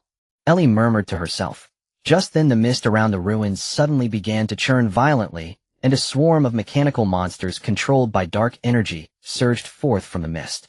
These monsters were massive, some had sharp claws capable of easily tearing through metal, while others spewed black energy flames from their mouths, scorching the ground wherever they went. "Open fire!" Ellie shouted, and the team members quickly raised their weapons to engage in fierce combat with the mechanical monsters. However, these monsters had extremely strong defenses. Ordinary energy weapons hitting them felt like mere tickles, failing to inflict any effective damage. "Switch to purification energy weapons." Seeing this, Ellie quickly ordered. The team members immediately changed their weapons and fired purification energy beams. This time, when the beams struck the mechanical monsters, the dark energy on them began to dissipate, and their movements slowed down. "Concentrate fire and target their vital points," Ellie commanded. Team members aimed at the monsters' heads and hearts, unleashing their full firepower. Under the combined efforts, the mechanical monsters were gradually pushed back, turning into heaps of scrap metal scattered across the ground. After repelling the mechanical monsters, Ellie continued to study the runes on the entrance of the ruins. After much effort, she finally found a way to open the door. Following the instructions of the runes, she placed the crystal ball into a groove in front of the door, and the crystal ball immediately emitted a dazzling light, which shot towards the door, causing the runes to glow as well. With a deep rumbling sound, the door slowly opened, and an ancient and powerful aura rushed towards them. The group cautiously entered the ruins, discovering a vast hall inside. In the center of the hall stood a gigantic statue holding a sword that shimmered with light, its tip pointing downwards, as if sealing something. Surrounding the statue were intricate energy runes that constantly flickered with light, maintaining the power. "This is the core of the sealed place," Ellie said softly, her eyes filled with reverence. Just then, remnants of the mysterious organization's forces suddenly appeared. They were hiding in the shadows of the hall, seizing the opportunity, while the coalition members were distracted by the statue, to launch a surprise attack. In an instant, dark energy beams crisscrossed, and the coalition soldiers found themselves in a fierce battle. Ellie remained calm under pressure, quickly directing her team to counterattack. Harnessing the mysterious power of the crystal tower, she gathered a powerful purification beam with both hands and shot it towards the enemy's concentrated area, causing the enemy to howl in pain and fall to the ground. The Guardians of the Galaxy also showcased their unique skills. Star-Lord piloted the ship in low flight within the hall, using the ship's cannons to spray fire on the enemies. Drax leaped down from the ship, with a roar, his dual blades swirling like the wind, charging directly at the enemy. Gamora wielded her blade, moving gracefully through the enemy ranks like a specter, accurately harvesting enemy lives. Groot provided cover for his teammates with sturdy branches while unleashing his own power to disrupt the enemy's energy transmission. Rocket Raccoon set up his gun from a distance, shooting accurately to create opportunities for his teammates. With everyone working together in fierce combat, the remnants of the mysterious organization's forces were completely eradicated. However, Ellie knew that this was only a temporary victory. There were more sealed places to protect and more dark forces to eliminate. She walked up to the statue, gazing at the shining sword, her heart filled with emotions. This sword symbolized the power of guardianship, just like the coalition soldiers willing to go to any lengths for the peace of the universe. She silently vowed to continue this light of guardianship, ensuring that the universe would forever be free from the threat of darkness. The coalition left the mysterious planet with the fruits of their victory. They knew the road ahead was still long, with countless challenges awaiting them, but as long as they had light in their hearts and unity in spirit, nothing could impede their forward march. As the fleet gradually moved away, the mysterious planet was once again enveloped in pale purple mist, waiting for the next destined visitor to arrive. After departing the mysterious planet, the Allied fleet pressed onward, following the crystal orb's guidance, in search of other possible sites of sealing. Throughout the voyage, everyone was absorbed in dissecting the previous engagement and debating new tactics. The atmosphere was grave yet charged with determination. Ailey sat in the command cabin, eyes fixed on the star chart, contemplating the next course of action. She knew all too well that each clash with the Shimizuji only made them more cunning and formidable, and that the challenges ahead would surely grow harsher. Stay sharp, everyone. The Shimizuji will not relent easily. Be prepared for any sudden eventuality, Ailey announced over the comms, her voice steady and resolute. Xingjue maintained his cavalier air and replied on the channel. Hey, don't worry, Captain. With the Inha Huedui on watch, even if the Shimizuji were to summon their ancestors, we could still beat them senseless. Though his words were jocular, the determination in his eyes matched that of the others. Delicacy slammed his palm down on a table and roared, "Exactly. I wish those scoundrels would come back. I'd relish the chance to take a few more swings. Next time they meet me, they'll learn my twin blades are not to be trifled with." Camola shot Delicacy a cool glance and said calmly, "Don't just boast. Conserve your strength, there's still a long way to go. We must refine our weapons and improve our coordination based on what we learned from the last battle." Geluda nodded silently at the side, murmuring, "Was sure, Geluda." The others understood this as his quiet show of support. Huojian Huanxiong cradled his heavy gun and checked the ammunition, grumbling, I need to tweak my baby some more. Next time the enemy tastes her wrath, they'll know better." Yet fate often delights in stirring storms where there seems to be calm. As the fleet traversed a dense field of interstellar dust, the sensors suddenly began to scream. Ailey's chest tightened, her gaze swept to the displays where countless unidentified craft were converging on the fleet from all directions. They were needle-like and blindingly swift, their hulls streaked with an eerie red luminance that radiated menace. "All hands, battle stations. Unidentified hostiles incoming." Ailey sounded the alarm. The warships snapped into combat posture, shields flared, weapon systems spun to life, and the crew braced for conflict. The craft closed in at terrifying speed, but as they entered striking range, they scattered with uncanny precision and launched their assault from multiple vectors. Dark energy beams rained down like a lethal shower. The Allied fleet's shields groaned under the sudden deluge, their glow faltering. "Return fire!" Ailey cried, and the fleet's main batteries thundered as blue-white energy torrents surged toward the foe. The Inha Huedui would not be outdone. Xingjue cut through the enemy lines in his ship like lightning, his craft's gatlings spitting lead to astonish the attackers. Delicacy leapt from his vessel, twin blades whirling in a deadly storm that drenched the field in blood where he struck. Camola moved with ghostly grace, cutting through enemy ranks to target commanders with lethal precision. Geluda used his vast frame to shield comrades, intoning, "Was sure, Geluda." Huojian Huanxiong hauled his cannon onto a rock and looked down upon the fray, sneering, "Humph, watch me turn these scoundrels into sieves." But the enemy's volleys came in ruthless succession, granting the Allied fleet no respite. They seemed uncannily familiar with Allied tactics, deftly avoiding concentrated fire and inflicting grievous losses on the fleet. One warship's shields collapsed under the onslaught, a beam struck its hull, and erupted into inferno, forcing the crew to abandon ship. "This cannot continue. We must find a way to break their encirclement." Ailey's anxiety flared, sweat darkened her brow as she maneuvered to evade incoming fire while scrutinizing enemy formations for a weakness. Suddenly, she spotted a command node at the enemy's rear, a brilliance more intense than the rest, continuously emitting directive signals. Ailey seized the opportunity and ordered, "Concentrate fire on the enemy's rear command node. That's their keystone." The Allied ships swung their batteries, funneling all available energy toward the target. Beams and projectiles struck the node, but it was sheathed in a potent shield that only rippled under impact, sustaining no tangible damage. In that anxious moment, Ailey recalled how they had once pierced an energy barrier within a mysterious mist. She quickly calculated a likely resonant frequency and transmitted, "Adjust weapon frequencies. Use the new parameters." The Allied vessels obeyed, their weapon systems hummed as the energy beams shifted frequency. This time, when the beams struck the command node's shield, it began to convulse violently, strange ripples crawling across its surface as though it strained under unbearable pressure. "Keep firing," Ailey ordered, and the fleet, emboldened, unleashed a torrent of fire. At last, with a thunderous detonation, the command node's shield shattered, shards scattering like meteors. Deprived of its nexus, the enemy's assaults dissolved into chaotic skirmishes, and their combat effectiveness plummeted.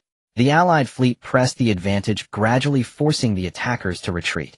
Yet as victory seemed within reach, reinforcements from the Shenmi Zuji arrived without warning. A flotilla of black warships emerged from the interstellar dust and re-engaged, plunging the battle into stalemate once more. The reinforcements struck with brutal firepower, using the dust as cover to launch repeated raids that bedeviled the Allied lines. Under the relentless barrages, many Allied shields faltered, several warships suffered grievous damage, and casualties mounted among the crews. "Hold steady. We cannot give up," Ailey shouted to rally them. She understood that a retreat now would squander everything they had fought for and imperil the cosmos itself. At this crucial hour, fleet contingents from the Allied worlds displayed astonishing solidarity. Vessels from disparate planets coordinated seamlessly, providing mutual cover and weaving an unbreakable line of defense.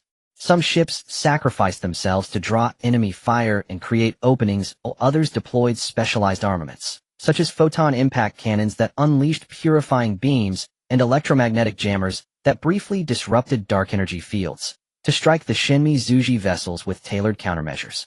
The Inha Huedui fought with every ounce of strength. Xingjue threaded his ship through hailstorms of fire to seek flaws. Delicace's twin blades never ceased, his body riddled with wounds, but his ferocity undimmed. Camola moved like a specter, infiltrating enemy hulls to sabotage from within. A Geluda shielded wounded comrades and emanated a strange reinforcing force that bolstered allied defenses. Huijian Huanxiong manned a distant heavy gun, delivering pinpoint support. Under the Allied fleet's stubborn resistance and coordinated onslaught, the Shinmi Zuji reinforcements began to falter and scatter. The Allies did not relent, pursuing the fleeing enemy to prevent their recovery. The harrowing battle exacted a terrible toll, but it also deepened everyone's appreciation for the power of unity. Ailey watched the enemy streaks fade into the distance, her heart heavy with emotion. She knew the path ahead would be thorn-strewn, yet as long as they stood shoulder to shoulder, nothing could thwart their resolve to safeguard the cosmos. After a brief respite, the Allied fleet set sail once more toward the unknown sealing sites, steadfast in the belief that light would pierce the darkness and their mission to protect the universe would be fulfilled. After a series of arduous battles, the coalition fleet finally shook off the pursuit of the mysterious organization and took a brief respite in a tranquil interstellar harbor. This planet is small, yet it possesses a suitable environment. The clear lake mirrors the twinkling stars in the sky, while the lush woods rustle in the gentle breeze, as if the universe has bestowed upon the warriors a moment of tender respite. However, the surface tranquility could not conceal the unease within Ai Lee. She strolled alone by the lakeside, gazing at the shimmering water, lost in thought. In the recent confrontation with the mysterious organization, although the coalition achieved a temporary victory, many problems were revealed. The casualty numbers continued to rise, the warships suffered severe damage, and more troubling was the emergence of divisions within the alliance due to prolonged intense combat. During a military conference, disputes erupted for the first time. Fleet commanders from different planets gathered around the conference table, the atmosphere heavy like the calm before a storm. A commander known for his bravery slammed his hand on the table, his face flushed, and emotions running high. We can no longer passively endure this. We have always acted according to the plan of the Dawn Star, but what has been the result? We've suffered tremendous losses, and we can't even repair the warships. His voice echoed in the conference room, filled with long-suppressed anger and dissatisfaction. Xingju frowned, about to retort, but was interrupted by Drax.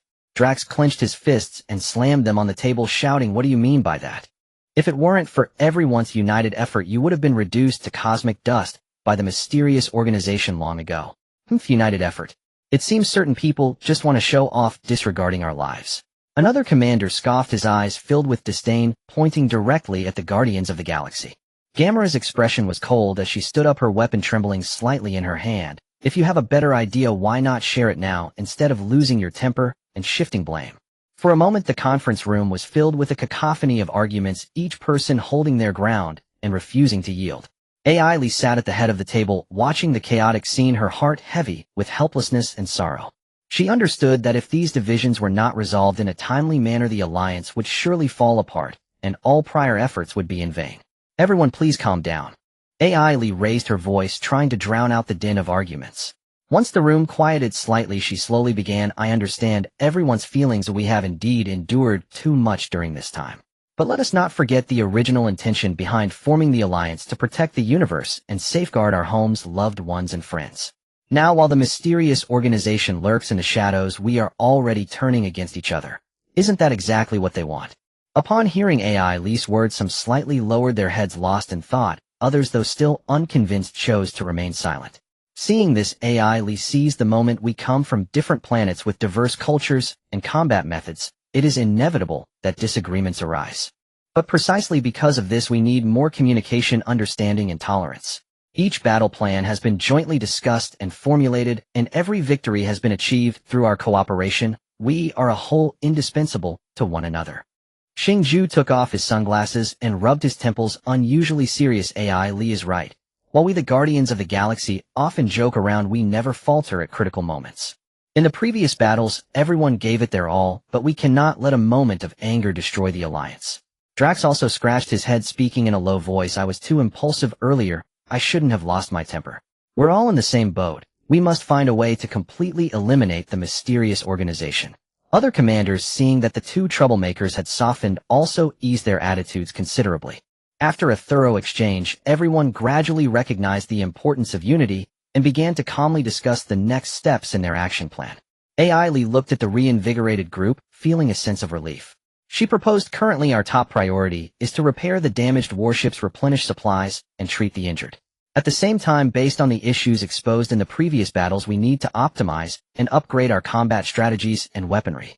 I suggest forming several specialized teams to handle the repair of warships, tactical research, and care for the wounded, allowing everyone to play to their strengths and prepare for the next battle together. Everyone nodded in agreement, and the conference ultimately reached a consensus, allowing the Alliance to temporarily overcome this crisis of trust. In the following days, this planet became bustling with activity. Engineers worked day and night beside the warships, welding damaged hulls and tuning weapon systems. Scientists gathered together to devise new tactics and improve energy shield technology. Medical staff meticulously cared for the injured using advanced medical equipment and healing energy to help them recover swiftly.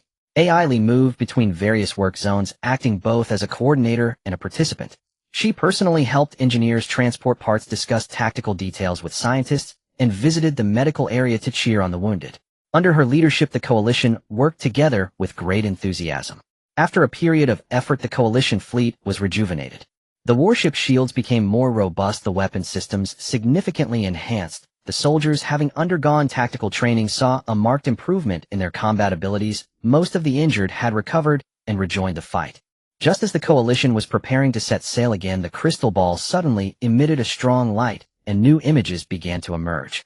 The images revealed a mysterious planet dominated by a towering black spire surrounded by dense dark energy, where the leader of the mysterious organization stood at the top, conducting a strange ritual. At the center of the ritual, a dark fissure leading to an unknown world was slowly opening, emanating a chilling aura, as if it concealed the power to annihilate the universe. It seems the mysterious organization is up to something new. We must set out immediately to stop them, Lee said with a grave expression. The coalition soldiers gazed at the images in the crystal ball, their eyes ablaze with fighting spirit. They knew this would be an ultimate showdown that would decide the fate of the universe, with no retreat and only victory ahead. Amidst the passionate shouts, the fleet set sail once more, racing towards the mysterious planet to confront the unknown challenges and safeguard the last glimmer of hope in the universe. The coalition fleet surged forward like arrows released from their bows, racing towards the mysterious planet indicated by the crystal ball. Along the way, the roar of the battleship engines echoed, reminiscent of the warriors' inner fury and resolve. Everyone understood that they were about to face the most insane and deadly counterattack from the mysterious organization, and the outcome of this ultimate confrontation would directly determine the fate of the universe. Lee stood in the flagship's command cabin, her gaze sternly fixed on the endless starry sky ahead, her hands tightly clenched into fists. She was acutely aware of the heavy responsibility on her shoulders, and not only did she have to command the coalition forces in battle, but she also needed to make the right decisions at critical moments, leading everyone towards victory. Beside her, Star-Lord was uncharacteristically silent, an unprecedented focus evident in his eyes, as he gripped the control stick of the spaceship, ready to face the imminent fierce battle. As they approached the mysterious planet, a suffocating aura of darkness rushed towards them. The planet's surface was shrouded in thick, inky dark energy, with electric arcs surging wildly within, resembling an ancient behemoth awakening, exuding a chilling sense of intimidation. The towering black spire loomed in the darkness, partially obscured, while a vortex of dark energy swirled around the leader of the mysterious organization at the tower's peak, akin to a demon's eye that preyed upon the coalition fleet. All units, attention. Prepare for battle. This fight concerns the survival of the universe. We cannot retreat an inch. Lee transmitted a heart-stirring mobilization order to all coalition soldiers. Her voice was firm and powerful, resonating like a mighty bell across every battleship. The ships swiftly entered combat mode, shields powered to maximum, weapon systems fully prepped, energy glowing at the cannon mouths, ready to unleash. The Guardians of the Galaxy also took their positions. Star-Lord skillfully navigated his ship in front of the fleet, utilizing the ship's turrets for fire reconnaissance, while blue-white energy beams pierced the darkness towards the mysterious planet. Drax roared as he stretched his limbs, his dual blades humming in his hands, eager to rush into the enemy ranks. and chopped them to pieces. Gamera, agile and poised, held her blade, her gaze coldly scanning the enemy's movements, searching for the perfect moment to strike. Groot walked steadily on the battleship's deck, mumbling, "I am Groot." He used his massive body to shield his teammates while unleashing his mysterious powers to enhance the defenses of nearby ships. Rocket Raccoon, carrying his modified rifle, leaped to a high point, squinting through the scope to observe the enemy, muttering, "Humph, today is the end for these guys. Watch me turn them into Swiss cheese." The mysterious organization seemed to sense the coalition's arrival. The leader at the top of the Black Tower suddenly raised his twisted scepter and violently waved it towards the coalition fleet. In an instant, the dark energy on the planet's surface surged towards the coalition like a raging tide, transforming into black energy beams. Colossal energy whirlpools and grotesque monsters formed from dark energy, overwhelming them. "Fire! Counterattack!" Ailey shouted as the coalition battleship's main cannons roared in unison, intertwining their firepower with that of the Guardians of the Galaxy, creating a dazzling web of energy directed at the enemy's assault. The blue-white purifying energy clashed violently with the black dark energy in the interstellar void, producing deafening detonations, the brilliance blinding to the eye. Each collision resonated like the heartbeat of the universe, shaking the very souls of all present. However, the mysterious organization's offensive was overwhelmingly fierce, and the coalition fleet's shields began to falter under the relentless assault of dark energy. Battleships rocked violently, some even struck by dark energy, igniting fierce flames as the crew fought desperately to salvage their vessels amidst the raging fire and smoke, crying out in distress. "We can't continue like this. We need to find a way to break through their defenses and get closer to the Black Tower." Ailey exclaimed anxiously, beads of sweat dotting her forehead as her eyes frantically searched the battlefield for the enemy's vulnerabilities. Suddenly she noticed that the dark energy attacks were relatively weak near the planet's poles, seemingly a lapse in the mysterious organization's defenses. "Fleet, listen up. Split into two groups and flank from the poles, attacking their flanks. Guardians of the Galaxy, follow me and engage the enemy head-in."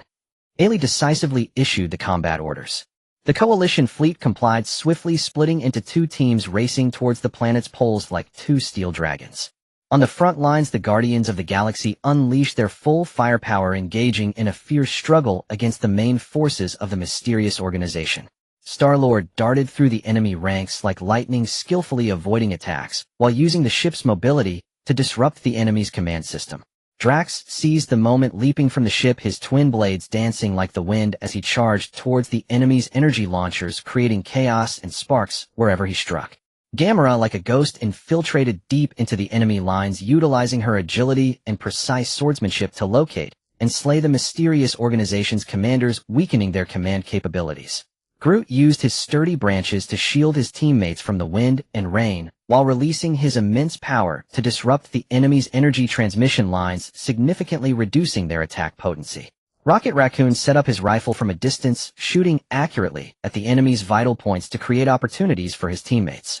With the coalition's tenacious resistance and clever tactical coordination, the mysterious organization's defenses began to show signs of weakness. The two flanking fleets successfully breached the enemy's sides, encircling the mysterious organization from behind. "Now is the time. Concentrate fire on the Black Tower," Ailey shouted as she observed the situation. The coalition battleships turned their cannon barrels, channeling all their energy towards the Black Tower for a fierce barrage. In an instant, countless blue-white energy beams pierced towards the tower like swords, causing the dark energy shield surrounding the tower to quiver violently under the coalition's overwhelming firepower, revealing fine cracks. Seeing this, the leader of the mysterious organization, filled with rage and humiliation, poured all his dark powers into attempting to repair the shield, while launching an even more frenzied counterattack. But at this moment, the coalition was unstoppable, driven by their indomitable spirit, exquisite tactics, and unity, inching closer to the Black Tower. In a critical moment, Ailey recalled the path of power fusion she had realized in countless previous battles. She closed her eyes, taking a deep breath, gathering the mysterious powers from the Crystal Tower, her faith in protecting the universe, and the courage of all coalition soldiers.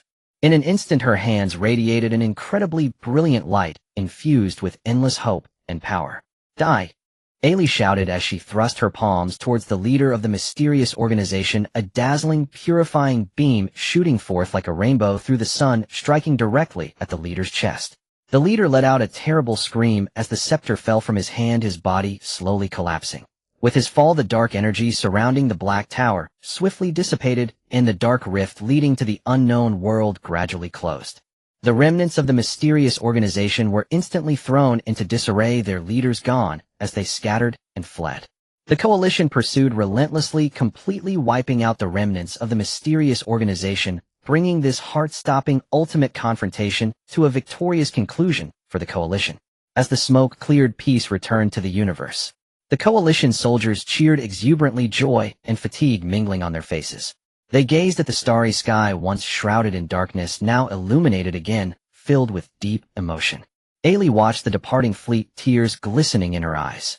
The journey had been incredibly arduous, countless comrades had sacrificed and many battleships had been destroyed, but they had never given up, always holding onto their belief in protecting the universe. In that moment she knew that the peace of the universe was hard-won and the road ahead was long. But as long as the light of hope continued to shine united, nothing could stop their march forward. In this vast universe, every star bore witness to their bravery and resilience. The coalition soldiers, bearing the glory of victory, set off on their journey home, ready to embrace new missions to protect the hard-won peace, ensuring that the universe continues to radiate the light of hope. The coalition fleet triumphantly returned, and wherever they went the stars twinkled brilliantly, as if lighting the heroes' way home and celebrating the return of peace to the universe. Congratulations poured in from various planets, with the interstellar communication channels filled with praises and gratitude for the warriors. The populace eagerly awaited the grand return of their heroes. On Dawnstar, the atmosphere was one of jubilation, with the interstellar port bustling with crowds, flowers and ribbons swirling in the air, and cheers crashing like waves one after another.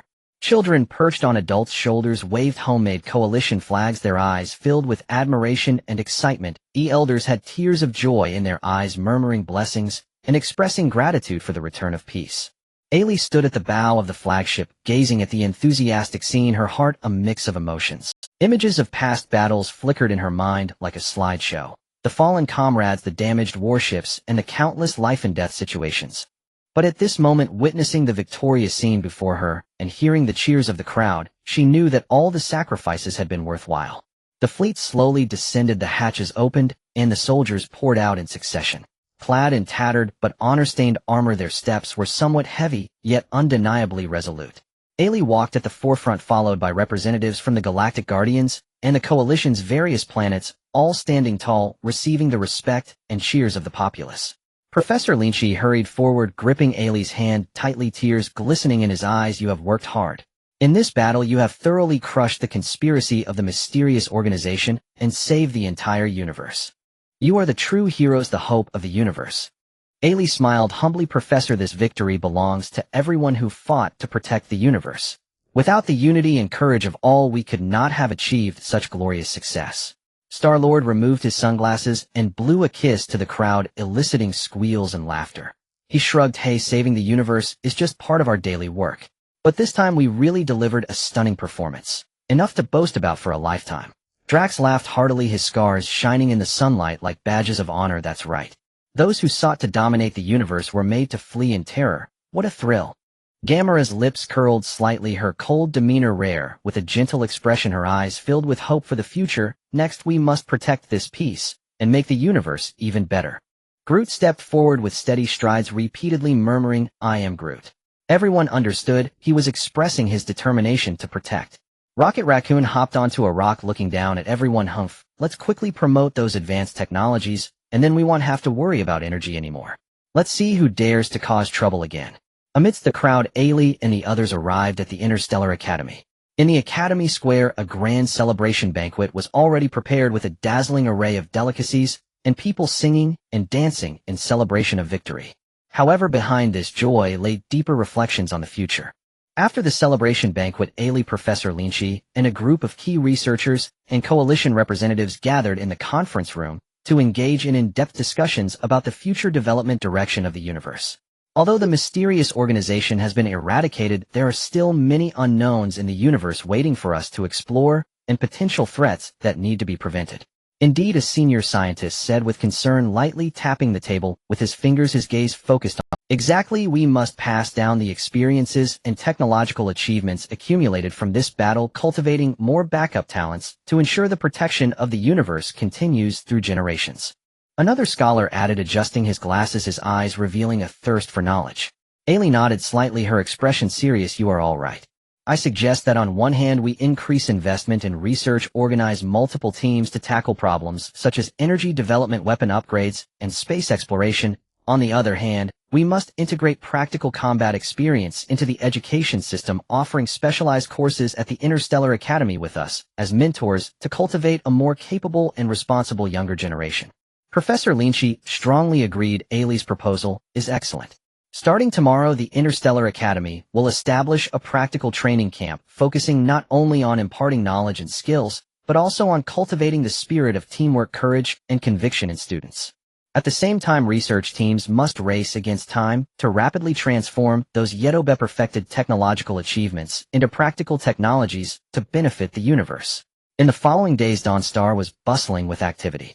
The research zone was brightly lit and scientists were working tirelessly.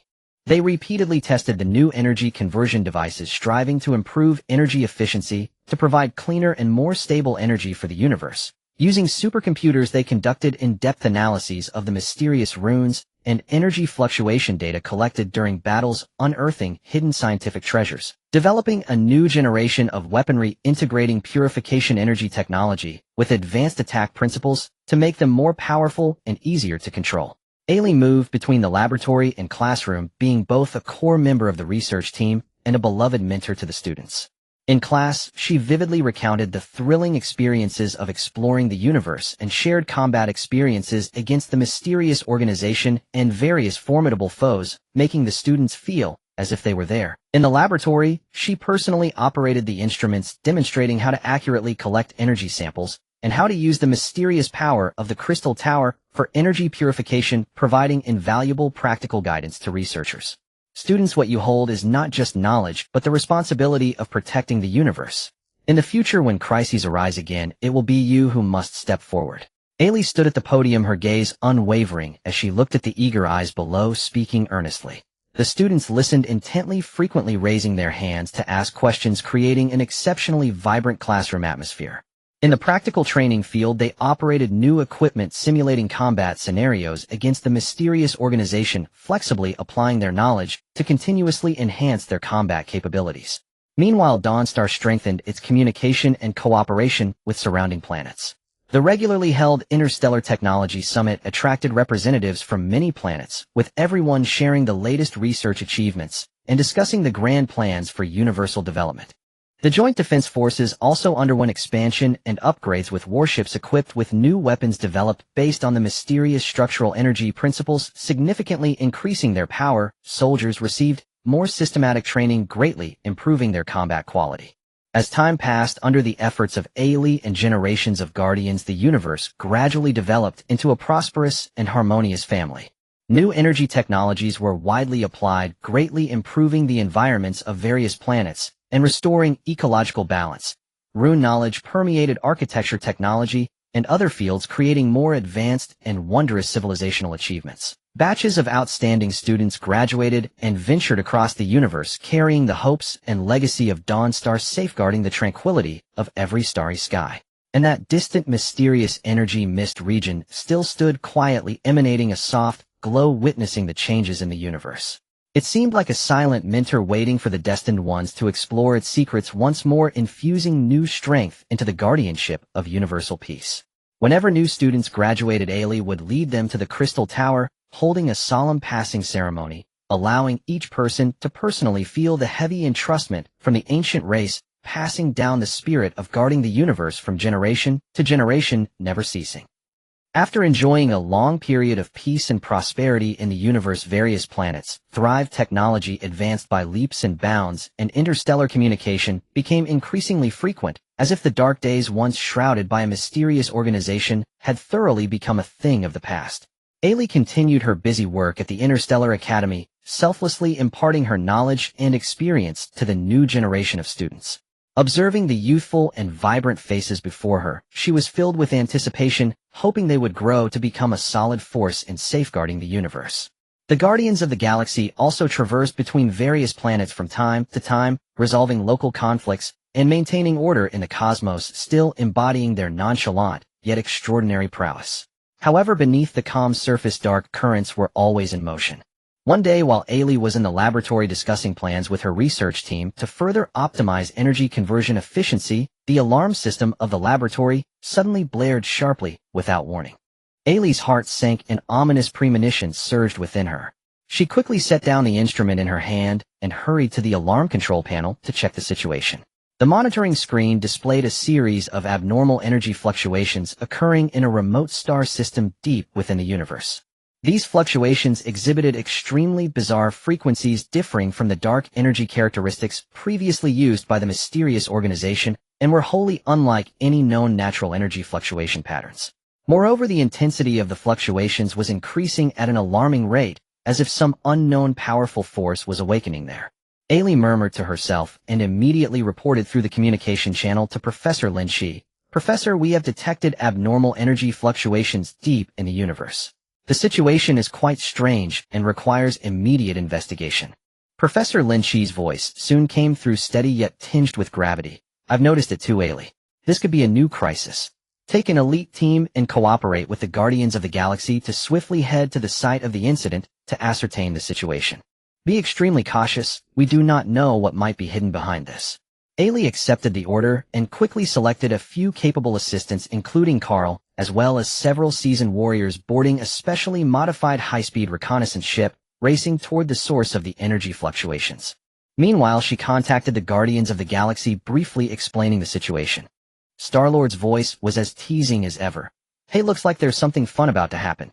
We'll be there soon, so don't steal all the excitement." Drax yelled in the communication channel, "Whatever is causing trouble, I will split it in half with my twin blade." Gamora calmly responded, "Everyone stay alert, and don't let your guard down, as this unknown energy fluctuation may harbor great danger." Groot simply murmured, "I am Groot." But everyone understood his meaning. Rocket Raccoon grumbled, I hope this isn't a wasted trip, and my precious gun is just waiting to make a name for itself." The reconnaissance ship sped through the stars, and as they drew closer to the source, the surrounding scenery grew increasingly bizarre. The once brilliant starry sky dimmed as if veiled by an invisible force. Only faint glimmers of light could be seen. Yet the intensity of that mysterious energy fluctuation continued to grow like invisible ripples buffeting the shields of the reconnaissance ship. Ailey reminded her teammates through the communication channel, while she herself sat in the cockpit gripping the control stick tightly, her gaze intently fixed ahead. When the reconnaissance ship reached its destination, everyone was stunned by the sight before them. A vast expanse of interstellar ruins lay before them, within which huge planetary debris floated, its surface riddled with ghastly cracks, as if recounting the brutal destruction it had once suffered. In the center of the ruins stood a massive glowing transport gate, its runes flickering, the light pulsating rhythmically, which was the source of the mysterious energy fluctuations. Star-Lord muttered softly, "This place looks familiar." He recalled the previous adventures with Ailey and others, where those mysterious scenes always came with unknown dangers. Ailey remained silent, her gaze captivated by the runes on the transport gate. These runes bore a striking resemblance to those they had seen on the structures in the mysterious energy fog zone, yet they were older and more complex, as if containing deeper cosmic mysteries. Ailey slowly set, her eyes sparkling with the light of exploration. "I have a strong feeling that there's a significant secret hidden behind this transport gate, perhaps related to the origins of the universe and the rise and fall of those ancient races." Just as everyone prepared to approach the transport gate for further observation, a swarm of mysterious mechanical beings surged out from the shadows of the ruins. These beings varied in shape. Some crawled like spiders with multiple legs, while others circled the air like birds. They were constructed from a dark metal, their surfaces shimmering with strange energy patterns, and their eyes emanated a chilling red light, exuding an icy hostility. Ailey decisively commanded, "Open fire." The team quickly raised their weapons and engaged in fierce gunfire with the mechanical beings. However, these mechanical beings had extremely strong defenses. Ordinary energy weapons merely sparked weakly upon contact, failing to inflict any effective damage. Switch weapon modes, and try using purification energy attacks. Ailey recalled her past combat experiences and shouted loudly. Upon hearing her words, the team immediately adjusted their weapons and fired purification energy beams. This time, when the beams struck the mechanical beings, the energy patterns on them began to flicker erratically, and their movements became sluggish. "Effective. Everyone concentrate fire and take them down one by one." Ailey cheered her teammates on. With their combined efforts, the mechanical beings were gradually forced back, turning into heaps of scrap metal scattered throughout the ruins. Yet Ailey and her team understood that this was merely a temporary victory. They cautiously approached the transport gate, attempting to decipher the runes and explore how to activate it and the secrets behind it. Just then the transport gate suddenly erupted with brilliant light, and a powerful suction force surged out from within, instantly pulling the reconnaissance ship inside. The team barely had time to scream before plunging into chaos. When Ailey and the others regained consciousness, they found themselves in a strange space. The sky here presented a profound purple hue, with stars hanging like giant gemstones casting a mesmerizing glow. The ground was an expansive silver sandy terrain, dotted with ancient architectural ruins that exhibited styles starkly different from any civilization they had seen before. "Where are we?" a team member asked in terror. Ailey looked around, her heart filled with confusion, yet her eyes grew ever more resolute. "No matter where this is, since fate has brought us here, we must seek out the truth. This may be another significant trial bestowed upon us by the universe concerning the future direction of the cosmos." Ailey led her team cautiously as they began to explore this mysterious space. They discovered that each architectural ruin seemed to hide some mysterious symbols and patterns, recording fragments of unknown history. As they delved deeper, they faintly sensed that there seemed to be intricate connections between this place, the mysterious organization they had previously encountered, Kong, and the mysterious energy fog zone, as if an invisible hand was orchestrating everything behind the scenes, guiding them step by step toward the universe's core secrets. Whether they could survive in this strange yet perilous realm and uncover the truth remained uncertain. A thrilling adventure had just begun. Just as they continued forward, a low rumbling sound suddenly echoed from not far away, as if some gigantic mechanical device was starting up, or perhaps it was the roar of some unknown creature, sending chills down their spines. Ailey and her team halted in the mysterious space, startled by the sudden roar, their nerves taut as they attentively gazed in the direction of the sound. "Everyone be careful, maintain battle formation, and don't scatter," Ailey whispered through the communication channel, reminding her teammates. She tightened her grip on her weapon, feeling the mysterious power of the crystal tower gently pulsating in her palm, ready to face the unknown dangers.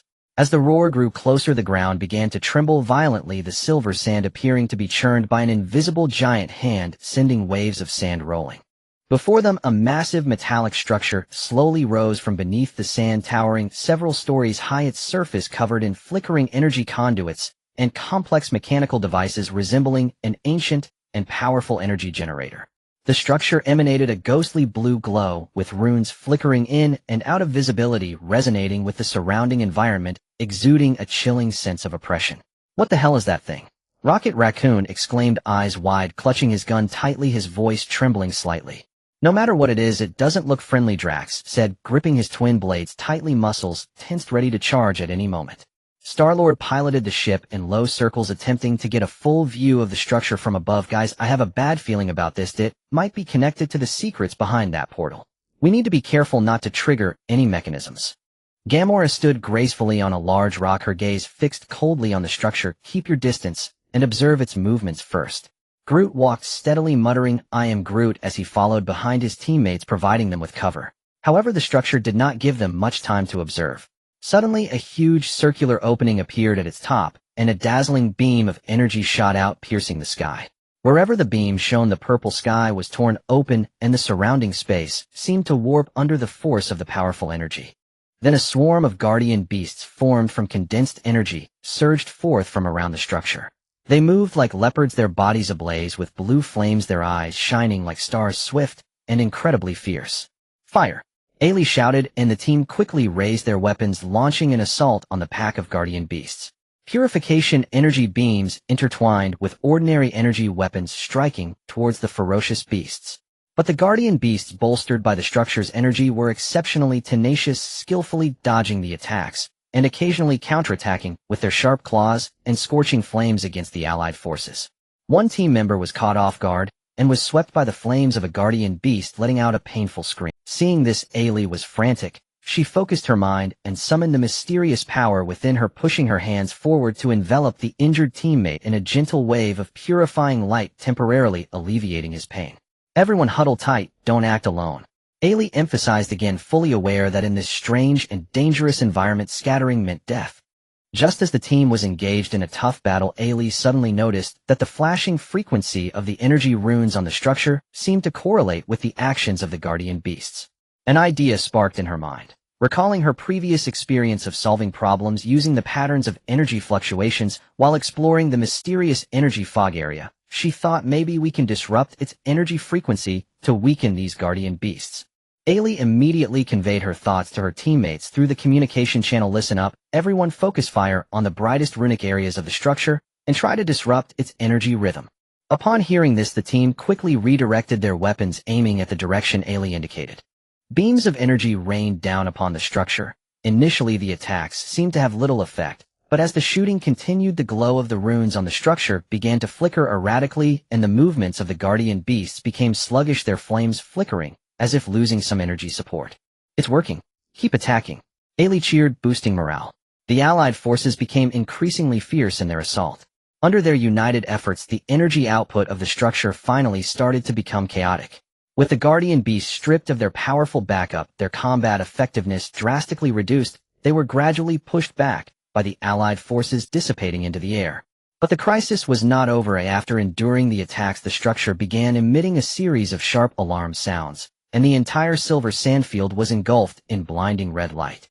Suddenly, fissures opened up in the ground, and scorching magma erupted from the cracks, instantly turning the surrounding area into a sea of fire. Run! Retreat to higher ground. Ailey shouted, and the team hurried towards the nearby architectural ruins, trying to find a safe place to land. In their frantic escape, they spotted what appeared to be a relatively stable pyramid-shaped structure. They climbed with all their might and finally reached the top before the magma could engulf everything. However, before they could catch their breath, a deep, ancient voice echoed from within the structure, as if some long-dormant existence had been awakened. Then a massive stone golem slowly emerged from inside the structure. Its form was like a mountain covered in mysterious runes, each step causing the ground to tremble. It raised its thick arms and swung them towards the Allied forces, bringing forth a gust of wind. Scatter! Ailey shouted, and the team quickly jumped aside to avoid the golem's attack. The stone golem, having missed its strike, became even more ferocious, swinging its arms and relentlessly attacking the Allied forces. Debris from the structure flying everywhere. Faced with this formidable enemy, Ailey was frantic. She looked around and noticed some ancient energy devices at the top of the structure, seemingly connected to the runes on the stone golem. Without time to think, she dashed towards one of the devices, attempting to control it based on her understanding of the mysterious runes. Seeing this, the other team members followed suit, searching for energy devices, hoping to find a way to subdue the golem. In their tense explorations and attempts, they finally discovered that by adjusting the order of the runes on these devices, they could emit a special energy fluctuation that resonated with the stone golem, thus controlling its movements. Everyone worked together, quickly adjusting the order of the runes as per Ailey's instructions. As a burst of intense energy light flashed, the stone golem abruptly ceased its attacks, the red glow in its eyes gradually dimming, and then it slowly knelt down on one knee as if tamed. Few finally safe for the moment, Star-Lord sighed in relief, wiping the sweat from his forehead. Ailey gazed at the subdued golem and the surrounding wreckage, filled with emotions. This place is fraught with danger, but we cannot falter. The secrets behind it may concern the fate of the universe, and we must continue forward to find a way out and uncover the truth. Though weary, the team members' eyes still shone with determination. After a brief rest, they set out again on their exploratory journey, delving deeper into the mysterious space where more unknown challenges and possible breakthroughs awaited them. As they ventured deeper, the fog in the mysterious space thickened, seemingly concealing deeper secrets, as if testing these brave explorers. After temporarily subduing the stone puppets, Ailey and her team continued onward along an ancient passage that flickered mysteriously within the enigmatic space. The walls of the passage glimmered with faint light, the mysterious runes and patterns whispering like the cosmos, occasionally drawing Ailey's gaze. She knew well that these symbols might conceal vital clues for escaping this place, or perhaps reveal the secrets behind the origin of this mysterious realm. Everyone pay attention to the runes on the walls. We might find useful information, Ailey softly reminded, her voice echoing slightly in the tranquil passage. The team nodded in response, weapons tightly gripped, scanning their surroundings vigilantly as they continued walking. Soon the path ahead opened up to reveal a vast circular hall. The hall's ceiling soared high, adorned with countless jewels radiating strange glows. These gems formed intricate star maps, echoing the celestial bodies in the purple sky outside, as if narrating the changes of the universe. The floor of the hall featured an enormous energy formation at the center of which floated a massive crystal sphere.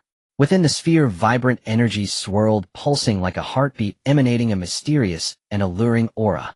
"Wow, this place looks extraordinary," Star-Lord exclaimed, unable to contain his awe. He removed his sunglasses, eyes wide in an attempt to decipher the mysteries within the crystal sphere. Drax gripped his twin blades tightly, his expression alert. "Be cautious, this beautiful object could be a trap." Gamora nodded slightly, her tone icy as she said, "Let's not act rashly, we should observe the surroundings first." Rocket Raccoon jumped onto a stone, clutching his gun, grumbling, "Humph, no matter what, my precious gun won't." Rocket Raccoon jumped onto a stone, clutching his gun, grumbling, "Humph, no matter what, my precious gun won't." AI Lee slowly approached the energy formation, feeling the energy emitted by the crystal sphere was intricately connected to the mysterious energy source she had encountered before, yet seemed even more pure and primal, as if it were the primordial form of cosmic energy. Just as she focused on her observation, the crystal sphere suddenly burst forth with light, and images began to materialize within the brilliance. The images depicted an ancient and prosperous civilization, their figures tall and serene, dressed in ornate attire, wielding wondrous energy technologies, using pure cosmic energy to create countless astonishing marvels. They constructed this mysterious space as a fortress to guard the core secrets of the universe, and this crystal sphere served as the control center, recording all past and future key information. However, as time passed, an unforeseen calamity struck. A dark force surged from the depths of the universe, seeking to seize the energy treasures here. Though the ancient civilization fought valiantly, they ultimately fell to the darkness. Most of their kin perished, with only a handful of survivors hiding away, concealing crucial knowledge, sealing this mysterious space, and waiting for a fated individual to unlock it once more, continuing their mission to protect the universe. "So that's how it is," AI Lee murmured to herself, a sense of clarity washing over her. "This crystal sphere is the key. It not only records history, but also guides us in finding a way to control this space, perhaps helping us escape and preventing the dark forces from laying claim to it again." Upon hearing this, the teammates understood the urgency of the situation. They gathered around the crystal sphere, attempting to decipher more information within.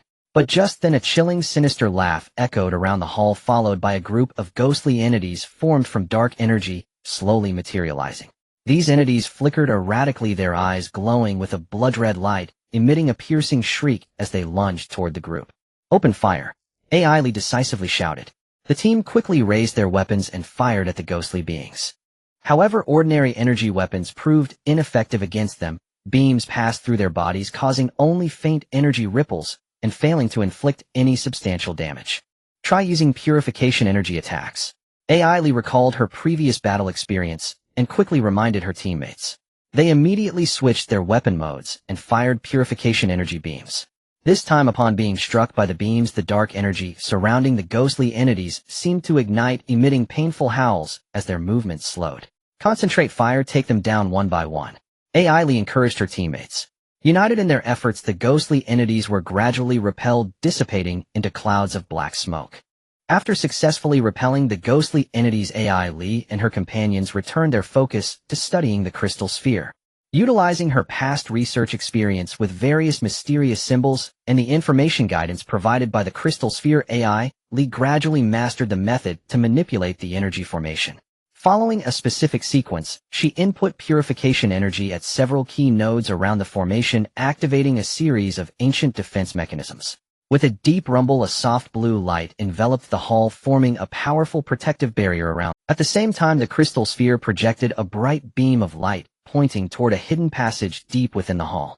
"It seems this is the path we should take next," AI Lee said softly, hope glimmering in her eyes. The team cautiously entered the concealed passage, following the direction indicated by the beam. The passage was suffused with a faint glow, the walls still etched with mysterious runes seemingly illuminating their path, while silently recounting ancient stories.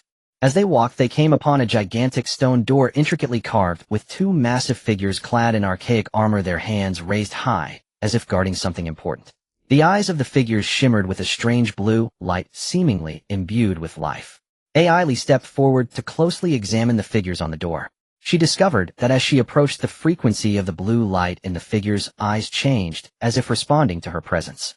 Feeling a spark of intuition, she reached out and attempted to touch one of the figure's eyes.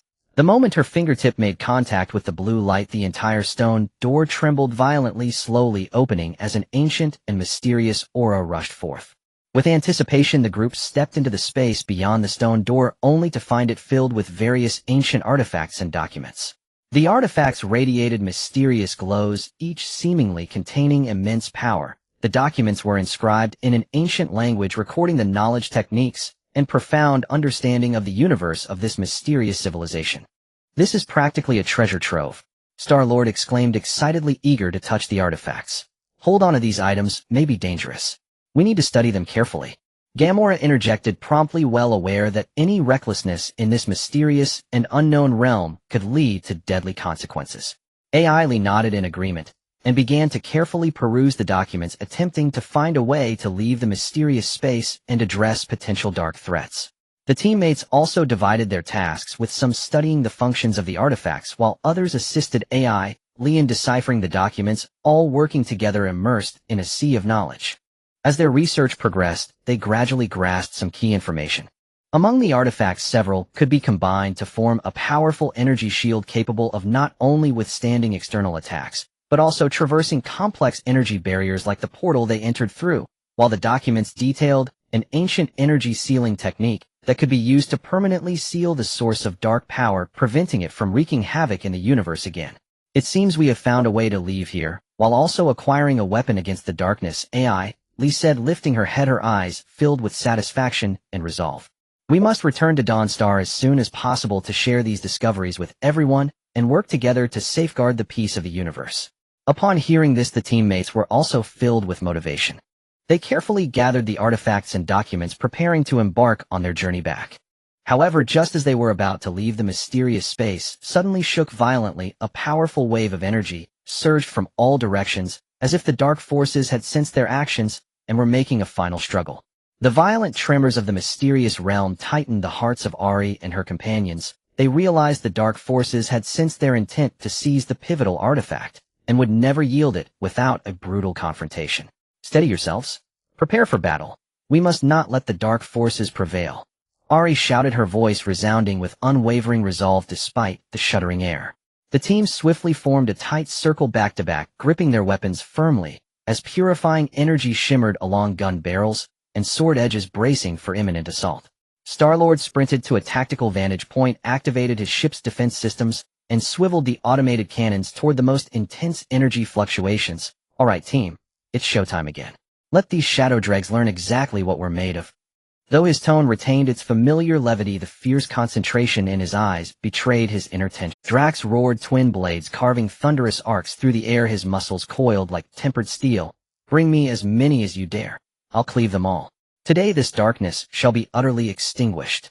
His bellow echoed across the vast expanse, unyielding, defiant, charged with unstoppable. Gamora moved with feline grace, darting forward like a phantom blade drawn, her gaze cold and calculating as she tracked the surging tide of darkness. "Hold formation. No panic. Strike only where I command. Strike true." Her voice, calm and unshakable, steadied her comrades' resolve. Groot advanced with deliberate, earth-shaking steps, his massive frame forming an immovable bulwark. Softly he murmured, "I am Groot." A subtle ancient power radiated from him, resonating harmoniously with the ambient purifying energy, reinforcing the collective defensive aura. Rocket Raccoon leapt onto a high perch, squinting through his scope, rifle poised. "Humph. Interrupt us. My baby won't stand for it. Get ready to taste lead." From the abyss surged the dark forces, first manifesting as colossal mechanical beasts forged from shadow energy and blackened metal. Each towered like a mountain wreathed in crackling obsidian lightning. Every step shattered the ground beneath, while gaping maws unleashed corrosive beams of pure darkness, scorching voids into the very fabric of space. "Open fire," Ari commanded, and a symphony of weapons erupted in unison. Beams of purifying light lanced forth like celestial swords, but the beasts' armored hides deflected them with sparks, absorbing impact without yielding. "Concentrate fire on joints and ocular clusters. They're vulnerable," Ari assessed, instantly drawing upon hard-won battlefield intuition. The team adjusted their aim with surgical precision. One beast shrieked as its optic was obliterated. Its flailing limb veered wildly, smashing into a comrade and triggering chaos within the enemy ranks. Yet the assault intensified. Next came spectral wraiths, coalesced from raw shadow energy, slipping through defenses like smoke, seeking to sow discord from within. Their shrill, ear-splitting cries preceded waves of glacial shadow cold, slowing movement, numbing reflexes, sapping strength. "We've a purifying net. Keep them at bay." Ari cried, palms thrust forward as radiant light coalesced into a luminous barrier. Her allies mirrored her motion, linking their energies into a pulsing spherical shield, gleaming unbroken, repelling the wraiths at its shimmering boundary. Where the specters touched the shield they wailed, a sound of dissolution, as their essence unraveled under purification. Yet the battle was far from over. The darkness still held deeper cards. Under cover of the beasts and wraiths, remnants of the shadow cult emerged. Clad in jet-black robes, they raised obsidian staves, chanting arcane invocations that birthed spiraling dark sigils, launching volleys of homing black arrows toward the Alliance. Too swift to evade, the arrows struck home. Several allies crumpled wounded. "Damn it. We can't let them keep firing." Ari's focus sharpened to a razor's edge as she channeled the crystal spire's latent power to its With both hands thrust forward, she unleashed a searing beam of purification, brilliant as a solar flare, that shattered the foremost sigils and sent several robed sorcerers hurtling backward. "Counterattack. Eradicate them completely." Star-Lord piloted his vessel with acrobatic precision above the fray, strafing the cultists with relentless cannon fire to disrupt their incantations. Drax lunged like a storm-born predator, twin blades flashing in lethal arcs, cleaving through ranks in torrents of crimson. Gamora followed close behind, each strike precise and fatal, her blade gleaming with lethal frost. Groot anchored the line, shielding comrades with thick living branches while channeling his innate mystic force to scramble enemy energy flows. Nullifying spells mid-cast, Rocket perched afar, sighted down, his rifle picking off commanders one by one, leaving the enemy leaderless and disarrayed. Through tenacious resistance and flawless coordination, the Alliance gradually turned the tide. The mechanical behemoths collapsed, crumbling into heaps of inert scrap. The wraiths dissolved into wisps of fading mist, the cult's surviving members decimated and demoralized, scattered in panicked retreat. Just as victory seemed assured, the core of the mysterious realm blazed with blinding light, and a colossal rift of pure darkness yawned open, pouring forth an energy more potent, more primordial than any before. This force coiled and writhed in the air like a sentient abyss, hungry, ancient, poised to consume all light. "What in the nine hells is that?" Rocket gasped, eyes wide with primal dread. Ari's expression hardened. She recognized it instantly, the final desperate gambit of the dark forces. "Whatever it is, we must stop it. Now, follow my lead. Assemble the sacred artifacts and activate the hyper shield." Her command snapped the team into motion. They interlocked the relics according to ancient schematics. The artifacts resonated, glowing with incandescent harmony, until a vast circular shield coalesced, its surface etched with luminous rotating glyphs exuding overwhelming purifying might. "Push the shield toward the rift. Seal it forever," Ari commanded. United in purpose, the Alliance advanced, bearing the radiant barrier forward. Dark energy slammed against the shield with deafening concussions. The surface flickered violently, but the team pressed onward undeterred, step by step. As the shield neared the rift's maw, Ari invoked the archaic binding art, learned from fragmented Star-Lore. Chanting rhythmically, she wove streams of purified energy into the shield's core. The shield erupted, blinding, transcendent, glyphs blazing so fiercely they seared the retina. A wave of sealing power surged forth, crashing into the rift like divine judgment. With a cataclysmic roar, the fissure sealed, its darkness utterly bound and silenced. The realm's tremors ceased. Serenity returned, deep, profound, and earned. Exhausted, the team collapsed, but triumph lit their faces like dawn after endless night. They had endured unimaginable trials, not only securing priceless artifacts and forbidden texts, but also vanquishing the dark threat at its source, safeguarding cosmic balance with courage no legend could overstate. "We did it," Star-Lord rasped, voice raw yet jubilant. "Yes, this journey tested every fiber of us." Gamora nodded quietly, warmth softening her stern gaze. Drax threw back his head and laughed, a booming, unburdened sound. "Glory, let the shadows tremble now." Groot strode forward, steady and sure, whispering once more, "I am Groot." Simple words, yet heavy with quiet pride. Rocket cradled his rifle, muttering, "First rest, Then, deep study. These relics won't decipher themselves. Ari rose, gazing across the hushed, scarred expanse of the realm, her heart full. Companions, we came seeking hope. Now we return laden with light. We return to Dawnstar, to share our triumph, to fortify our world, and to guard the future of the cosmos together. Bearing victory and resolve alike, the Alliance gathered their gear and set course for home. They knew the road ahead stretched long. Other hidden perils surely lurked among the stars, but united in wisdom, courage, and unwavering trust, no darkness could eclipse their path. As their ship receded into the starfield, silence reclaimed the realm, waiting patient for the next worthy souls to awaken its secrets. Ellie and the Coalition members boarded the battered reconnaissance ship, clutching the precious gains from the mysterious space, and raced back towards Dawnstar at full speed. Though exhausted on the way, their eyes sparkled with the light of victory, filled with longing for their homeland and hopes for the future. As the silhouette of Dawnstar gradually appeared in sight, the interstellar port erupted in jubilation. The public, having heard the news of the heroes' impending return, surged into the streets, holding flowers and colorful banners, their cheers and shouts crashing like waves soaring into the sky. Children excitedly perched on adults' shoulders, wide-eyed, hoping to catch a glimpse of their beloved heroes. The elderly, with tears of gratitude, whispered prayers for the blessing of peace once more. The reconnaissance ship gently descended, the hatch opened, and Ellie and her companions streamed out. Clad in tattered yet glory-stained armor, their steps, though slightly heavy, remained firm and resolute. Ellie walked at the forefront, followed by the Guardians of the Galaxy and representatives from various planets of the Coalition, all standing tall to receive the respect and cheers of the people. Professor Lynch hurried forward, grasping Ellie's hand tightly, his eyes glistening. "You've worked hard. This expedition has not only brought hope to Dawnstar, but has also paved new paths for the future of the universe. You are the true heroes, the beacon of hope for the universe." Ellie smiled modestly. "Professor, this victory belongs to everyone who has fought to protect the universe. Without our unity, collaboration, and courage, we could not have achieved such glorious success." Star-Lord removed his sunglasses and blew a kiss to the crowd, eliciting screams and laughter, shrugging. "Hey, saving the universe is just part of our daily work." Drax, hoisting his twin blades, laughed heartily, the scars on his body particularly prominent in the sunlight, as if they were medals of bravery. "Exactly. Those who sought to dominate the universe have been thoroughly defeated. It's a thrill." Gamera's lips curled into a slight smile, her stern face rare to show warmth, her gaze reflecting hope for the future. "Next, we must diligently guard this peace and make the universe a better place." Groot stepped forward with a steady pace, murmuring, "I am Groot." Everyone understood this as his declaration of commitment to protection. Rocket Raccoon jumped onto a rock, looking down at the crowd. "Hurry up and thoroughly research those artifacts and documents. We won't have to worry about energy anymore, and let's see who dares to cause trouble." Amidst the throng of people, Ellie and her companions arrived at the Interstellar Academy. The Academy Square had already prepared a grand celebration banquet with a multitude of delicacies, as people sang and danced in celebration of victory. However, behind this joy lay a deeper contemplation of the future.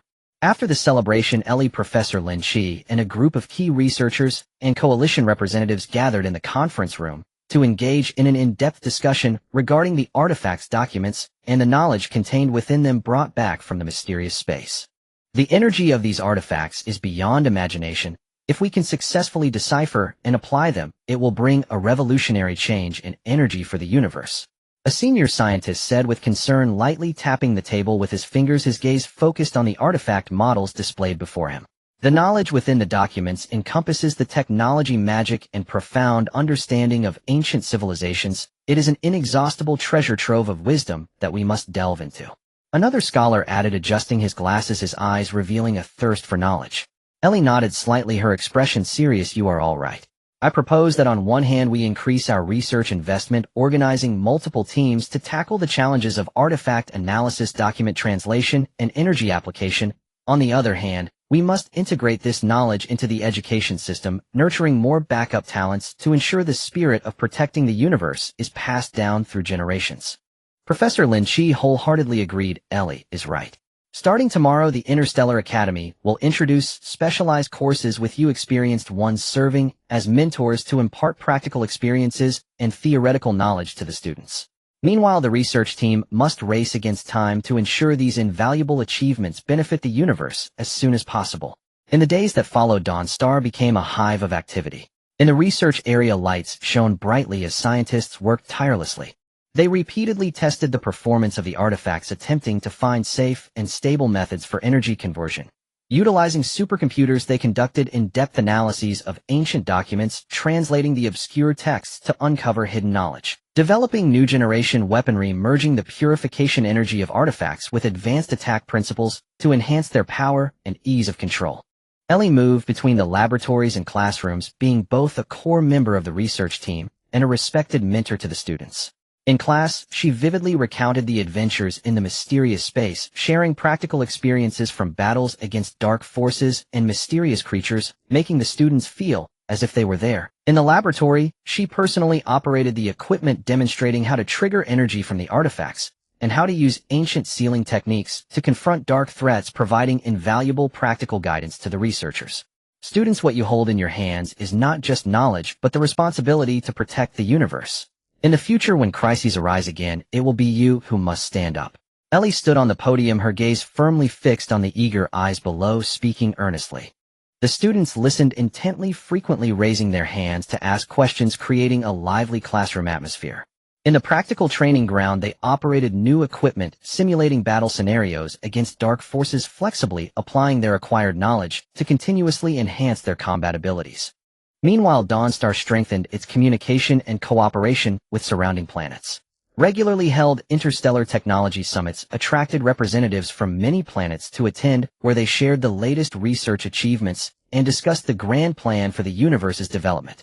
The United Defense Forces also underwent expansion and upgrades, with warships equipped with new weapons developed based on artifact energy principles, significantly increasing their power. Soldiers received more systematic training, greatly improving their combat readiness. As time flowed by under the efforts of Ellie and generations of Guardians, the universe gradually developed into a prosperous and harmonious family. The new energy technology was widely applied, dramatically improving the environments of various planets and restoring ecological balance. The knowledge from ancient documents was integrated into architecture, technology, and other fields, creating more advanced and miraculous civilizational achievements. Batches of outstanding students graduated, heading to all corners of the universe, carrying the hope and legacy of Dawnstar, safeguarding the tranquility of every starry sky. And that distant, mysterious energy mist structure still stood silently, radiating a gentle glow, witnessing the changes in the universe. Whenever new students graduated, Ellie would lead them to the Crystal Tower, holding a solemn ceremony of inheritance, allowing each person to personally feel the heavy trust from the ancient race, passing down the spirit of protecting the universe from generation to generation, never ceasing. After enjoying a prolonged period of peace and prosperity in the universe, various planets thrived. Technology advanced by leaps and bounds. Interstellar communication became increasingly frequent, and the populace basked in stability and abundance.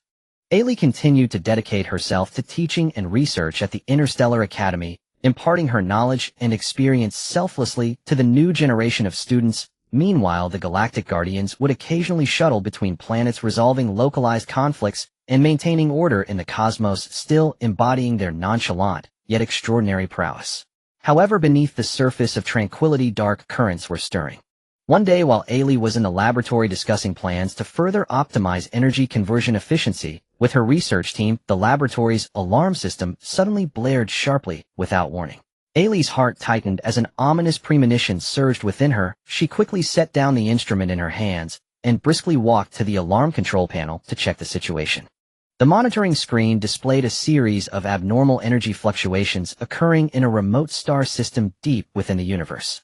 These fluctuations were exceedingly peculiar, differing from the dark energy characteristics previously used by mysterious organizations, and were starkly dissimilar to any known natural energy fluctuation patterns.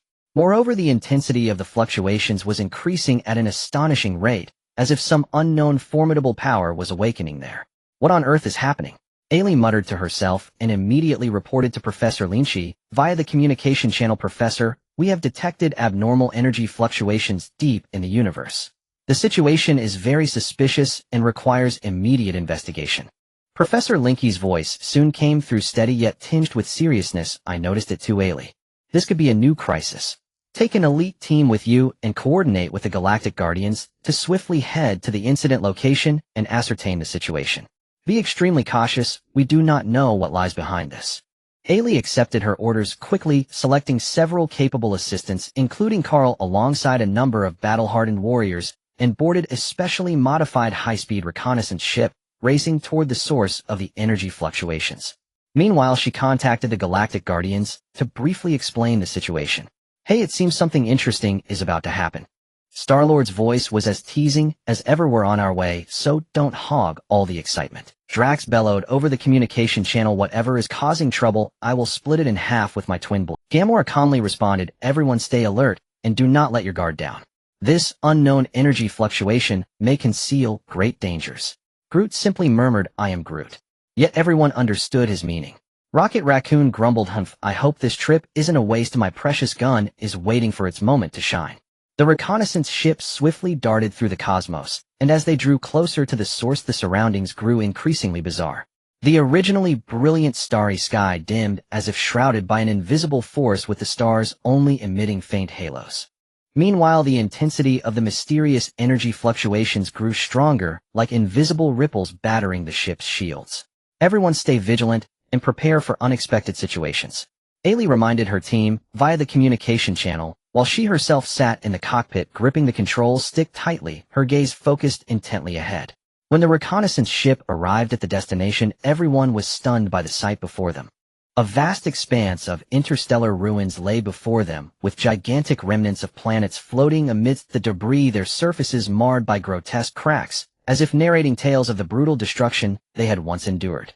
At the center of the ruins, a colossal teleportation gate emanating a ghostly glow stood silently, its runes flickering, pulsating in intensity, revealing itself as the source of the mysterious energy fluctuations. "This place looks familiar," Star-Lord muttered under his breath, recalling the past adventures he had shared with Ailey and others, where such mysterious scenes were always accompanied by unknown dangers. Ailey remained silent, her gaze captivated by the runes on the teleportation gate. The runes bore a resemblance to those observed on the structures within the mysterious energy mist zone, yet were even more ancient and complex, seemingly containing deeper cosmic mysteries. "I have a strong feeling that significant secrets lie behind this teleportation gate, perhaps related to the origins of the universe and the rise and fall of those ancient races," Ailey said slowly, her eyes sparkling with the light of exploration. Just as the group prepared to approach the teleportation gate for further observation, a swarm of mysterious mechanical beings surged from the shadows of the ruins. These beings varied in shape. Some scuttled like spiders with multiple legs, while others soared like birds in the air. Their bodies were composed of a dark metallic substance shimmering with strange energy patterns, and their eyes emitted a faint red glow, exuding a chilling hostility. "Fire!" Ailey decisively ordered, and the team quickly raised their weapons, engaging in fierce gunfire with the mechanical beings. However, these mechanical beings exhibited extremely strong defenses. Ordinary energy weapons merely sparked against them, failing to inflict any effective damage. "Switch weapon modes, and try using purification energy attacks." Ailey recalled her past combat experiences and shouted loudly. Upon hearing this, the team immediately adjusted their weapons and fired purification energy beams. This time, as the beams struck the mechanical beings, the energy patterns on their bodies began to flicker chaotically, and their movements grew sluggish. "Effective. Everyone concentrate fire and take them down one by one." Seeing this, Ailey encouraged her team. With their combined efforts, the mechanical beings were gradually repelled, reduced to heaps of scrap metal scattered across the ruins. Yet Ailey and the others understood that this was only a temporary victory. Cautiously, they approached the teleportation gate, attempting to decipher the runes and uncover the method to activate it and the secrets behind it. At that moment, the teleportation gate suddenly radiated a brilliant light, and a powerful suction force surged forth, pulling the reconnaissance ship into it in an instant. The team barely had time to cry out before they were engulfed in chaos. When Ailey and the others regained consciousness, they found themselves in a bizarre space. The sky here was a profound shade of purple, with stars hanging like enormous gemstones, emitting a mesmerizing glow. The ground was an expansive silver sandy expanse, dotted with ancient architectural ruins whose style was entirely different from any civilization they had encountered before. "Where are we?" a team member asked in terror. Ailey surveyed her surroundings, her heart equally filled with confusion, yet her eyes became increasingly resolute. "No matter where this is, since fate has brought us here, we must uncover the truth. This may be another significant test bestowed upon us by the universe concerning the future direction of the cosmos." In this mysterious space, Ailey led her team cautiously as they explored. They discovered that each architectural ruin seemed to conceal mysterious symbols and patterns recording unknown historical fragments. As they delved deeper, they sensed an intricate connection between this place and the mysterious organization Kong and the enigmatic energy mist zone they had previously encountered, as if an invisible hand was manipulating everything from behind the scenes, guiding them step by step toward the universe's most profound secrets. Whether they could survive in this unfamiliar and perilous domain and uncover the truth remained uncertain. A thrilling adventure had just begun. Just as they continued forward, a deep rumble suddenly echoed from not far away, as if some enormous mechanical device was starting up, or perhaps it was the roar of some unknown creature, sending shivers down their spines. Little did they know that at this very moment remnants of the mysterious organization were stirring in another corner of the universe, resonating with the dark forces hidden within this mysterious space. A far larger and more perilous conspiracy was quietly brewing, poised to bring a new storm to the universe, and whether Ailey and her companions could once again turn the tide and safeguard the peace of the cosmos remained entirely uncertain. The nerves of Ellie and her companions instantly tensed, the low rumble resonating like a heavy hammer striking at each person's heart. They quickly formed a defensive circle, back-to-back weapons firmly gripped, their vigilant eyes scanning the surroundings, attempting to identify the source of the threat within this unfamiliar and perilous environment. "Everyone, don't panic, maintain formation," Ellie urged in a low voice through the communication channel. Sweat formed in her palms, yet she still gripped her weapon steadily, the mysterious power granted by the crystal tower coursing slowly within her, ready to respond to any unforeseen attack. As the rumbling grew, deafening, the silver sand trembled violently, massive cracks spreading rapidly like the gaping maw of a ferocious beast. Suddenly, a group of terrifying burrowing beasts erupted from beneath the sand. They were enormous, covered in iron-like black scales, their triangular heads flashing with a blood-red eye, and their mouths filled with sharp interlocking fangs that could easily shred metal with each bite. After breaking through the surface, they swung their sturdy tails, kicking up clouds of sand and stones, charging fiercely at the coalition troops. "Fire!" Ellie shouted, and the team members hesitated not to pull the trigger, purifying energy beams shooting towards the group of burrowing beasts like a torrential downpour. However, the beams merely sparked weakly against their tough scales, causing no effective harm. "Aim for the eyes, are their weak point." Star-Lord, with his keen observation, identified the critical strike zone of the burrowing beasts. The team members quickly adjusted their angles, and precise beams targeted the beast's singular eye. One burrowing beast's eye was struck, letting out a painful howl as it thrashed wildly, its massive body knocking over a nearby companion, causing chaos. Yet the burrowing beasts did not cease their attack. Leveraging their numbers and tenacity, they advanced step by step towards the coalition. Seeing the defensive circle about to be broken, Drax yelled fiercely, charging out with his dual blades. "Come on, you ugly creatures. Taste the might of my blades." He crashed into the beast horde like a blazing meteor, his dual blades flashing wildly, striking against the burrowing beast's scales, igniting showers of sparks. Though he could not inflict immediate severe damage, he successfully drew the attention of several beasts, buying time for his teammates. Gamera, observing the situation, swiftly followed suit, her blade glimmering with cold light as she targeted the injured or hindered parts of the burrowing beasts. Each precise stab rendered a beast incapacitated. "Everyone, don't just stand there, attack together," she shouted, rallying their morale.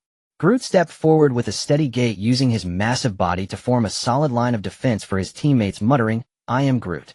The mysterious power emanating from him resonated with the surrounding, purifying energy, bolstering the defensive aura and making it difficult for the burrowing beasts to easily breach. Rocket Raccoon, stationed at a distance, set up his large gun, his eyes squinting through the scope, mumbling, "Humph, just watch me turn you big guys into a sieve."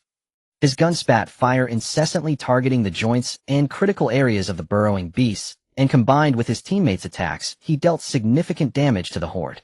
With everyone's concerted efforts, the burrowing beast's onslaught was finally curtailed, with injured beasts retreating back to the sands or collapsing to the ground motionless. However, before the coalition could catch their breath, the sky of the mysterious space suddenly changed dramatically, the originally deep purple replaced by a thick darkness. Amidst the thunder and lightning, dark energy beams descended like spears from the sky, heading straight for them. "Scatter! Find cover!" Ellie shouted loudly, and the team members hurriedly dispersed, seeking shelter among the ruins of surrounding buildings. Yet these energy beams seemed to possess tracking abilities, following them no matter where they hid. In the midst of the chaos, Ellie caught sight of an ancient building not far away, its walls etched with mysterious runes similar to the records about defensive energy she had seen in the crystal ball. Without a moment to think, she dashed towards the building, pressing her hands against the wall, focusing her mind in an attempt to activate the ancient defense mechanism. Seeing this, the other team members also gathered around Ellie. With her efforts, the runes on the building gradually began to glow, and a transparent energy shield slowly rose, enveloping them all. As the black energy beams struck the shield, they created ripples, but could not penetrate. For now we are safe. Everyone think of a way. What is happening here? Star-Lord gasped for breath, wiping the sweat from his forehead. Ellie furrowed her brow, contemplating for a moment before saying, I feel that these attacks are related to the mysterious organization we encountered earlier. They seem to be manipulating everything from behind the scenes, trying to prevent us from uncovering the truth. No matter who it is, anyone who dares to provoke us will face dire consequences. Drax exclaimed, swinging his dual blades, his face filled with fury. Gamora calmly analyzed. We cannot sit idly by. We must take the initiative to strike. From the recent attacks, there must be something crucial hidden in this mysterious space, perhaps the source controlling these dark powers, and we must find it quickly.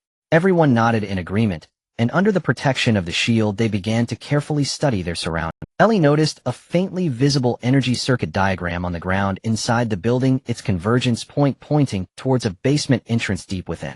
Everyone follow me. There might be what we are looking for there, Ellie said, leading the way towards the entrance.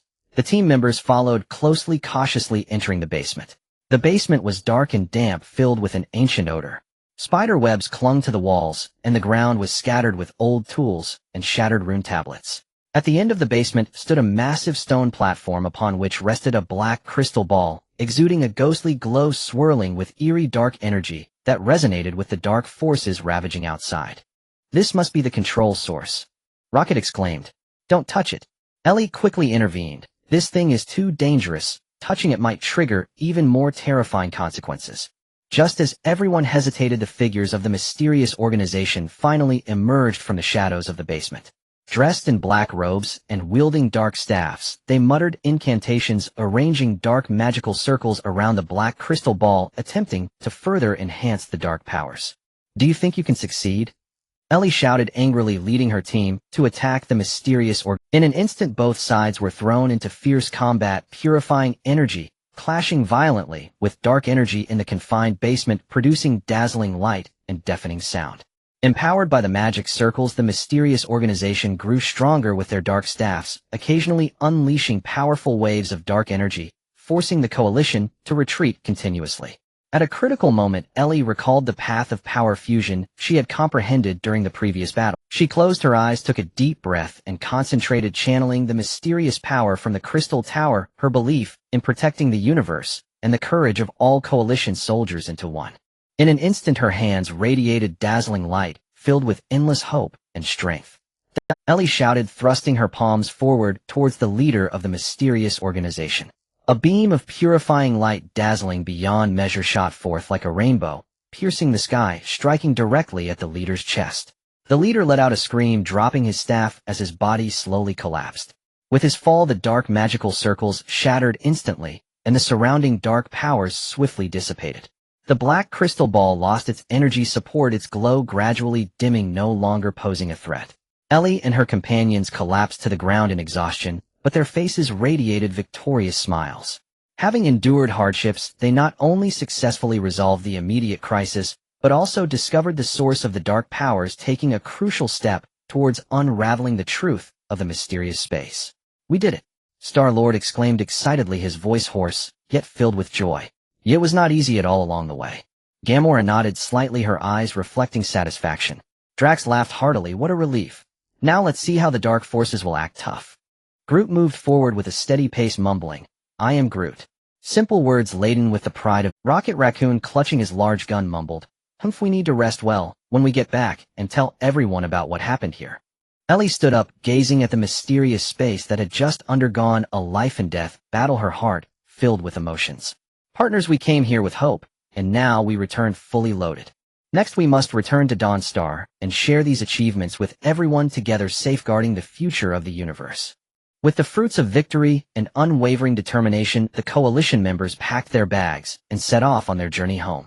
They knew the road ahead was still long, and there might be other hidden crises in the universe.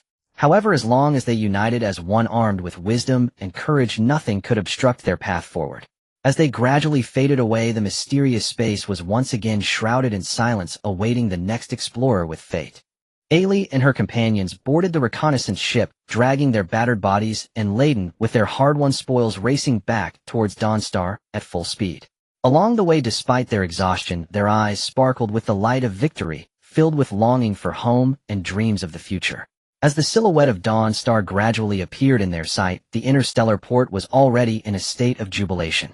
The public, having learned early of the heroes' impending return, surged into the streets, holding flowers and banners, their cheers and shouts crashing like roaring waves soaring into the sky. Children excitedly rode on their parents' shoulders, their eyes wide with anticipation to catch a glimpse of their heroes. The elderly, with tears of joy, muttered prayers of gratitude for the return of peace. The reconnaissance ship slowly descended, the hatch opened, and Ailey and her companions streamed out. They wore battle armor, tattered, yet full of glory, their steps slightly heavy, but still resolute and strong. Ailey walked at the forefront, followed by the Guardians of the Galaxy and representatives from various allied planets, all standing tall, accepting the respect and cheers from the public. Professor Lynch rushed forward, gripping Ailey's hand tightly, his eyes moist. "You have worked hard. In this expedition, you not only brought hope back to Dawnstar, but also paved a new path for the future of the universe. You are the true heroes, the glimmering hope of the universe." Ailey smiled humbly. "Professor, this victory belongs to everyone who fought to protect the universe. Without the unity and courage of all, we could not have achieved such glorious success." Star-Lord removed his sunglasses and blew a kiss to the crowd, eliciting a wave of screams and laughter. He shrugged. "Hey, saving the universe is just our conscience duty. However, this time we indeed fought brilliantly. It's enough for us to brag about for a lifetime." Drax laughed heartily, the scars on his body shining in the sunlight like badges of bravery. "Absolutely. Those who sought to dominate the universe were sent fleeing. How exhilarating." Gamera's lips curled slightly, a rare softness gracing her stern features, her eyes reflecting hopes for the future. "Next, we must protect this peace diligently and make the universe even better." Groot walked steadily, murmuring, "I am Groot." Everyone understood. He was expressing his determination to protect. Rocket Raccoon jumped onto a rock, looking down at everyone. "Hurry up and thoroughly research those artifacts and documents. In the future, we won't have to worry about energy anymore. Let's see who dares to cause trouble." Amidst the crowd, Ailey and her companions arrived at the Interstellar Academy. In the Academy's square, a grand celebration feast had been prepared with an array of delicious food, as people sang and danced, celebrating their victory. However, behind this joy lay deeper contemplation for the future. After the celebration feast, Ailey, Professor Lynch, and key scientific personnel, along with the representatives from the Allied forces, gathered in the conference room to engage in an in-depth discussion about the artifacts and documents brought back from the mysterious space and the knowledge contained within. The energy of these artifacts is beyond imagination. If we can successfully decipher and apply them, it will bring a whole new energy revolution to the universe. A senior scientist said anxiously, lightly tapping his fingers on the table, his gaze focused on the artifact models placed on it. The knowledge contained in the documents covers the technology and magic of ancient civilizations, along with profound insights into the universe. This is an inexhaustible treasure trove of wisdom that we must delve into. Another scholar added, adjusting his glasses, his eyes revealing a thirst for knowledge. Ailey nodded slightly, her expression serious. "You are all correct. I propose, on one hand, to increase our investment in research, organizing multiple teams to tackle the challenges of artifact analysis, document translation, and energy application. On the other hand, we should integrate this knowledge into the educational system to cultivate more reserve talents, ensuring the power to protect the universe is passed on." Professor Lynch expressed strong agreement. "Ailey is right.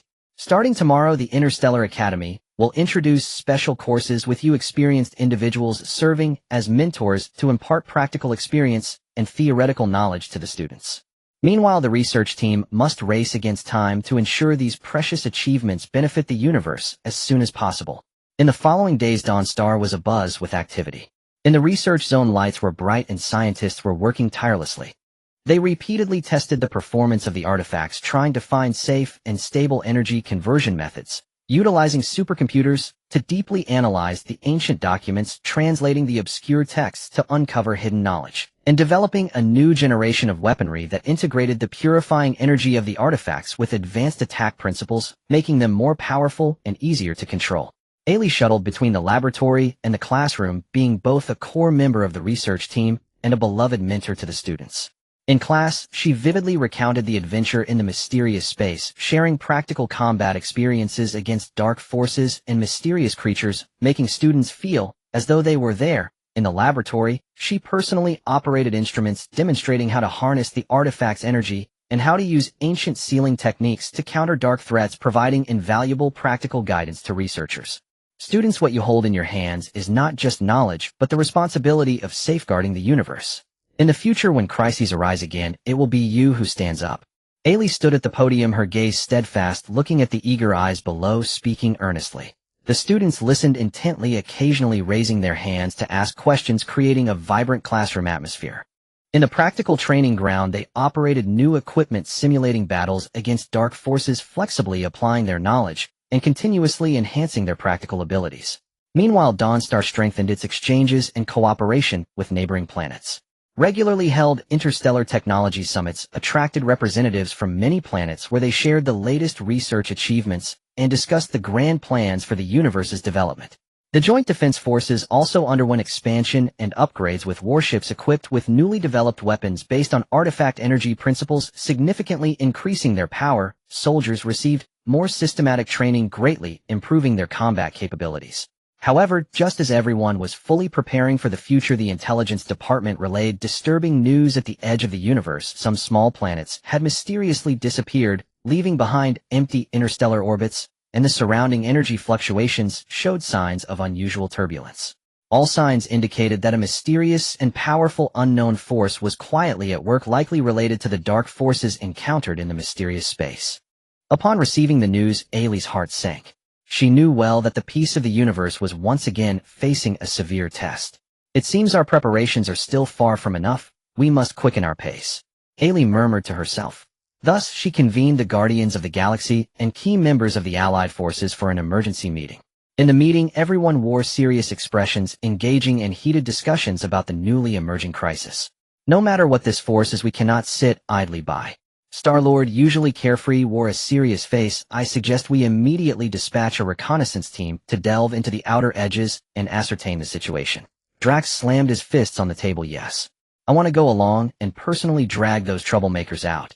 Gamora calmly analyzed. We must not act rashly. We need to first formulate a detailed reconnaissance plan to understand the enemy's strengths and weaknesses before making any decisions. Groot walked steadily, murmuring, I am Groot.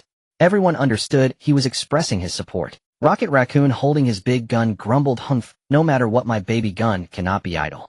After much discussion, a detailed reconnaissance and response plan was finally established. Led by Ailey, an elite reconnaissance team equipped with the most advanced detection equipment and weapons set off towards the outer edges of the universe on a specially modified high-speed warship. The Guardians of the Galaxy would serve as backup, ready to assist at any moment if the reconnaissance team encountered danger. Meanwhile, the research team on Dawnstar accelerated the study of artifacts and documents, striving to provide more powerful technical support at critical moments. Under the resolute gazes of everyone, Ailey led the reconnaissance team on a new journey, heading into the unknown darkness, bearing the responsibility of safeguarding the universe. Whether they could once again turn danger into safety and unveil the truth behind it all remained uncertain. But they shared a common belief: no matter how great the difficulties, they must protect the peace of the universe and keep the light of hope burning bright. Led by Ailey, the reconnaissance team sped towards the edge of the universe aboard a high-speed warship, like an arrow released from a bow. Along the way, the atmosphere inside the warship was heavy and oppressive. The team members were acutely aware of the arduous and dangerous nature of this mission, each wearing a serious expression, fixated on the instrument panel and detectors, leaving no anomaly overlooked. Ailey sat in the command cabin, her gaze cold and piercing as she stared into the endless darkness ahead, her mind filled with thoughts. She recalled the past confrontations with a mysterious organization, the brutal battles, the fallen comrades, and the endless secrets hidden within the mysterious space, all of which solidified her resolve to safeguard the peace of the universe. Everyone stay alert. We are about to enter an unknown area. Be ready to respond to any unexpected situations. Ailey instructed her team over the communication channel, her voice steady and strong. Star-Lord piloted his ship, darting alongside the warship occasionally, joking over the communication. "Hey Captain, this feels even more thrilling than usual. Who knows, we might discover some cosmic wonders and give those enemies a real run for their money." Despite his light-hearted tone, the focus in his eyes betrayed his inner tension. Drax gripped his twin blades tightly, pacing back and forth in the cabin, his muscles tensed like steel. "I can't wait to clash with those sneaky bastards, or I hope they aren't too weak, so I can stretch my muscles properly." Gamera, lithe and poised, stood at the hatch, her gaze cold and steady as she scrutinized the starry sky outside. "Don't let your guard down. Our unknown enemies can often be the most dangerous. We must follow the plan, assess the situation first, and then take action," Groot said, his steady steps accompanied by his mutterings, "I am Groot." He quietly prepared protective gear for everyone in the corner, offering support through his actions. Rocket Raccoon, cradling his heavy gun, lay by the firing port, his eyes narrowed into a slit. If we encounter enemies later, this precious gun of mine will show its true power and let them know our strength." As the warship gradually approached the edge of the universe, the surroundings grew increasingly bizarre. The once sparse stars dimmed further, as if consumed by an invisible force of darkness. The detectors began to wail frantically, indicating extremely chaotic energy fluctuations around them, with various unknown energy signals intertwining like a disordered symphony. "Everyone pay attention. We have entered an anomalous area. Activate stealth mode, reduce speed, and proceed with caution," Ailey commanded, and the warship immediately switched to stealth mode, the roar of the engines diminishing as it gradually advanced. Suddenly, a strange nebula appeared ahead. This nebula exhibited an eerie dark red hue resembling congealed blood, slowly swirling in the darkness. Electric arcs flickered within the nebula, occasionally erupting with intense energy shocks that twisted the surrounding space. "This nebula does not look friendly. It might be hiding some dangers within it," a team member whispered, his voice tinged with fear. "No matter what it is, we must get through it to see what." Ailey's gaze was resolute as she commanded the warship towards the nebula without hesitation. Upon entering the nebula, the warship began to shake violently, the shields absorbing the energy impacts, flickering erratically. The team members busied themselves at their respective posts, striving to stabilize the warship's navigation status, adjusting the shield parameters to fend off external disturbances. "Steady. Maintain formation," Ailey shouted, her voice echoing in the tumultuous cabin. Just then, a group of uniquely shaped flying objects screamed out from deep within the nebula. These flying objects were triangular, covered in black metallic shells, their surfaces etched with strange runes emanating a mysterious and dangerous aura. They swiftly approached the reconnaissance team, encircling the warship in an instant. "Fire!" Ailey commanded decisively, and the team members quickly raised their weapons and opened fire at the flying objects. However, ordinary energy weapons striking the flying objects' shells produced no more than faint sparks, failing to inflict any effective damage. "Switch to purifying energy attacks." Ailey recalled her previous combat experiences and hurriedly reminded her team. The team members immediately adjusted their weapons and fired purifying energy beams. This time, when the beams hit the flying objects, the runes on them flickered chaotically and their movements became sluggish. "Concentrate fire, take them down one by one." Seeing this, Ailey encouraged her team. Under their united efforts, the flying objects were gradually repelled, turning into heaps of debris scattered throughout the nebula. Yet the crisis was far from over. As the reconnaissance team emerged from the nebula, they were confronted with a shocking sight. Several small planetary wrecks floated in space, their surfaces riddled with massive cracks, as if torn apart by some powerful force. A thick aura of dark energy enveloped the wreckage, sending chills down their spines. What could have caused this? Star-Lord's eyes widened in shock. "Whatever it is, it must be related to the mysterious power we are seeking," Ailey said, her expression grave, a sense of foreboding welling up within her. Just as everyone prepared to investigate further, a swarm of mechanical puppets controlled by dark energy surged from the shadows. These puppets were massive, some with sharp claws capable of easily tearing through metal. Others spewed black energy flames from their mouths, scorching the ground wherever they went. They lumbered towards the reconnaissance team. "Fire!" Ailey shouted, and the team members engaged in fierce gunfire with the mechanical puppets. Purifying energy beams collided with the mechanical puppets' dark energy, producing deafening roars, the light so bright it was nearly blinding. Drax let out a mighty roar, charging forward with his twin blades. "Come on, you metal lumps. Taste the power of my blades." Like a burning meteor, he crashed into the puppet horde, his blades flying up and down, striking the puppet shells and sending sparks flying. Though he couldn't incapacitate them immediately, he successfully drew the attention of some puppets, buying his teammates some breathing room. Gamera, seeing this, nimbly followed her sharp blade, glinting with cold light as she targeted the injured or hindered parts of the puppets. Each precise stab rendered one puppet incapable of fighting. "Everyone stop hesitating. Attack together," she shouted, boosting morale. Groot walked forward with steady steps, using his massive body to create a solid defense for his teammates, muttering, "I am Groot." The mysterious power emanating from him resonated with the purifying energy around them, enhancing the defensive aura and making it difficult for the puppets to breach. Rocket Raccoon set up his gun from a distance, eyes narrowed as he locked onto his targets through the scope, grumbling, "Humph, let's see if I can't turn you big guys into Swiss cheese." His gun spat fire, continuously targeting the joints and vital parts of the puppets, delivering significant blows in conjunction with his teammates' attacks.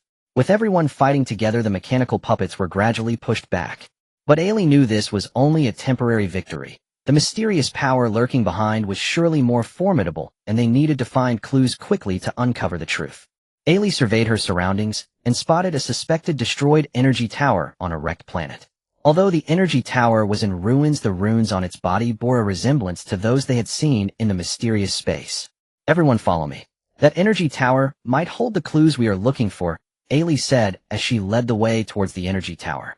The team members followed closely, cautiously landing on the planetary wreckage and making their way toward the energy tower. As they approached the energy tower, Ailey discovered a hidden entrance to an underground chamber at its base. The entrance was blocked by a massive stone slab covered in intricate runes. Using her knowledge of the runes, Ailey began to decipher them, looking for a way to open the entrance. After much effort, she finally found the mechanism to lift the stone slab. With a low rumble, the slab slowly rose, and an ancient, mysterious aura wafted out. Cautiously, the team entered the underground chamber, which was dark, damp, and filled with a foul stench. The walls were covered in cobwebs, and the ground was strewn with ancient tools and broken rune tablets. At the end of the underground chamber stood a massive stone platform upon which lay an ancient tome, emitting a ghostly glow, its cover etched with mysterious symbols. "This must be the key," Rocket exclaimed. "Don't touch it." Ailey quickly intervened. "This thing is too dangerous. Touching it might trigger even more terrible consequences." Just as everyone hesitated, a chilling laugh echoed from deep within the underground chamber, followed by the slow emergence of a group of mysterious figures in black robes. They held dark staffs, chanting incantations surrounding the ancient tome, with intricate dark magic formations attempting to prevent the reconnaissance team from taking it. "Do you think you can succeed?" Ailey shouted angrily, leading her team to attack the mysterious figure. The two sides instantly plunged into fierce combat. Purifying energy clashed with dark energy in the cramped underground chamber, producing dazzling lights and deafening sounds. The mysterious figures, empowered by the magic formations, became significantly stronger, their dark staffs releasing powerful waves of dark energy, forcing the coalition back step by step. In a critical moment, Ailey recalled the path of power fusion she had grasped in previous battles. She closed her eyes, took a deep breath, and gathered the mysterious power emanating from the crystal tower, her belief in protecting the universe and the courage of all the coalition soldiers. In an instant, her hands radiated an incredibly bright light, imbued with endless hope and power. "Die!" Ailey shouted, thrusting her palms towards the leader of the mysterious figures. A dazzling, purifying beam shot out like a rainbow, piercing the sun, striking directly at the leader's chest. The leader let out a scream, the staff slipping from his grasp as his body slowly fell. With his fall, the dark magic formations collapsed in an instant, and the surrounding dark energy quickly dissipated. The ancient tome lost its energy support, its glow gradually dimming, no longer posing a threat. Exhausted, Ailey and the others collapsed to the ground, yet smiles of victory adorned their faces. Having endured great hardships, they not only resolved the immediate crisis, but also found an ancient tome that might be related to the mysterious power, taking a crucial step towards unveiling the truth. "We did it!" Star-Lord exclaimed excitedly, his voice hoarse, yet filled with joy. "Indeed, this journey has been incredibly challenging." Gamora nodded slightly, her eyes reflecting relief. Drax laughed heartily, refreshing. "Now let's see how the dark forces can be arrogant." Groot walked steadily, muttering, "I am Groot." Simple words filled with pride in their victory. Rocket Raccoon, holding his gun, grumbled, "Humph, when we get back we need to rest well and share the story of what happened here with everyone." Ailey stood up and gazed at the ruins that had just witnessed a life and death battle, her heart filled with emotions. "Partners, we came with hope, and now return laden with achievements. Next we must return to Dawnstar and share these results with everyone to jointly guard the future of the universe. With their victorious accomplishments and unwavering determination, the coalition members packed their belongings and set off on their return journey. They knew the road ahead was long and there might be other hidden crises in the universe, but as long as they united as one relying on wisdom and courage, nothing could stop their advance. As they gradually faded away, silence once again enveloped the ruins, awaiting the next fortunate explorer. Ailey and the others set off on their journey home, with the ancient book that emanated a faint glow. Along the way, everyone felt both anticipation and unease about the contents of the ancient book, fully aware that it might hold the key to unraveling the mysteries of cosmic powers, and any misstep could lead to unforeseen consequences. When the fleet finally arrived at Dawnstar, the crowd waiting at the interstellar port erupted into enthusiastic cheers. The people's eyes were filled with admiration and gratitude for the heroes as flowers and ribbons fell like vibrant rain. However, Ailey and the others had no time to linger in this celebratory atmosphere. They hurried straight to the Interstellar Academy, where a top-tier research team awaited, eager to solve the mystery of the ancient book together. In the conference room of the Interstellar Academy, the lights were bright and the atmosphere was tense. Ailey carefully placed the ancient book on a specially designed protective platform, and the surrounding scientists immediately gathered around, their eyes sparkling with curiosity and excitement as their detection instruments buzzed to life, beginning a comprehensive scanning analysis of the book. Professor Lynch adjusted his glasses and said gravely, "The material of this ancient book and the symbols on it are unprecedented.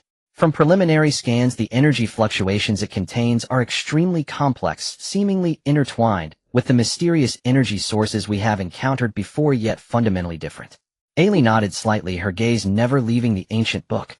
"Professor, when I discovered it in the basement, I had a strong feeling that the secrets hidden behind it might far exceed our imagination. The desperate attempts of those mysterious black-robed figures to protect it only prove its significance." Star-Lord leaned against the wall, unusually quiet, occasionally glancing at the ancient book, interjecting, "No matter what the secret is, since we've found it, we must dig it out. We cannot let the dark forces prevail." Drax crossed his arms and said in a deep voice, "Yes. If this ancient book contains methods to eliminate those guys, we would strike it rich." Gamora observed the symbols on the ancient book carefully, trying to find clues. These symbols look like some kind of ancient script, but they also seem to have been encrypted.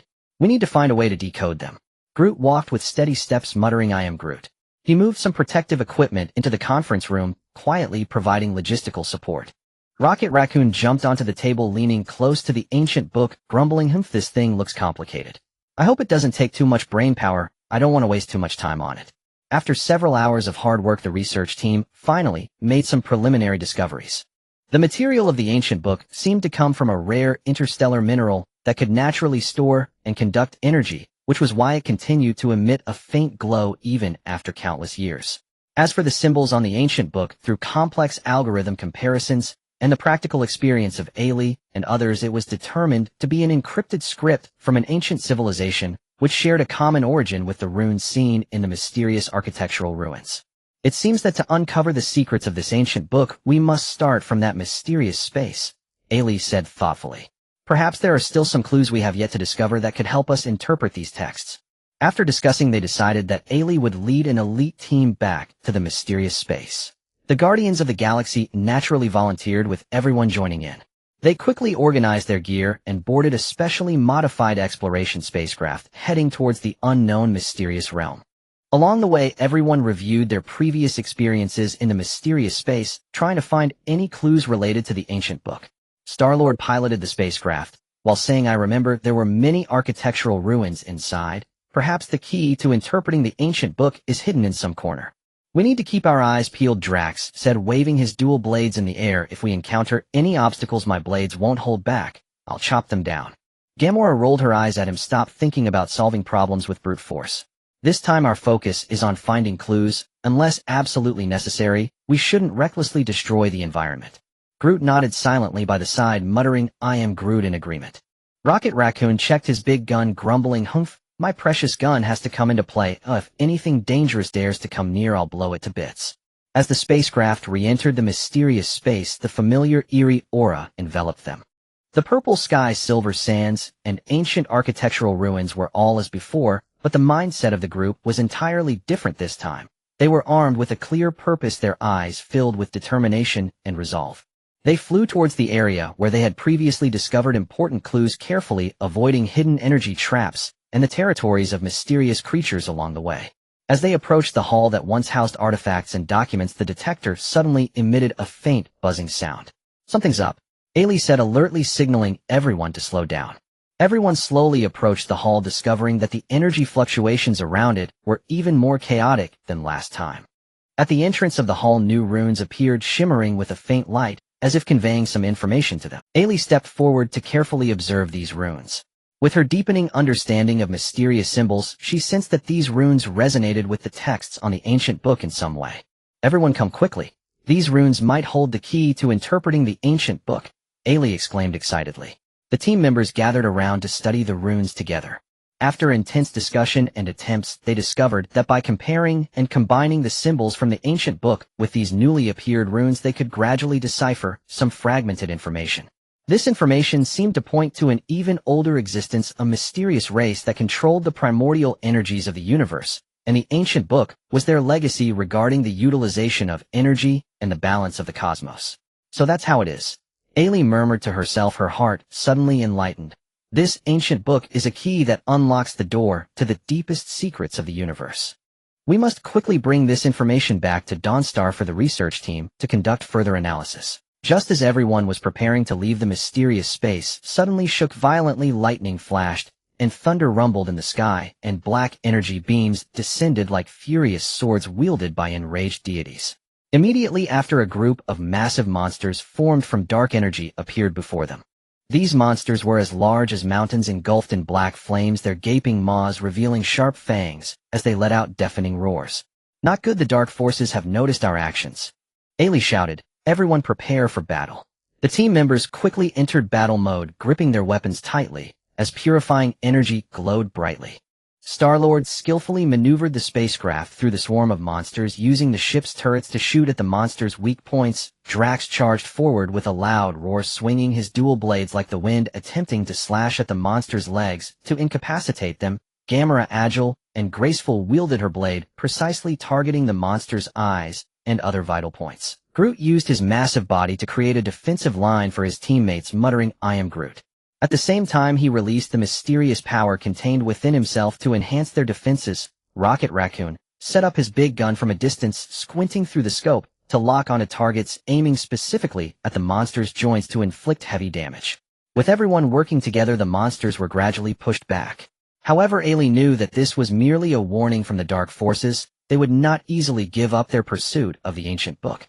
"We need to get out of here quickly," Ailey decisively commanded, leading the team members to swiftly board the spacecraft and race back towards Dawnstar. Along the way, everyone felt both heavy-hearted and filled with hope. They knew that this battle against the dark forces had only just begun, but the ancient book in their hands, along with the newly discovered clues, illuminated the dawn of a complete victory over darkness and the preservation of peace in the universe. As the spacecraft receded into the distance, the mysterious space returned to tranquility, once more awaiting the next clash of fate. Ailey and her companions boarded the spaceship, clutching ancient tomes and crucial clues, racing towards Dawnstar like startled birds. Inside the spaceship, the atmosphere was so tense it felt suffocating. Everyone knew that the dark forces had already detected their movements, and a fierce counterattack was imminent. A thrilling battle had begun.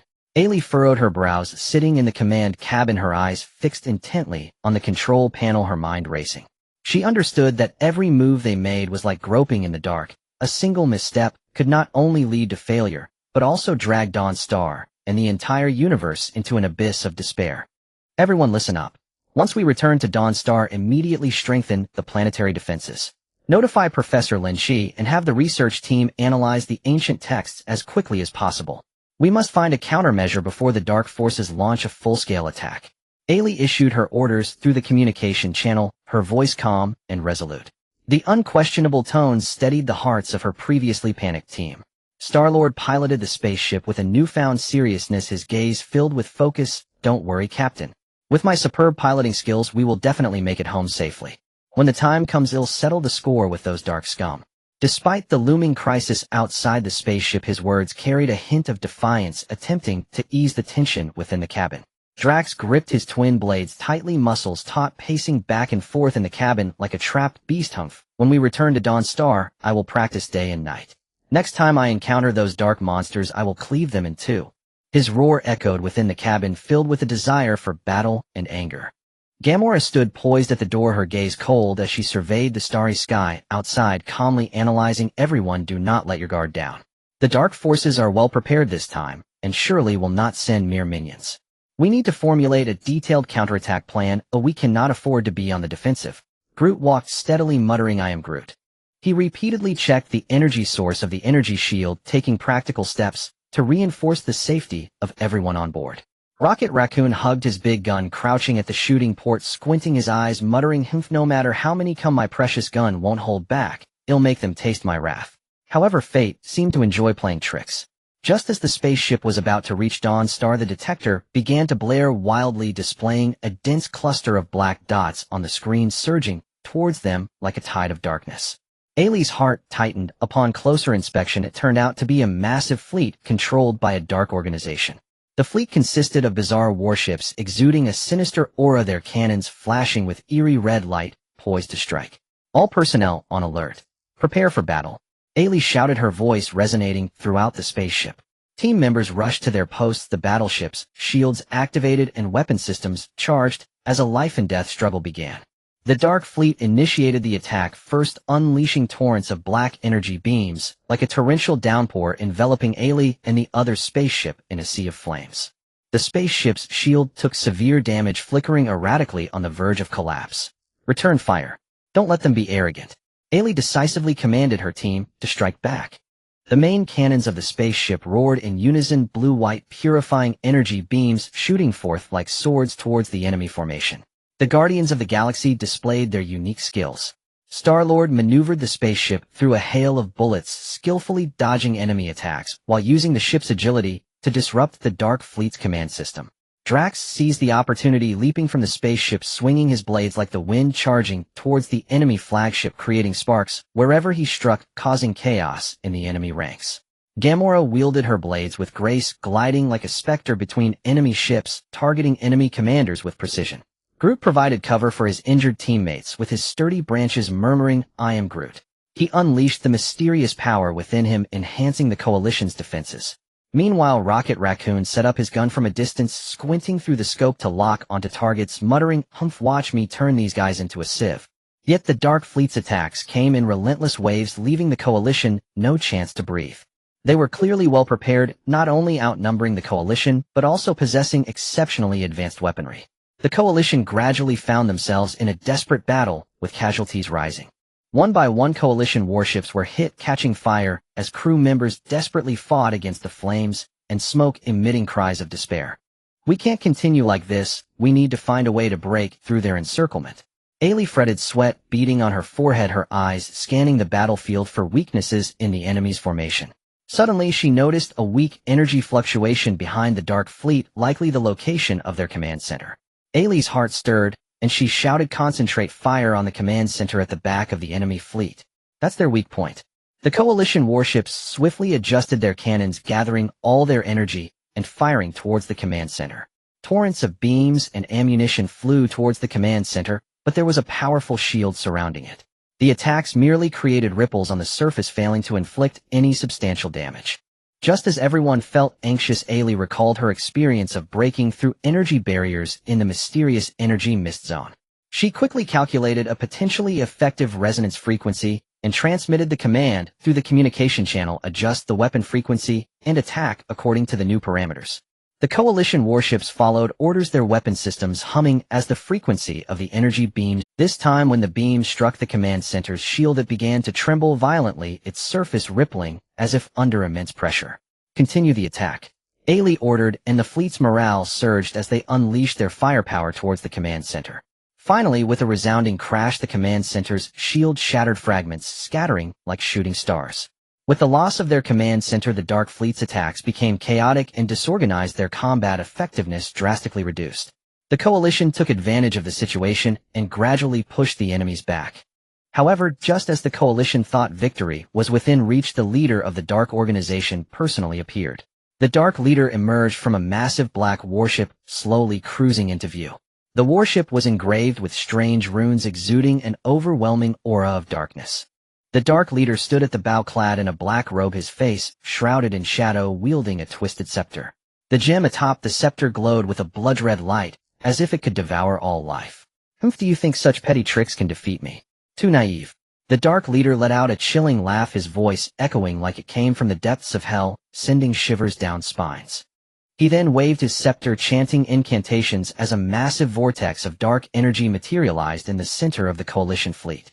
The energy vortex resembled a greedy beast devouring everything around it, as Coalition warships were drawn in, their shields breaking instantaneously, the hulls creaking, as if on the verge of disintegration.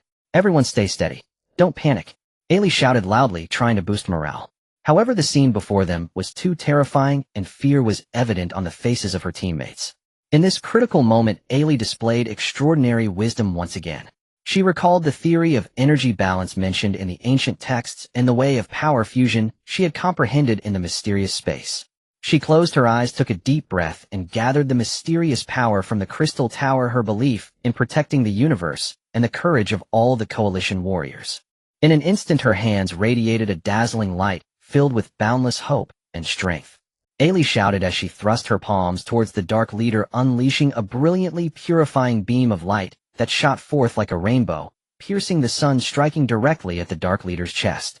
At the same time, she connected this power with the Coalition warship's purifying energy, forming a massive energy protective net attempting to negate the devouring force of the dark energy vortex. The Dark Leader let out a shriek, staggering back a few steps as the light from his scepter dimmed considerably. He clearly did not expect such a powerful counterattack from Ailey, a hint of panic crossing his face. Counterattack. Annihilate them completely. Star-Lord piloted the spaceship, deftly maneuvering in the battlefield, his turret guns continuously firing at the Dark Organization's ranks, disrupting their spellcasting rhythm. Drax roared, swinging his blades relentlessly, his wounds multiplying, yet he paid no mind, bravely pressing forward. Gamora glided like a ghost into the enemy ships, attempting to sabotage them from within. Groot shielded his injured teammates while unleashing his mysterious powers to enhance the Coalition's defenses. Rocket Raccoon set his gun from a distance, providing precise fire support for his allies. Under the Coalition's tenacious resistance and teamwork, the leader of the Dark Organization, seeing the tide turning against him, fled in a panic with his remaining troops. As the smoke cleared, the universe returned to peace. Ailey and her companions gazed at the retreating shadows of their enemies collapsing to the ground in exhaustion, yet their faces radiated victorious smiles. Having braved dangers, they once again protected the peace of the universe with their wisdom and courage. We did it! Star-Lord exclaimed excitedly, his voice hoarse, yet filled with joy. Yes, it hasn't been easy all the way. Gamora nodded slightly, her eyes reflecting contentment. Drax laughed heartily. What a thrill. Now let's see how the dark forces can be arrogant. Groot walked steadily, muttering, I am Groot.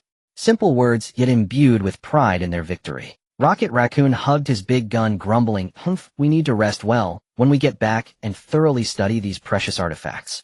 Ailey stood up, gazing at the starry sky that had just witnessed a life-and-death battle, her heart filled with emotion. Partners, we came here with hope, and now we return laden with achievements. Next, we must return to Dawnstar and share these findings with everyone to jointly safeguard the future of the universe. The Coalition members, carrying the fruits of victory and unwavering determination, packed their belongings and set off on their journey home. They knew the road ahead was still long and there might be other hidden crises in the universe, but as long as they united as one and relied on wisdom and courage, nothing could impede their progress. As they gradually departed, the starry sky was once again enveloped in silence, awaiting the next explorers. The Allied fleet, scarred and battered, drifted slowly toward Dawnstar. Along the way, sparks flickered across the shattered hulls of warships, stark, vivid embers against the profound silence of the cosmos, as if whispering of the recent heart-pounding battle. Ari stood in the command chamber of the flagship, her gaze fixed beyond the viewport at the gradually sharpening silhouette of Dawnstar on the horizon, her heart a tempest of conflicting emotions. Though they had repelled the dark faction's frenzied counteroffensive, she knew full well that their enemies would never yield. A far greater crisis was already drawing near, silent, inevitable, and inexorable. Brace yourselves, we are nearing Dawnstar. But this is no time for rest. The Dark Organization will certainly return. We must use every moment to repair our vessels, replenish supplies, and reinforce our defenses. Ari issued the order across the fleet's comms channel, her voice unwavering, resonant, echoing through every warship, rekindling the resolve of weary warriors. Star-Lord piloted his ship alongside the flagship and opened a channel with a grin. "Hey, Captain. We just survived a brutal scrap. Don't we at least get to catch our breath? But don't worry, I've got it covered. Repairing ships. Hauling cargo. Child's play." Though his smile remained bright, exhaustion shadowed his eyes, his hands steady on the controls never wavered, ever vigilant. Drax roared inside the hold, twin blades whirling in his fists. "Catch our breath. Only after the dark faction lies utterly vanquished." His body still bled from fresh wounds, yet he seemed oblivious. Muscles coiled like steel springs, blades humming with restless energy, eager once more for the fury of combat. Gamora stood nearby, calmly polishing her blade, her gaze sharp and unyielding. "Empty boasts won't win wars, Drax. Every step ahead is critical. We must revise our defense strategy, tailored precisely to the enemy's tactics. No more passive endurance." Groot strode steadily down the corridor, murmuring softly, "I am Groot." He moved with quiet purpose, carrying repair tools and energy cells to where they were needed most, offering silent, steadfast logistical support. His strength spoken not in words, but in action. Rocket Raccoon sat cross-legged beside a pile of munitions, cradling his massive rifle and muttering, "Humph. I hope Dawnstar scientists crack those ancient texts soon, so we can build something truly devastating. Next time we meet the Dark Faction, we'll blast them into stardust." At last the fleet arrived at Dawnstar. The interstellar port teemed with crowds, citizens straining upward, voices rising in thunderous waves of cheers and chants, welcoming home their victorious heroes. Yet Ari and her comrades had no time for celebration. They proceeded directly to the Stellar Academy to meet Professor Lynch and his research team. Inside the Academy's conference chamber, the air hung thick and still, like the hush before a cataclysm. After Ari delivered a detailed battlefield report, Professor Lynch frowned deeply and adjusted his spectacles. "Judging by your description of the Dark Sovereign's abilities, the underlying dark energy manipulation technology surpasses anything we've previously conceived. The ancient text is pivotal. We must accelerate its decryption. Yet we've hit a wall. Many of its glyphs bear no resemblance to any known civilization script. Deciphering them remains extraordinarily difficult." Ari gazed thoughtfully at the ancient tome resting on the table, its surface shimmering with faint, eerie luminescence. Then said quietly, "Professor, during my confrontation with the Dark Sovereign, I sensed immense power, but also instability, as though multiple dark energy sources had been forcibly fused. Perhaps this ties to the energy equilibrium referenced in the text. Might that be our breakthrough?" Silence settled over the room. Deep, contemplative, absolute. Suddenly Star-Lord snapped his fingers. "Hey, I've got it. Remember that energy distortion we encountered in the Veiled Expanse? Those glyphs etched onto the ruins. They stabilized chaotic energies. Maybe they hold clues for decoding the text." "Exactly." Gamora nodded slightly. "We should assemble a small elite team to re-enter the Veiled Expanse, searching specifically for glyph correlations with the ancient text. But this mission must be swift and precise. The Dark Faction is undoubtedly watching our every move." With consensus reached, Ari selected elite operatives, including the Guardians of the Galaxy, for the next expedition. Before departure, Professor Lynch handed Ari a newly developed energy detector, our latest prototype, capable of pinpointing even subtle fluctuations in energy signatures. "May it serve you well." Ari accepted the device with sincere gratitude and led her squad aboard their vessel, accelerating swiftly toward the Veiled Expanse. Every crew member poised alert, acutely aware of the peril awaiting them. As the ship pierced the boundary into the Veiled Expanse, an uncanny aura enveloped them. Purple skies, silver dunes, and ancient ruins, standing motionless amid cosmic antiquity, whispering forgotten epics. Ari advanced cautiously, scanner in hand, scanning for anomalous energy signatures. "Attention! All readings indicate intense energy resonance to the southeast. That's our direction." Her voice was low, clear, decisive. The team nodded and fell into formation, following her without hesitation. As they neared the target zone, a secluded temple emerged, nestled deep within a narrow mountain valley. Its weathered walls bore dense, intricate glyphs, strikingly similar in both form and resonance to fragments found within the ancient text. "This is it," Ari exclaimed, excitement flaring in her voice. "Search thoroughly. This may hold the key to unlocking the text." The squad dispersed, scouring the temple's chambers with focused intensity. Then, a chilling, sibilant laugh echoed from the temple's depths. From the shadows, figures in obsidian robes materialized, staffs of darkness clasped in their hands, chanting incantations that turned the very air glacial and sharp. You dare return. This time you shall not succeed so easily. Their leader's voice rasped like grinding stone, eyes gleaming with cunning malice. Open fire. Ari commanded instantly. Weapons rose in unison. The squad unleashed a blistering barrage upon the robed figures. But the robed ones were prepared. They exploited glyph traps embedded in the temple's architecture, evading fire with eerie precision while launching retaliatory beams of dark energy, serpentine, and lethal, weaving unpredictably through the corridors. Drax bellowed and charged forward, blades flashing. No more skulking. Face me like warriors. Yet as he closed in, a hidden glyph activated beneath his feet. A vortex of binding energy seized him, locking him in place. Drax!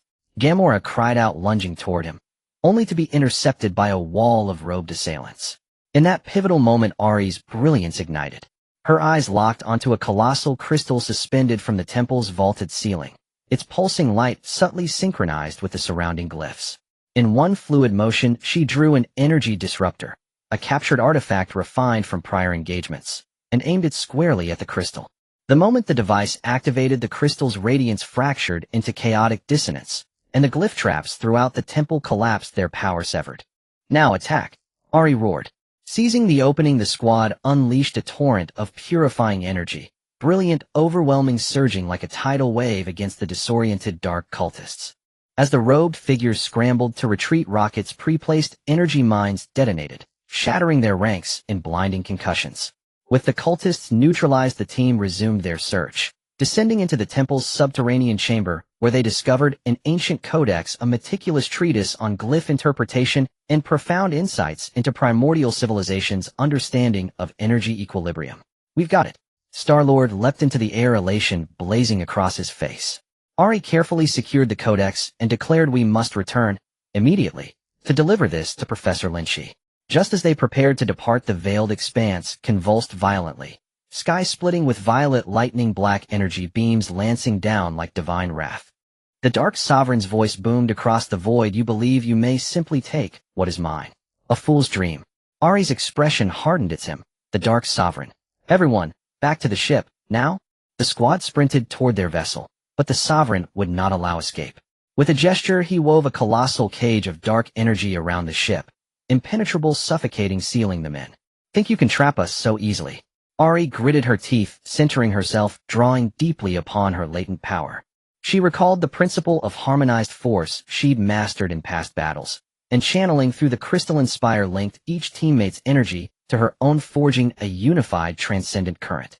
With palms thrust forward, she unleashed a searing beam of purification, while the squad simultaneously amplified their weapons to maximum output, merging their energies into a single luminous spear of light. Together their combined might fractured the dark cage, cracks spiderwebbing across its surface until with a deafening shudder it imploded. The ship's engines screamed to life, surging forward at full thrust, racing toward the expanse. Enraged, the Dark Sovereign deployed legions of abyssal entities in pursuit. But Star-Lord's masterful piloting guided the vessel through impossible evasive maneuvers, dodging torrents of destruction until, finally, they breached the veiled expanse. Back on Dawnstar, Ari delivered the codex to Professor Lynch. The research team worked tirelessly, achieving a breakthrough in deciphering the ancient text. They uncovered a sacred purification array, a ritual formation capable of suppressing and dismantling dark energy. When activated with specific energy sources arranged precisely as described in the text, it could deliver a decisive, annihilating blow against the Dark faction.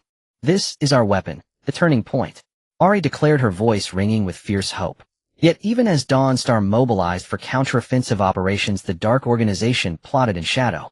They secretly negotiated with neutral stellar powers, offering vast wealth and dominion to sway them into the Dark Alliance. Simultaneously, they deployed covert fleets around Dawnstar's neighboring systems, preparing a surgical, devastating strike aimed at decapitating the Alliance's command structure, seizing the ancient text, and asserting galactic supremacy. Unaware of the gathering storm, Ari and her allies reveled in the promise of imminent victory, blissfully ignorant that a far greater cataclysm loomed, its outcome suspended between salvation and oblivion. With a significant breakthrough in deciphering ancient texts, AI Lee and her team joyfully prepared for the counterattack against the dark forces, creating a bustling scene on Dawnstar. Under the leadership of Professor Lynch, the research team raced against time to gather specific energy sources according to the ancient texts, constructing the purification array, The coalition soldiers trained day and night, familiarizing themselves with new tactics and testing improved weaponry, striving for a decisive victory in the upcoming battle. AI Lee moved through various regions, acting as both commander and coordinator. While discussing optimization details of the purification array with the researchers to ensure its maximum effectiveness, she also visited the training grounds to encourage the soldiers, imparting practical combat experience. Her eyes filled with determination and expectation. Comrades, this time, we have grasped the nemesis of the dark forces. As long as we unite, we will undoubtedly crush them and safeguard the peace of the universe. The soldiers, upon hearing this, were greatly inspired, their rallying cries echoing through the skies. Star-Lord was also busy leveraging his network to rally more reliable allies across the stars. With his renowned reputation for saving the universe and his persuasive skills, many planets, though wary of the dark forces, were swayed by his words, willing to provide material support or dispatch elite troops to join the battle.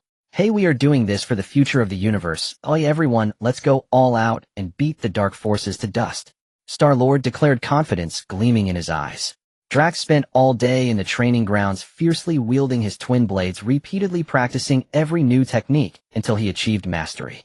His scars became more pronounced under the sheen of sweat, yet he paid no mind, occasionally roaring at his imagined foes. Dark scum, await your demise. Next time we meet, I will make you taste the fury of my twin blades.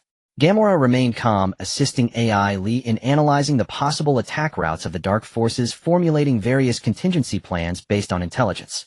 In the conference room, she pointed at the interstellar map, her gaze stern. We cannot only consider a frontal assault. The Dark Organization is cunning, and they might launch a surprise attack from the flanks or behind.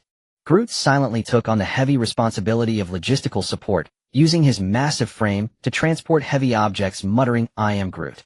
Whether it's transporting energy sources or building materials for defensive structures, wherever there is a need, he appears silently, laying a solid foundation for the impending war.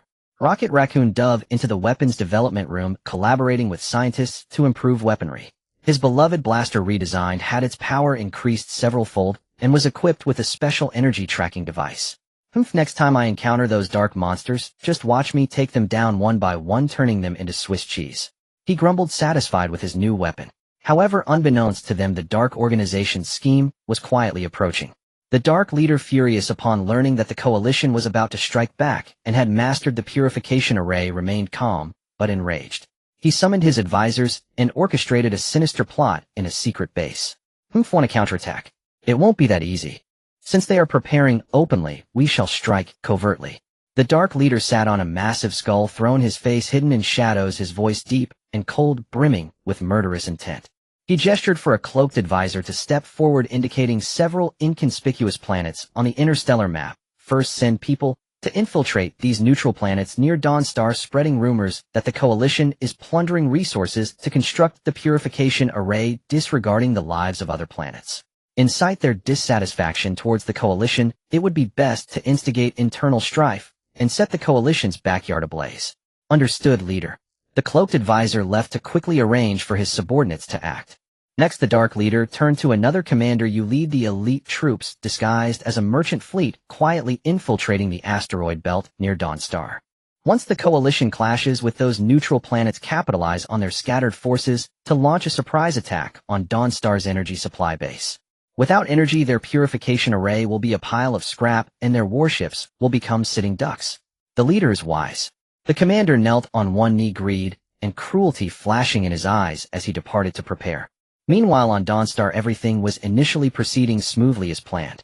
The construction of the purification array was nearing completion, with energy sources humming at the core of the array, emanating a powerful aura that seemed to herald the end of the dark forces.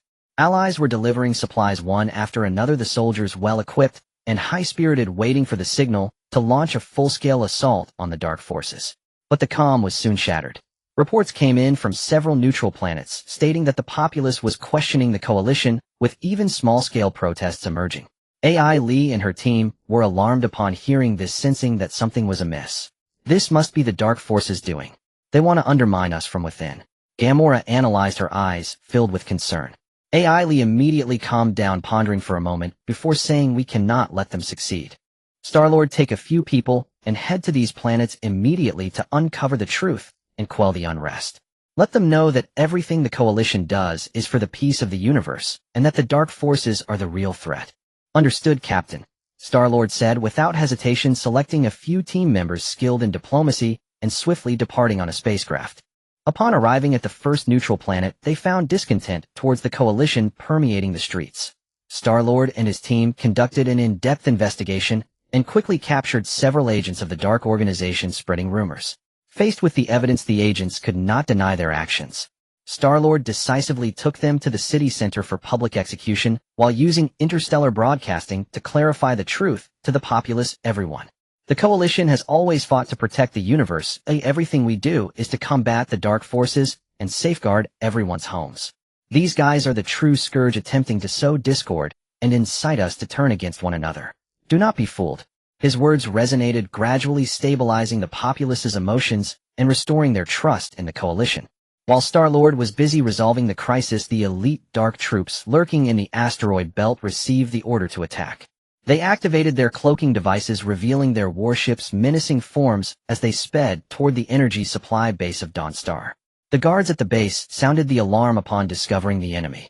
But the enemies came on strong, quickly breaking through the outer defenses thanks to the advantage of a surprise attack. The main cannons of the dark warships roared, energy beams raining down like a torrential storm, engulfing the base in flames. Hold the line. We must not let them destroy the energy base. The base commander shouted loudly as the soldiers bravely resisted engaging in a desperate battle with the enemy. Upon receiving the news, AI Lee was frantic. She knew that if the energy base fell, not only would the purification array fail to activate, but the entire Dawnstar would be plunged into peril. Guardians of the Galaxy, follow me. The rest of you continue to protect the purification array. We cannot let the enemy get any closer. AI Lee decisively ordered, leading the Guardians of the Galaxy aboard their spacecraft, racing like lightning toward the energy base. When they arrived, the base was already in ruins. The dark warships rampaged in the sky, ruthlessly attacking ground targets.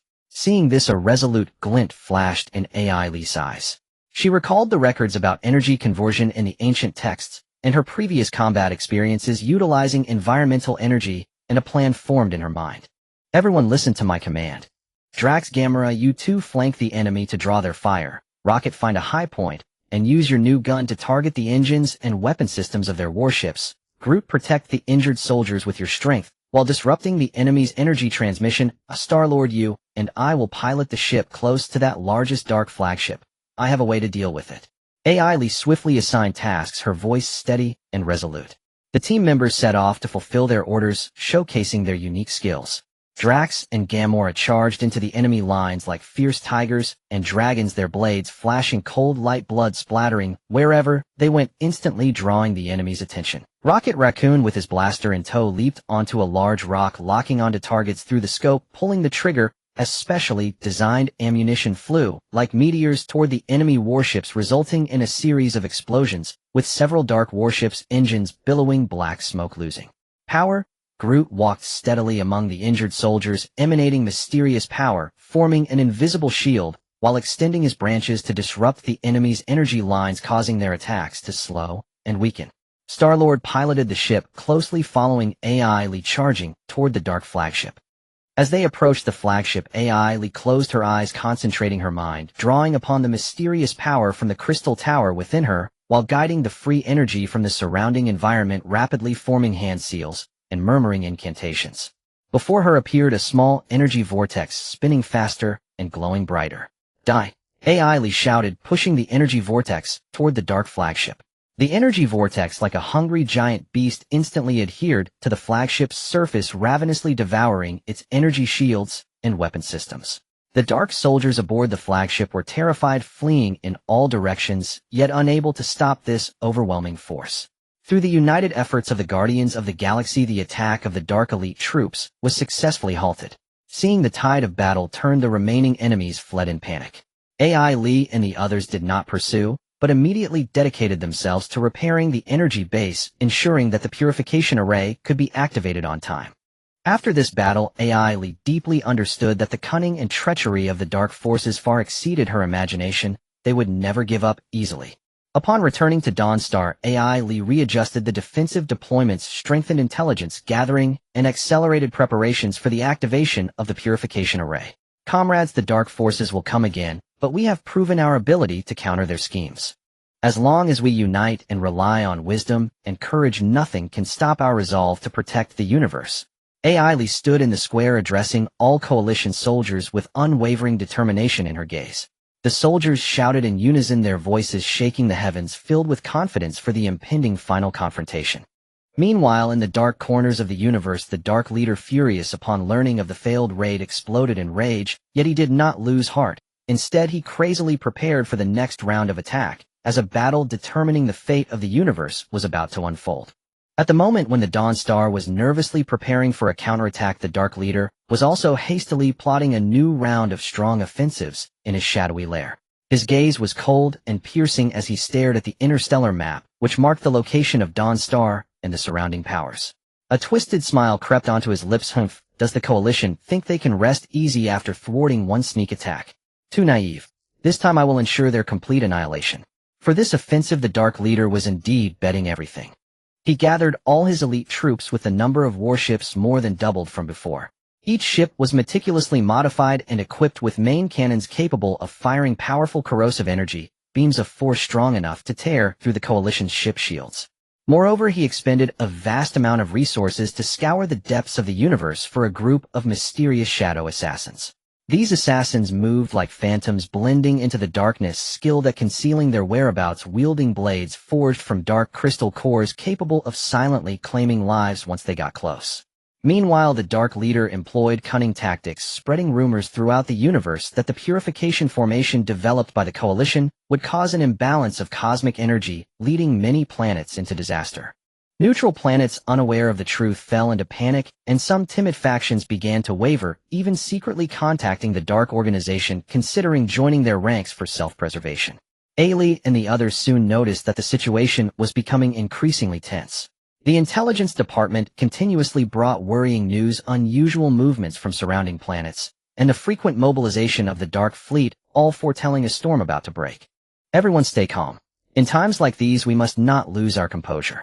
Ailey stood in the command center, her gaze resolutely fixed on the crowd. The Dark Leader wants to repeat his old tricks to disturb our morale. We must quickly expose his lies and stabilize the situation. Star-Lord slapped his forehead. I've got an idea. Let's utilize the communication network we established between the stars to hold a live broadcast across the universe, revealing the principles and functions of the purification formation to let everyone know it is a beacon of hope for the universe, not a source of disaster. That's a great idea. Everyone agreed enthusiastically. Without delay, Ailey and the others rapidly contacted media representatives from various planets to prepare for this crucial live broadcast. During the broadcast, Professor Lynch personally stepped in, explaining the scientific basis of the purification formation in an accessible manner. Dear cosmic compatriots, this purification formation is not as dangerous as the rumors suggest. Its principle is based on the profound understanding of cosmic energy balance from ancient civilizations. By guiding and integrating specific energy sources, it transforms dark energy into pure protective power, ensuring our universe becomes more stable and prosperous. As the broadcast progressed, many planets that initially harbored doubts gradually discerned the truth and voiced their support for the Coalition, while some wavering factions also reaffirmed their stance, distancing themselves from the Dark Organization. Upon learning this, the Dark Leader was furious. Damn it. How dare these guys ruin my plans? Yet he did not give up, hastening his offensive steps. Soon the Dark Fleet descended like a dark cloud, moving toward Dawn Star in a mighty wave. At the forefront of the fleet were a group of shadow assassins moving like ghosts through the stars, trying to evade the Coalition's detection, aiming to infiltrate Dawn Star and sabotage the purification formation. All units prepare for battle. Ailey commanded, and the Coalition warships swiftly entered combat mode, shields activated, weapons charged, soldiers poised for action. Drax wielding twin blades roared excitedly on the deck of the warship. Finally here. I've been waiting for this day for so long. Dark scum, come if you dare. Muscles tense, his twin blades hummed ominously as if ready to charge into the enemy ranks. Gamera's gaze was stern, closely watching the enemy's movements. Don't be reckless, Drax. Listen to Ailey's command. Oh, we need to deal with those shadow assassins first. We cannot let them get close to the formation. Groot took steady steps, murmuring, I am Groot. He positioned himself beside the purification formation, shielding the core area with his massive body while releasing mysterious power to reinforce the defenses around the formation. Rocket Raccoon crouched at the shooting port, squinting through the scope to lock onto his target. Humph, what are the shadow assassins? My precious gun is no toy. Anyone who dares to approach will be blown to bits. Star-Lord piloted his ship, soaring above the fleet, utilizing the ship's maneuverability to illuminate all warning lights, trying to expose the shadow assassins' hidden paths. Hey little bugs, don't think you can sneak around and cause destruction. With me, Star-Lord, here you have no chance. Seeing their cover blown, the shadow assassins no longer concealed themselves, brandishing their blades as they lunged toward the Coalition warships. They moved with incredible speed, like black lightning streaking across the starry sky, making it difficult for ordinary weapons to hit their marks. Switch to high-frequency pulse weapons. Ailey shouted, and the Coalition soldiers quickly adjusted their weapon settings. High-frequency pulse weapons could release dense energy pulses, disrupting the shadow assassins' concealment abilities, causing their silhouettes to briefly become visible. Under the illumination of the pulse weapons, the shadows of the assassins flickered in and out. The Coalition soldiers seized the opportunity, opening fire as the purification energy beams intertwined with the pulse energy, creating a spectacular display of sparks under the starry sky.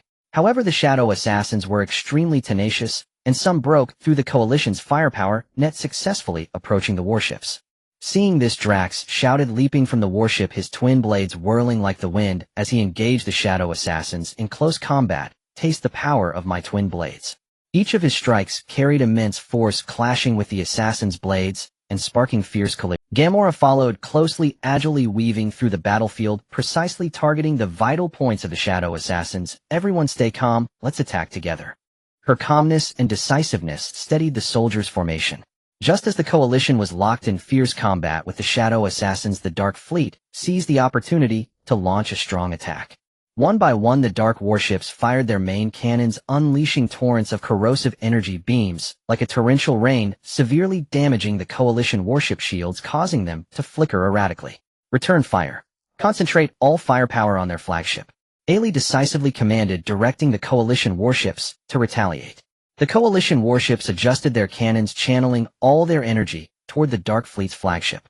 However, surrounding the Dark flagship was a powerful protective force field, and the Coalition's attacks merely rippled across its surface, causing no substantial damage. Seeing this, Ailey recalled the ancient texts regarding energy breaches and felt a spark of inspiration. Star-Lord, pilot the ship closer to the flagship. I need to observe the energy fluctuations of the force field up close. Following her instructions, Star-Lord piloted the ship like an arrow rushing toward the Dark flagship. Upon getting closer, Ailey focused intently on the force field, discovering a weak frequency gap in its energy fluctuations. She quickly calculated the breach frequency and issued commands via the communication channel. All warships adjust weapon frequencies and attack according to the new parameters. The Coalition warships complied, their weapon systems humming as the frequency of the energy beams shifted. This time, when the beams struck the protective force field of the Dark flagship, the field began to tremble violently, its surface rippling ominously as if under tremendous strain. Continue the attack. Ailey ordered, seizing the momentum, and the morale of the fleet surged as they unleashed a barrage upon the Dark flagship. Finally, with a resounding crash, the protective force field shattered, debris scattering like shooting stars. With the protective force field lost, the Dark flagship fell into chaos, its commanders shouting loudly, trying to reorganize their defenses. But the Coalition gave them no chance, pressing their advantage and gradually forcing the Dark fleet to retreat. Seeing the situation turn against him, the Dark leader, furious and embarrassed, took matters into his own hands. He boarded a small flying craft soaring out from the flagship, wielding a twisted scepter, the gem atop it glowing with a blood-red light, as if capable of devouring all life. Do you really think you can defeat me like this? Dream on. The Dark leader let out a chilling laugh, waving the scepter as he muttered incantations, conjuring a massive vortex of dark energy that appeared out of thin air in the center of the Coalition fleet. The energy vortex loomed like a greedy beast, devouring everything around it. Coalition warships were sucked into it, their shields instantly shattered, the hulls creaking ominously as if about to disintegrate. Everyone hold steady. Don't panic. Ailey shouted loudly, trying to rally morale. Yet the scene before them was too terrifying, and fear was evident on the faces of her team members. In this critical moment, Ailey displayed extraordinary wisdom once again. She recalled the path of power fusion she had comprehended in the mysterious space, as well as the energy principles contained within the purification formation. She closed her eyes, took a deep breath, and gathered the mysterious power from the crystal tower. Her belief in protecting the universe and the courage of all coalition soldiers. In an instant her hands radiated an incredibly brilliant light filled with endless hope and power. Die! Ailey shouted, thrusting her palms toward the Dark Leader, a dazzling purification beam shooting forth like a rainbow, piercing the sun, striking directly at the Dark Leader's chest. At the same time, she linked this power with the Coalition warship's purification energy, forming a massive energy protective net in an attempt to counteract the devouring force of the dark energy vortex. The Dark Leader let out a pained scream, staggering back a few steps, the light from his scepter dimming considerably. Clearly he had not anticipated such a powerful counterattack from Ailey, and a trace of panic crossed his face. Counterattack. Annihilate them completely. Star-Lord piloted his ship, maneuvering above the battlefield, his turrets continuously firing at the Dark Organization's forces, disrupting their spellcasting rhythm. Drax roared, swinging his blades relentlessly, his wounds increasing, yet he paid them no mind. Charging forward bravely, Gamora darted stealthily into the enemy ship, attempting to sabotage from within. Groot shielded injured teammates with his body, while releasing his own wisdom-infused power to strengthen the Coalition's defenses. Rocket Raccoon set up a heavy gun from a distance, sniping accurately to provide fire support for his allies. Under the Coalition's fierce resistance and united cooperation, the leader of the Dark Organization, seeing the tide turn against him, fled in panic, leading his remaining forces in a chaotic retreat.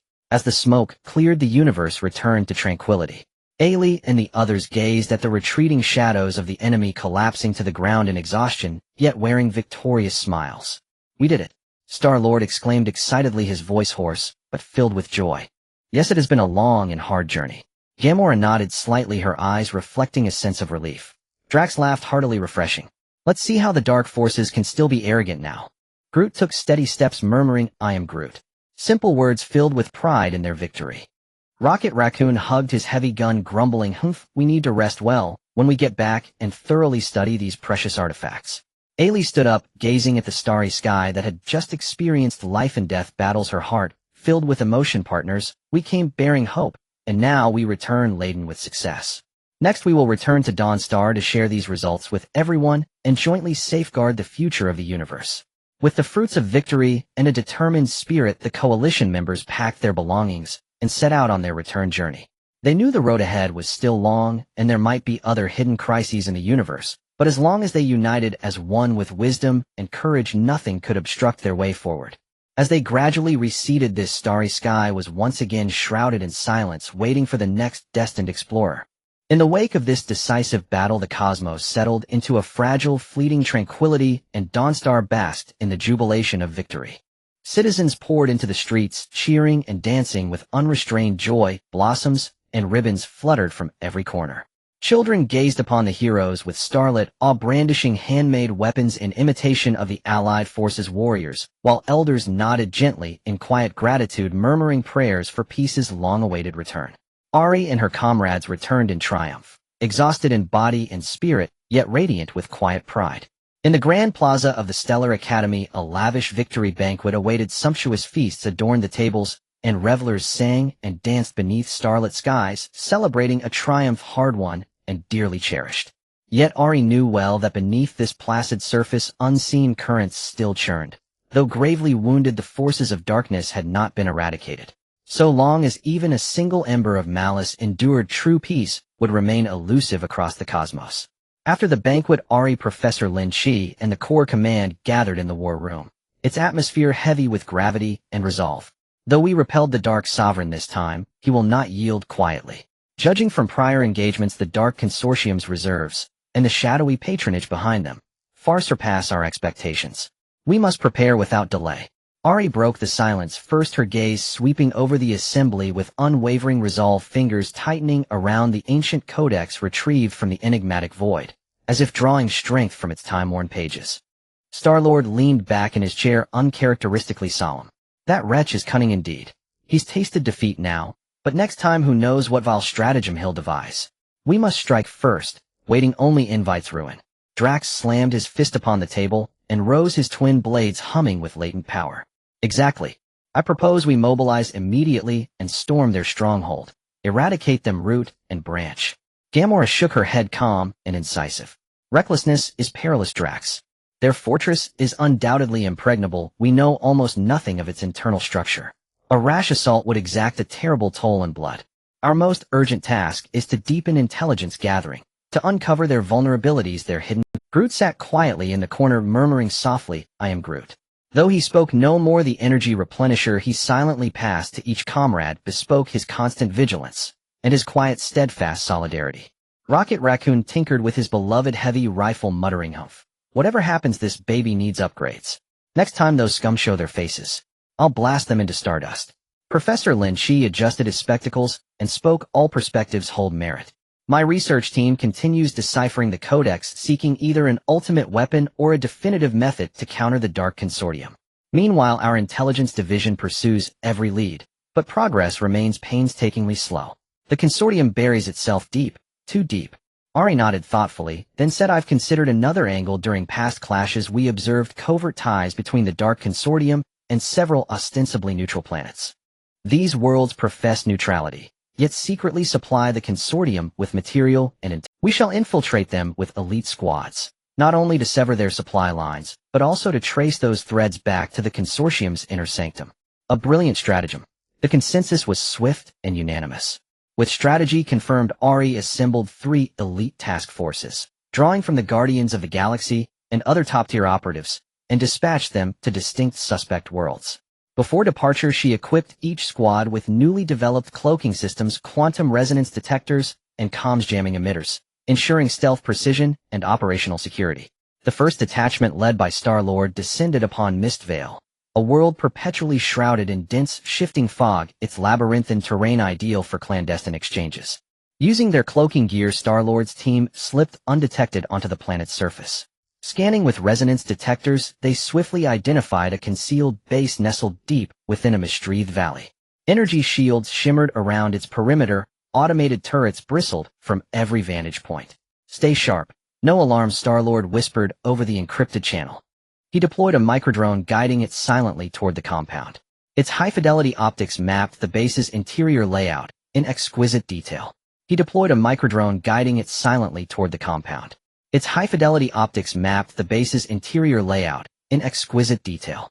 Instantly, turrets swiveled and opened fire, laser bolts searing the air. "Scatter! Take cover!" Star-Lord barked. The team dispersed with practiced speed, using boulders and gnarled trees as cover while returning blistering volleys.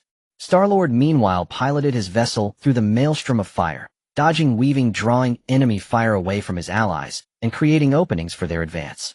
"Think you can trap us? Think again." Seizing his moment, Star-Lord pressed a button on his remote. Instantly, pre-deployed EMP emitters flared, flooding the base with a pulse of raw electromagnetic fury. Turrets stuttered and died, shields flickered wildly, leaving a narrow, vital window of vulnerability. "Now breach," Star-Lord commanded. Like stormborn predators, the team surged forward. Inside, they uncovered vast stockpiles destined for the Dark Consortium, and encrypted data crystals containing their next phase operations. Star-Lord acted without hesitation. He detonated the caches, secured the files, and withdrew with flawless precision. Meanwhile, Drax's second detachment landed on Shadowfall. This world was home to a reclusive, shadow-dwelling species, masters of concealment and assassination, rumored to share ancient, entangled loyalties with the Dark Consortium. The moment Drax's boots touched its soil, a creeping chill swept over them, the sensation of countless unseen eyes watching from the encroaching gloom. "Move with caution, ambushes lie waiting." Drax gripped his twin blades, scanning the periphery with fierce, unblinking vigilance. They advanced down a narrow alley, when suddenly figures erupted from rooftops, doorways, and fissures in the ground, blades gleaming, silent and lethal. Drax roared, whirling into motion, his blades carving arcs of silver light. "Come forth, cowards. Taste the edge of my steel." His ferocity ignited his comrades' resolve. Weapons flashed, and brutal close-quarters A memory sparked. Ari's tactical briefings. "Follow my lead. Triangular defense formation. Concentrate fire on their A memory sparked. Ari's tactical briefings. "Follow my lead. Triangular defense formation. Concentrate fire on their commander." They obeyed instantly, converging their purified energy beams into a single searing lance. Their target faltered, struck dead center, and collapsed. Leaderless, the attackers fractured and fled.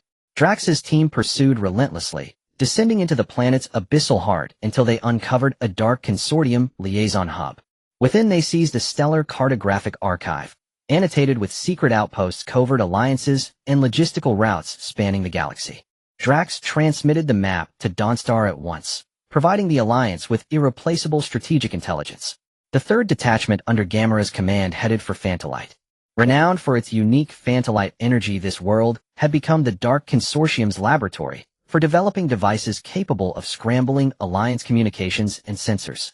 Upon arrival, Gamera's team found their comms degraded to static, signals fragmenting, fading. Maintain visual contact, communicate via hand signals. Gamora gestured calmly, guiding her unit forward with instinct honed by decades of warfare.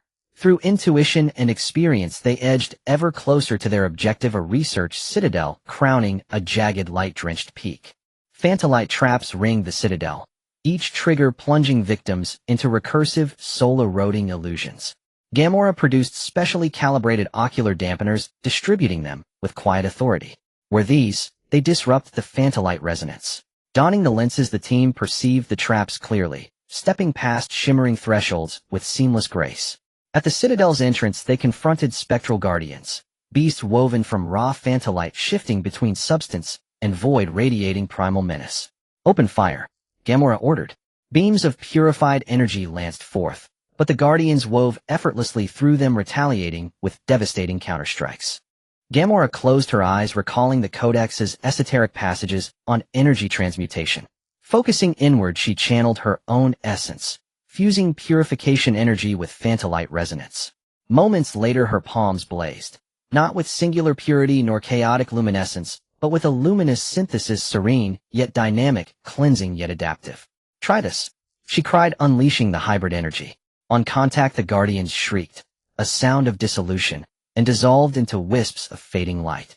With the Sentinels gone, Gamera's team breached the Citadel. They disabled the signal scrambling array and recovered a journal detailing the Consortium's Phantalite armament research. Its meticulous entries on weaponization, trap architecture, and resonance modulation would prove indispensable in countering future Phantalite warfare. All three detachments returned to Dawnstar bearing critical intelligence and tangible assets, shifting the balance decisively in the Alliance's favor. Guided by these findings, Ari revised the Alliance's grand strategy, reinforcing key worlds against retaliation while preparing a surgical, annihilating strike against the Consortium's central nexus. Simultaneously, the research team achieved a breakthrough in decoding the ancient codex. They uncovered a primordial sealing art, requiring 5 legendary energy gems precisely aligned according to the codex's celestial geometry to permanently bind the Dark Sovereign's scepter of Abyss, stripping it of its malevolent dominion. Each gem lay hidden across the cosmos, in 5 mythic realms guarded by beings of immense power. Without hesitation, Ari resolved to lead the Guardians herself on this quest. Before departure, she met her comrades' gazes, steady, resolute. Friends, this journey will test the very fabric of fate. Yet I believe, with unity, wisdom, and courage, no force in creation can halt our course. The Dark Sovereign's reign ends soon, and peace, true enduring peace, shall endure. With that vow echoing in the silence of the hangar, Ari and her crew launched into the uncharted void, heralding a new epoch of legend. Far beyond the light and the crushing dark, the Dark Sovereign raged, summoning his lieutenants, plotting annihilation before the gems could be united. The final confrontation loomed, inevitable, imminent, absolute. Ely led the Guardians of the Galaxy aboard their spaceship, charging into the vast cosmos like an arrow released from a bow, their goal set on the 5 energy gemstones scattered in mysterious corners pivotal to the fate of the universe. Inside the spaceship, the atmosphere was heavy yet charged with excitement. Everyone knew this journey was fraught with peril, but to seal the Dark Leader once and for all and safeguard the peace of the universe, each person held a resolute gaze, showing no signs of retreat. Ely sat at the command station, intently monitoring the star navigation device, her mind racing with thought. She understood deeply that each energy gemstone was guarded by an unimaginably powerful protector, whether a formidable alien race, or a mysterious ancient being, or even elementals formed from the energy itself. Obtaining these gemstones required not only brute force, but also wisdom and strategy. Listen up, everyone. According to ancient texts and intelligence analysis, the first energy gemstone is located on an ancient planet deep within the chaotic nebula, the Source Star. The energy within this nebula is chaotic and fraught with dangers. Everyone must remain vigilant, or all actions will follow my command, Ely said steadily and forcefully through the communication channel. Star-Lord piloted the spaceship with a serious focus, his demeanor a stark contrast to his usual playful self. "Don't worry, Captain. With my superb piloting skills, I will surely get everyone there safely. But this chaotic nebula sounds thrilling. Who knows what cosmic wonders we might find in there." Despite the looming danger, he attempted to lighten the tense atmosphere in the cabin with his casual remarks. Drax gripped his twin blades tightly, pacing back and forth in the cabin, his muscles taut like steel. Occasionally he would swing his blades with ferocity. "I can't wait to meet those guardians. No matter what they are, if they dare to obstruct our quest for the gemstones, I will cleave them in half with my blades." His roar echoed in the cabin, brimming with a thirst for battle and determination. Gamora stood poised at the cabin door, her gaze cold as she scanned the starry sky outside, analyzing calmly. "Everyone, do not let your guard down. The dangers of the chaotic nebula are far beyond anything we have encountered before. Not only is the energy chaotic, but there may also be various traps and unknown enemies lurking. We must prepare our countermeasures in advance and not act recklessly." Groot moved steadily, murmuring, "I am Groot." He silently inspected the equipment throughout the spaceship, ensuring that every system was functioning properly, solidifying the safety net for everyone with his actions. Rocket Raccoon clutched his massive gun, leaning against the firing port, his eyes narrowed into slits, muttering, "Humph, who cares about Guardians? My precious gun won't hold back. If they dare to cause trouble, it'll blow them to bits." As the spaceship gradually approached the chaotic nebula, the scenery outside became increasingly bizarre. The originally brilliant starry sky was replaced by a swirling, colorful mist of chaotic energy, with electric sparks flickering within the nebula and occasional bursts of intense energy shockwaves distorting the surrounding space. The detector began to screech wildly, indicating that the energy fluctuations around them were extremely chaotic, with various unknown energy signals intertwining like a disordered symphony. "Everyone pay attention. Activate stealth mode, slow down, and proceed with caution," Ely commanded, and the spaceship immediately switched to stealth mode, the roar of the engines diminishing as they advanced slowly. Suddenly, a swarm of energy creatures resembling birds, their bodies engulfed in eerie blue flames, soared out from the depths of the nebula. They flew towards the spaceship at an incredible speed, surrounding it in an instant. These creatures' eyes flashed with blinding red light, and they emitted a sharp, piercing cry that hurt the eardrums. "Open fire," Ely decisively ordered, and the team swiftly raised their weapons to shoot at the energy creatures. However, regular energy weapons merely sparked weakly upon impact, failing to inflict any significant damage. "Switch to purifying energy attacks." Ely recalled her past combat experiences and quickly reminded her teammates. They immediately adjusted their weapons and fired purifying energy beams. This time, when the beams struck the energy creatures, their flames flickered chaotically and their movements slowed down. "Concentrate fire, take them out one by one," Ely encouraged her team. Under their united assault, the energy creatures were gradually repelled, dissipating into energy that merged back into the nebula. But the crisis was not over. After the spaceship barely broke through the energy creatures' encirclement, it found itself in an area filled with energy vortices. These vortices resembled hungry behemoths, opening their invisible mouths and continuously devouring everything around them. Once the spaceship was caught in one, its shield would be instantly torn apart, and the vessel would be shredded to pieces. "Steady. Maintain formations," Ely shouted loudly, her voice echoing in the turbulent cabin. Star-Lord gritted his teeth, maneuvering the spaceship left and right, trying to avoid those deadly vortices. Drax, Gamora, and others anxiously monitored the instrument panel in the cabin, ready to assist Star-Lord with any emergencies. Just as the spaceship was about to be engulfed by a massive vortex, Ely suddenly spotted a faint, stable energy point at the vortex's center. Without a moment to think, she shouted, "Star-Lord, charge towards the center of the vortex. That's our breakthrough." Star-Lord was startled, but chose to trust Ely.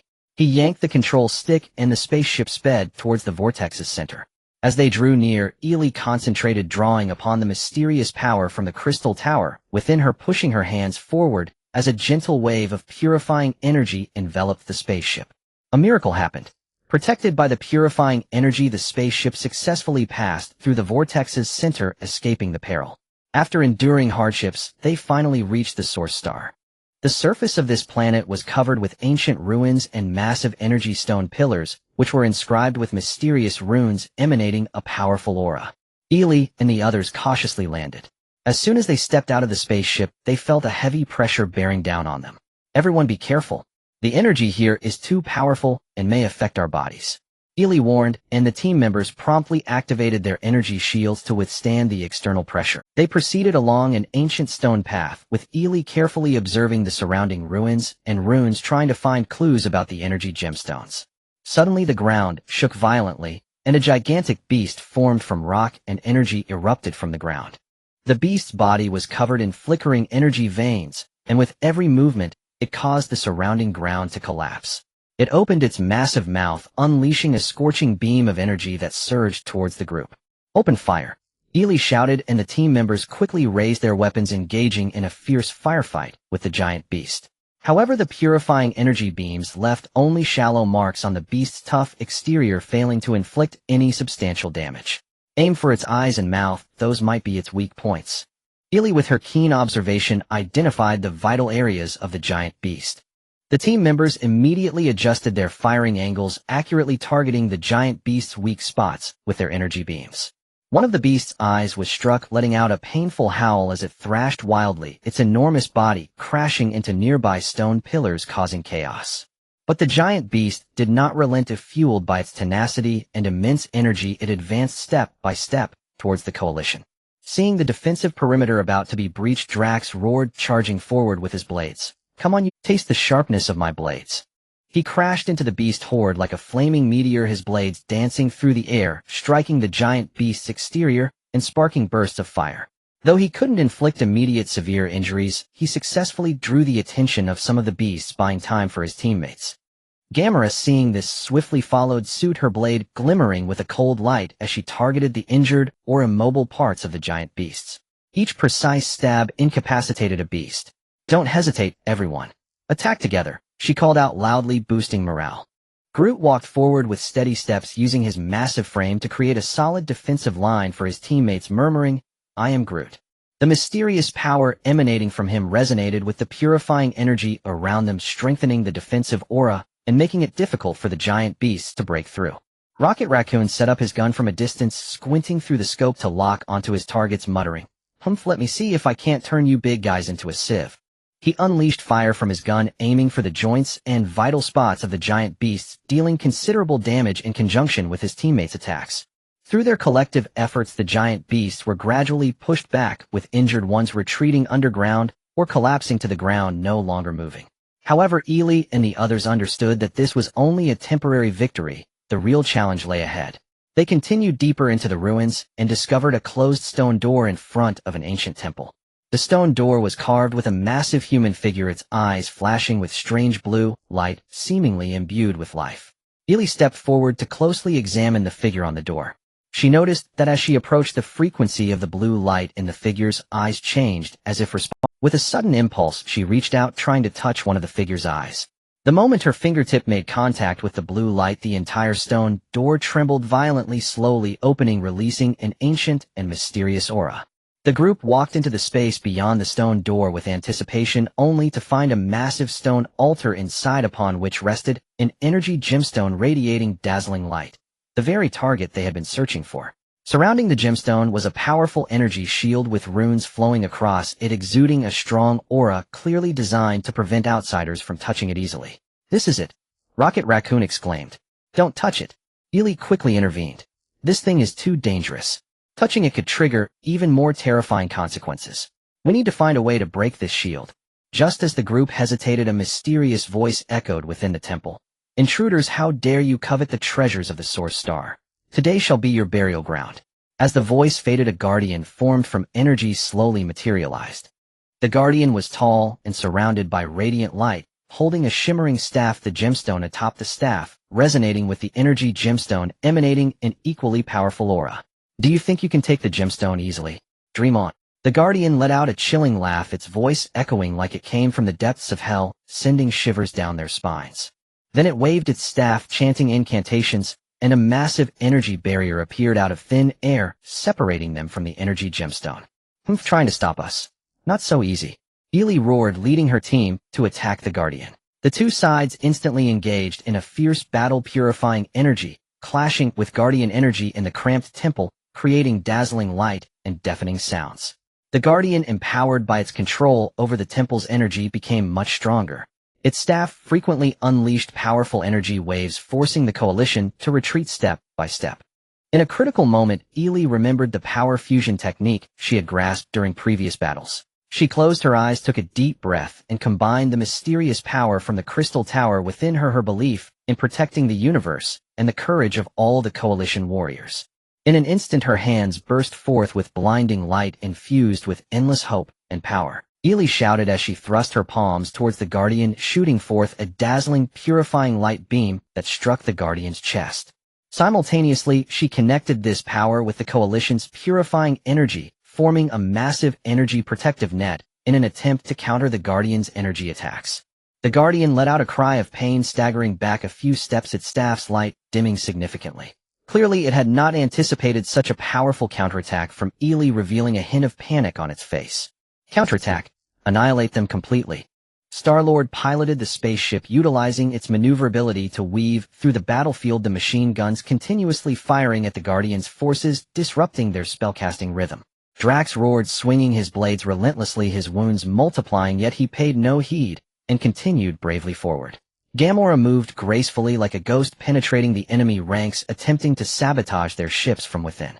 Groot shielded the injured comrades with his body while releasing the mysterious power within him to strengthen the Coalition's defenses. Rocket Raccoon set up his gun from a distance, providing precise fire support for his teammates. Under the Coalition's tenacious resistance and teamwork, the Guardian, realizing the tide had turned, led its remaining forces in a hasty retreat. Ely and the others collapsed to the ground exhausted, but their faces were radiant with the smile of victory. They had endured hardships, not only successfully defusing the immediate crisis, but also finding the first energy gemstone, taking a crucial step towards sealing the Dark Leader. "We did it!" Star-Lord shouted excitedly. Though his voice was hoarse, it was filled with joy. "Yeah, this journey has been anything but easy." Gamora nodded slightly, her eyes filled with satisfaction. Drax laughed heartily. "What a thrill! Let's see how the Dark Forces can be so arrogant now." Groot walked steadily, murmuring, "I am Groot." Simple words, yet filled with the pride of victory. Rocket Raccoon clutched his massive gun, grumbling, "I need a good rest when we get back, and also thoroughly study these precious artifacts." Ely stood up, gazing at the ruins that had just witnessed a life-and-death battle, her heart filled with emotions. "Partners, we came here filled with hope, and now return laden with treasures. Next we will return to Dawnstar, securely store this energy gemstone, and prepare to search for the next gemstone. The Dark Leader's doom is imminent, and the peace of the universe will surely endure." With the fruits of victory and unwavering determination, the Coalition members packed their belongings and set off on their journey home. They knew the road ahead was still long, and there might be other hidden crises in the universe. But as long as they stood united with wisdom and courage, nothing could stop their advance. As they gradually faded from view, the Source Star was once again shrouded in silence, awaiting the next destined explorer. Meanwhile, in another corner of the universe, the Dark Leader, enraged upon learning that the Coalition had acquired an energy gemstone, summoned his subordinates in a hurry, plotting how to eliminate them completely before they gathered the remaining gemstones. The ultimate confrontation between the two sides was about to ignite. Ely and the others returned to Dawnstar without pause, filled with joy from their first victory and the first energy gem. Although exhausted, hope sparkled in their eyes, and their hearts were filled with determination for the journey ahead. On Dawnstar, the crowd erupted in cheers, once more welcoming the heroes back. Inside the Interstellar Academy, the research team quickly took over the energy gem, placing it in a specially designed protective chamber, and began a series of meticulous studies to decipher the profound energy mysteries contained within the gem, preparing for future shield breakthroughs and energy integrations. After the victory banquet, Ely and the others did not rest long and immediately gathered to discuss the next action plan.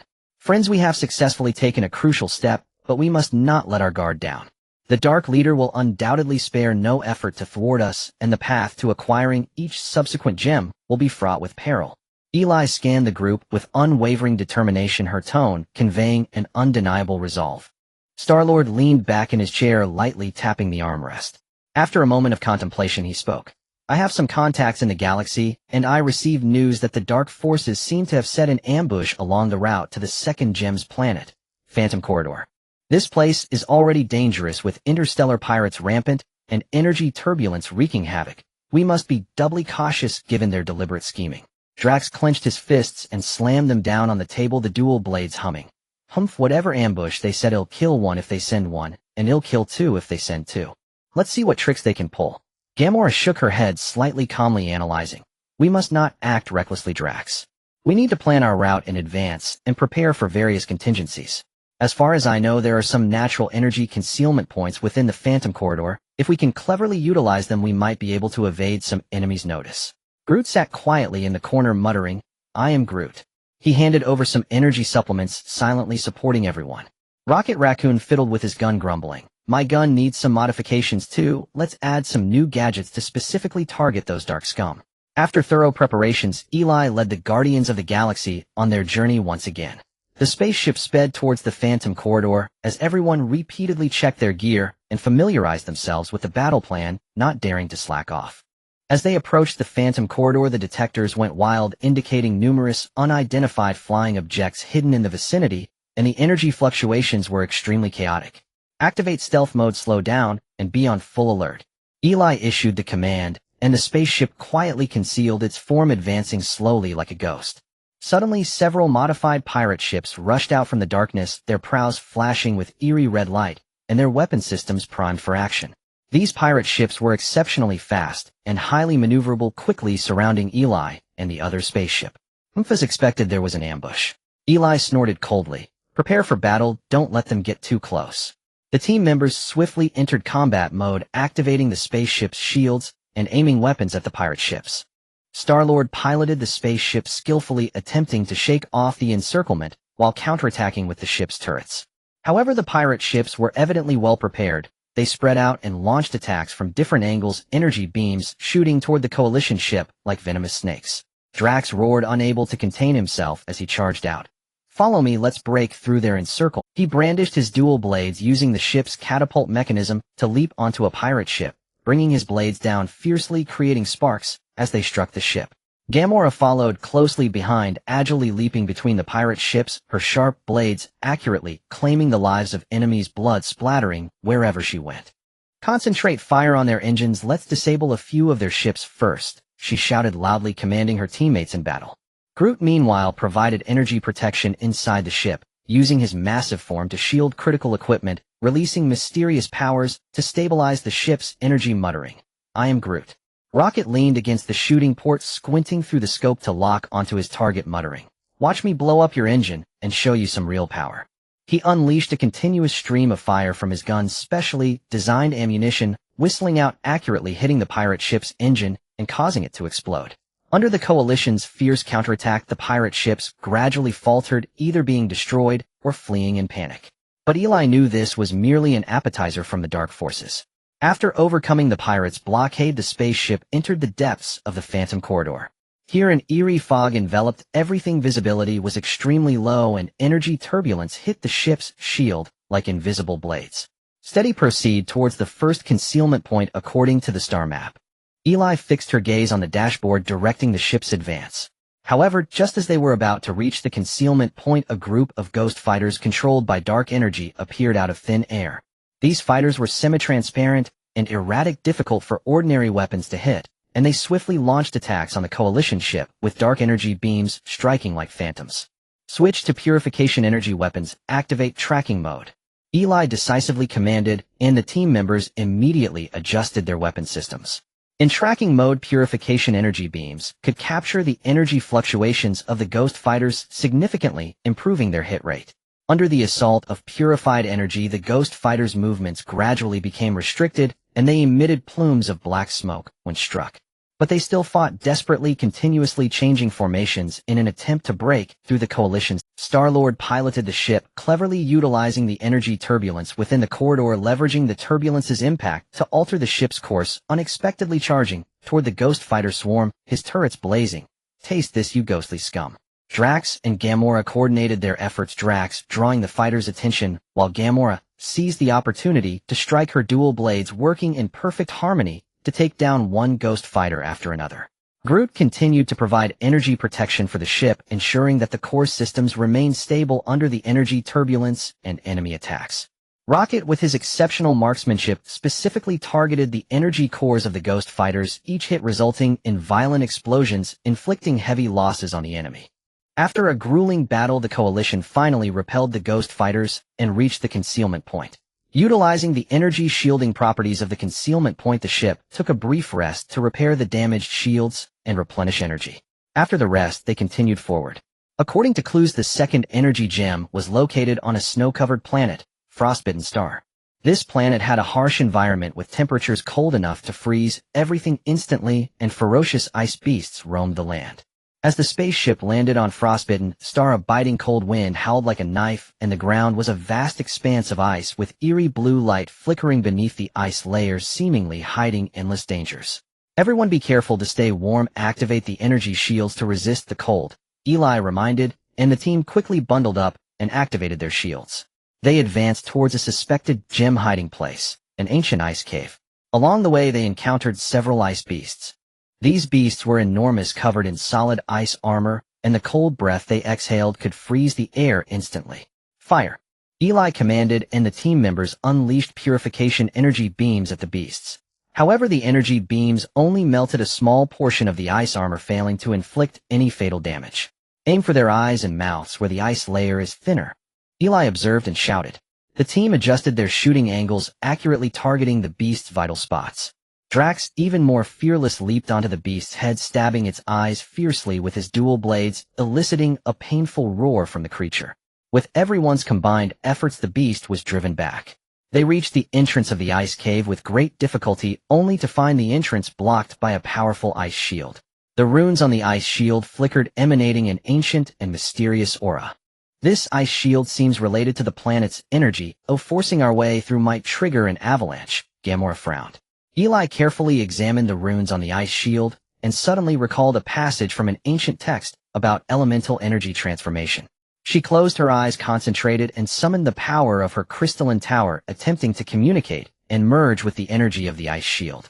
After a moment, her hands glowed brightly as she pressed them against the ice shield, murmuring incantations. A miracle occurred. The glow of the runes on the ice shield gradually dimmed, slowly opening. Full of anticipation, the team entered the ice cave, where they saw a gem radiating a ghostly blue aura at the center of the cave, precisely the target they had been desperately seeking. Surrounding the gem was also a protective shield with cold air seeping out, clearly utilizing the extreme cold power of Frostbitten Star for protection. This is it! Rocket exclaimed excitedly. Don't touch it! Eli quickly stopped him. We must carefully figure out how to break this shield without triggering any mechanisms. Just as everyone was studying the shield, a chilling, sinister laugh echoed from deep within the ice cave. Do you think you can easily take the gem? Too naive. A mysterious figure shrouded in icy mist slowly emerged, holding an ice crystal staff. The ice crystal atop the staff resonated with the energy gem, emanating an unbearable cold. This Frostbitten Star is my territory, and the gem is my possession. You shall not escape today. The mysterious figure spoke in a hoarse voice, then swung the staff, causing the temperature in the cave to plummet, and ice spikes erupted from the ground, stabbing toward the coalition. Counterattack! Eli shouted, leading her teammates into an assault. Purification energy clashed violently with the icy energy, illuminating the cave as ice shards flew. The mysterious figure wielding control over icy energy was incredibly powerful, with ice spikes continuously launching from all directions. The coalition members ducked and dodged, finding themselves in a precarious situation. At a critical moment, Eli once again displayed extraordinary wisdom. She recalled her previous battle experience of utilizing environmental energy, looked around the cave, and noticed an energy convergence point at the cave ceiling. She concentrated, connecting her internal power with the energy at the cave's top, and launched a purification beam that struck the energy convergence point. Instantly, the ice blocks at the cave's ceiling loosened and fell like boulders toward the mysterious figure. Caught off guard, the figure was struck by the falling ice, causing the light of the staff to dim. Now's our chance. Attack! Eli commanded as her teammates unleashed a barrage of fire toward the mysterious figure. Star-Lord piloted the ship with agility to disrupt the figure's casting. Drax swung his dual blades, charging bravely at the enemy. Gamora struck with precision, seeking vital points. Groot shielded his teammates with his body, releasing power to stabilize the situation. Rocket set up his gun for exact shots. Through the coalition's teamwork, the mysterious figure gradually faltered, ultimately collapsing and fleeing. Eli and the others collapsed to the ground, exhausted but beaming with victorious smiles. They had braved immense dangers and successfully obtained the second energy gem, bringing them one step closer to sealing the Dark Leader. We did it! Star-Lord shouted excitedly, his voice hoarse, yet filled with joy. Indeed, this journey has not been easy. Gamora nodded slightly, her eyes reflecting satisfaction. Drax laughed heartily. What a thrill. Let's see how the dark forces can be so arrogant now. Groot walked with steady steps, muttering, I am Groot. Simple words filled with pride of victory. Rocket Raccoon, holding his gun, grumbled, we need to rest well when we get back and thoroughly study these precious artifacts. Eli stood up, gazing at the ice cave that had just witnessed a life-and-death battle, her heart filled with emotions. Friends, we came here full of hope, and now we return triumphantly. Next we must return to Dawnstar, secure this energy gem, and prepare to search for the next gem. The Dark Leader's end is approaching, and the peace of the universe shall endure forever. With victory in hand and steadfast determination, the coalition members packed their belongings and set off on their return journey. They knew the road ahead was still long, and there might be other hidden crises in the universe, but as long as they stood united with wisdom and courage, nothing could obstruct their advance. As they gradually disappeared, Frostbitten Star was once again shrouded in silence, waiting for the next destined explorer. Meanwhile, in another corner of the universe, the Dark Leader learned that the Coalition had obtained another gem and was enraged, urgently summoning his minions to plot how to completely eliminate them before they gathered the remaining gems. The ultimate confrontation between both sides was about to ignite.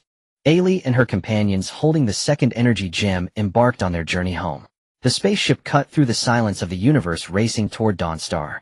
Along the way, despite their exhaustion, the group could hardly contain their excitement and anticipation. Each gem they obtained brought them a step closer to sealing the Dark Leader once and for all, and the dawn of peace in the universe shone ever brighter. However, unbeknownst to them, the Dark Leader had already laid a trap on their return journey. In an area of space known as the Shadow Rift, dark forces had been lurking, waiting for the arrival of the Coalition. The rift appeared as a scar on the universe, deep and mysterious, filled with dense dark energy that interfered with all detection signals, making it one of the most perilous dead zones in interstellar travel. As the spaceship approached the Shadow Rift, the previously stable instruments suddenly flickered wildly, and alarms blared in succession. Star-Lord furrowed his brow, trying to stabilize the ship. Something is wrong. The energy interference here is too severe. We can't detect anything. Ailey's expression turned grave, a sense of foreboding rising in her heart. Everyone stay alert. The Dark Leader will not let us return easily. There must be an ambush here. As soon as she finished speaking, a swarm of shadow monsters formed from dark energy surged out from the depths of the rift. These monsters resembled phantoms surrounded by swirling black smoke, their twisted forms flickering in the darkness, exuding a chilling aura. They lunged toward the spaceship with clawed limbs at a terrifying speed, leaving no time to react. Fire! Ailey commanded decisively, and the team quickly raised their weapons and opened fire on the monsters. However, the purification energy beams that struck the monsters seemed to vanish into thin air, instantly consumed by the dark energy, without inflicting any damage. What is happening? Drax exclaimed in shock. Gamora analyzed calmly. These monsters are composed entirely of pure dark energy. Ordinary purification energy is ineffective against them. We need to think of another way. Ailey closed her eyes tightly, quickly mobilizing the mysterious power from the crystal tower within her, attempting to sense the energy core of the monsters. Moments later, she suddenly opened her eyes and shouted, "Focus fire on the dark red glow in their chests. That's the energy core." The team followed her instructions, adjusting their aim as precise beams targeted the monsters' vital points. The monsters struck in their cores, let out pained howls, their forms beginning to dissipate, and the black smoke around them grew thinner. Effective. Continue the attack. Ailey encouraged her teammates. As everyone attacked in unison, the monsters were gradually pushed back, but the Coalition also paid a hefty price. The spaceship sustained numerous damages, and the shield energy plummeted. But the crisis was not over. Just as they drove back, the monsters' eerie red lights suddenly illuminated the peaks on both sides of the rift. Following that, powerful dark energy cannons roared from hidden emplacements, targeting the Coalition spaceship. Quick dodge! Star-Lord shouted, maneuvering the spaceship to evade the cannon fire. Yet the attacks from the dark energy cannons were relentless, and the spaceship was still hit by several shells, shaking violently as black smoke billowed from the engine, causing the flight speed to plummet. The spaceship is heavily damaged. Oh, we need to find a place to make an emergency landing, Ailey decisively declared. In a moment of crisis, she spotted a relatively calm area at the bottom of the rift, seemingly a natural energy buffer zone. Land over there. Ailey pointed below. Star-Lord gritted his teeth as he piloted the spaceship toward the target area. Just as the spaceship was about to touch down, a dark energy swamp appeared before them. If they fell into it, the spaceship would surely be completely engulfed. Activate the emergency hover system, Ailey shouted, and the team hurriedly scrambled to operate it. The spaceship hovered precariously just meters above the swamp before slowly descending onto a solid patch of ground nearby. As everyone sighed in relief, a group of dark warriors emerged from the shadows surrounding them. These warriors, clad in black armor and wielding sharp blades, approached the coalition with cold, murderous intent in their eyes. Drax roared and charged out with twin blades. Come on, you dark lackeys. Like a tiger descending a mountain, he slashed through the darkness, engaging in close combat with the dark warriors. Kimura, agile and swift, followed closely behind, accurately targeting the vital points of the warriors with her blade. Everyone stay calm, let's go all out. Her shout steadied the team, and they all joined the fight. Groot stepped forward with steady strides, forming a defensive line with his massive body, murmuring, "I am Groot." At the same time, Rocket Raccoon set up a large gun from a distance, squinting through the scope to lock onto targets, muttering, "Humph, watch me turn you guys into Swiss cheese." His gun spat fire, providing covering fire for his teammates. In the midst of the fierce battle, Ailey keenly observed that the movements of the Dark Warriors seemed to be controlled by some signal, as their armor flickered with faint blue light, resonating with an energy source deep within the rift. "Star-Lord, cover me while I destroy that energy source," Ailey shouted. Star-Lord piloted the spaceship, circling in the air, using the machine guns to shoot at the surrounding Dark Warriors, clearing a path for Ailey. Seizing the opportunity, Ailey dashed toward the energy source, dodging the attacks from the warriors along. As she approached the energy source, she found it to be a core device constructed from dark energy crystals surrounded by protective runes and energy traps. Taking a deep breath, Ailey once more summoned her power, her hands glowing with brilliant light. She carefully avoided the traps, inching closer to the core device, ultimately placing her hands upon it, chanting softly in an attempt to disrupt the device's operation with her own power. With Ailey's efforts, the movements of the Dark Warriors gradually slowed, and the blue light on their armor dimmed further. The coalition seized the opportunity to launch a fierce counterattack, driving back the remaining Dark Warriors one by one. Having resolved the immediate crisis, Ailey and her companions hurried to repair the spaceship. However, they discovered that key components of the spaceship were severely damaged, and they could not fully repair it with the tools and materials at hand. "What now?" Rocket Raccoon asked anxiously. Ailey looked around, and her eyes fell on an ancient ruin deep within the rift. The ruin emitted a faint glow, seemingly hiding some secrets. "Let's go there, or perhaps we can find a way to repair the spaceship," Ailey said. The group cautiously made their way toward the ruin. Along the way, they found the ground covered in ancient runes which bore some resemblance to those they had seen in the mysterious space, as if narrating a forgotten history. As they neared the ruin, a mysterious force enveloped them. Ailey felt a momentary daze, as if she had stepped into another temporal dimension. In this illusory space, she witnessed an ancient civilization battling against dark forces.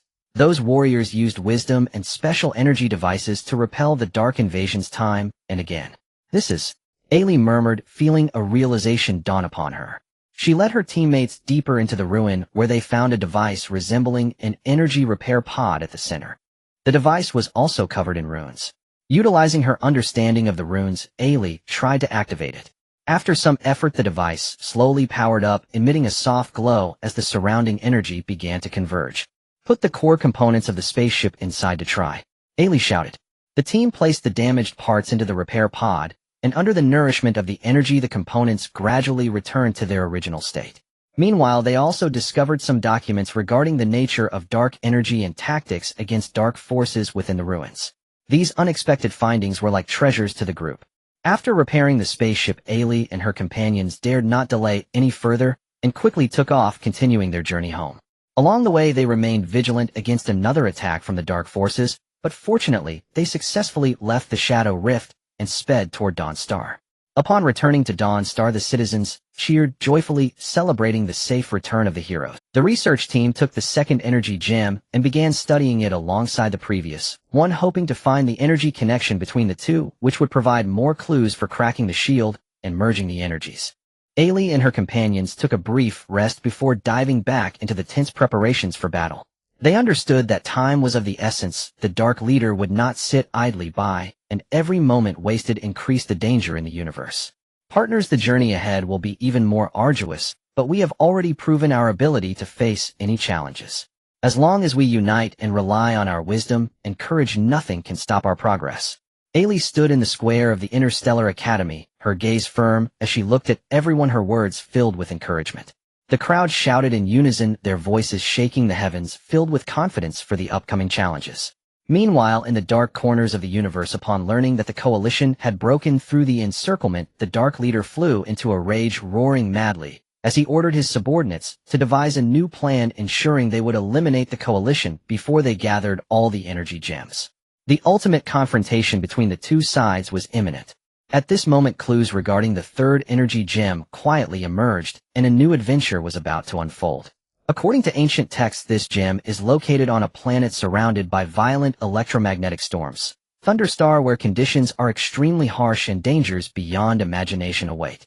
Yet Ailey and her companions resolutely set out once more in search of the gem.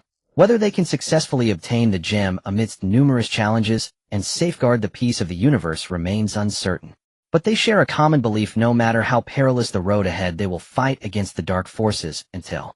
Eli led the Galactic Guardians aboard a newly refurbished spaceship speeding toward the perilous. Inside the cabin, the atmosphere was tense yet exhilarating as the crew gazed out at the vast but treacherous universe beyond the porthole, feeling both anxious and resolute.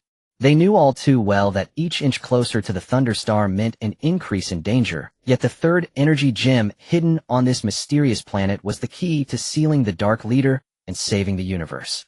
There was no turning back, no matter how thorny the path ahead. Listen up, everyone. The Thunderstar is no ordinary perilous place.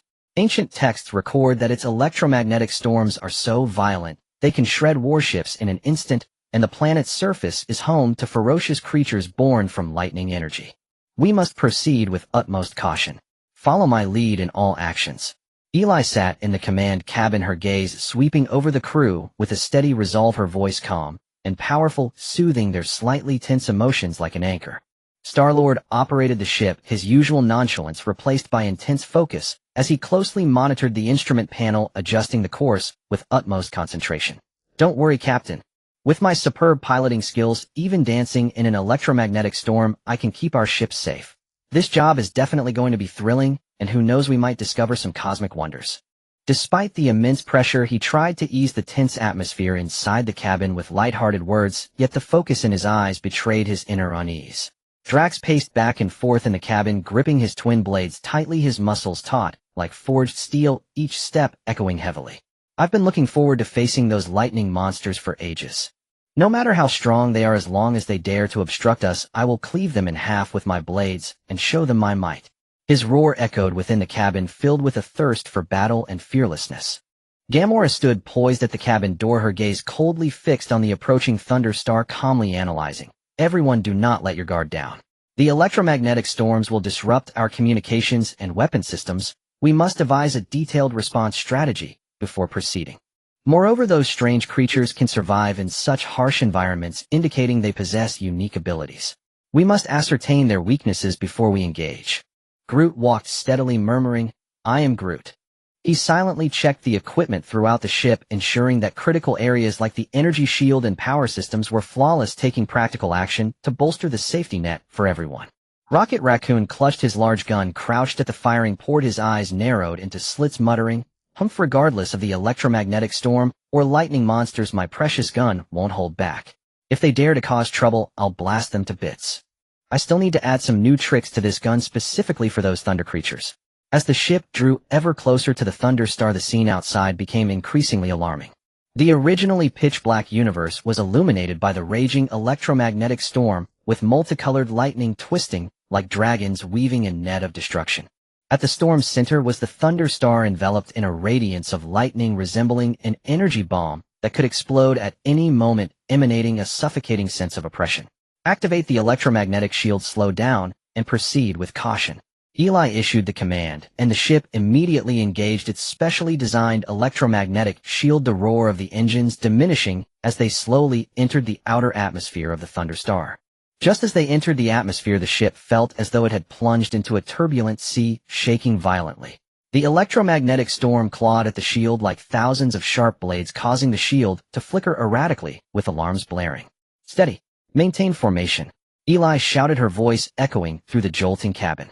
Star-Lord gritted his teeth, gripping the control stick firmly, using all his strength to stabilize the ship. Drax, Gamera, and others busied themselves at their stations closely monitoring the instrument panel ready to respond to any emergency. Just as the ship struggled through the outer layer of the electromagnetic storm, a flock of bizarre creatures resembling lightning birds screeched out from the radiant lightning. These creatures sparkled with blinding lightning, and every flap of their wings triggered roaring thunder as they sped toward the ship, surrounding it in an instant. Fire! Eli commanded decisively, and the crew quickly raised their weapons, shooting at the light. However, ordinary energy weapons struck them, as if they were merely dropping into the ocean, instantly devoured by the powerful lightning energy. Not only did they fail to inflict damage, but they also triggered backlash currents that coursed through the weapons and into the crew members' arms, causing them to feel a tingling sensation. Switch to purification energy attacks. Eli recalled her previous combat experience and hurriedly reminded her crew. They promptly adjusted their weapons and fired purification energy beams. This time, when the beams struck the lightning birds, their lightning flickered chaotically and their movements slowed. Concentrate fire, take them down one by one. Seeing this, Eli encouraged her team. Under the united assault of everyone, the lightning birds were gradually repelled, dissipating into scattered energy, merging back into the thunder. But the crisis was not over. Just as the ship managed to break free from the encirclement of the lightning birds and was about to reach the designated landing point, the ground below suddenly erupted with blinding lightning, with massive lightning pillars shooting up into the sky, forming a deadly lightning forest and completely blocking the ship's path. "How do we get down?" Star-Lord exclaimed, his eyes wide with shock.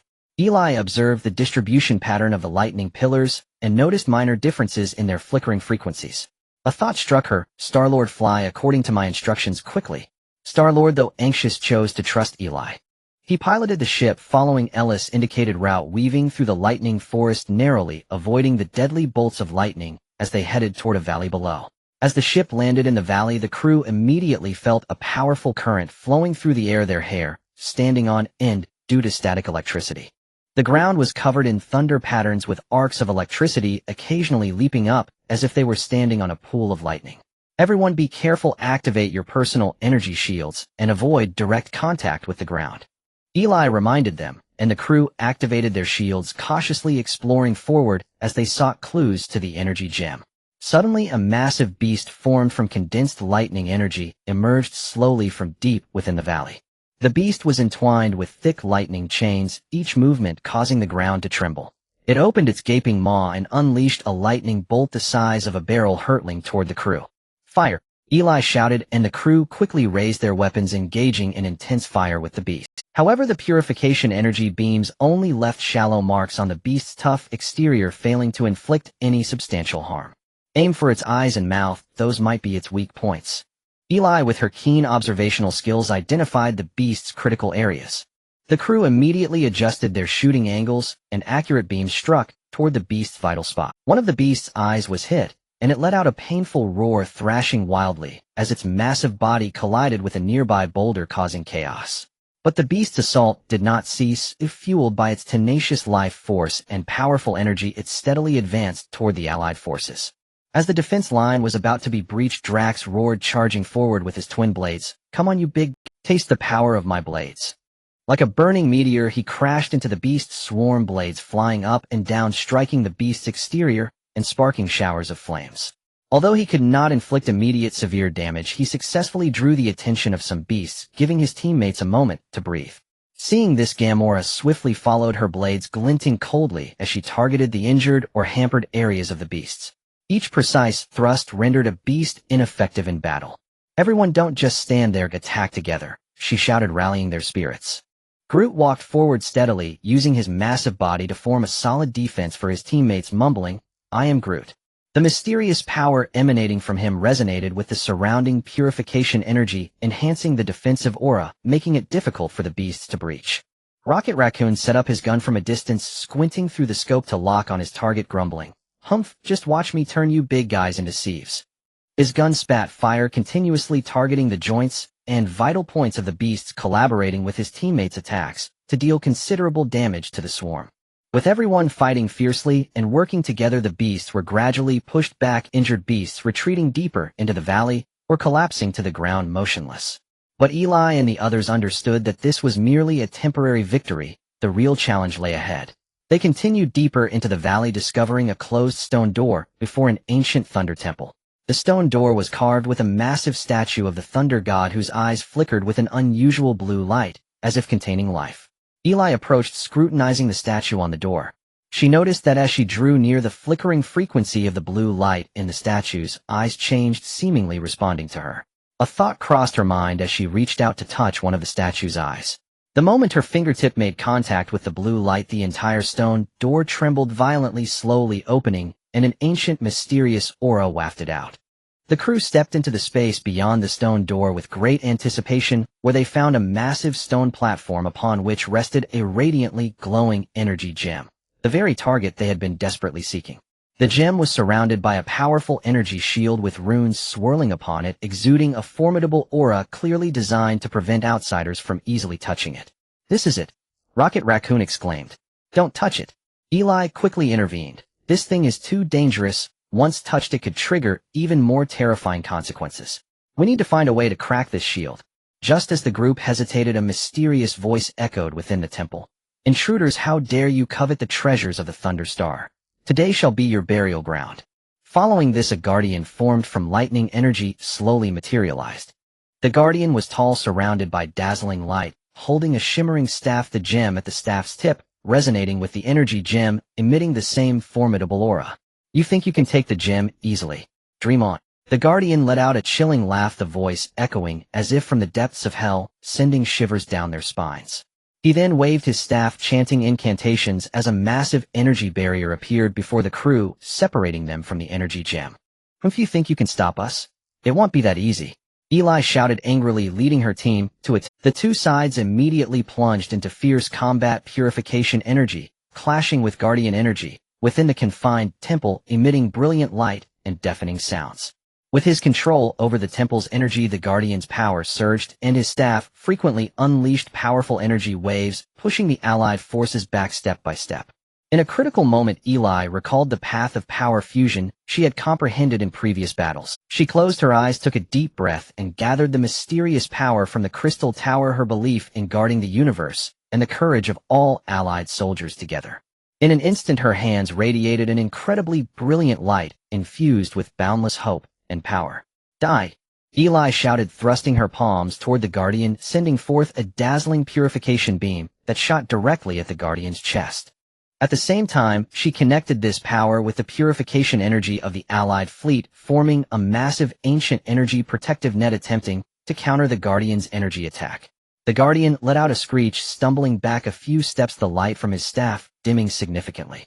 He clearly did not anticipate such a powerful counterattack from Eli, his face showing a hint of panic. "Counterattack. Eliminate them completely."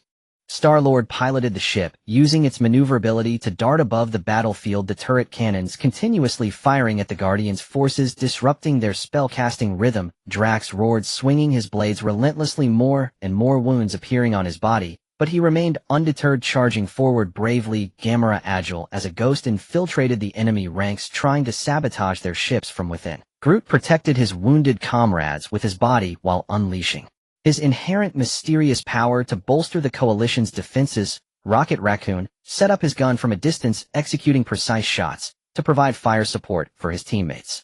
Under the coalition's strong resistance and teamwork, the Guardian, realizing the tide had turned, frantically led his remaining forces to retreat in disgrace.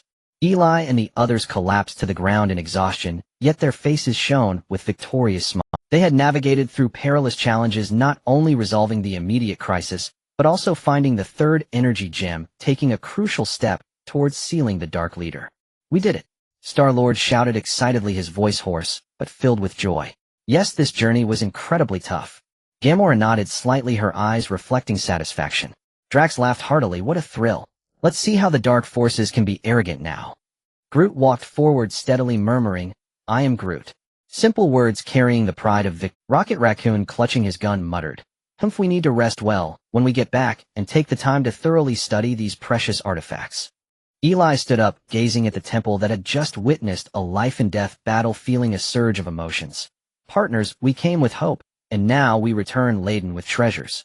Next we must return to Dawnstar, securely store this energy gem, and prepare to seek the next gem. The Dark Leader's doom is approaching, and the peace of the universe shall endure." With the fruits of victory and firm resolve, the coalition members packed their belongings and set off on. They knew the road ahead was still long, and there might be other hidden crises in the universe. But as long as they stood united with wisdom and courage, nothing could obstruct their forward march. As they gradually faded away, the Thunder Star was once again shrouded in silence, awaiting the next destined explorer. Meanwhile, in another corner of the universe, the Dark Leader learned that the Coalition had obtained 3 energy gems and flew into a rage, urgently summoning his subordinates to plot how to completely eliminate them before they gathered the remaining gems. The ultimate showdown between both sides was about to erupt. Ailey and her companions, carrying the 3rd energy gemstone, embarked on their journey home, filled with the joy of victory. The spaceship sped through the vast cosmos like a shining meteor, piercing the endless darkness. However, they remained oblivious to the elite assassination squad dispatched by the Dark Leader, lurking like phantoms in the shadows, closely tailing them. This squad consisted of top assassins from the Dark Organization, each possessing exceptional skills, proficient in stealth and assassination techniques. They were equipped with weapons forged from dark energy, capable of penetrating the enemy's defenses silently. As the spaceship traversed a silent starfield, the surrounding stars appeared sparse and dim, as if shrouded in a layer of gloom. Suddenly, the spaceship's alarm system blared, without warning, flashing red lights illuminating the... What's happening?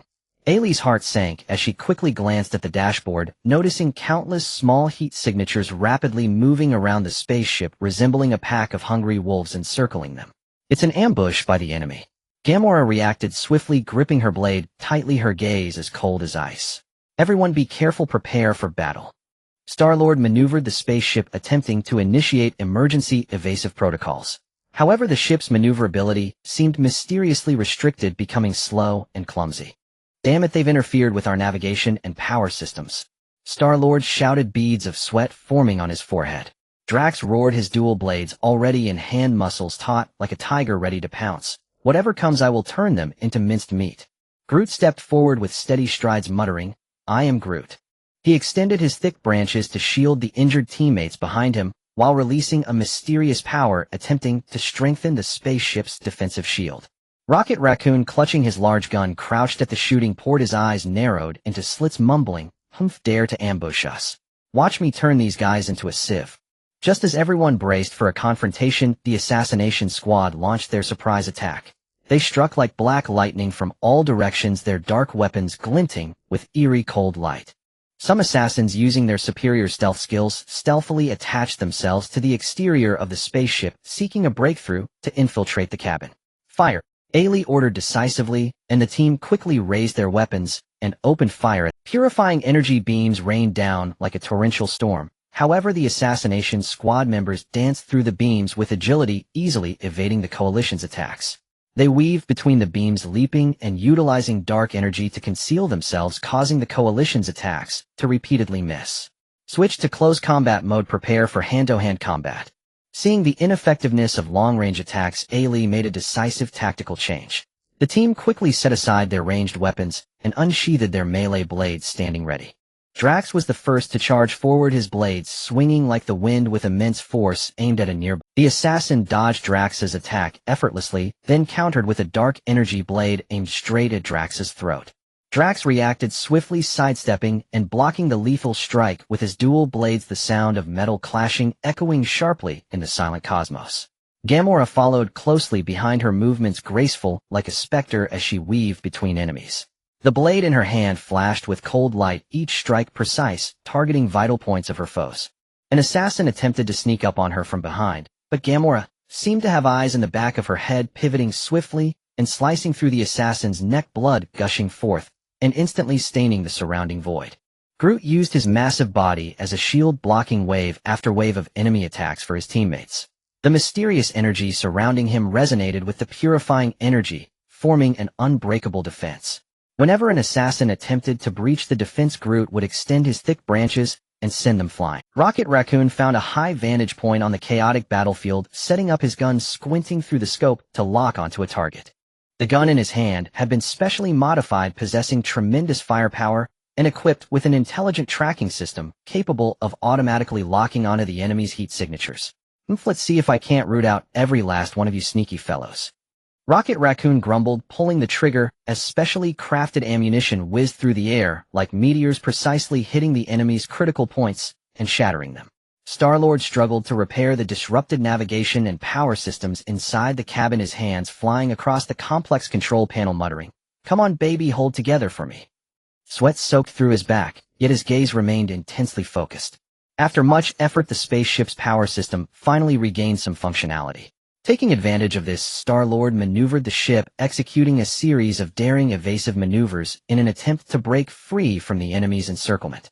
However, the attacks of the assassination squad did not cease. They seemed to come endlessly, one after another.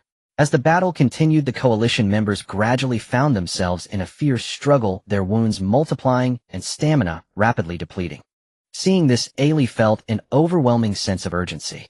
She knew that continuing like this was not a solution. They needed to find a way to identify the enemy's weaknesses and turn the tide of the battle.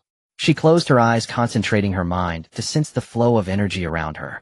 Suddenly, she noticed a faint energy ripple emanating from a special badge worn by a member of the assassination squad. "Everyone pay attention," attacked the badge on their chest. "That might be the key to controlling their stealth and movements," Ailey shouted loudly. Upon hearing this, the team immediately adjusted their attack targets, concentrating their purifying energy fire on the badges on the enemy's chests. Sure enough, when the badges were hit, the assassination squad members' stealth abilities instantly failed and their movements became sluggish. Their forms gradually became visible in the energy glow, revealing expressions of panic. "Counterattack. Now's the time to wipe them out completely." Taking advantage of the situation, Ailey commanded, and the coalition members' morale soared as they seized the opportunity to launch a fierce counterattack. Purifying energy beams intertwined with melee blades, forcing the assassination squad to retreat step by step. Under the coalition's stubborn resistance, the assassination squad could no longer hold up, and the remaining assassins, seeing the tide turn, began to flee. However, the coalition also paid a heavy price. The spaceship was damaged in multiple areas, the team members were battered and bruised, and their energy reserves were dwindling. "Everyone hurry to the medical bay to treat your wounds. I will repair the spaceship," Ailey said, gritting her teeth against the pain as she directed her teammates. Supporting each other, they dragged their exhausted bodies into the medical bay for urgent treatment. Ailey entered the spaceship's engine room alone, facing the complex instruments. Taking a deep breath, she summoned the mysterious power from the crystal tower within her. She gently placed her hands on the damaged engine, concentrating her energy to repair the critical components. With her efforts, the engine's glow gradually returned, and its power slowly increased. After a grueling repair, the spaceship finally regained some functionality. Ailey piloted the ship toward the nearest planet, preparing to refuel and rest there. When the spaceship landed on the planet named Oasis Star, the sight before them made everyone breathe a sigh of relief. The climate on this planet was pleasant, the vegetation lush, and the water sources abundant, resembling a paradise in the universe. The inhabitants of the planet were warm and hospitable. Upon learning of the coalition's plight, they eagerly offered assistance, providing food, medicine, and repair materials. During their brief respite on Oasis Star, Ailey and her companions not only healed their wounds, but also replenished the spaceship's energy and supplies.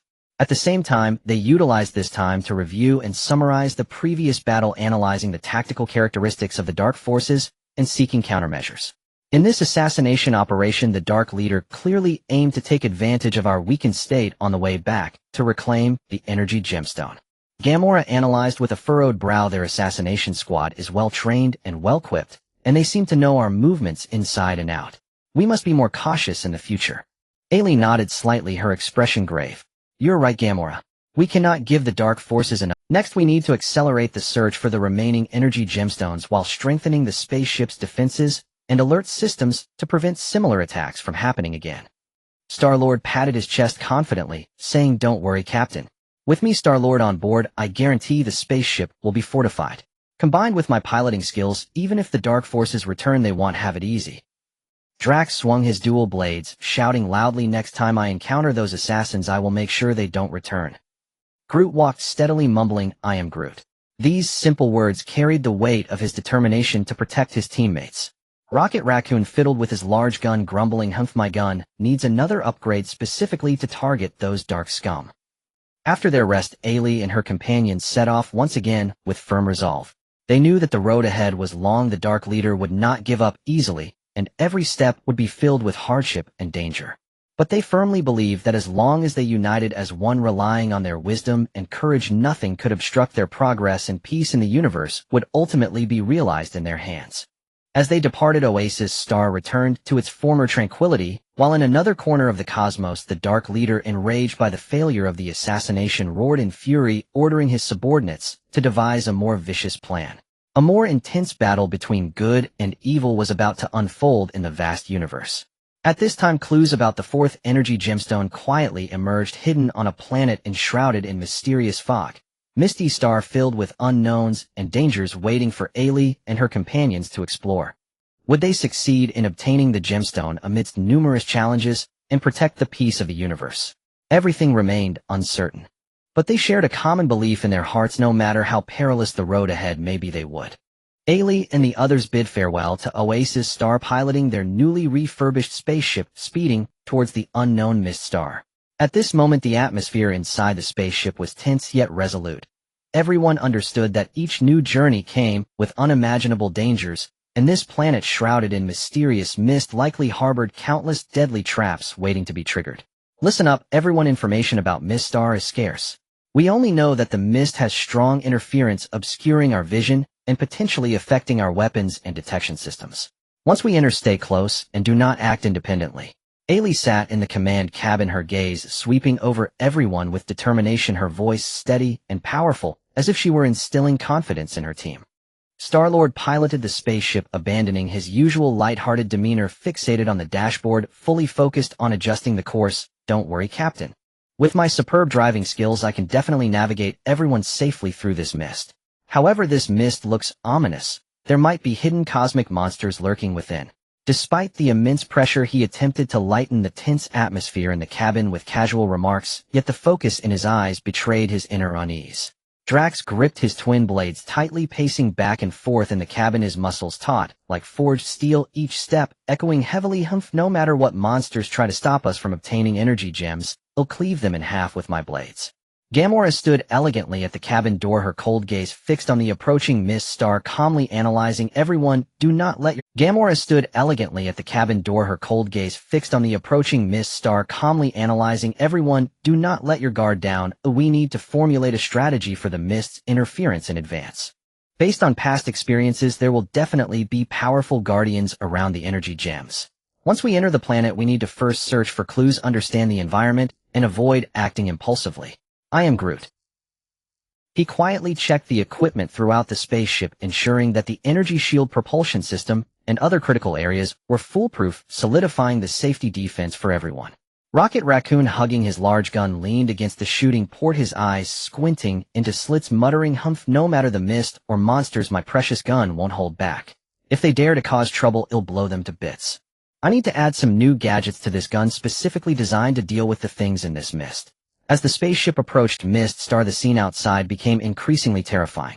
The once vast universe was replaced by a thick, impenetrable white mist that seemed to have a life of its own, rolling and swirling, as if resisting the intrusion of outsiders. As soon as the spaceship touched the edge of the mist, the detectors went wild, flashing frantically, warning sounds ringing incessantly, and various data became a jumbled mess, clearly affected by strong interference. Activate optical stabilization devices, start the backup detection radar, slow down, and proceed with caution. Ailey issued the command, and the spaceship immediately responded, the equipment humming as it slowly began to cut into the depths of the mist. Once inside the mist-covered area, the spaceship felt as if it had plunged into a chaotic quagmire, violently shaking. The visible range shrank drastically, barely allowing them to see a few meters ahead of the ship, surrounded by a blinding whiteness that made it feel as if they were in a void, completely disoriented. "Steady. Maintain formation," Ailey shouted loudly, her voice echoing in the jolting cabin. Star-Lord gritted his teeth, gripping the control stick tightly, doing everything he could to stabilize the spaceship.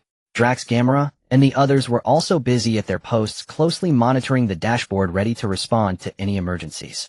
Just as everyone struggled to adapt to the difficulties posed by the mist, a strange howling sound came from all directions, followed by a group of ghostly mist creatures silently emerging from the fog.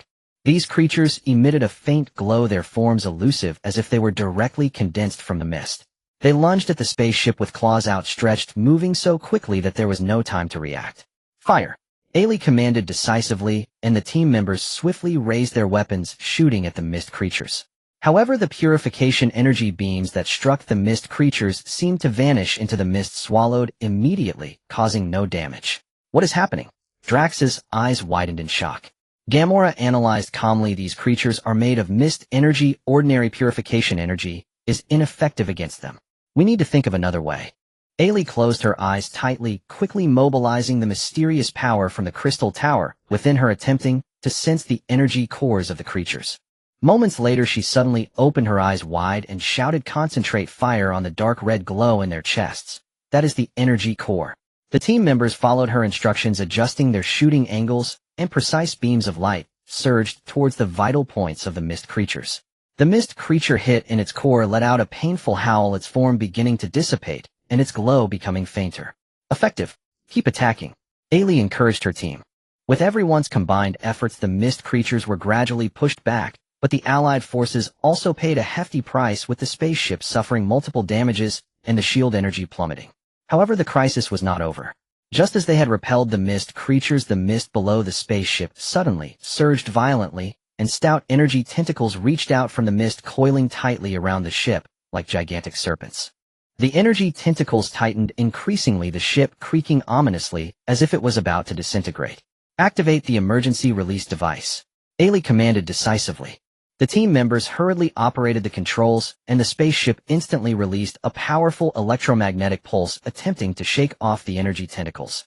However, the energy tentacles were incredibly resilient. The electromagnetic pulse only caused them to loosen slightly, but still held the ship firmly. "Star-Lord, increase the power output and force a release," Ailey shouted. Star-Lord gritted his teeth, cranked the spaceship's engine power to maximum, and the ship roared as it slowly moved forward under the immense pull. After a struggle, the spaceship finally broke free from the energy tentacles' grasp, but veered off course, plunging into the deeper mist region. Just as everyone breathed a sigh of relief, a low, rumbling growl echoed from the distance, reverberating through the mist and sending chills down their spines. Soon after, a colossal beast formed from mist, and ancient energy slowly emerged from the depths of the fog. The giant beast was enveloped in a hazy aura, every movement causing fierce waves in the mist. It opened its massive jaws, unleashing an energy beam as thick as a barrel, charging towards the group. "Fire!" Ailey shouted, and the team members quickly raised their weapons, engaging in fierce gunfire with the giant beast. However, the purification energy beams merely left shallow marks on the beast's tough exterior, causing no substantial damage. "Aim for its eyes and mouth, those might be its weak points." Ailey, with her keen observation, identified the giant beast's vital areas. The team members immediately adjusted their shooting angles, and precise beams of light surged towards the giant beast's critical spots. One of the beast's eyes was struck, letting out a painful howl as it thrashed wildly, its massive body colliding with a nearby boulder, causing chaos. Yet the giant beast's assault did not cease. Fueled by its tenacity and immense energy, it advanced step by step towards the Allied forces. Seeing the defense line about to be breached, Drax shouted and charged forward, swinging his blades. "Come on, you! Taste the fury of my twin blades." He charged into the swarm like a burning meteor, his blades dancing as they struck the giant beast's hide, sending sparks flying. Though he could not severely wound it at once, he successfully drew some of the giant beast's attention, buying time for his teammates. Gamora, seeing this, gracefully followed behind, her blade shimmering with cold light, targeting the injured or hindered areas of the giant beast. Each precise thrust would render one of the beast's combat ineffective. "Everyone, don't just stand there, let's all attack together," she shouted, boosting morale. Groot walked forward with steady steps, using his massive form to create a solid defense for his teammates, muttering, "I am Groot." The mysterious power emanating from him resonated with the surrounding purification energy, strengthening the defensive field and making it difficult for the giant beast to break through easily. Rocket Raccoon set up his gun from a distance, squinting through the scope to lock onto the target, muttering, "Humph, he'll turn you big guys into sieves." He fired continuously, targeting the joints and vital areas of the giant beast, delivering significant blows in conjunction with his teammates' attacks. Through everyone's united efforts, the giant beast was gradually pushed back, with injured beasts retreating into the mist or collapsing to the ground, no longer moving. However, Ailey and the others understood that this was only a temporary victory. The real challenge lay ahead. They continued deeper into the mist and discovered a tightly sealed stone door in front of an ancient ruin. The stone door was carved with a gigantic figure, and the eyes of the figure twinkled with an unusual blue light, as if containing life. Ailey stepped forward to closely examine the figure on the door. She noticed that as she approached, the flickering frequency of the blue light in the eyes of the figure changed, seemingly responding to her. Feeling a spark of inspiration, she extended her hand and tried to touch one of the figure's eyes. The moment her fingertip made contact with the blue light, the entire stone door trembled violently, slowly opening, releasing an ancient and mysterious aura. Everyone stepped into the space beyond the stone door with anticipation, discovering a massive stone platform on which lay an energy gem, radiating brilliant light, precisely the target they had been desperately seeking. The gem was surrounded by a powerful energy shield with runes flowing on the shield, emanating a formidable aura clearly designed to prevent outsiders from easily touching it. "This is it," Rocket Raccoon exclaimed. "Don't touch it." Ailey quickly intervened. "This thing is too dangerous. Once touched, it might trigger even more terrifying consequences. We need to figure out a way to break this shield." Just as everyone hesitated, a mysterious voice echoed within the ruins. "Intruders, you dare covet the treasures of Mist Star? Today shall be your burial ground." Following this, a guardian formed from mist energy slowly materialized. The guardian was tall and surrounded by brilliant light, holding a glowing staff in its hand. The gem atop the staff resonated with the energy gem, exuding a similarly powerful aura. The guardian was tall and surrounded by brilliant light, holding a glowing staff in its hand. The gem atop the staff resonated with the energy gem, exuding a similar. It then waved its staff, chanting words, and a massive energy barrier appeared out of thin air in front of them, separating them from the energy gem. Trying to stop us? Not that easily," Ailey shouted angrily, leading her team to attack the guard. The two sides immediately fell into fierce combat, with purification energy clashing against guardian energy in the narrow ruins, emitting dazzling light and deafening sounds. The guardian's strength surged thanks to its mastery of the ruins' energy, its staff often unleashing powerful shockwaves that forced the allied forces back step by step. At a critical moment, Ailey recalled the path of power fusion she had understood during previous battles. She closed her eyes, took a deep breath, and gathered the mysterious power from the crystal tower, her belief in the protection of the universe and the courage of all the allied soldiers together. In an instant, her hands radiated incredibly bright light, containing endless hope and power. Ailey shouted, thrusting her palms towards the guardian, releasing a dazzling purification beam that shot through the air, striking the guardian's chest. Simultaneously, she connected this force with the purification energy of the allied fleet, forming a massive energy protective net, attempting to counter the guardian's energy attack. The guardian let out a cry of agony, staggering back a few steps, the light of its staff dimming considerably. It clearly did not anticipate such a powerful counterattack from Ailey, a hint of panic appearing on its face. "Counterattack. Defeat them completely." Star-Lord piloted the spaceship, using its agility to maneuver above the battlefield, his machine guns continuously firing at the Guardians' forces, disrupting their spellcasting rhythm. Drax shouted, swinging his blades relentlessly, growing more wounded, but not caring, still bravely pressing forward. Gamora moved stealthily, like a ghost infiltrating the enemy ranks, her blades accurately stabbing towards critical points. Groot protected his injured comrades with his body while unleashing the mysterious power within him to enhance the Allies' defenses. A Rocket Raccoon set up his gun from a distance, precisely shooting to provide fire support for his teammates. Under the Allied forces' fierce resistance and teamwork, the Guardian, realizing the tide had turned, angrily led its remaining troops in a hasty retreat.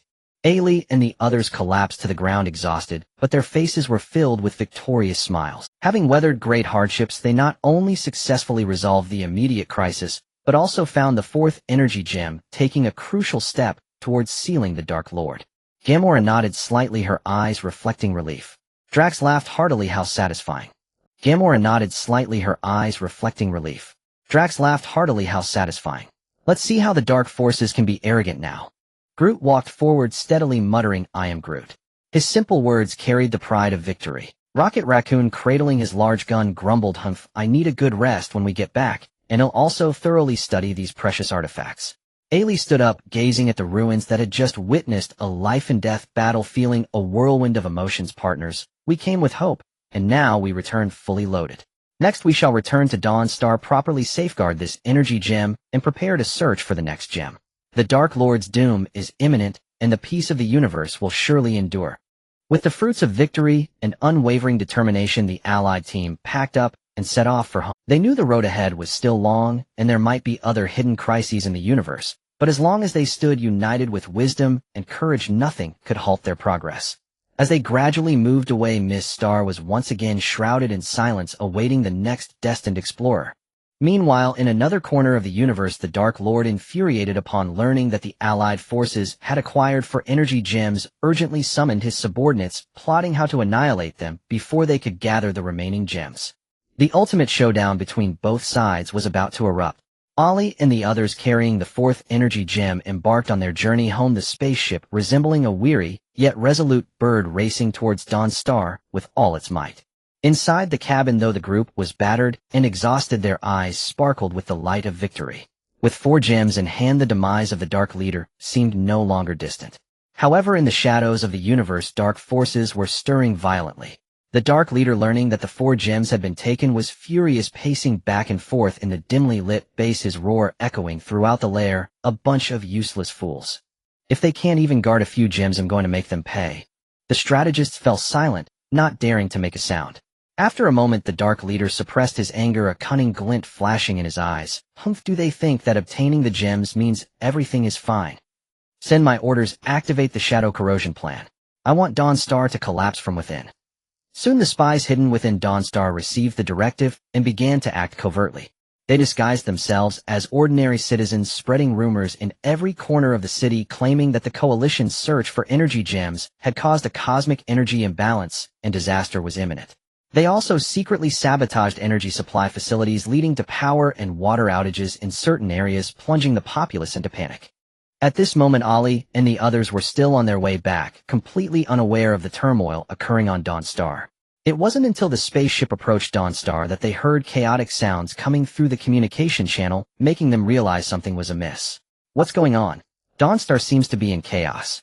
Star-Lord frowned, trying to tune into a clear. Alice's heart tightened as she immediately contacted the command center of Dawnstar. The signal was intermittent, and she could only vaguely hear snippets about internal strife. No matter what, we need to land first and stabilize the situation, Ollie decisively ordered. As the spaceship landed, a group of angry citizens surrounded them, demanding an explanation from the Coalition. Ollie and the others hurriedly identified themselves, calming the crowd and promising to thoroughly investigate the truth. Kimura stealthily approached Ollie and whispered, "This must be the Dark Forces conspiracy. We need to root out the spies first." Ollie nodded, scanning the crowd. With her experience, she spotted a few individuals who appeared anxious and had shifty eyes. She signaled to Star-Lord, who understood immediately, pretending to casually approach, and suddenly striking to subdue one of them, discovering a communication device from the Dark Forces. "Speak. How many accomplices do you have?" Ollie glared furiously. The spy hesitated, but Drax stepped forward, shaking his dual blades and roaring, "If you don't confess, he'll turn you into meat paste." The spy turned pale, trembling as he divulged the hiding spots of other accomplices. The Coalition swiftly launched an assault, capturing all the spies, but the situation was not yet fully stabilized, and the energy crisis continued to escalate, leaving the city in a state of semi-paralysis. The research team reported that the study of the energy gems was also stalled due to insufficient energy. "We can't just sit back and wait, we need to find a way to restore power." Ollie pondered for a moment, looking at Star-Lord. "You take a team to repair the energy core area, Kimura, and I will stabilize the public sentiment while investigating the source of the energy imbalance rumors." The so-called energy imbalance is a rumor spread by the Dark Forces. The energy gems we hold are the hope for preserving the universe. As long as we work together, we can. The so-called energy imbalance is a rumor spread by the Dark Forces. The energy gems we hold are the hope for preserving the universe. As long as we work together, we can surely overcome this crisis. Her voice was firm and powerful, cutting through the crowd, which reassured some of the citizens slightly. Meanwhile, Star-Lord arrived at the energy core area and found it in disarray, making repairs extremely challenging. He recalled a similar predicament encountered during their interstellar adventures, and a flash of inspiration struck him. He said to his team, "Let's reconnect the backup energy lines and stabilize the output with an energy splitter. It might temporarily restore some power." Everyone immediately got to work, busy navigating through the complex wiring. On the other side, Ollie and Kimura followed the clues, discovering that the source of the rumors pointed to an abandoned factory. As they approached, they were suddenly attacked by a group of dark warriors. Drax charged forward with a roar, his dual blades clashing against the dark warriors' sharp weapons, creating sparks, Groot shielded the rear, unleashing a mysterious power to withstand the enemy's energy attacks. Rocket Raccoon took to a high vantage point, precisely targeting the enemy's vital spots. Ollie observed the situation and realized that the Dark Warriors were being commanded by a signal tower high above the factory. She said to Gamora, "Destroy the signal tower to cut off their command chain." Gamora darted like a ghost, dodging attacks, climbing up the signal tower, and swiftly dismantling its key components. The Dark Warriors were thrown into chaos, and the Coalition seized the opportunity to wipe them out. In the factory's basement, they found the Dark Forces' fabricated data on the energy imbalance and the equipment used to spread the rumors. Ollie broadcast the truth across the entire planet, fully reassuring the citizens, who then spontaneously assisted the Coalition in repairing the city and defending their home. Just as Dawnstar was gradually regaining its vitality, the Dark Leader learned that the conspiracy had been exposed. Enraged and humiliated, he personally led his army to the forefront. The Dark Fleet overshadowed the sky with cannons glimmering coldly, bearing down on Dawnstar. "All units be on alert," Ollie shouted as the Coalition quickly rushed to their defensive positions. The warships ascended and shields activated. The Dark Fleet fired first corrosive energy beams pouring down like a torrential rain, causing the Coalition warship shields to tremble. Seeing this, Ollie recalled the purifying power contained within the energy gems and ordered, "Integrate the energy gems into the defense system, converting energy to resist the attacks." The research team worked urgently. The gems' brilliance erupted, merging with the shields to withstand the first wave of the Dark Fleet's assault. "Counterattack. Concentrate fire on the flagship." Ollie pressed her advantage as the Coalition warships' main cannons roared in unison, unleashing purifying energy beams towards the Dark flagship. However, a powerful protective barrier surrounded the flagship, rendering the attacks ineffective. Ollie closed her eyes in contemplation, recalling methods to crack energy barriers from ancient texts. Suddenly, she opened her eyes, adjust the weapon frequency, and attack with these parameters. The Coalition acted according to her commands, and cracks began to appear in the protective barrier. Seeing this, the Dark Leader took action himself, wielding his staff and summoning a dark vortex, aiming to swallow the Coalition fleet. Without fear, Ollie summoned the power of the Crystal Tower within her, along with the Coalition's belief and courage, thrusting her hands forward to unleash a purifying beam, clashing against the dark vortex, while shouting, "Everyone, don't panic. Unite as one." Star-Lord piloted the ship, using its maneuverability to sweep through the enemy ranks. Drax swung his blades fiercely and fearlessly. Gamora executed precise kills. Groot protected with all his might. Rocket Raccoon unleashed a torrent of fire. With everyone collaborating, the Dark Leader gradually found himself at a disadvantage, and his fleet began to retreat in confusion. As the smoke cleared, Dawnstar returned to tranquility. Ollie looked at the cheering citizens and her comrades in arms, feeling deeply. Though the dark forces are cunning, as long as we unite in wisdom, peace in the universe can surely endure. Everyone shouted in unison, filled with the determination of victory, ready to face new challenges. Meanwhile, the Dark Leader retreated to his lair, vowing revenge as the battle between good and evil continued endlessly. After this battle, although Dawnstar has temporarily held its ground, everyone knows that the dark forces linger like a haunting shadow, poised to return at any moment. Ellie understood that the urgent task was to gather the remaining energy stones and completely seal the Dark Leader to prevent future calamity. In the war room of the Interstellar Academy, the atmosphere was as heavy as lead.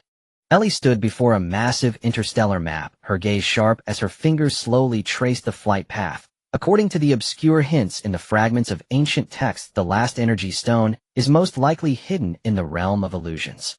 It was a mysterious place where reality and illusion intertwined, fraught with danger. A moment of carelessness could lead to eternal entrapment. Star-Lord leaned back in his chair, legs casually crossed, appearing nonchalant, yet his eyes betrayed a serious concern. The realm of illusions. Just the name is ominous enough. This place must be riddled with traps.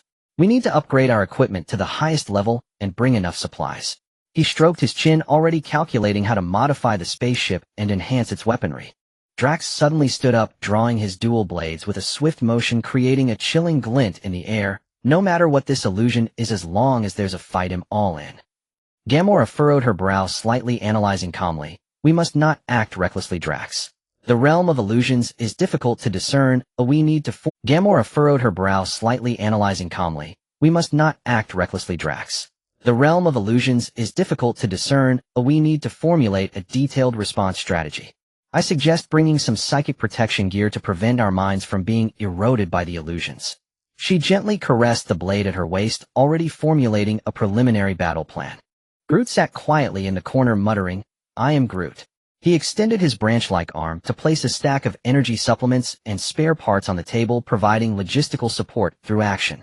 Rocket Raccoon, cradling his beloved gun, leaned over the table, squinting his eyes and mumbling, "Humph, my precious gun needs more high-tech gadgets to specifically deal with those bizarre illusion monsters."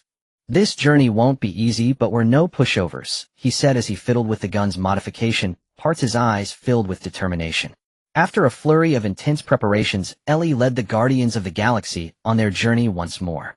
The spaceship sliced through the silence of the universe, racing towards the mysterious and unknown realm of illusions. As they approached the realm of illusions, the scenery outside gradually became surreal and hazy. The originally brilliant stars seemed to be veiled by a thin mist, flickering uncertainly, blurring the line between reality and illusion. The spaceship's detectors blared wildly, data becoming a jumbled mess as various strange energy fluctuations intertwined, causing unease. "Activate the psychic protection shield, slow down, and proceed cautiously," Ellie instructed, her voice steady though it couldn't hide her tension. The team sprang into action, and after activating the protective shield, a faint blue light enveloped the spaceship, blocking out some external disturbances. As soon as they entered the realm of illusions, the spaceship felt as if it had sunk into a viscous swamp, shaking violently. The scenery before them changed dramatically. The once vast expanse of space transformed into a vibrant and colorful dreamlike forest. Towering trees sprang up, their branches lush and shimmering with strange light. But Ellie was fully aware that this seemingly beautiful sight concealed deadly traps. "Everyone stay alert, and do not be deceived by the illusions before us," Ellie cautioned through the communication channel. Just as her voice fell, a group of strange creatures resembling fairies radiating multicolored light fluttered out from the woods. They held translucent wands, the gems atop shimmering with enchanting light, singing ethereal melodies as if summoning everyone. "Open fire," Ellie decisively ordered, and the team quickly raised their weapons, firing at the strange creatures. However, the purifying energy beam struck the creatures, seeming to vanish without a trace, easily rebuffed by an invisible barrier, causing no harm whatsoever. "What's going on?" Drax exclaimed, his eyes wide with disbelief. Gamora analyzed calmly. "These creatures may be able to control illusion energy. Ordinary attacks are ineffective against them. We need to think of another way." Ellie tightly closed her eyes, rapidly channeling the mysterious power from the crystal tower within her, attempting to sense the energy core of the creatures. Moments later, she suddenly opened her eyes and shouted, "Concentrate fire on the gems atop their wands. That is the energy core." The team followed her instructions, adjusting their shooting angles, and precise beams of light surged toward the vital points of the strange creatures. The creatures struck by the gems let out a painful howl, their glow dimming as their forms began to dissipate. "Effective. Continue the attack," Ellie encouraged her team upon seeing this. With their combined efforts, the strange creatures were gradually pushed back, but the Alliance also paid a heavy price, with the spaceship sustaining multiple damages and the shield energy rapidly declining. But the crisis was not yet averted. Just after repelling the strange creatures, the ground beneath them suddenly trembled violently, with gigantic cracks opening like gaping snake mouths, spewing forth molten lava. Wherever the lava flowed, trees were instantly turned to ash, and the ground sizzled under the scorching heat. "Activate emergency anti-gravity devices," Ellie decisively commanded. The team scrambled to operate the controls, and a powerful anti-gravity energy was released from the spaceship, slowly lifting it off the ground. However, shortly after the anti-gravity device was activated, it experienced some inexplicable interference, causing its power to plummet, and the spaceship began to sway precariously again. "Star-Lord, increase power output to stabilize the ship," Ellie shouted. Star-Lord gritted his teeth, maxing out the spaceship's engine power, producing a deafening roar as he barely managed to steady the vessel.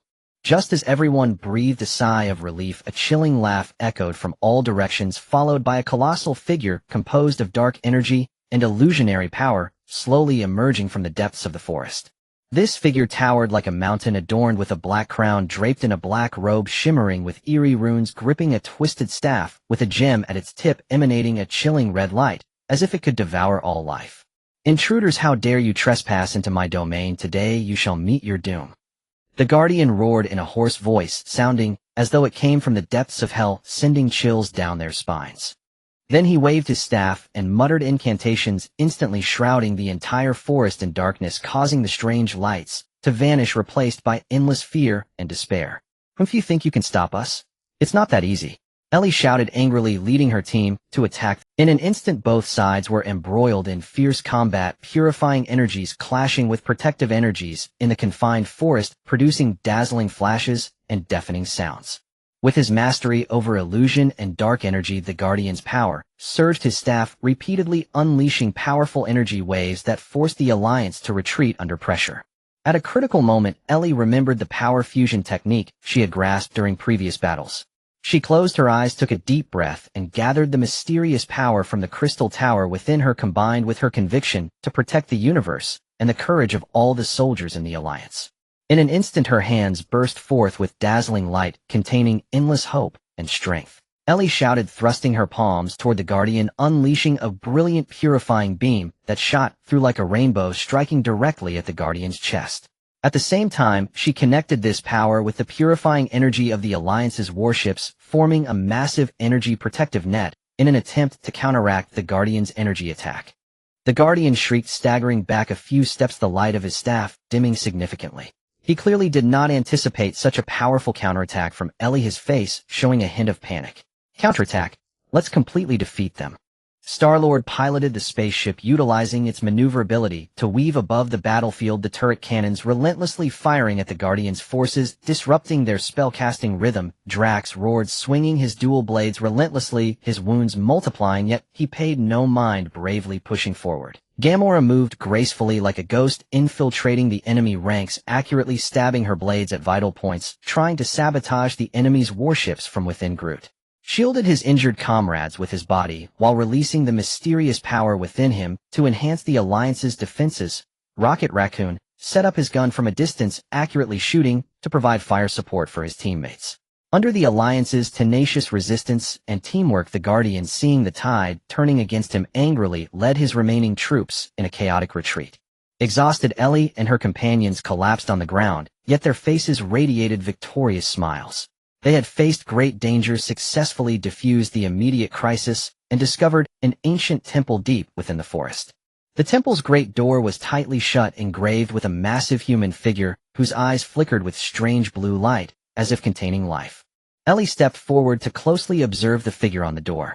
She noticed that as she approached, the flickering frequency of the blue light in the figure's eyes changed, seemingly responding to her. A thought crossed her mind as she reached out and tried to touch one of the figure's eyes. The moment her fingertip made contact with the blue light, the entire stone door trembled violently, slowly opening, releasing an ancient and mysterious aura. Filled with anticipation, everyone stepped into the space beyond the stone door, only to find a massive stone platform inside, upon which lay an energy stone radiating brilliant light. Exactly the target they had been seeking.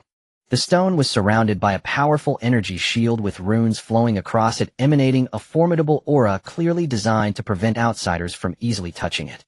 "This is it," Rocket Raccoon exclaimed. "Don't touch it." Ellie quickly intervened. "This thing is too dangerous. Once touched, it might trigger even more terrifying consequences.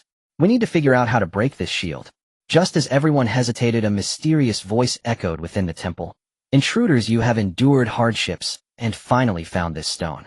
But its power is too great. If not wielded with a pure heart, it will bring about catastrophic disasters."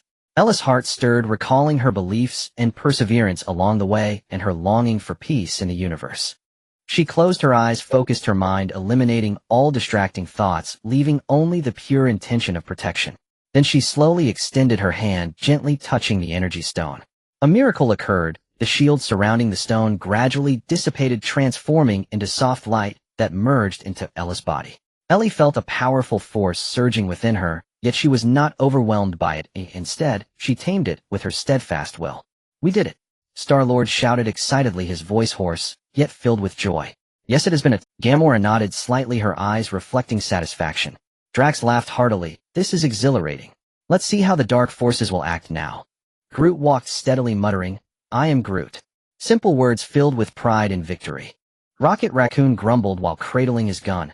"Humph, when we get back we need to rest well and thoroughly study these precious artifacts." Ellie stood up and gazed at the temple that had just witnessed a life-and-death battle, feeling a surge of emotions. "Partners, we came with hope, and now return laden with success. Next we must return to Dawnstar, seal the Dark Leader with these 5 energy stones, and put an end to this disaster. The peace of the universe shall surely endure. With the fruits of victory and unwavering determination, the Alliance members packed their bags and set off on their return journey. They knew that the road ahead was still long and there might be other hidden crises in the universe, but as long as they united as one, relying on wisdom and courage, nothing could block their path forward. As they gradually moved away, the realm of illusions was once again enveloped in silence, awaiting the next fortunate explorer.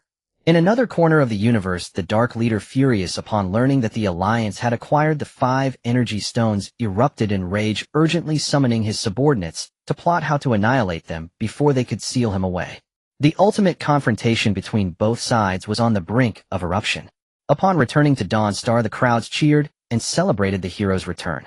The scientific team quickly took over the 5 energy stones, embarking on a series of precise studies to analyze the deep energy secrets contained within the stones to provide technical support for sealing the Dark Leader. Ellie and the others took a short rest before plunging into tense preparations for battle.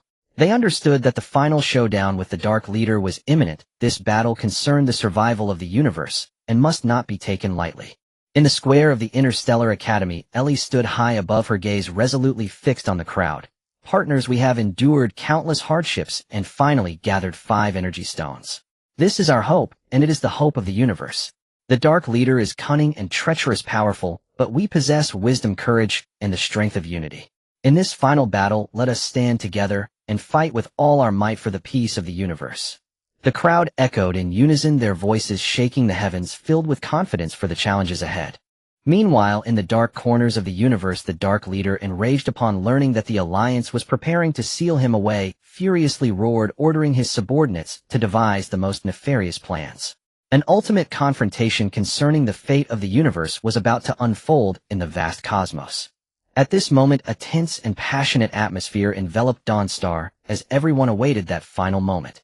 On the Dawnstar, the military and civilians united, immersed in the anticipation of sealing the Dark Leader and welcoming everlasting peace in the universe. The streets were adorned with lights and decorations as the populace gathered spontaneously, their eyes sparkling with hope, discussing the legendary exploits of the heroes with reverence and gratitude towards AI Lee and the others. After a brief rest, AI Lee and the members of the Galactic Guardians tirelessly collaborated with the research team, studying how to deploy the 5 energy gemstones to create the perfect sealing formation, simulating various combat scenarios against the Dark Leader, ensuring nothing would go awry in the final confrontation. Within the Interstellar Academy, in the vast training ground, AI Lee gazed intently at the flow of energy and the changing light and shadows on the simulated battlefield, murmuring, according to ancient records, the 5 energy gemstones must be embedded in the formation I in a specific sequence to activate the purifying power, thereby forming absolute suppression against the Dark Leader. But the Dark Leader will certainly not sit idle. He will do everything possible to disrupt the formation. Star-Lord fiddled with the energy detector in his hand, interjecting, "That guy is quite cunning. Oh, we need to set up multiple layers of defense around the formation and have several teams on standby to rush in and create chaos at the first sign of movement."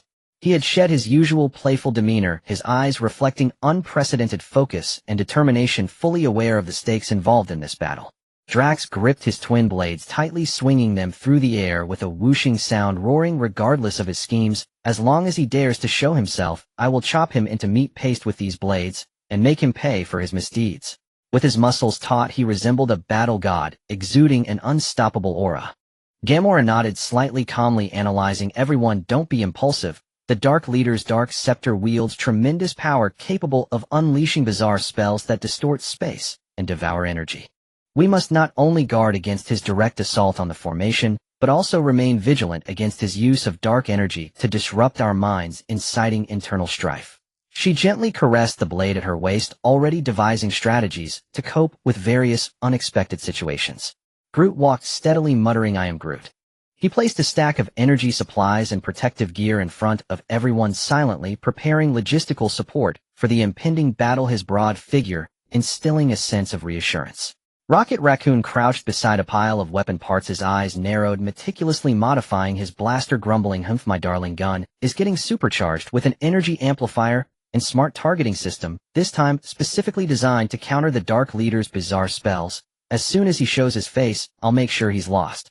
As tools flew deftly in his hands, he brimmed with confidence in his modification skills. Just as everyone was busily preparing, the Dark Leader in a distant dark lair completed his malicious scheme.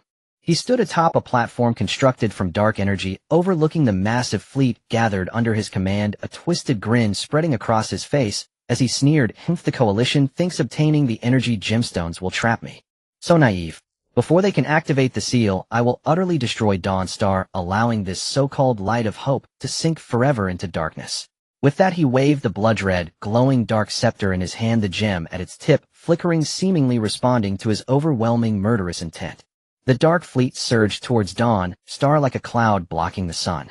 Among the fleet were not only giant battleships armed with powerful dark energy cannons that could unleash corrosive beams capable of tearing apart planetary shields, but also a group of specially trained shadow assassins skilled in stealth, armed with dark crystal daggers ready to infiltrate Dawnstar amidst the chaos, assassinate key figures, and sabotage the sealing formation. Meanwhile, the Dark Leader employed an even more insidious tactic. He used dark magic to create multiple false energy fluctuation signals in the universe, feigning attacks from different directions, attempting to distract the Coalition's attention, making them weary, and exposing vulnerabilities. When the Dark Fleet appeared within the monitoring range of Dawnstar, alarms instantly rang throughout the planet. AI Lee and the others swiftly rushed to their respective posts, ready for battle. Everyone stay calm, do not be deceived by the enemy's illusions. According to the established plan, first activate the planetary shield. The main fleet will take to the skies to confront the enemy, and the ground troops will guard the sealing formation. AI Lee commanded the entire situation through the communication channel, her voice steady and powerful, serving as an anchor for the somewhat panicked military and civilians, quickly calming them down. Above Dawnstar, the Coalition warships activated their engines, the shields deployed, and the cannon muzzles glowed with purifying energy, standing ready. On the ground, soldiers surrounded the sealing formation, forming tightly packed defensive lines, their energy weapons primed and ready. The Dark Fleet launched the first assault. Dark energy cannons unleashed barges like black lightning, striking the shield of Dawnstar, triggering ripples of energy. The shield flickered uncertainly, bearing the enormous pressure. Counterattack. Concentrate fire on. AI Lee decisively ordered. The Coalition warships adjusted their cannon muzzles, channeling purifying energy into one point, and unleashed a fierce barrage towards the Dark Fleet's flagship. However, a strange dark force field enveloped the dark flagship, and the Coalition's attacks merely splashed against it like a bull into the ocean, only causing faint ripples, unable to inflict any substantial damage. "You think you can breach my flagship? Dream on." The Dark Leader sat in the flagship's command cabin, emitting a chilling, maniacal laugh, waving his scepter once again, the dark force field glowing fiercely, absorbing part of the Coalition's attack energy and rebounding it back towards the Coalition warships. The Coalition warships, caught off guard, had several ships' shields breached, sustaining damage and billowing thick smoke. Be careful. Adjust tactics, disperse the attack, and do not give them a chance to absorb energy. Seeing this, AI Lee swiftly changed strategy. The Coalition warships followed suit, launching attacks on the Dark Fleet from different angles, creating a dazzling display of artillery fire against the starry sky. Amidst the intense crossfire between the two fleets, the Shadow Assassins took advantage of the chaos to stealthily approach the surface of Dawnstar. They moved like phantoms, using dark energy to conceal their presence, evading most of the Coalition's surveillance. Attention to ground defense, there are assassins infiltrating. Gamora keenly noticed and shouted a warning. The ground troops immediately intensified their patrols, activating infrared detectors and other equipment, attempting to root out these hidden assassins. However, the Shadow Assassins were extremely cunning, dispersing among the civilians and lurking in the shadows of buildings, occasionally launching surprise attacks and creating chaos. Despite the Coalition soldiers' fierce resistance, it was challenging to eradicate all the assassins at once, and the situation grew increasingly tense. In a critical moment, Drax roared and charged into the chaotic battlefield like a tiger descending the mountain. "All you sneaky little guys, come out now." Wielding his blades with the swiftness of the wind, he relied on his exceptional senses to engage the Shadow Assassins in close combat. Each swing of his blades carried immense force, splattering blood wherever he struck, causing some assassins to flee in panic. "Everyone, don't panic, follow my lead, and form a defensive formation, working together." Gamora quickly organized the ground troops. The soldiers formed tight-knit units back-to-back, cross-firing their purifying energy weapons, gradually stabilizing their position. Under the Coalition's tenacious resistance, the Shadow Assassin's assault was hindered, but the Dark Fleet's fierce attacks continued. Seeing his flagship temporarily secure, the Dark Leader decided to take matters into his own hands for a decisive strike against the Coalition. He boarded a small spacecraft flying out from the flagship, raising his dark scepter high and chanting incantations. In an instant, a massive whirlpool of dark energy appeared in the center of the Coalition fleet, the whirlpool resembling a greedy black hole devouring everything around it. Coalition warships were sucked into it, their shields shattered in an instant, the hulls creaking as if on the verge of disintegration. "Everyone stay calm. Don't panic," Ailey shouted loudly, trying to boost morale. Yet the scene before them was too terrifying, and the faces of her teammates were filled with fear. In this crucial moment, Ailey once again displayed extraordinary wisdom. She recalled the principles of power fusion she had grasped in the mysterious realm, as well as the energy principles contained within the purifying formation. She closed her eyes, took a deep breath, and gathered the mysterious power from the crystal tower, her belief in protecting the universe, and the courage of all Coalition soldiers together. In an instant, her hands burst forth with dazzling light infused with boundless hope and power. Ailey shouted, thrusting her palms towards the Dark Leader. A beam of purifying light, brilliant to the extreme, shot out like a rainbow, piercing the sun, striking directly at the Dark Leader's chest. Simultaneously, she connected this force to the Coalition warship's purifying energy, forming a massive energy protective net, attempting to counteract the devouring force of the dark energy whirlpool. The Dark Leader let out a shriek, stumbling back a few steps, the light of his scepter dimming significantly. He clearly did not expect Ailey to have such a powerful counterattack, a hint of panic appearing on his face. "Counterattack. Annihilate them completely." Star-Lord piloted his ship, maneuvering through the battlefield while unleashing salvos from his cannons at the Dark Organization's troops, disrupting their spellcasting rhythm. Drax bellowed, his blades ceaselessly swinging, his wounds multiplying, but he was unfazed, charging forward with valor. Gamora moved with agility, stealthily infiltrating the enemy vessel, attempting to sabotage it from within. Groot shielded his injured teammates with his body while releasing the mysterious power contained within him to enhance the Coalition's defense. Rocket Raccoon set up his blaster from a distance, taking precise shots to provide fire support for his allies. With the Coalition's fierce resistance and teamwork, the Dark Leader, seeing the tide turning against him, frantically led his remaining troops in a disorganized retreat. But Ailey knew this was merely a temporary victory. If they did not seal the Dark Leader swiftly, he would surely return. "Everyone hurry, activate the sealing formation," Ailey shouted. The Coalition soldiers quickly sprang into action, carefully embedding the 5 energy gemstones into the formation I in the order specified in the ancient records. In an instant, the formation activated, a dazzling beam of purifying light shot skyward, and the entire universe seemed to sense this powerful force. Seeing this, the Dark Leader was filled with terror. He attempted to rush forward once again to disrupt the formation, but was firmly blocked by the barrier formed by the purifying light. With each step closer, it felt as if he was being subjected to 1,000 cuts. "No, this is impossible." The Dark Leader bellowed in despair, wildly waving his scepter, attempting a final struggle, but everything was in vain. As the purifying light grew stronger, the Dark Leader's body gradually became enveloped in the radiance, and the dark scepter in his hand began to tremble and disintegrate. Ultimately, the Dark Leader was completely sealed, the dark energy receding like a tide, and the universe returned to tranquility. On Dawnstar, the populace cheered and celebrated this hard-won victory. Ailey and the others gazed at the now peaceful starry sky, exhausted, but wearing smiles of contentment. "We did it," Star-Lord exclaimed excitedly, his voice hoarse, yet filled with joy. Indeed, this journey was far from easy. Gamora nodded slightly, her eyes reflecting satisfaction.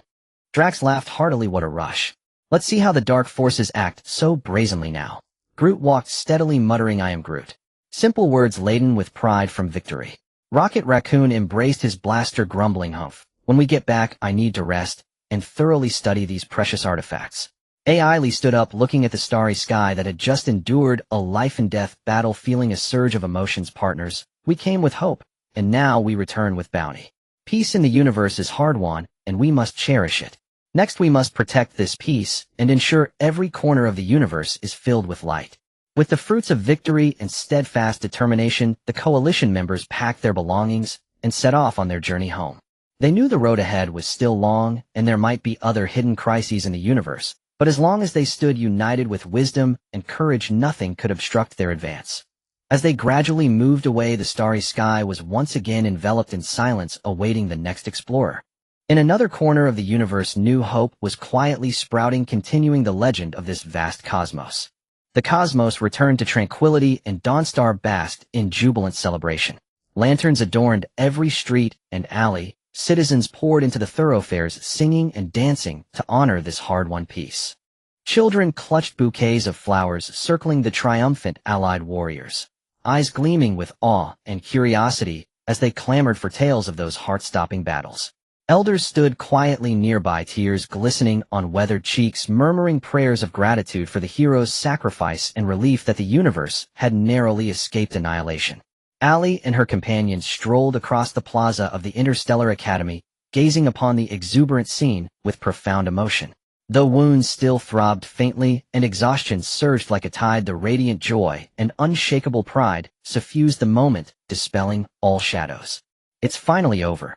The trials we endured, only we truly know," Allie murmured softly, her gaze tenderly sweeping across each comrade. Her voice, slightly hoarse, carried unwavering resolve, as if that single sentence held every drop of blood and tear, every brush with death and triumph they had weathered together. Star-Lord stretched luxuriously, his trademark grin spreading across his face.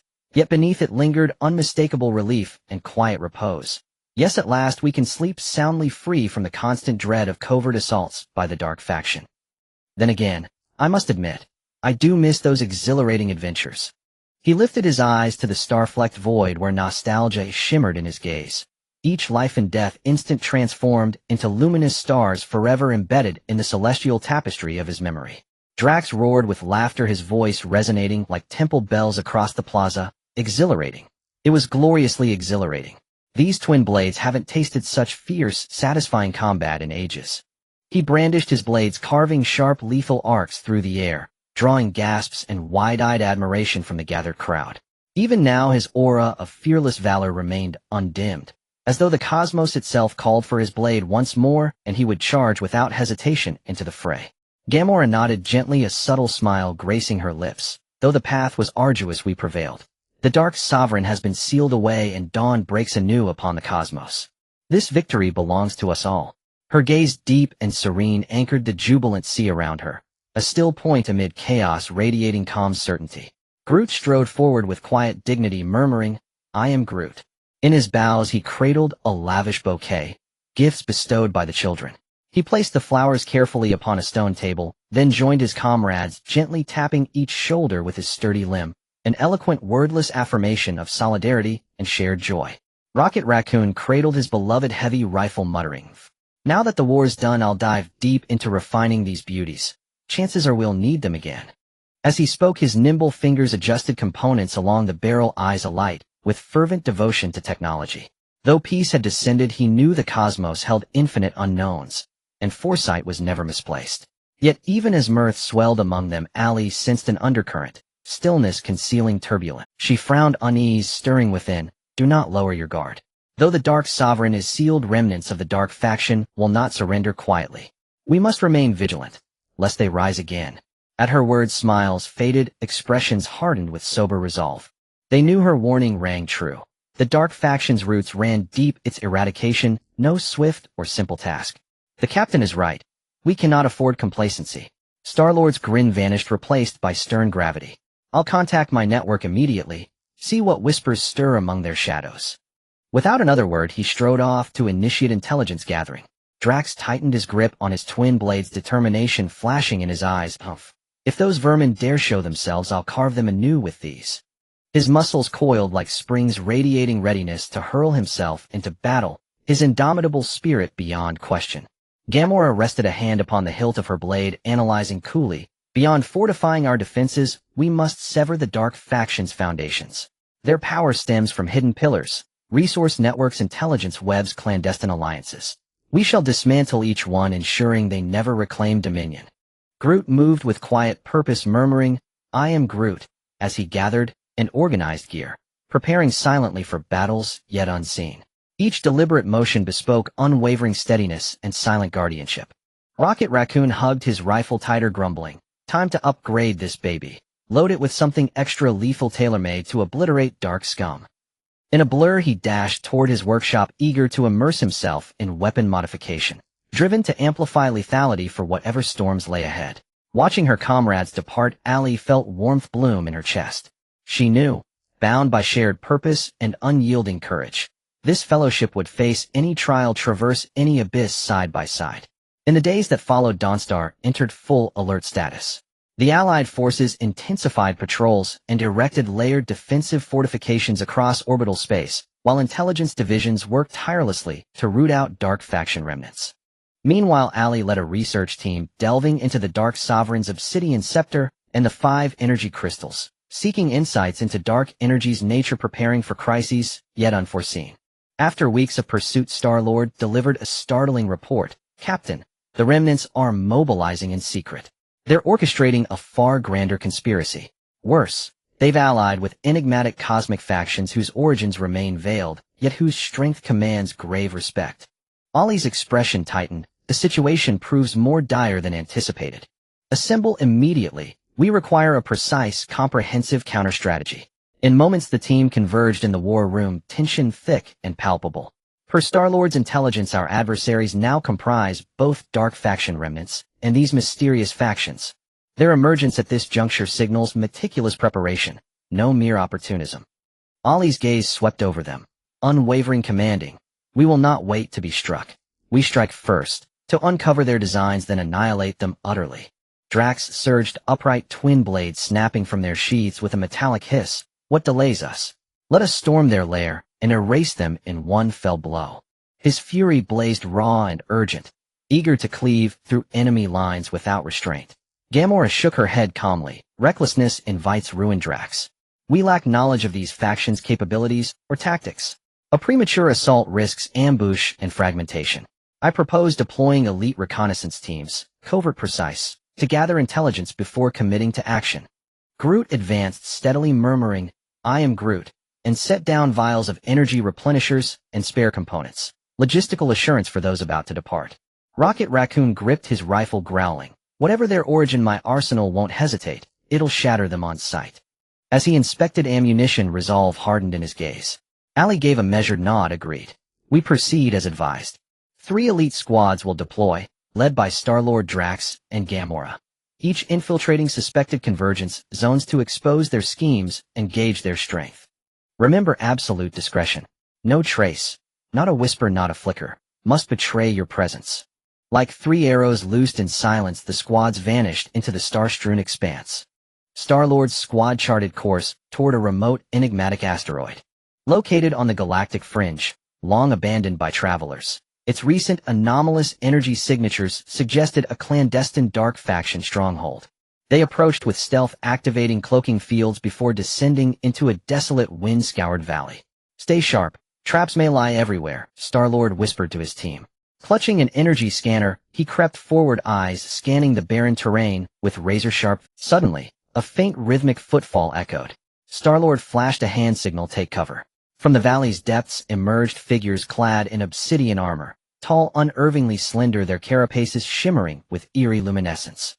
Each wielded crackling energy whips radiating menace. Who are these? One operative breathed. Star-Lord shook his head, equally perplexed. Unknown, but assuredly no friends. Before further speculation, the figures halted, heads turning, gazes sweeping the rocks. Star-Lord's pulse spiked. Too late. He signaled retreat, but the moment had passed. With brutal synchrony, the figures lashed their energy whips. Stone exploded into dust, shockwaves rippling outward. Open fire, Star-Lord commanded. Rifles flared, purifying energy beams searing toward the armored figures. Yet the beams struck like rain on granite, sparking faintly against the armor, vanishing without effect. Their armor's shielding is anomalous, Star-Lord exclaimed, studying their movements, observing how each obeyed a single commander who held aloft a pulsating artifact. A device resembling a remote control, pressing the button from time to time, would light up the armor of those mysterious beings, seemingly enhancing their defenses. Attack the leader, Star-Lord shouted, and the team members immediately adjusted their shooting angles, unleashing a fierce barrage towards the leader. Caught off guard, the leader was hit in a vital area and fell on the spot. The mysterious beings, now leaderless, were thrown into disarray, their movements slowing down. Now's the time, charge. Star-Lord commanded, and the team members charged towards the enemy like fierce tigers engaging in close combat. With their superb fighting skills and indomitable spirit, they gradually gained the upper hand, forcing the group of mysterious beings to retreat step by step.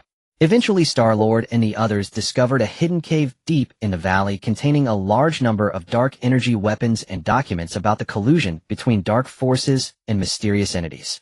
They quickly copied the documents and then blew up the cave, retreating with valuable intelligence.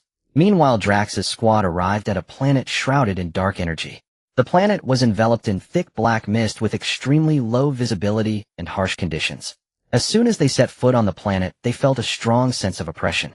"Everyone be careful, the dark energy here is too dense and may affect our bodies," Drax warned, and the team members activated their energy shields to fend off the encroaching dark energy. They advanced along a narrow path, frequently encountering monsters formed from condensed dark energy. These monsters were massive, clawing and roaring, shooting black energy beams from their mouths with ferocity. "Open fire!"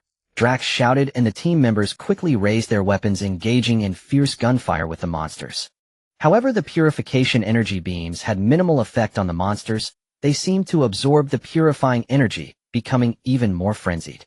Aim for their eyes and mouths, those might be their weak points. Using his rich combat experience, Drax identified the monsters' vital spots. The team members immediately adjusted their shooting angles, and precise beams of light targeted the monsters' key areas. One monster was hit in the eye and let out a painful howl, thrashing wildly as its massive body knocked over a nearby boulder, causing chaos. But the monsters did not relent. Fueled by their tenacity and powerful dark energy, they advanced step by step towards the coalition.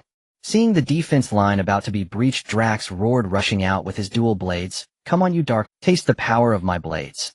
Like a blazing meteor, he crashed into the horde, swinging his dual blades, which sparked against the monster's tough hides. While he couldn't inflict immediate serious injuries, he successfully drew the attention of several monsters, buying his teammates some breathing room. Seeing this, Gamora swiftly followed, her blade glinting coldly as she targeted the injured or hindered parts of the monsters, each precise thrust rendering a monster incapable of fighting. "Everyone stop dawdling. Attack together," she called out, boosting morale. Groot stepped forward with a steady pace, using his massive body to form a solid defense for his teammates, mumbling, "I am Groot." The mysterious power emanating from him resonated with the surrounding, purifying energy, strengthening the defensive aura and making it difficult for the monsters to breach it easily. Rocket Raccoon set up a heavy gun from a distance, squinting through the scope to lock onto his target, muttering, "Humph, just watch me turn you big guys into a sieve."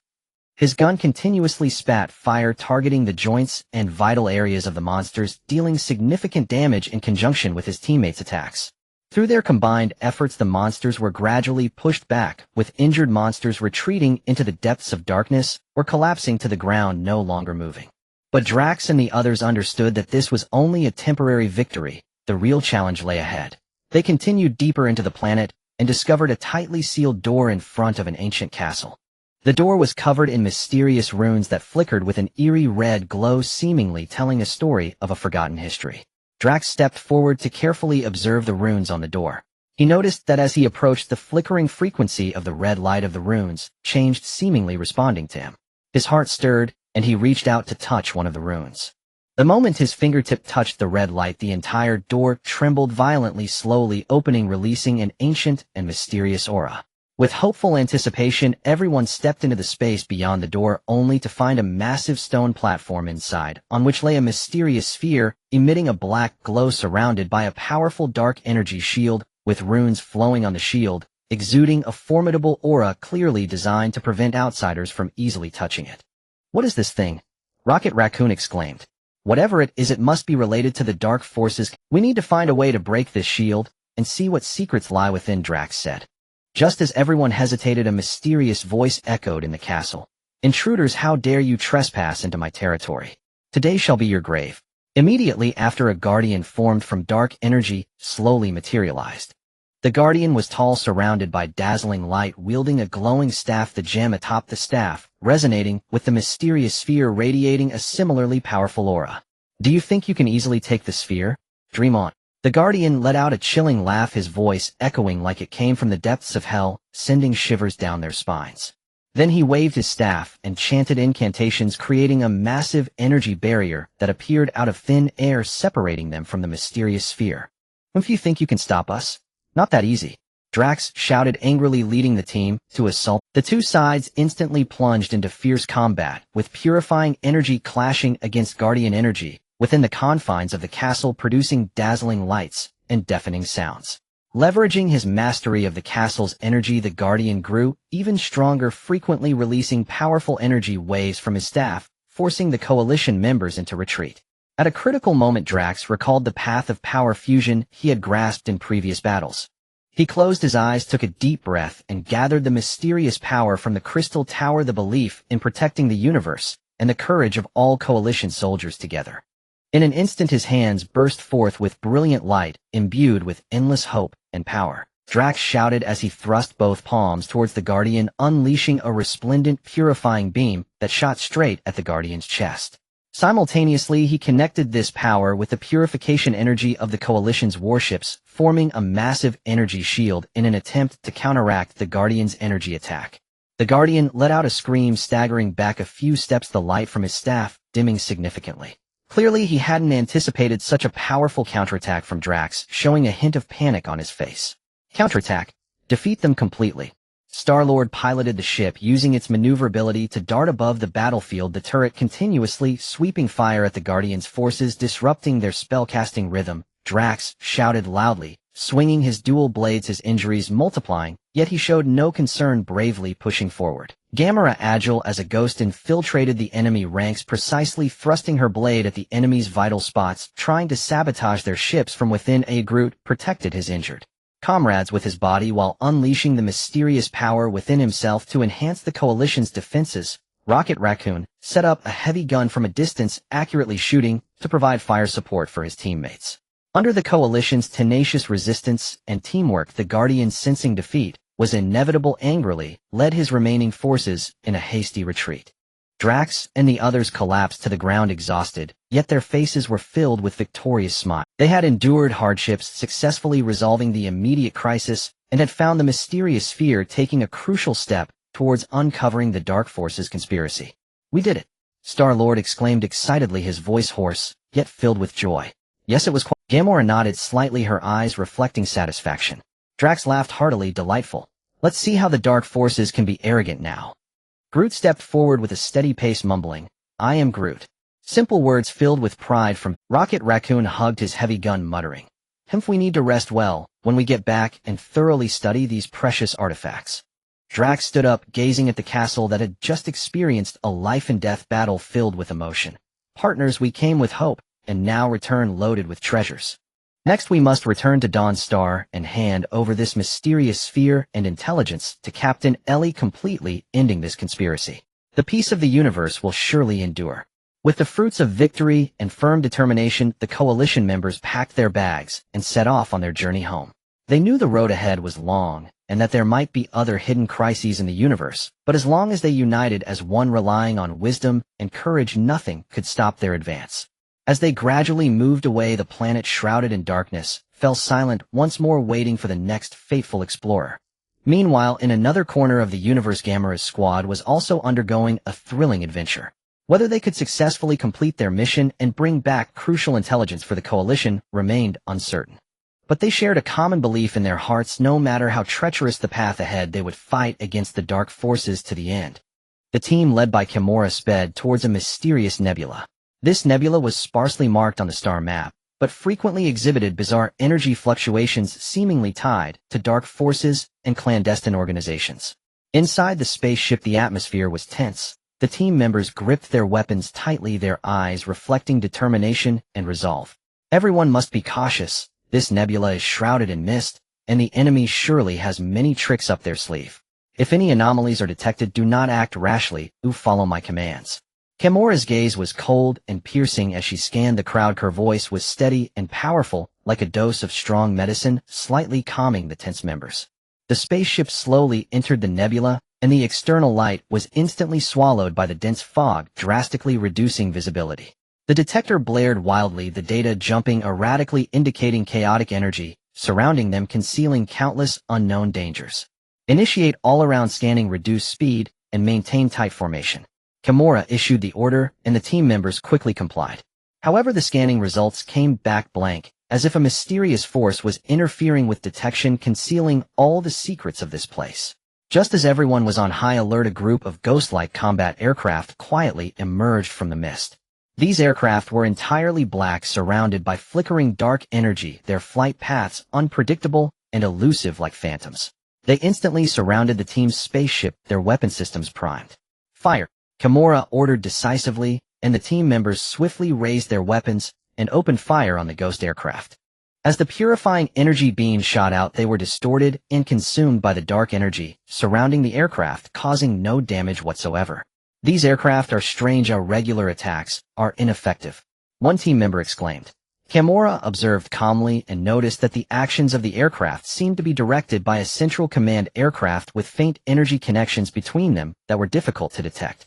Concentrate fire on the central command aircraft to sever their command chain, Kimura shouted. The team members adjusted their shooting angles as instructed, and precise beams struck towards the command aircraft.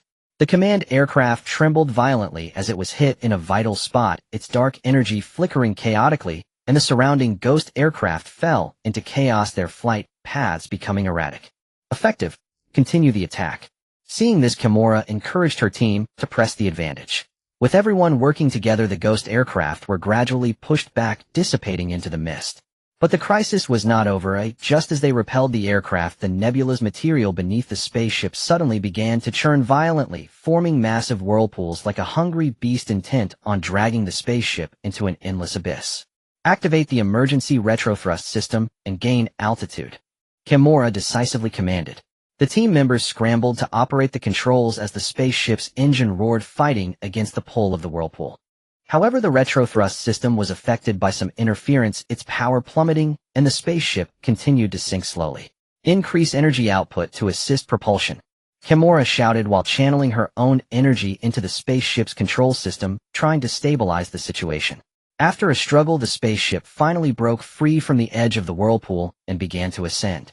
Just as everyone let out a sigh of relief, a sinister laughter echoed within the nebula. Escaping my grasp won't be so easy. Following that, a mysterious figure cloaked in black robes slowly appeared. This person held a staff emanating an eerie glow, the crystal atop, resonating with dark energy, sending out waves of cold. You meddlesome intruders, today is your death day, the mysterious figure rasped, waving the staff and chanting incantations. Dark energy chains shot out from the mist, coiling towards the spaceship like venomous snakes. Prepare defenses, Kimura shouted as the team members quickly activated their energy shields, ready for battle. The dark energy chains struck the shields, emitting a harsh grinding sound, their light flickering on the verge of collapse. Attack his staff, that's the key. Kimura, with keen observation, identified the mysterious figure's weakness. The team members immediately adjusted their weapons and fired purifying energy beams at the staff. However, the mysterious figure skillfully maneuvered the staff to easily deflect the attack and retaliated by bouncing the energy beams back, causing the coalition members to panic. Seeing this, Kimura was struck with inspiration, recalling the ancient texts regarding energy counter. She closed her eyes, focused her mind, and channeled the mysterious power within her stemming from the crystal tower, merging it with the purifying energy of her team, forming a powerful and pure counterattack force. Die! Kimura shouted, thrusting her hands forward, and a dazzling, purifying light beam shot out like a rainbow, piercing the sun, aimed directly at the mysterious figure's chest. Simultaneously, she connected this force with the coalition's battleship's purifying energy, forming a massive protective net aimed at mitigating the mysterious figure's dark energy attack. The mysterious figure let out a shriek, staggering back a few steps, the light of the staff dimming significantly. Clearly, he had not anticipated such a powerful counter from Kimura, a trace of panic crossing his face. Counterattack. Exterminate them completely. Star-Lord piloted the spaceship, utilizing its maneuverability to weave through the battlefield, the turret guns continuously firing at the mysterious figure's forces, disrupting their spell-casting rhythm. Drax roared as he swung his dual blades, his wounds multiplying, yet he paid no heed, fiercely pressing forward. Groot shielded his injured comrades, while unleashing his own mysterious power to bolster the coalition's defense. Rocket Raccoon set up a heavy gun from a distance, taking precise shots to provide fire support for his teammates. Under the Coalition's fierce resistance and teamwork, the mysterious figure, seeing the tide turning against him angrily, led his remaining forces in a hasty retreat. Kimura and the others collapsed to the ground in exhaustion, but their faces beamed with victorious smiles. They had navigated through peril, not only averting the immediate crisis, but also uncovering a hidden base deep within the nebula. The base's entrance was tightly shut, surrounded by defensive runes and energy traps, clearly an important stronghold of the dark forces. Kimura stepped forward, carefully observing the door. She noticed that the runes on the door bore similarities to those seen previously in a dark castle, and a thought struck her, recalling the method to crack it. She reached out, pressing her hand against a specific rune, reciting an incantation, and the door slowly opened, releasing a musty, decayed odor. The team entered the base with great anticipation, finding various experimental equipment and documents inside, along with a diamond-shaped crystal emanating a strange glow suspended in the air and surrounded by a layer of dark energy shield. "This must be the key item in the Dark Forces conspiracy," Rocket Raccoon exclaimed. "Don't touch it," Kimura quickly interjected. "This thing is too dangerous. We must be careful in cracking the shield." Just as the group was studying the shield, alarms blared throughout the base. "Intruder alert." Suddenly a swarm of mechanical guards surged in from all directions. These guards were towering, clad in heavy armor, their eyes glowing red, and their weapons fired dark energy beams with ferocious firepower. "Fire!" Kimura shouted, and the team members quickly raised their weapons, engaging in fierce gunfire with the mechanical guards. However, the guards' armor was exceptionally sturdy. The purifying energy beams merely left shallow dents, failing to inflict any substantial damage. "Target their joints and energy cores, those are their weak points," Kimura shouted after observing. The team members immediately adjusted their shooting angles, and precise beams struck towards the mechanical guard's vital spots.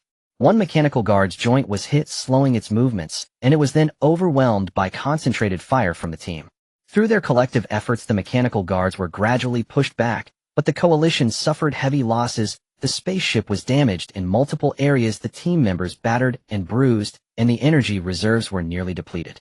"Everyone quickly head to the medical bay for treatment. I will repair the spaceship," Kimura said, gritting her teeth against the pain as she directed her team. The members supported each other, dragging their weary bodies into the medical bay to begin urgent treatment. Kimura entered the spaceship's engine room alone, facing the complex machinery. She took a deep breath and once again channeled her mystical energy.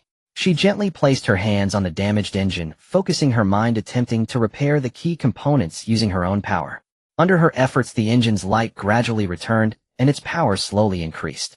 After a grueling repair, the spaceship finally regained some functionality. Kimura piloted the ship towards the nearest planet, preparing to resupply and rest there. When the spaceship landed on the planet named Shelter Star, the sight before them allowed everyone to breathe a sigh of relief. This planet had a pleasant environment, and its residents were kind and welcoming. Upon learning of the Coalition's plight, they eagerly offered food, medicine, and repair materials. During their brief respite on Shelter Star, Kimura and the others not only healed their wounds, but also replenished the spaceship's energy and supplies. At the same time, they took this opportunity to review and analyze the previous battle, examining the tactics of the Dark Forces and the mysterious organization to find countermeasures. In this operation, the enemy was clearly well prepared. "Their weapons and tactical coordination are quite tricky," Kimura analyzed with a frown, "but we've also uncovered some of their weaknesses which we can target in future battles." "Indeed, and that diamond crystal surely holds significant secrets. We must take it back to Dawnstar for the research team to examine," Rocket Raccoon concurred. "Next time we encounter those guys, I'll make sure they regret it," Drax shouted, swinging his dual blades. Groot walked steadily, muttering, "I am Groot." Simple words, yet filled with the determination to protect his teammates. Star-Lord patted his chest. "Don't worry, when we get back, I'll upgrade the spaceship, and with my piloting skills, we'll definitely face any enemies fearlessly." After their rest, Kimura and the others stepped onto their journey again with steadfast determination. They knew the road ahead was long, and the Dark Forces and mysterious organization would not relent. Every step was filled with hardships and dangers. But they firmly believed that as long as they stood united, relying on their wisdom and courage, nothing could obstruct their progress, and peace in the universe would surely be realized in their hands. As they departed, Shelter Star returned to its previous tranquility, while in another corner of the universe, the Dark Leader, though sealed, had remnants of power and mysterious organizations hastily plotting to make a comeback. A more intense clash between good and evil was about to unfold in the vast cosmos. At this moment, clues regarding the diamond crystal quietly emerged, suggesting a connection to a dark technology that could overturn the cosmic order. Whether Kimura and her team could unravel the mystery and safeguard universal peace remained uncertain. But they shared a common belief: no matter how treacherous the path ahead, they would fight against the dark forces to the end. AI Li kept watch on the Shugong star, monitoring the interstellar communications channel day and night, her heart burning with anxiety as she waited for word from the three squads. Each passing minute pressed upon her chest like a weighty stone. She knew all too well that this mission was unbearably perilous. The dangers the team faced exceeded imagination. A single mistake could squander all they had achieved and plunge the universe once more into irredeemable darkness. Inside the command room of the Interstellar Academy, the atmosphere was so heavy it seemed almost tangible. A vast screen glittered with stars, a map of the cosmos that hid innumerable unknown terrors. AI Li paced the room with knitted brows, glancing often at the screen, and then lowering her gaze to the energy detector in her hand, straining to glean any trace of the team from the faintest energy fluctuations. "Captain, it has been so long. Why is there still no news? Could it be?" A young adjutant began hesitantly, his face etched with worry. "No," AI Li interrupted with absolute certainty. AI Li cut him off without hesitation, her gaze radiating unshakable resolve. "They are the bravest of warriors. They have endured countless perils without falling. They will return safely this time and bring back the vital intelligence we need." Though her words were firm beneath them, her heart had not been free of anxiety. Just as tension gripped everyone, the communications channel suddenly crackled with static, and then Xing Ju's familiar, slightly weary voice came through. "Captain, we are returning. We have important intelligence and some mysterious items. Be ready to receive us." AI Li's spirits lifted. She ordered at once raise the shields and prepare to welcome them. All defense systems shifted to level 1 alert to prevent any enemy pursuit. Shortly thereafter, Xing Ju's ship eased into Shugong Star's atmosphere, trailed by the squads led by De La Cuisine and Kaimola. When the ships landed, the team hurried out of the airlocks. They were battered and exhausted, yet their eyes shone with the light of victory. "Quick, come inside," AI Li urged, leading them straight to the conference room. In the meeting, Xing Ju recounted their encounter on the asteroid in meticulous detail. The documents revealing collusion between the dark forces and a mysterious faction turned everyone's faces graver still. These files show they are developing a brand new dark weapon. If it succeeds, its power would be enough to annihilate an entire star system. Moreover, they appear to have discovered a way to counter our purifying energy. "This is no good omen," Xing Ju said with deep concern. De La Cuisine slammed his fist on the table and roared, "Bah! Those despicable bastards! No matter what tricks they pull, I will not be afraid. If need be, I will go all out and fight them to the death." His twin blades vibrated on the table as if itching to leap into the fray. Kaimola shook her head slightly and spoke with calm analysis. "Rashness will not solve the problem, De La Cuisine. We must craft a comprehensive response from this intelligence. From what we can tell, their weapon is not yet complete. We still have time to stop them." AI Li bit her lip, thinking for a moment before replying. "Kaimola is right. First, we must fortify Shugong Star's defenses. Upgrade the shields and weapon systems to ensure we can hold our ground when the enemy arrives. Second, the research teams must immediately study these mysterious objects and strive to find a method to neutralize the enemy's new weapon. And third, we cannot simply wait to be destroyed. We should take the initiative and strike their research base before they complete the plan." Everyone nodded in agreement. "I will lead a team to upgrade the defenses." Galute rose and murmured, "I am Galute." His steady steps inspired a peculiar calm, as if his mere presence could make Shugong Star's defenses unassailable. "Huajian Huanxiong and I will assist the research team and see whether we can extract anything useful from that mysterious sphere and the rhombic crystal," Xing Ju said, pointing to the objects on the table with determination. "Then De La Cuisine and I will select elite warriors to form an assault squad to locate the enemy's research base. Once we confirm its position, we will strike." Without hesitation, Kaimola said, looking at De La Cuisine with absolute resolve. With duties assigned, everyone sprang into action. Galute led the engineering team through Shugong Star's defensive installations. He personally inspected each energy shield generator, using his tree-trunk-like arms to carefully tweak parameters and guarantee the shield's stability and strength. At the same time, he directed his crew to install new energy turrets at key positions. These turrets employed the latest purifying energy focusing technology and packed, devastating power capable of delivering lethal blows to attackers. Keep pushing, everyone. Our home depends on us, Galute would say from time to time, his few words laden with strength. Xingju and Huijian Huanxiong arrived at the research lab and handed the mysterious sphere and rhombic crystal to the science team. These two things are weird. Be careful with your analysis. Huijian Huanxiong muttered, eyes never leaving the instruments. The researchers immediately plunged into intense work, employing an array of advanced devices to scan and analyze the mysterious objects. Xingju stood nearby, offering unique insights drawn from his wealth of adventurous experience. Look, the sphere's energy fluctuations resemble the dark energy we encountered before, but there is something more here. Could it be an energy amplification device? Xingju said, pointing at the data on the screen with thoughtful concern. Through everyone's combined efforts, the science team gradually uncovered clues. It appeared the mysterious sphere functioned as an energy nexus able to gather and regulate dark energy, while the rhombic crystal acted like a key that could activate the sphere's hidden functions. Worse yet, the enemy might already have learned parts of the control method. If they were allowed to combine the two, the consequences would be unthinkable.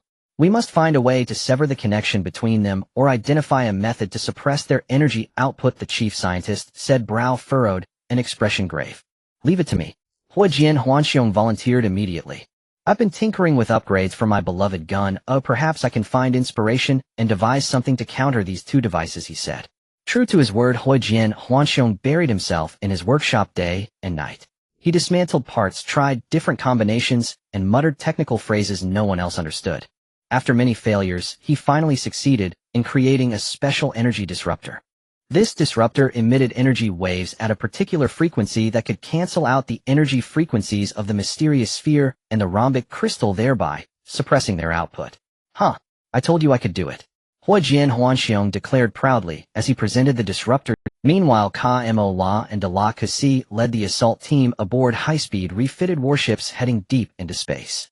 Following the trail left in Xingju's intelligence, they tracked the dark forces to a remote planet where they suspected the enemy research base lay. The planet was shrouded in a thick veil of dark energy, its environment savage and unforgiving with howling winds and sheets of lightning. The base sat atop a towering mountain and was ringed with defenses, energy shields, laser batteries, and legions of mechanical sentinels patrolling the perimeter. This must be their stronghold. Move carefully, Mo La warned quietly over the comms. The assault squad edged closer, using cloaking devices to evade some of the enemy's scouts. Yet when they drew within a certain range, they were discovered. Alarms blared throughout the base as the laser batteries swiveled and opened fire. Fire! Mo La ordered, and the team raised their weapons and returned fire. Purifying beams and dark energy bolts braided across the sky in dazzling displays. De La Cassie roared and charged into the enemy ranks, his twin blades slicing like wind as he cut down mechanical sentinels. Come and get it, you iron lumps. Taste my twin blades. He bellowed, fearless, each strike laden with crushing force that toppled the machines. Mo La moved with lithe precision, her blades targeting the vital points of those who controlled the batteries, seeking to blunt the enemy's firepower. Concentrate fire on their energy shield generators, she shouted, directing the team toward the critical. Following her command, the squad adjusted their aim and focused their purifying energy into a single barrage aimed at the enemy shield generators. Through coordinated effort, cracks began to appear in the enemy shield, its glow wavering. Keep pressing. Mo La seized the moment and ordered a full assault. The team's firepower overwhelmed the defenses and shattered the shield. Inside the base, they found strange experimental apparatuses, unfinished weapons, and a horde of frantic scientists busy at their workstations. The scientists panicked at the intrusion and scattered. Don't let them flee, De La Cassie shouted and moved to pursue. Wait, Mo La stopped him. First, locate their central research area and destroy the key devices. Do not allow their new weapon to take shape. The team searched the base and finally found the central research chamber. A colossal energy reactor dominated the room, linked to the mysterious sphere and the rhombic crystal, clearly the linchpin of the entire program. This is it, Huijian Huanxiong exclaimed. Go, Mo La ordered, and the squad surged toward the reactor to destroy it. But just as they were about to act, a massive dark guardian emerged slowly from the shadows. The guardian loomed like a mountain clad in black armor, clutching a gigantic dark scepter topped with a jewel that pulsed in eerie red light, as if it could devour all life. Intruders, you dare trespass upon my domain. This day shall be your burial. The Guardian roared its voice like an echo from the abyss, chilling to the bone. It raised the scepter and intoned a vast vortex of dark energy ripped open in the midst of the assault team. The whirlwind was a ravenous void that consumed everything. Shields were sundered, and the soldiers screamed in agony as their bodies seemed to unravel. "Hold steady. Do not panic," Ka-Mo-La shouted to rally the team, though the sight before them instilled fear across every face. At a decisive moment, Ka-Mo-La displayed remarkable insight. She recalled a method of power fusion she had grasped in earlier battles and the principles behind the purifying array. She closed her eyes, drew a deep breath, and gathered within herself the mysterious power from the crystal tower, her resolve to protect the cosmos, and the courage of all allied fighters. In an instant, blinding light burst from her hands, a radiance woven with infinite hope and strength. "Die!" Ka-Mo-La cried as she thrust her palms forward. A dazzling, purifying beam as brilliant as a rainbow across the sun shot from her palms and struck the Guardian's chest. Simultaneously, she linked this force with the Allied ship's purifying energy, forming a vast protective net aimed at countering the consuming pull of the dark vortex. Simultaneously, she linked this force with the Allied ship's purifying energy, forming a vast protective net aimed at countering the consuming counterattack. Crush them utterly. Xingju maneuvered his ship through the battlefield, sweeping the enemy ranks with automated guns to disturb their casting rhythm. De la Cassie roared, blades flashing, his wounds multiplied, but did not slow his ferocity. Ka-Mo-La darted like a specter among the foes, driving her blade into vital points to sabotage their ships from within. Galute shielded wounded comrades with his body and unleashed the mysterious power within him to bolster the Allied defenses. Huajian Huanxiong set up a heavy gun at range and delivered precise volleys to support his teammates. Under the Allied forces' stubborn resistance and unity, the Guardian saw the tide turn and, desperate, led its remaining troops in a chaotic retreat. Ka-Mo-La and the others collapsed to the ground from exhaustion, but their faces were lit with the glow of victory. They had endured great trials, not only averting the immediate catastrophe, but demolishing the enemy's central research area, taking a decisive step toward thwarting the Dark Forces' plot. "We did it," Xingju shouted with hoarse joy despite his strained voice. "Yes, it was far from easy," Ka-Mo-La affirmed with a faint, contented nod. De la Cassie laughed heartily. "What bliss! Let's see how arrogant the Dark Forces are now." Galute walked with measured steps, murmuring, "I am Galute." His simple words brimmed with the pride of triumph. Huajian Huanxiong hugged his big gun and muttered, "Humph. Once we get back, I'll rest, and then study these artifacts thoroughly." Ka-Mo-La rose and gazed over the battlefield they had just survived, feeling a swell of emotion. "Friends, we came bearing hope and return laden with success. Next we will go back to Shuguang Star to share this good news and prepare for the Dark Forces' next counterstrike. Peace in the cosmos shall endure." With triumph and resolute determination, the Allied members packed their gear and embarked on the journey home. They understood the road ahead would be long and that other hidden dangers might lurk in the universe, but united by wisdom and courage, nothing could halt their progress. As they departed, the dark-shrouded planet fell silent, once more awaiting the next intrepid explorers. Elsewhere in the cosmos, the Dark Forces roared in fury at the destruction of their base and ordered their followers to revise their plans. A fiercer clash between good and evil was about to unfold across the vastness of space. Clues to a new direction of the Dark Forces quietly surfaced. They seemed to be seeking an ancient evil power in hopes of a resurgence. Whether AI Li and her allies could again safeguard cosmic peace remained unknown. Yet they shared a common conviction: no matter how perilous the path, they would resist the dark until the end. Ale and her allies stood vigilant on Dawnstar, bracing themselves for the Dark Forces' inevitable counter. The research team had achieved preliminary breakthroughs in studying the enigmatic orb and the rhombic crystal. Rocket Raccoon's newly developed energy disruptor, rigorously tested, proved highly effective at suppressing their energetic resonance, adding a formidable layer of defense. Yet all knew deep down the Dark Forces would never yield so easily. Beneath this calm lay turbulent undercurrents, coiled and ready to strike. That day, Ale stood in the command chamber of the Stellar Academy, strategizing defense protocols with senior commanders, when the comms officer burst in breathless, "Captain, we've detected an anomalous and massively powerful energy surge, originating from the desolate belt at the galactic rim. It bears all the hallmarks of fresh hostile activity." Her heart tightened. She strode swiftly to the stellar map, eyes locking onto the coordinates of the disturbance, silently reflecting, "This desolate belt has long been uninhabited. Why choose such a barren expanse? Their intent must be grave. perhaps tied to that ancient malevolent force we once speculated about. Star-Lord stepped forward, scratching his head. Schemes or shadows? Let's just hit them hard and fast, catch them flat-foot. Though his tone retained its trademark irreverence, his gaze burned with unwavering resolve. Battle readiness etched into every line of his being. Drax clenched his fists, his twin blades humming at his waist, as he roared, exactly what I wanted. I've been itching for this fight. I'll settle scores with those wretched shadows once and for all. His muscles coiled like tempered steel, radiating unyielding, unstoppable momentum. Gamora frowned thoughtfully, her voice cool and precise. Rashness invites ruin. This energy signature is unlike anything we've encountered. Charging in blindly risks walking straight into a trap. We must dispatch a reconnaissance team first, to gather intelligence before committing our forces. Her hand rested lightly on the hilt of her blade, her eyes shimmering with quiet courage and sharp intellect. Groot advanced with steady, grounded steps, murmuring softly, "I am Groot." He moved quietly aside, meticulously inspecting each comrade's gear, preparing logistics for deployment.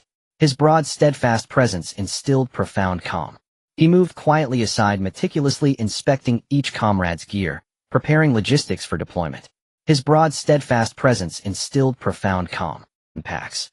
As he spoke, he adjusted custom-modified components along the barrel, his confidence in its destructive precision absolute. Ale nodded, adopting Gamora's counsel without hesitation.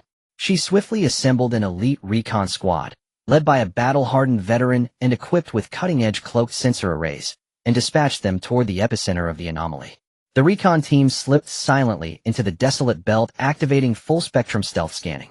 Before them stretched a void shrouded in eerie violet-black mist. Starlight swallowed visibility, reduced to near zero.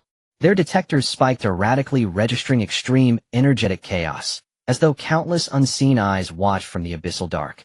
Suddenly, a colossal dark warship emerged slowly from the fog, twice the size of Dawnstar's flagship, its hull studded with jagged spines and writhing eldritch glyphs radiating suffocating dread. Swarming around it were swarms of smaller craft darting like predatory insects to guard the Leviathan. "Maintain cover. No movement," commanded the squad leader, voice low and taut. Crouched behind asteroids, the operatives' hearts hammered, sweat chilling their spines, as they stared transfixed at the monstrous vessel looming overhead. At that moment, a massive hatch opened beneath the warship's hull, and a blinding beam of light descended. From it, a hooded figure descended slowly, cloaked in impenetrable shadow. Darkness clung to him like living smoke. In his hands rested an ancient tome glowing with sickly pulsating light. His lips moved in silent incantation as its pages turned of their own accord, flickering with unstable radiance. Could this be the conduit, the very artifact they sought to awaken that primordial evil? The leader's pulse quickened. He realized the stakes had just escalated beyond imagination. As the figure chanted, the violet-black mist thickened, twisting and coiling as if summoned by malign will, coalescing into vast, churning vortexes of pure darkness. From within echoed guttural, soul-rending shrieks, echoes of infernal depths. "Transmit everything now." The leader acted instantly. His team encoded and relayed the footage and readings back to Dawnstar without delay. Ale and her allies received the transmission, faces grim. "They're truly awakening something catastrophic. We move, immediately, to stop them." Her gaze hardened, her voice ironclad. The Allied fleet mobilized without pause, accelerating at full thrust toward the desolate belt.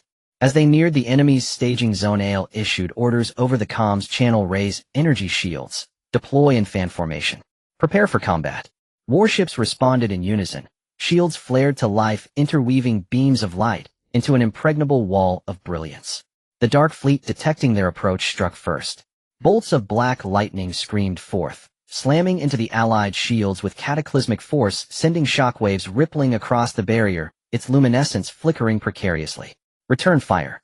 Concentrate all firepower on the enemy flagship's main cannon," Ale commanded decisively. Allied vessels pivoted their armaments, channeling purified energy into a coordinated barrage aimed squarely at the warship's primary weapon. Yet surrounding the cannon pulsed a sinister dark field, absorbing their salvos like still water swallowing stones, yielding only faint ripples. No damage registered, no breach, no falter. "Think you can pierce my cannon? A fool's dream." From within the command bridge, the Dark Admiral laughed, a hollow grating sound, then tapped several controls. The dark field flared violently, siphoning part of the Allied barrage and hurling it back, redirected with lethal precision. Allied ships failed to evade in time. Multiple shields collapsed, hulls buckling, thick plumes of acrid smoke billowing into the void. Caution. Adjust tactics, scatter your fire. Deny them the chance to absorb energy. Ale reacted instantly.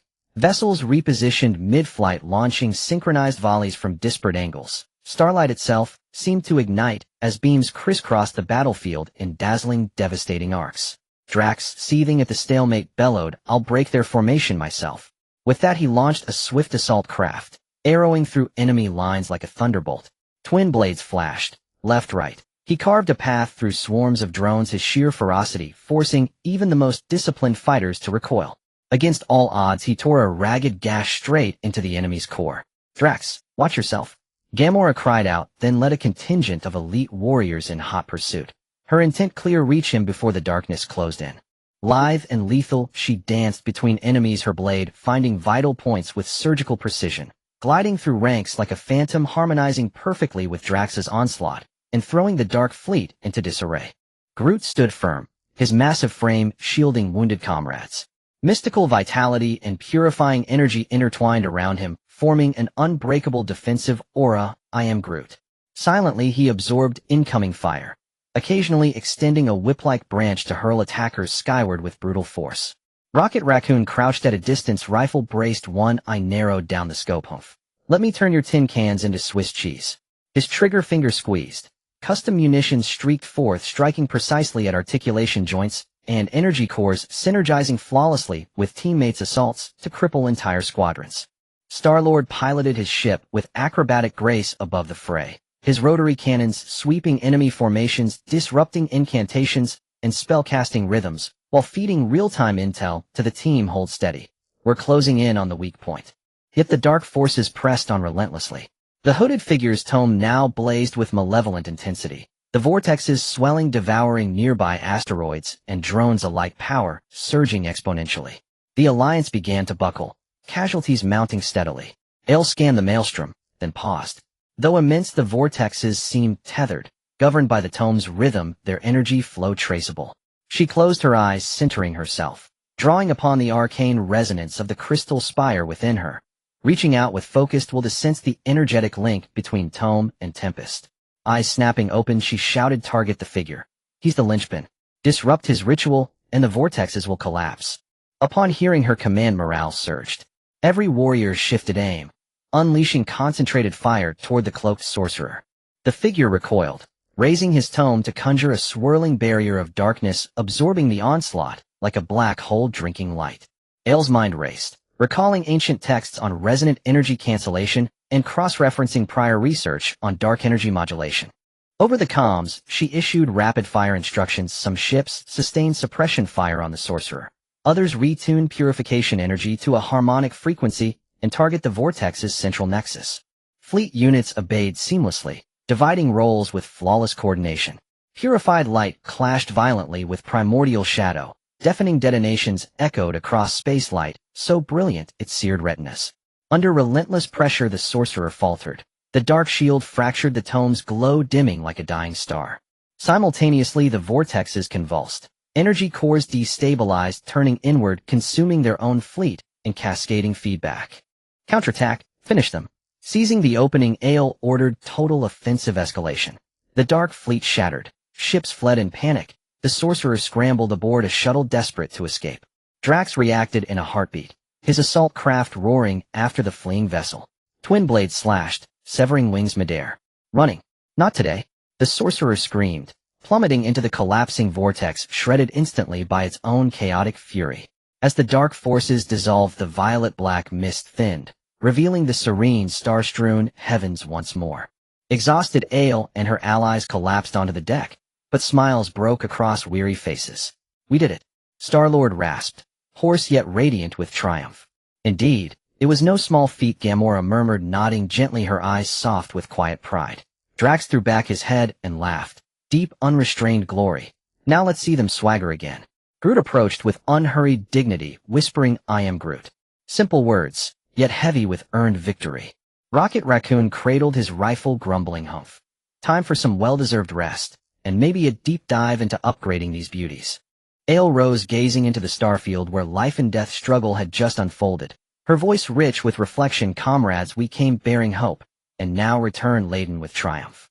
Back to Dawnstar we go, to consolidate lessons learned, reinforce our defenses, and stand ever ready for whatever darkness next dares rise. Peace throughout the cosmos shall endure. Bearing hard-won victory and unshakable resolve, the Alliance gathered their gear and set course homeward. They knew the road ahead stretched long. Other hidden perils might yet stir in the cosmic dark, but united by trust, honed by wisdom, and forged in courage, no force could halt their advance. As their ships receded into the starlit void, silence reclaimed the heavens, awaiting patiently the next seekers of destiny. While far across the galaxy, the dark faction, enraged by defeat, convened in urgent council, plotting a final desperate strike before the Alliance could entrench its defenses. The ultimate reckoning loomed, inevitable, imminent. Ailey and her companions returned triumphantly, greeted by the cheers of the people on Dawnstar with flowers and applause surging like a tide, yet there was not a hint of relaxation in their hearts. As soon as Ailey stepped into the Interstellar Academy, she immediately gathered everyone and headed straight to the battle conference room, the atmosphere as heavy as lead. Although we have thwarted the Dark Forces' conspiracy to awaken ancient evil powers this time, they will certainly not give up easily. Ailey stood before the massive interstellar map, her gaze piercing as her fingers slowly traced the route the Dark Forces might escape. According to intelligence, they are highly likely to retreat to the Shadow Abyss, a gathering place of dark energy, where the environment is harsh and mysterious, easy to defend, but hard to attack. We must take the initiative and strike, while they are severely weakened, to completely eradicate them. Star-Lord leaned back in his chair, legs crossed, appearing nonchalant, yet his eyes reflected seriousness. Shadow Abyss. Sounds like a bad place, but we're not afraid. Let's bring more supplies, arm the ship to the teeth, and just charge it. He stroked his chin, already calculating how to modify the ship and enhance weapon performance to tackle the unknown dangers. Drax suddenly stood up, drawing his twin blades with a swift motion, their edges glinting in the air. Who cares about the abyss? As long as there's a fight, I'm all in.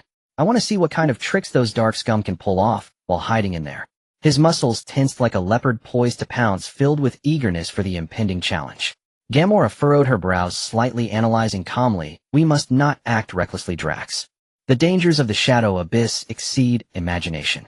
Not only do we have to face the remnants of the Dark Forces, but we may also encounter natural traps and mysterious energy disturbances within the abyss. We must formulate a detailed and comprehensive battle plan to ensure nothing goes wrong. She gently caressed the blade at her waist, already having a preliminary battle plan in her mind. Groot sat quietly in the corner, mumbling, I am Groot. He extended his branch-like arms, placing a stack of energy supplements and spare parts on the table, providing logistical support with his actions.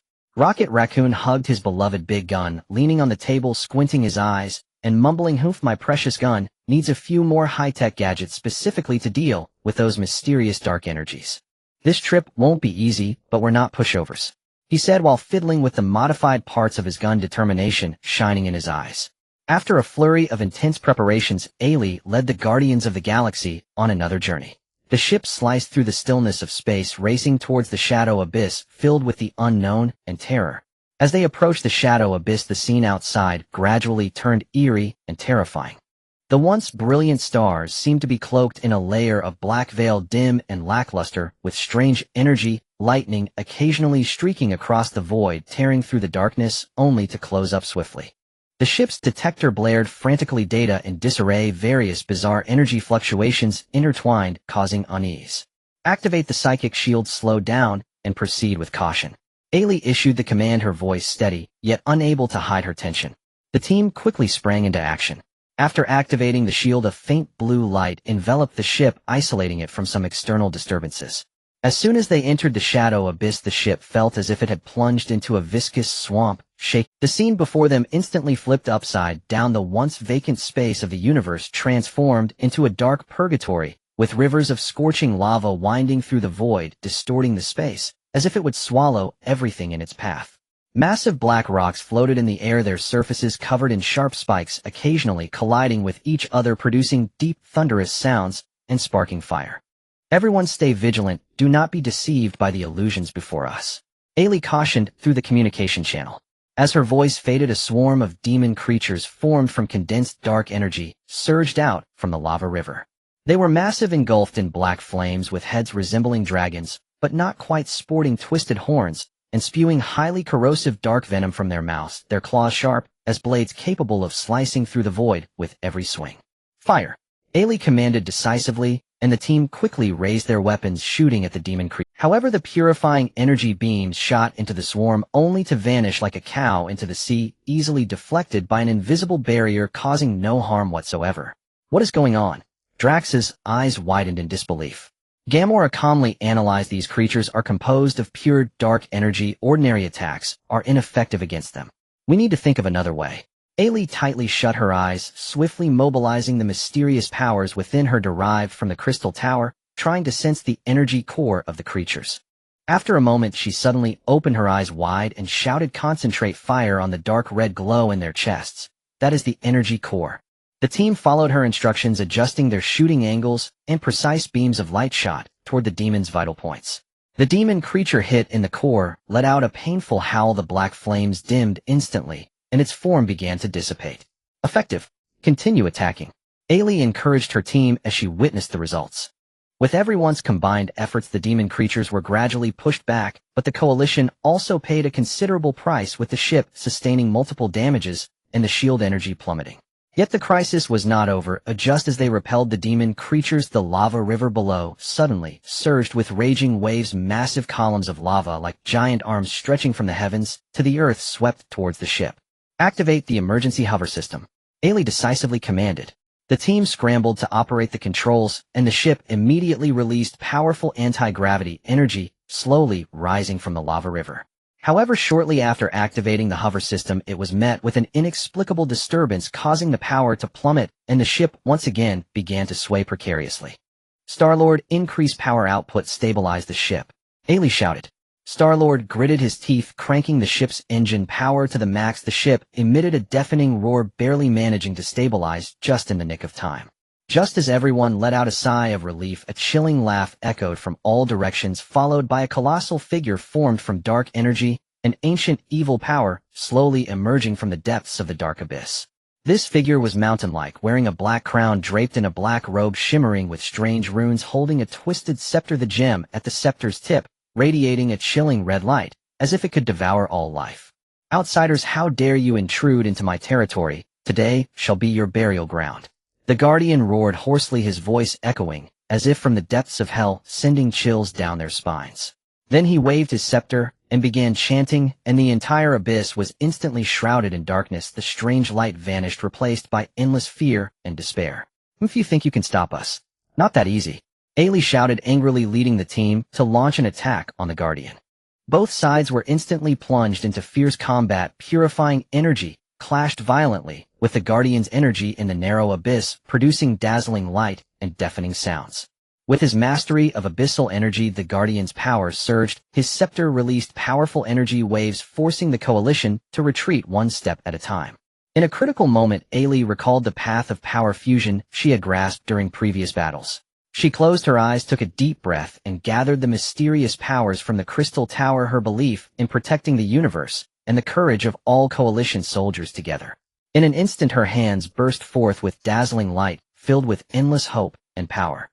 Ailey shouted as she thrust her palms towards the Guardian. A brilliant, purifying beam shot out like a rainbow, piercing the sun, striking the Guardian's chest. Simultaneously, she connected this power with the coalition ship's purifying energy, forming a massive protective net, attempting to counteract the Guardian's energy attack.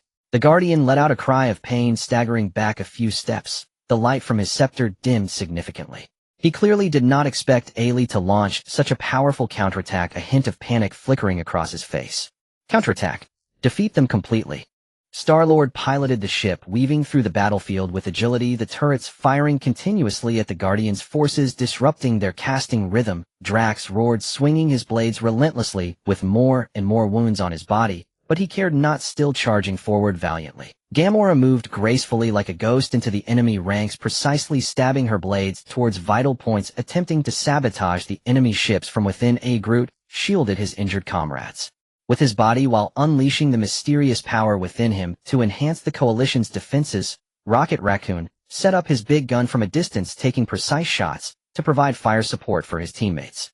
Under the Coalition's tenacious resistance and teamwork, the Guardian, seeing the tide turning against him, frantically led his remaining forces in a chaotic retreat. Ailey and the others collapsed to the ground exhausted, but their faces radiated victorious smiles. They had faced great perils, successfully defusing the immediate crisis, and discovered an ancient dark castle deep within the abyss. The castle's gate was tightly shut, adorned with a massive human figure whose eyes shimmered with strange blue light, as if imbued with life. Ailey stepped forward, closely observing the figure on the door. She noticed that as she approached, the flickering frequency of the blue light in the figure's eyes changed, seemingly responding to her. Feeling a stir in her heart, she extended her hand, trying to touch one of the figure's eyes. The moment her fingertip brushed against the blue light, the entire stone door trembled violently, slowly opening, an ancient and mysterious aura wafting towards her. With anticipation, everyone stepped into the space beyond the stone door, only to find a massive stone platform within, upon which lay a gem radiating eerie light, the very target they had been desperately seeking. The gem was surrounded by a powerful energy shield, its runes fluctuating, emanating a formidable aura clearly designed to prevent outsiders from easily touching it. "This is it," Rocket Raccoon exclaimed. "Don't touch it." Ailey quickly stopped him. "This thing is too dangerous. Touching it might trigger even more terrible consequences. We need to find a way to crack this shield." Just then, amidst their hesitation, a mysterious voice echoed within the castle. "Outsiders, you have endured hardships and finally found this gem. But its power is far too great. If it cannot be wielded with a pure heart, it will bring about catastrophic disaster." Ailey felt a stir in her heart, recalling the beliefs and perseverance she had held throughout her journey, as well as her longing for peace in the universe. She closed her eyes, focused her mind, eliminating all distracting thoughts, leaving only the purest intention of guardianship. Then she slowly extended her hand and gently touched the energy gem. A miracle occurred. The shield surrounding the gem gradually dissipated, transforming into gentle rays of light that merged into Ailey's body. Ailey felt a powerful force surging within her, yet she was not overwhelmed by it. Instead, she tamed it with her steadfast will. "We did it!" Star-Lord exclaimed excitedly, his voice hoarse, but filled with joy. "Yes, it has been quite—" Gamora nodded slightly, her eyes filled with satisfaction. Drax laughed heartily. "This feels great. Let's see how the dark forces can be arrogant now." Groot walked with steady steps, mumbling, "I am Groot." Simple words laden with pride in their victory. Rocket Raccoon, holding his big gun, mumbled, "Humph, once we get back we need to take a good rest and study these precious artifacts thoroughly." Ailey stood up, gazing at the castle that had just witnessed life and death battles, her heart filled with emotion. "Partners, we came with hope, and now we return laden with treasures. Next we need to return to Dawnstar, using this energy gem to strengthen our defenses while preparing to search for the next gem. The Dark Leader's doom is imminent, and peace in the universe shall surely endure." With the fruits of victory and resolute determination, the Coalition members packed their belongings and set off on their journey home. They knew the road ahead was still long, and there might be other hidden crises in the universe, but as long as they united as one with wisdom and courage, nothing could halt their progress. As they gradually receded, the shadow abyss was once again enveloped in silence, waiting for the next fateful explorer. Meanwhile, in another corner of the universe, the Dark Leader, furious upon learning that the Coalition had obtained yet another energy gem, summoned his subordinates, urgently plotting how to annihilate them before they could gather the remaining gems. The ultimate showdown between both sides was about to unfold. Upon returning to Dawnstar, the populace cheered, joyfully welcoming the heroes back. The research team quickly took over the energy gem, launching a series of intricate studies to decipher the deep energy mysteries contained within the gem, providing technical support for strengthening defenses. After a brief rest, Ailey and the others plunged into tense preparations for battle. They understood that the final confrontation with the Dark Leader was imminent. This battle concerned the life and death of the universe, and must not be taken lightly. In the square of the Interstellar Academy, Ailey stood tall, her gaze resolutely fixed on everyone. "Partners, we have endured countless hardships, and have finally gathered another energy gem. This is our hope, and the hope of the universe. The Dark Leader is cunning and treacherous with immense power, but we possess wisdom, courage, and the strength of unity. In this final battle, let us fight side by side, giving our all for the peace of the universe." The crowd called out in unison, their voices shaking the heavens, filled with confidence for the impending challenge. On Shugwang Star, the citizens' cheers still echoed in the air, yet Ai Lee and her companions had already thrown themselves into the tense preparations for war. Within the training grounds of Xingji Academy, warriors drilled day and night, strands of purifying energy interlaced, and flashed battle cries reverberated, and everyone understood that the final confrontation with the Dark Lord drew near a clash that would determine the fate of the cosmos. AI Lee and the research team spent endless hours in the laboratory probing the newly acquired energy gemstone and excavating its latent powers. The gem emitted a cold spectral glow, its internal energy surged like a secret undercurrent, inscrutable and potent. According to ancient texts, if this gemstone could be fused with our existing purification energy network, it might form an impenetrable super shield capable of withstanding the Dark Lord's fiercest strike. The chief research officer pointed at the intricate energy schematics, his eyes alight with excitement and anticipation. Meanwhile, Xingjue busied himself in the hangar collaborating with mechanics on the ship's final modifications. He fitted the vessel with a novel quantum thruster that could multiply its speed in an instant and cloak the hull in an energy-absorbing coating that could convert portions of enemy attack energy into propulsion. He grinned with relish at the thought that once on the battlefield their ship would move like a wraith, baffling the forces of darkness, while turning their assaults into fuel and striking without warning. Xingjue patted the ship's outer plating with pride. De la Cassie blades flashing was locked in fierce combat against mechanical dummies on the simulated field. His twin blades had been infused with a purification energy core. Each swing shed a dazzling radiance that when it struck a puppet dealt physical damage and cleansed the remnants of darkness within. Come then, filth of darkness, witness the might of my blades on the true field of battle. I will cut you down without mercy. De la Cassie roared as his swords fell like a gale, puppet fragments scattering in every direction. Kaimola stood in the tactical war room before a vast interstellar map, repeatedly running through various combat plans. She drew on prior encounters with the dark forces to mark likely attack routes, concealed strongholds, and the enemy's weakest links. Listen carefully, the Dark Lord is cunning. We cannot rely on brute force alone. Here, and here are the sectors demanding our focus. When battle begins, we must seize the initiative and disrupt their deployments, she warned, tracing the map with a steady hand. Groot moved with measured steps between the camps, distributing specially prepared energy rations to them. Those supplies carried the mysterious power he had distilled within himself, able to accelerate wound healing and restore vigor in a short span. I am Galute, he murmured as he handed them out. His broad silhouette was like a warm harbor, offering comfort and strength to his comrades. Hua Jianhuan Xiong holed up in his weapons lab, tinkering with an array of ingenious devices. He furnished the heavy gun with an intelligent targeting system that could auto-track dark energy fluctuations and engineered a miniature energy bomb whose small frame belied a blast powerful enough to rend a light warship. Humph, what's there to fear from the dark forces, he muttered, eyes glinting with mischief, promising that once his contraptions were unleashed, they would make the enemy wail. As the Allied forces raced their preparations, the Dark Lord in his remote lair completed his own sinister designs. He stood upon a high dais hewn from dark energy, gazing down at a colossal fleet assembled beneath him, a warped grin splitting his face as he sneered that the Alliance thought a few energy gems could stand against him. How naive, he spat. At their hour of greatest pride, I will strike a mortal blow and claim the universe as my dominion. With that, he raised the dark staff in his hand, a blood-red radiance bleeding from the gem atop it, seeming to echo his boundless lust for slaughter. The dark fleet moved like a sunless cloud in enormous tide, heading straight for Shugong Star. Among the armada sailed colossal warships bristling with dark energy cannons capable of firing corrosive beams that could tear a planet's shield. Alongside them were shadow assassins trained to disappear, armed with dark crystal core daggers, and poised to infiltrate Shugong Star to murder key figures and sabotage the Allied plans. At the same time, the Dark Lord prepared an even more insidious stratagem. He wove dark magic to forge multiple false energy signatures across the void, feigning attacks from myriad directions to scatter the Alliance's focus and force them into mistakes. When the Dark Fleet entered Shugong Star, sensor range alarms thundered across the planet. AI Lee and the others hurried to their stations and assumed battle posture.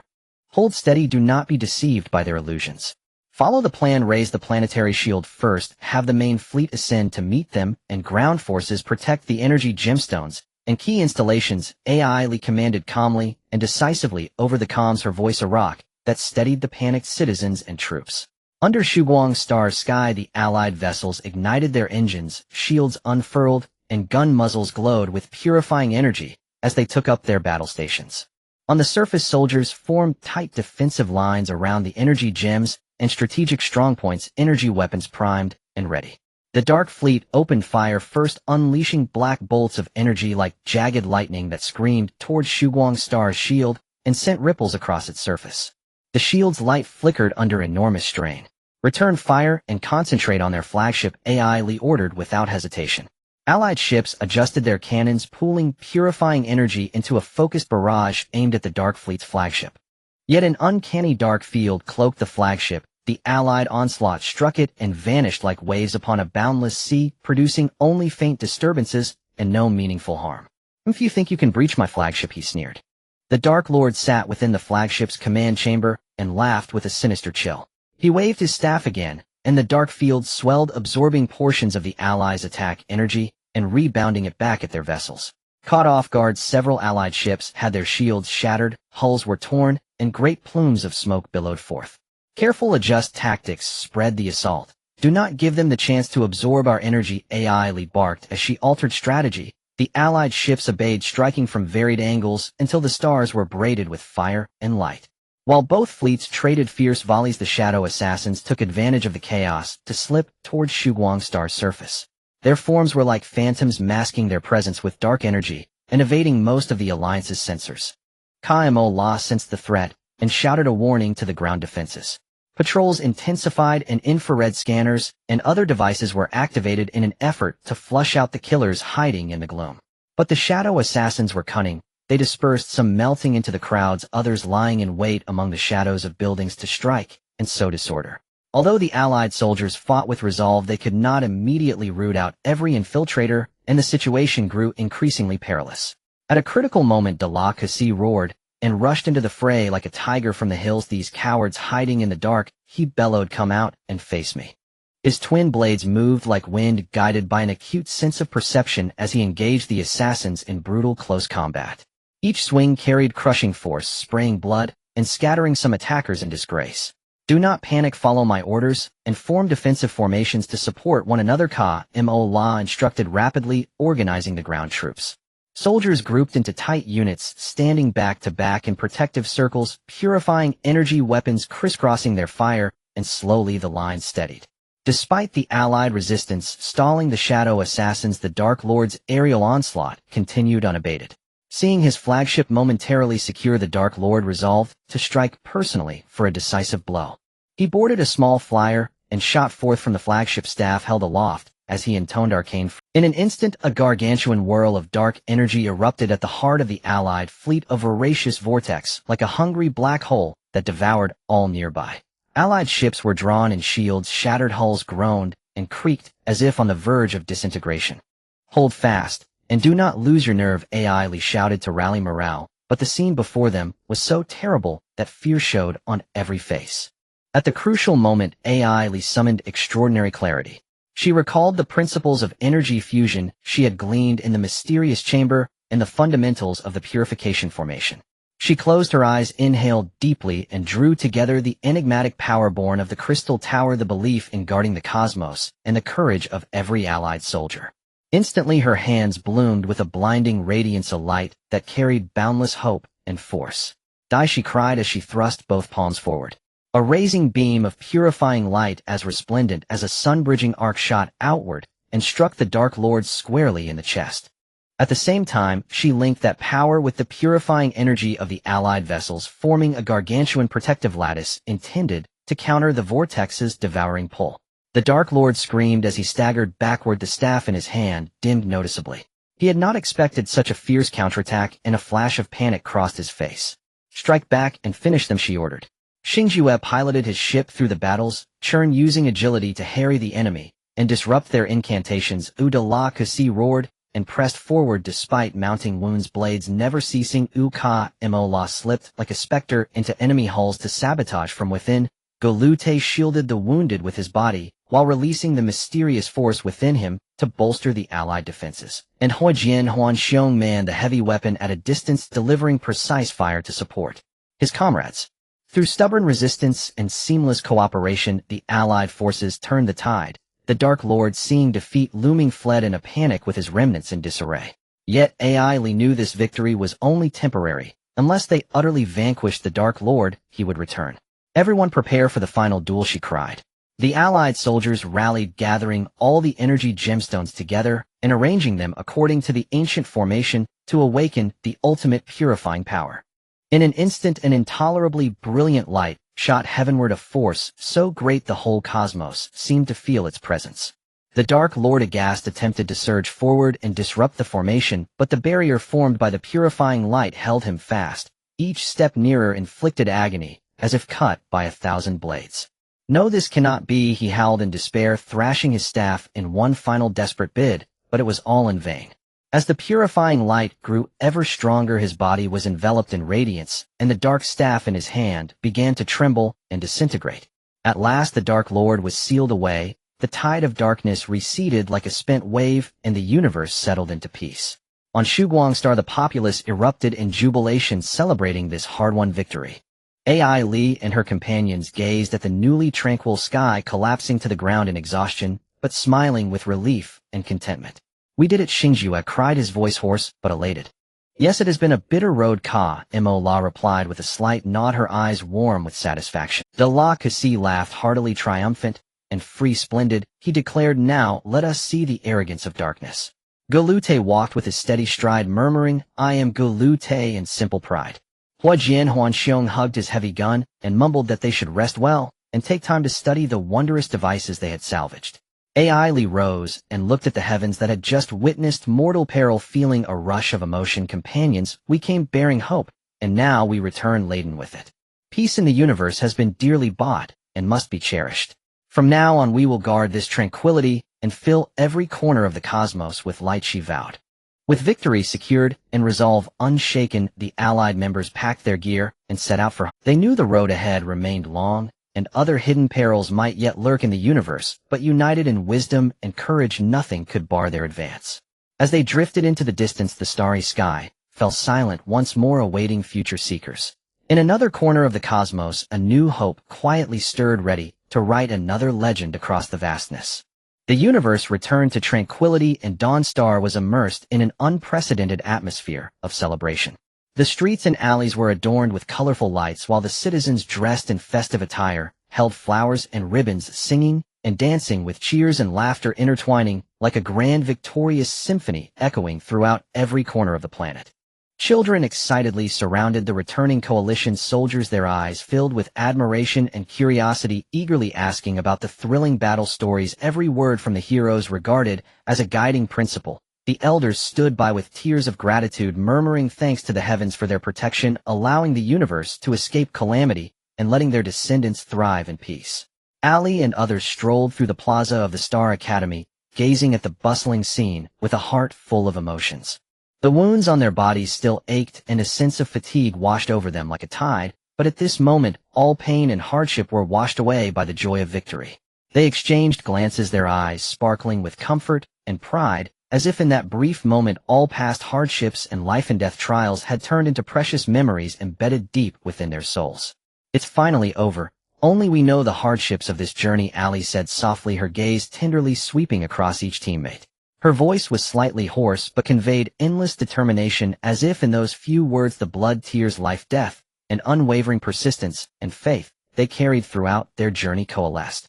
Star-Lord stretched his arms with a big yawn, wearing his signature smile, yet behind that smile lay uncontainable relief and relaxation. "Yes, now we can finally get a good night's sleep, no longer having to be on edge against the dark forces' sneak attacks. However, to be honest, I do miss those thrilling adventures." He looked up at the starry sky, his eyes sparkling with reminiscence of past battles, as if those life-and-death moments had transformed into brilliant stars decorating the vast canvas of his memories, becoming the most treasured wealth of his life. Drax let out a hearty laugh, his voice booming like a bell across the plaza. "Thrilling. It was indeed exhilarating. I haven't swung my twin blades with such pleasure in a long time." He waved his twin blades, slicing through the air with fierce arcs, drawing the astonished gazes of the surrounding crowd. At that moment, the aura of bravery and fearlessness surrounding him remained undiminished, as if whenever the universe faced danger again, he could immediately take up arms and charge into battle to protect this hard-won peace. Gamora nodded slightly, a faint smile gracing her lips. "Though the process was arduous, we did it. The Dark Lord has been sealed, and the universe welcomes a new dawn. This is a victory that belongs to all of us."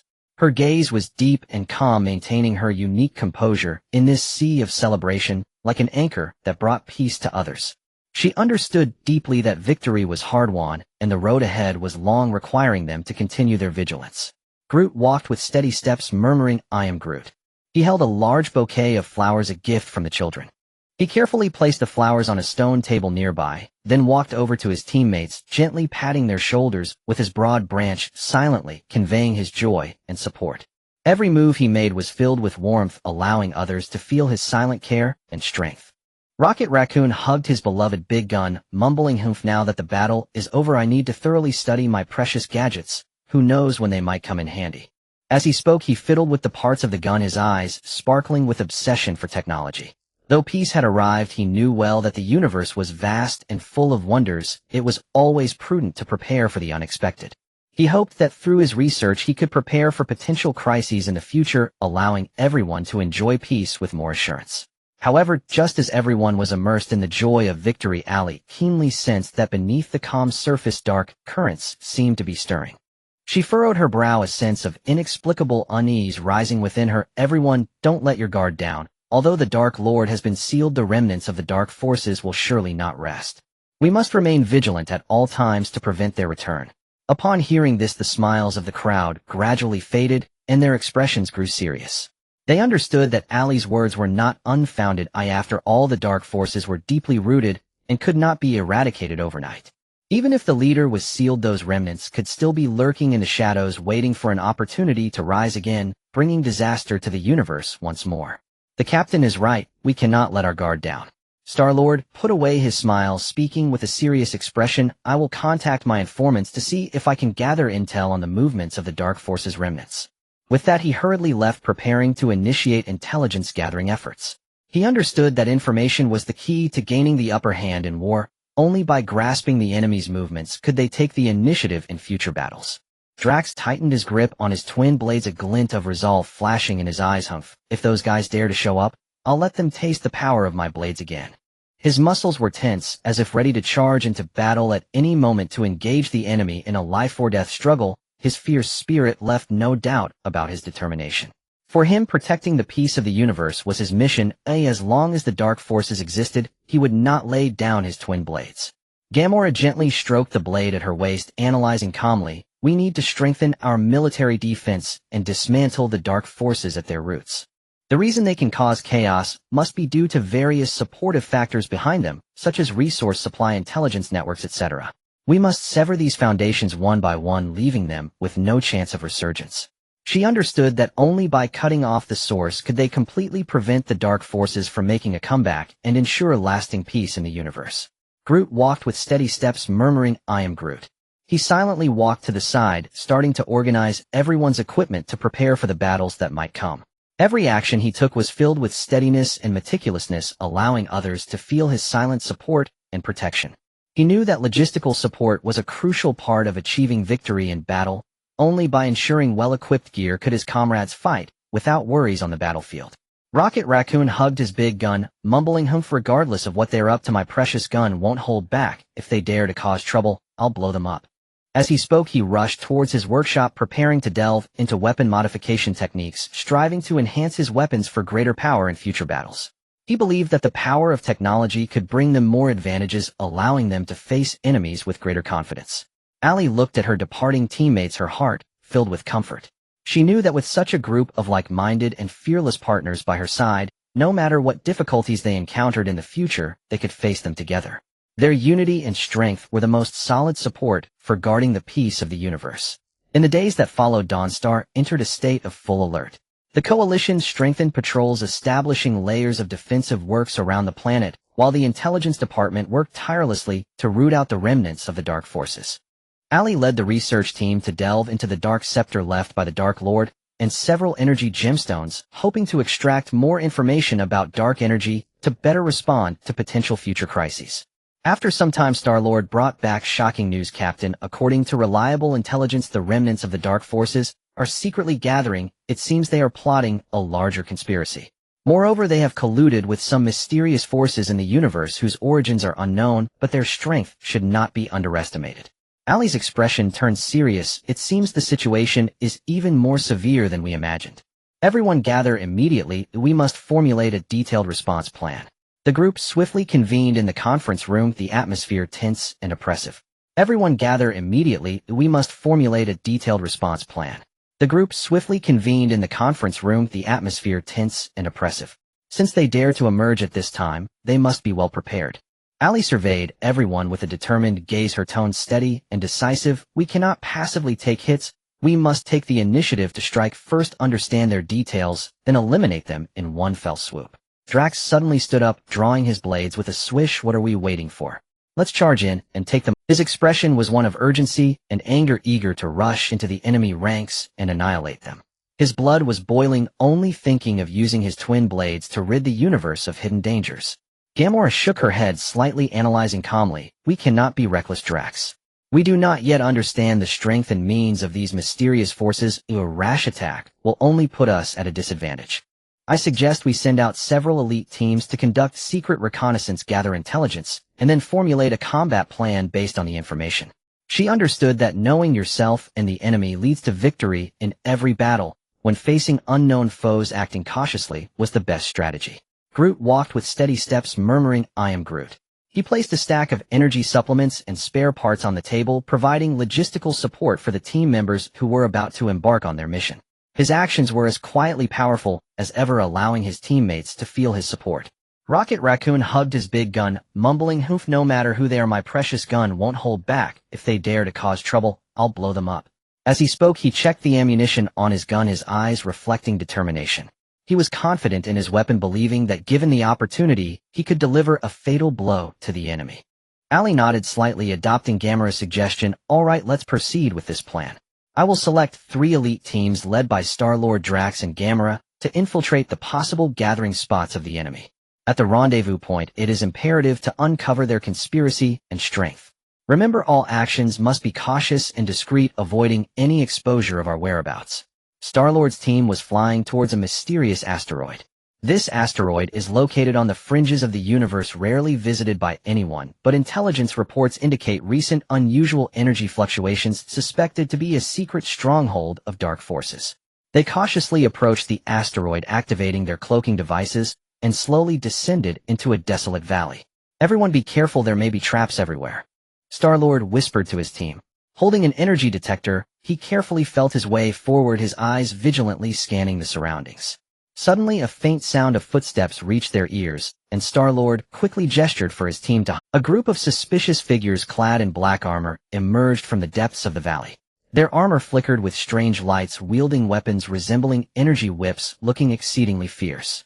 Who are these people? A team member whispered. Star-Lord shook his head, equally puzzled. Not sure, but they definitely aren't friendly. Just as they were wondering, the mysterious figures seemed to sense something, abruptly stopping and looking around. Star-Lord's heart sank, realizing the danger, and just as he intended to order a retreat, it was already too late. The mysterious figures suddenly lashed out with their energy whips towards their hiding spot, instantly shattering the surrounding rocks into dust. Open fire! Star-Lord commanded decisively, and the team quickly raised their weapons, shooting at the mysterious figures. However, the purification energy beams striking their armor seemed like a drop in the ocean, only producing weak sparks without inflicting any effective damage. This armor is strange, Star-Lord exclaimed. He carefully observed the actions of the mysterious figures and discovered they seemed to be following the commands of a leader who held a device resembling a remote control. Whenever he pressed a button, a glow would emanate from their armor, seemingly enhancing their defenses. Attack that leader! Star-Lord shouted, and the team immediately adjusted their shooting angles, firing fiercely at the leader. The leader was caught off guard and struck in a vital spot, collapsing on the spot. The mysterious figures, losing their command, immediately fell into disarray, their movements becoming sluggish. Now's the time, charge! Star-Lord ordered, and the team surged towards the enemy like fierce tigers, engaging them in close combat. With their exquisite combat skills and unyielding spirit, they gradually gained the upper hand, pushing the group of mysterious figures back. Eventually, Star-Lord and his team discovered a hidden cave deep in the valley containing large quantities of dark energy weapons and documents, revealing the collusion between the dark forces and mysterious entities. They quickly copied these documents, then detonated the cave, evacuating with the valuable intelligence. Meanwhile, Drax's team arrived at a planet shrouded in dark energy.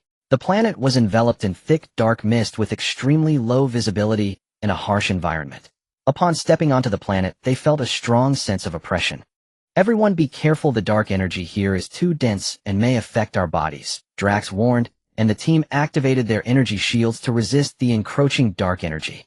They proceeded along a narrow path, occasionally encountering monsters formed from condensed dark energy. These creatures were huge, clawing at the air, unleashing black energy beams from their mouths, appearing extremely ferocious. "Open fire," Drax shouted, and the team quickly raised their weapons, engaging in fierce gunfire with. However, the purification energy beams had little effect on the monsters. They seemed to absorb the purification energy, becoming even more frenzied. "Aim for their eyes and mouths, those might be their weak points." Drax, with his rich combat experience, identified the monsters' weak spots. The team immediately adjusted their shooting angles, sending precise beams towards the monster's vital areas. One monster's eye was hit, letting out a painful howl as it thrashed wildly, its massive body crashing into a nearby boulder, causing chaos. Yet the monster's attacks did not cease. With their tenacious vitality and powerful dark energy, they pressed closer to the Allied forces. Seeing the defensive line about to break, Drax roared, charging out with his twin blades. "Come on, you darks, taste the might of my blades." He charged into the horde like a blazing meteor, his blades flashing up and down, striking the monster's hides and sparking bursts of fire. Though he couldn't severely wound them immediately, he successfully drew the attention of some monsters, providing his teammates a moment to breathe. Gamora followed closely, her agile figure moving gracefully. The blade in her hand glimmered coldly, targeting the injured or hindered parts of the monsters. Each precise thrust rendered one monster combat ineffective. "Everyone, don't just stand there. Attack together," she shouted, rallying their spirits. Groot stepped forward with steady strides, using his towering body to create a solid defense for his teammates, muttering, "I am Groot." The mysterious power emanating from him resonated with the surrounding purification energy, enhancing the defensive barrier, making it difficult for the monsters to break through. Rocket Raccoon set up a large gun from a distance, squinting through the scope to lock onto his target, grumbling, "Humph, just watch me turn you big guys into Swiss cheese." His gun spat fire, continuously targeting the monster's joints and vital areas, delivering significant blows in conjunction with his teammates' attacks. Through their united efforts, the monsters were gradually pushed back, with injured creatures retreating into the dark depths or collapsing on the ground, no longer moving. However, Drax and the others understood that this was only a temporary victory. The real challenge lay ahead. They continued deeper into the planet, discovering a tightly shut door in front of an ancient castle. The door was inscribed with mysterious runes that glimmered with a strange red light, as if recounting a forgotten history. Drax approached and carefully examined the runes on the door. He noticed that as he drew nearer, the flashing frequency of the runes changed, seemingly responding to him. A thought occurred to him, and he reached out to touch one of the runes. The moment his fingertip made contact with the red light, the entire door trembled violently, slowly opening, releasing an ancient and mysterious aura. With great anticipation, they stepped into the space beyond the door, where they found a massive stone platform with a mysterious sphere emitting black light resting upon it. The sphere was surrounded by a powerful dark energy shield with runes flowing over it, emanating a formidable aura clearly designed to prevent outsiders from easily touching it. "What is this thing?" Rocket Raccoon exclaimed. "Whatever it is, it must be related to the dark forces. We need to find a way to break this shield and see what secrets are hidden inside," Drax said. Just as they hesitated, a mysterious voice echoed within the castle. "Intruders, how dare you invade my territory? Today shall be your grave." Immediately, a guardian formed from dark energy slowly materialized. The guardian was tall, surrounded by dazzling lights, wielding a shimmering staff. The gem atop the staff resonated with the mysterious sphere, emanating a similarly powerful aura. "Do you think you can take the sphere easily? Dream on." The guardian let out a chilling laugh, his voice echoing as if it came from the depths of hell, sending chills down their spines. With that, he swung his staff, chanting incantations, and a massive energy barrier appeared out of thin air, separating them from the mysterious sphere. "If you think you can stop us? Not that easy," Drax shouted angrily, leading his team to attack. In an instant, both sides were locked in fierce battle. Purification energy clashing with guardian energy within the confined castle, creating dazzling lights and deafening sounds. The Guardian, empowered by his control over the castle's energy, became significantly stronger, and his staff frequently released powerful energy waves, forcing the Allied forces to retreat. At a critical moment, Drax recalled the path to power fusion he had realized during previous battles. He closed his eyes and took a deep breath, channeling the mysterious power from the Crystal Tower, the belief in protecting the universe, and the courage of all allied soldiers. In an instant, his hands radiated an unparalleled brilliance filled with endless hope and strength. Drax shouted as he thrust his palms towards the Guardian, unleashing a brilliant purification beam that shot directly at the Guardian's chest. At the same time, he connected this power with the purification energy of the Allied forces' warship, forming a massive energy protective net to counter the Guardian's energy attacks. The Guardian let out a scream, staggering back a few steps, the glow of his staff dimming significantly. He clearly hadn't anticipated Drax's powerful counterattack, and a hint of panic appeared on his face. Counterattack. Defeat them completely. Star-Lord piloted the ship, maneuvering above the battlefield as the turret continuously fired upon the Guardian's forces, disrupting their spellcasting rhythm. Drax shouted, swinging his blades relentlessly, his wounds increasing, yet he paid no mind, bravely pushing forward. Gamora moved like a ghost, stealthily infiltrating the enemy ranks, accurately aiming her blades at their vital points, attempting to sabotage the enemy's warships from within. Groot shielded his injured comrades with his body while releasing the mysterious power within him to enhance the defenses of the Allied forces. Rocket Raccoon set up his gun from a distance, making precise shots to provide fire support for his teammates. Under the tenacious resistance and united collaboration of the Allied forces, the Guardian, seeing the tide turning desperately, led the remnants of his forces to flee in disarray. Led by Gamora, the squad sped towards a mysterious star nebula. This nebula was sparsely marked on interstellar maps, yet it frequently exhibited bizarre energy fluctuations seemingly connected to dark forces and mysterious organizations in complex ways. Inside the spaceship, the atmosphere was tense as the team members gripped their weapons, their eyes filled with determination and resolve. Everyone be cautious. This nebula is fraught with dangers, and the enemy surely has many hidden tactics up their sleeves. If anything seems off, do not act rashly. Follow my commands.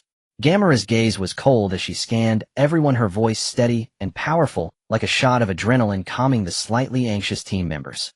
The spaceship slowly entered the nebula, the external light swallowed by the dense mist, and visibility sharply decreased.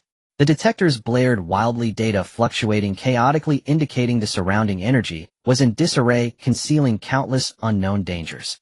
Initiate full spectrum scanning, reduce speed, and maintain tight formation. Gamora issued the command, and the team members quickly got to work. However, the scanning results came back blank, as if some mysterious force was interfering with the detection, hiding all the secrets of this place. Just as everyone was on high alert, a group of ghostly fighters quietly emerged from the fog. These fighters were pitch black, surrounded by a faint aura of dark energy, their flight patterns erratic and elusive like phantoms. They instantly surrounded the squad's spaceship, their weapon systems primed. Fire! Gamora commanded decisively, and the team members quickly raised their weapons to shoot at the ghost fighters. The purifying energy beam was shot out, only to be twisted and consumed by the dark energy surrounding the fighters, causing no harm whatsoever. These fighters are strange. Ordinary attacks are ineffective, one team member exclaimed. Gamora calmly observed and noticed that the fighters' movements seemed to be directed by a central control fighter with weak energy links between them that were hard to detect. Concentrate fire on the central control fighter to sever their command chain, Gamora shouted.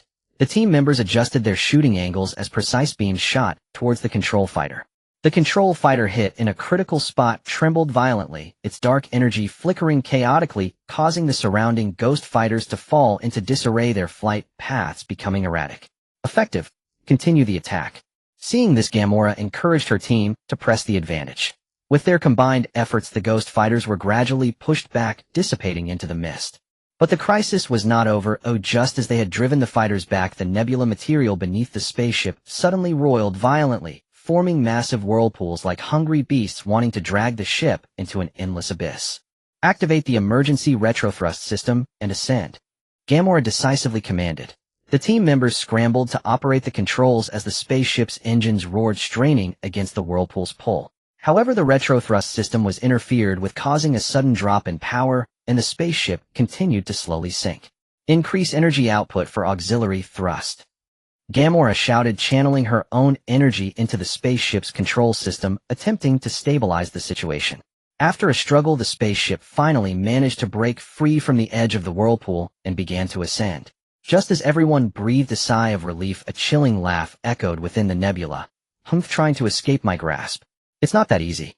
Immediately after, a mysterious figure cloaked in black slowly emerged. This person held a staff emanating a ghostly glow with the crystal atop resonating with dark energy, radiating a chilling aura. "You meddlesome fools, today shall be your last." The mysterious figure rasped, waving the staff and chanting incantations as chains of dark energy shot from the mist, coiling towards the spaceship like venomous snakes.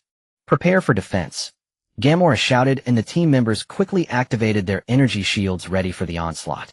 The dark energy chain struck the shields, creating a harsh, screeching sound as the shield flickered on the verge of collapse. "Attack his staff, that's the key."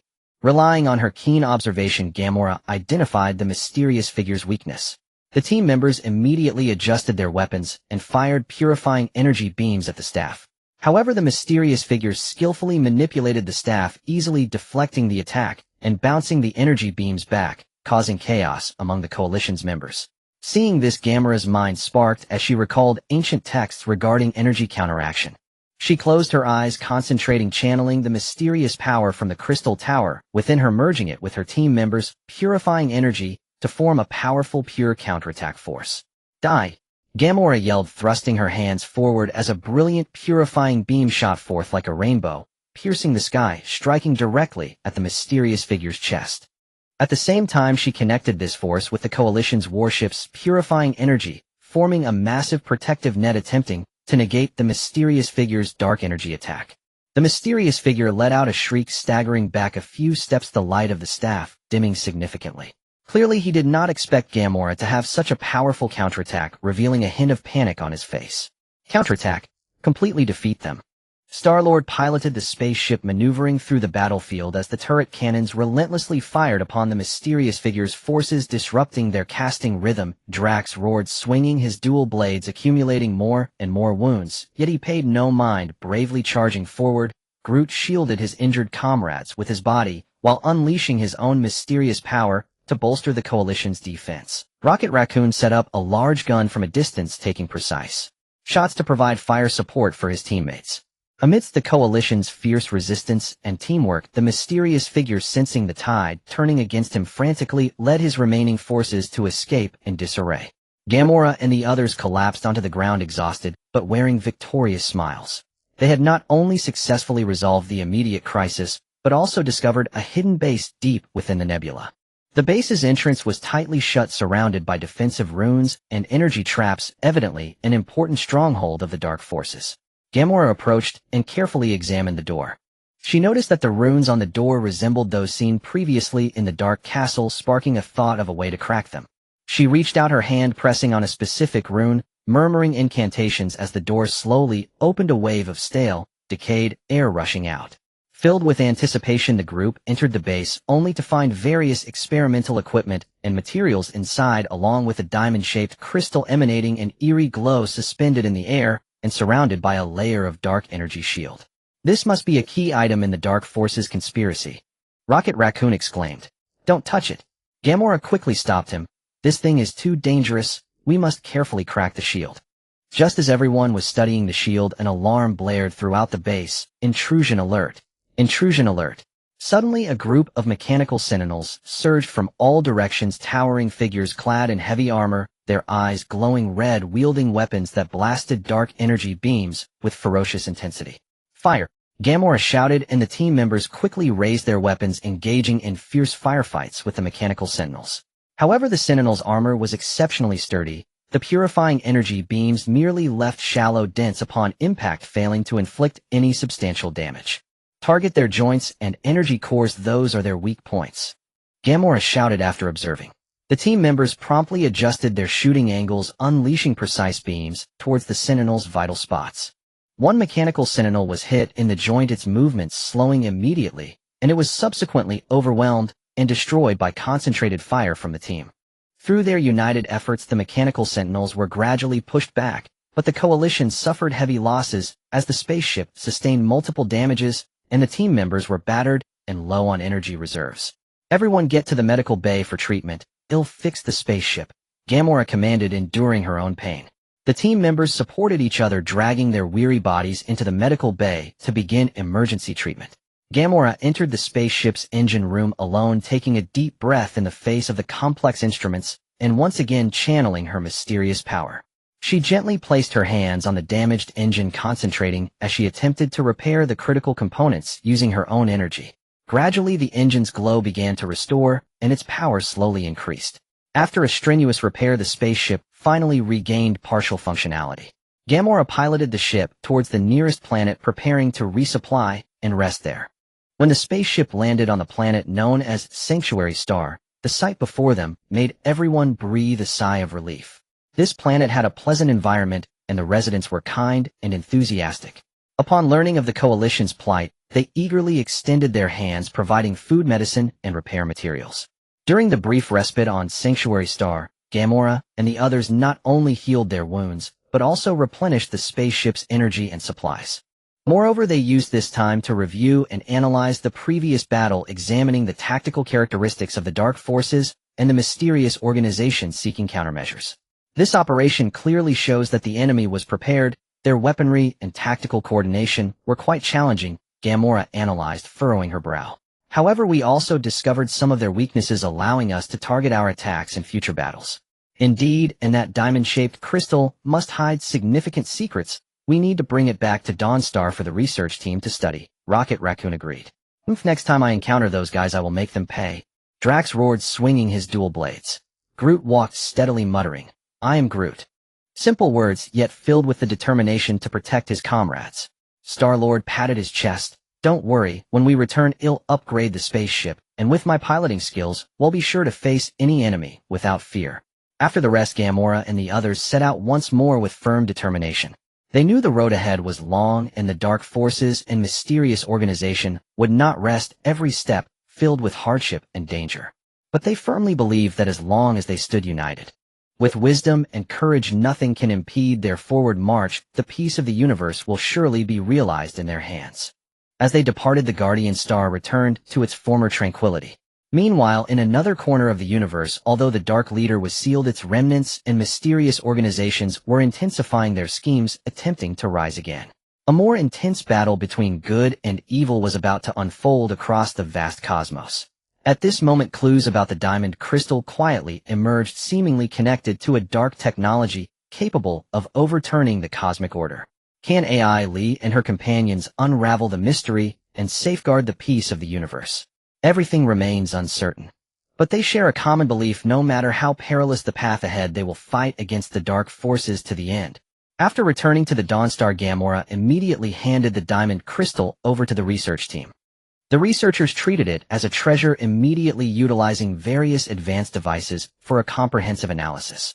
The energy structure contained within this crystal is incredibly complex. Unlike any dark energy we have encountered before, it appears to be a brand new, highly concentrated form of dark energy. The chief scientific officer furrowed his brow, pointing at the complex data charts on the screen. AI Lee stared at the crystal, lost in thought. We must clarify its function and the method to crack it as soon as possible. Perhaps this is the key reliance for the dark forces attempting to make a comeback. Star-Lord interjected, I think we can't just wait for the research team to study it. We need to take proactive action. Those remnants are undoubtedly still restless. We need to send out more teams to uproot their hideouts and see how they can stir trouble. Drax immediately responded, right. My dual blades have been itching for action. As soon as the captain gives the order, I will charge out. Gamora shook her head slightly. Impulsiveness won't solve problems. We currently understand very little about the enemy's new layout. Acting rashly will only lead us to be passive. We should prioritize breakthroughs in research while also strengthening planetary defenses. AI Lee nodded in agreement. Gamora is right. However, Star-Lord's proposal makes sense. We can't just sit idly. Let's send out a few reconnaissance teams to patrol the surrounding areas, closely monitoring the movements of the dark forces, and report back immediately if anything occurs. Thus, several reconnaissance teams swiftly set out like vigilant hawks, weaving through the vast universe. On the Dawnstar, the defensive fortifications were further reinforced, energy shields upgraded to new heights, and soldiers trained day and night ready to respond to potential ambushes. After the research team's tireless efforts, a new discovery finally emerged. Captain, we have found the chief scientific officer excitedly ran over to report. Through simulating the clash between the crystal's energy and purifying energy, we discovered that introducing a specific frequency of quantum fluctuations can effectively interfere with the crystal's dark energy output, rendering it temporarily inactive. Great. A glimmer of excitement flashed in AI Lee's eyes. Immediately begin developing weapons or protective devices based on this principle, the sooner the better. The research team took the order and threw themselves into the development of new equipment with great urgency. Meanwhile, the reconnaissance team also reported back, Captain, a suspected secret gathering point of the Dark Forces was found in the desolate star system not far from Dawnstar, with a large number of warships and unidentified energy fluctuations. AI Lee's gaze sharpened. It seems they are preparing to take action. All personnel assemble and prepare for battle. This time we will take the initiative and catch them off guard. The coalition soldiers quickly assembled with warships poised for action. Standing on the command ship, AI Lee fixed her determined gaze on the horizon. Partners, the Dark Forces are once again attempting to challenge the peace of the universe. We have faced countless dangers, and this time we will not back down. With our wisdom and courage we will surely crush them completely. Set off. The warships shot forth like arrows released from a bow, racing towards the desolate star system. As they approached the target area, AI Lee commanded through the communication channel, activate the stealth device, approach slowly and first ascertain the enemy's deployment. The coalition warships stealthily advanced, gradually nearing the gathering point of the Dark Forces. Their warships stood in rows, various bizarre weapons exuding a sinister aura and dark energy, flickered ominously, clearly a prelude to a great battle. Attention, we have detected the enemy's energy shield generator. That is a key defensive facility. Concentrate fire on it first. AI Lee observed keenly. The coalition warships adjusted their cannons, channeling purifying energy, and fiercely fired at the energy shield generator. However, the Dark Forces were well prepared. Multiple layers of defense were activated around the shield generator, and the purifying energy beams merely stirred faint ripples upon impact. Want to breach our shield? Dream on. The commander of the Dark Forces let out a wild laugh, manipulating the defense system to absorb some of the coalition's attacking energy and return it back towards the coalition warships. The coalition warships were caught off guard with several ships, shields, shattered hulls damaged, and thick smoke billowing out. Be careful. Adjust tactics, disperse attacks, and don't give them the chance to absorb energy. Seeing this, AI Lee swiftly altered strategy, and the coalition warships followed suit, launching attacks from different angles against the Dark Forces. In an instant, the starry sky was a tapestry of firepower and brilliant light. Drax, seeing the battle stagnate, was anxious and shouted, "I will break their formation." Saying this, he piloted a small assault craft charging towards the Dark Forces fleet like an arrow released from a bow. With dual blades in hand, he slashed left and right, causing the Dark Flyers to dodge in panic. With a fearless and bold momentum, he actually tore open a gap and breached the core area of the Dark Forces fleet. "Drax, be careful." Gamora cried out in alarm, quickly leading a team of elite warriors to follow closely behind, attempting to support Drax. She moved with agility, her blades striking accurately at the enemy's vital points, ghosting through the enemy ranks and coordinating with Drax, disrupting the Dark Forces formation. Groot protected his injured comrades with his massive body, the mysterious powers within him intertwining with purifying energy, creating an impenetrable defensive aura. I am Groot. He silently endured the enemy's attacks while branches occasionally shot out to violently fling nearby enemies away. Rocket Raccoon set up a large gun from a distance, squinting through the scope to lock onto a target, muttering, "Humph, watch me turn you metal guys into a sieve." Star-Lord piloted the ship, taking advantage of its mobility to weave through the battlefield above, continuously firing at the Dark Organization's troops, disrupting their casting rhythm, while providing his Star-Lord piloted the ship, taking advantage of its mobility to weave through the battlefield above, continuously firing at the Dark Organization's troops, disrupting their casting rhythm, while providing his teammates with battlefield dynamics. Everyone hold steady, we're close to finding a breakthrough point. However, the Dark Forces' attacks did not cease. Relying on their new equipment and bizarre tactics, they gradually gained the upper hand. The coalition found themselves in a bitter struggle, with casualty numbers steadily rising. AI Lee was anxious, scanning the battlefield, and suddenly noticed that although the Dark Forces seemed powerful, their energy coordination appeared problematic, with delays in energy conversion for defense and attack across different areas. She closed her eyes, concentrating her spirit, and drawing upon the mysterious power from the Crystal Tower, trying to perceive the flaws in the enemy's energy system. Moments later, she suddenly opened her eyes and shouted, "Attack the nodes of their energy conversion. That is the weak point." Hearing this, the coalition soldiers were invigorated, adjusting their attack targets to unleash firepower towards the enemy's energy conversion nodes. The dark force's expressions changed drastically, hastily attempting to repair the damage, but it was too late. As the nodes were destroyed, the dark force's defenses and attacks fell into chaos, their energy shield dimming and their weapons losing power. Counterattack. Let's defeat them completely. AI Lee seized the opportunity to order, and the coalition took full advantage to counterattack. The dark force's fleet fell into disarray with warships fleeing in all directions, while the commander in the chaos attempted to escape in a flying vehicle. Drax, quick to act, accelerated his assault craft to pursue, swinging his dual blades to sever the wings of the flying vehicle, trying to run. Not so easy. The commander let out a terrible scream as he plunged into the dark void, instantly torn to shreds by the raging energy. With the defeat of the dark forces, the dark energy in the desolate star system gradually dissipated, and the starry sky returned to clarity. AI Lee and her companions collapsed wearily to the ground, but their faces were alight with victorious smiles. "We did it!" Star-Lord shouted excitedly, his voice hoarse, yet filled with joy. "Indeed, this journey has not been easy." Gamora nodded slightly, her eyes reflecting satisfaction. Drax laughed heartily. "What a thrill. Now let's see how the dark forces can be so arrogant." Groot walked with steady steps, murmuring, "I am Groot." Simple words imbued with the pride of victory. Rocket Raccoon, clutching his large gun, muttered, "Humph, we need to rest well when we get back and thoroughly study these invaluable artifacts." AI Lee stood up, gazing at the starry sky that had just endured a life-and-death battle, her heart filled with emotion. "Partners, we came with hope, and now return fully loaded. Next we must return to the Dawn Star, summarize our experiences, continue strengthening our defenses, and be ready to face new challenges from the dark forces. The peace of the universe will surely endure." With the fruits of victory and steadfast determination, the coalition members packed their bags and embarked on their journey home. They knew the road ahead was still long, and there might be other hidden crises in the universe, but as long as they united as one, wielding wisdom and courage, nothing could obstruct their progress. As they gradually disappeared, silence once again enveloped the starry sky, waiting for the next fateful explorer. Meanwhile, in another corner of the universe, the dark forces, enraged upon learning of their failure, hastily summoned their subordinates, plotting how to annihilate the coalition before they could consolidate their defenses. The ultimate showdown between both sides was about to erupt. Ellie stood atop the highest watchtower of Dawn Star, gazing at the sinking sun in the distance, yet her heart was far from at ease.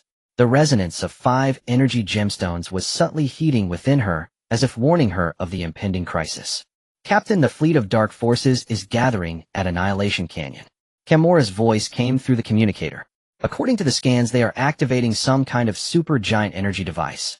As Ellie turned around, Star-Lord's holographic image suddenly flickered in the air. "The geological structure of that canyon is abnormal. I suspect they are using a natural wormhole to create a distortion in space-time."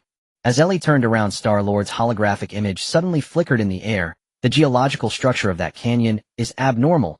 I suspect they are using a Drax's roar erupted immediately. "Forget about the wormhole. I'm charging in with the assault team." Ellie pressed her temples as the power of the crystal tower suddenly flashed scenes in her mind. The figure of the dark leader flickered in the distorted space-time, and the light of the 5 gemstones was suppressed by an unknown force. She suddenly opened her eyes. "Everyone fall back to the 3rd defense line. Gamora, activate the antimatter shield. Star-Lord, use your new thrusters to create a gravitational vortex to disrupt their formation. Drax, bring the melee team to flank from the side." As the Allied fleet arrived at Annihilation Canyon, the sight before them made everyone gasp. A black energy vortex loomed like a wound in the universe, continuously devouring the surrounding starlight, while the Dark Leader stood on the energy platform at the center of the vortex, wielding the reformed Dark Scepter with 5 imitation energy gemstones rotating ominously on it. "Captain Ellie, are you surprised?" The Dark Leader's voice echoed through space. "The gemstones you collected are merely offerings prepared for me."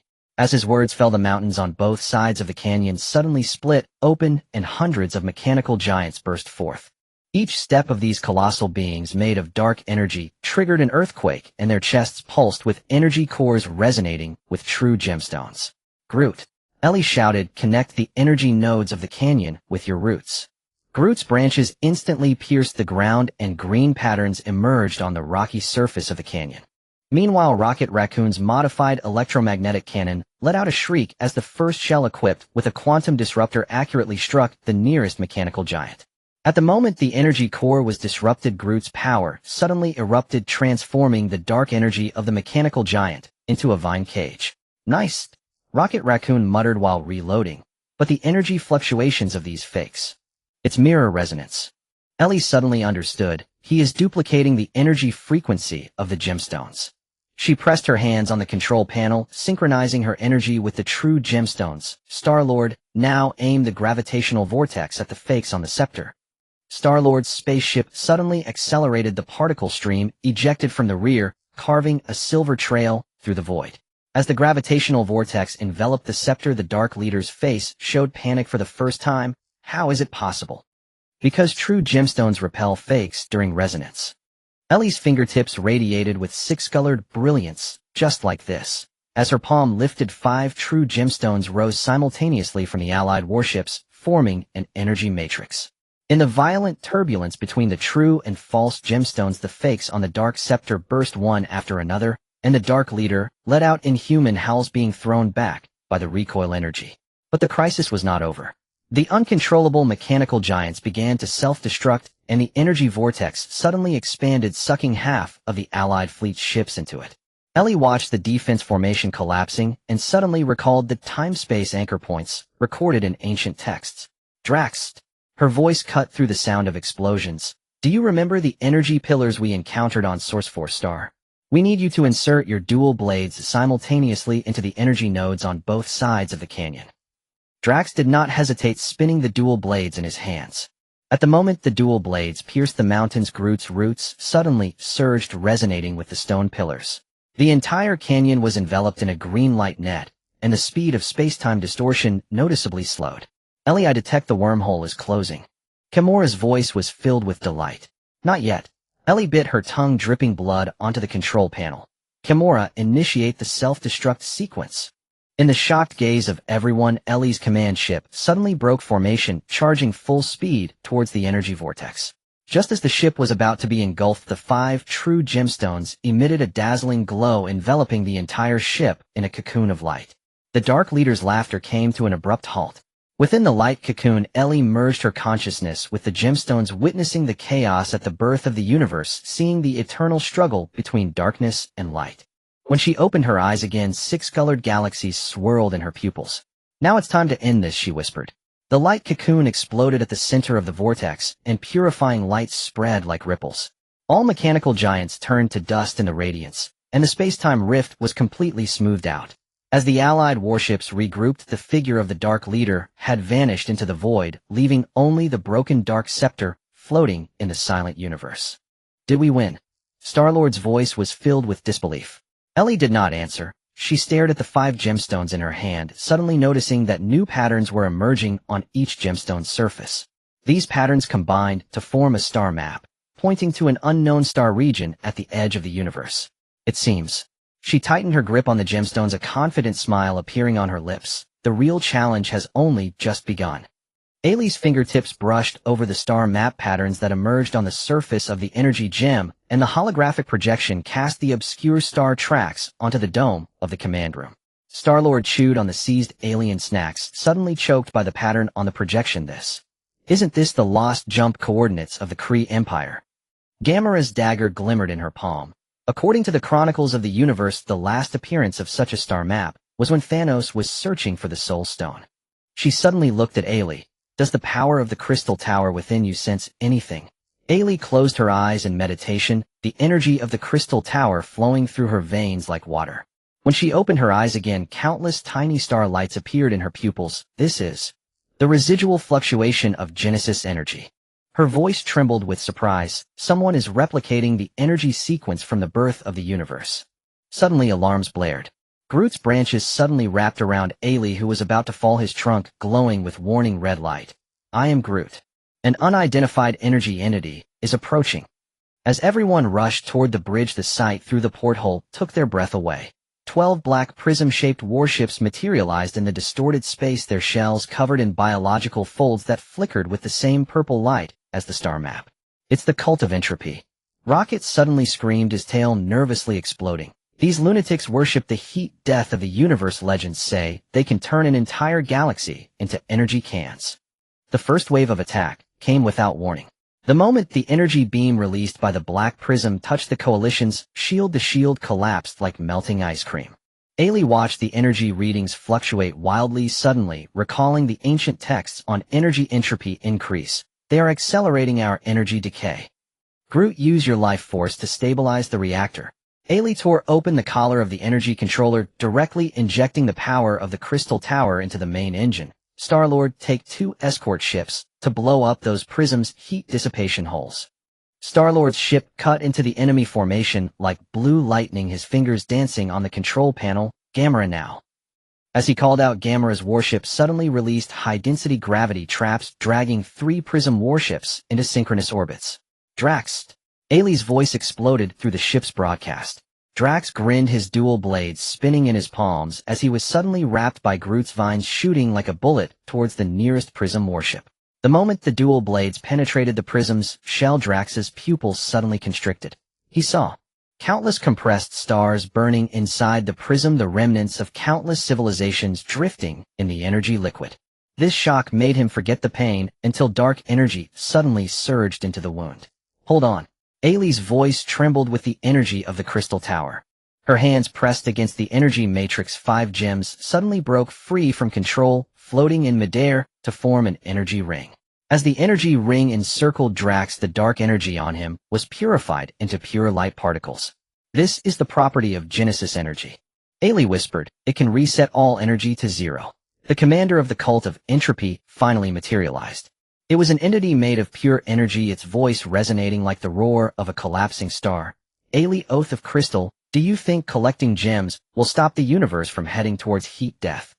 His energy body suddenly expanded. Look at your fleet. The outer shells of the coalition warships began to exhibit entropy increase phenomena. Metal armor rusted and peeled off in the blink of an eye, and the energy cannon mouths crystallized and then disintegrated. Gamera's dagger turned to dust in her hand, her pupils reflecting the gradually collapsing hull. Groot! Ailey shouted. Groot's roots suddenly penetrated the ship's hull, connecting the entire command ship with the ecosystem of Dawnstar. Under the nourishment of life energy, the speed of entropy increase visibly slowed. Rocket, do you remember the antimatter core we found in the mechanical graveyard? Ailey turned, her hair tips already crystallized. Now I need you to modify it into an energy resonator. Rocket's whiskers trembled with excitement. Give me 3 minutes. He tore off the tool bag from his waist, parts raining down on the control panel like a downpour. When the antimatter core was placed inside the life energy container provided by Groot, the entire bridge was enveloped in blue and purple light. Star-Lord, create an energy vortex with your new thrusters. Ailey embedded the 5 gems into the resonator. Gamera, when the vortex forms, use the gravity trap to send the core into the enemy's energy hub. As Star-Lord's ship spewed a rainbow-colored particle stream from its rear, it felt as though time on the entire battlefield had been paused. The energy body of the cult of entropy suddenly froze, fear appearing in its voice for the first time. Are you rebooting the local universe? No. Ailey's fingertips brushed over the surface of the resonator. I am proving. She pressed the start button. That hope is always faster than entropy increase. At the moment the antimatter core exploded in the center of the energy vortex, the entire battlefield was engulfed in pure white light. When the coalition warships reopened their optical systems, the fleet of the cult of entropy had vanished, leaving only 12 prism-shaped tombstones floating in the void. Ailey staggered to support the control panel, the 5 gems returning to her palm. This time the patterns of the star map were clearer, pointing towards the oldest neutron star in the galaxy, where the first light of the universe was born. It seems. She looked up at the starry sky, a familiar curve rising at the corner of her mouth. We need to visit an old friend. Drax suddenly made a puzzled sound. On the blades of his dual daggers, patterns identical to the star map. As he tried to wipe them, those patterns suddenly emitted a faint glow, outlining a mysterious figure wearing an eye patch in the void. That is. Gamora suddenly gripped the sword hilt, the insignia of the original Guardians of the Galaxy.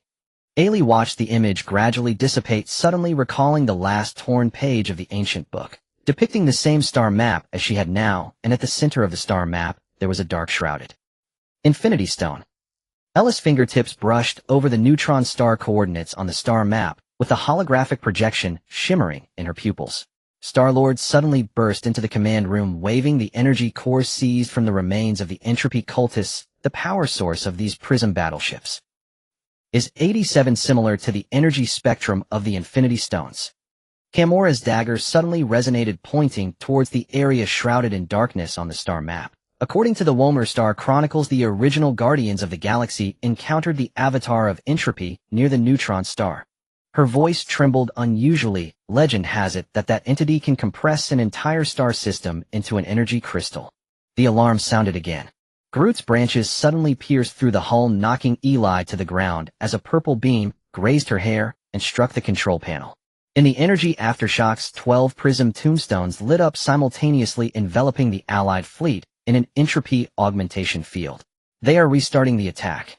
Rocket screamed, "These bastards have turned the tombstones into energy amplifiers." Eli watched the energy readings plummet, suddenly recalling the star compression technology she had seen inside the entropy cultist battleship.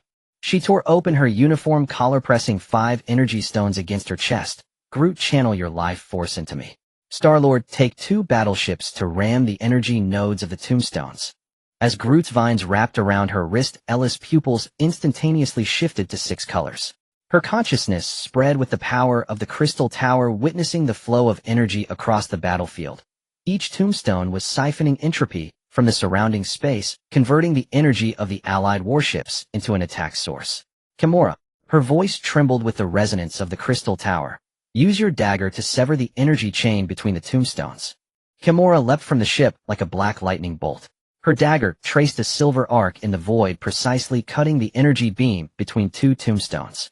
But as she prepared to attack the third, the commander of the entropy cultists suddenly materialized, his energy form splitting into countless glowing fragments. "Eli, oath of the crystal," the fragments reformed in the air. "Do you think you can prevent the universe from descending into thermal death?" His voice was like cracking glaciers. "Look at your companions." Drax's dual blades suddenly rusted and broke his skin, aging at a visible rate. Rocket's fur fell off in patches, and his mechanical eye flickered with the red light of impending failure. Star-Lord's spaceship dashboard suddenly went dark, and he panicked as he found it hard to breathe in the vacuum. "No!" Ella's scream shook the entire bridge. She forcefully reversed the energy of the 5 stones, forming a vortex in her chest. As the entropy augmentation field touched the vortex, time seemed to stand still, and the entropy phenomena on all Allied members began to reverse. "This is the essence of Genesis energy," Eli whispered. "It can reset the disorder of energy." Her body floated in midair, 6-colored light seeping from her pores. As the light enveloped the entire fleet, the commander of the entropy cultists let out an inhuman shriek. His energy form began to disassemble, revealing countless compressed stars within, one of which was a neutron star embedded with a soul stone. "I see." Eli smiled.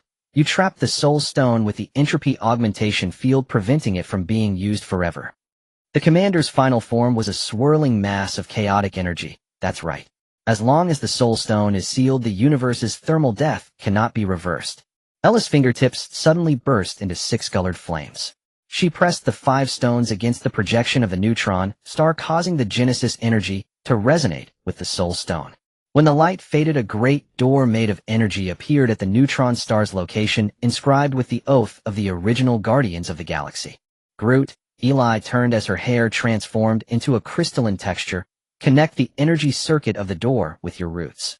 When Groot's branches touched the door, it suddenly unfolded into a star map.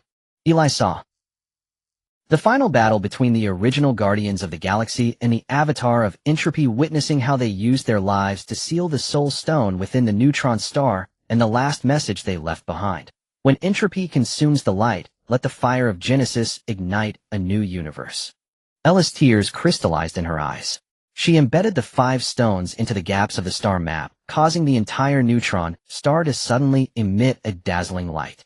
In the light, she saw the figure of the leader of the original Guardians of the Galaxy, whose eye patch concealed the same 6-colored pupils as hers. "I see. We've always been companions on this journey," she whispered. As the Allied fleet passed through the energy door, the sight before them took everyone's breath away. At the core of the neutron star, the remains of the original Guardians of the Galaxy were frozen in energy amber, their weapons also etched with the same patterns as the star map. And at their center floated the true Soul Stone, its surface flowing with the memories of the entire universe. "Eli." Gamora's voice trembled. "Look." In the reflection of the Soul Stone, Eli saw her future self, standing amidst the ruins of the universe, holding 6 infinity stones. And beneath her, the commander of the entropy cultists was laughing maniacally, his energy form merging with the entire universe. Is this fate?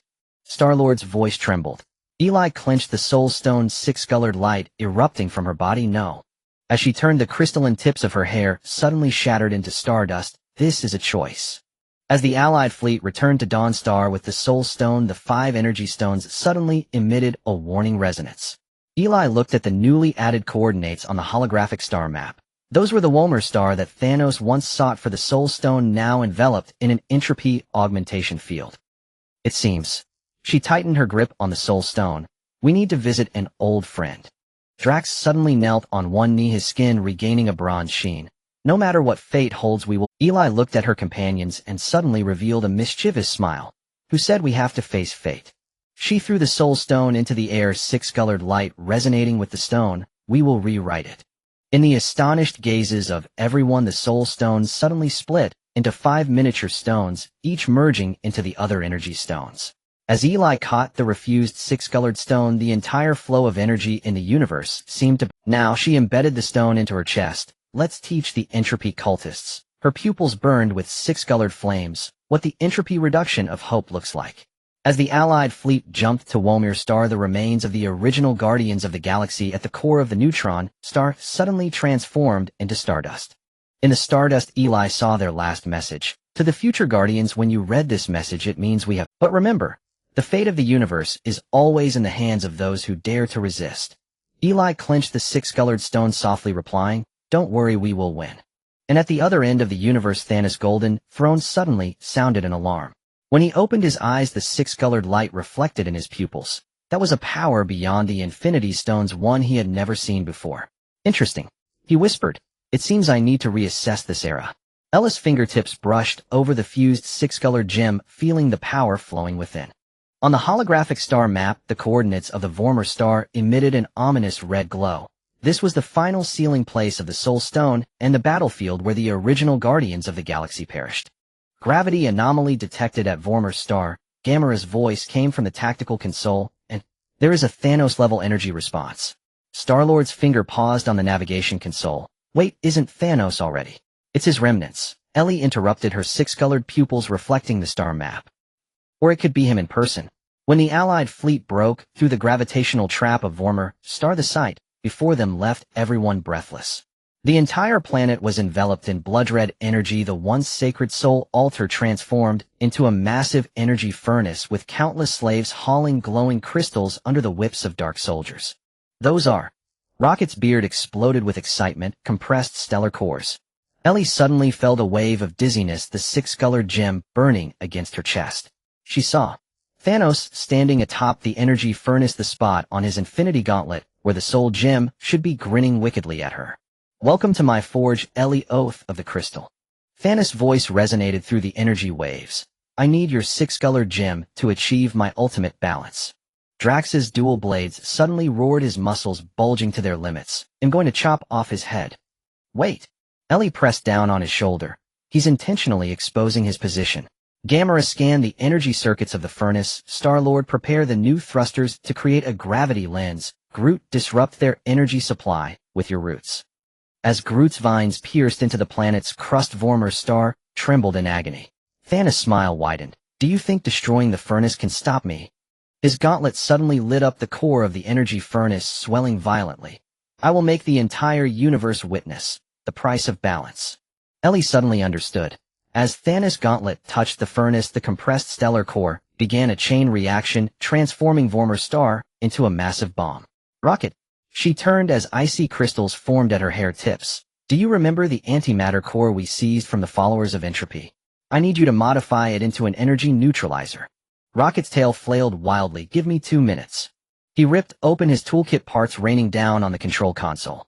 As the antimatter core was placed into the life energy container provided by Groot, the entire bridge was enveloped in blue-purple light. Star-Lord, send the neutralizer into the furnace core using the gravity lens.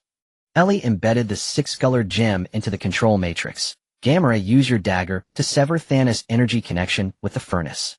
As Star-Lord's ship emitted a rainbow-colored particle stream from its rear, it felt as if time on the battlefield had been paused. Gamora leaped onto the furnace like a bolt of black lightning, her dagger precisely stabbing into Thanos' energy node. But just then Thanos' gauntlet suddenly grasped her wrist. Your dagger is forged from the shards of the Soul Stone, isn't it? Thanos' voice carried a tone of approval.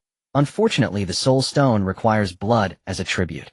Gamera's pupils dilated in shock. She saw the soul of the original Guardians of the Galaxy's captain struggling within the dagger, while Thanos' gauntlet began to siphon her life force. No! Ella's scream shook the entire bridge. She forced the energy of the six-colored gem to reverse flow, creating an energy vortex at her chest. When Thanos' energy touched the vortex, time seemed to freeze, and the life force within Gamora began to flow back. This is the property of Genesis energy. Ellie whispered, it can reset the disorder of energy. Her body floated in midair, six-colored light seeping from her pores. As the light enveloped the entire battlefield, Thanos' gauntlet suddenly shattered. He realized in horror that his Infinity Stones were losing their luster. Impossible! He roared, you're just a thief of power. Ella's fingertips suddenly burst forth with six-colored flames. She pressed the six-colored gem onto the energy furnace, the Genesis energy resonating with the furnace core. As the light faded, the compressed stellar core returned to its original state, and the blood-red energy of Vormer's star began to dissipate. You're mistaken, Thanos. Ella's pupils burned with six-colored flames. Power is not for balance, it is for protection. Thanos' figure flickered within the energy storm. Protection. You can't even protect yourself. He suddenly crushed the remaining Infinity Stones. Let me show you. The price of ultimate balance. Ella's six-colored gem suddenly emitted a warning-like resonance. She saw the energy of the entire universe converging towards Vormer's star. Thanos was planning to trigger a cosmic reboot with his own death. Groot, she shouted, use your life force to connect the entire planet's ecosystem. Groot's branches instantly pierced through the planet's crust, enveloping Vormer's star in life energy. Ellie embedded the six-colored gem into Groot's roots, merging the Genesis energy with life energy to form a six-colored light shield. At the moment Thanos detonated his energy, the entire universe fell into brief darkness. When the Allied members reopened their eyes, Vormer's star had returned to its original state, while Thanos' figure had vanished into the void, leaving only the shattered Infinity Gauntlet. Did we succeed? Star-Lord's voice was filled with disbelief. Ellie did not answer. She gazed at the six-colored gem in her hand, suddenly noticing the holographic images of the original Guardians of the Galaxy appearing on its surface. To the future Guardians, when you read this, it means we succeeded. But remember, the true balance is not the extermination of life, but the respect for life. Ella's tears crystallized in her eyes. She pressed the six-colored gem against the tombstone of the original Guardians of the Galaxy, and the six-colored light rained down on the surface of the planet. As the light faded, six-colored flowers bloomed on the land of Vormer's star. So that's how it is. She whispered, balance is not extermination, but coexistence. As the Allied fleet prepared to leave, Ellie suddenly felt a pang in her heart. She looked into the depths of the universe where a familiar purple light shimmered. It was the prism warship of the followers of Entropy leaping towards Earth. It seems. She clenched the six-colored gem. We have one last battle to fight. Drax suddenly knelt on one knee, his skin regaining its bronze sheen. No matter the fate, we will follow you. Ellie looked at her companions before her suddenly revealing a sly smile. Who said we must face fate? She tossed the six-colored gem into the air, its light resonating with the gem. We will rewrite it. In the astonished gazes of everyone, the six-colored gem suddenly split into six independent Infinity Stones, each hovering in the palm of Ella's hand. When she gripped them once more, the energy flow of the entire universe seemed to pay homage to her. Now, she embedded the stones into her chest. Let us teach the followers of Entropy. Her pupils burned with six-colored flames, what it means to reduce the entropy of hope. As the Allied fleet jumped towards Earth, the tombstone of the original Guardians of the Galaxy suddenly turned to stardust. In the stardust, Ellie saw their final message. To the future Guardians, when you read this, it means we have failed. But remember, the fate of the universe is always in the hands of those who dare to resist. Ellie clenched the six-colored gem, softly responding, don't worry, we will win. And at the other end of the universe, Thanos' golden throne suddenly emitted an alarm. When he opened his eyes, the six-colored light reflected in his pupils. This was a power beyond even the Infinity Stones that he had never seen. Interesting, he murmured. It seems I need to reassess this era. Ali's fleet surged forward like a ray of dawn, piercing through the darkness of the universe, racing towards Earth. This blue planet, a cradle of countless lives and hopes, was now shrouded in the vast shadow cast by the followers of Entropy. Inside the cockpit of the spaceship, the atmosphere was suffocatingly tense, with everyone's gaze fixed on the holographic screen displaying the flickering image of Earth, the home they vowed to protect at all costs. According to the scans, the followers of Entropy have deployed powerful energy shields in Earth's orbit and established multiple energy extraction points on the planet, frantically siphoning off Earth's energy. Gamera's voice was cold and urgent, revealing her concern for Earth's fate. Ally's brow furrowed, the six-colored gem on her chest pulsing faintly, as if echoing her inner tension and determination. She knew all too well that the followers of Entropy aimed to completely transform Earth into energy, accelerating the universe's heat death. If they succeeded, the cosmos would fall into an abyss of irretrievable despair. We cannot allow them to destroy Earth. Ally's voice was firm and powerful, resonating like a great bell throughout the cockpit. Star-Lord, lead a team to draw the enemy's fire from the front, using your ship's maneuverability to disrupt their defensive formations. Drax, you and the melee team wait for the right moment to break through their shields and destroy those energy extraction points. Gamera, you and I will seek out the command center of the followers of Entropy and ensure their core power is obliterated in one strike. Everyone nodded in agreement, their eyes reflecting fearless courage and unwavering conviction. They understood that this would be an incredibly challenging battle, but for the sake of peace in the universe and the safety of Earth, they would not back down.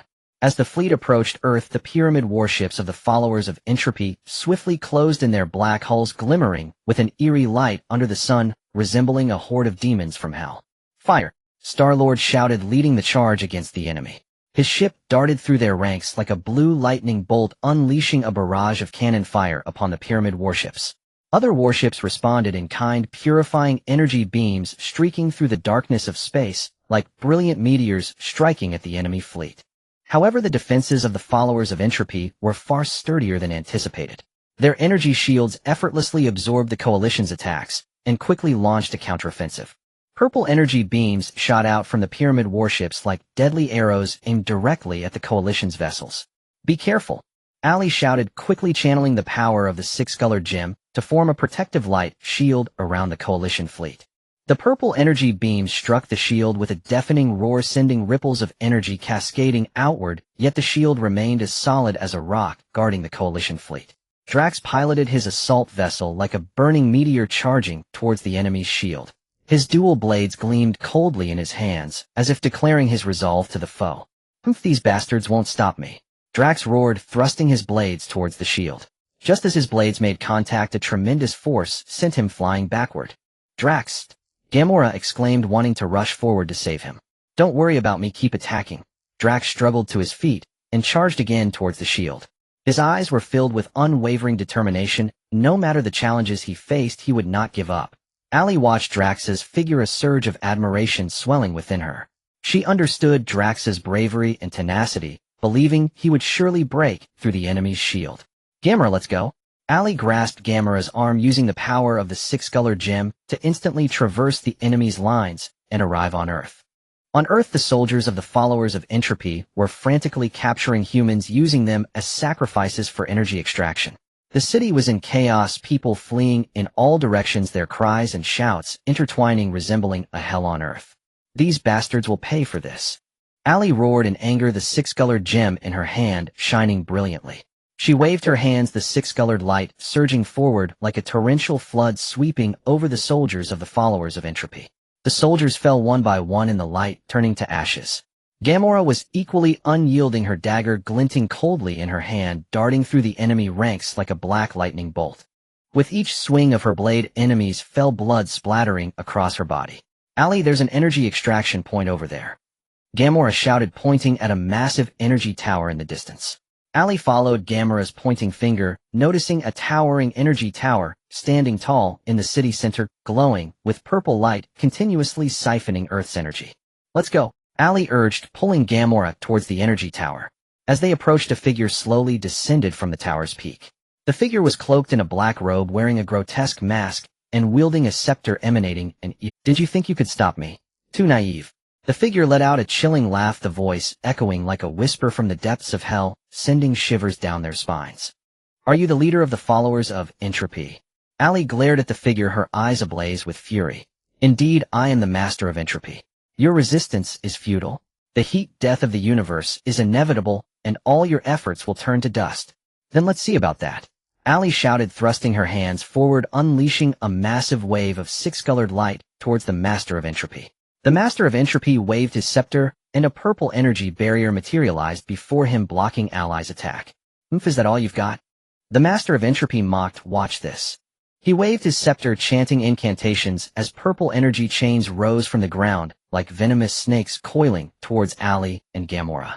Be careful, Allie shouted, pulling Gamora to dodge the attacking energy chains. She understood the Master of Entropy's strength and knew they had to be cautious. Gamora, let's split up and attack to disrupt his rhythm, Allie instructed. Gamora nodded in agreement, and the two quickly separated, launching their assaults on the Master of Entropy from different angles. Allie harnessed the power of the six-colored gem, continuously unleashing powerful energy attacks, while Gamora used her agility to weave through the enemy ranks, searching for the Master of Entropy's weaknesses. The Master of Entropy appeared somewhat flustered by their combined attacks. He waved his scepter repeatedly, fending off the onslaught, but gradually exposed a flaw. Now's the time, Allie suddenly shouted, seizing the Master of Entropy's opening. She thrust her hands forward with great force, unleashing a powerful wave of six-colored light that shot towards him like a dazzling sun. The Master of Entropy looked on in terror at the approaching light, attempting to evade, but finding it too late. The light struck him, producing a deafening roar, and his body was instantly engulfed. We did it, Gamora exclaimed excitedly. It's not over yet. Allie looked at the energy tower, still extracting Earth's energy, her expression turning grave. We must destroy this energy tower, or Earth will still be in danger. Just as Allie was preparing to destroy the energy tower, a sudden purple beam shot out from it, striking towards her. Allie was caught off guard by the beam, knocked backward. Allie, Gamora gasped, rushing over to help her up. Cough, cough. Allie coughed, a trickle of blood escaping her lips. She gazed at the energy tower, an ominous premonition rising within her. This energy tower is suspicious. Allie struggled to her feet and told Gamora. At that moment, the energy tower began to tremble violently, purple energy beams shooting from its body in all directions towards Earth. The entire Earth seemed enveloped in a layer of purple light, plunging into chaos. What's happening? Gamora exclaimed in terror, filled with confusion. The Master of Entropy probably anticipated our arrival and set a trap within the energy tower. Allie's face turned pale, her voice weak. These energy beams are accelerating the depletion of Earth's energy. Earth is in grave danger. No, we cannot allow Earth to be destroyed like this. Gamora clenched her fists, determination shining in her eyes. Allie, we must have a way, right? Allie looked at Gamora, warmth swelling in her heart. She knew that both Gamora and she loved Earth deeply, unwilling to see it perish. We still have hope. Allie took a deep breath and said to Gamora, I felt a connection between the six-colored gem and Earth. Perhaps we can use this connection to stop the energy extraction from the tower. Really? Hope flickered in Gamora's eyes. Let's give it a try, Allie said, tightly grasping the six-colored gem, focusing her mind, attempting to connect with Earth's energy. Through Allie's efforts, the six-colored gem radiated a dazzling light, resonating with Earth's energy, forming a powerful energy bond. Go for it, Allie, you can do it, Gamora cheered from the side. Allie gritted her teeth, pouring her strength into the energy bond, trying to redirect Earth's energy back to its normal flow. Time seemed to freeze at that moment, the entire world waiting to see if Allie's efforts would succeed. Finally, through her relentless determination, the energy extraction speed of the tower began to slow, and the purple energy beams gradually faded. Earth's energy began to recover light, illuminating the world once more. We did it, Allie shouted joyfully, her face radiant with victory. Great job, Gamora exclaimed, hugging Allie tightly, her eyes sparkling with tears of joy. Just then Star-Lord and Drax arrived. They saw Earth restored to calmness, joy filling their hearts. Allie, you were amazing, Star-Lord exclaimed excitedly. Yes, if it weren't for Allie, we would have been finished this time. Drax chuckled. Allie looked at her companions, her heart swelling with emotion. She knew that this victory was not solely hers, but the result of everyone's collective efforts. We are a team. Without everyone's support and help, I couldn't have succeeded. Allie smiled at everyone. The group exchanged smiles, laughter echoing across the Earth. This battle had strengthened their resolve to protect peace in the universe. As the followers of Entropy were defeated, Earth gradually returned to its former tranquility. People emerged from their homes cheering and celebrating this hard-earned victory. Allie and her companions stood in the city square, gazing at everything before them, their hearts filled with contentment. Allie, what should we do next? Gamora looked at Allie and asked. Allie looked up at the sky, determination gleaming in her eyes. There may be other hidden crises in the universe, but as long as we unite with wisdom and courage, nothing can obstruct our path forward. We must continue to protect peace in the universe, ensuring that every planet is filled with hope.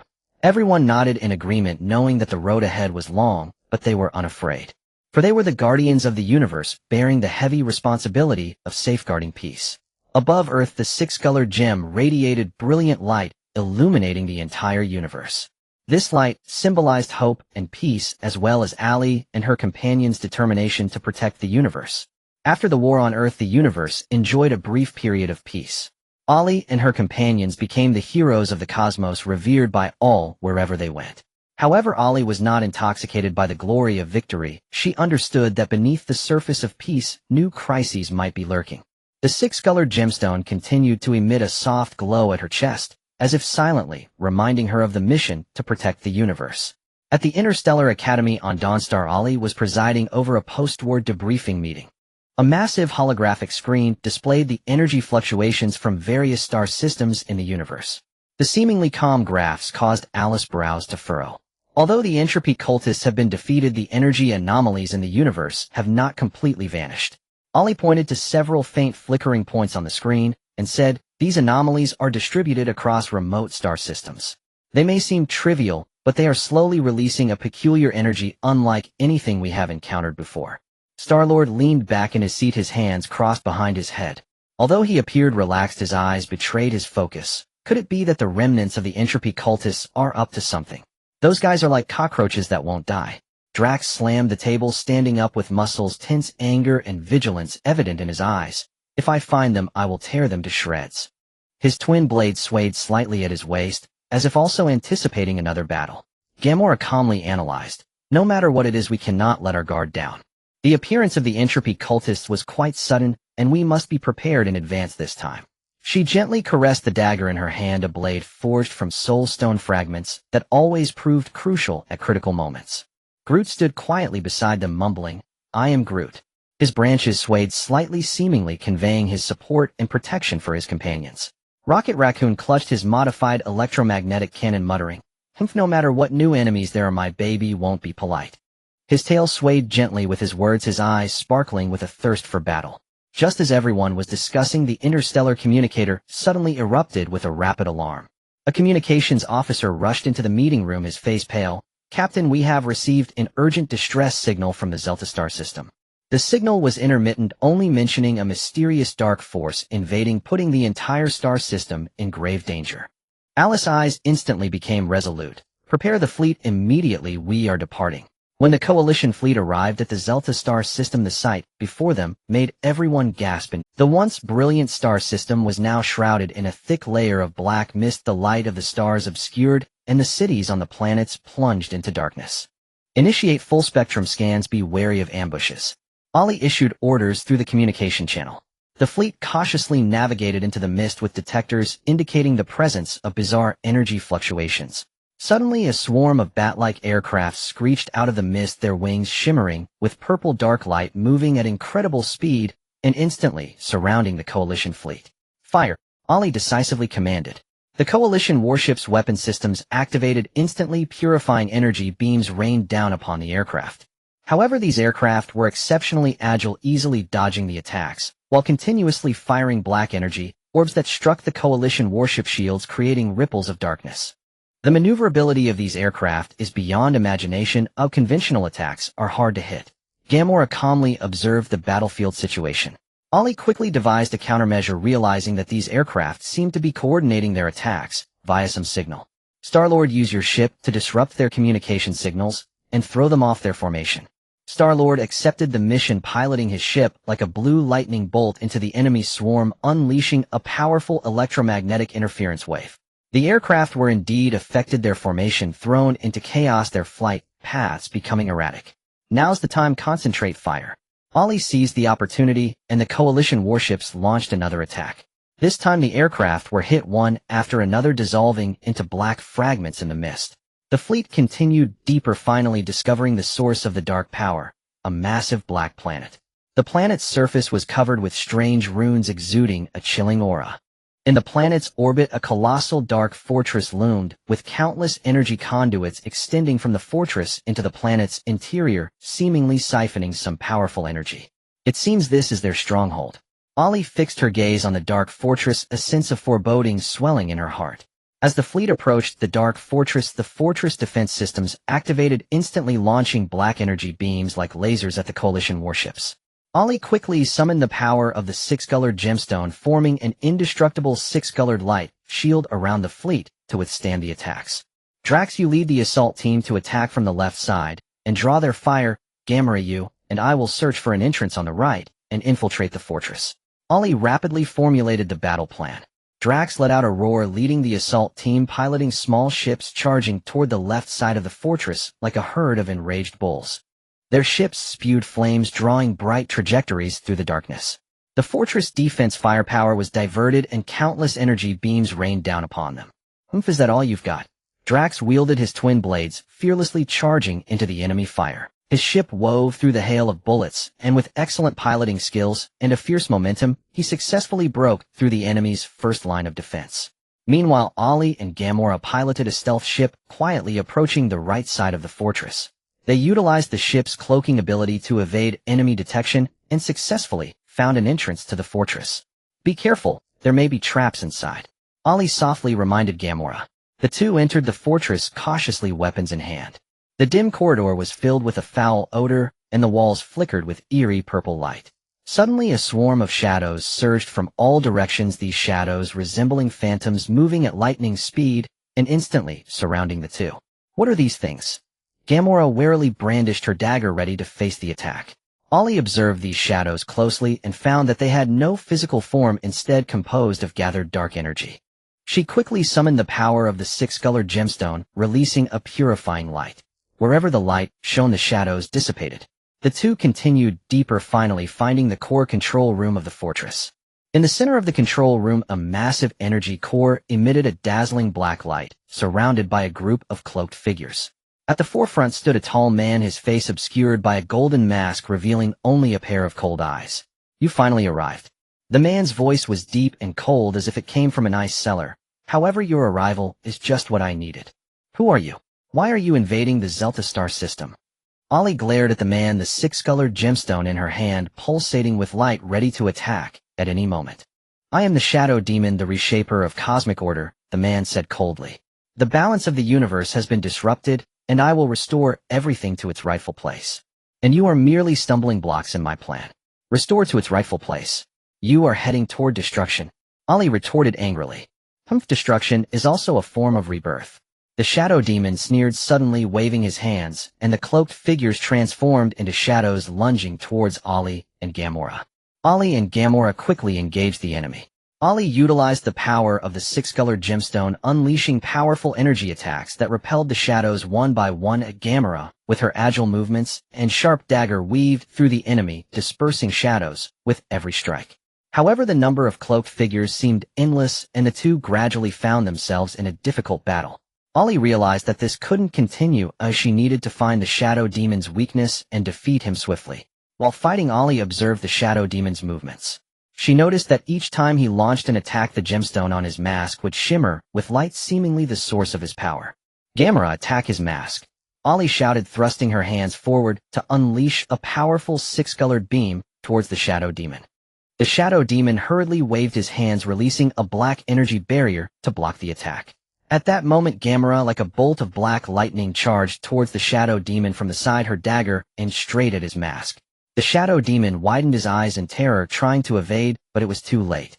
Gamora's dagger struck the mask, shattering it instantly, and a powerful energy exploded from within the Shadow Demon. The Shadow Demon let out a scream, his body becoming ethereal and gradually dissipating into the air. With the Shadow Demon's disappearance, the cloaked figures and shadows also faded away. Ollie and Gamora finally sighed in relief. They had successfully destroyed the core of the Dark Fortress. Outside the fortress, Drax and the assault team had also successfully repelled the enemy's defensive forces. When they learned of Ollie and Gamora's victory, they cheered joyfully. The coalition fleet quickly cleared the dark forces from the Zelta star system, and the light of the stars shone once again over this star system. The residents of the Zelta star system emerged from their homes, cheering the coalition's victory, filled filled with gratitude for Ollie and her companions. Ollie stood on the deck of the ship, gazing at the rejuvenated Zelta star system, her heart filled with emotion. Although this battle was one, she knew that more crises awaited them in the universe. "Ollie, where do we go next?" Star-Lord walked up to Ollie and asked. Ollie looked up at the vast universe, her eyes shimmering with determination. "The universe is vast, and crises lurk everywhere.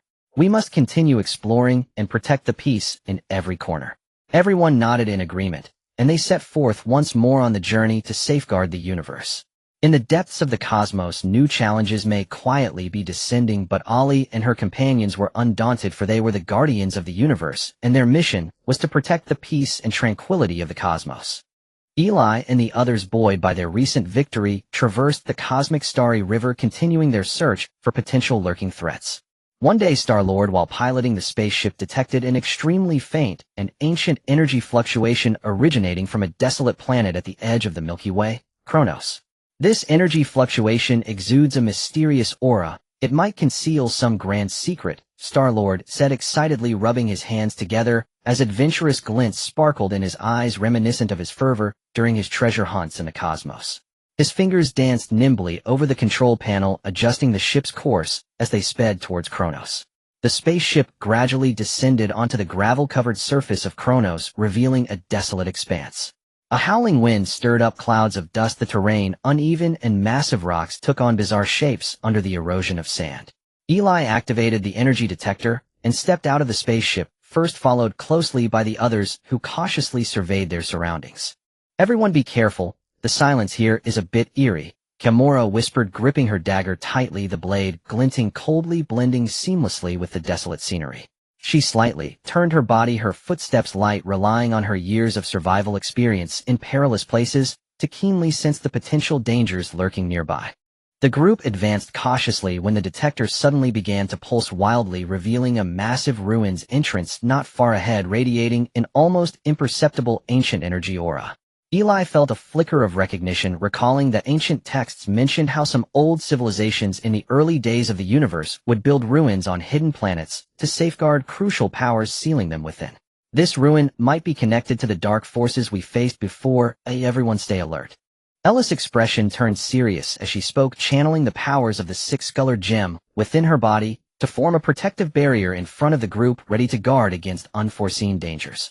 As they approached the entrance of the ruins, the stone door slowly opened on its own, and a gust of stale, decayed air infused with powerful energy rushed out.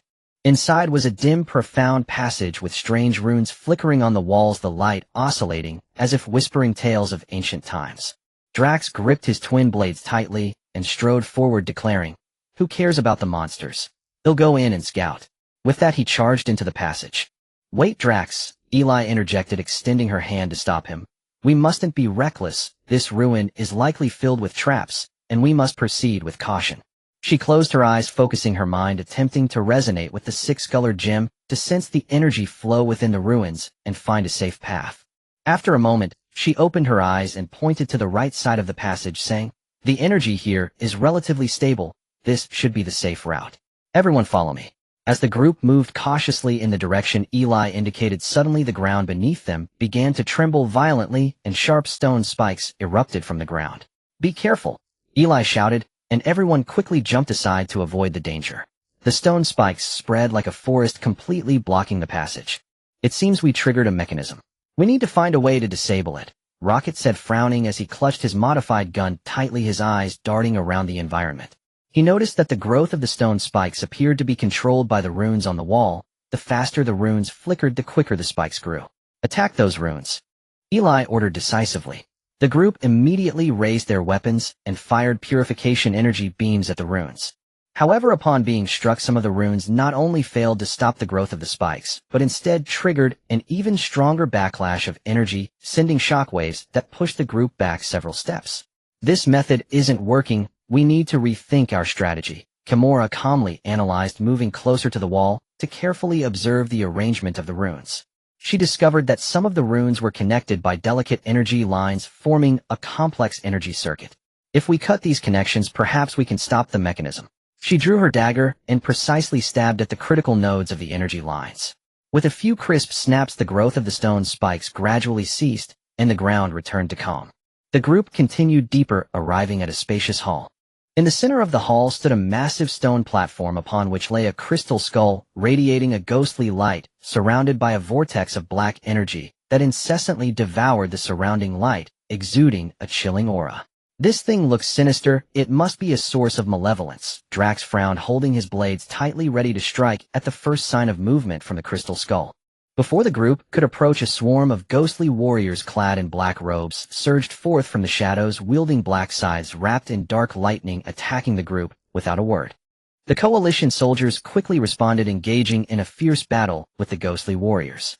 Eli danced her hands, the six-colored gems shining brightly as purification energy beams shot forth, like rainbows, striking the ghostly warriors and temporarily rendering them ethereal, weakening their combat prowess. Star-Lord skillfully maneuvered the spaceship through the hall, continuously firing his weapon to provide fire support for his teammates while disrupting the enemy's attack rhythm. Drax roared, swinging his blades like the wind. Each swing created a glimmering arc, striking the ghostly warriors, where black lightning clashed with purification energy, producing dazzling sparks. Gamora moved gracefully like a ghost, weaving through the enemy ranks, her dagger precisely targeting the vital points of the ghostly warriors, focusing on the areas where their energy converged. Wherever she went, foes fell. Groot shielded his injured companions with his massive frame, mysterious powers intertwined with purification energy, forming an indestructible defensive field, while branches occasionally shot out to fiercely strike away approaching enemies. Rocket set up his gun from a distance, squinting through the scope as he muttered, "Humph, just watch me turn you ghostly things into a sieve." He pulled the trigger, and specially modified ammunition whistled out, specifically targeting the heads of the ghostly warriors, delivering significant blows to the enemy ranks alongside his teammates. However, the ghostly warriors kept coming, seemingly inexhaustible, and the coalition found themselves gradually overwhelmed. Eli, anxious, scanned the battlefield and suddenly noticed that the ghostly warriors always emerged from the shadowy corners of the hall, where the concentration of dark energy was notably higher than other areas. She closed her eyes, focused her mind, and once again called upon the powers of the six-colored gem, trying to sense the source of the dark energy. Moments later, she suddenly opened her eyes and shouted, "Attack the dark energy sources in the corners of the hall." Upon hearing this, the coalition soldiers were invigorated, swiftly adjusting their targets and unleashing their firepower towards the corners. With several loud booms, the dark energy sources were destroyed, causing the ghostly warriors to lose their anchor, their forms gradually dissipating until they transformed into wisps of black smoke. Exhausted, the group caught their breath at the side of the stone platform. Eli examined the crystal skull closely and realized it was related to the dark energy artifacts they had encountered before, yet more complex. It seemed that an extremely powerful and ancient dark force was sealed within the skull, attempting to break free from its confines. "This thing is too dangerous. We must find a way to reinforce the seal or destroy it." Eli frowned deeply, her eyes filled with seriousness. She understood that if this dark force were to run amok, the entire universe would face catastrophic doom. As the group deliberated on their strategy, a chilling voice echoed throughout the hall. "Do you think you can easily control this power? So naive." Just then, a mysterious figure cloaked in darkness slowly materialized. This person held a twisted staff with a blood-red gem at its tip, glowing ominously, resonating with the dark energy of the crystal skull. "Who are you? Why do you wish to unleash this dark power?" Eli glared at the mysterious figure, her six-colored gems shimmering, poised for an attack. "I am the Shadow Priest, the inheritor of the ancient dark civilization," the mysterious figure coldly replied.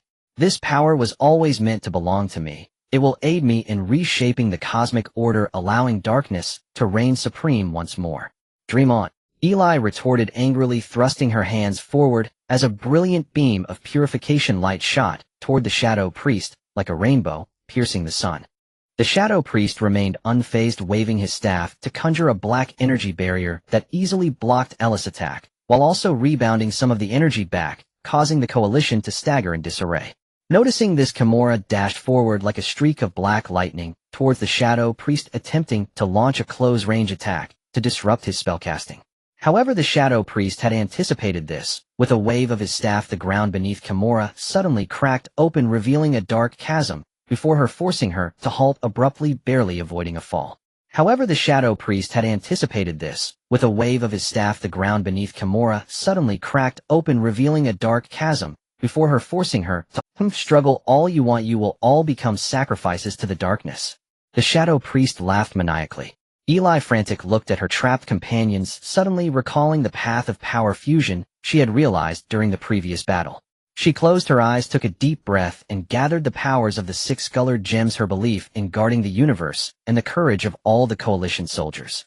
In an instant her hands burst forth with dazzling radiance filled with endless hope and strength. Eli shouted, thrusting her palms toward the Shadow Priest as a purification light beam several times stronger than before erupted forth, striking directly at the Shadow Priest's chest.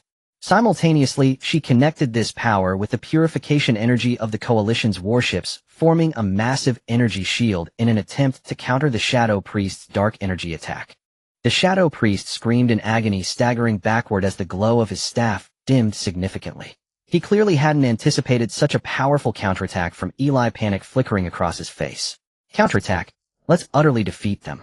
Star-Lord piloted the spaceship, using its agility to dart above the battlefield, the turret cannons continuously firing at the Shadow Priest's forces, disrupting their spell-casting rhythm. Drax roared, swinging his blades tirelessly, sustaining more and more wounds, yet he remained undaunted, still charging forward. Gamora moved gracefully like a ghost, infiltrating the enemy ranks, precisely targeting the vital points of the foes in an attempt to internally sabotage their warships. Groot protected the wounded comrades with his massive body while releasing the wisdom he embodied, enhancing the Coalition's defenses. A Rocket set up his gun from a distance, firing accurately to provide fire support for his teammates.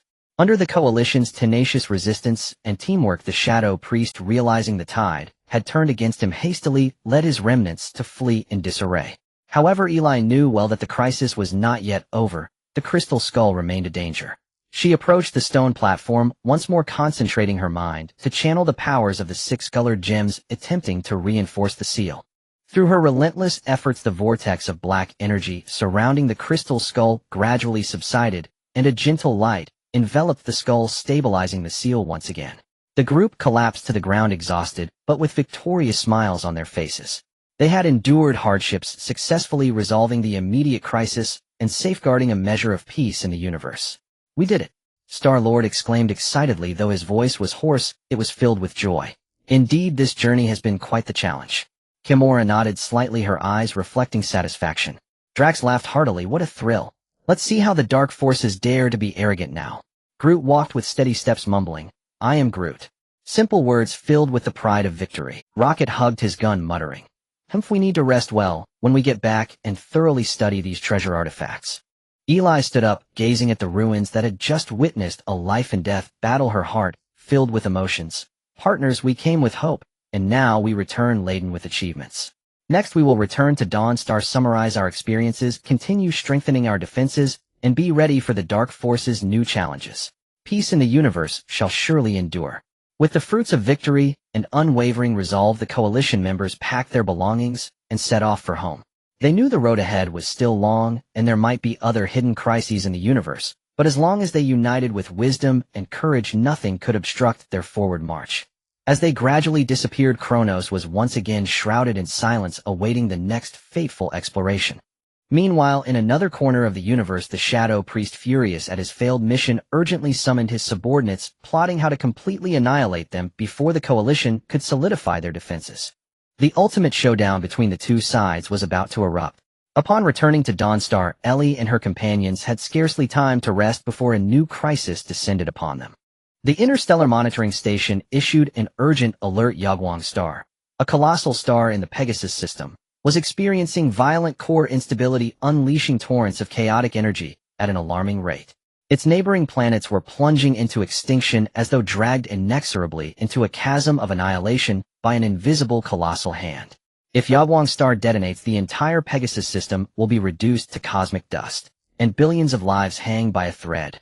Ellie stared intently at the holographic star map, her expression as frost-laden as winter's deepest night. The six-colored gem at her chest pulsed rapidly, resonating with the sudden cataclysm. She knew instinctively this was no ordinary celestial phenomenon. Something sinister lay beneath. Star-Lord snapped his fingers, recalling a cryptic passage from ancient cosmic texts. Could this be linked to the forbidden stellar core siphoning sorcery? By manipulating esoteric energies, it drains a star's core power, triggering catastrophic supernovae to serve hidden malevolent ends.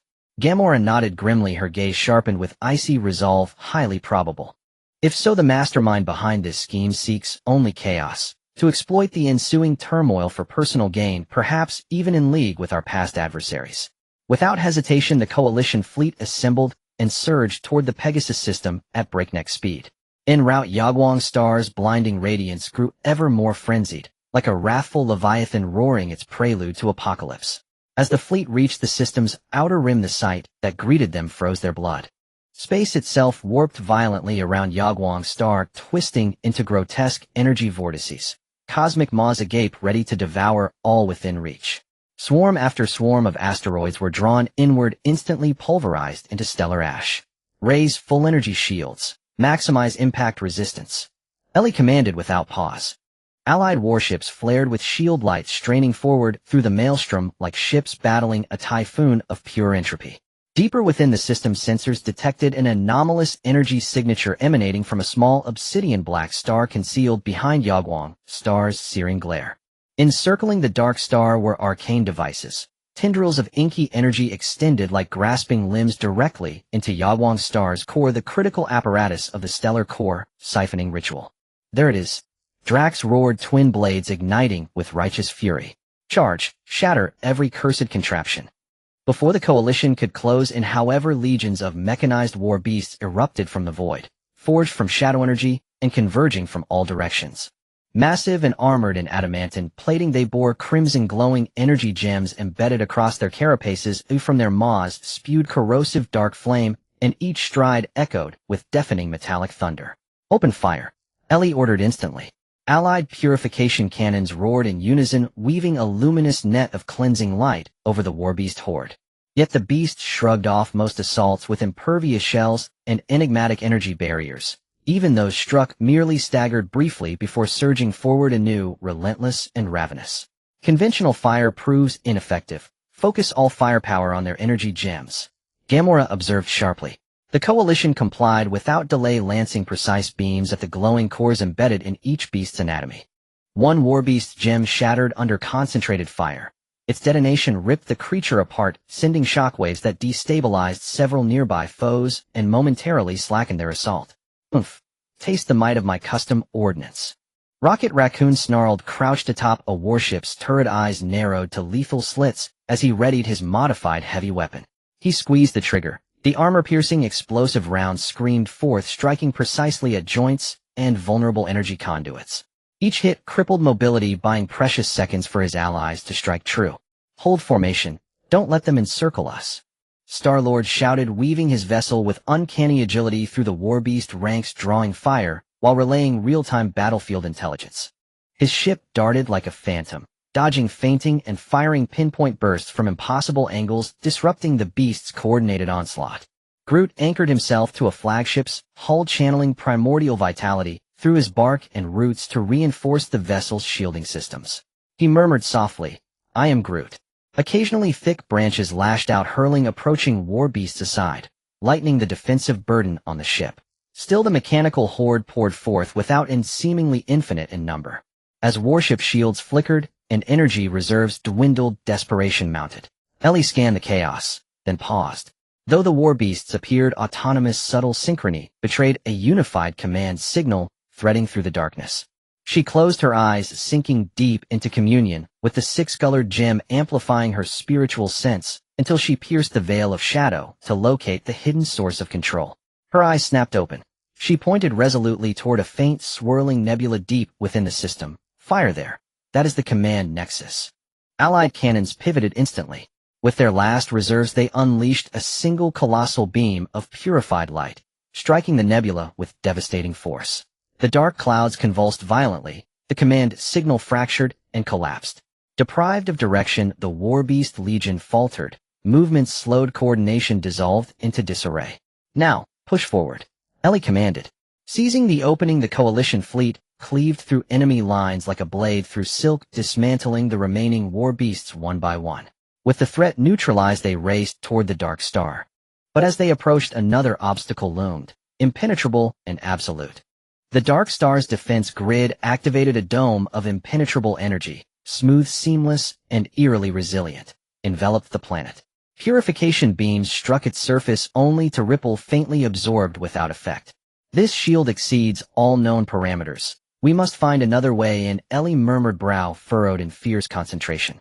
Drax, swinging his blades, instinctively brushed their edges against the barrier, sparking an unexpected resonance, a subtle harmonic tremor rippling across the energy field. Drax, strike the same point repeatedly with your blades. Let's induce resonant frequency collapse. Ellie exclaimed, insight blazing in her eyes. Drax obeyed, blades flashing like twin meteors against the shield's surface. With each impact, microfractures bloomed. The energy field shuddered, growing increasingly unstable. Now, concentrate everything on that fissure. Ellie cried. Cannons, rifles, and radiant blades converged, unleashing a unified torrent of purifying energy straight into the widening crack. With a thunderous implosion, the shield shattered. The Coalition descended onto the Dark Star's surface and discovered the operators of the Stellar Core siphoning device, cloaked sorcerers wreathed in abyssal magic. Chanting incantations in guttural tongues, they brandished obsidian staves, reinforcing the siphoning array with palpable malice, utterly undeterred by the Coalition's arrival. Insects daring to sabotage the grand design. You shall perish this very day. The lead sorcerer cackled, raising his staff. A wall of writhing darkness erupted from the ground, surging toward the Coalition like a tidal wave of oblivion. Ellie raised both hands, the six-colored gem blazing with incandescent light. A pillar of purifying radiance surged forth, colliding with the dark wall in a cataclysmic explosion of clashing forces. Yet the darkness flowed endlessly. Ellie's light began to waver. Seeing this, Gamora blurred into motion, slipping behind the sorcerers like smoke, and drove her dagger toward the siphoning array's primary energy conduit. A sorcerer whirled, striking back with his staff. Gamora twisted aside, but a tendril of shadow grazed her shoulder. She crumpled, wounded and breathless. Drax roared, charging forward, twin blades carving arcs of light as he intercepted the sorcerer's next blow, shielding Gamora. Fear nothing, I stand with you. Star-Lord seized the moment. His ship skimmed, low cannons blazing across the sorcerer ranks, breaking their incantations mid-verse. Try this, you scoundrels. Groot strode steadily onto the battlefield, his massive frame forming a living bulwark around fallen comrades. Ancient green energy radiated from his being, dampening the surrounding darkness. He whispered, voice steady and deep, I am Groot. Meanwhile, Rocket Raccoon took position at range, lining up shots. Not at the sorcerers themselves, but at their staves and critical magical nodes. Humph. Let me turn your fancy wands into kindling. Ellie knew stalemate meant defeat. Ignoring her wounds, she summoned the six-colored gem's power once more, fusing it with her unwavering belief in cosmic harmony and the collective courage of her allies. Instantly she blazed, not with mere light, but with radiant hope incarnate, a beacon forged from conviction and sacrifice. Perish, she cried, thrusting her palms forward. A beam of purifying light, vastly brighter, fiercer, and more profound than before, poured forth like a newborn sun, striking the heart of the sorcerer cabal. Simultaneously, she channeled that power into the allied fleet systems, weaving a vast protective lattice, deflecting the backlash of corrupted magic before it could consume them. Screams tore from the sorcerers' throats. Their leader staggered backward, blood erupting from his mouth. Their dark magic unraveled violently, the siphoning array convulsed. Overloaded, cracking, collapsing inward. Counterattack, annihilate them utterly. Ellie commanded. Emboldened, the Coalition surged forward, eradicating the sorcerers and dismantling the last remnants of the device. As the siphoning apparatus disintegrated, Yagwang Star's core instability subsided. Its furious light softened, returning to serene brilliance. Peace reclaimed the Pegasus system, and billions of lives were spared. Ellie and her comrades collapsed where they stood, exhausted beyond measure, yet radiant with quiet triumph. We did it. Star-Lord rasped, voice raw with emotion. Indeed, it was not easy, Gamora replied, softly nodding, her eyes reflecting the fragile, hard-won grace of survival. Drax threw back his head and laughed, a rich, unrestrained bellow. Glory, let the shadows tremble now. Groot advanced with calm dignity, murmuring once more, I am Groot. A simple phrase brimming with pride and purpose. Rocket Raccoon cradled his rifle, muttering, time for some serious rest, and maybe a little research on these newly acquired trinkets. Ellie rose slowly, gazing across the tranquil expanse of the Pegasus system. Her voice carried warmth and weight. Companions, we have overcome another trial. Yet the cosmos never ceases testing us. Return to Dawn Star to recover, and stand ready. For peace once won must always be guarded. With victory secured and resolve renewed, the coalition set course homeward. They understood the road ahead would be long shadows, ever watchful. But united in wisdom, courage, and unbreakable bonds, they would forge onward. As their fleet receded into the star-strewn void, the Pegasus system settled into stillness, awaiting the next chapter of legend. Yet far across the galaxy, dark forces seethed, plotting vengeance in silence. The ultimate confrontation between light and shadow had only just begun.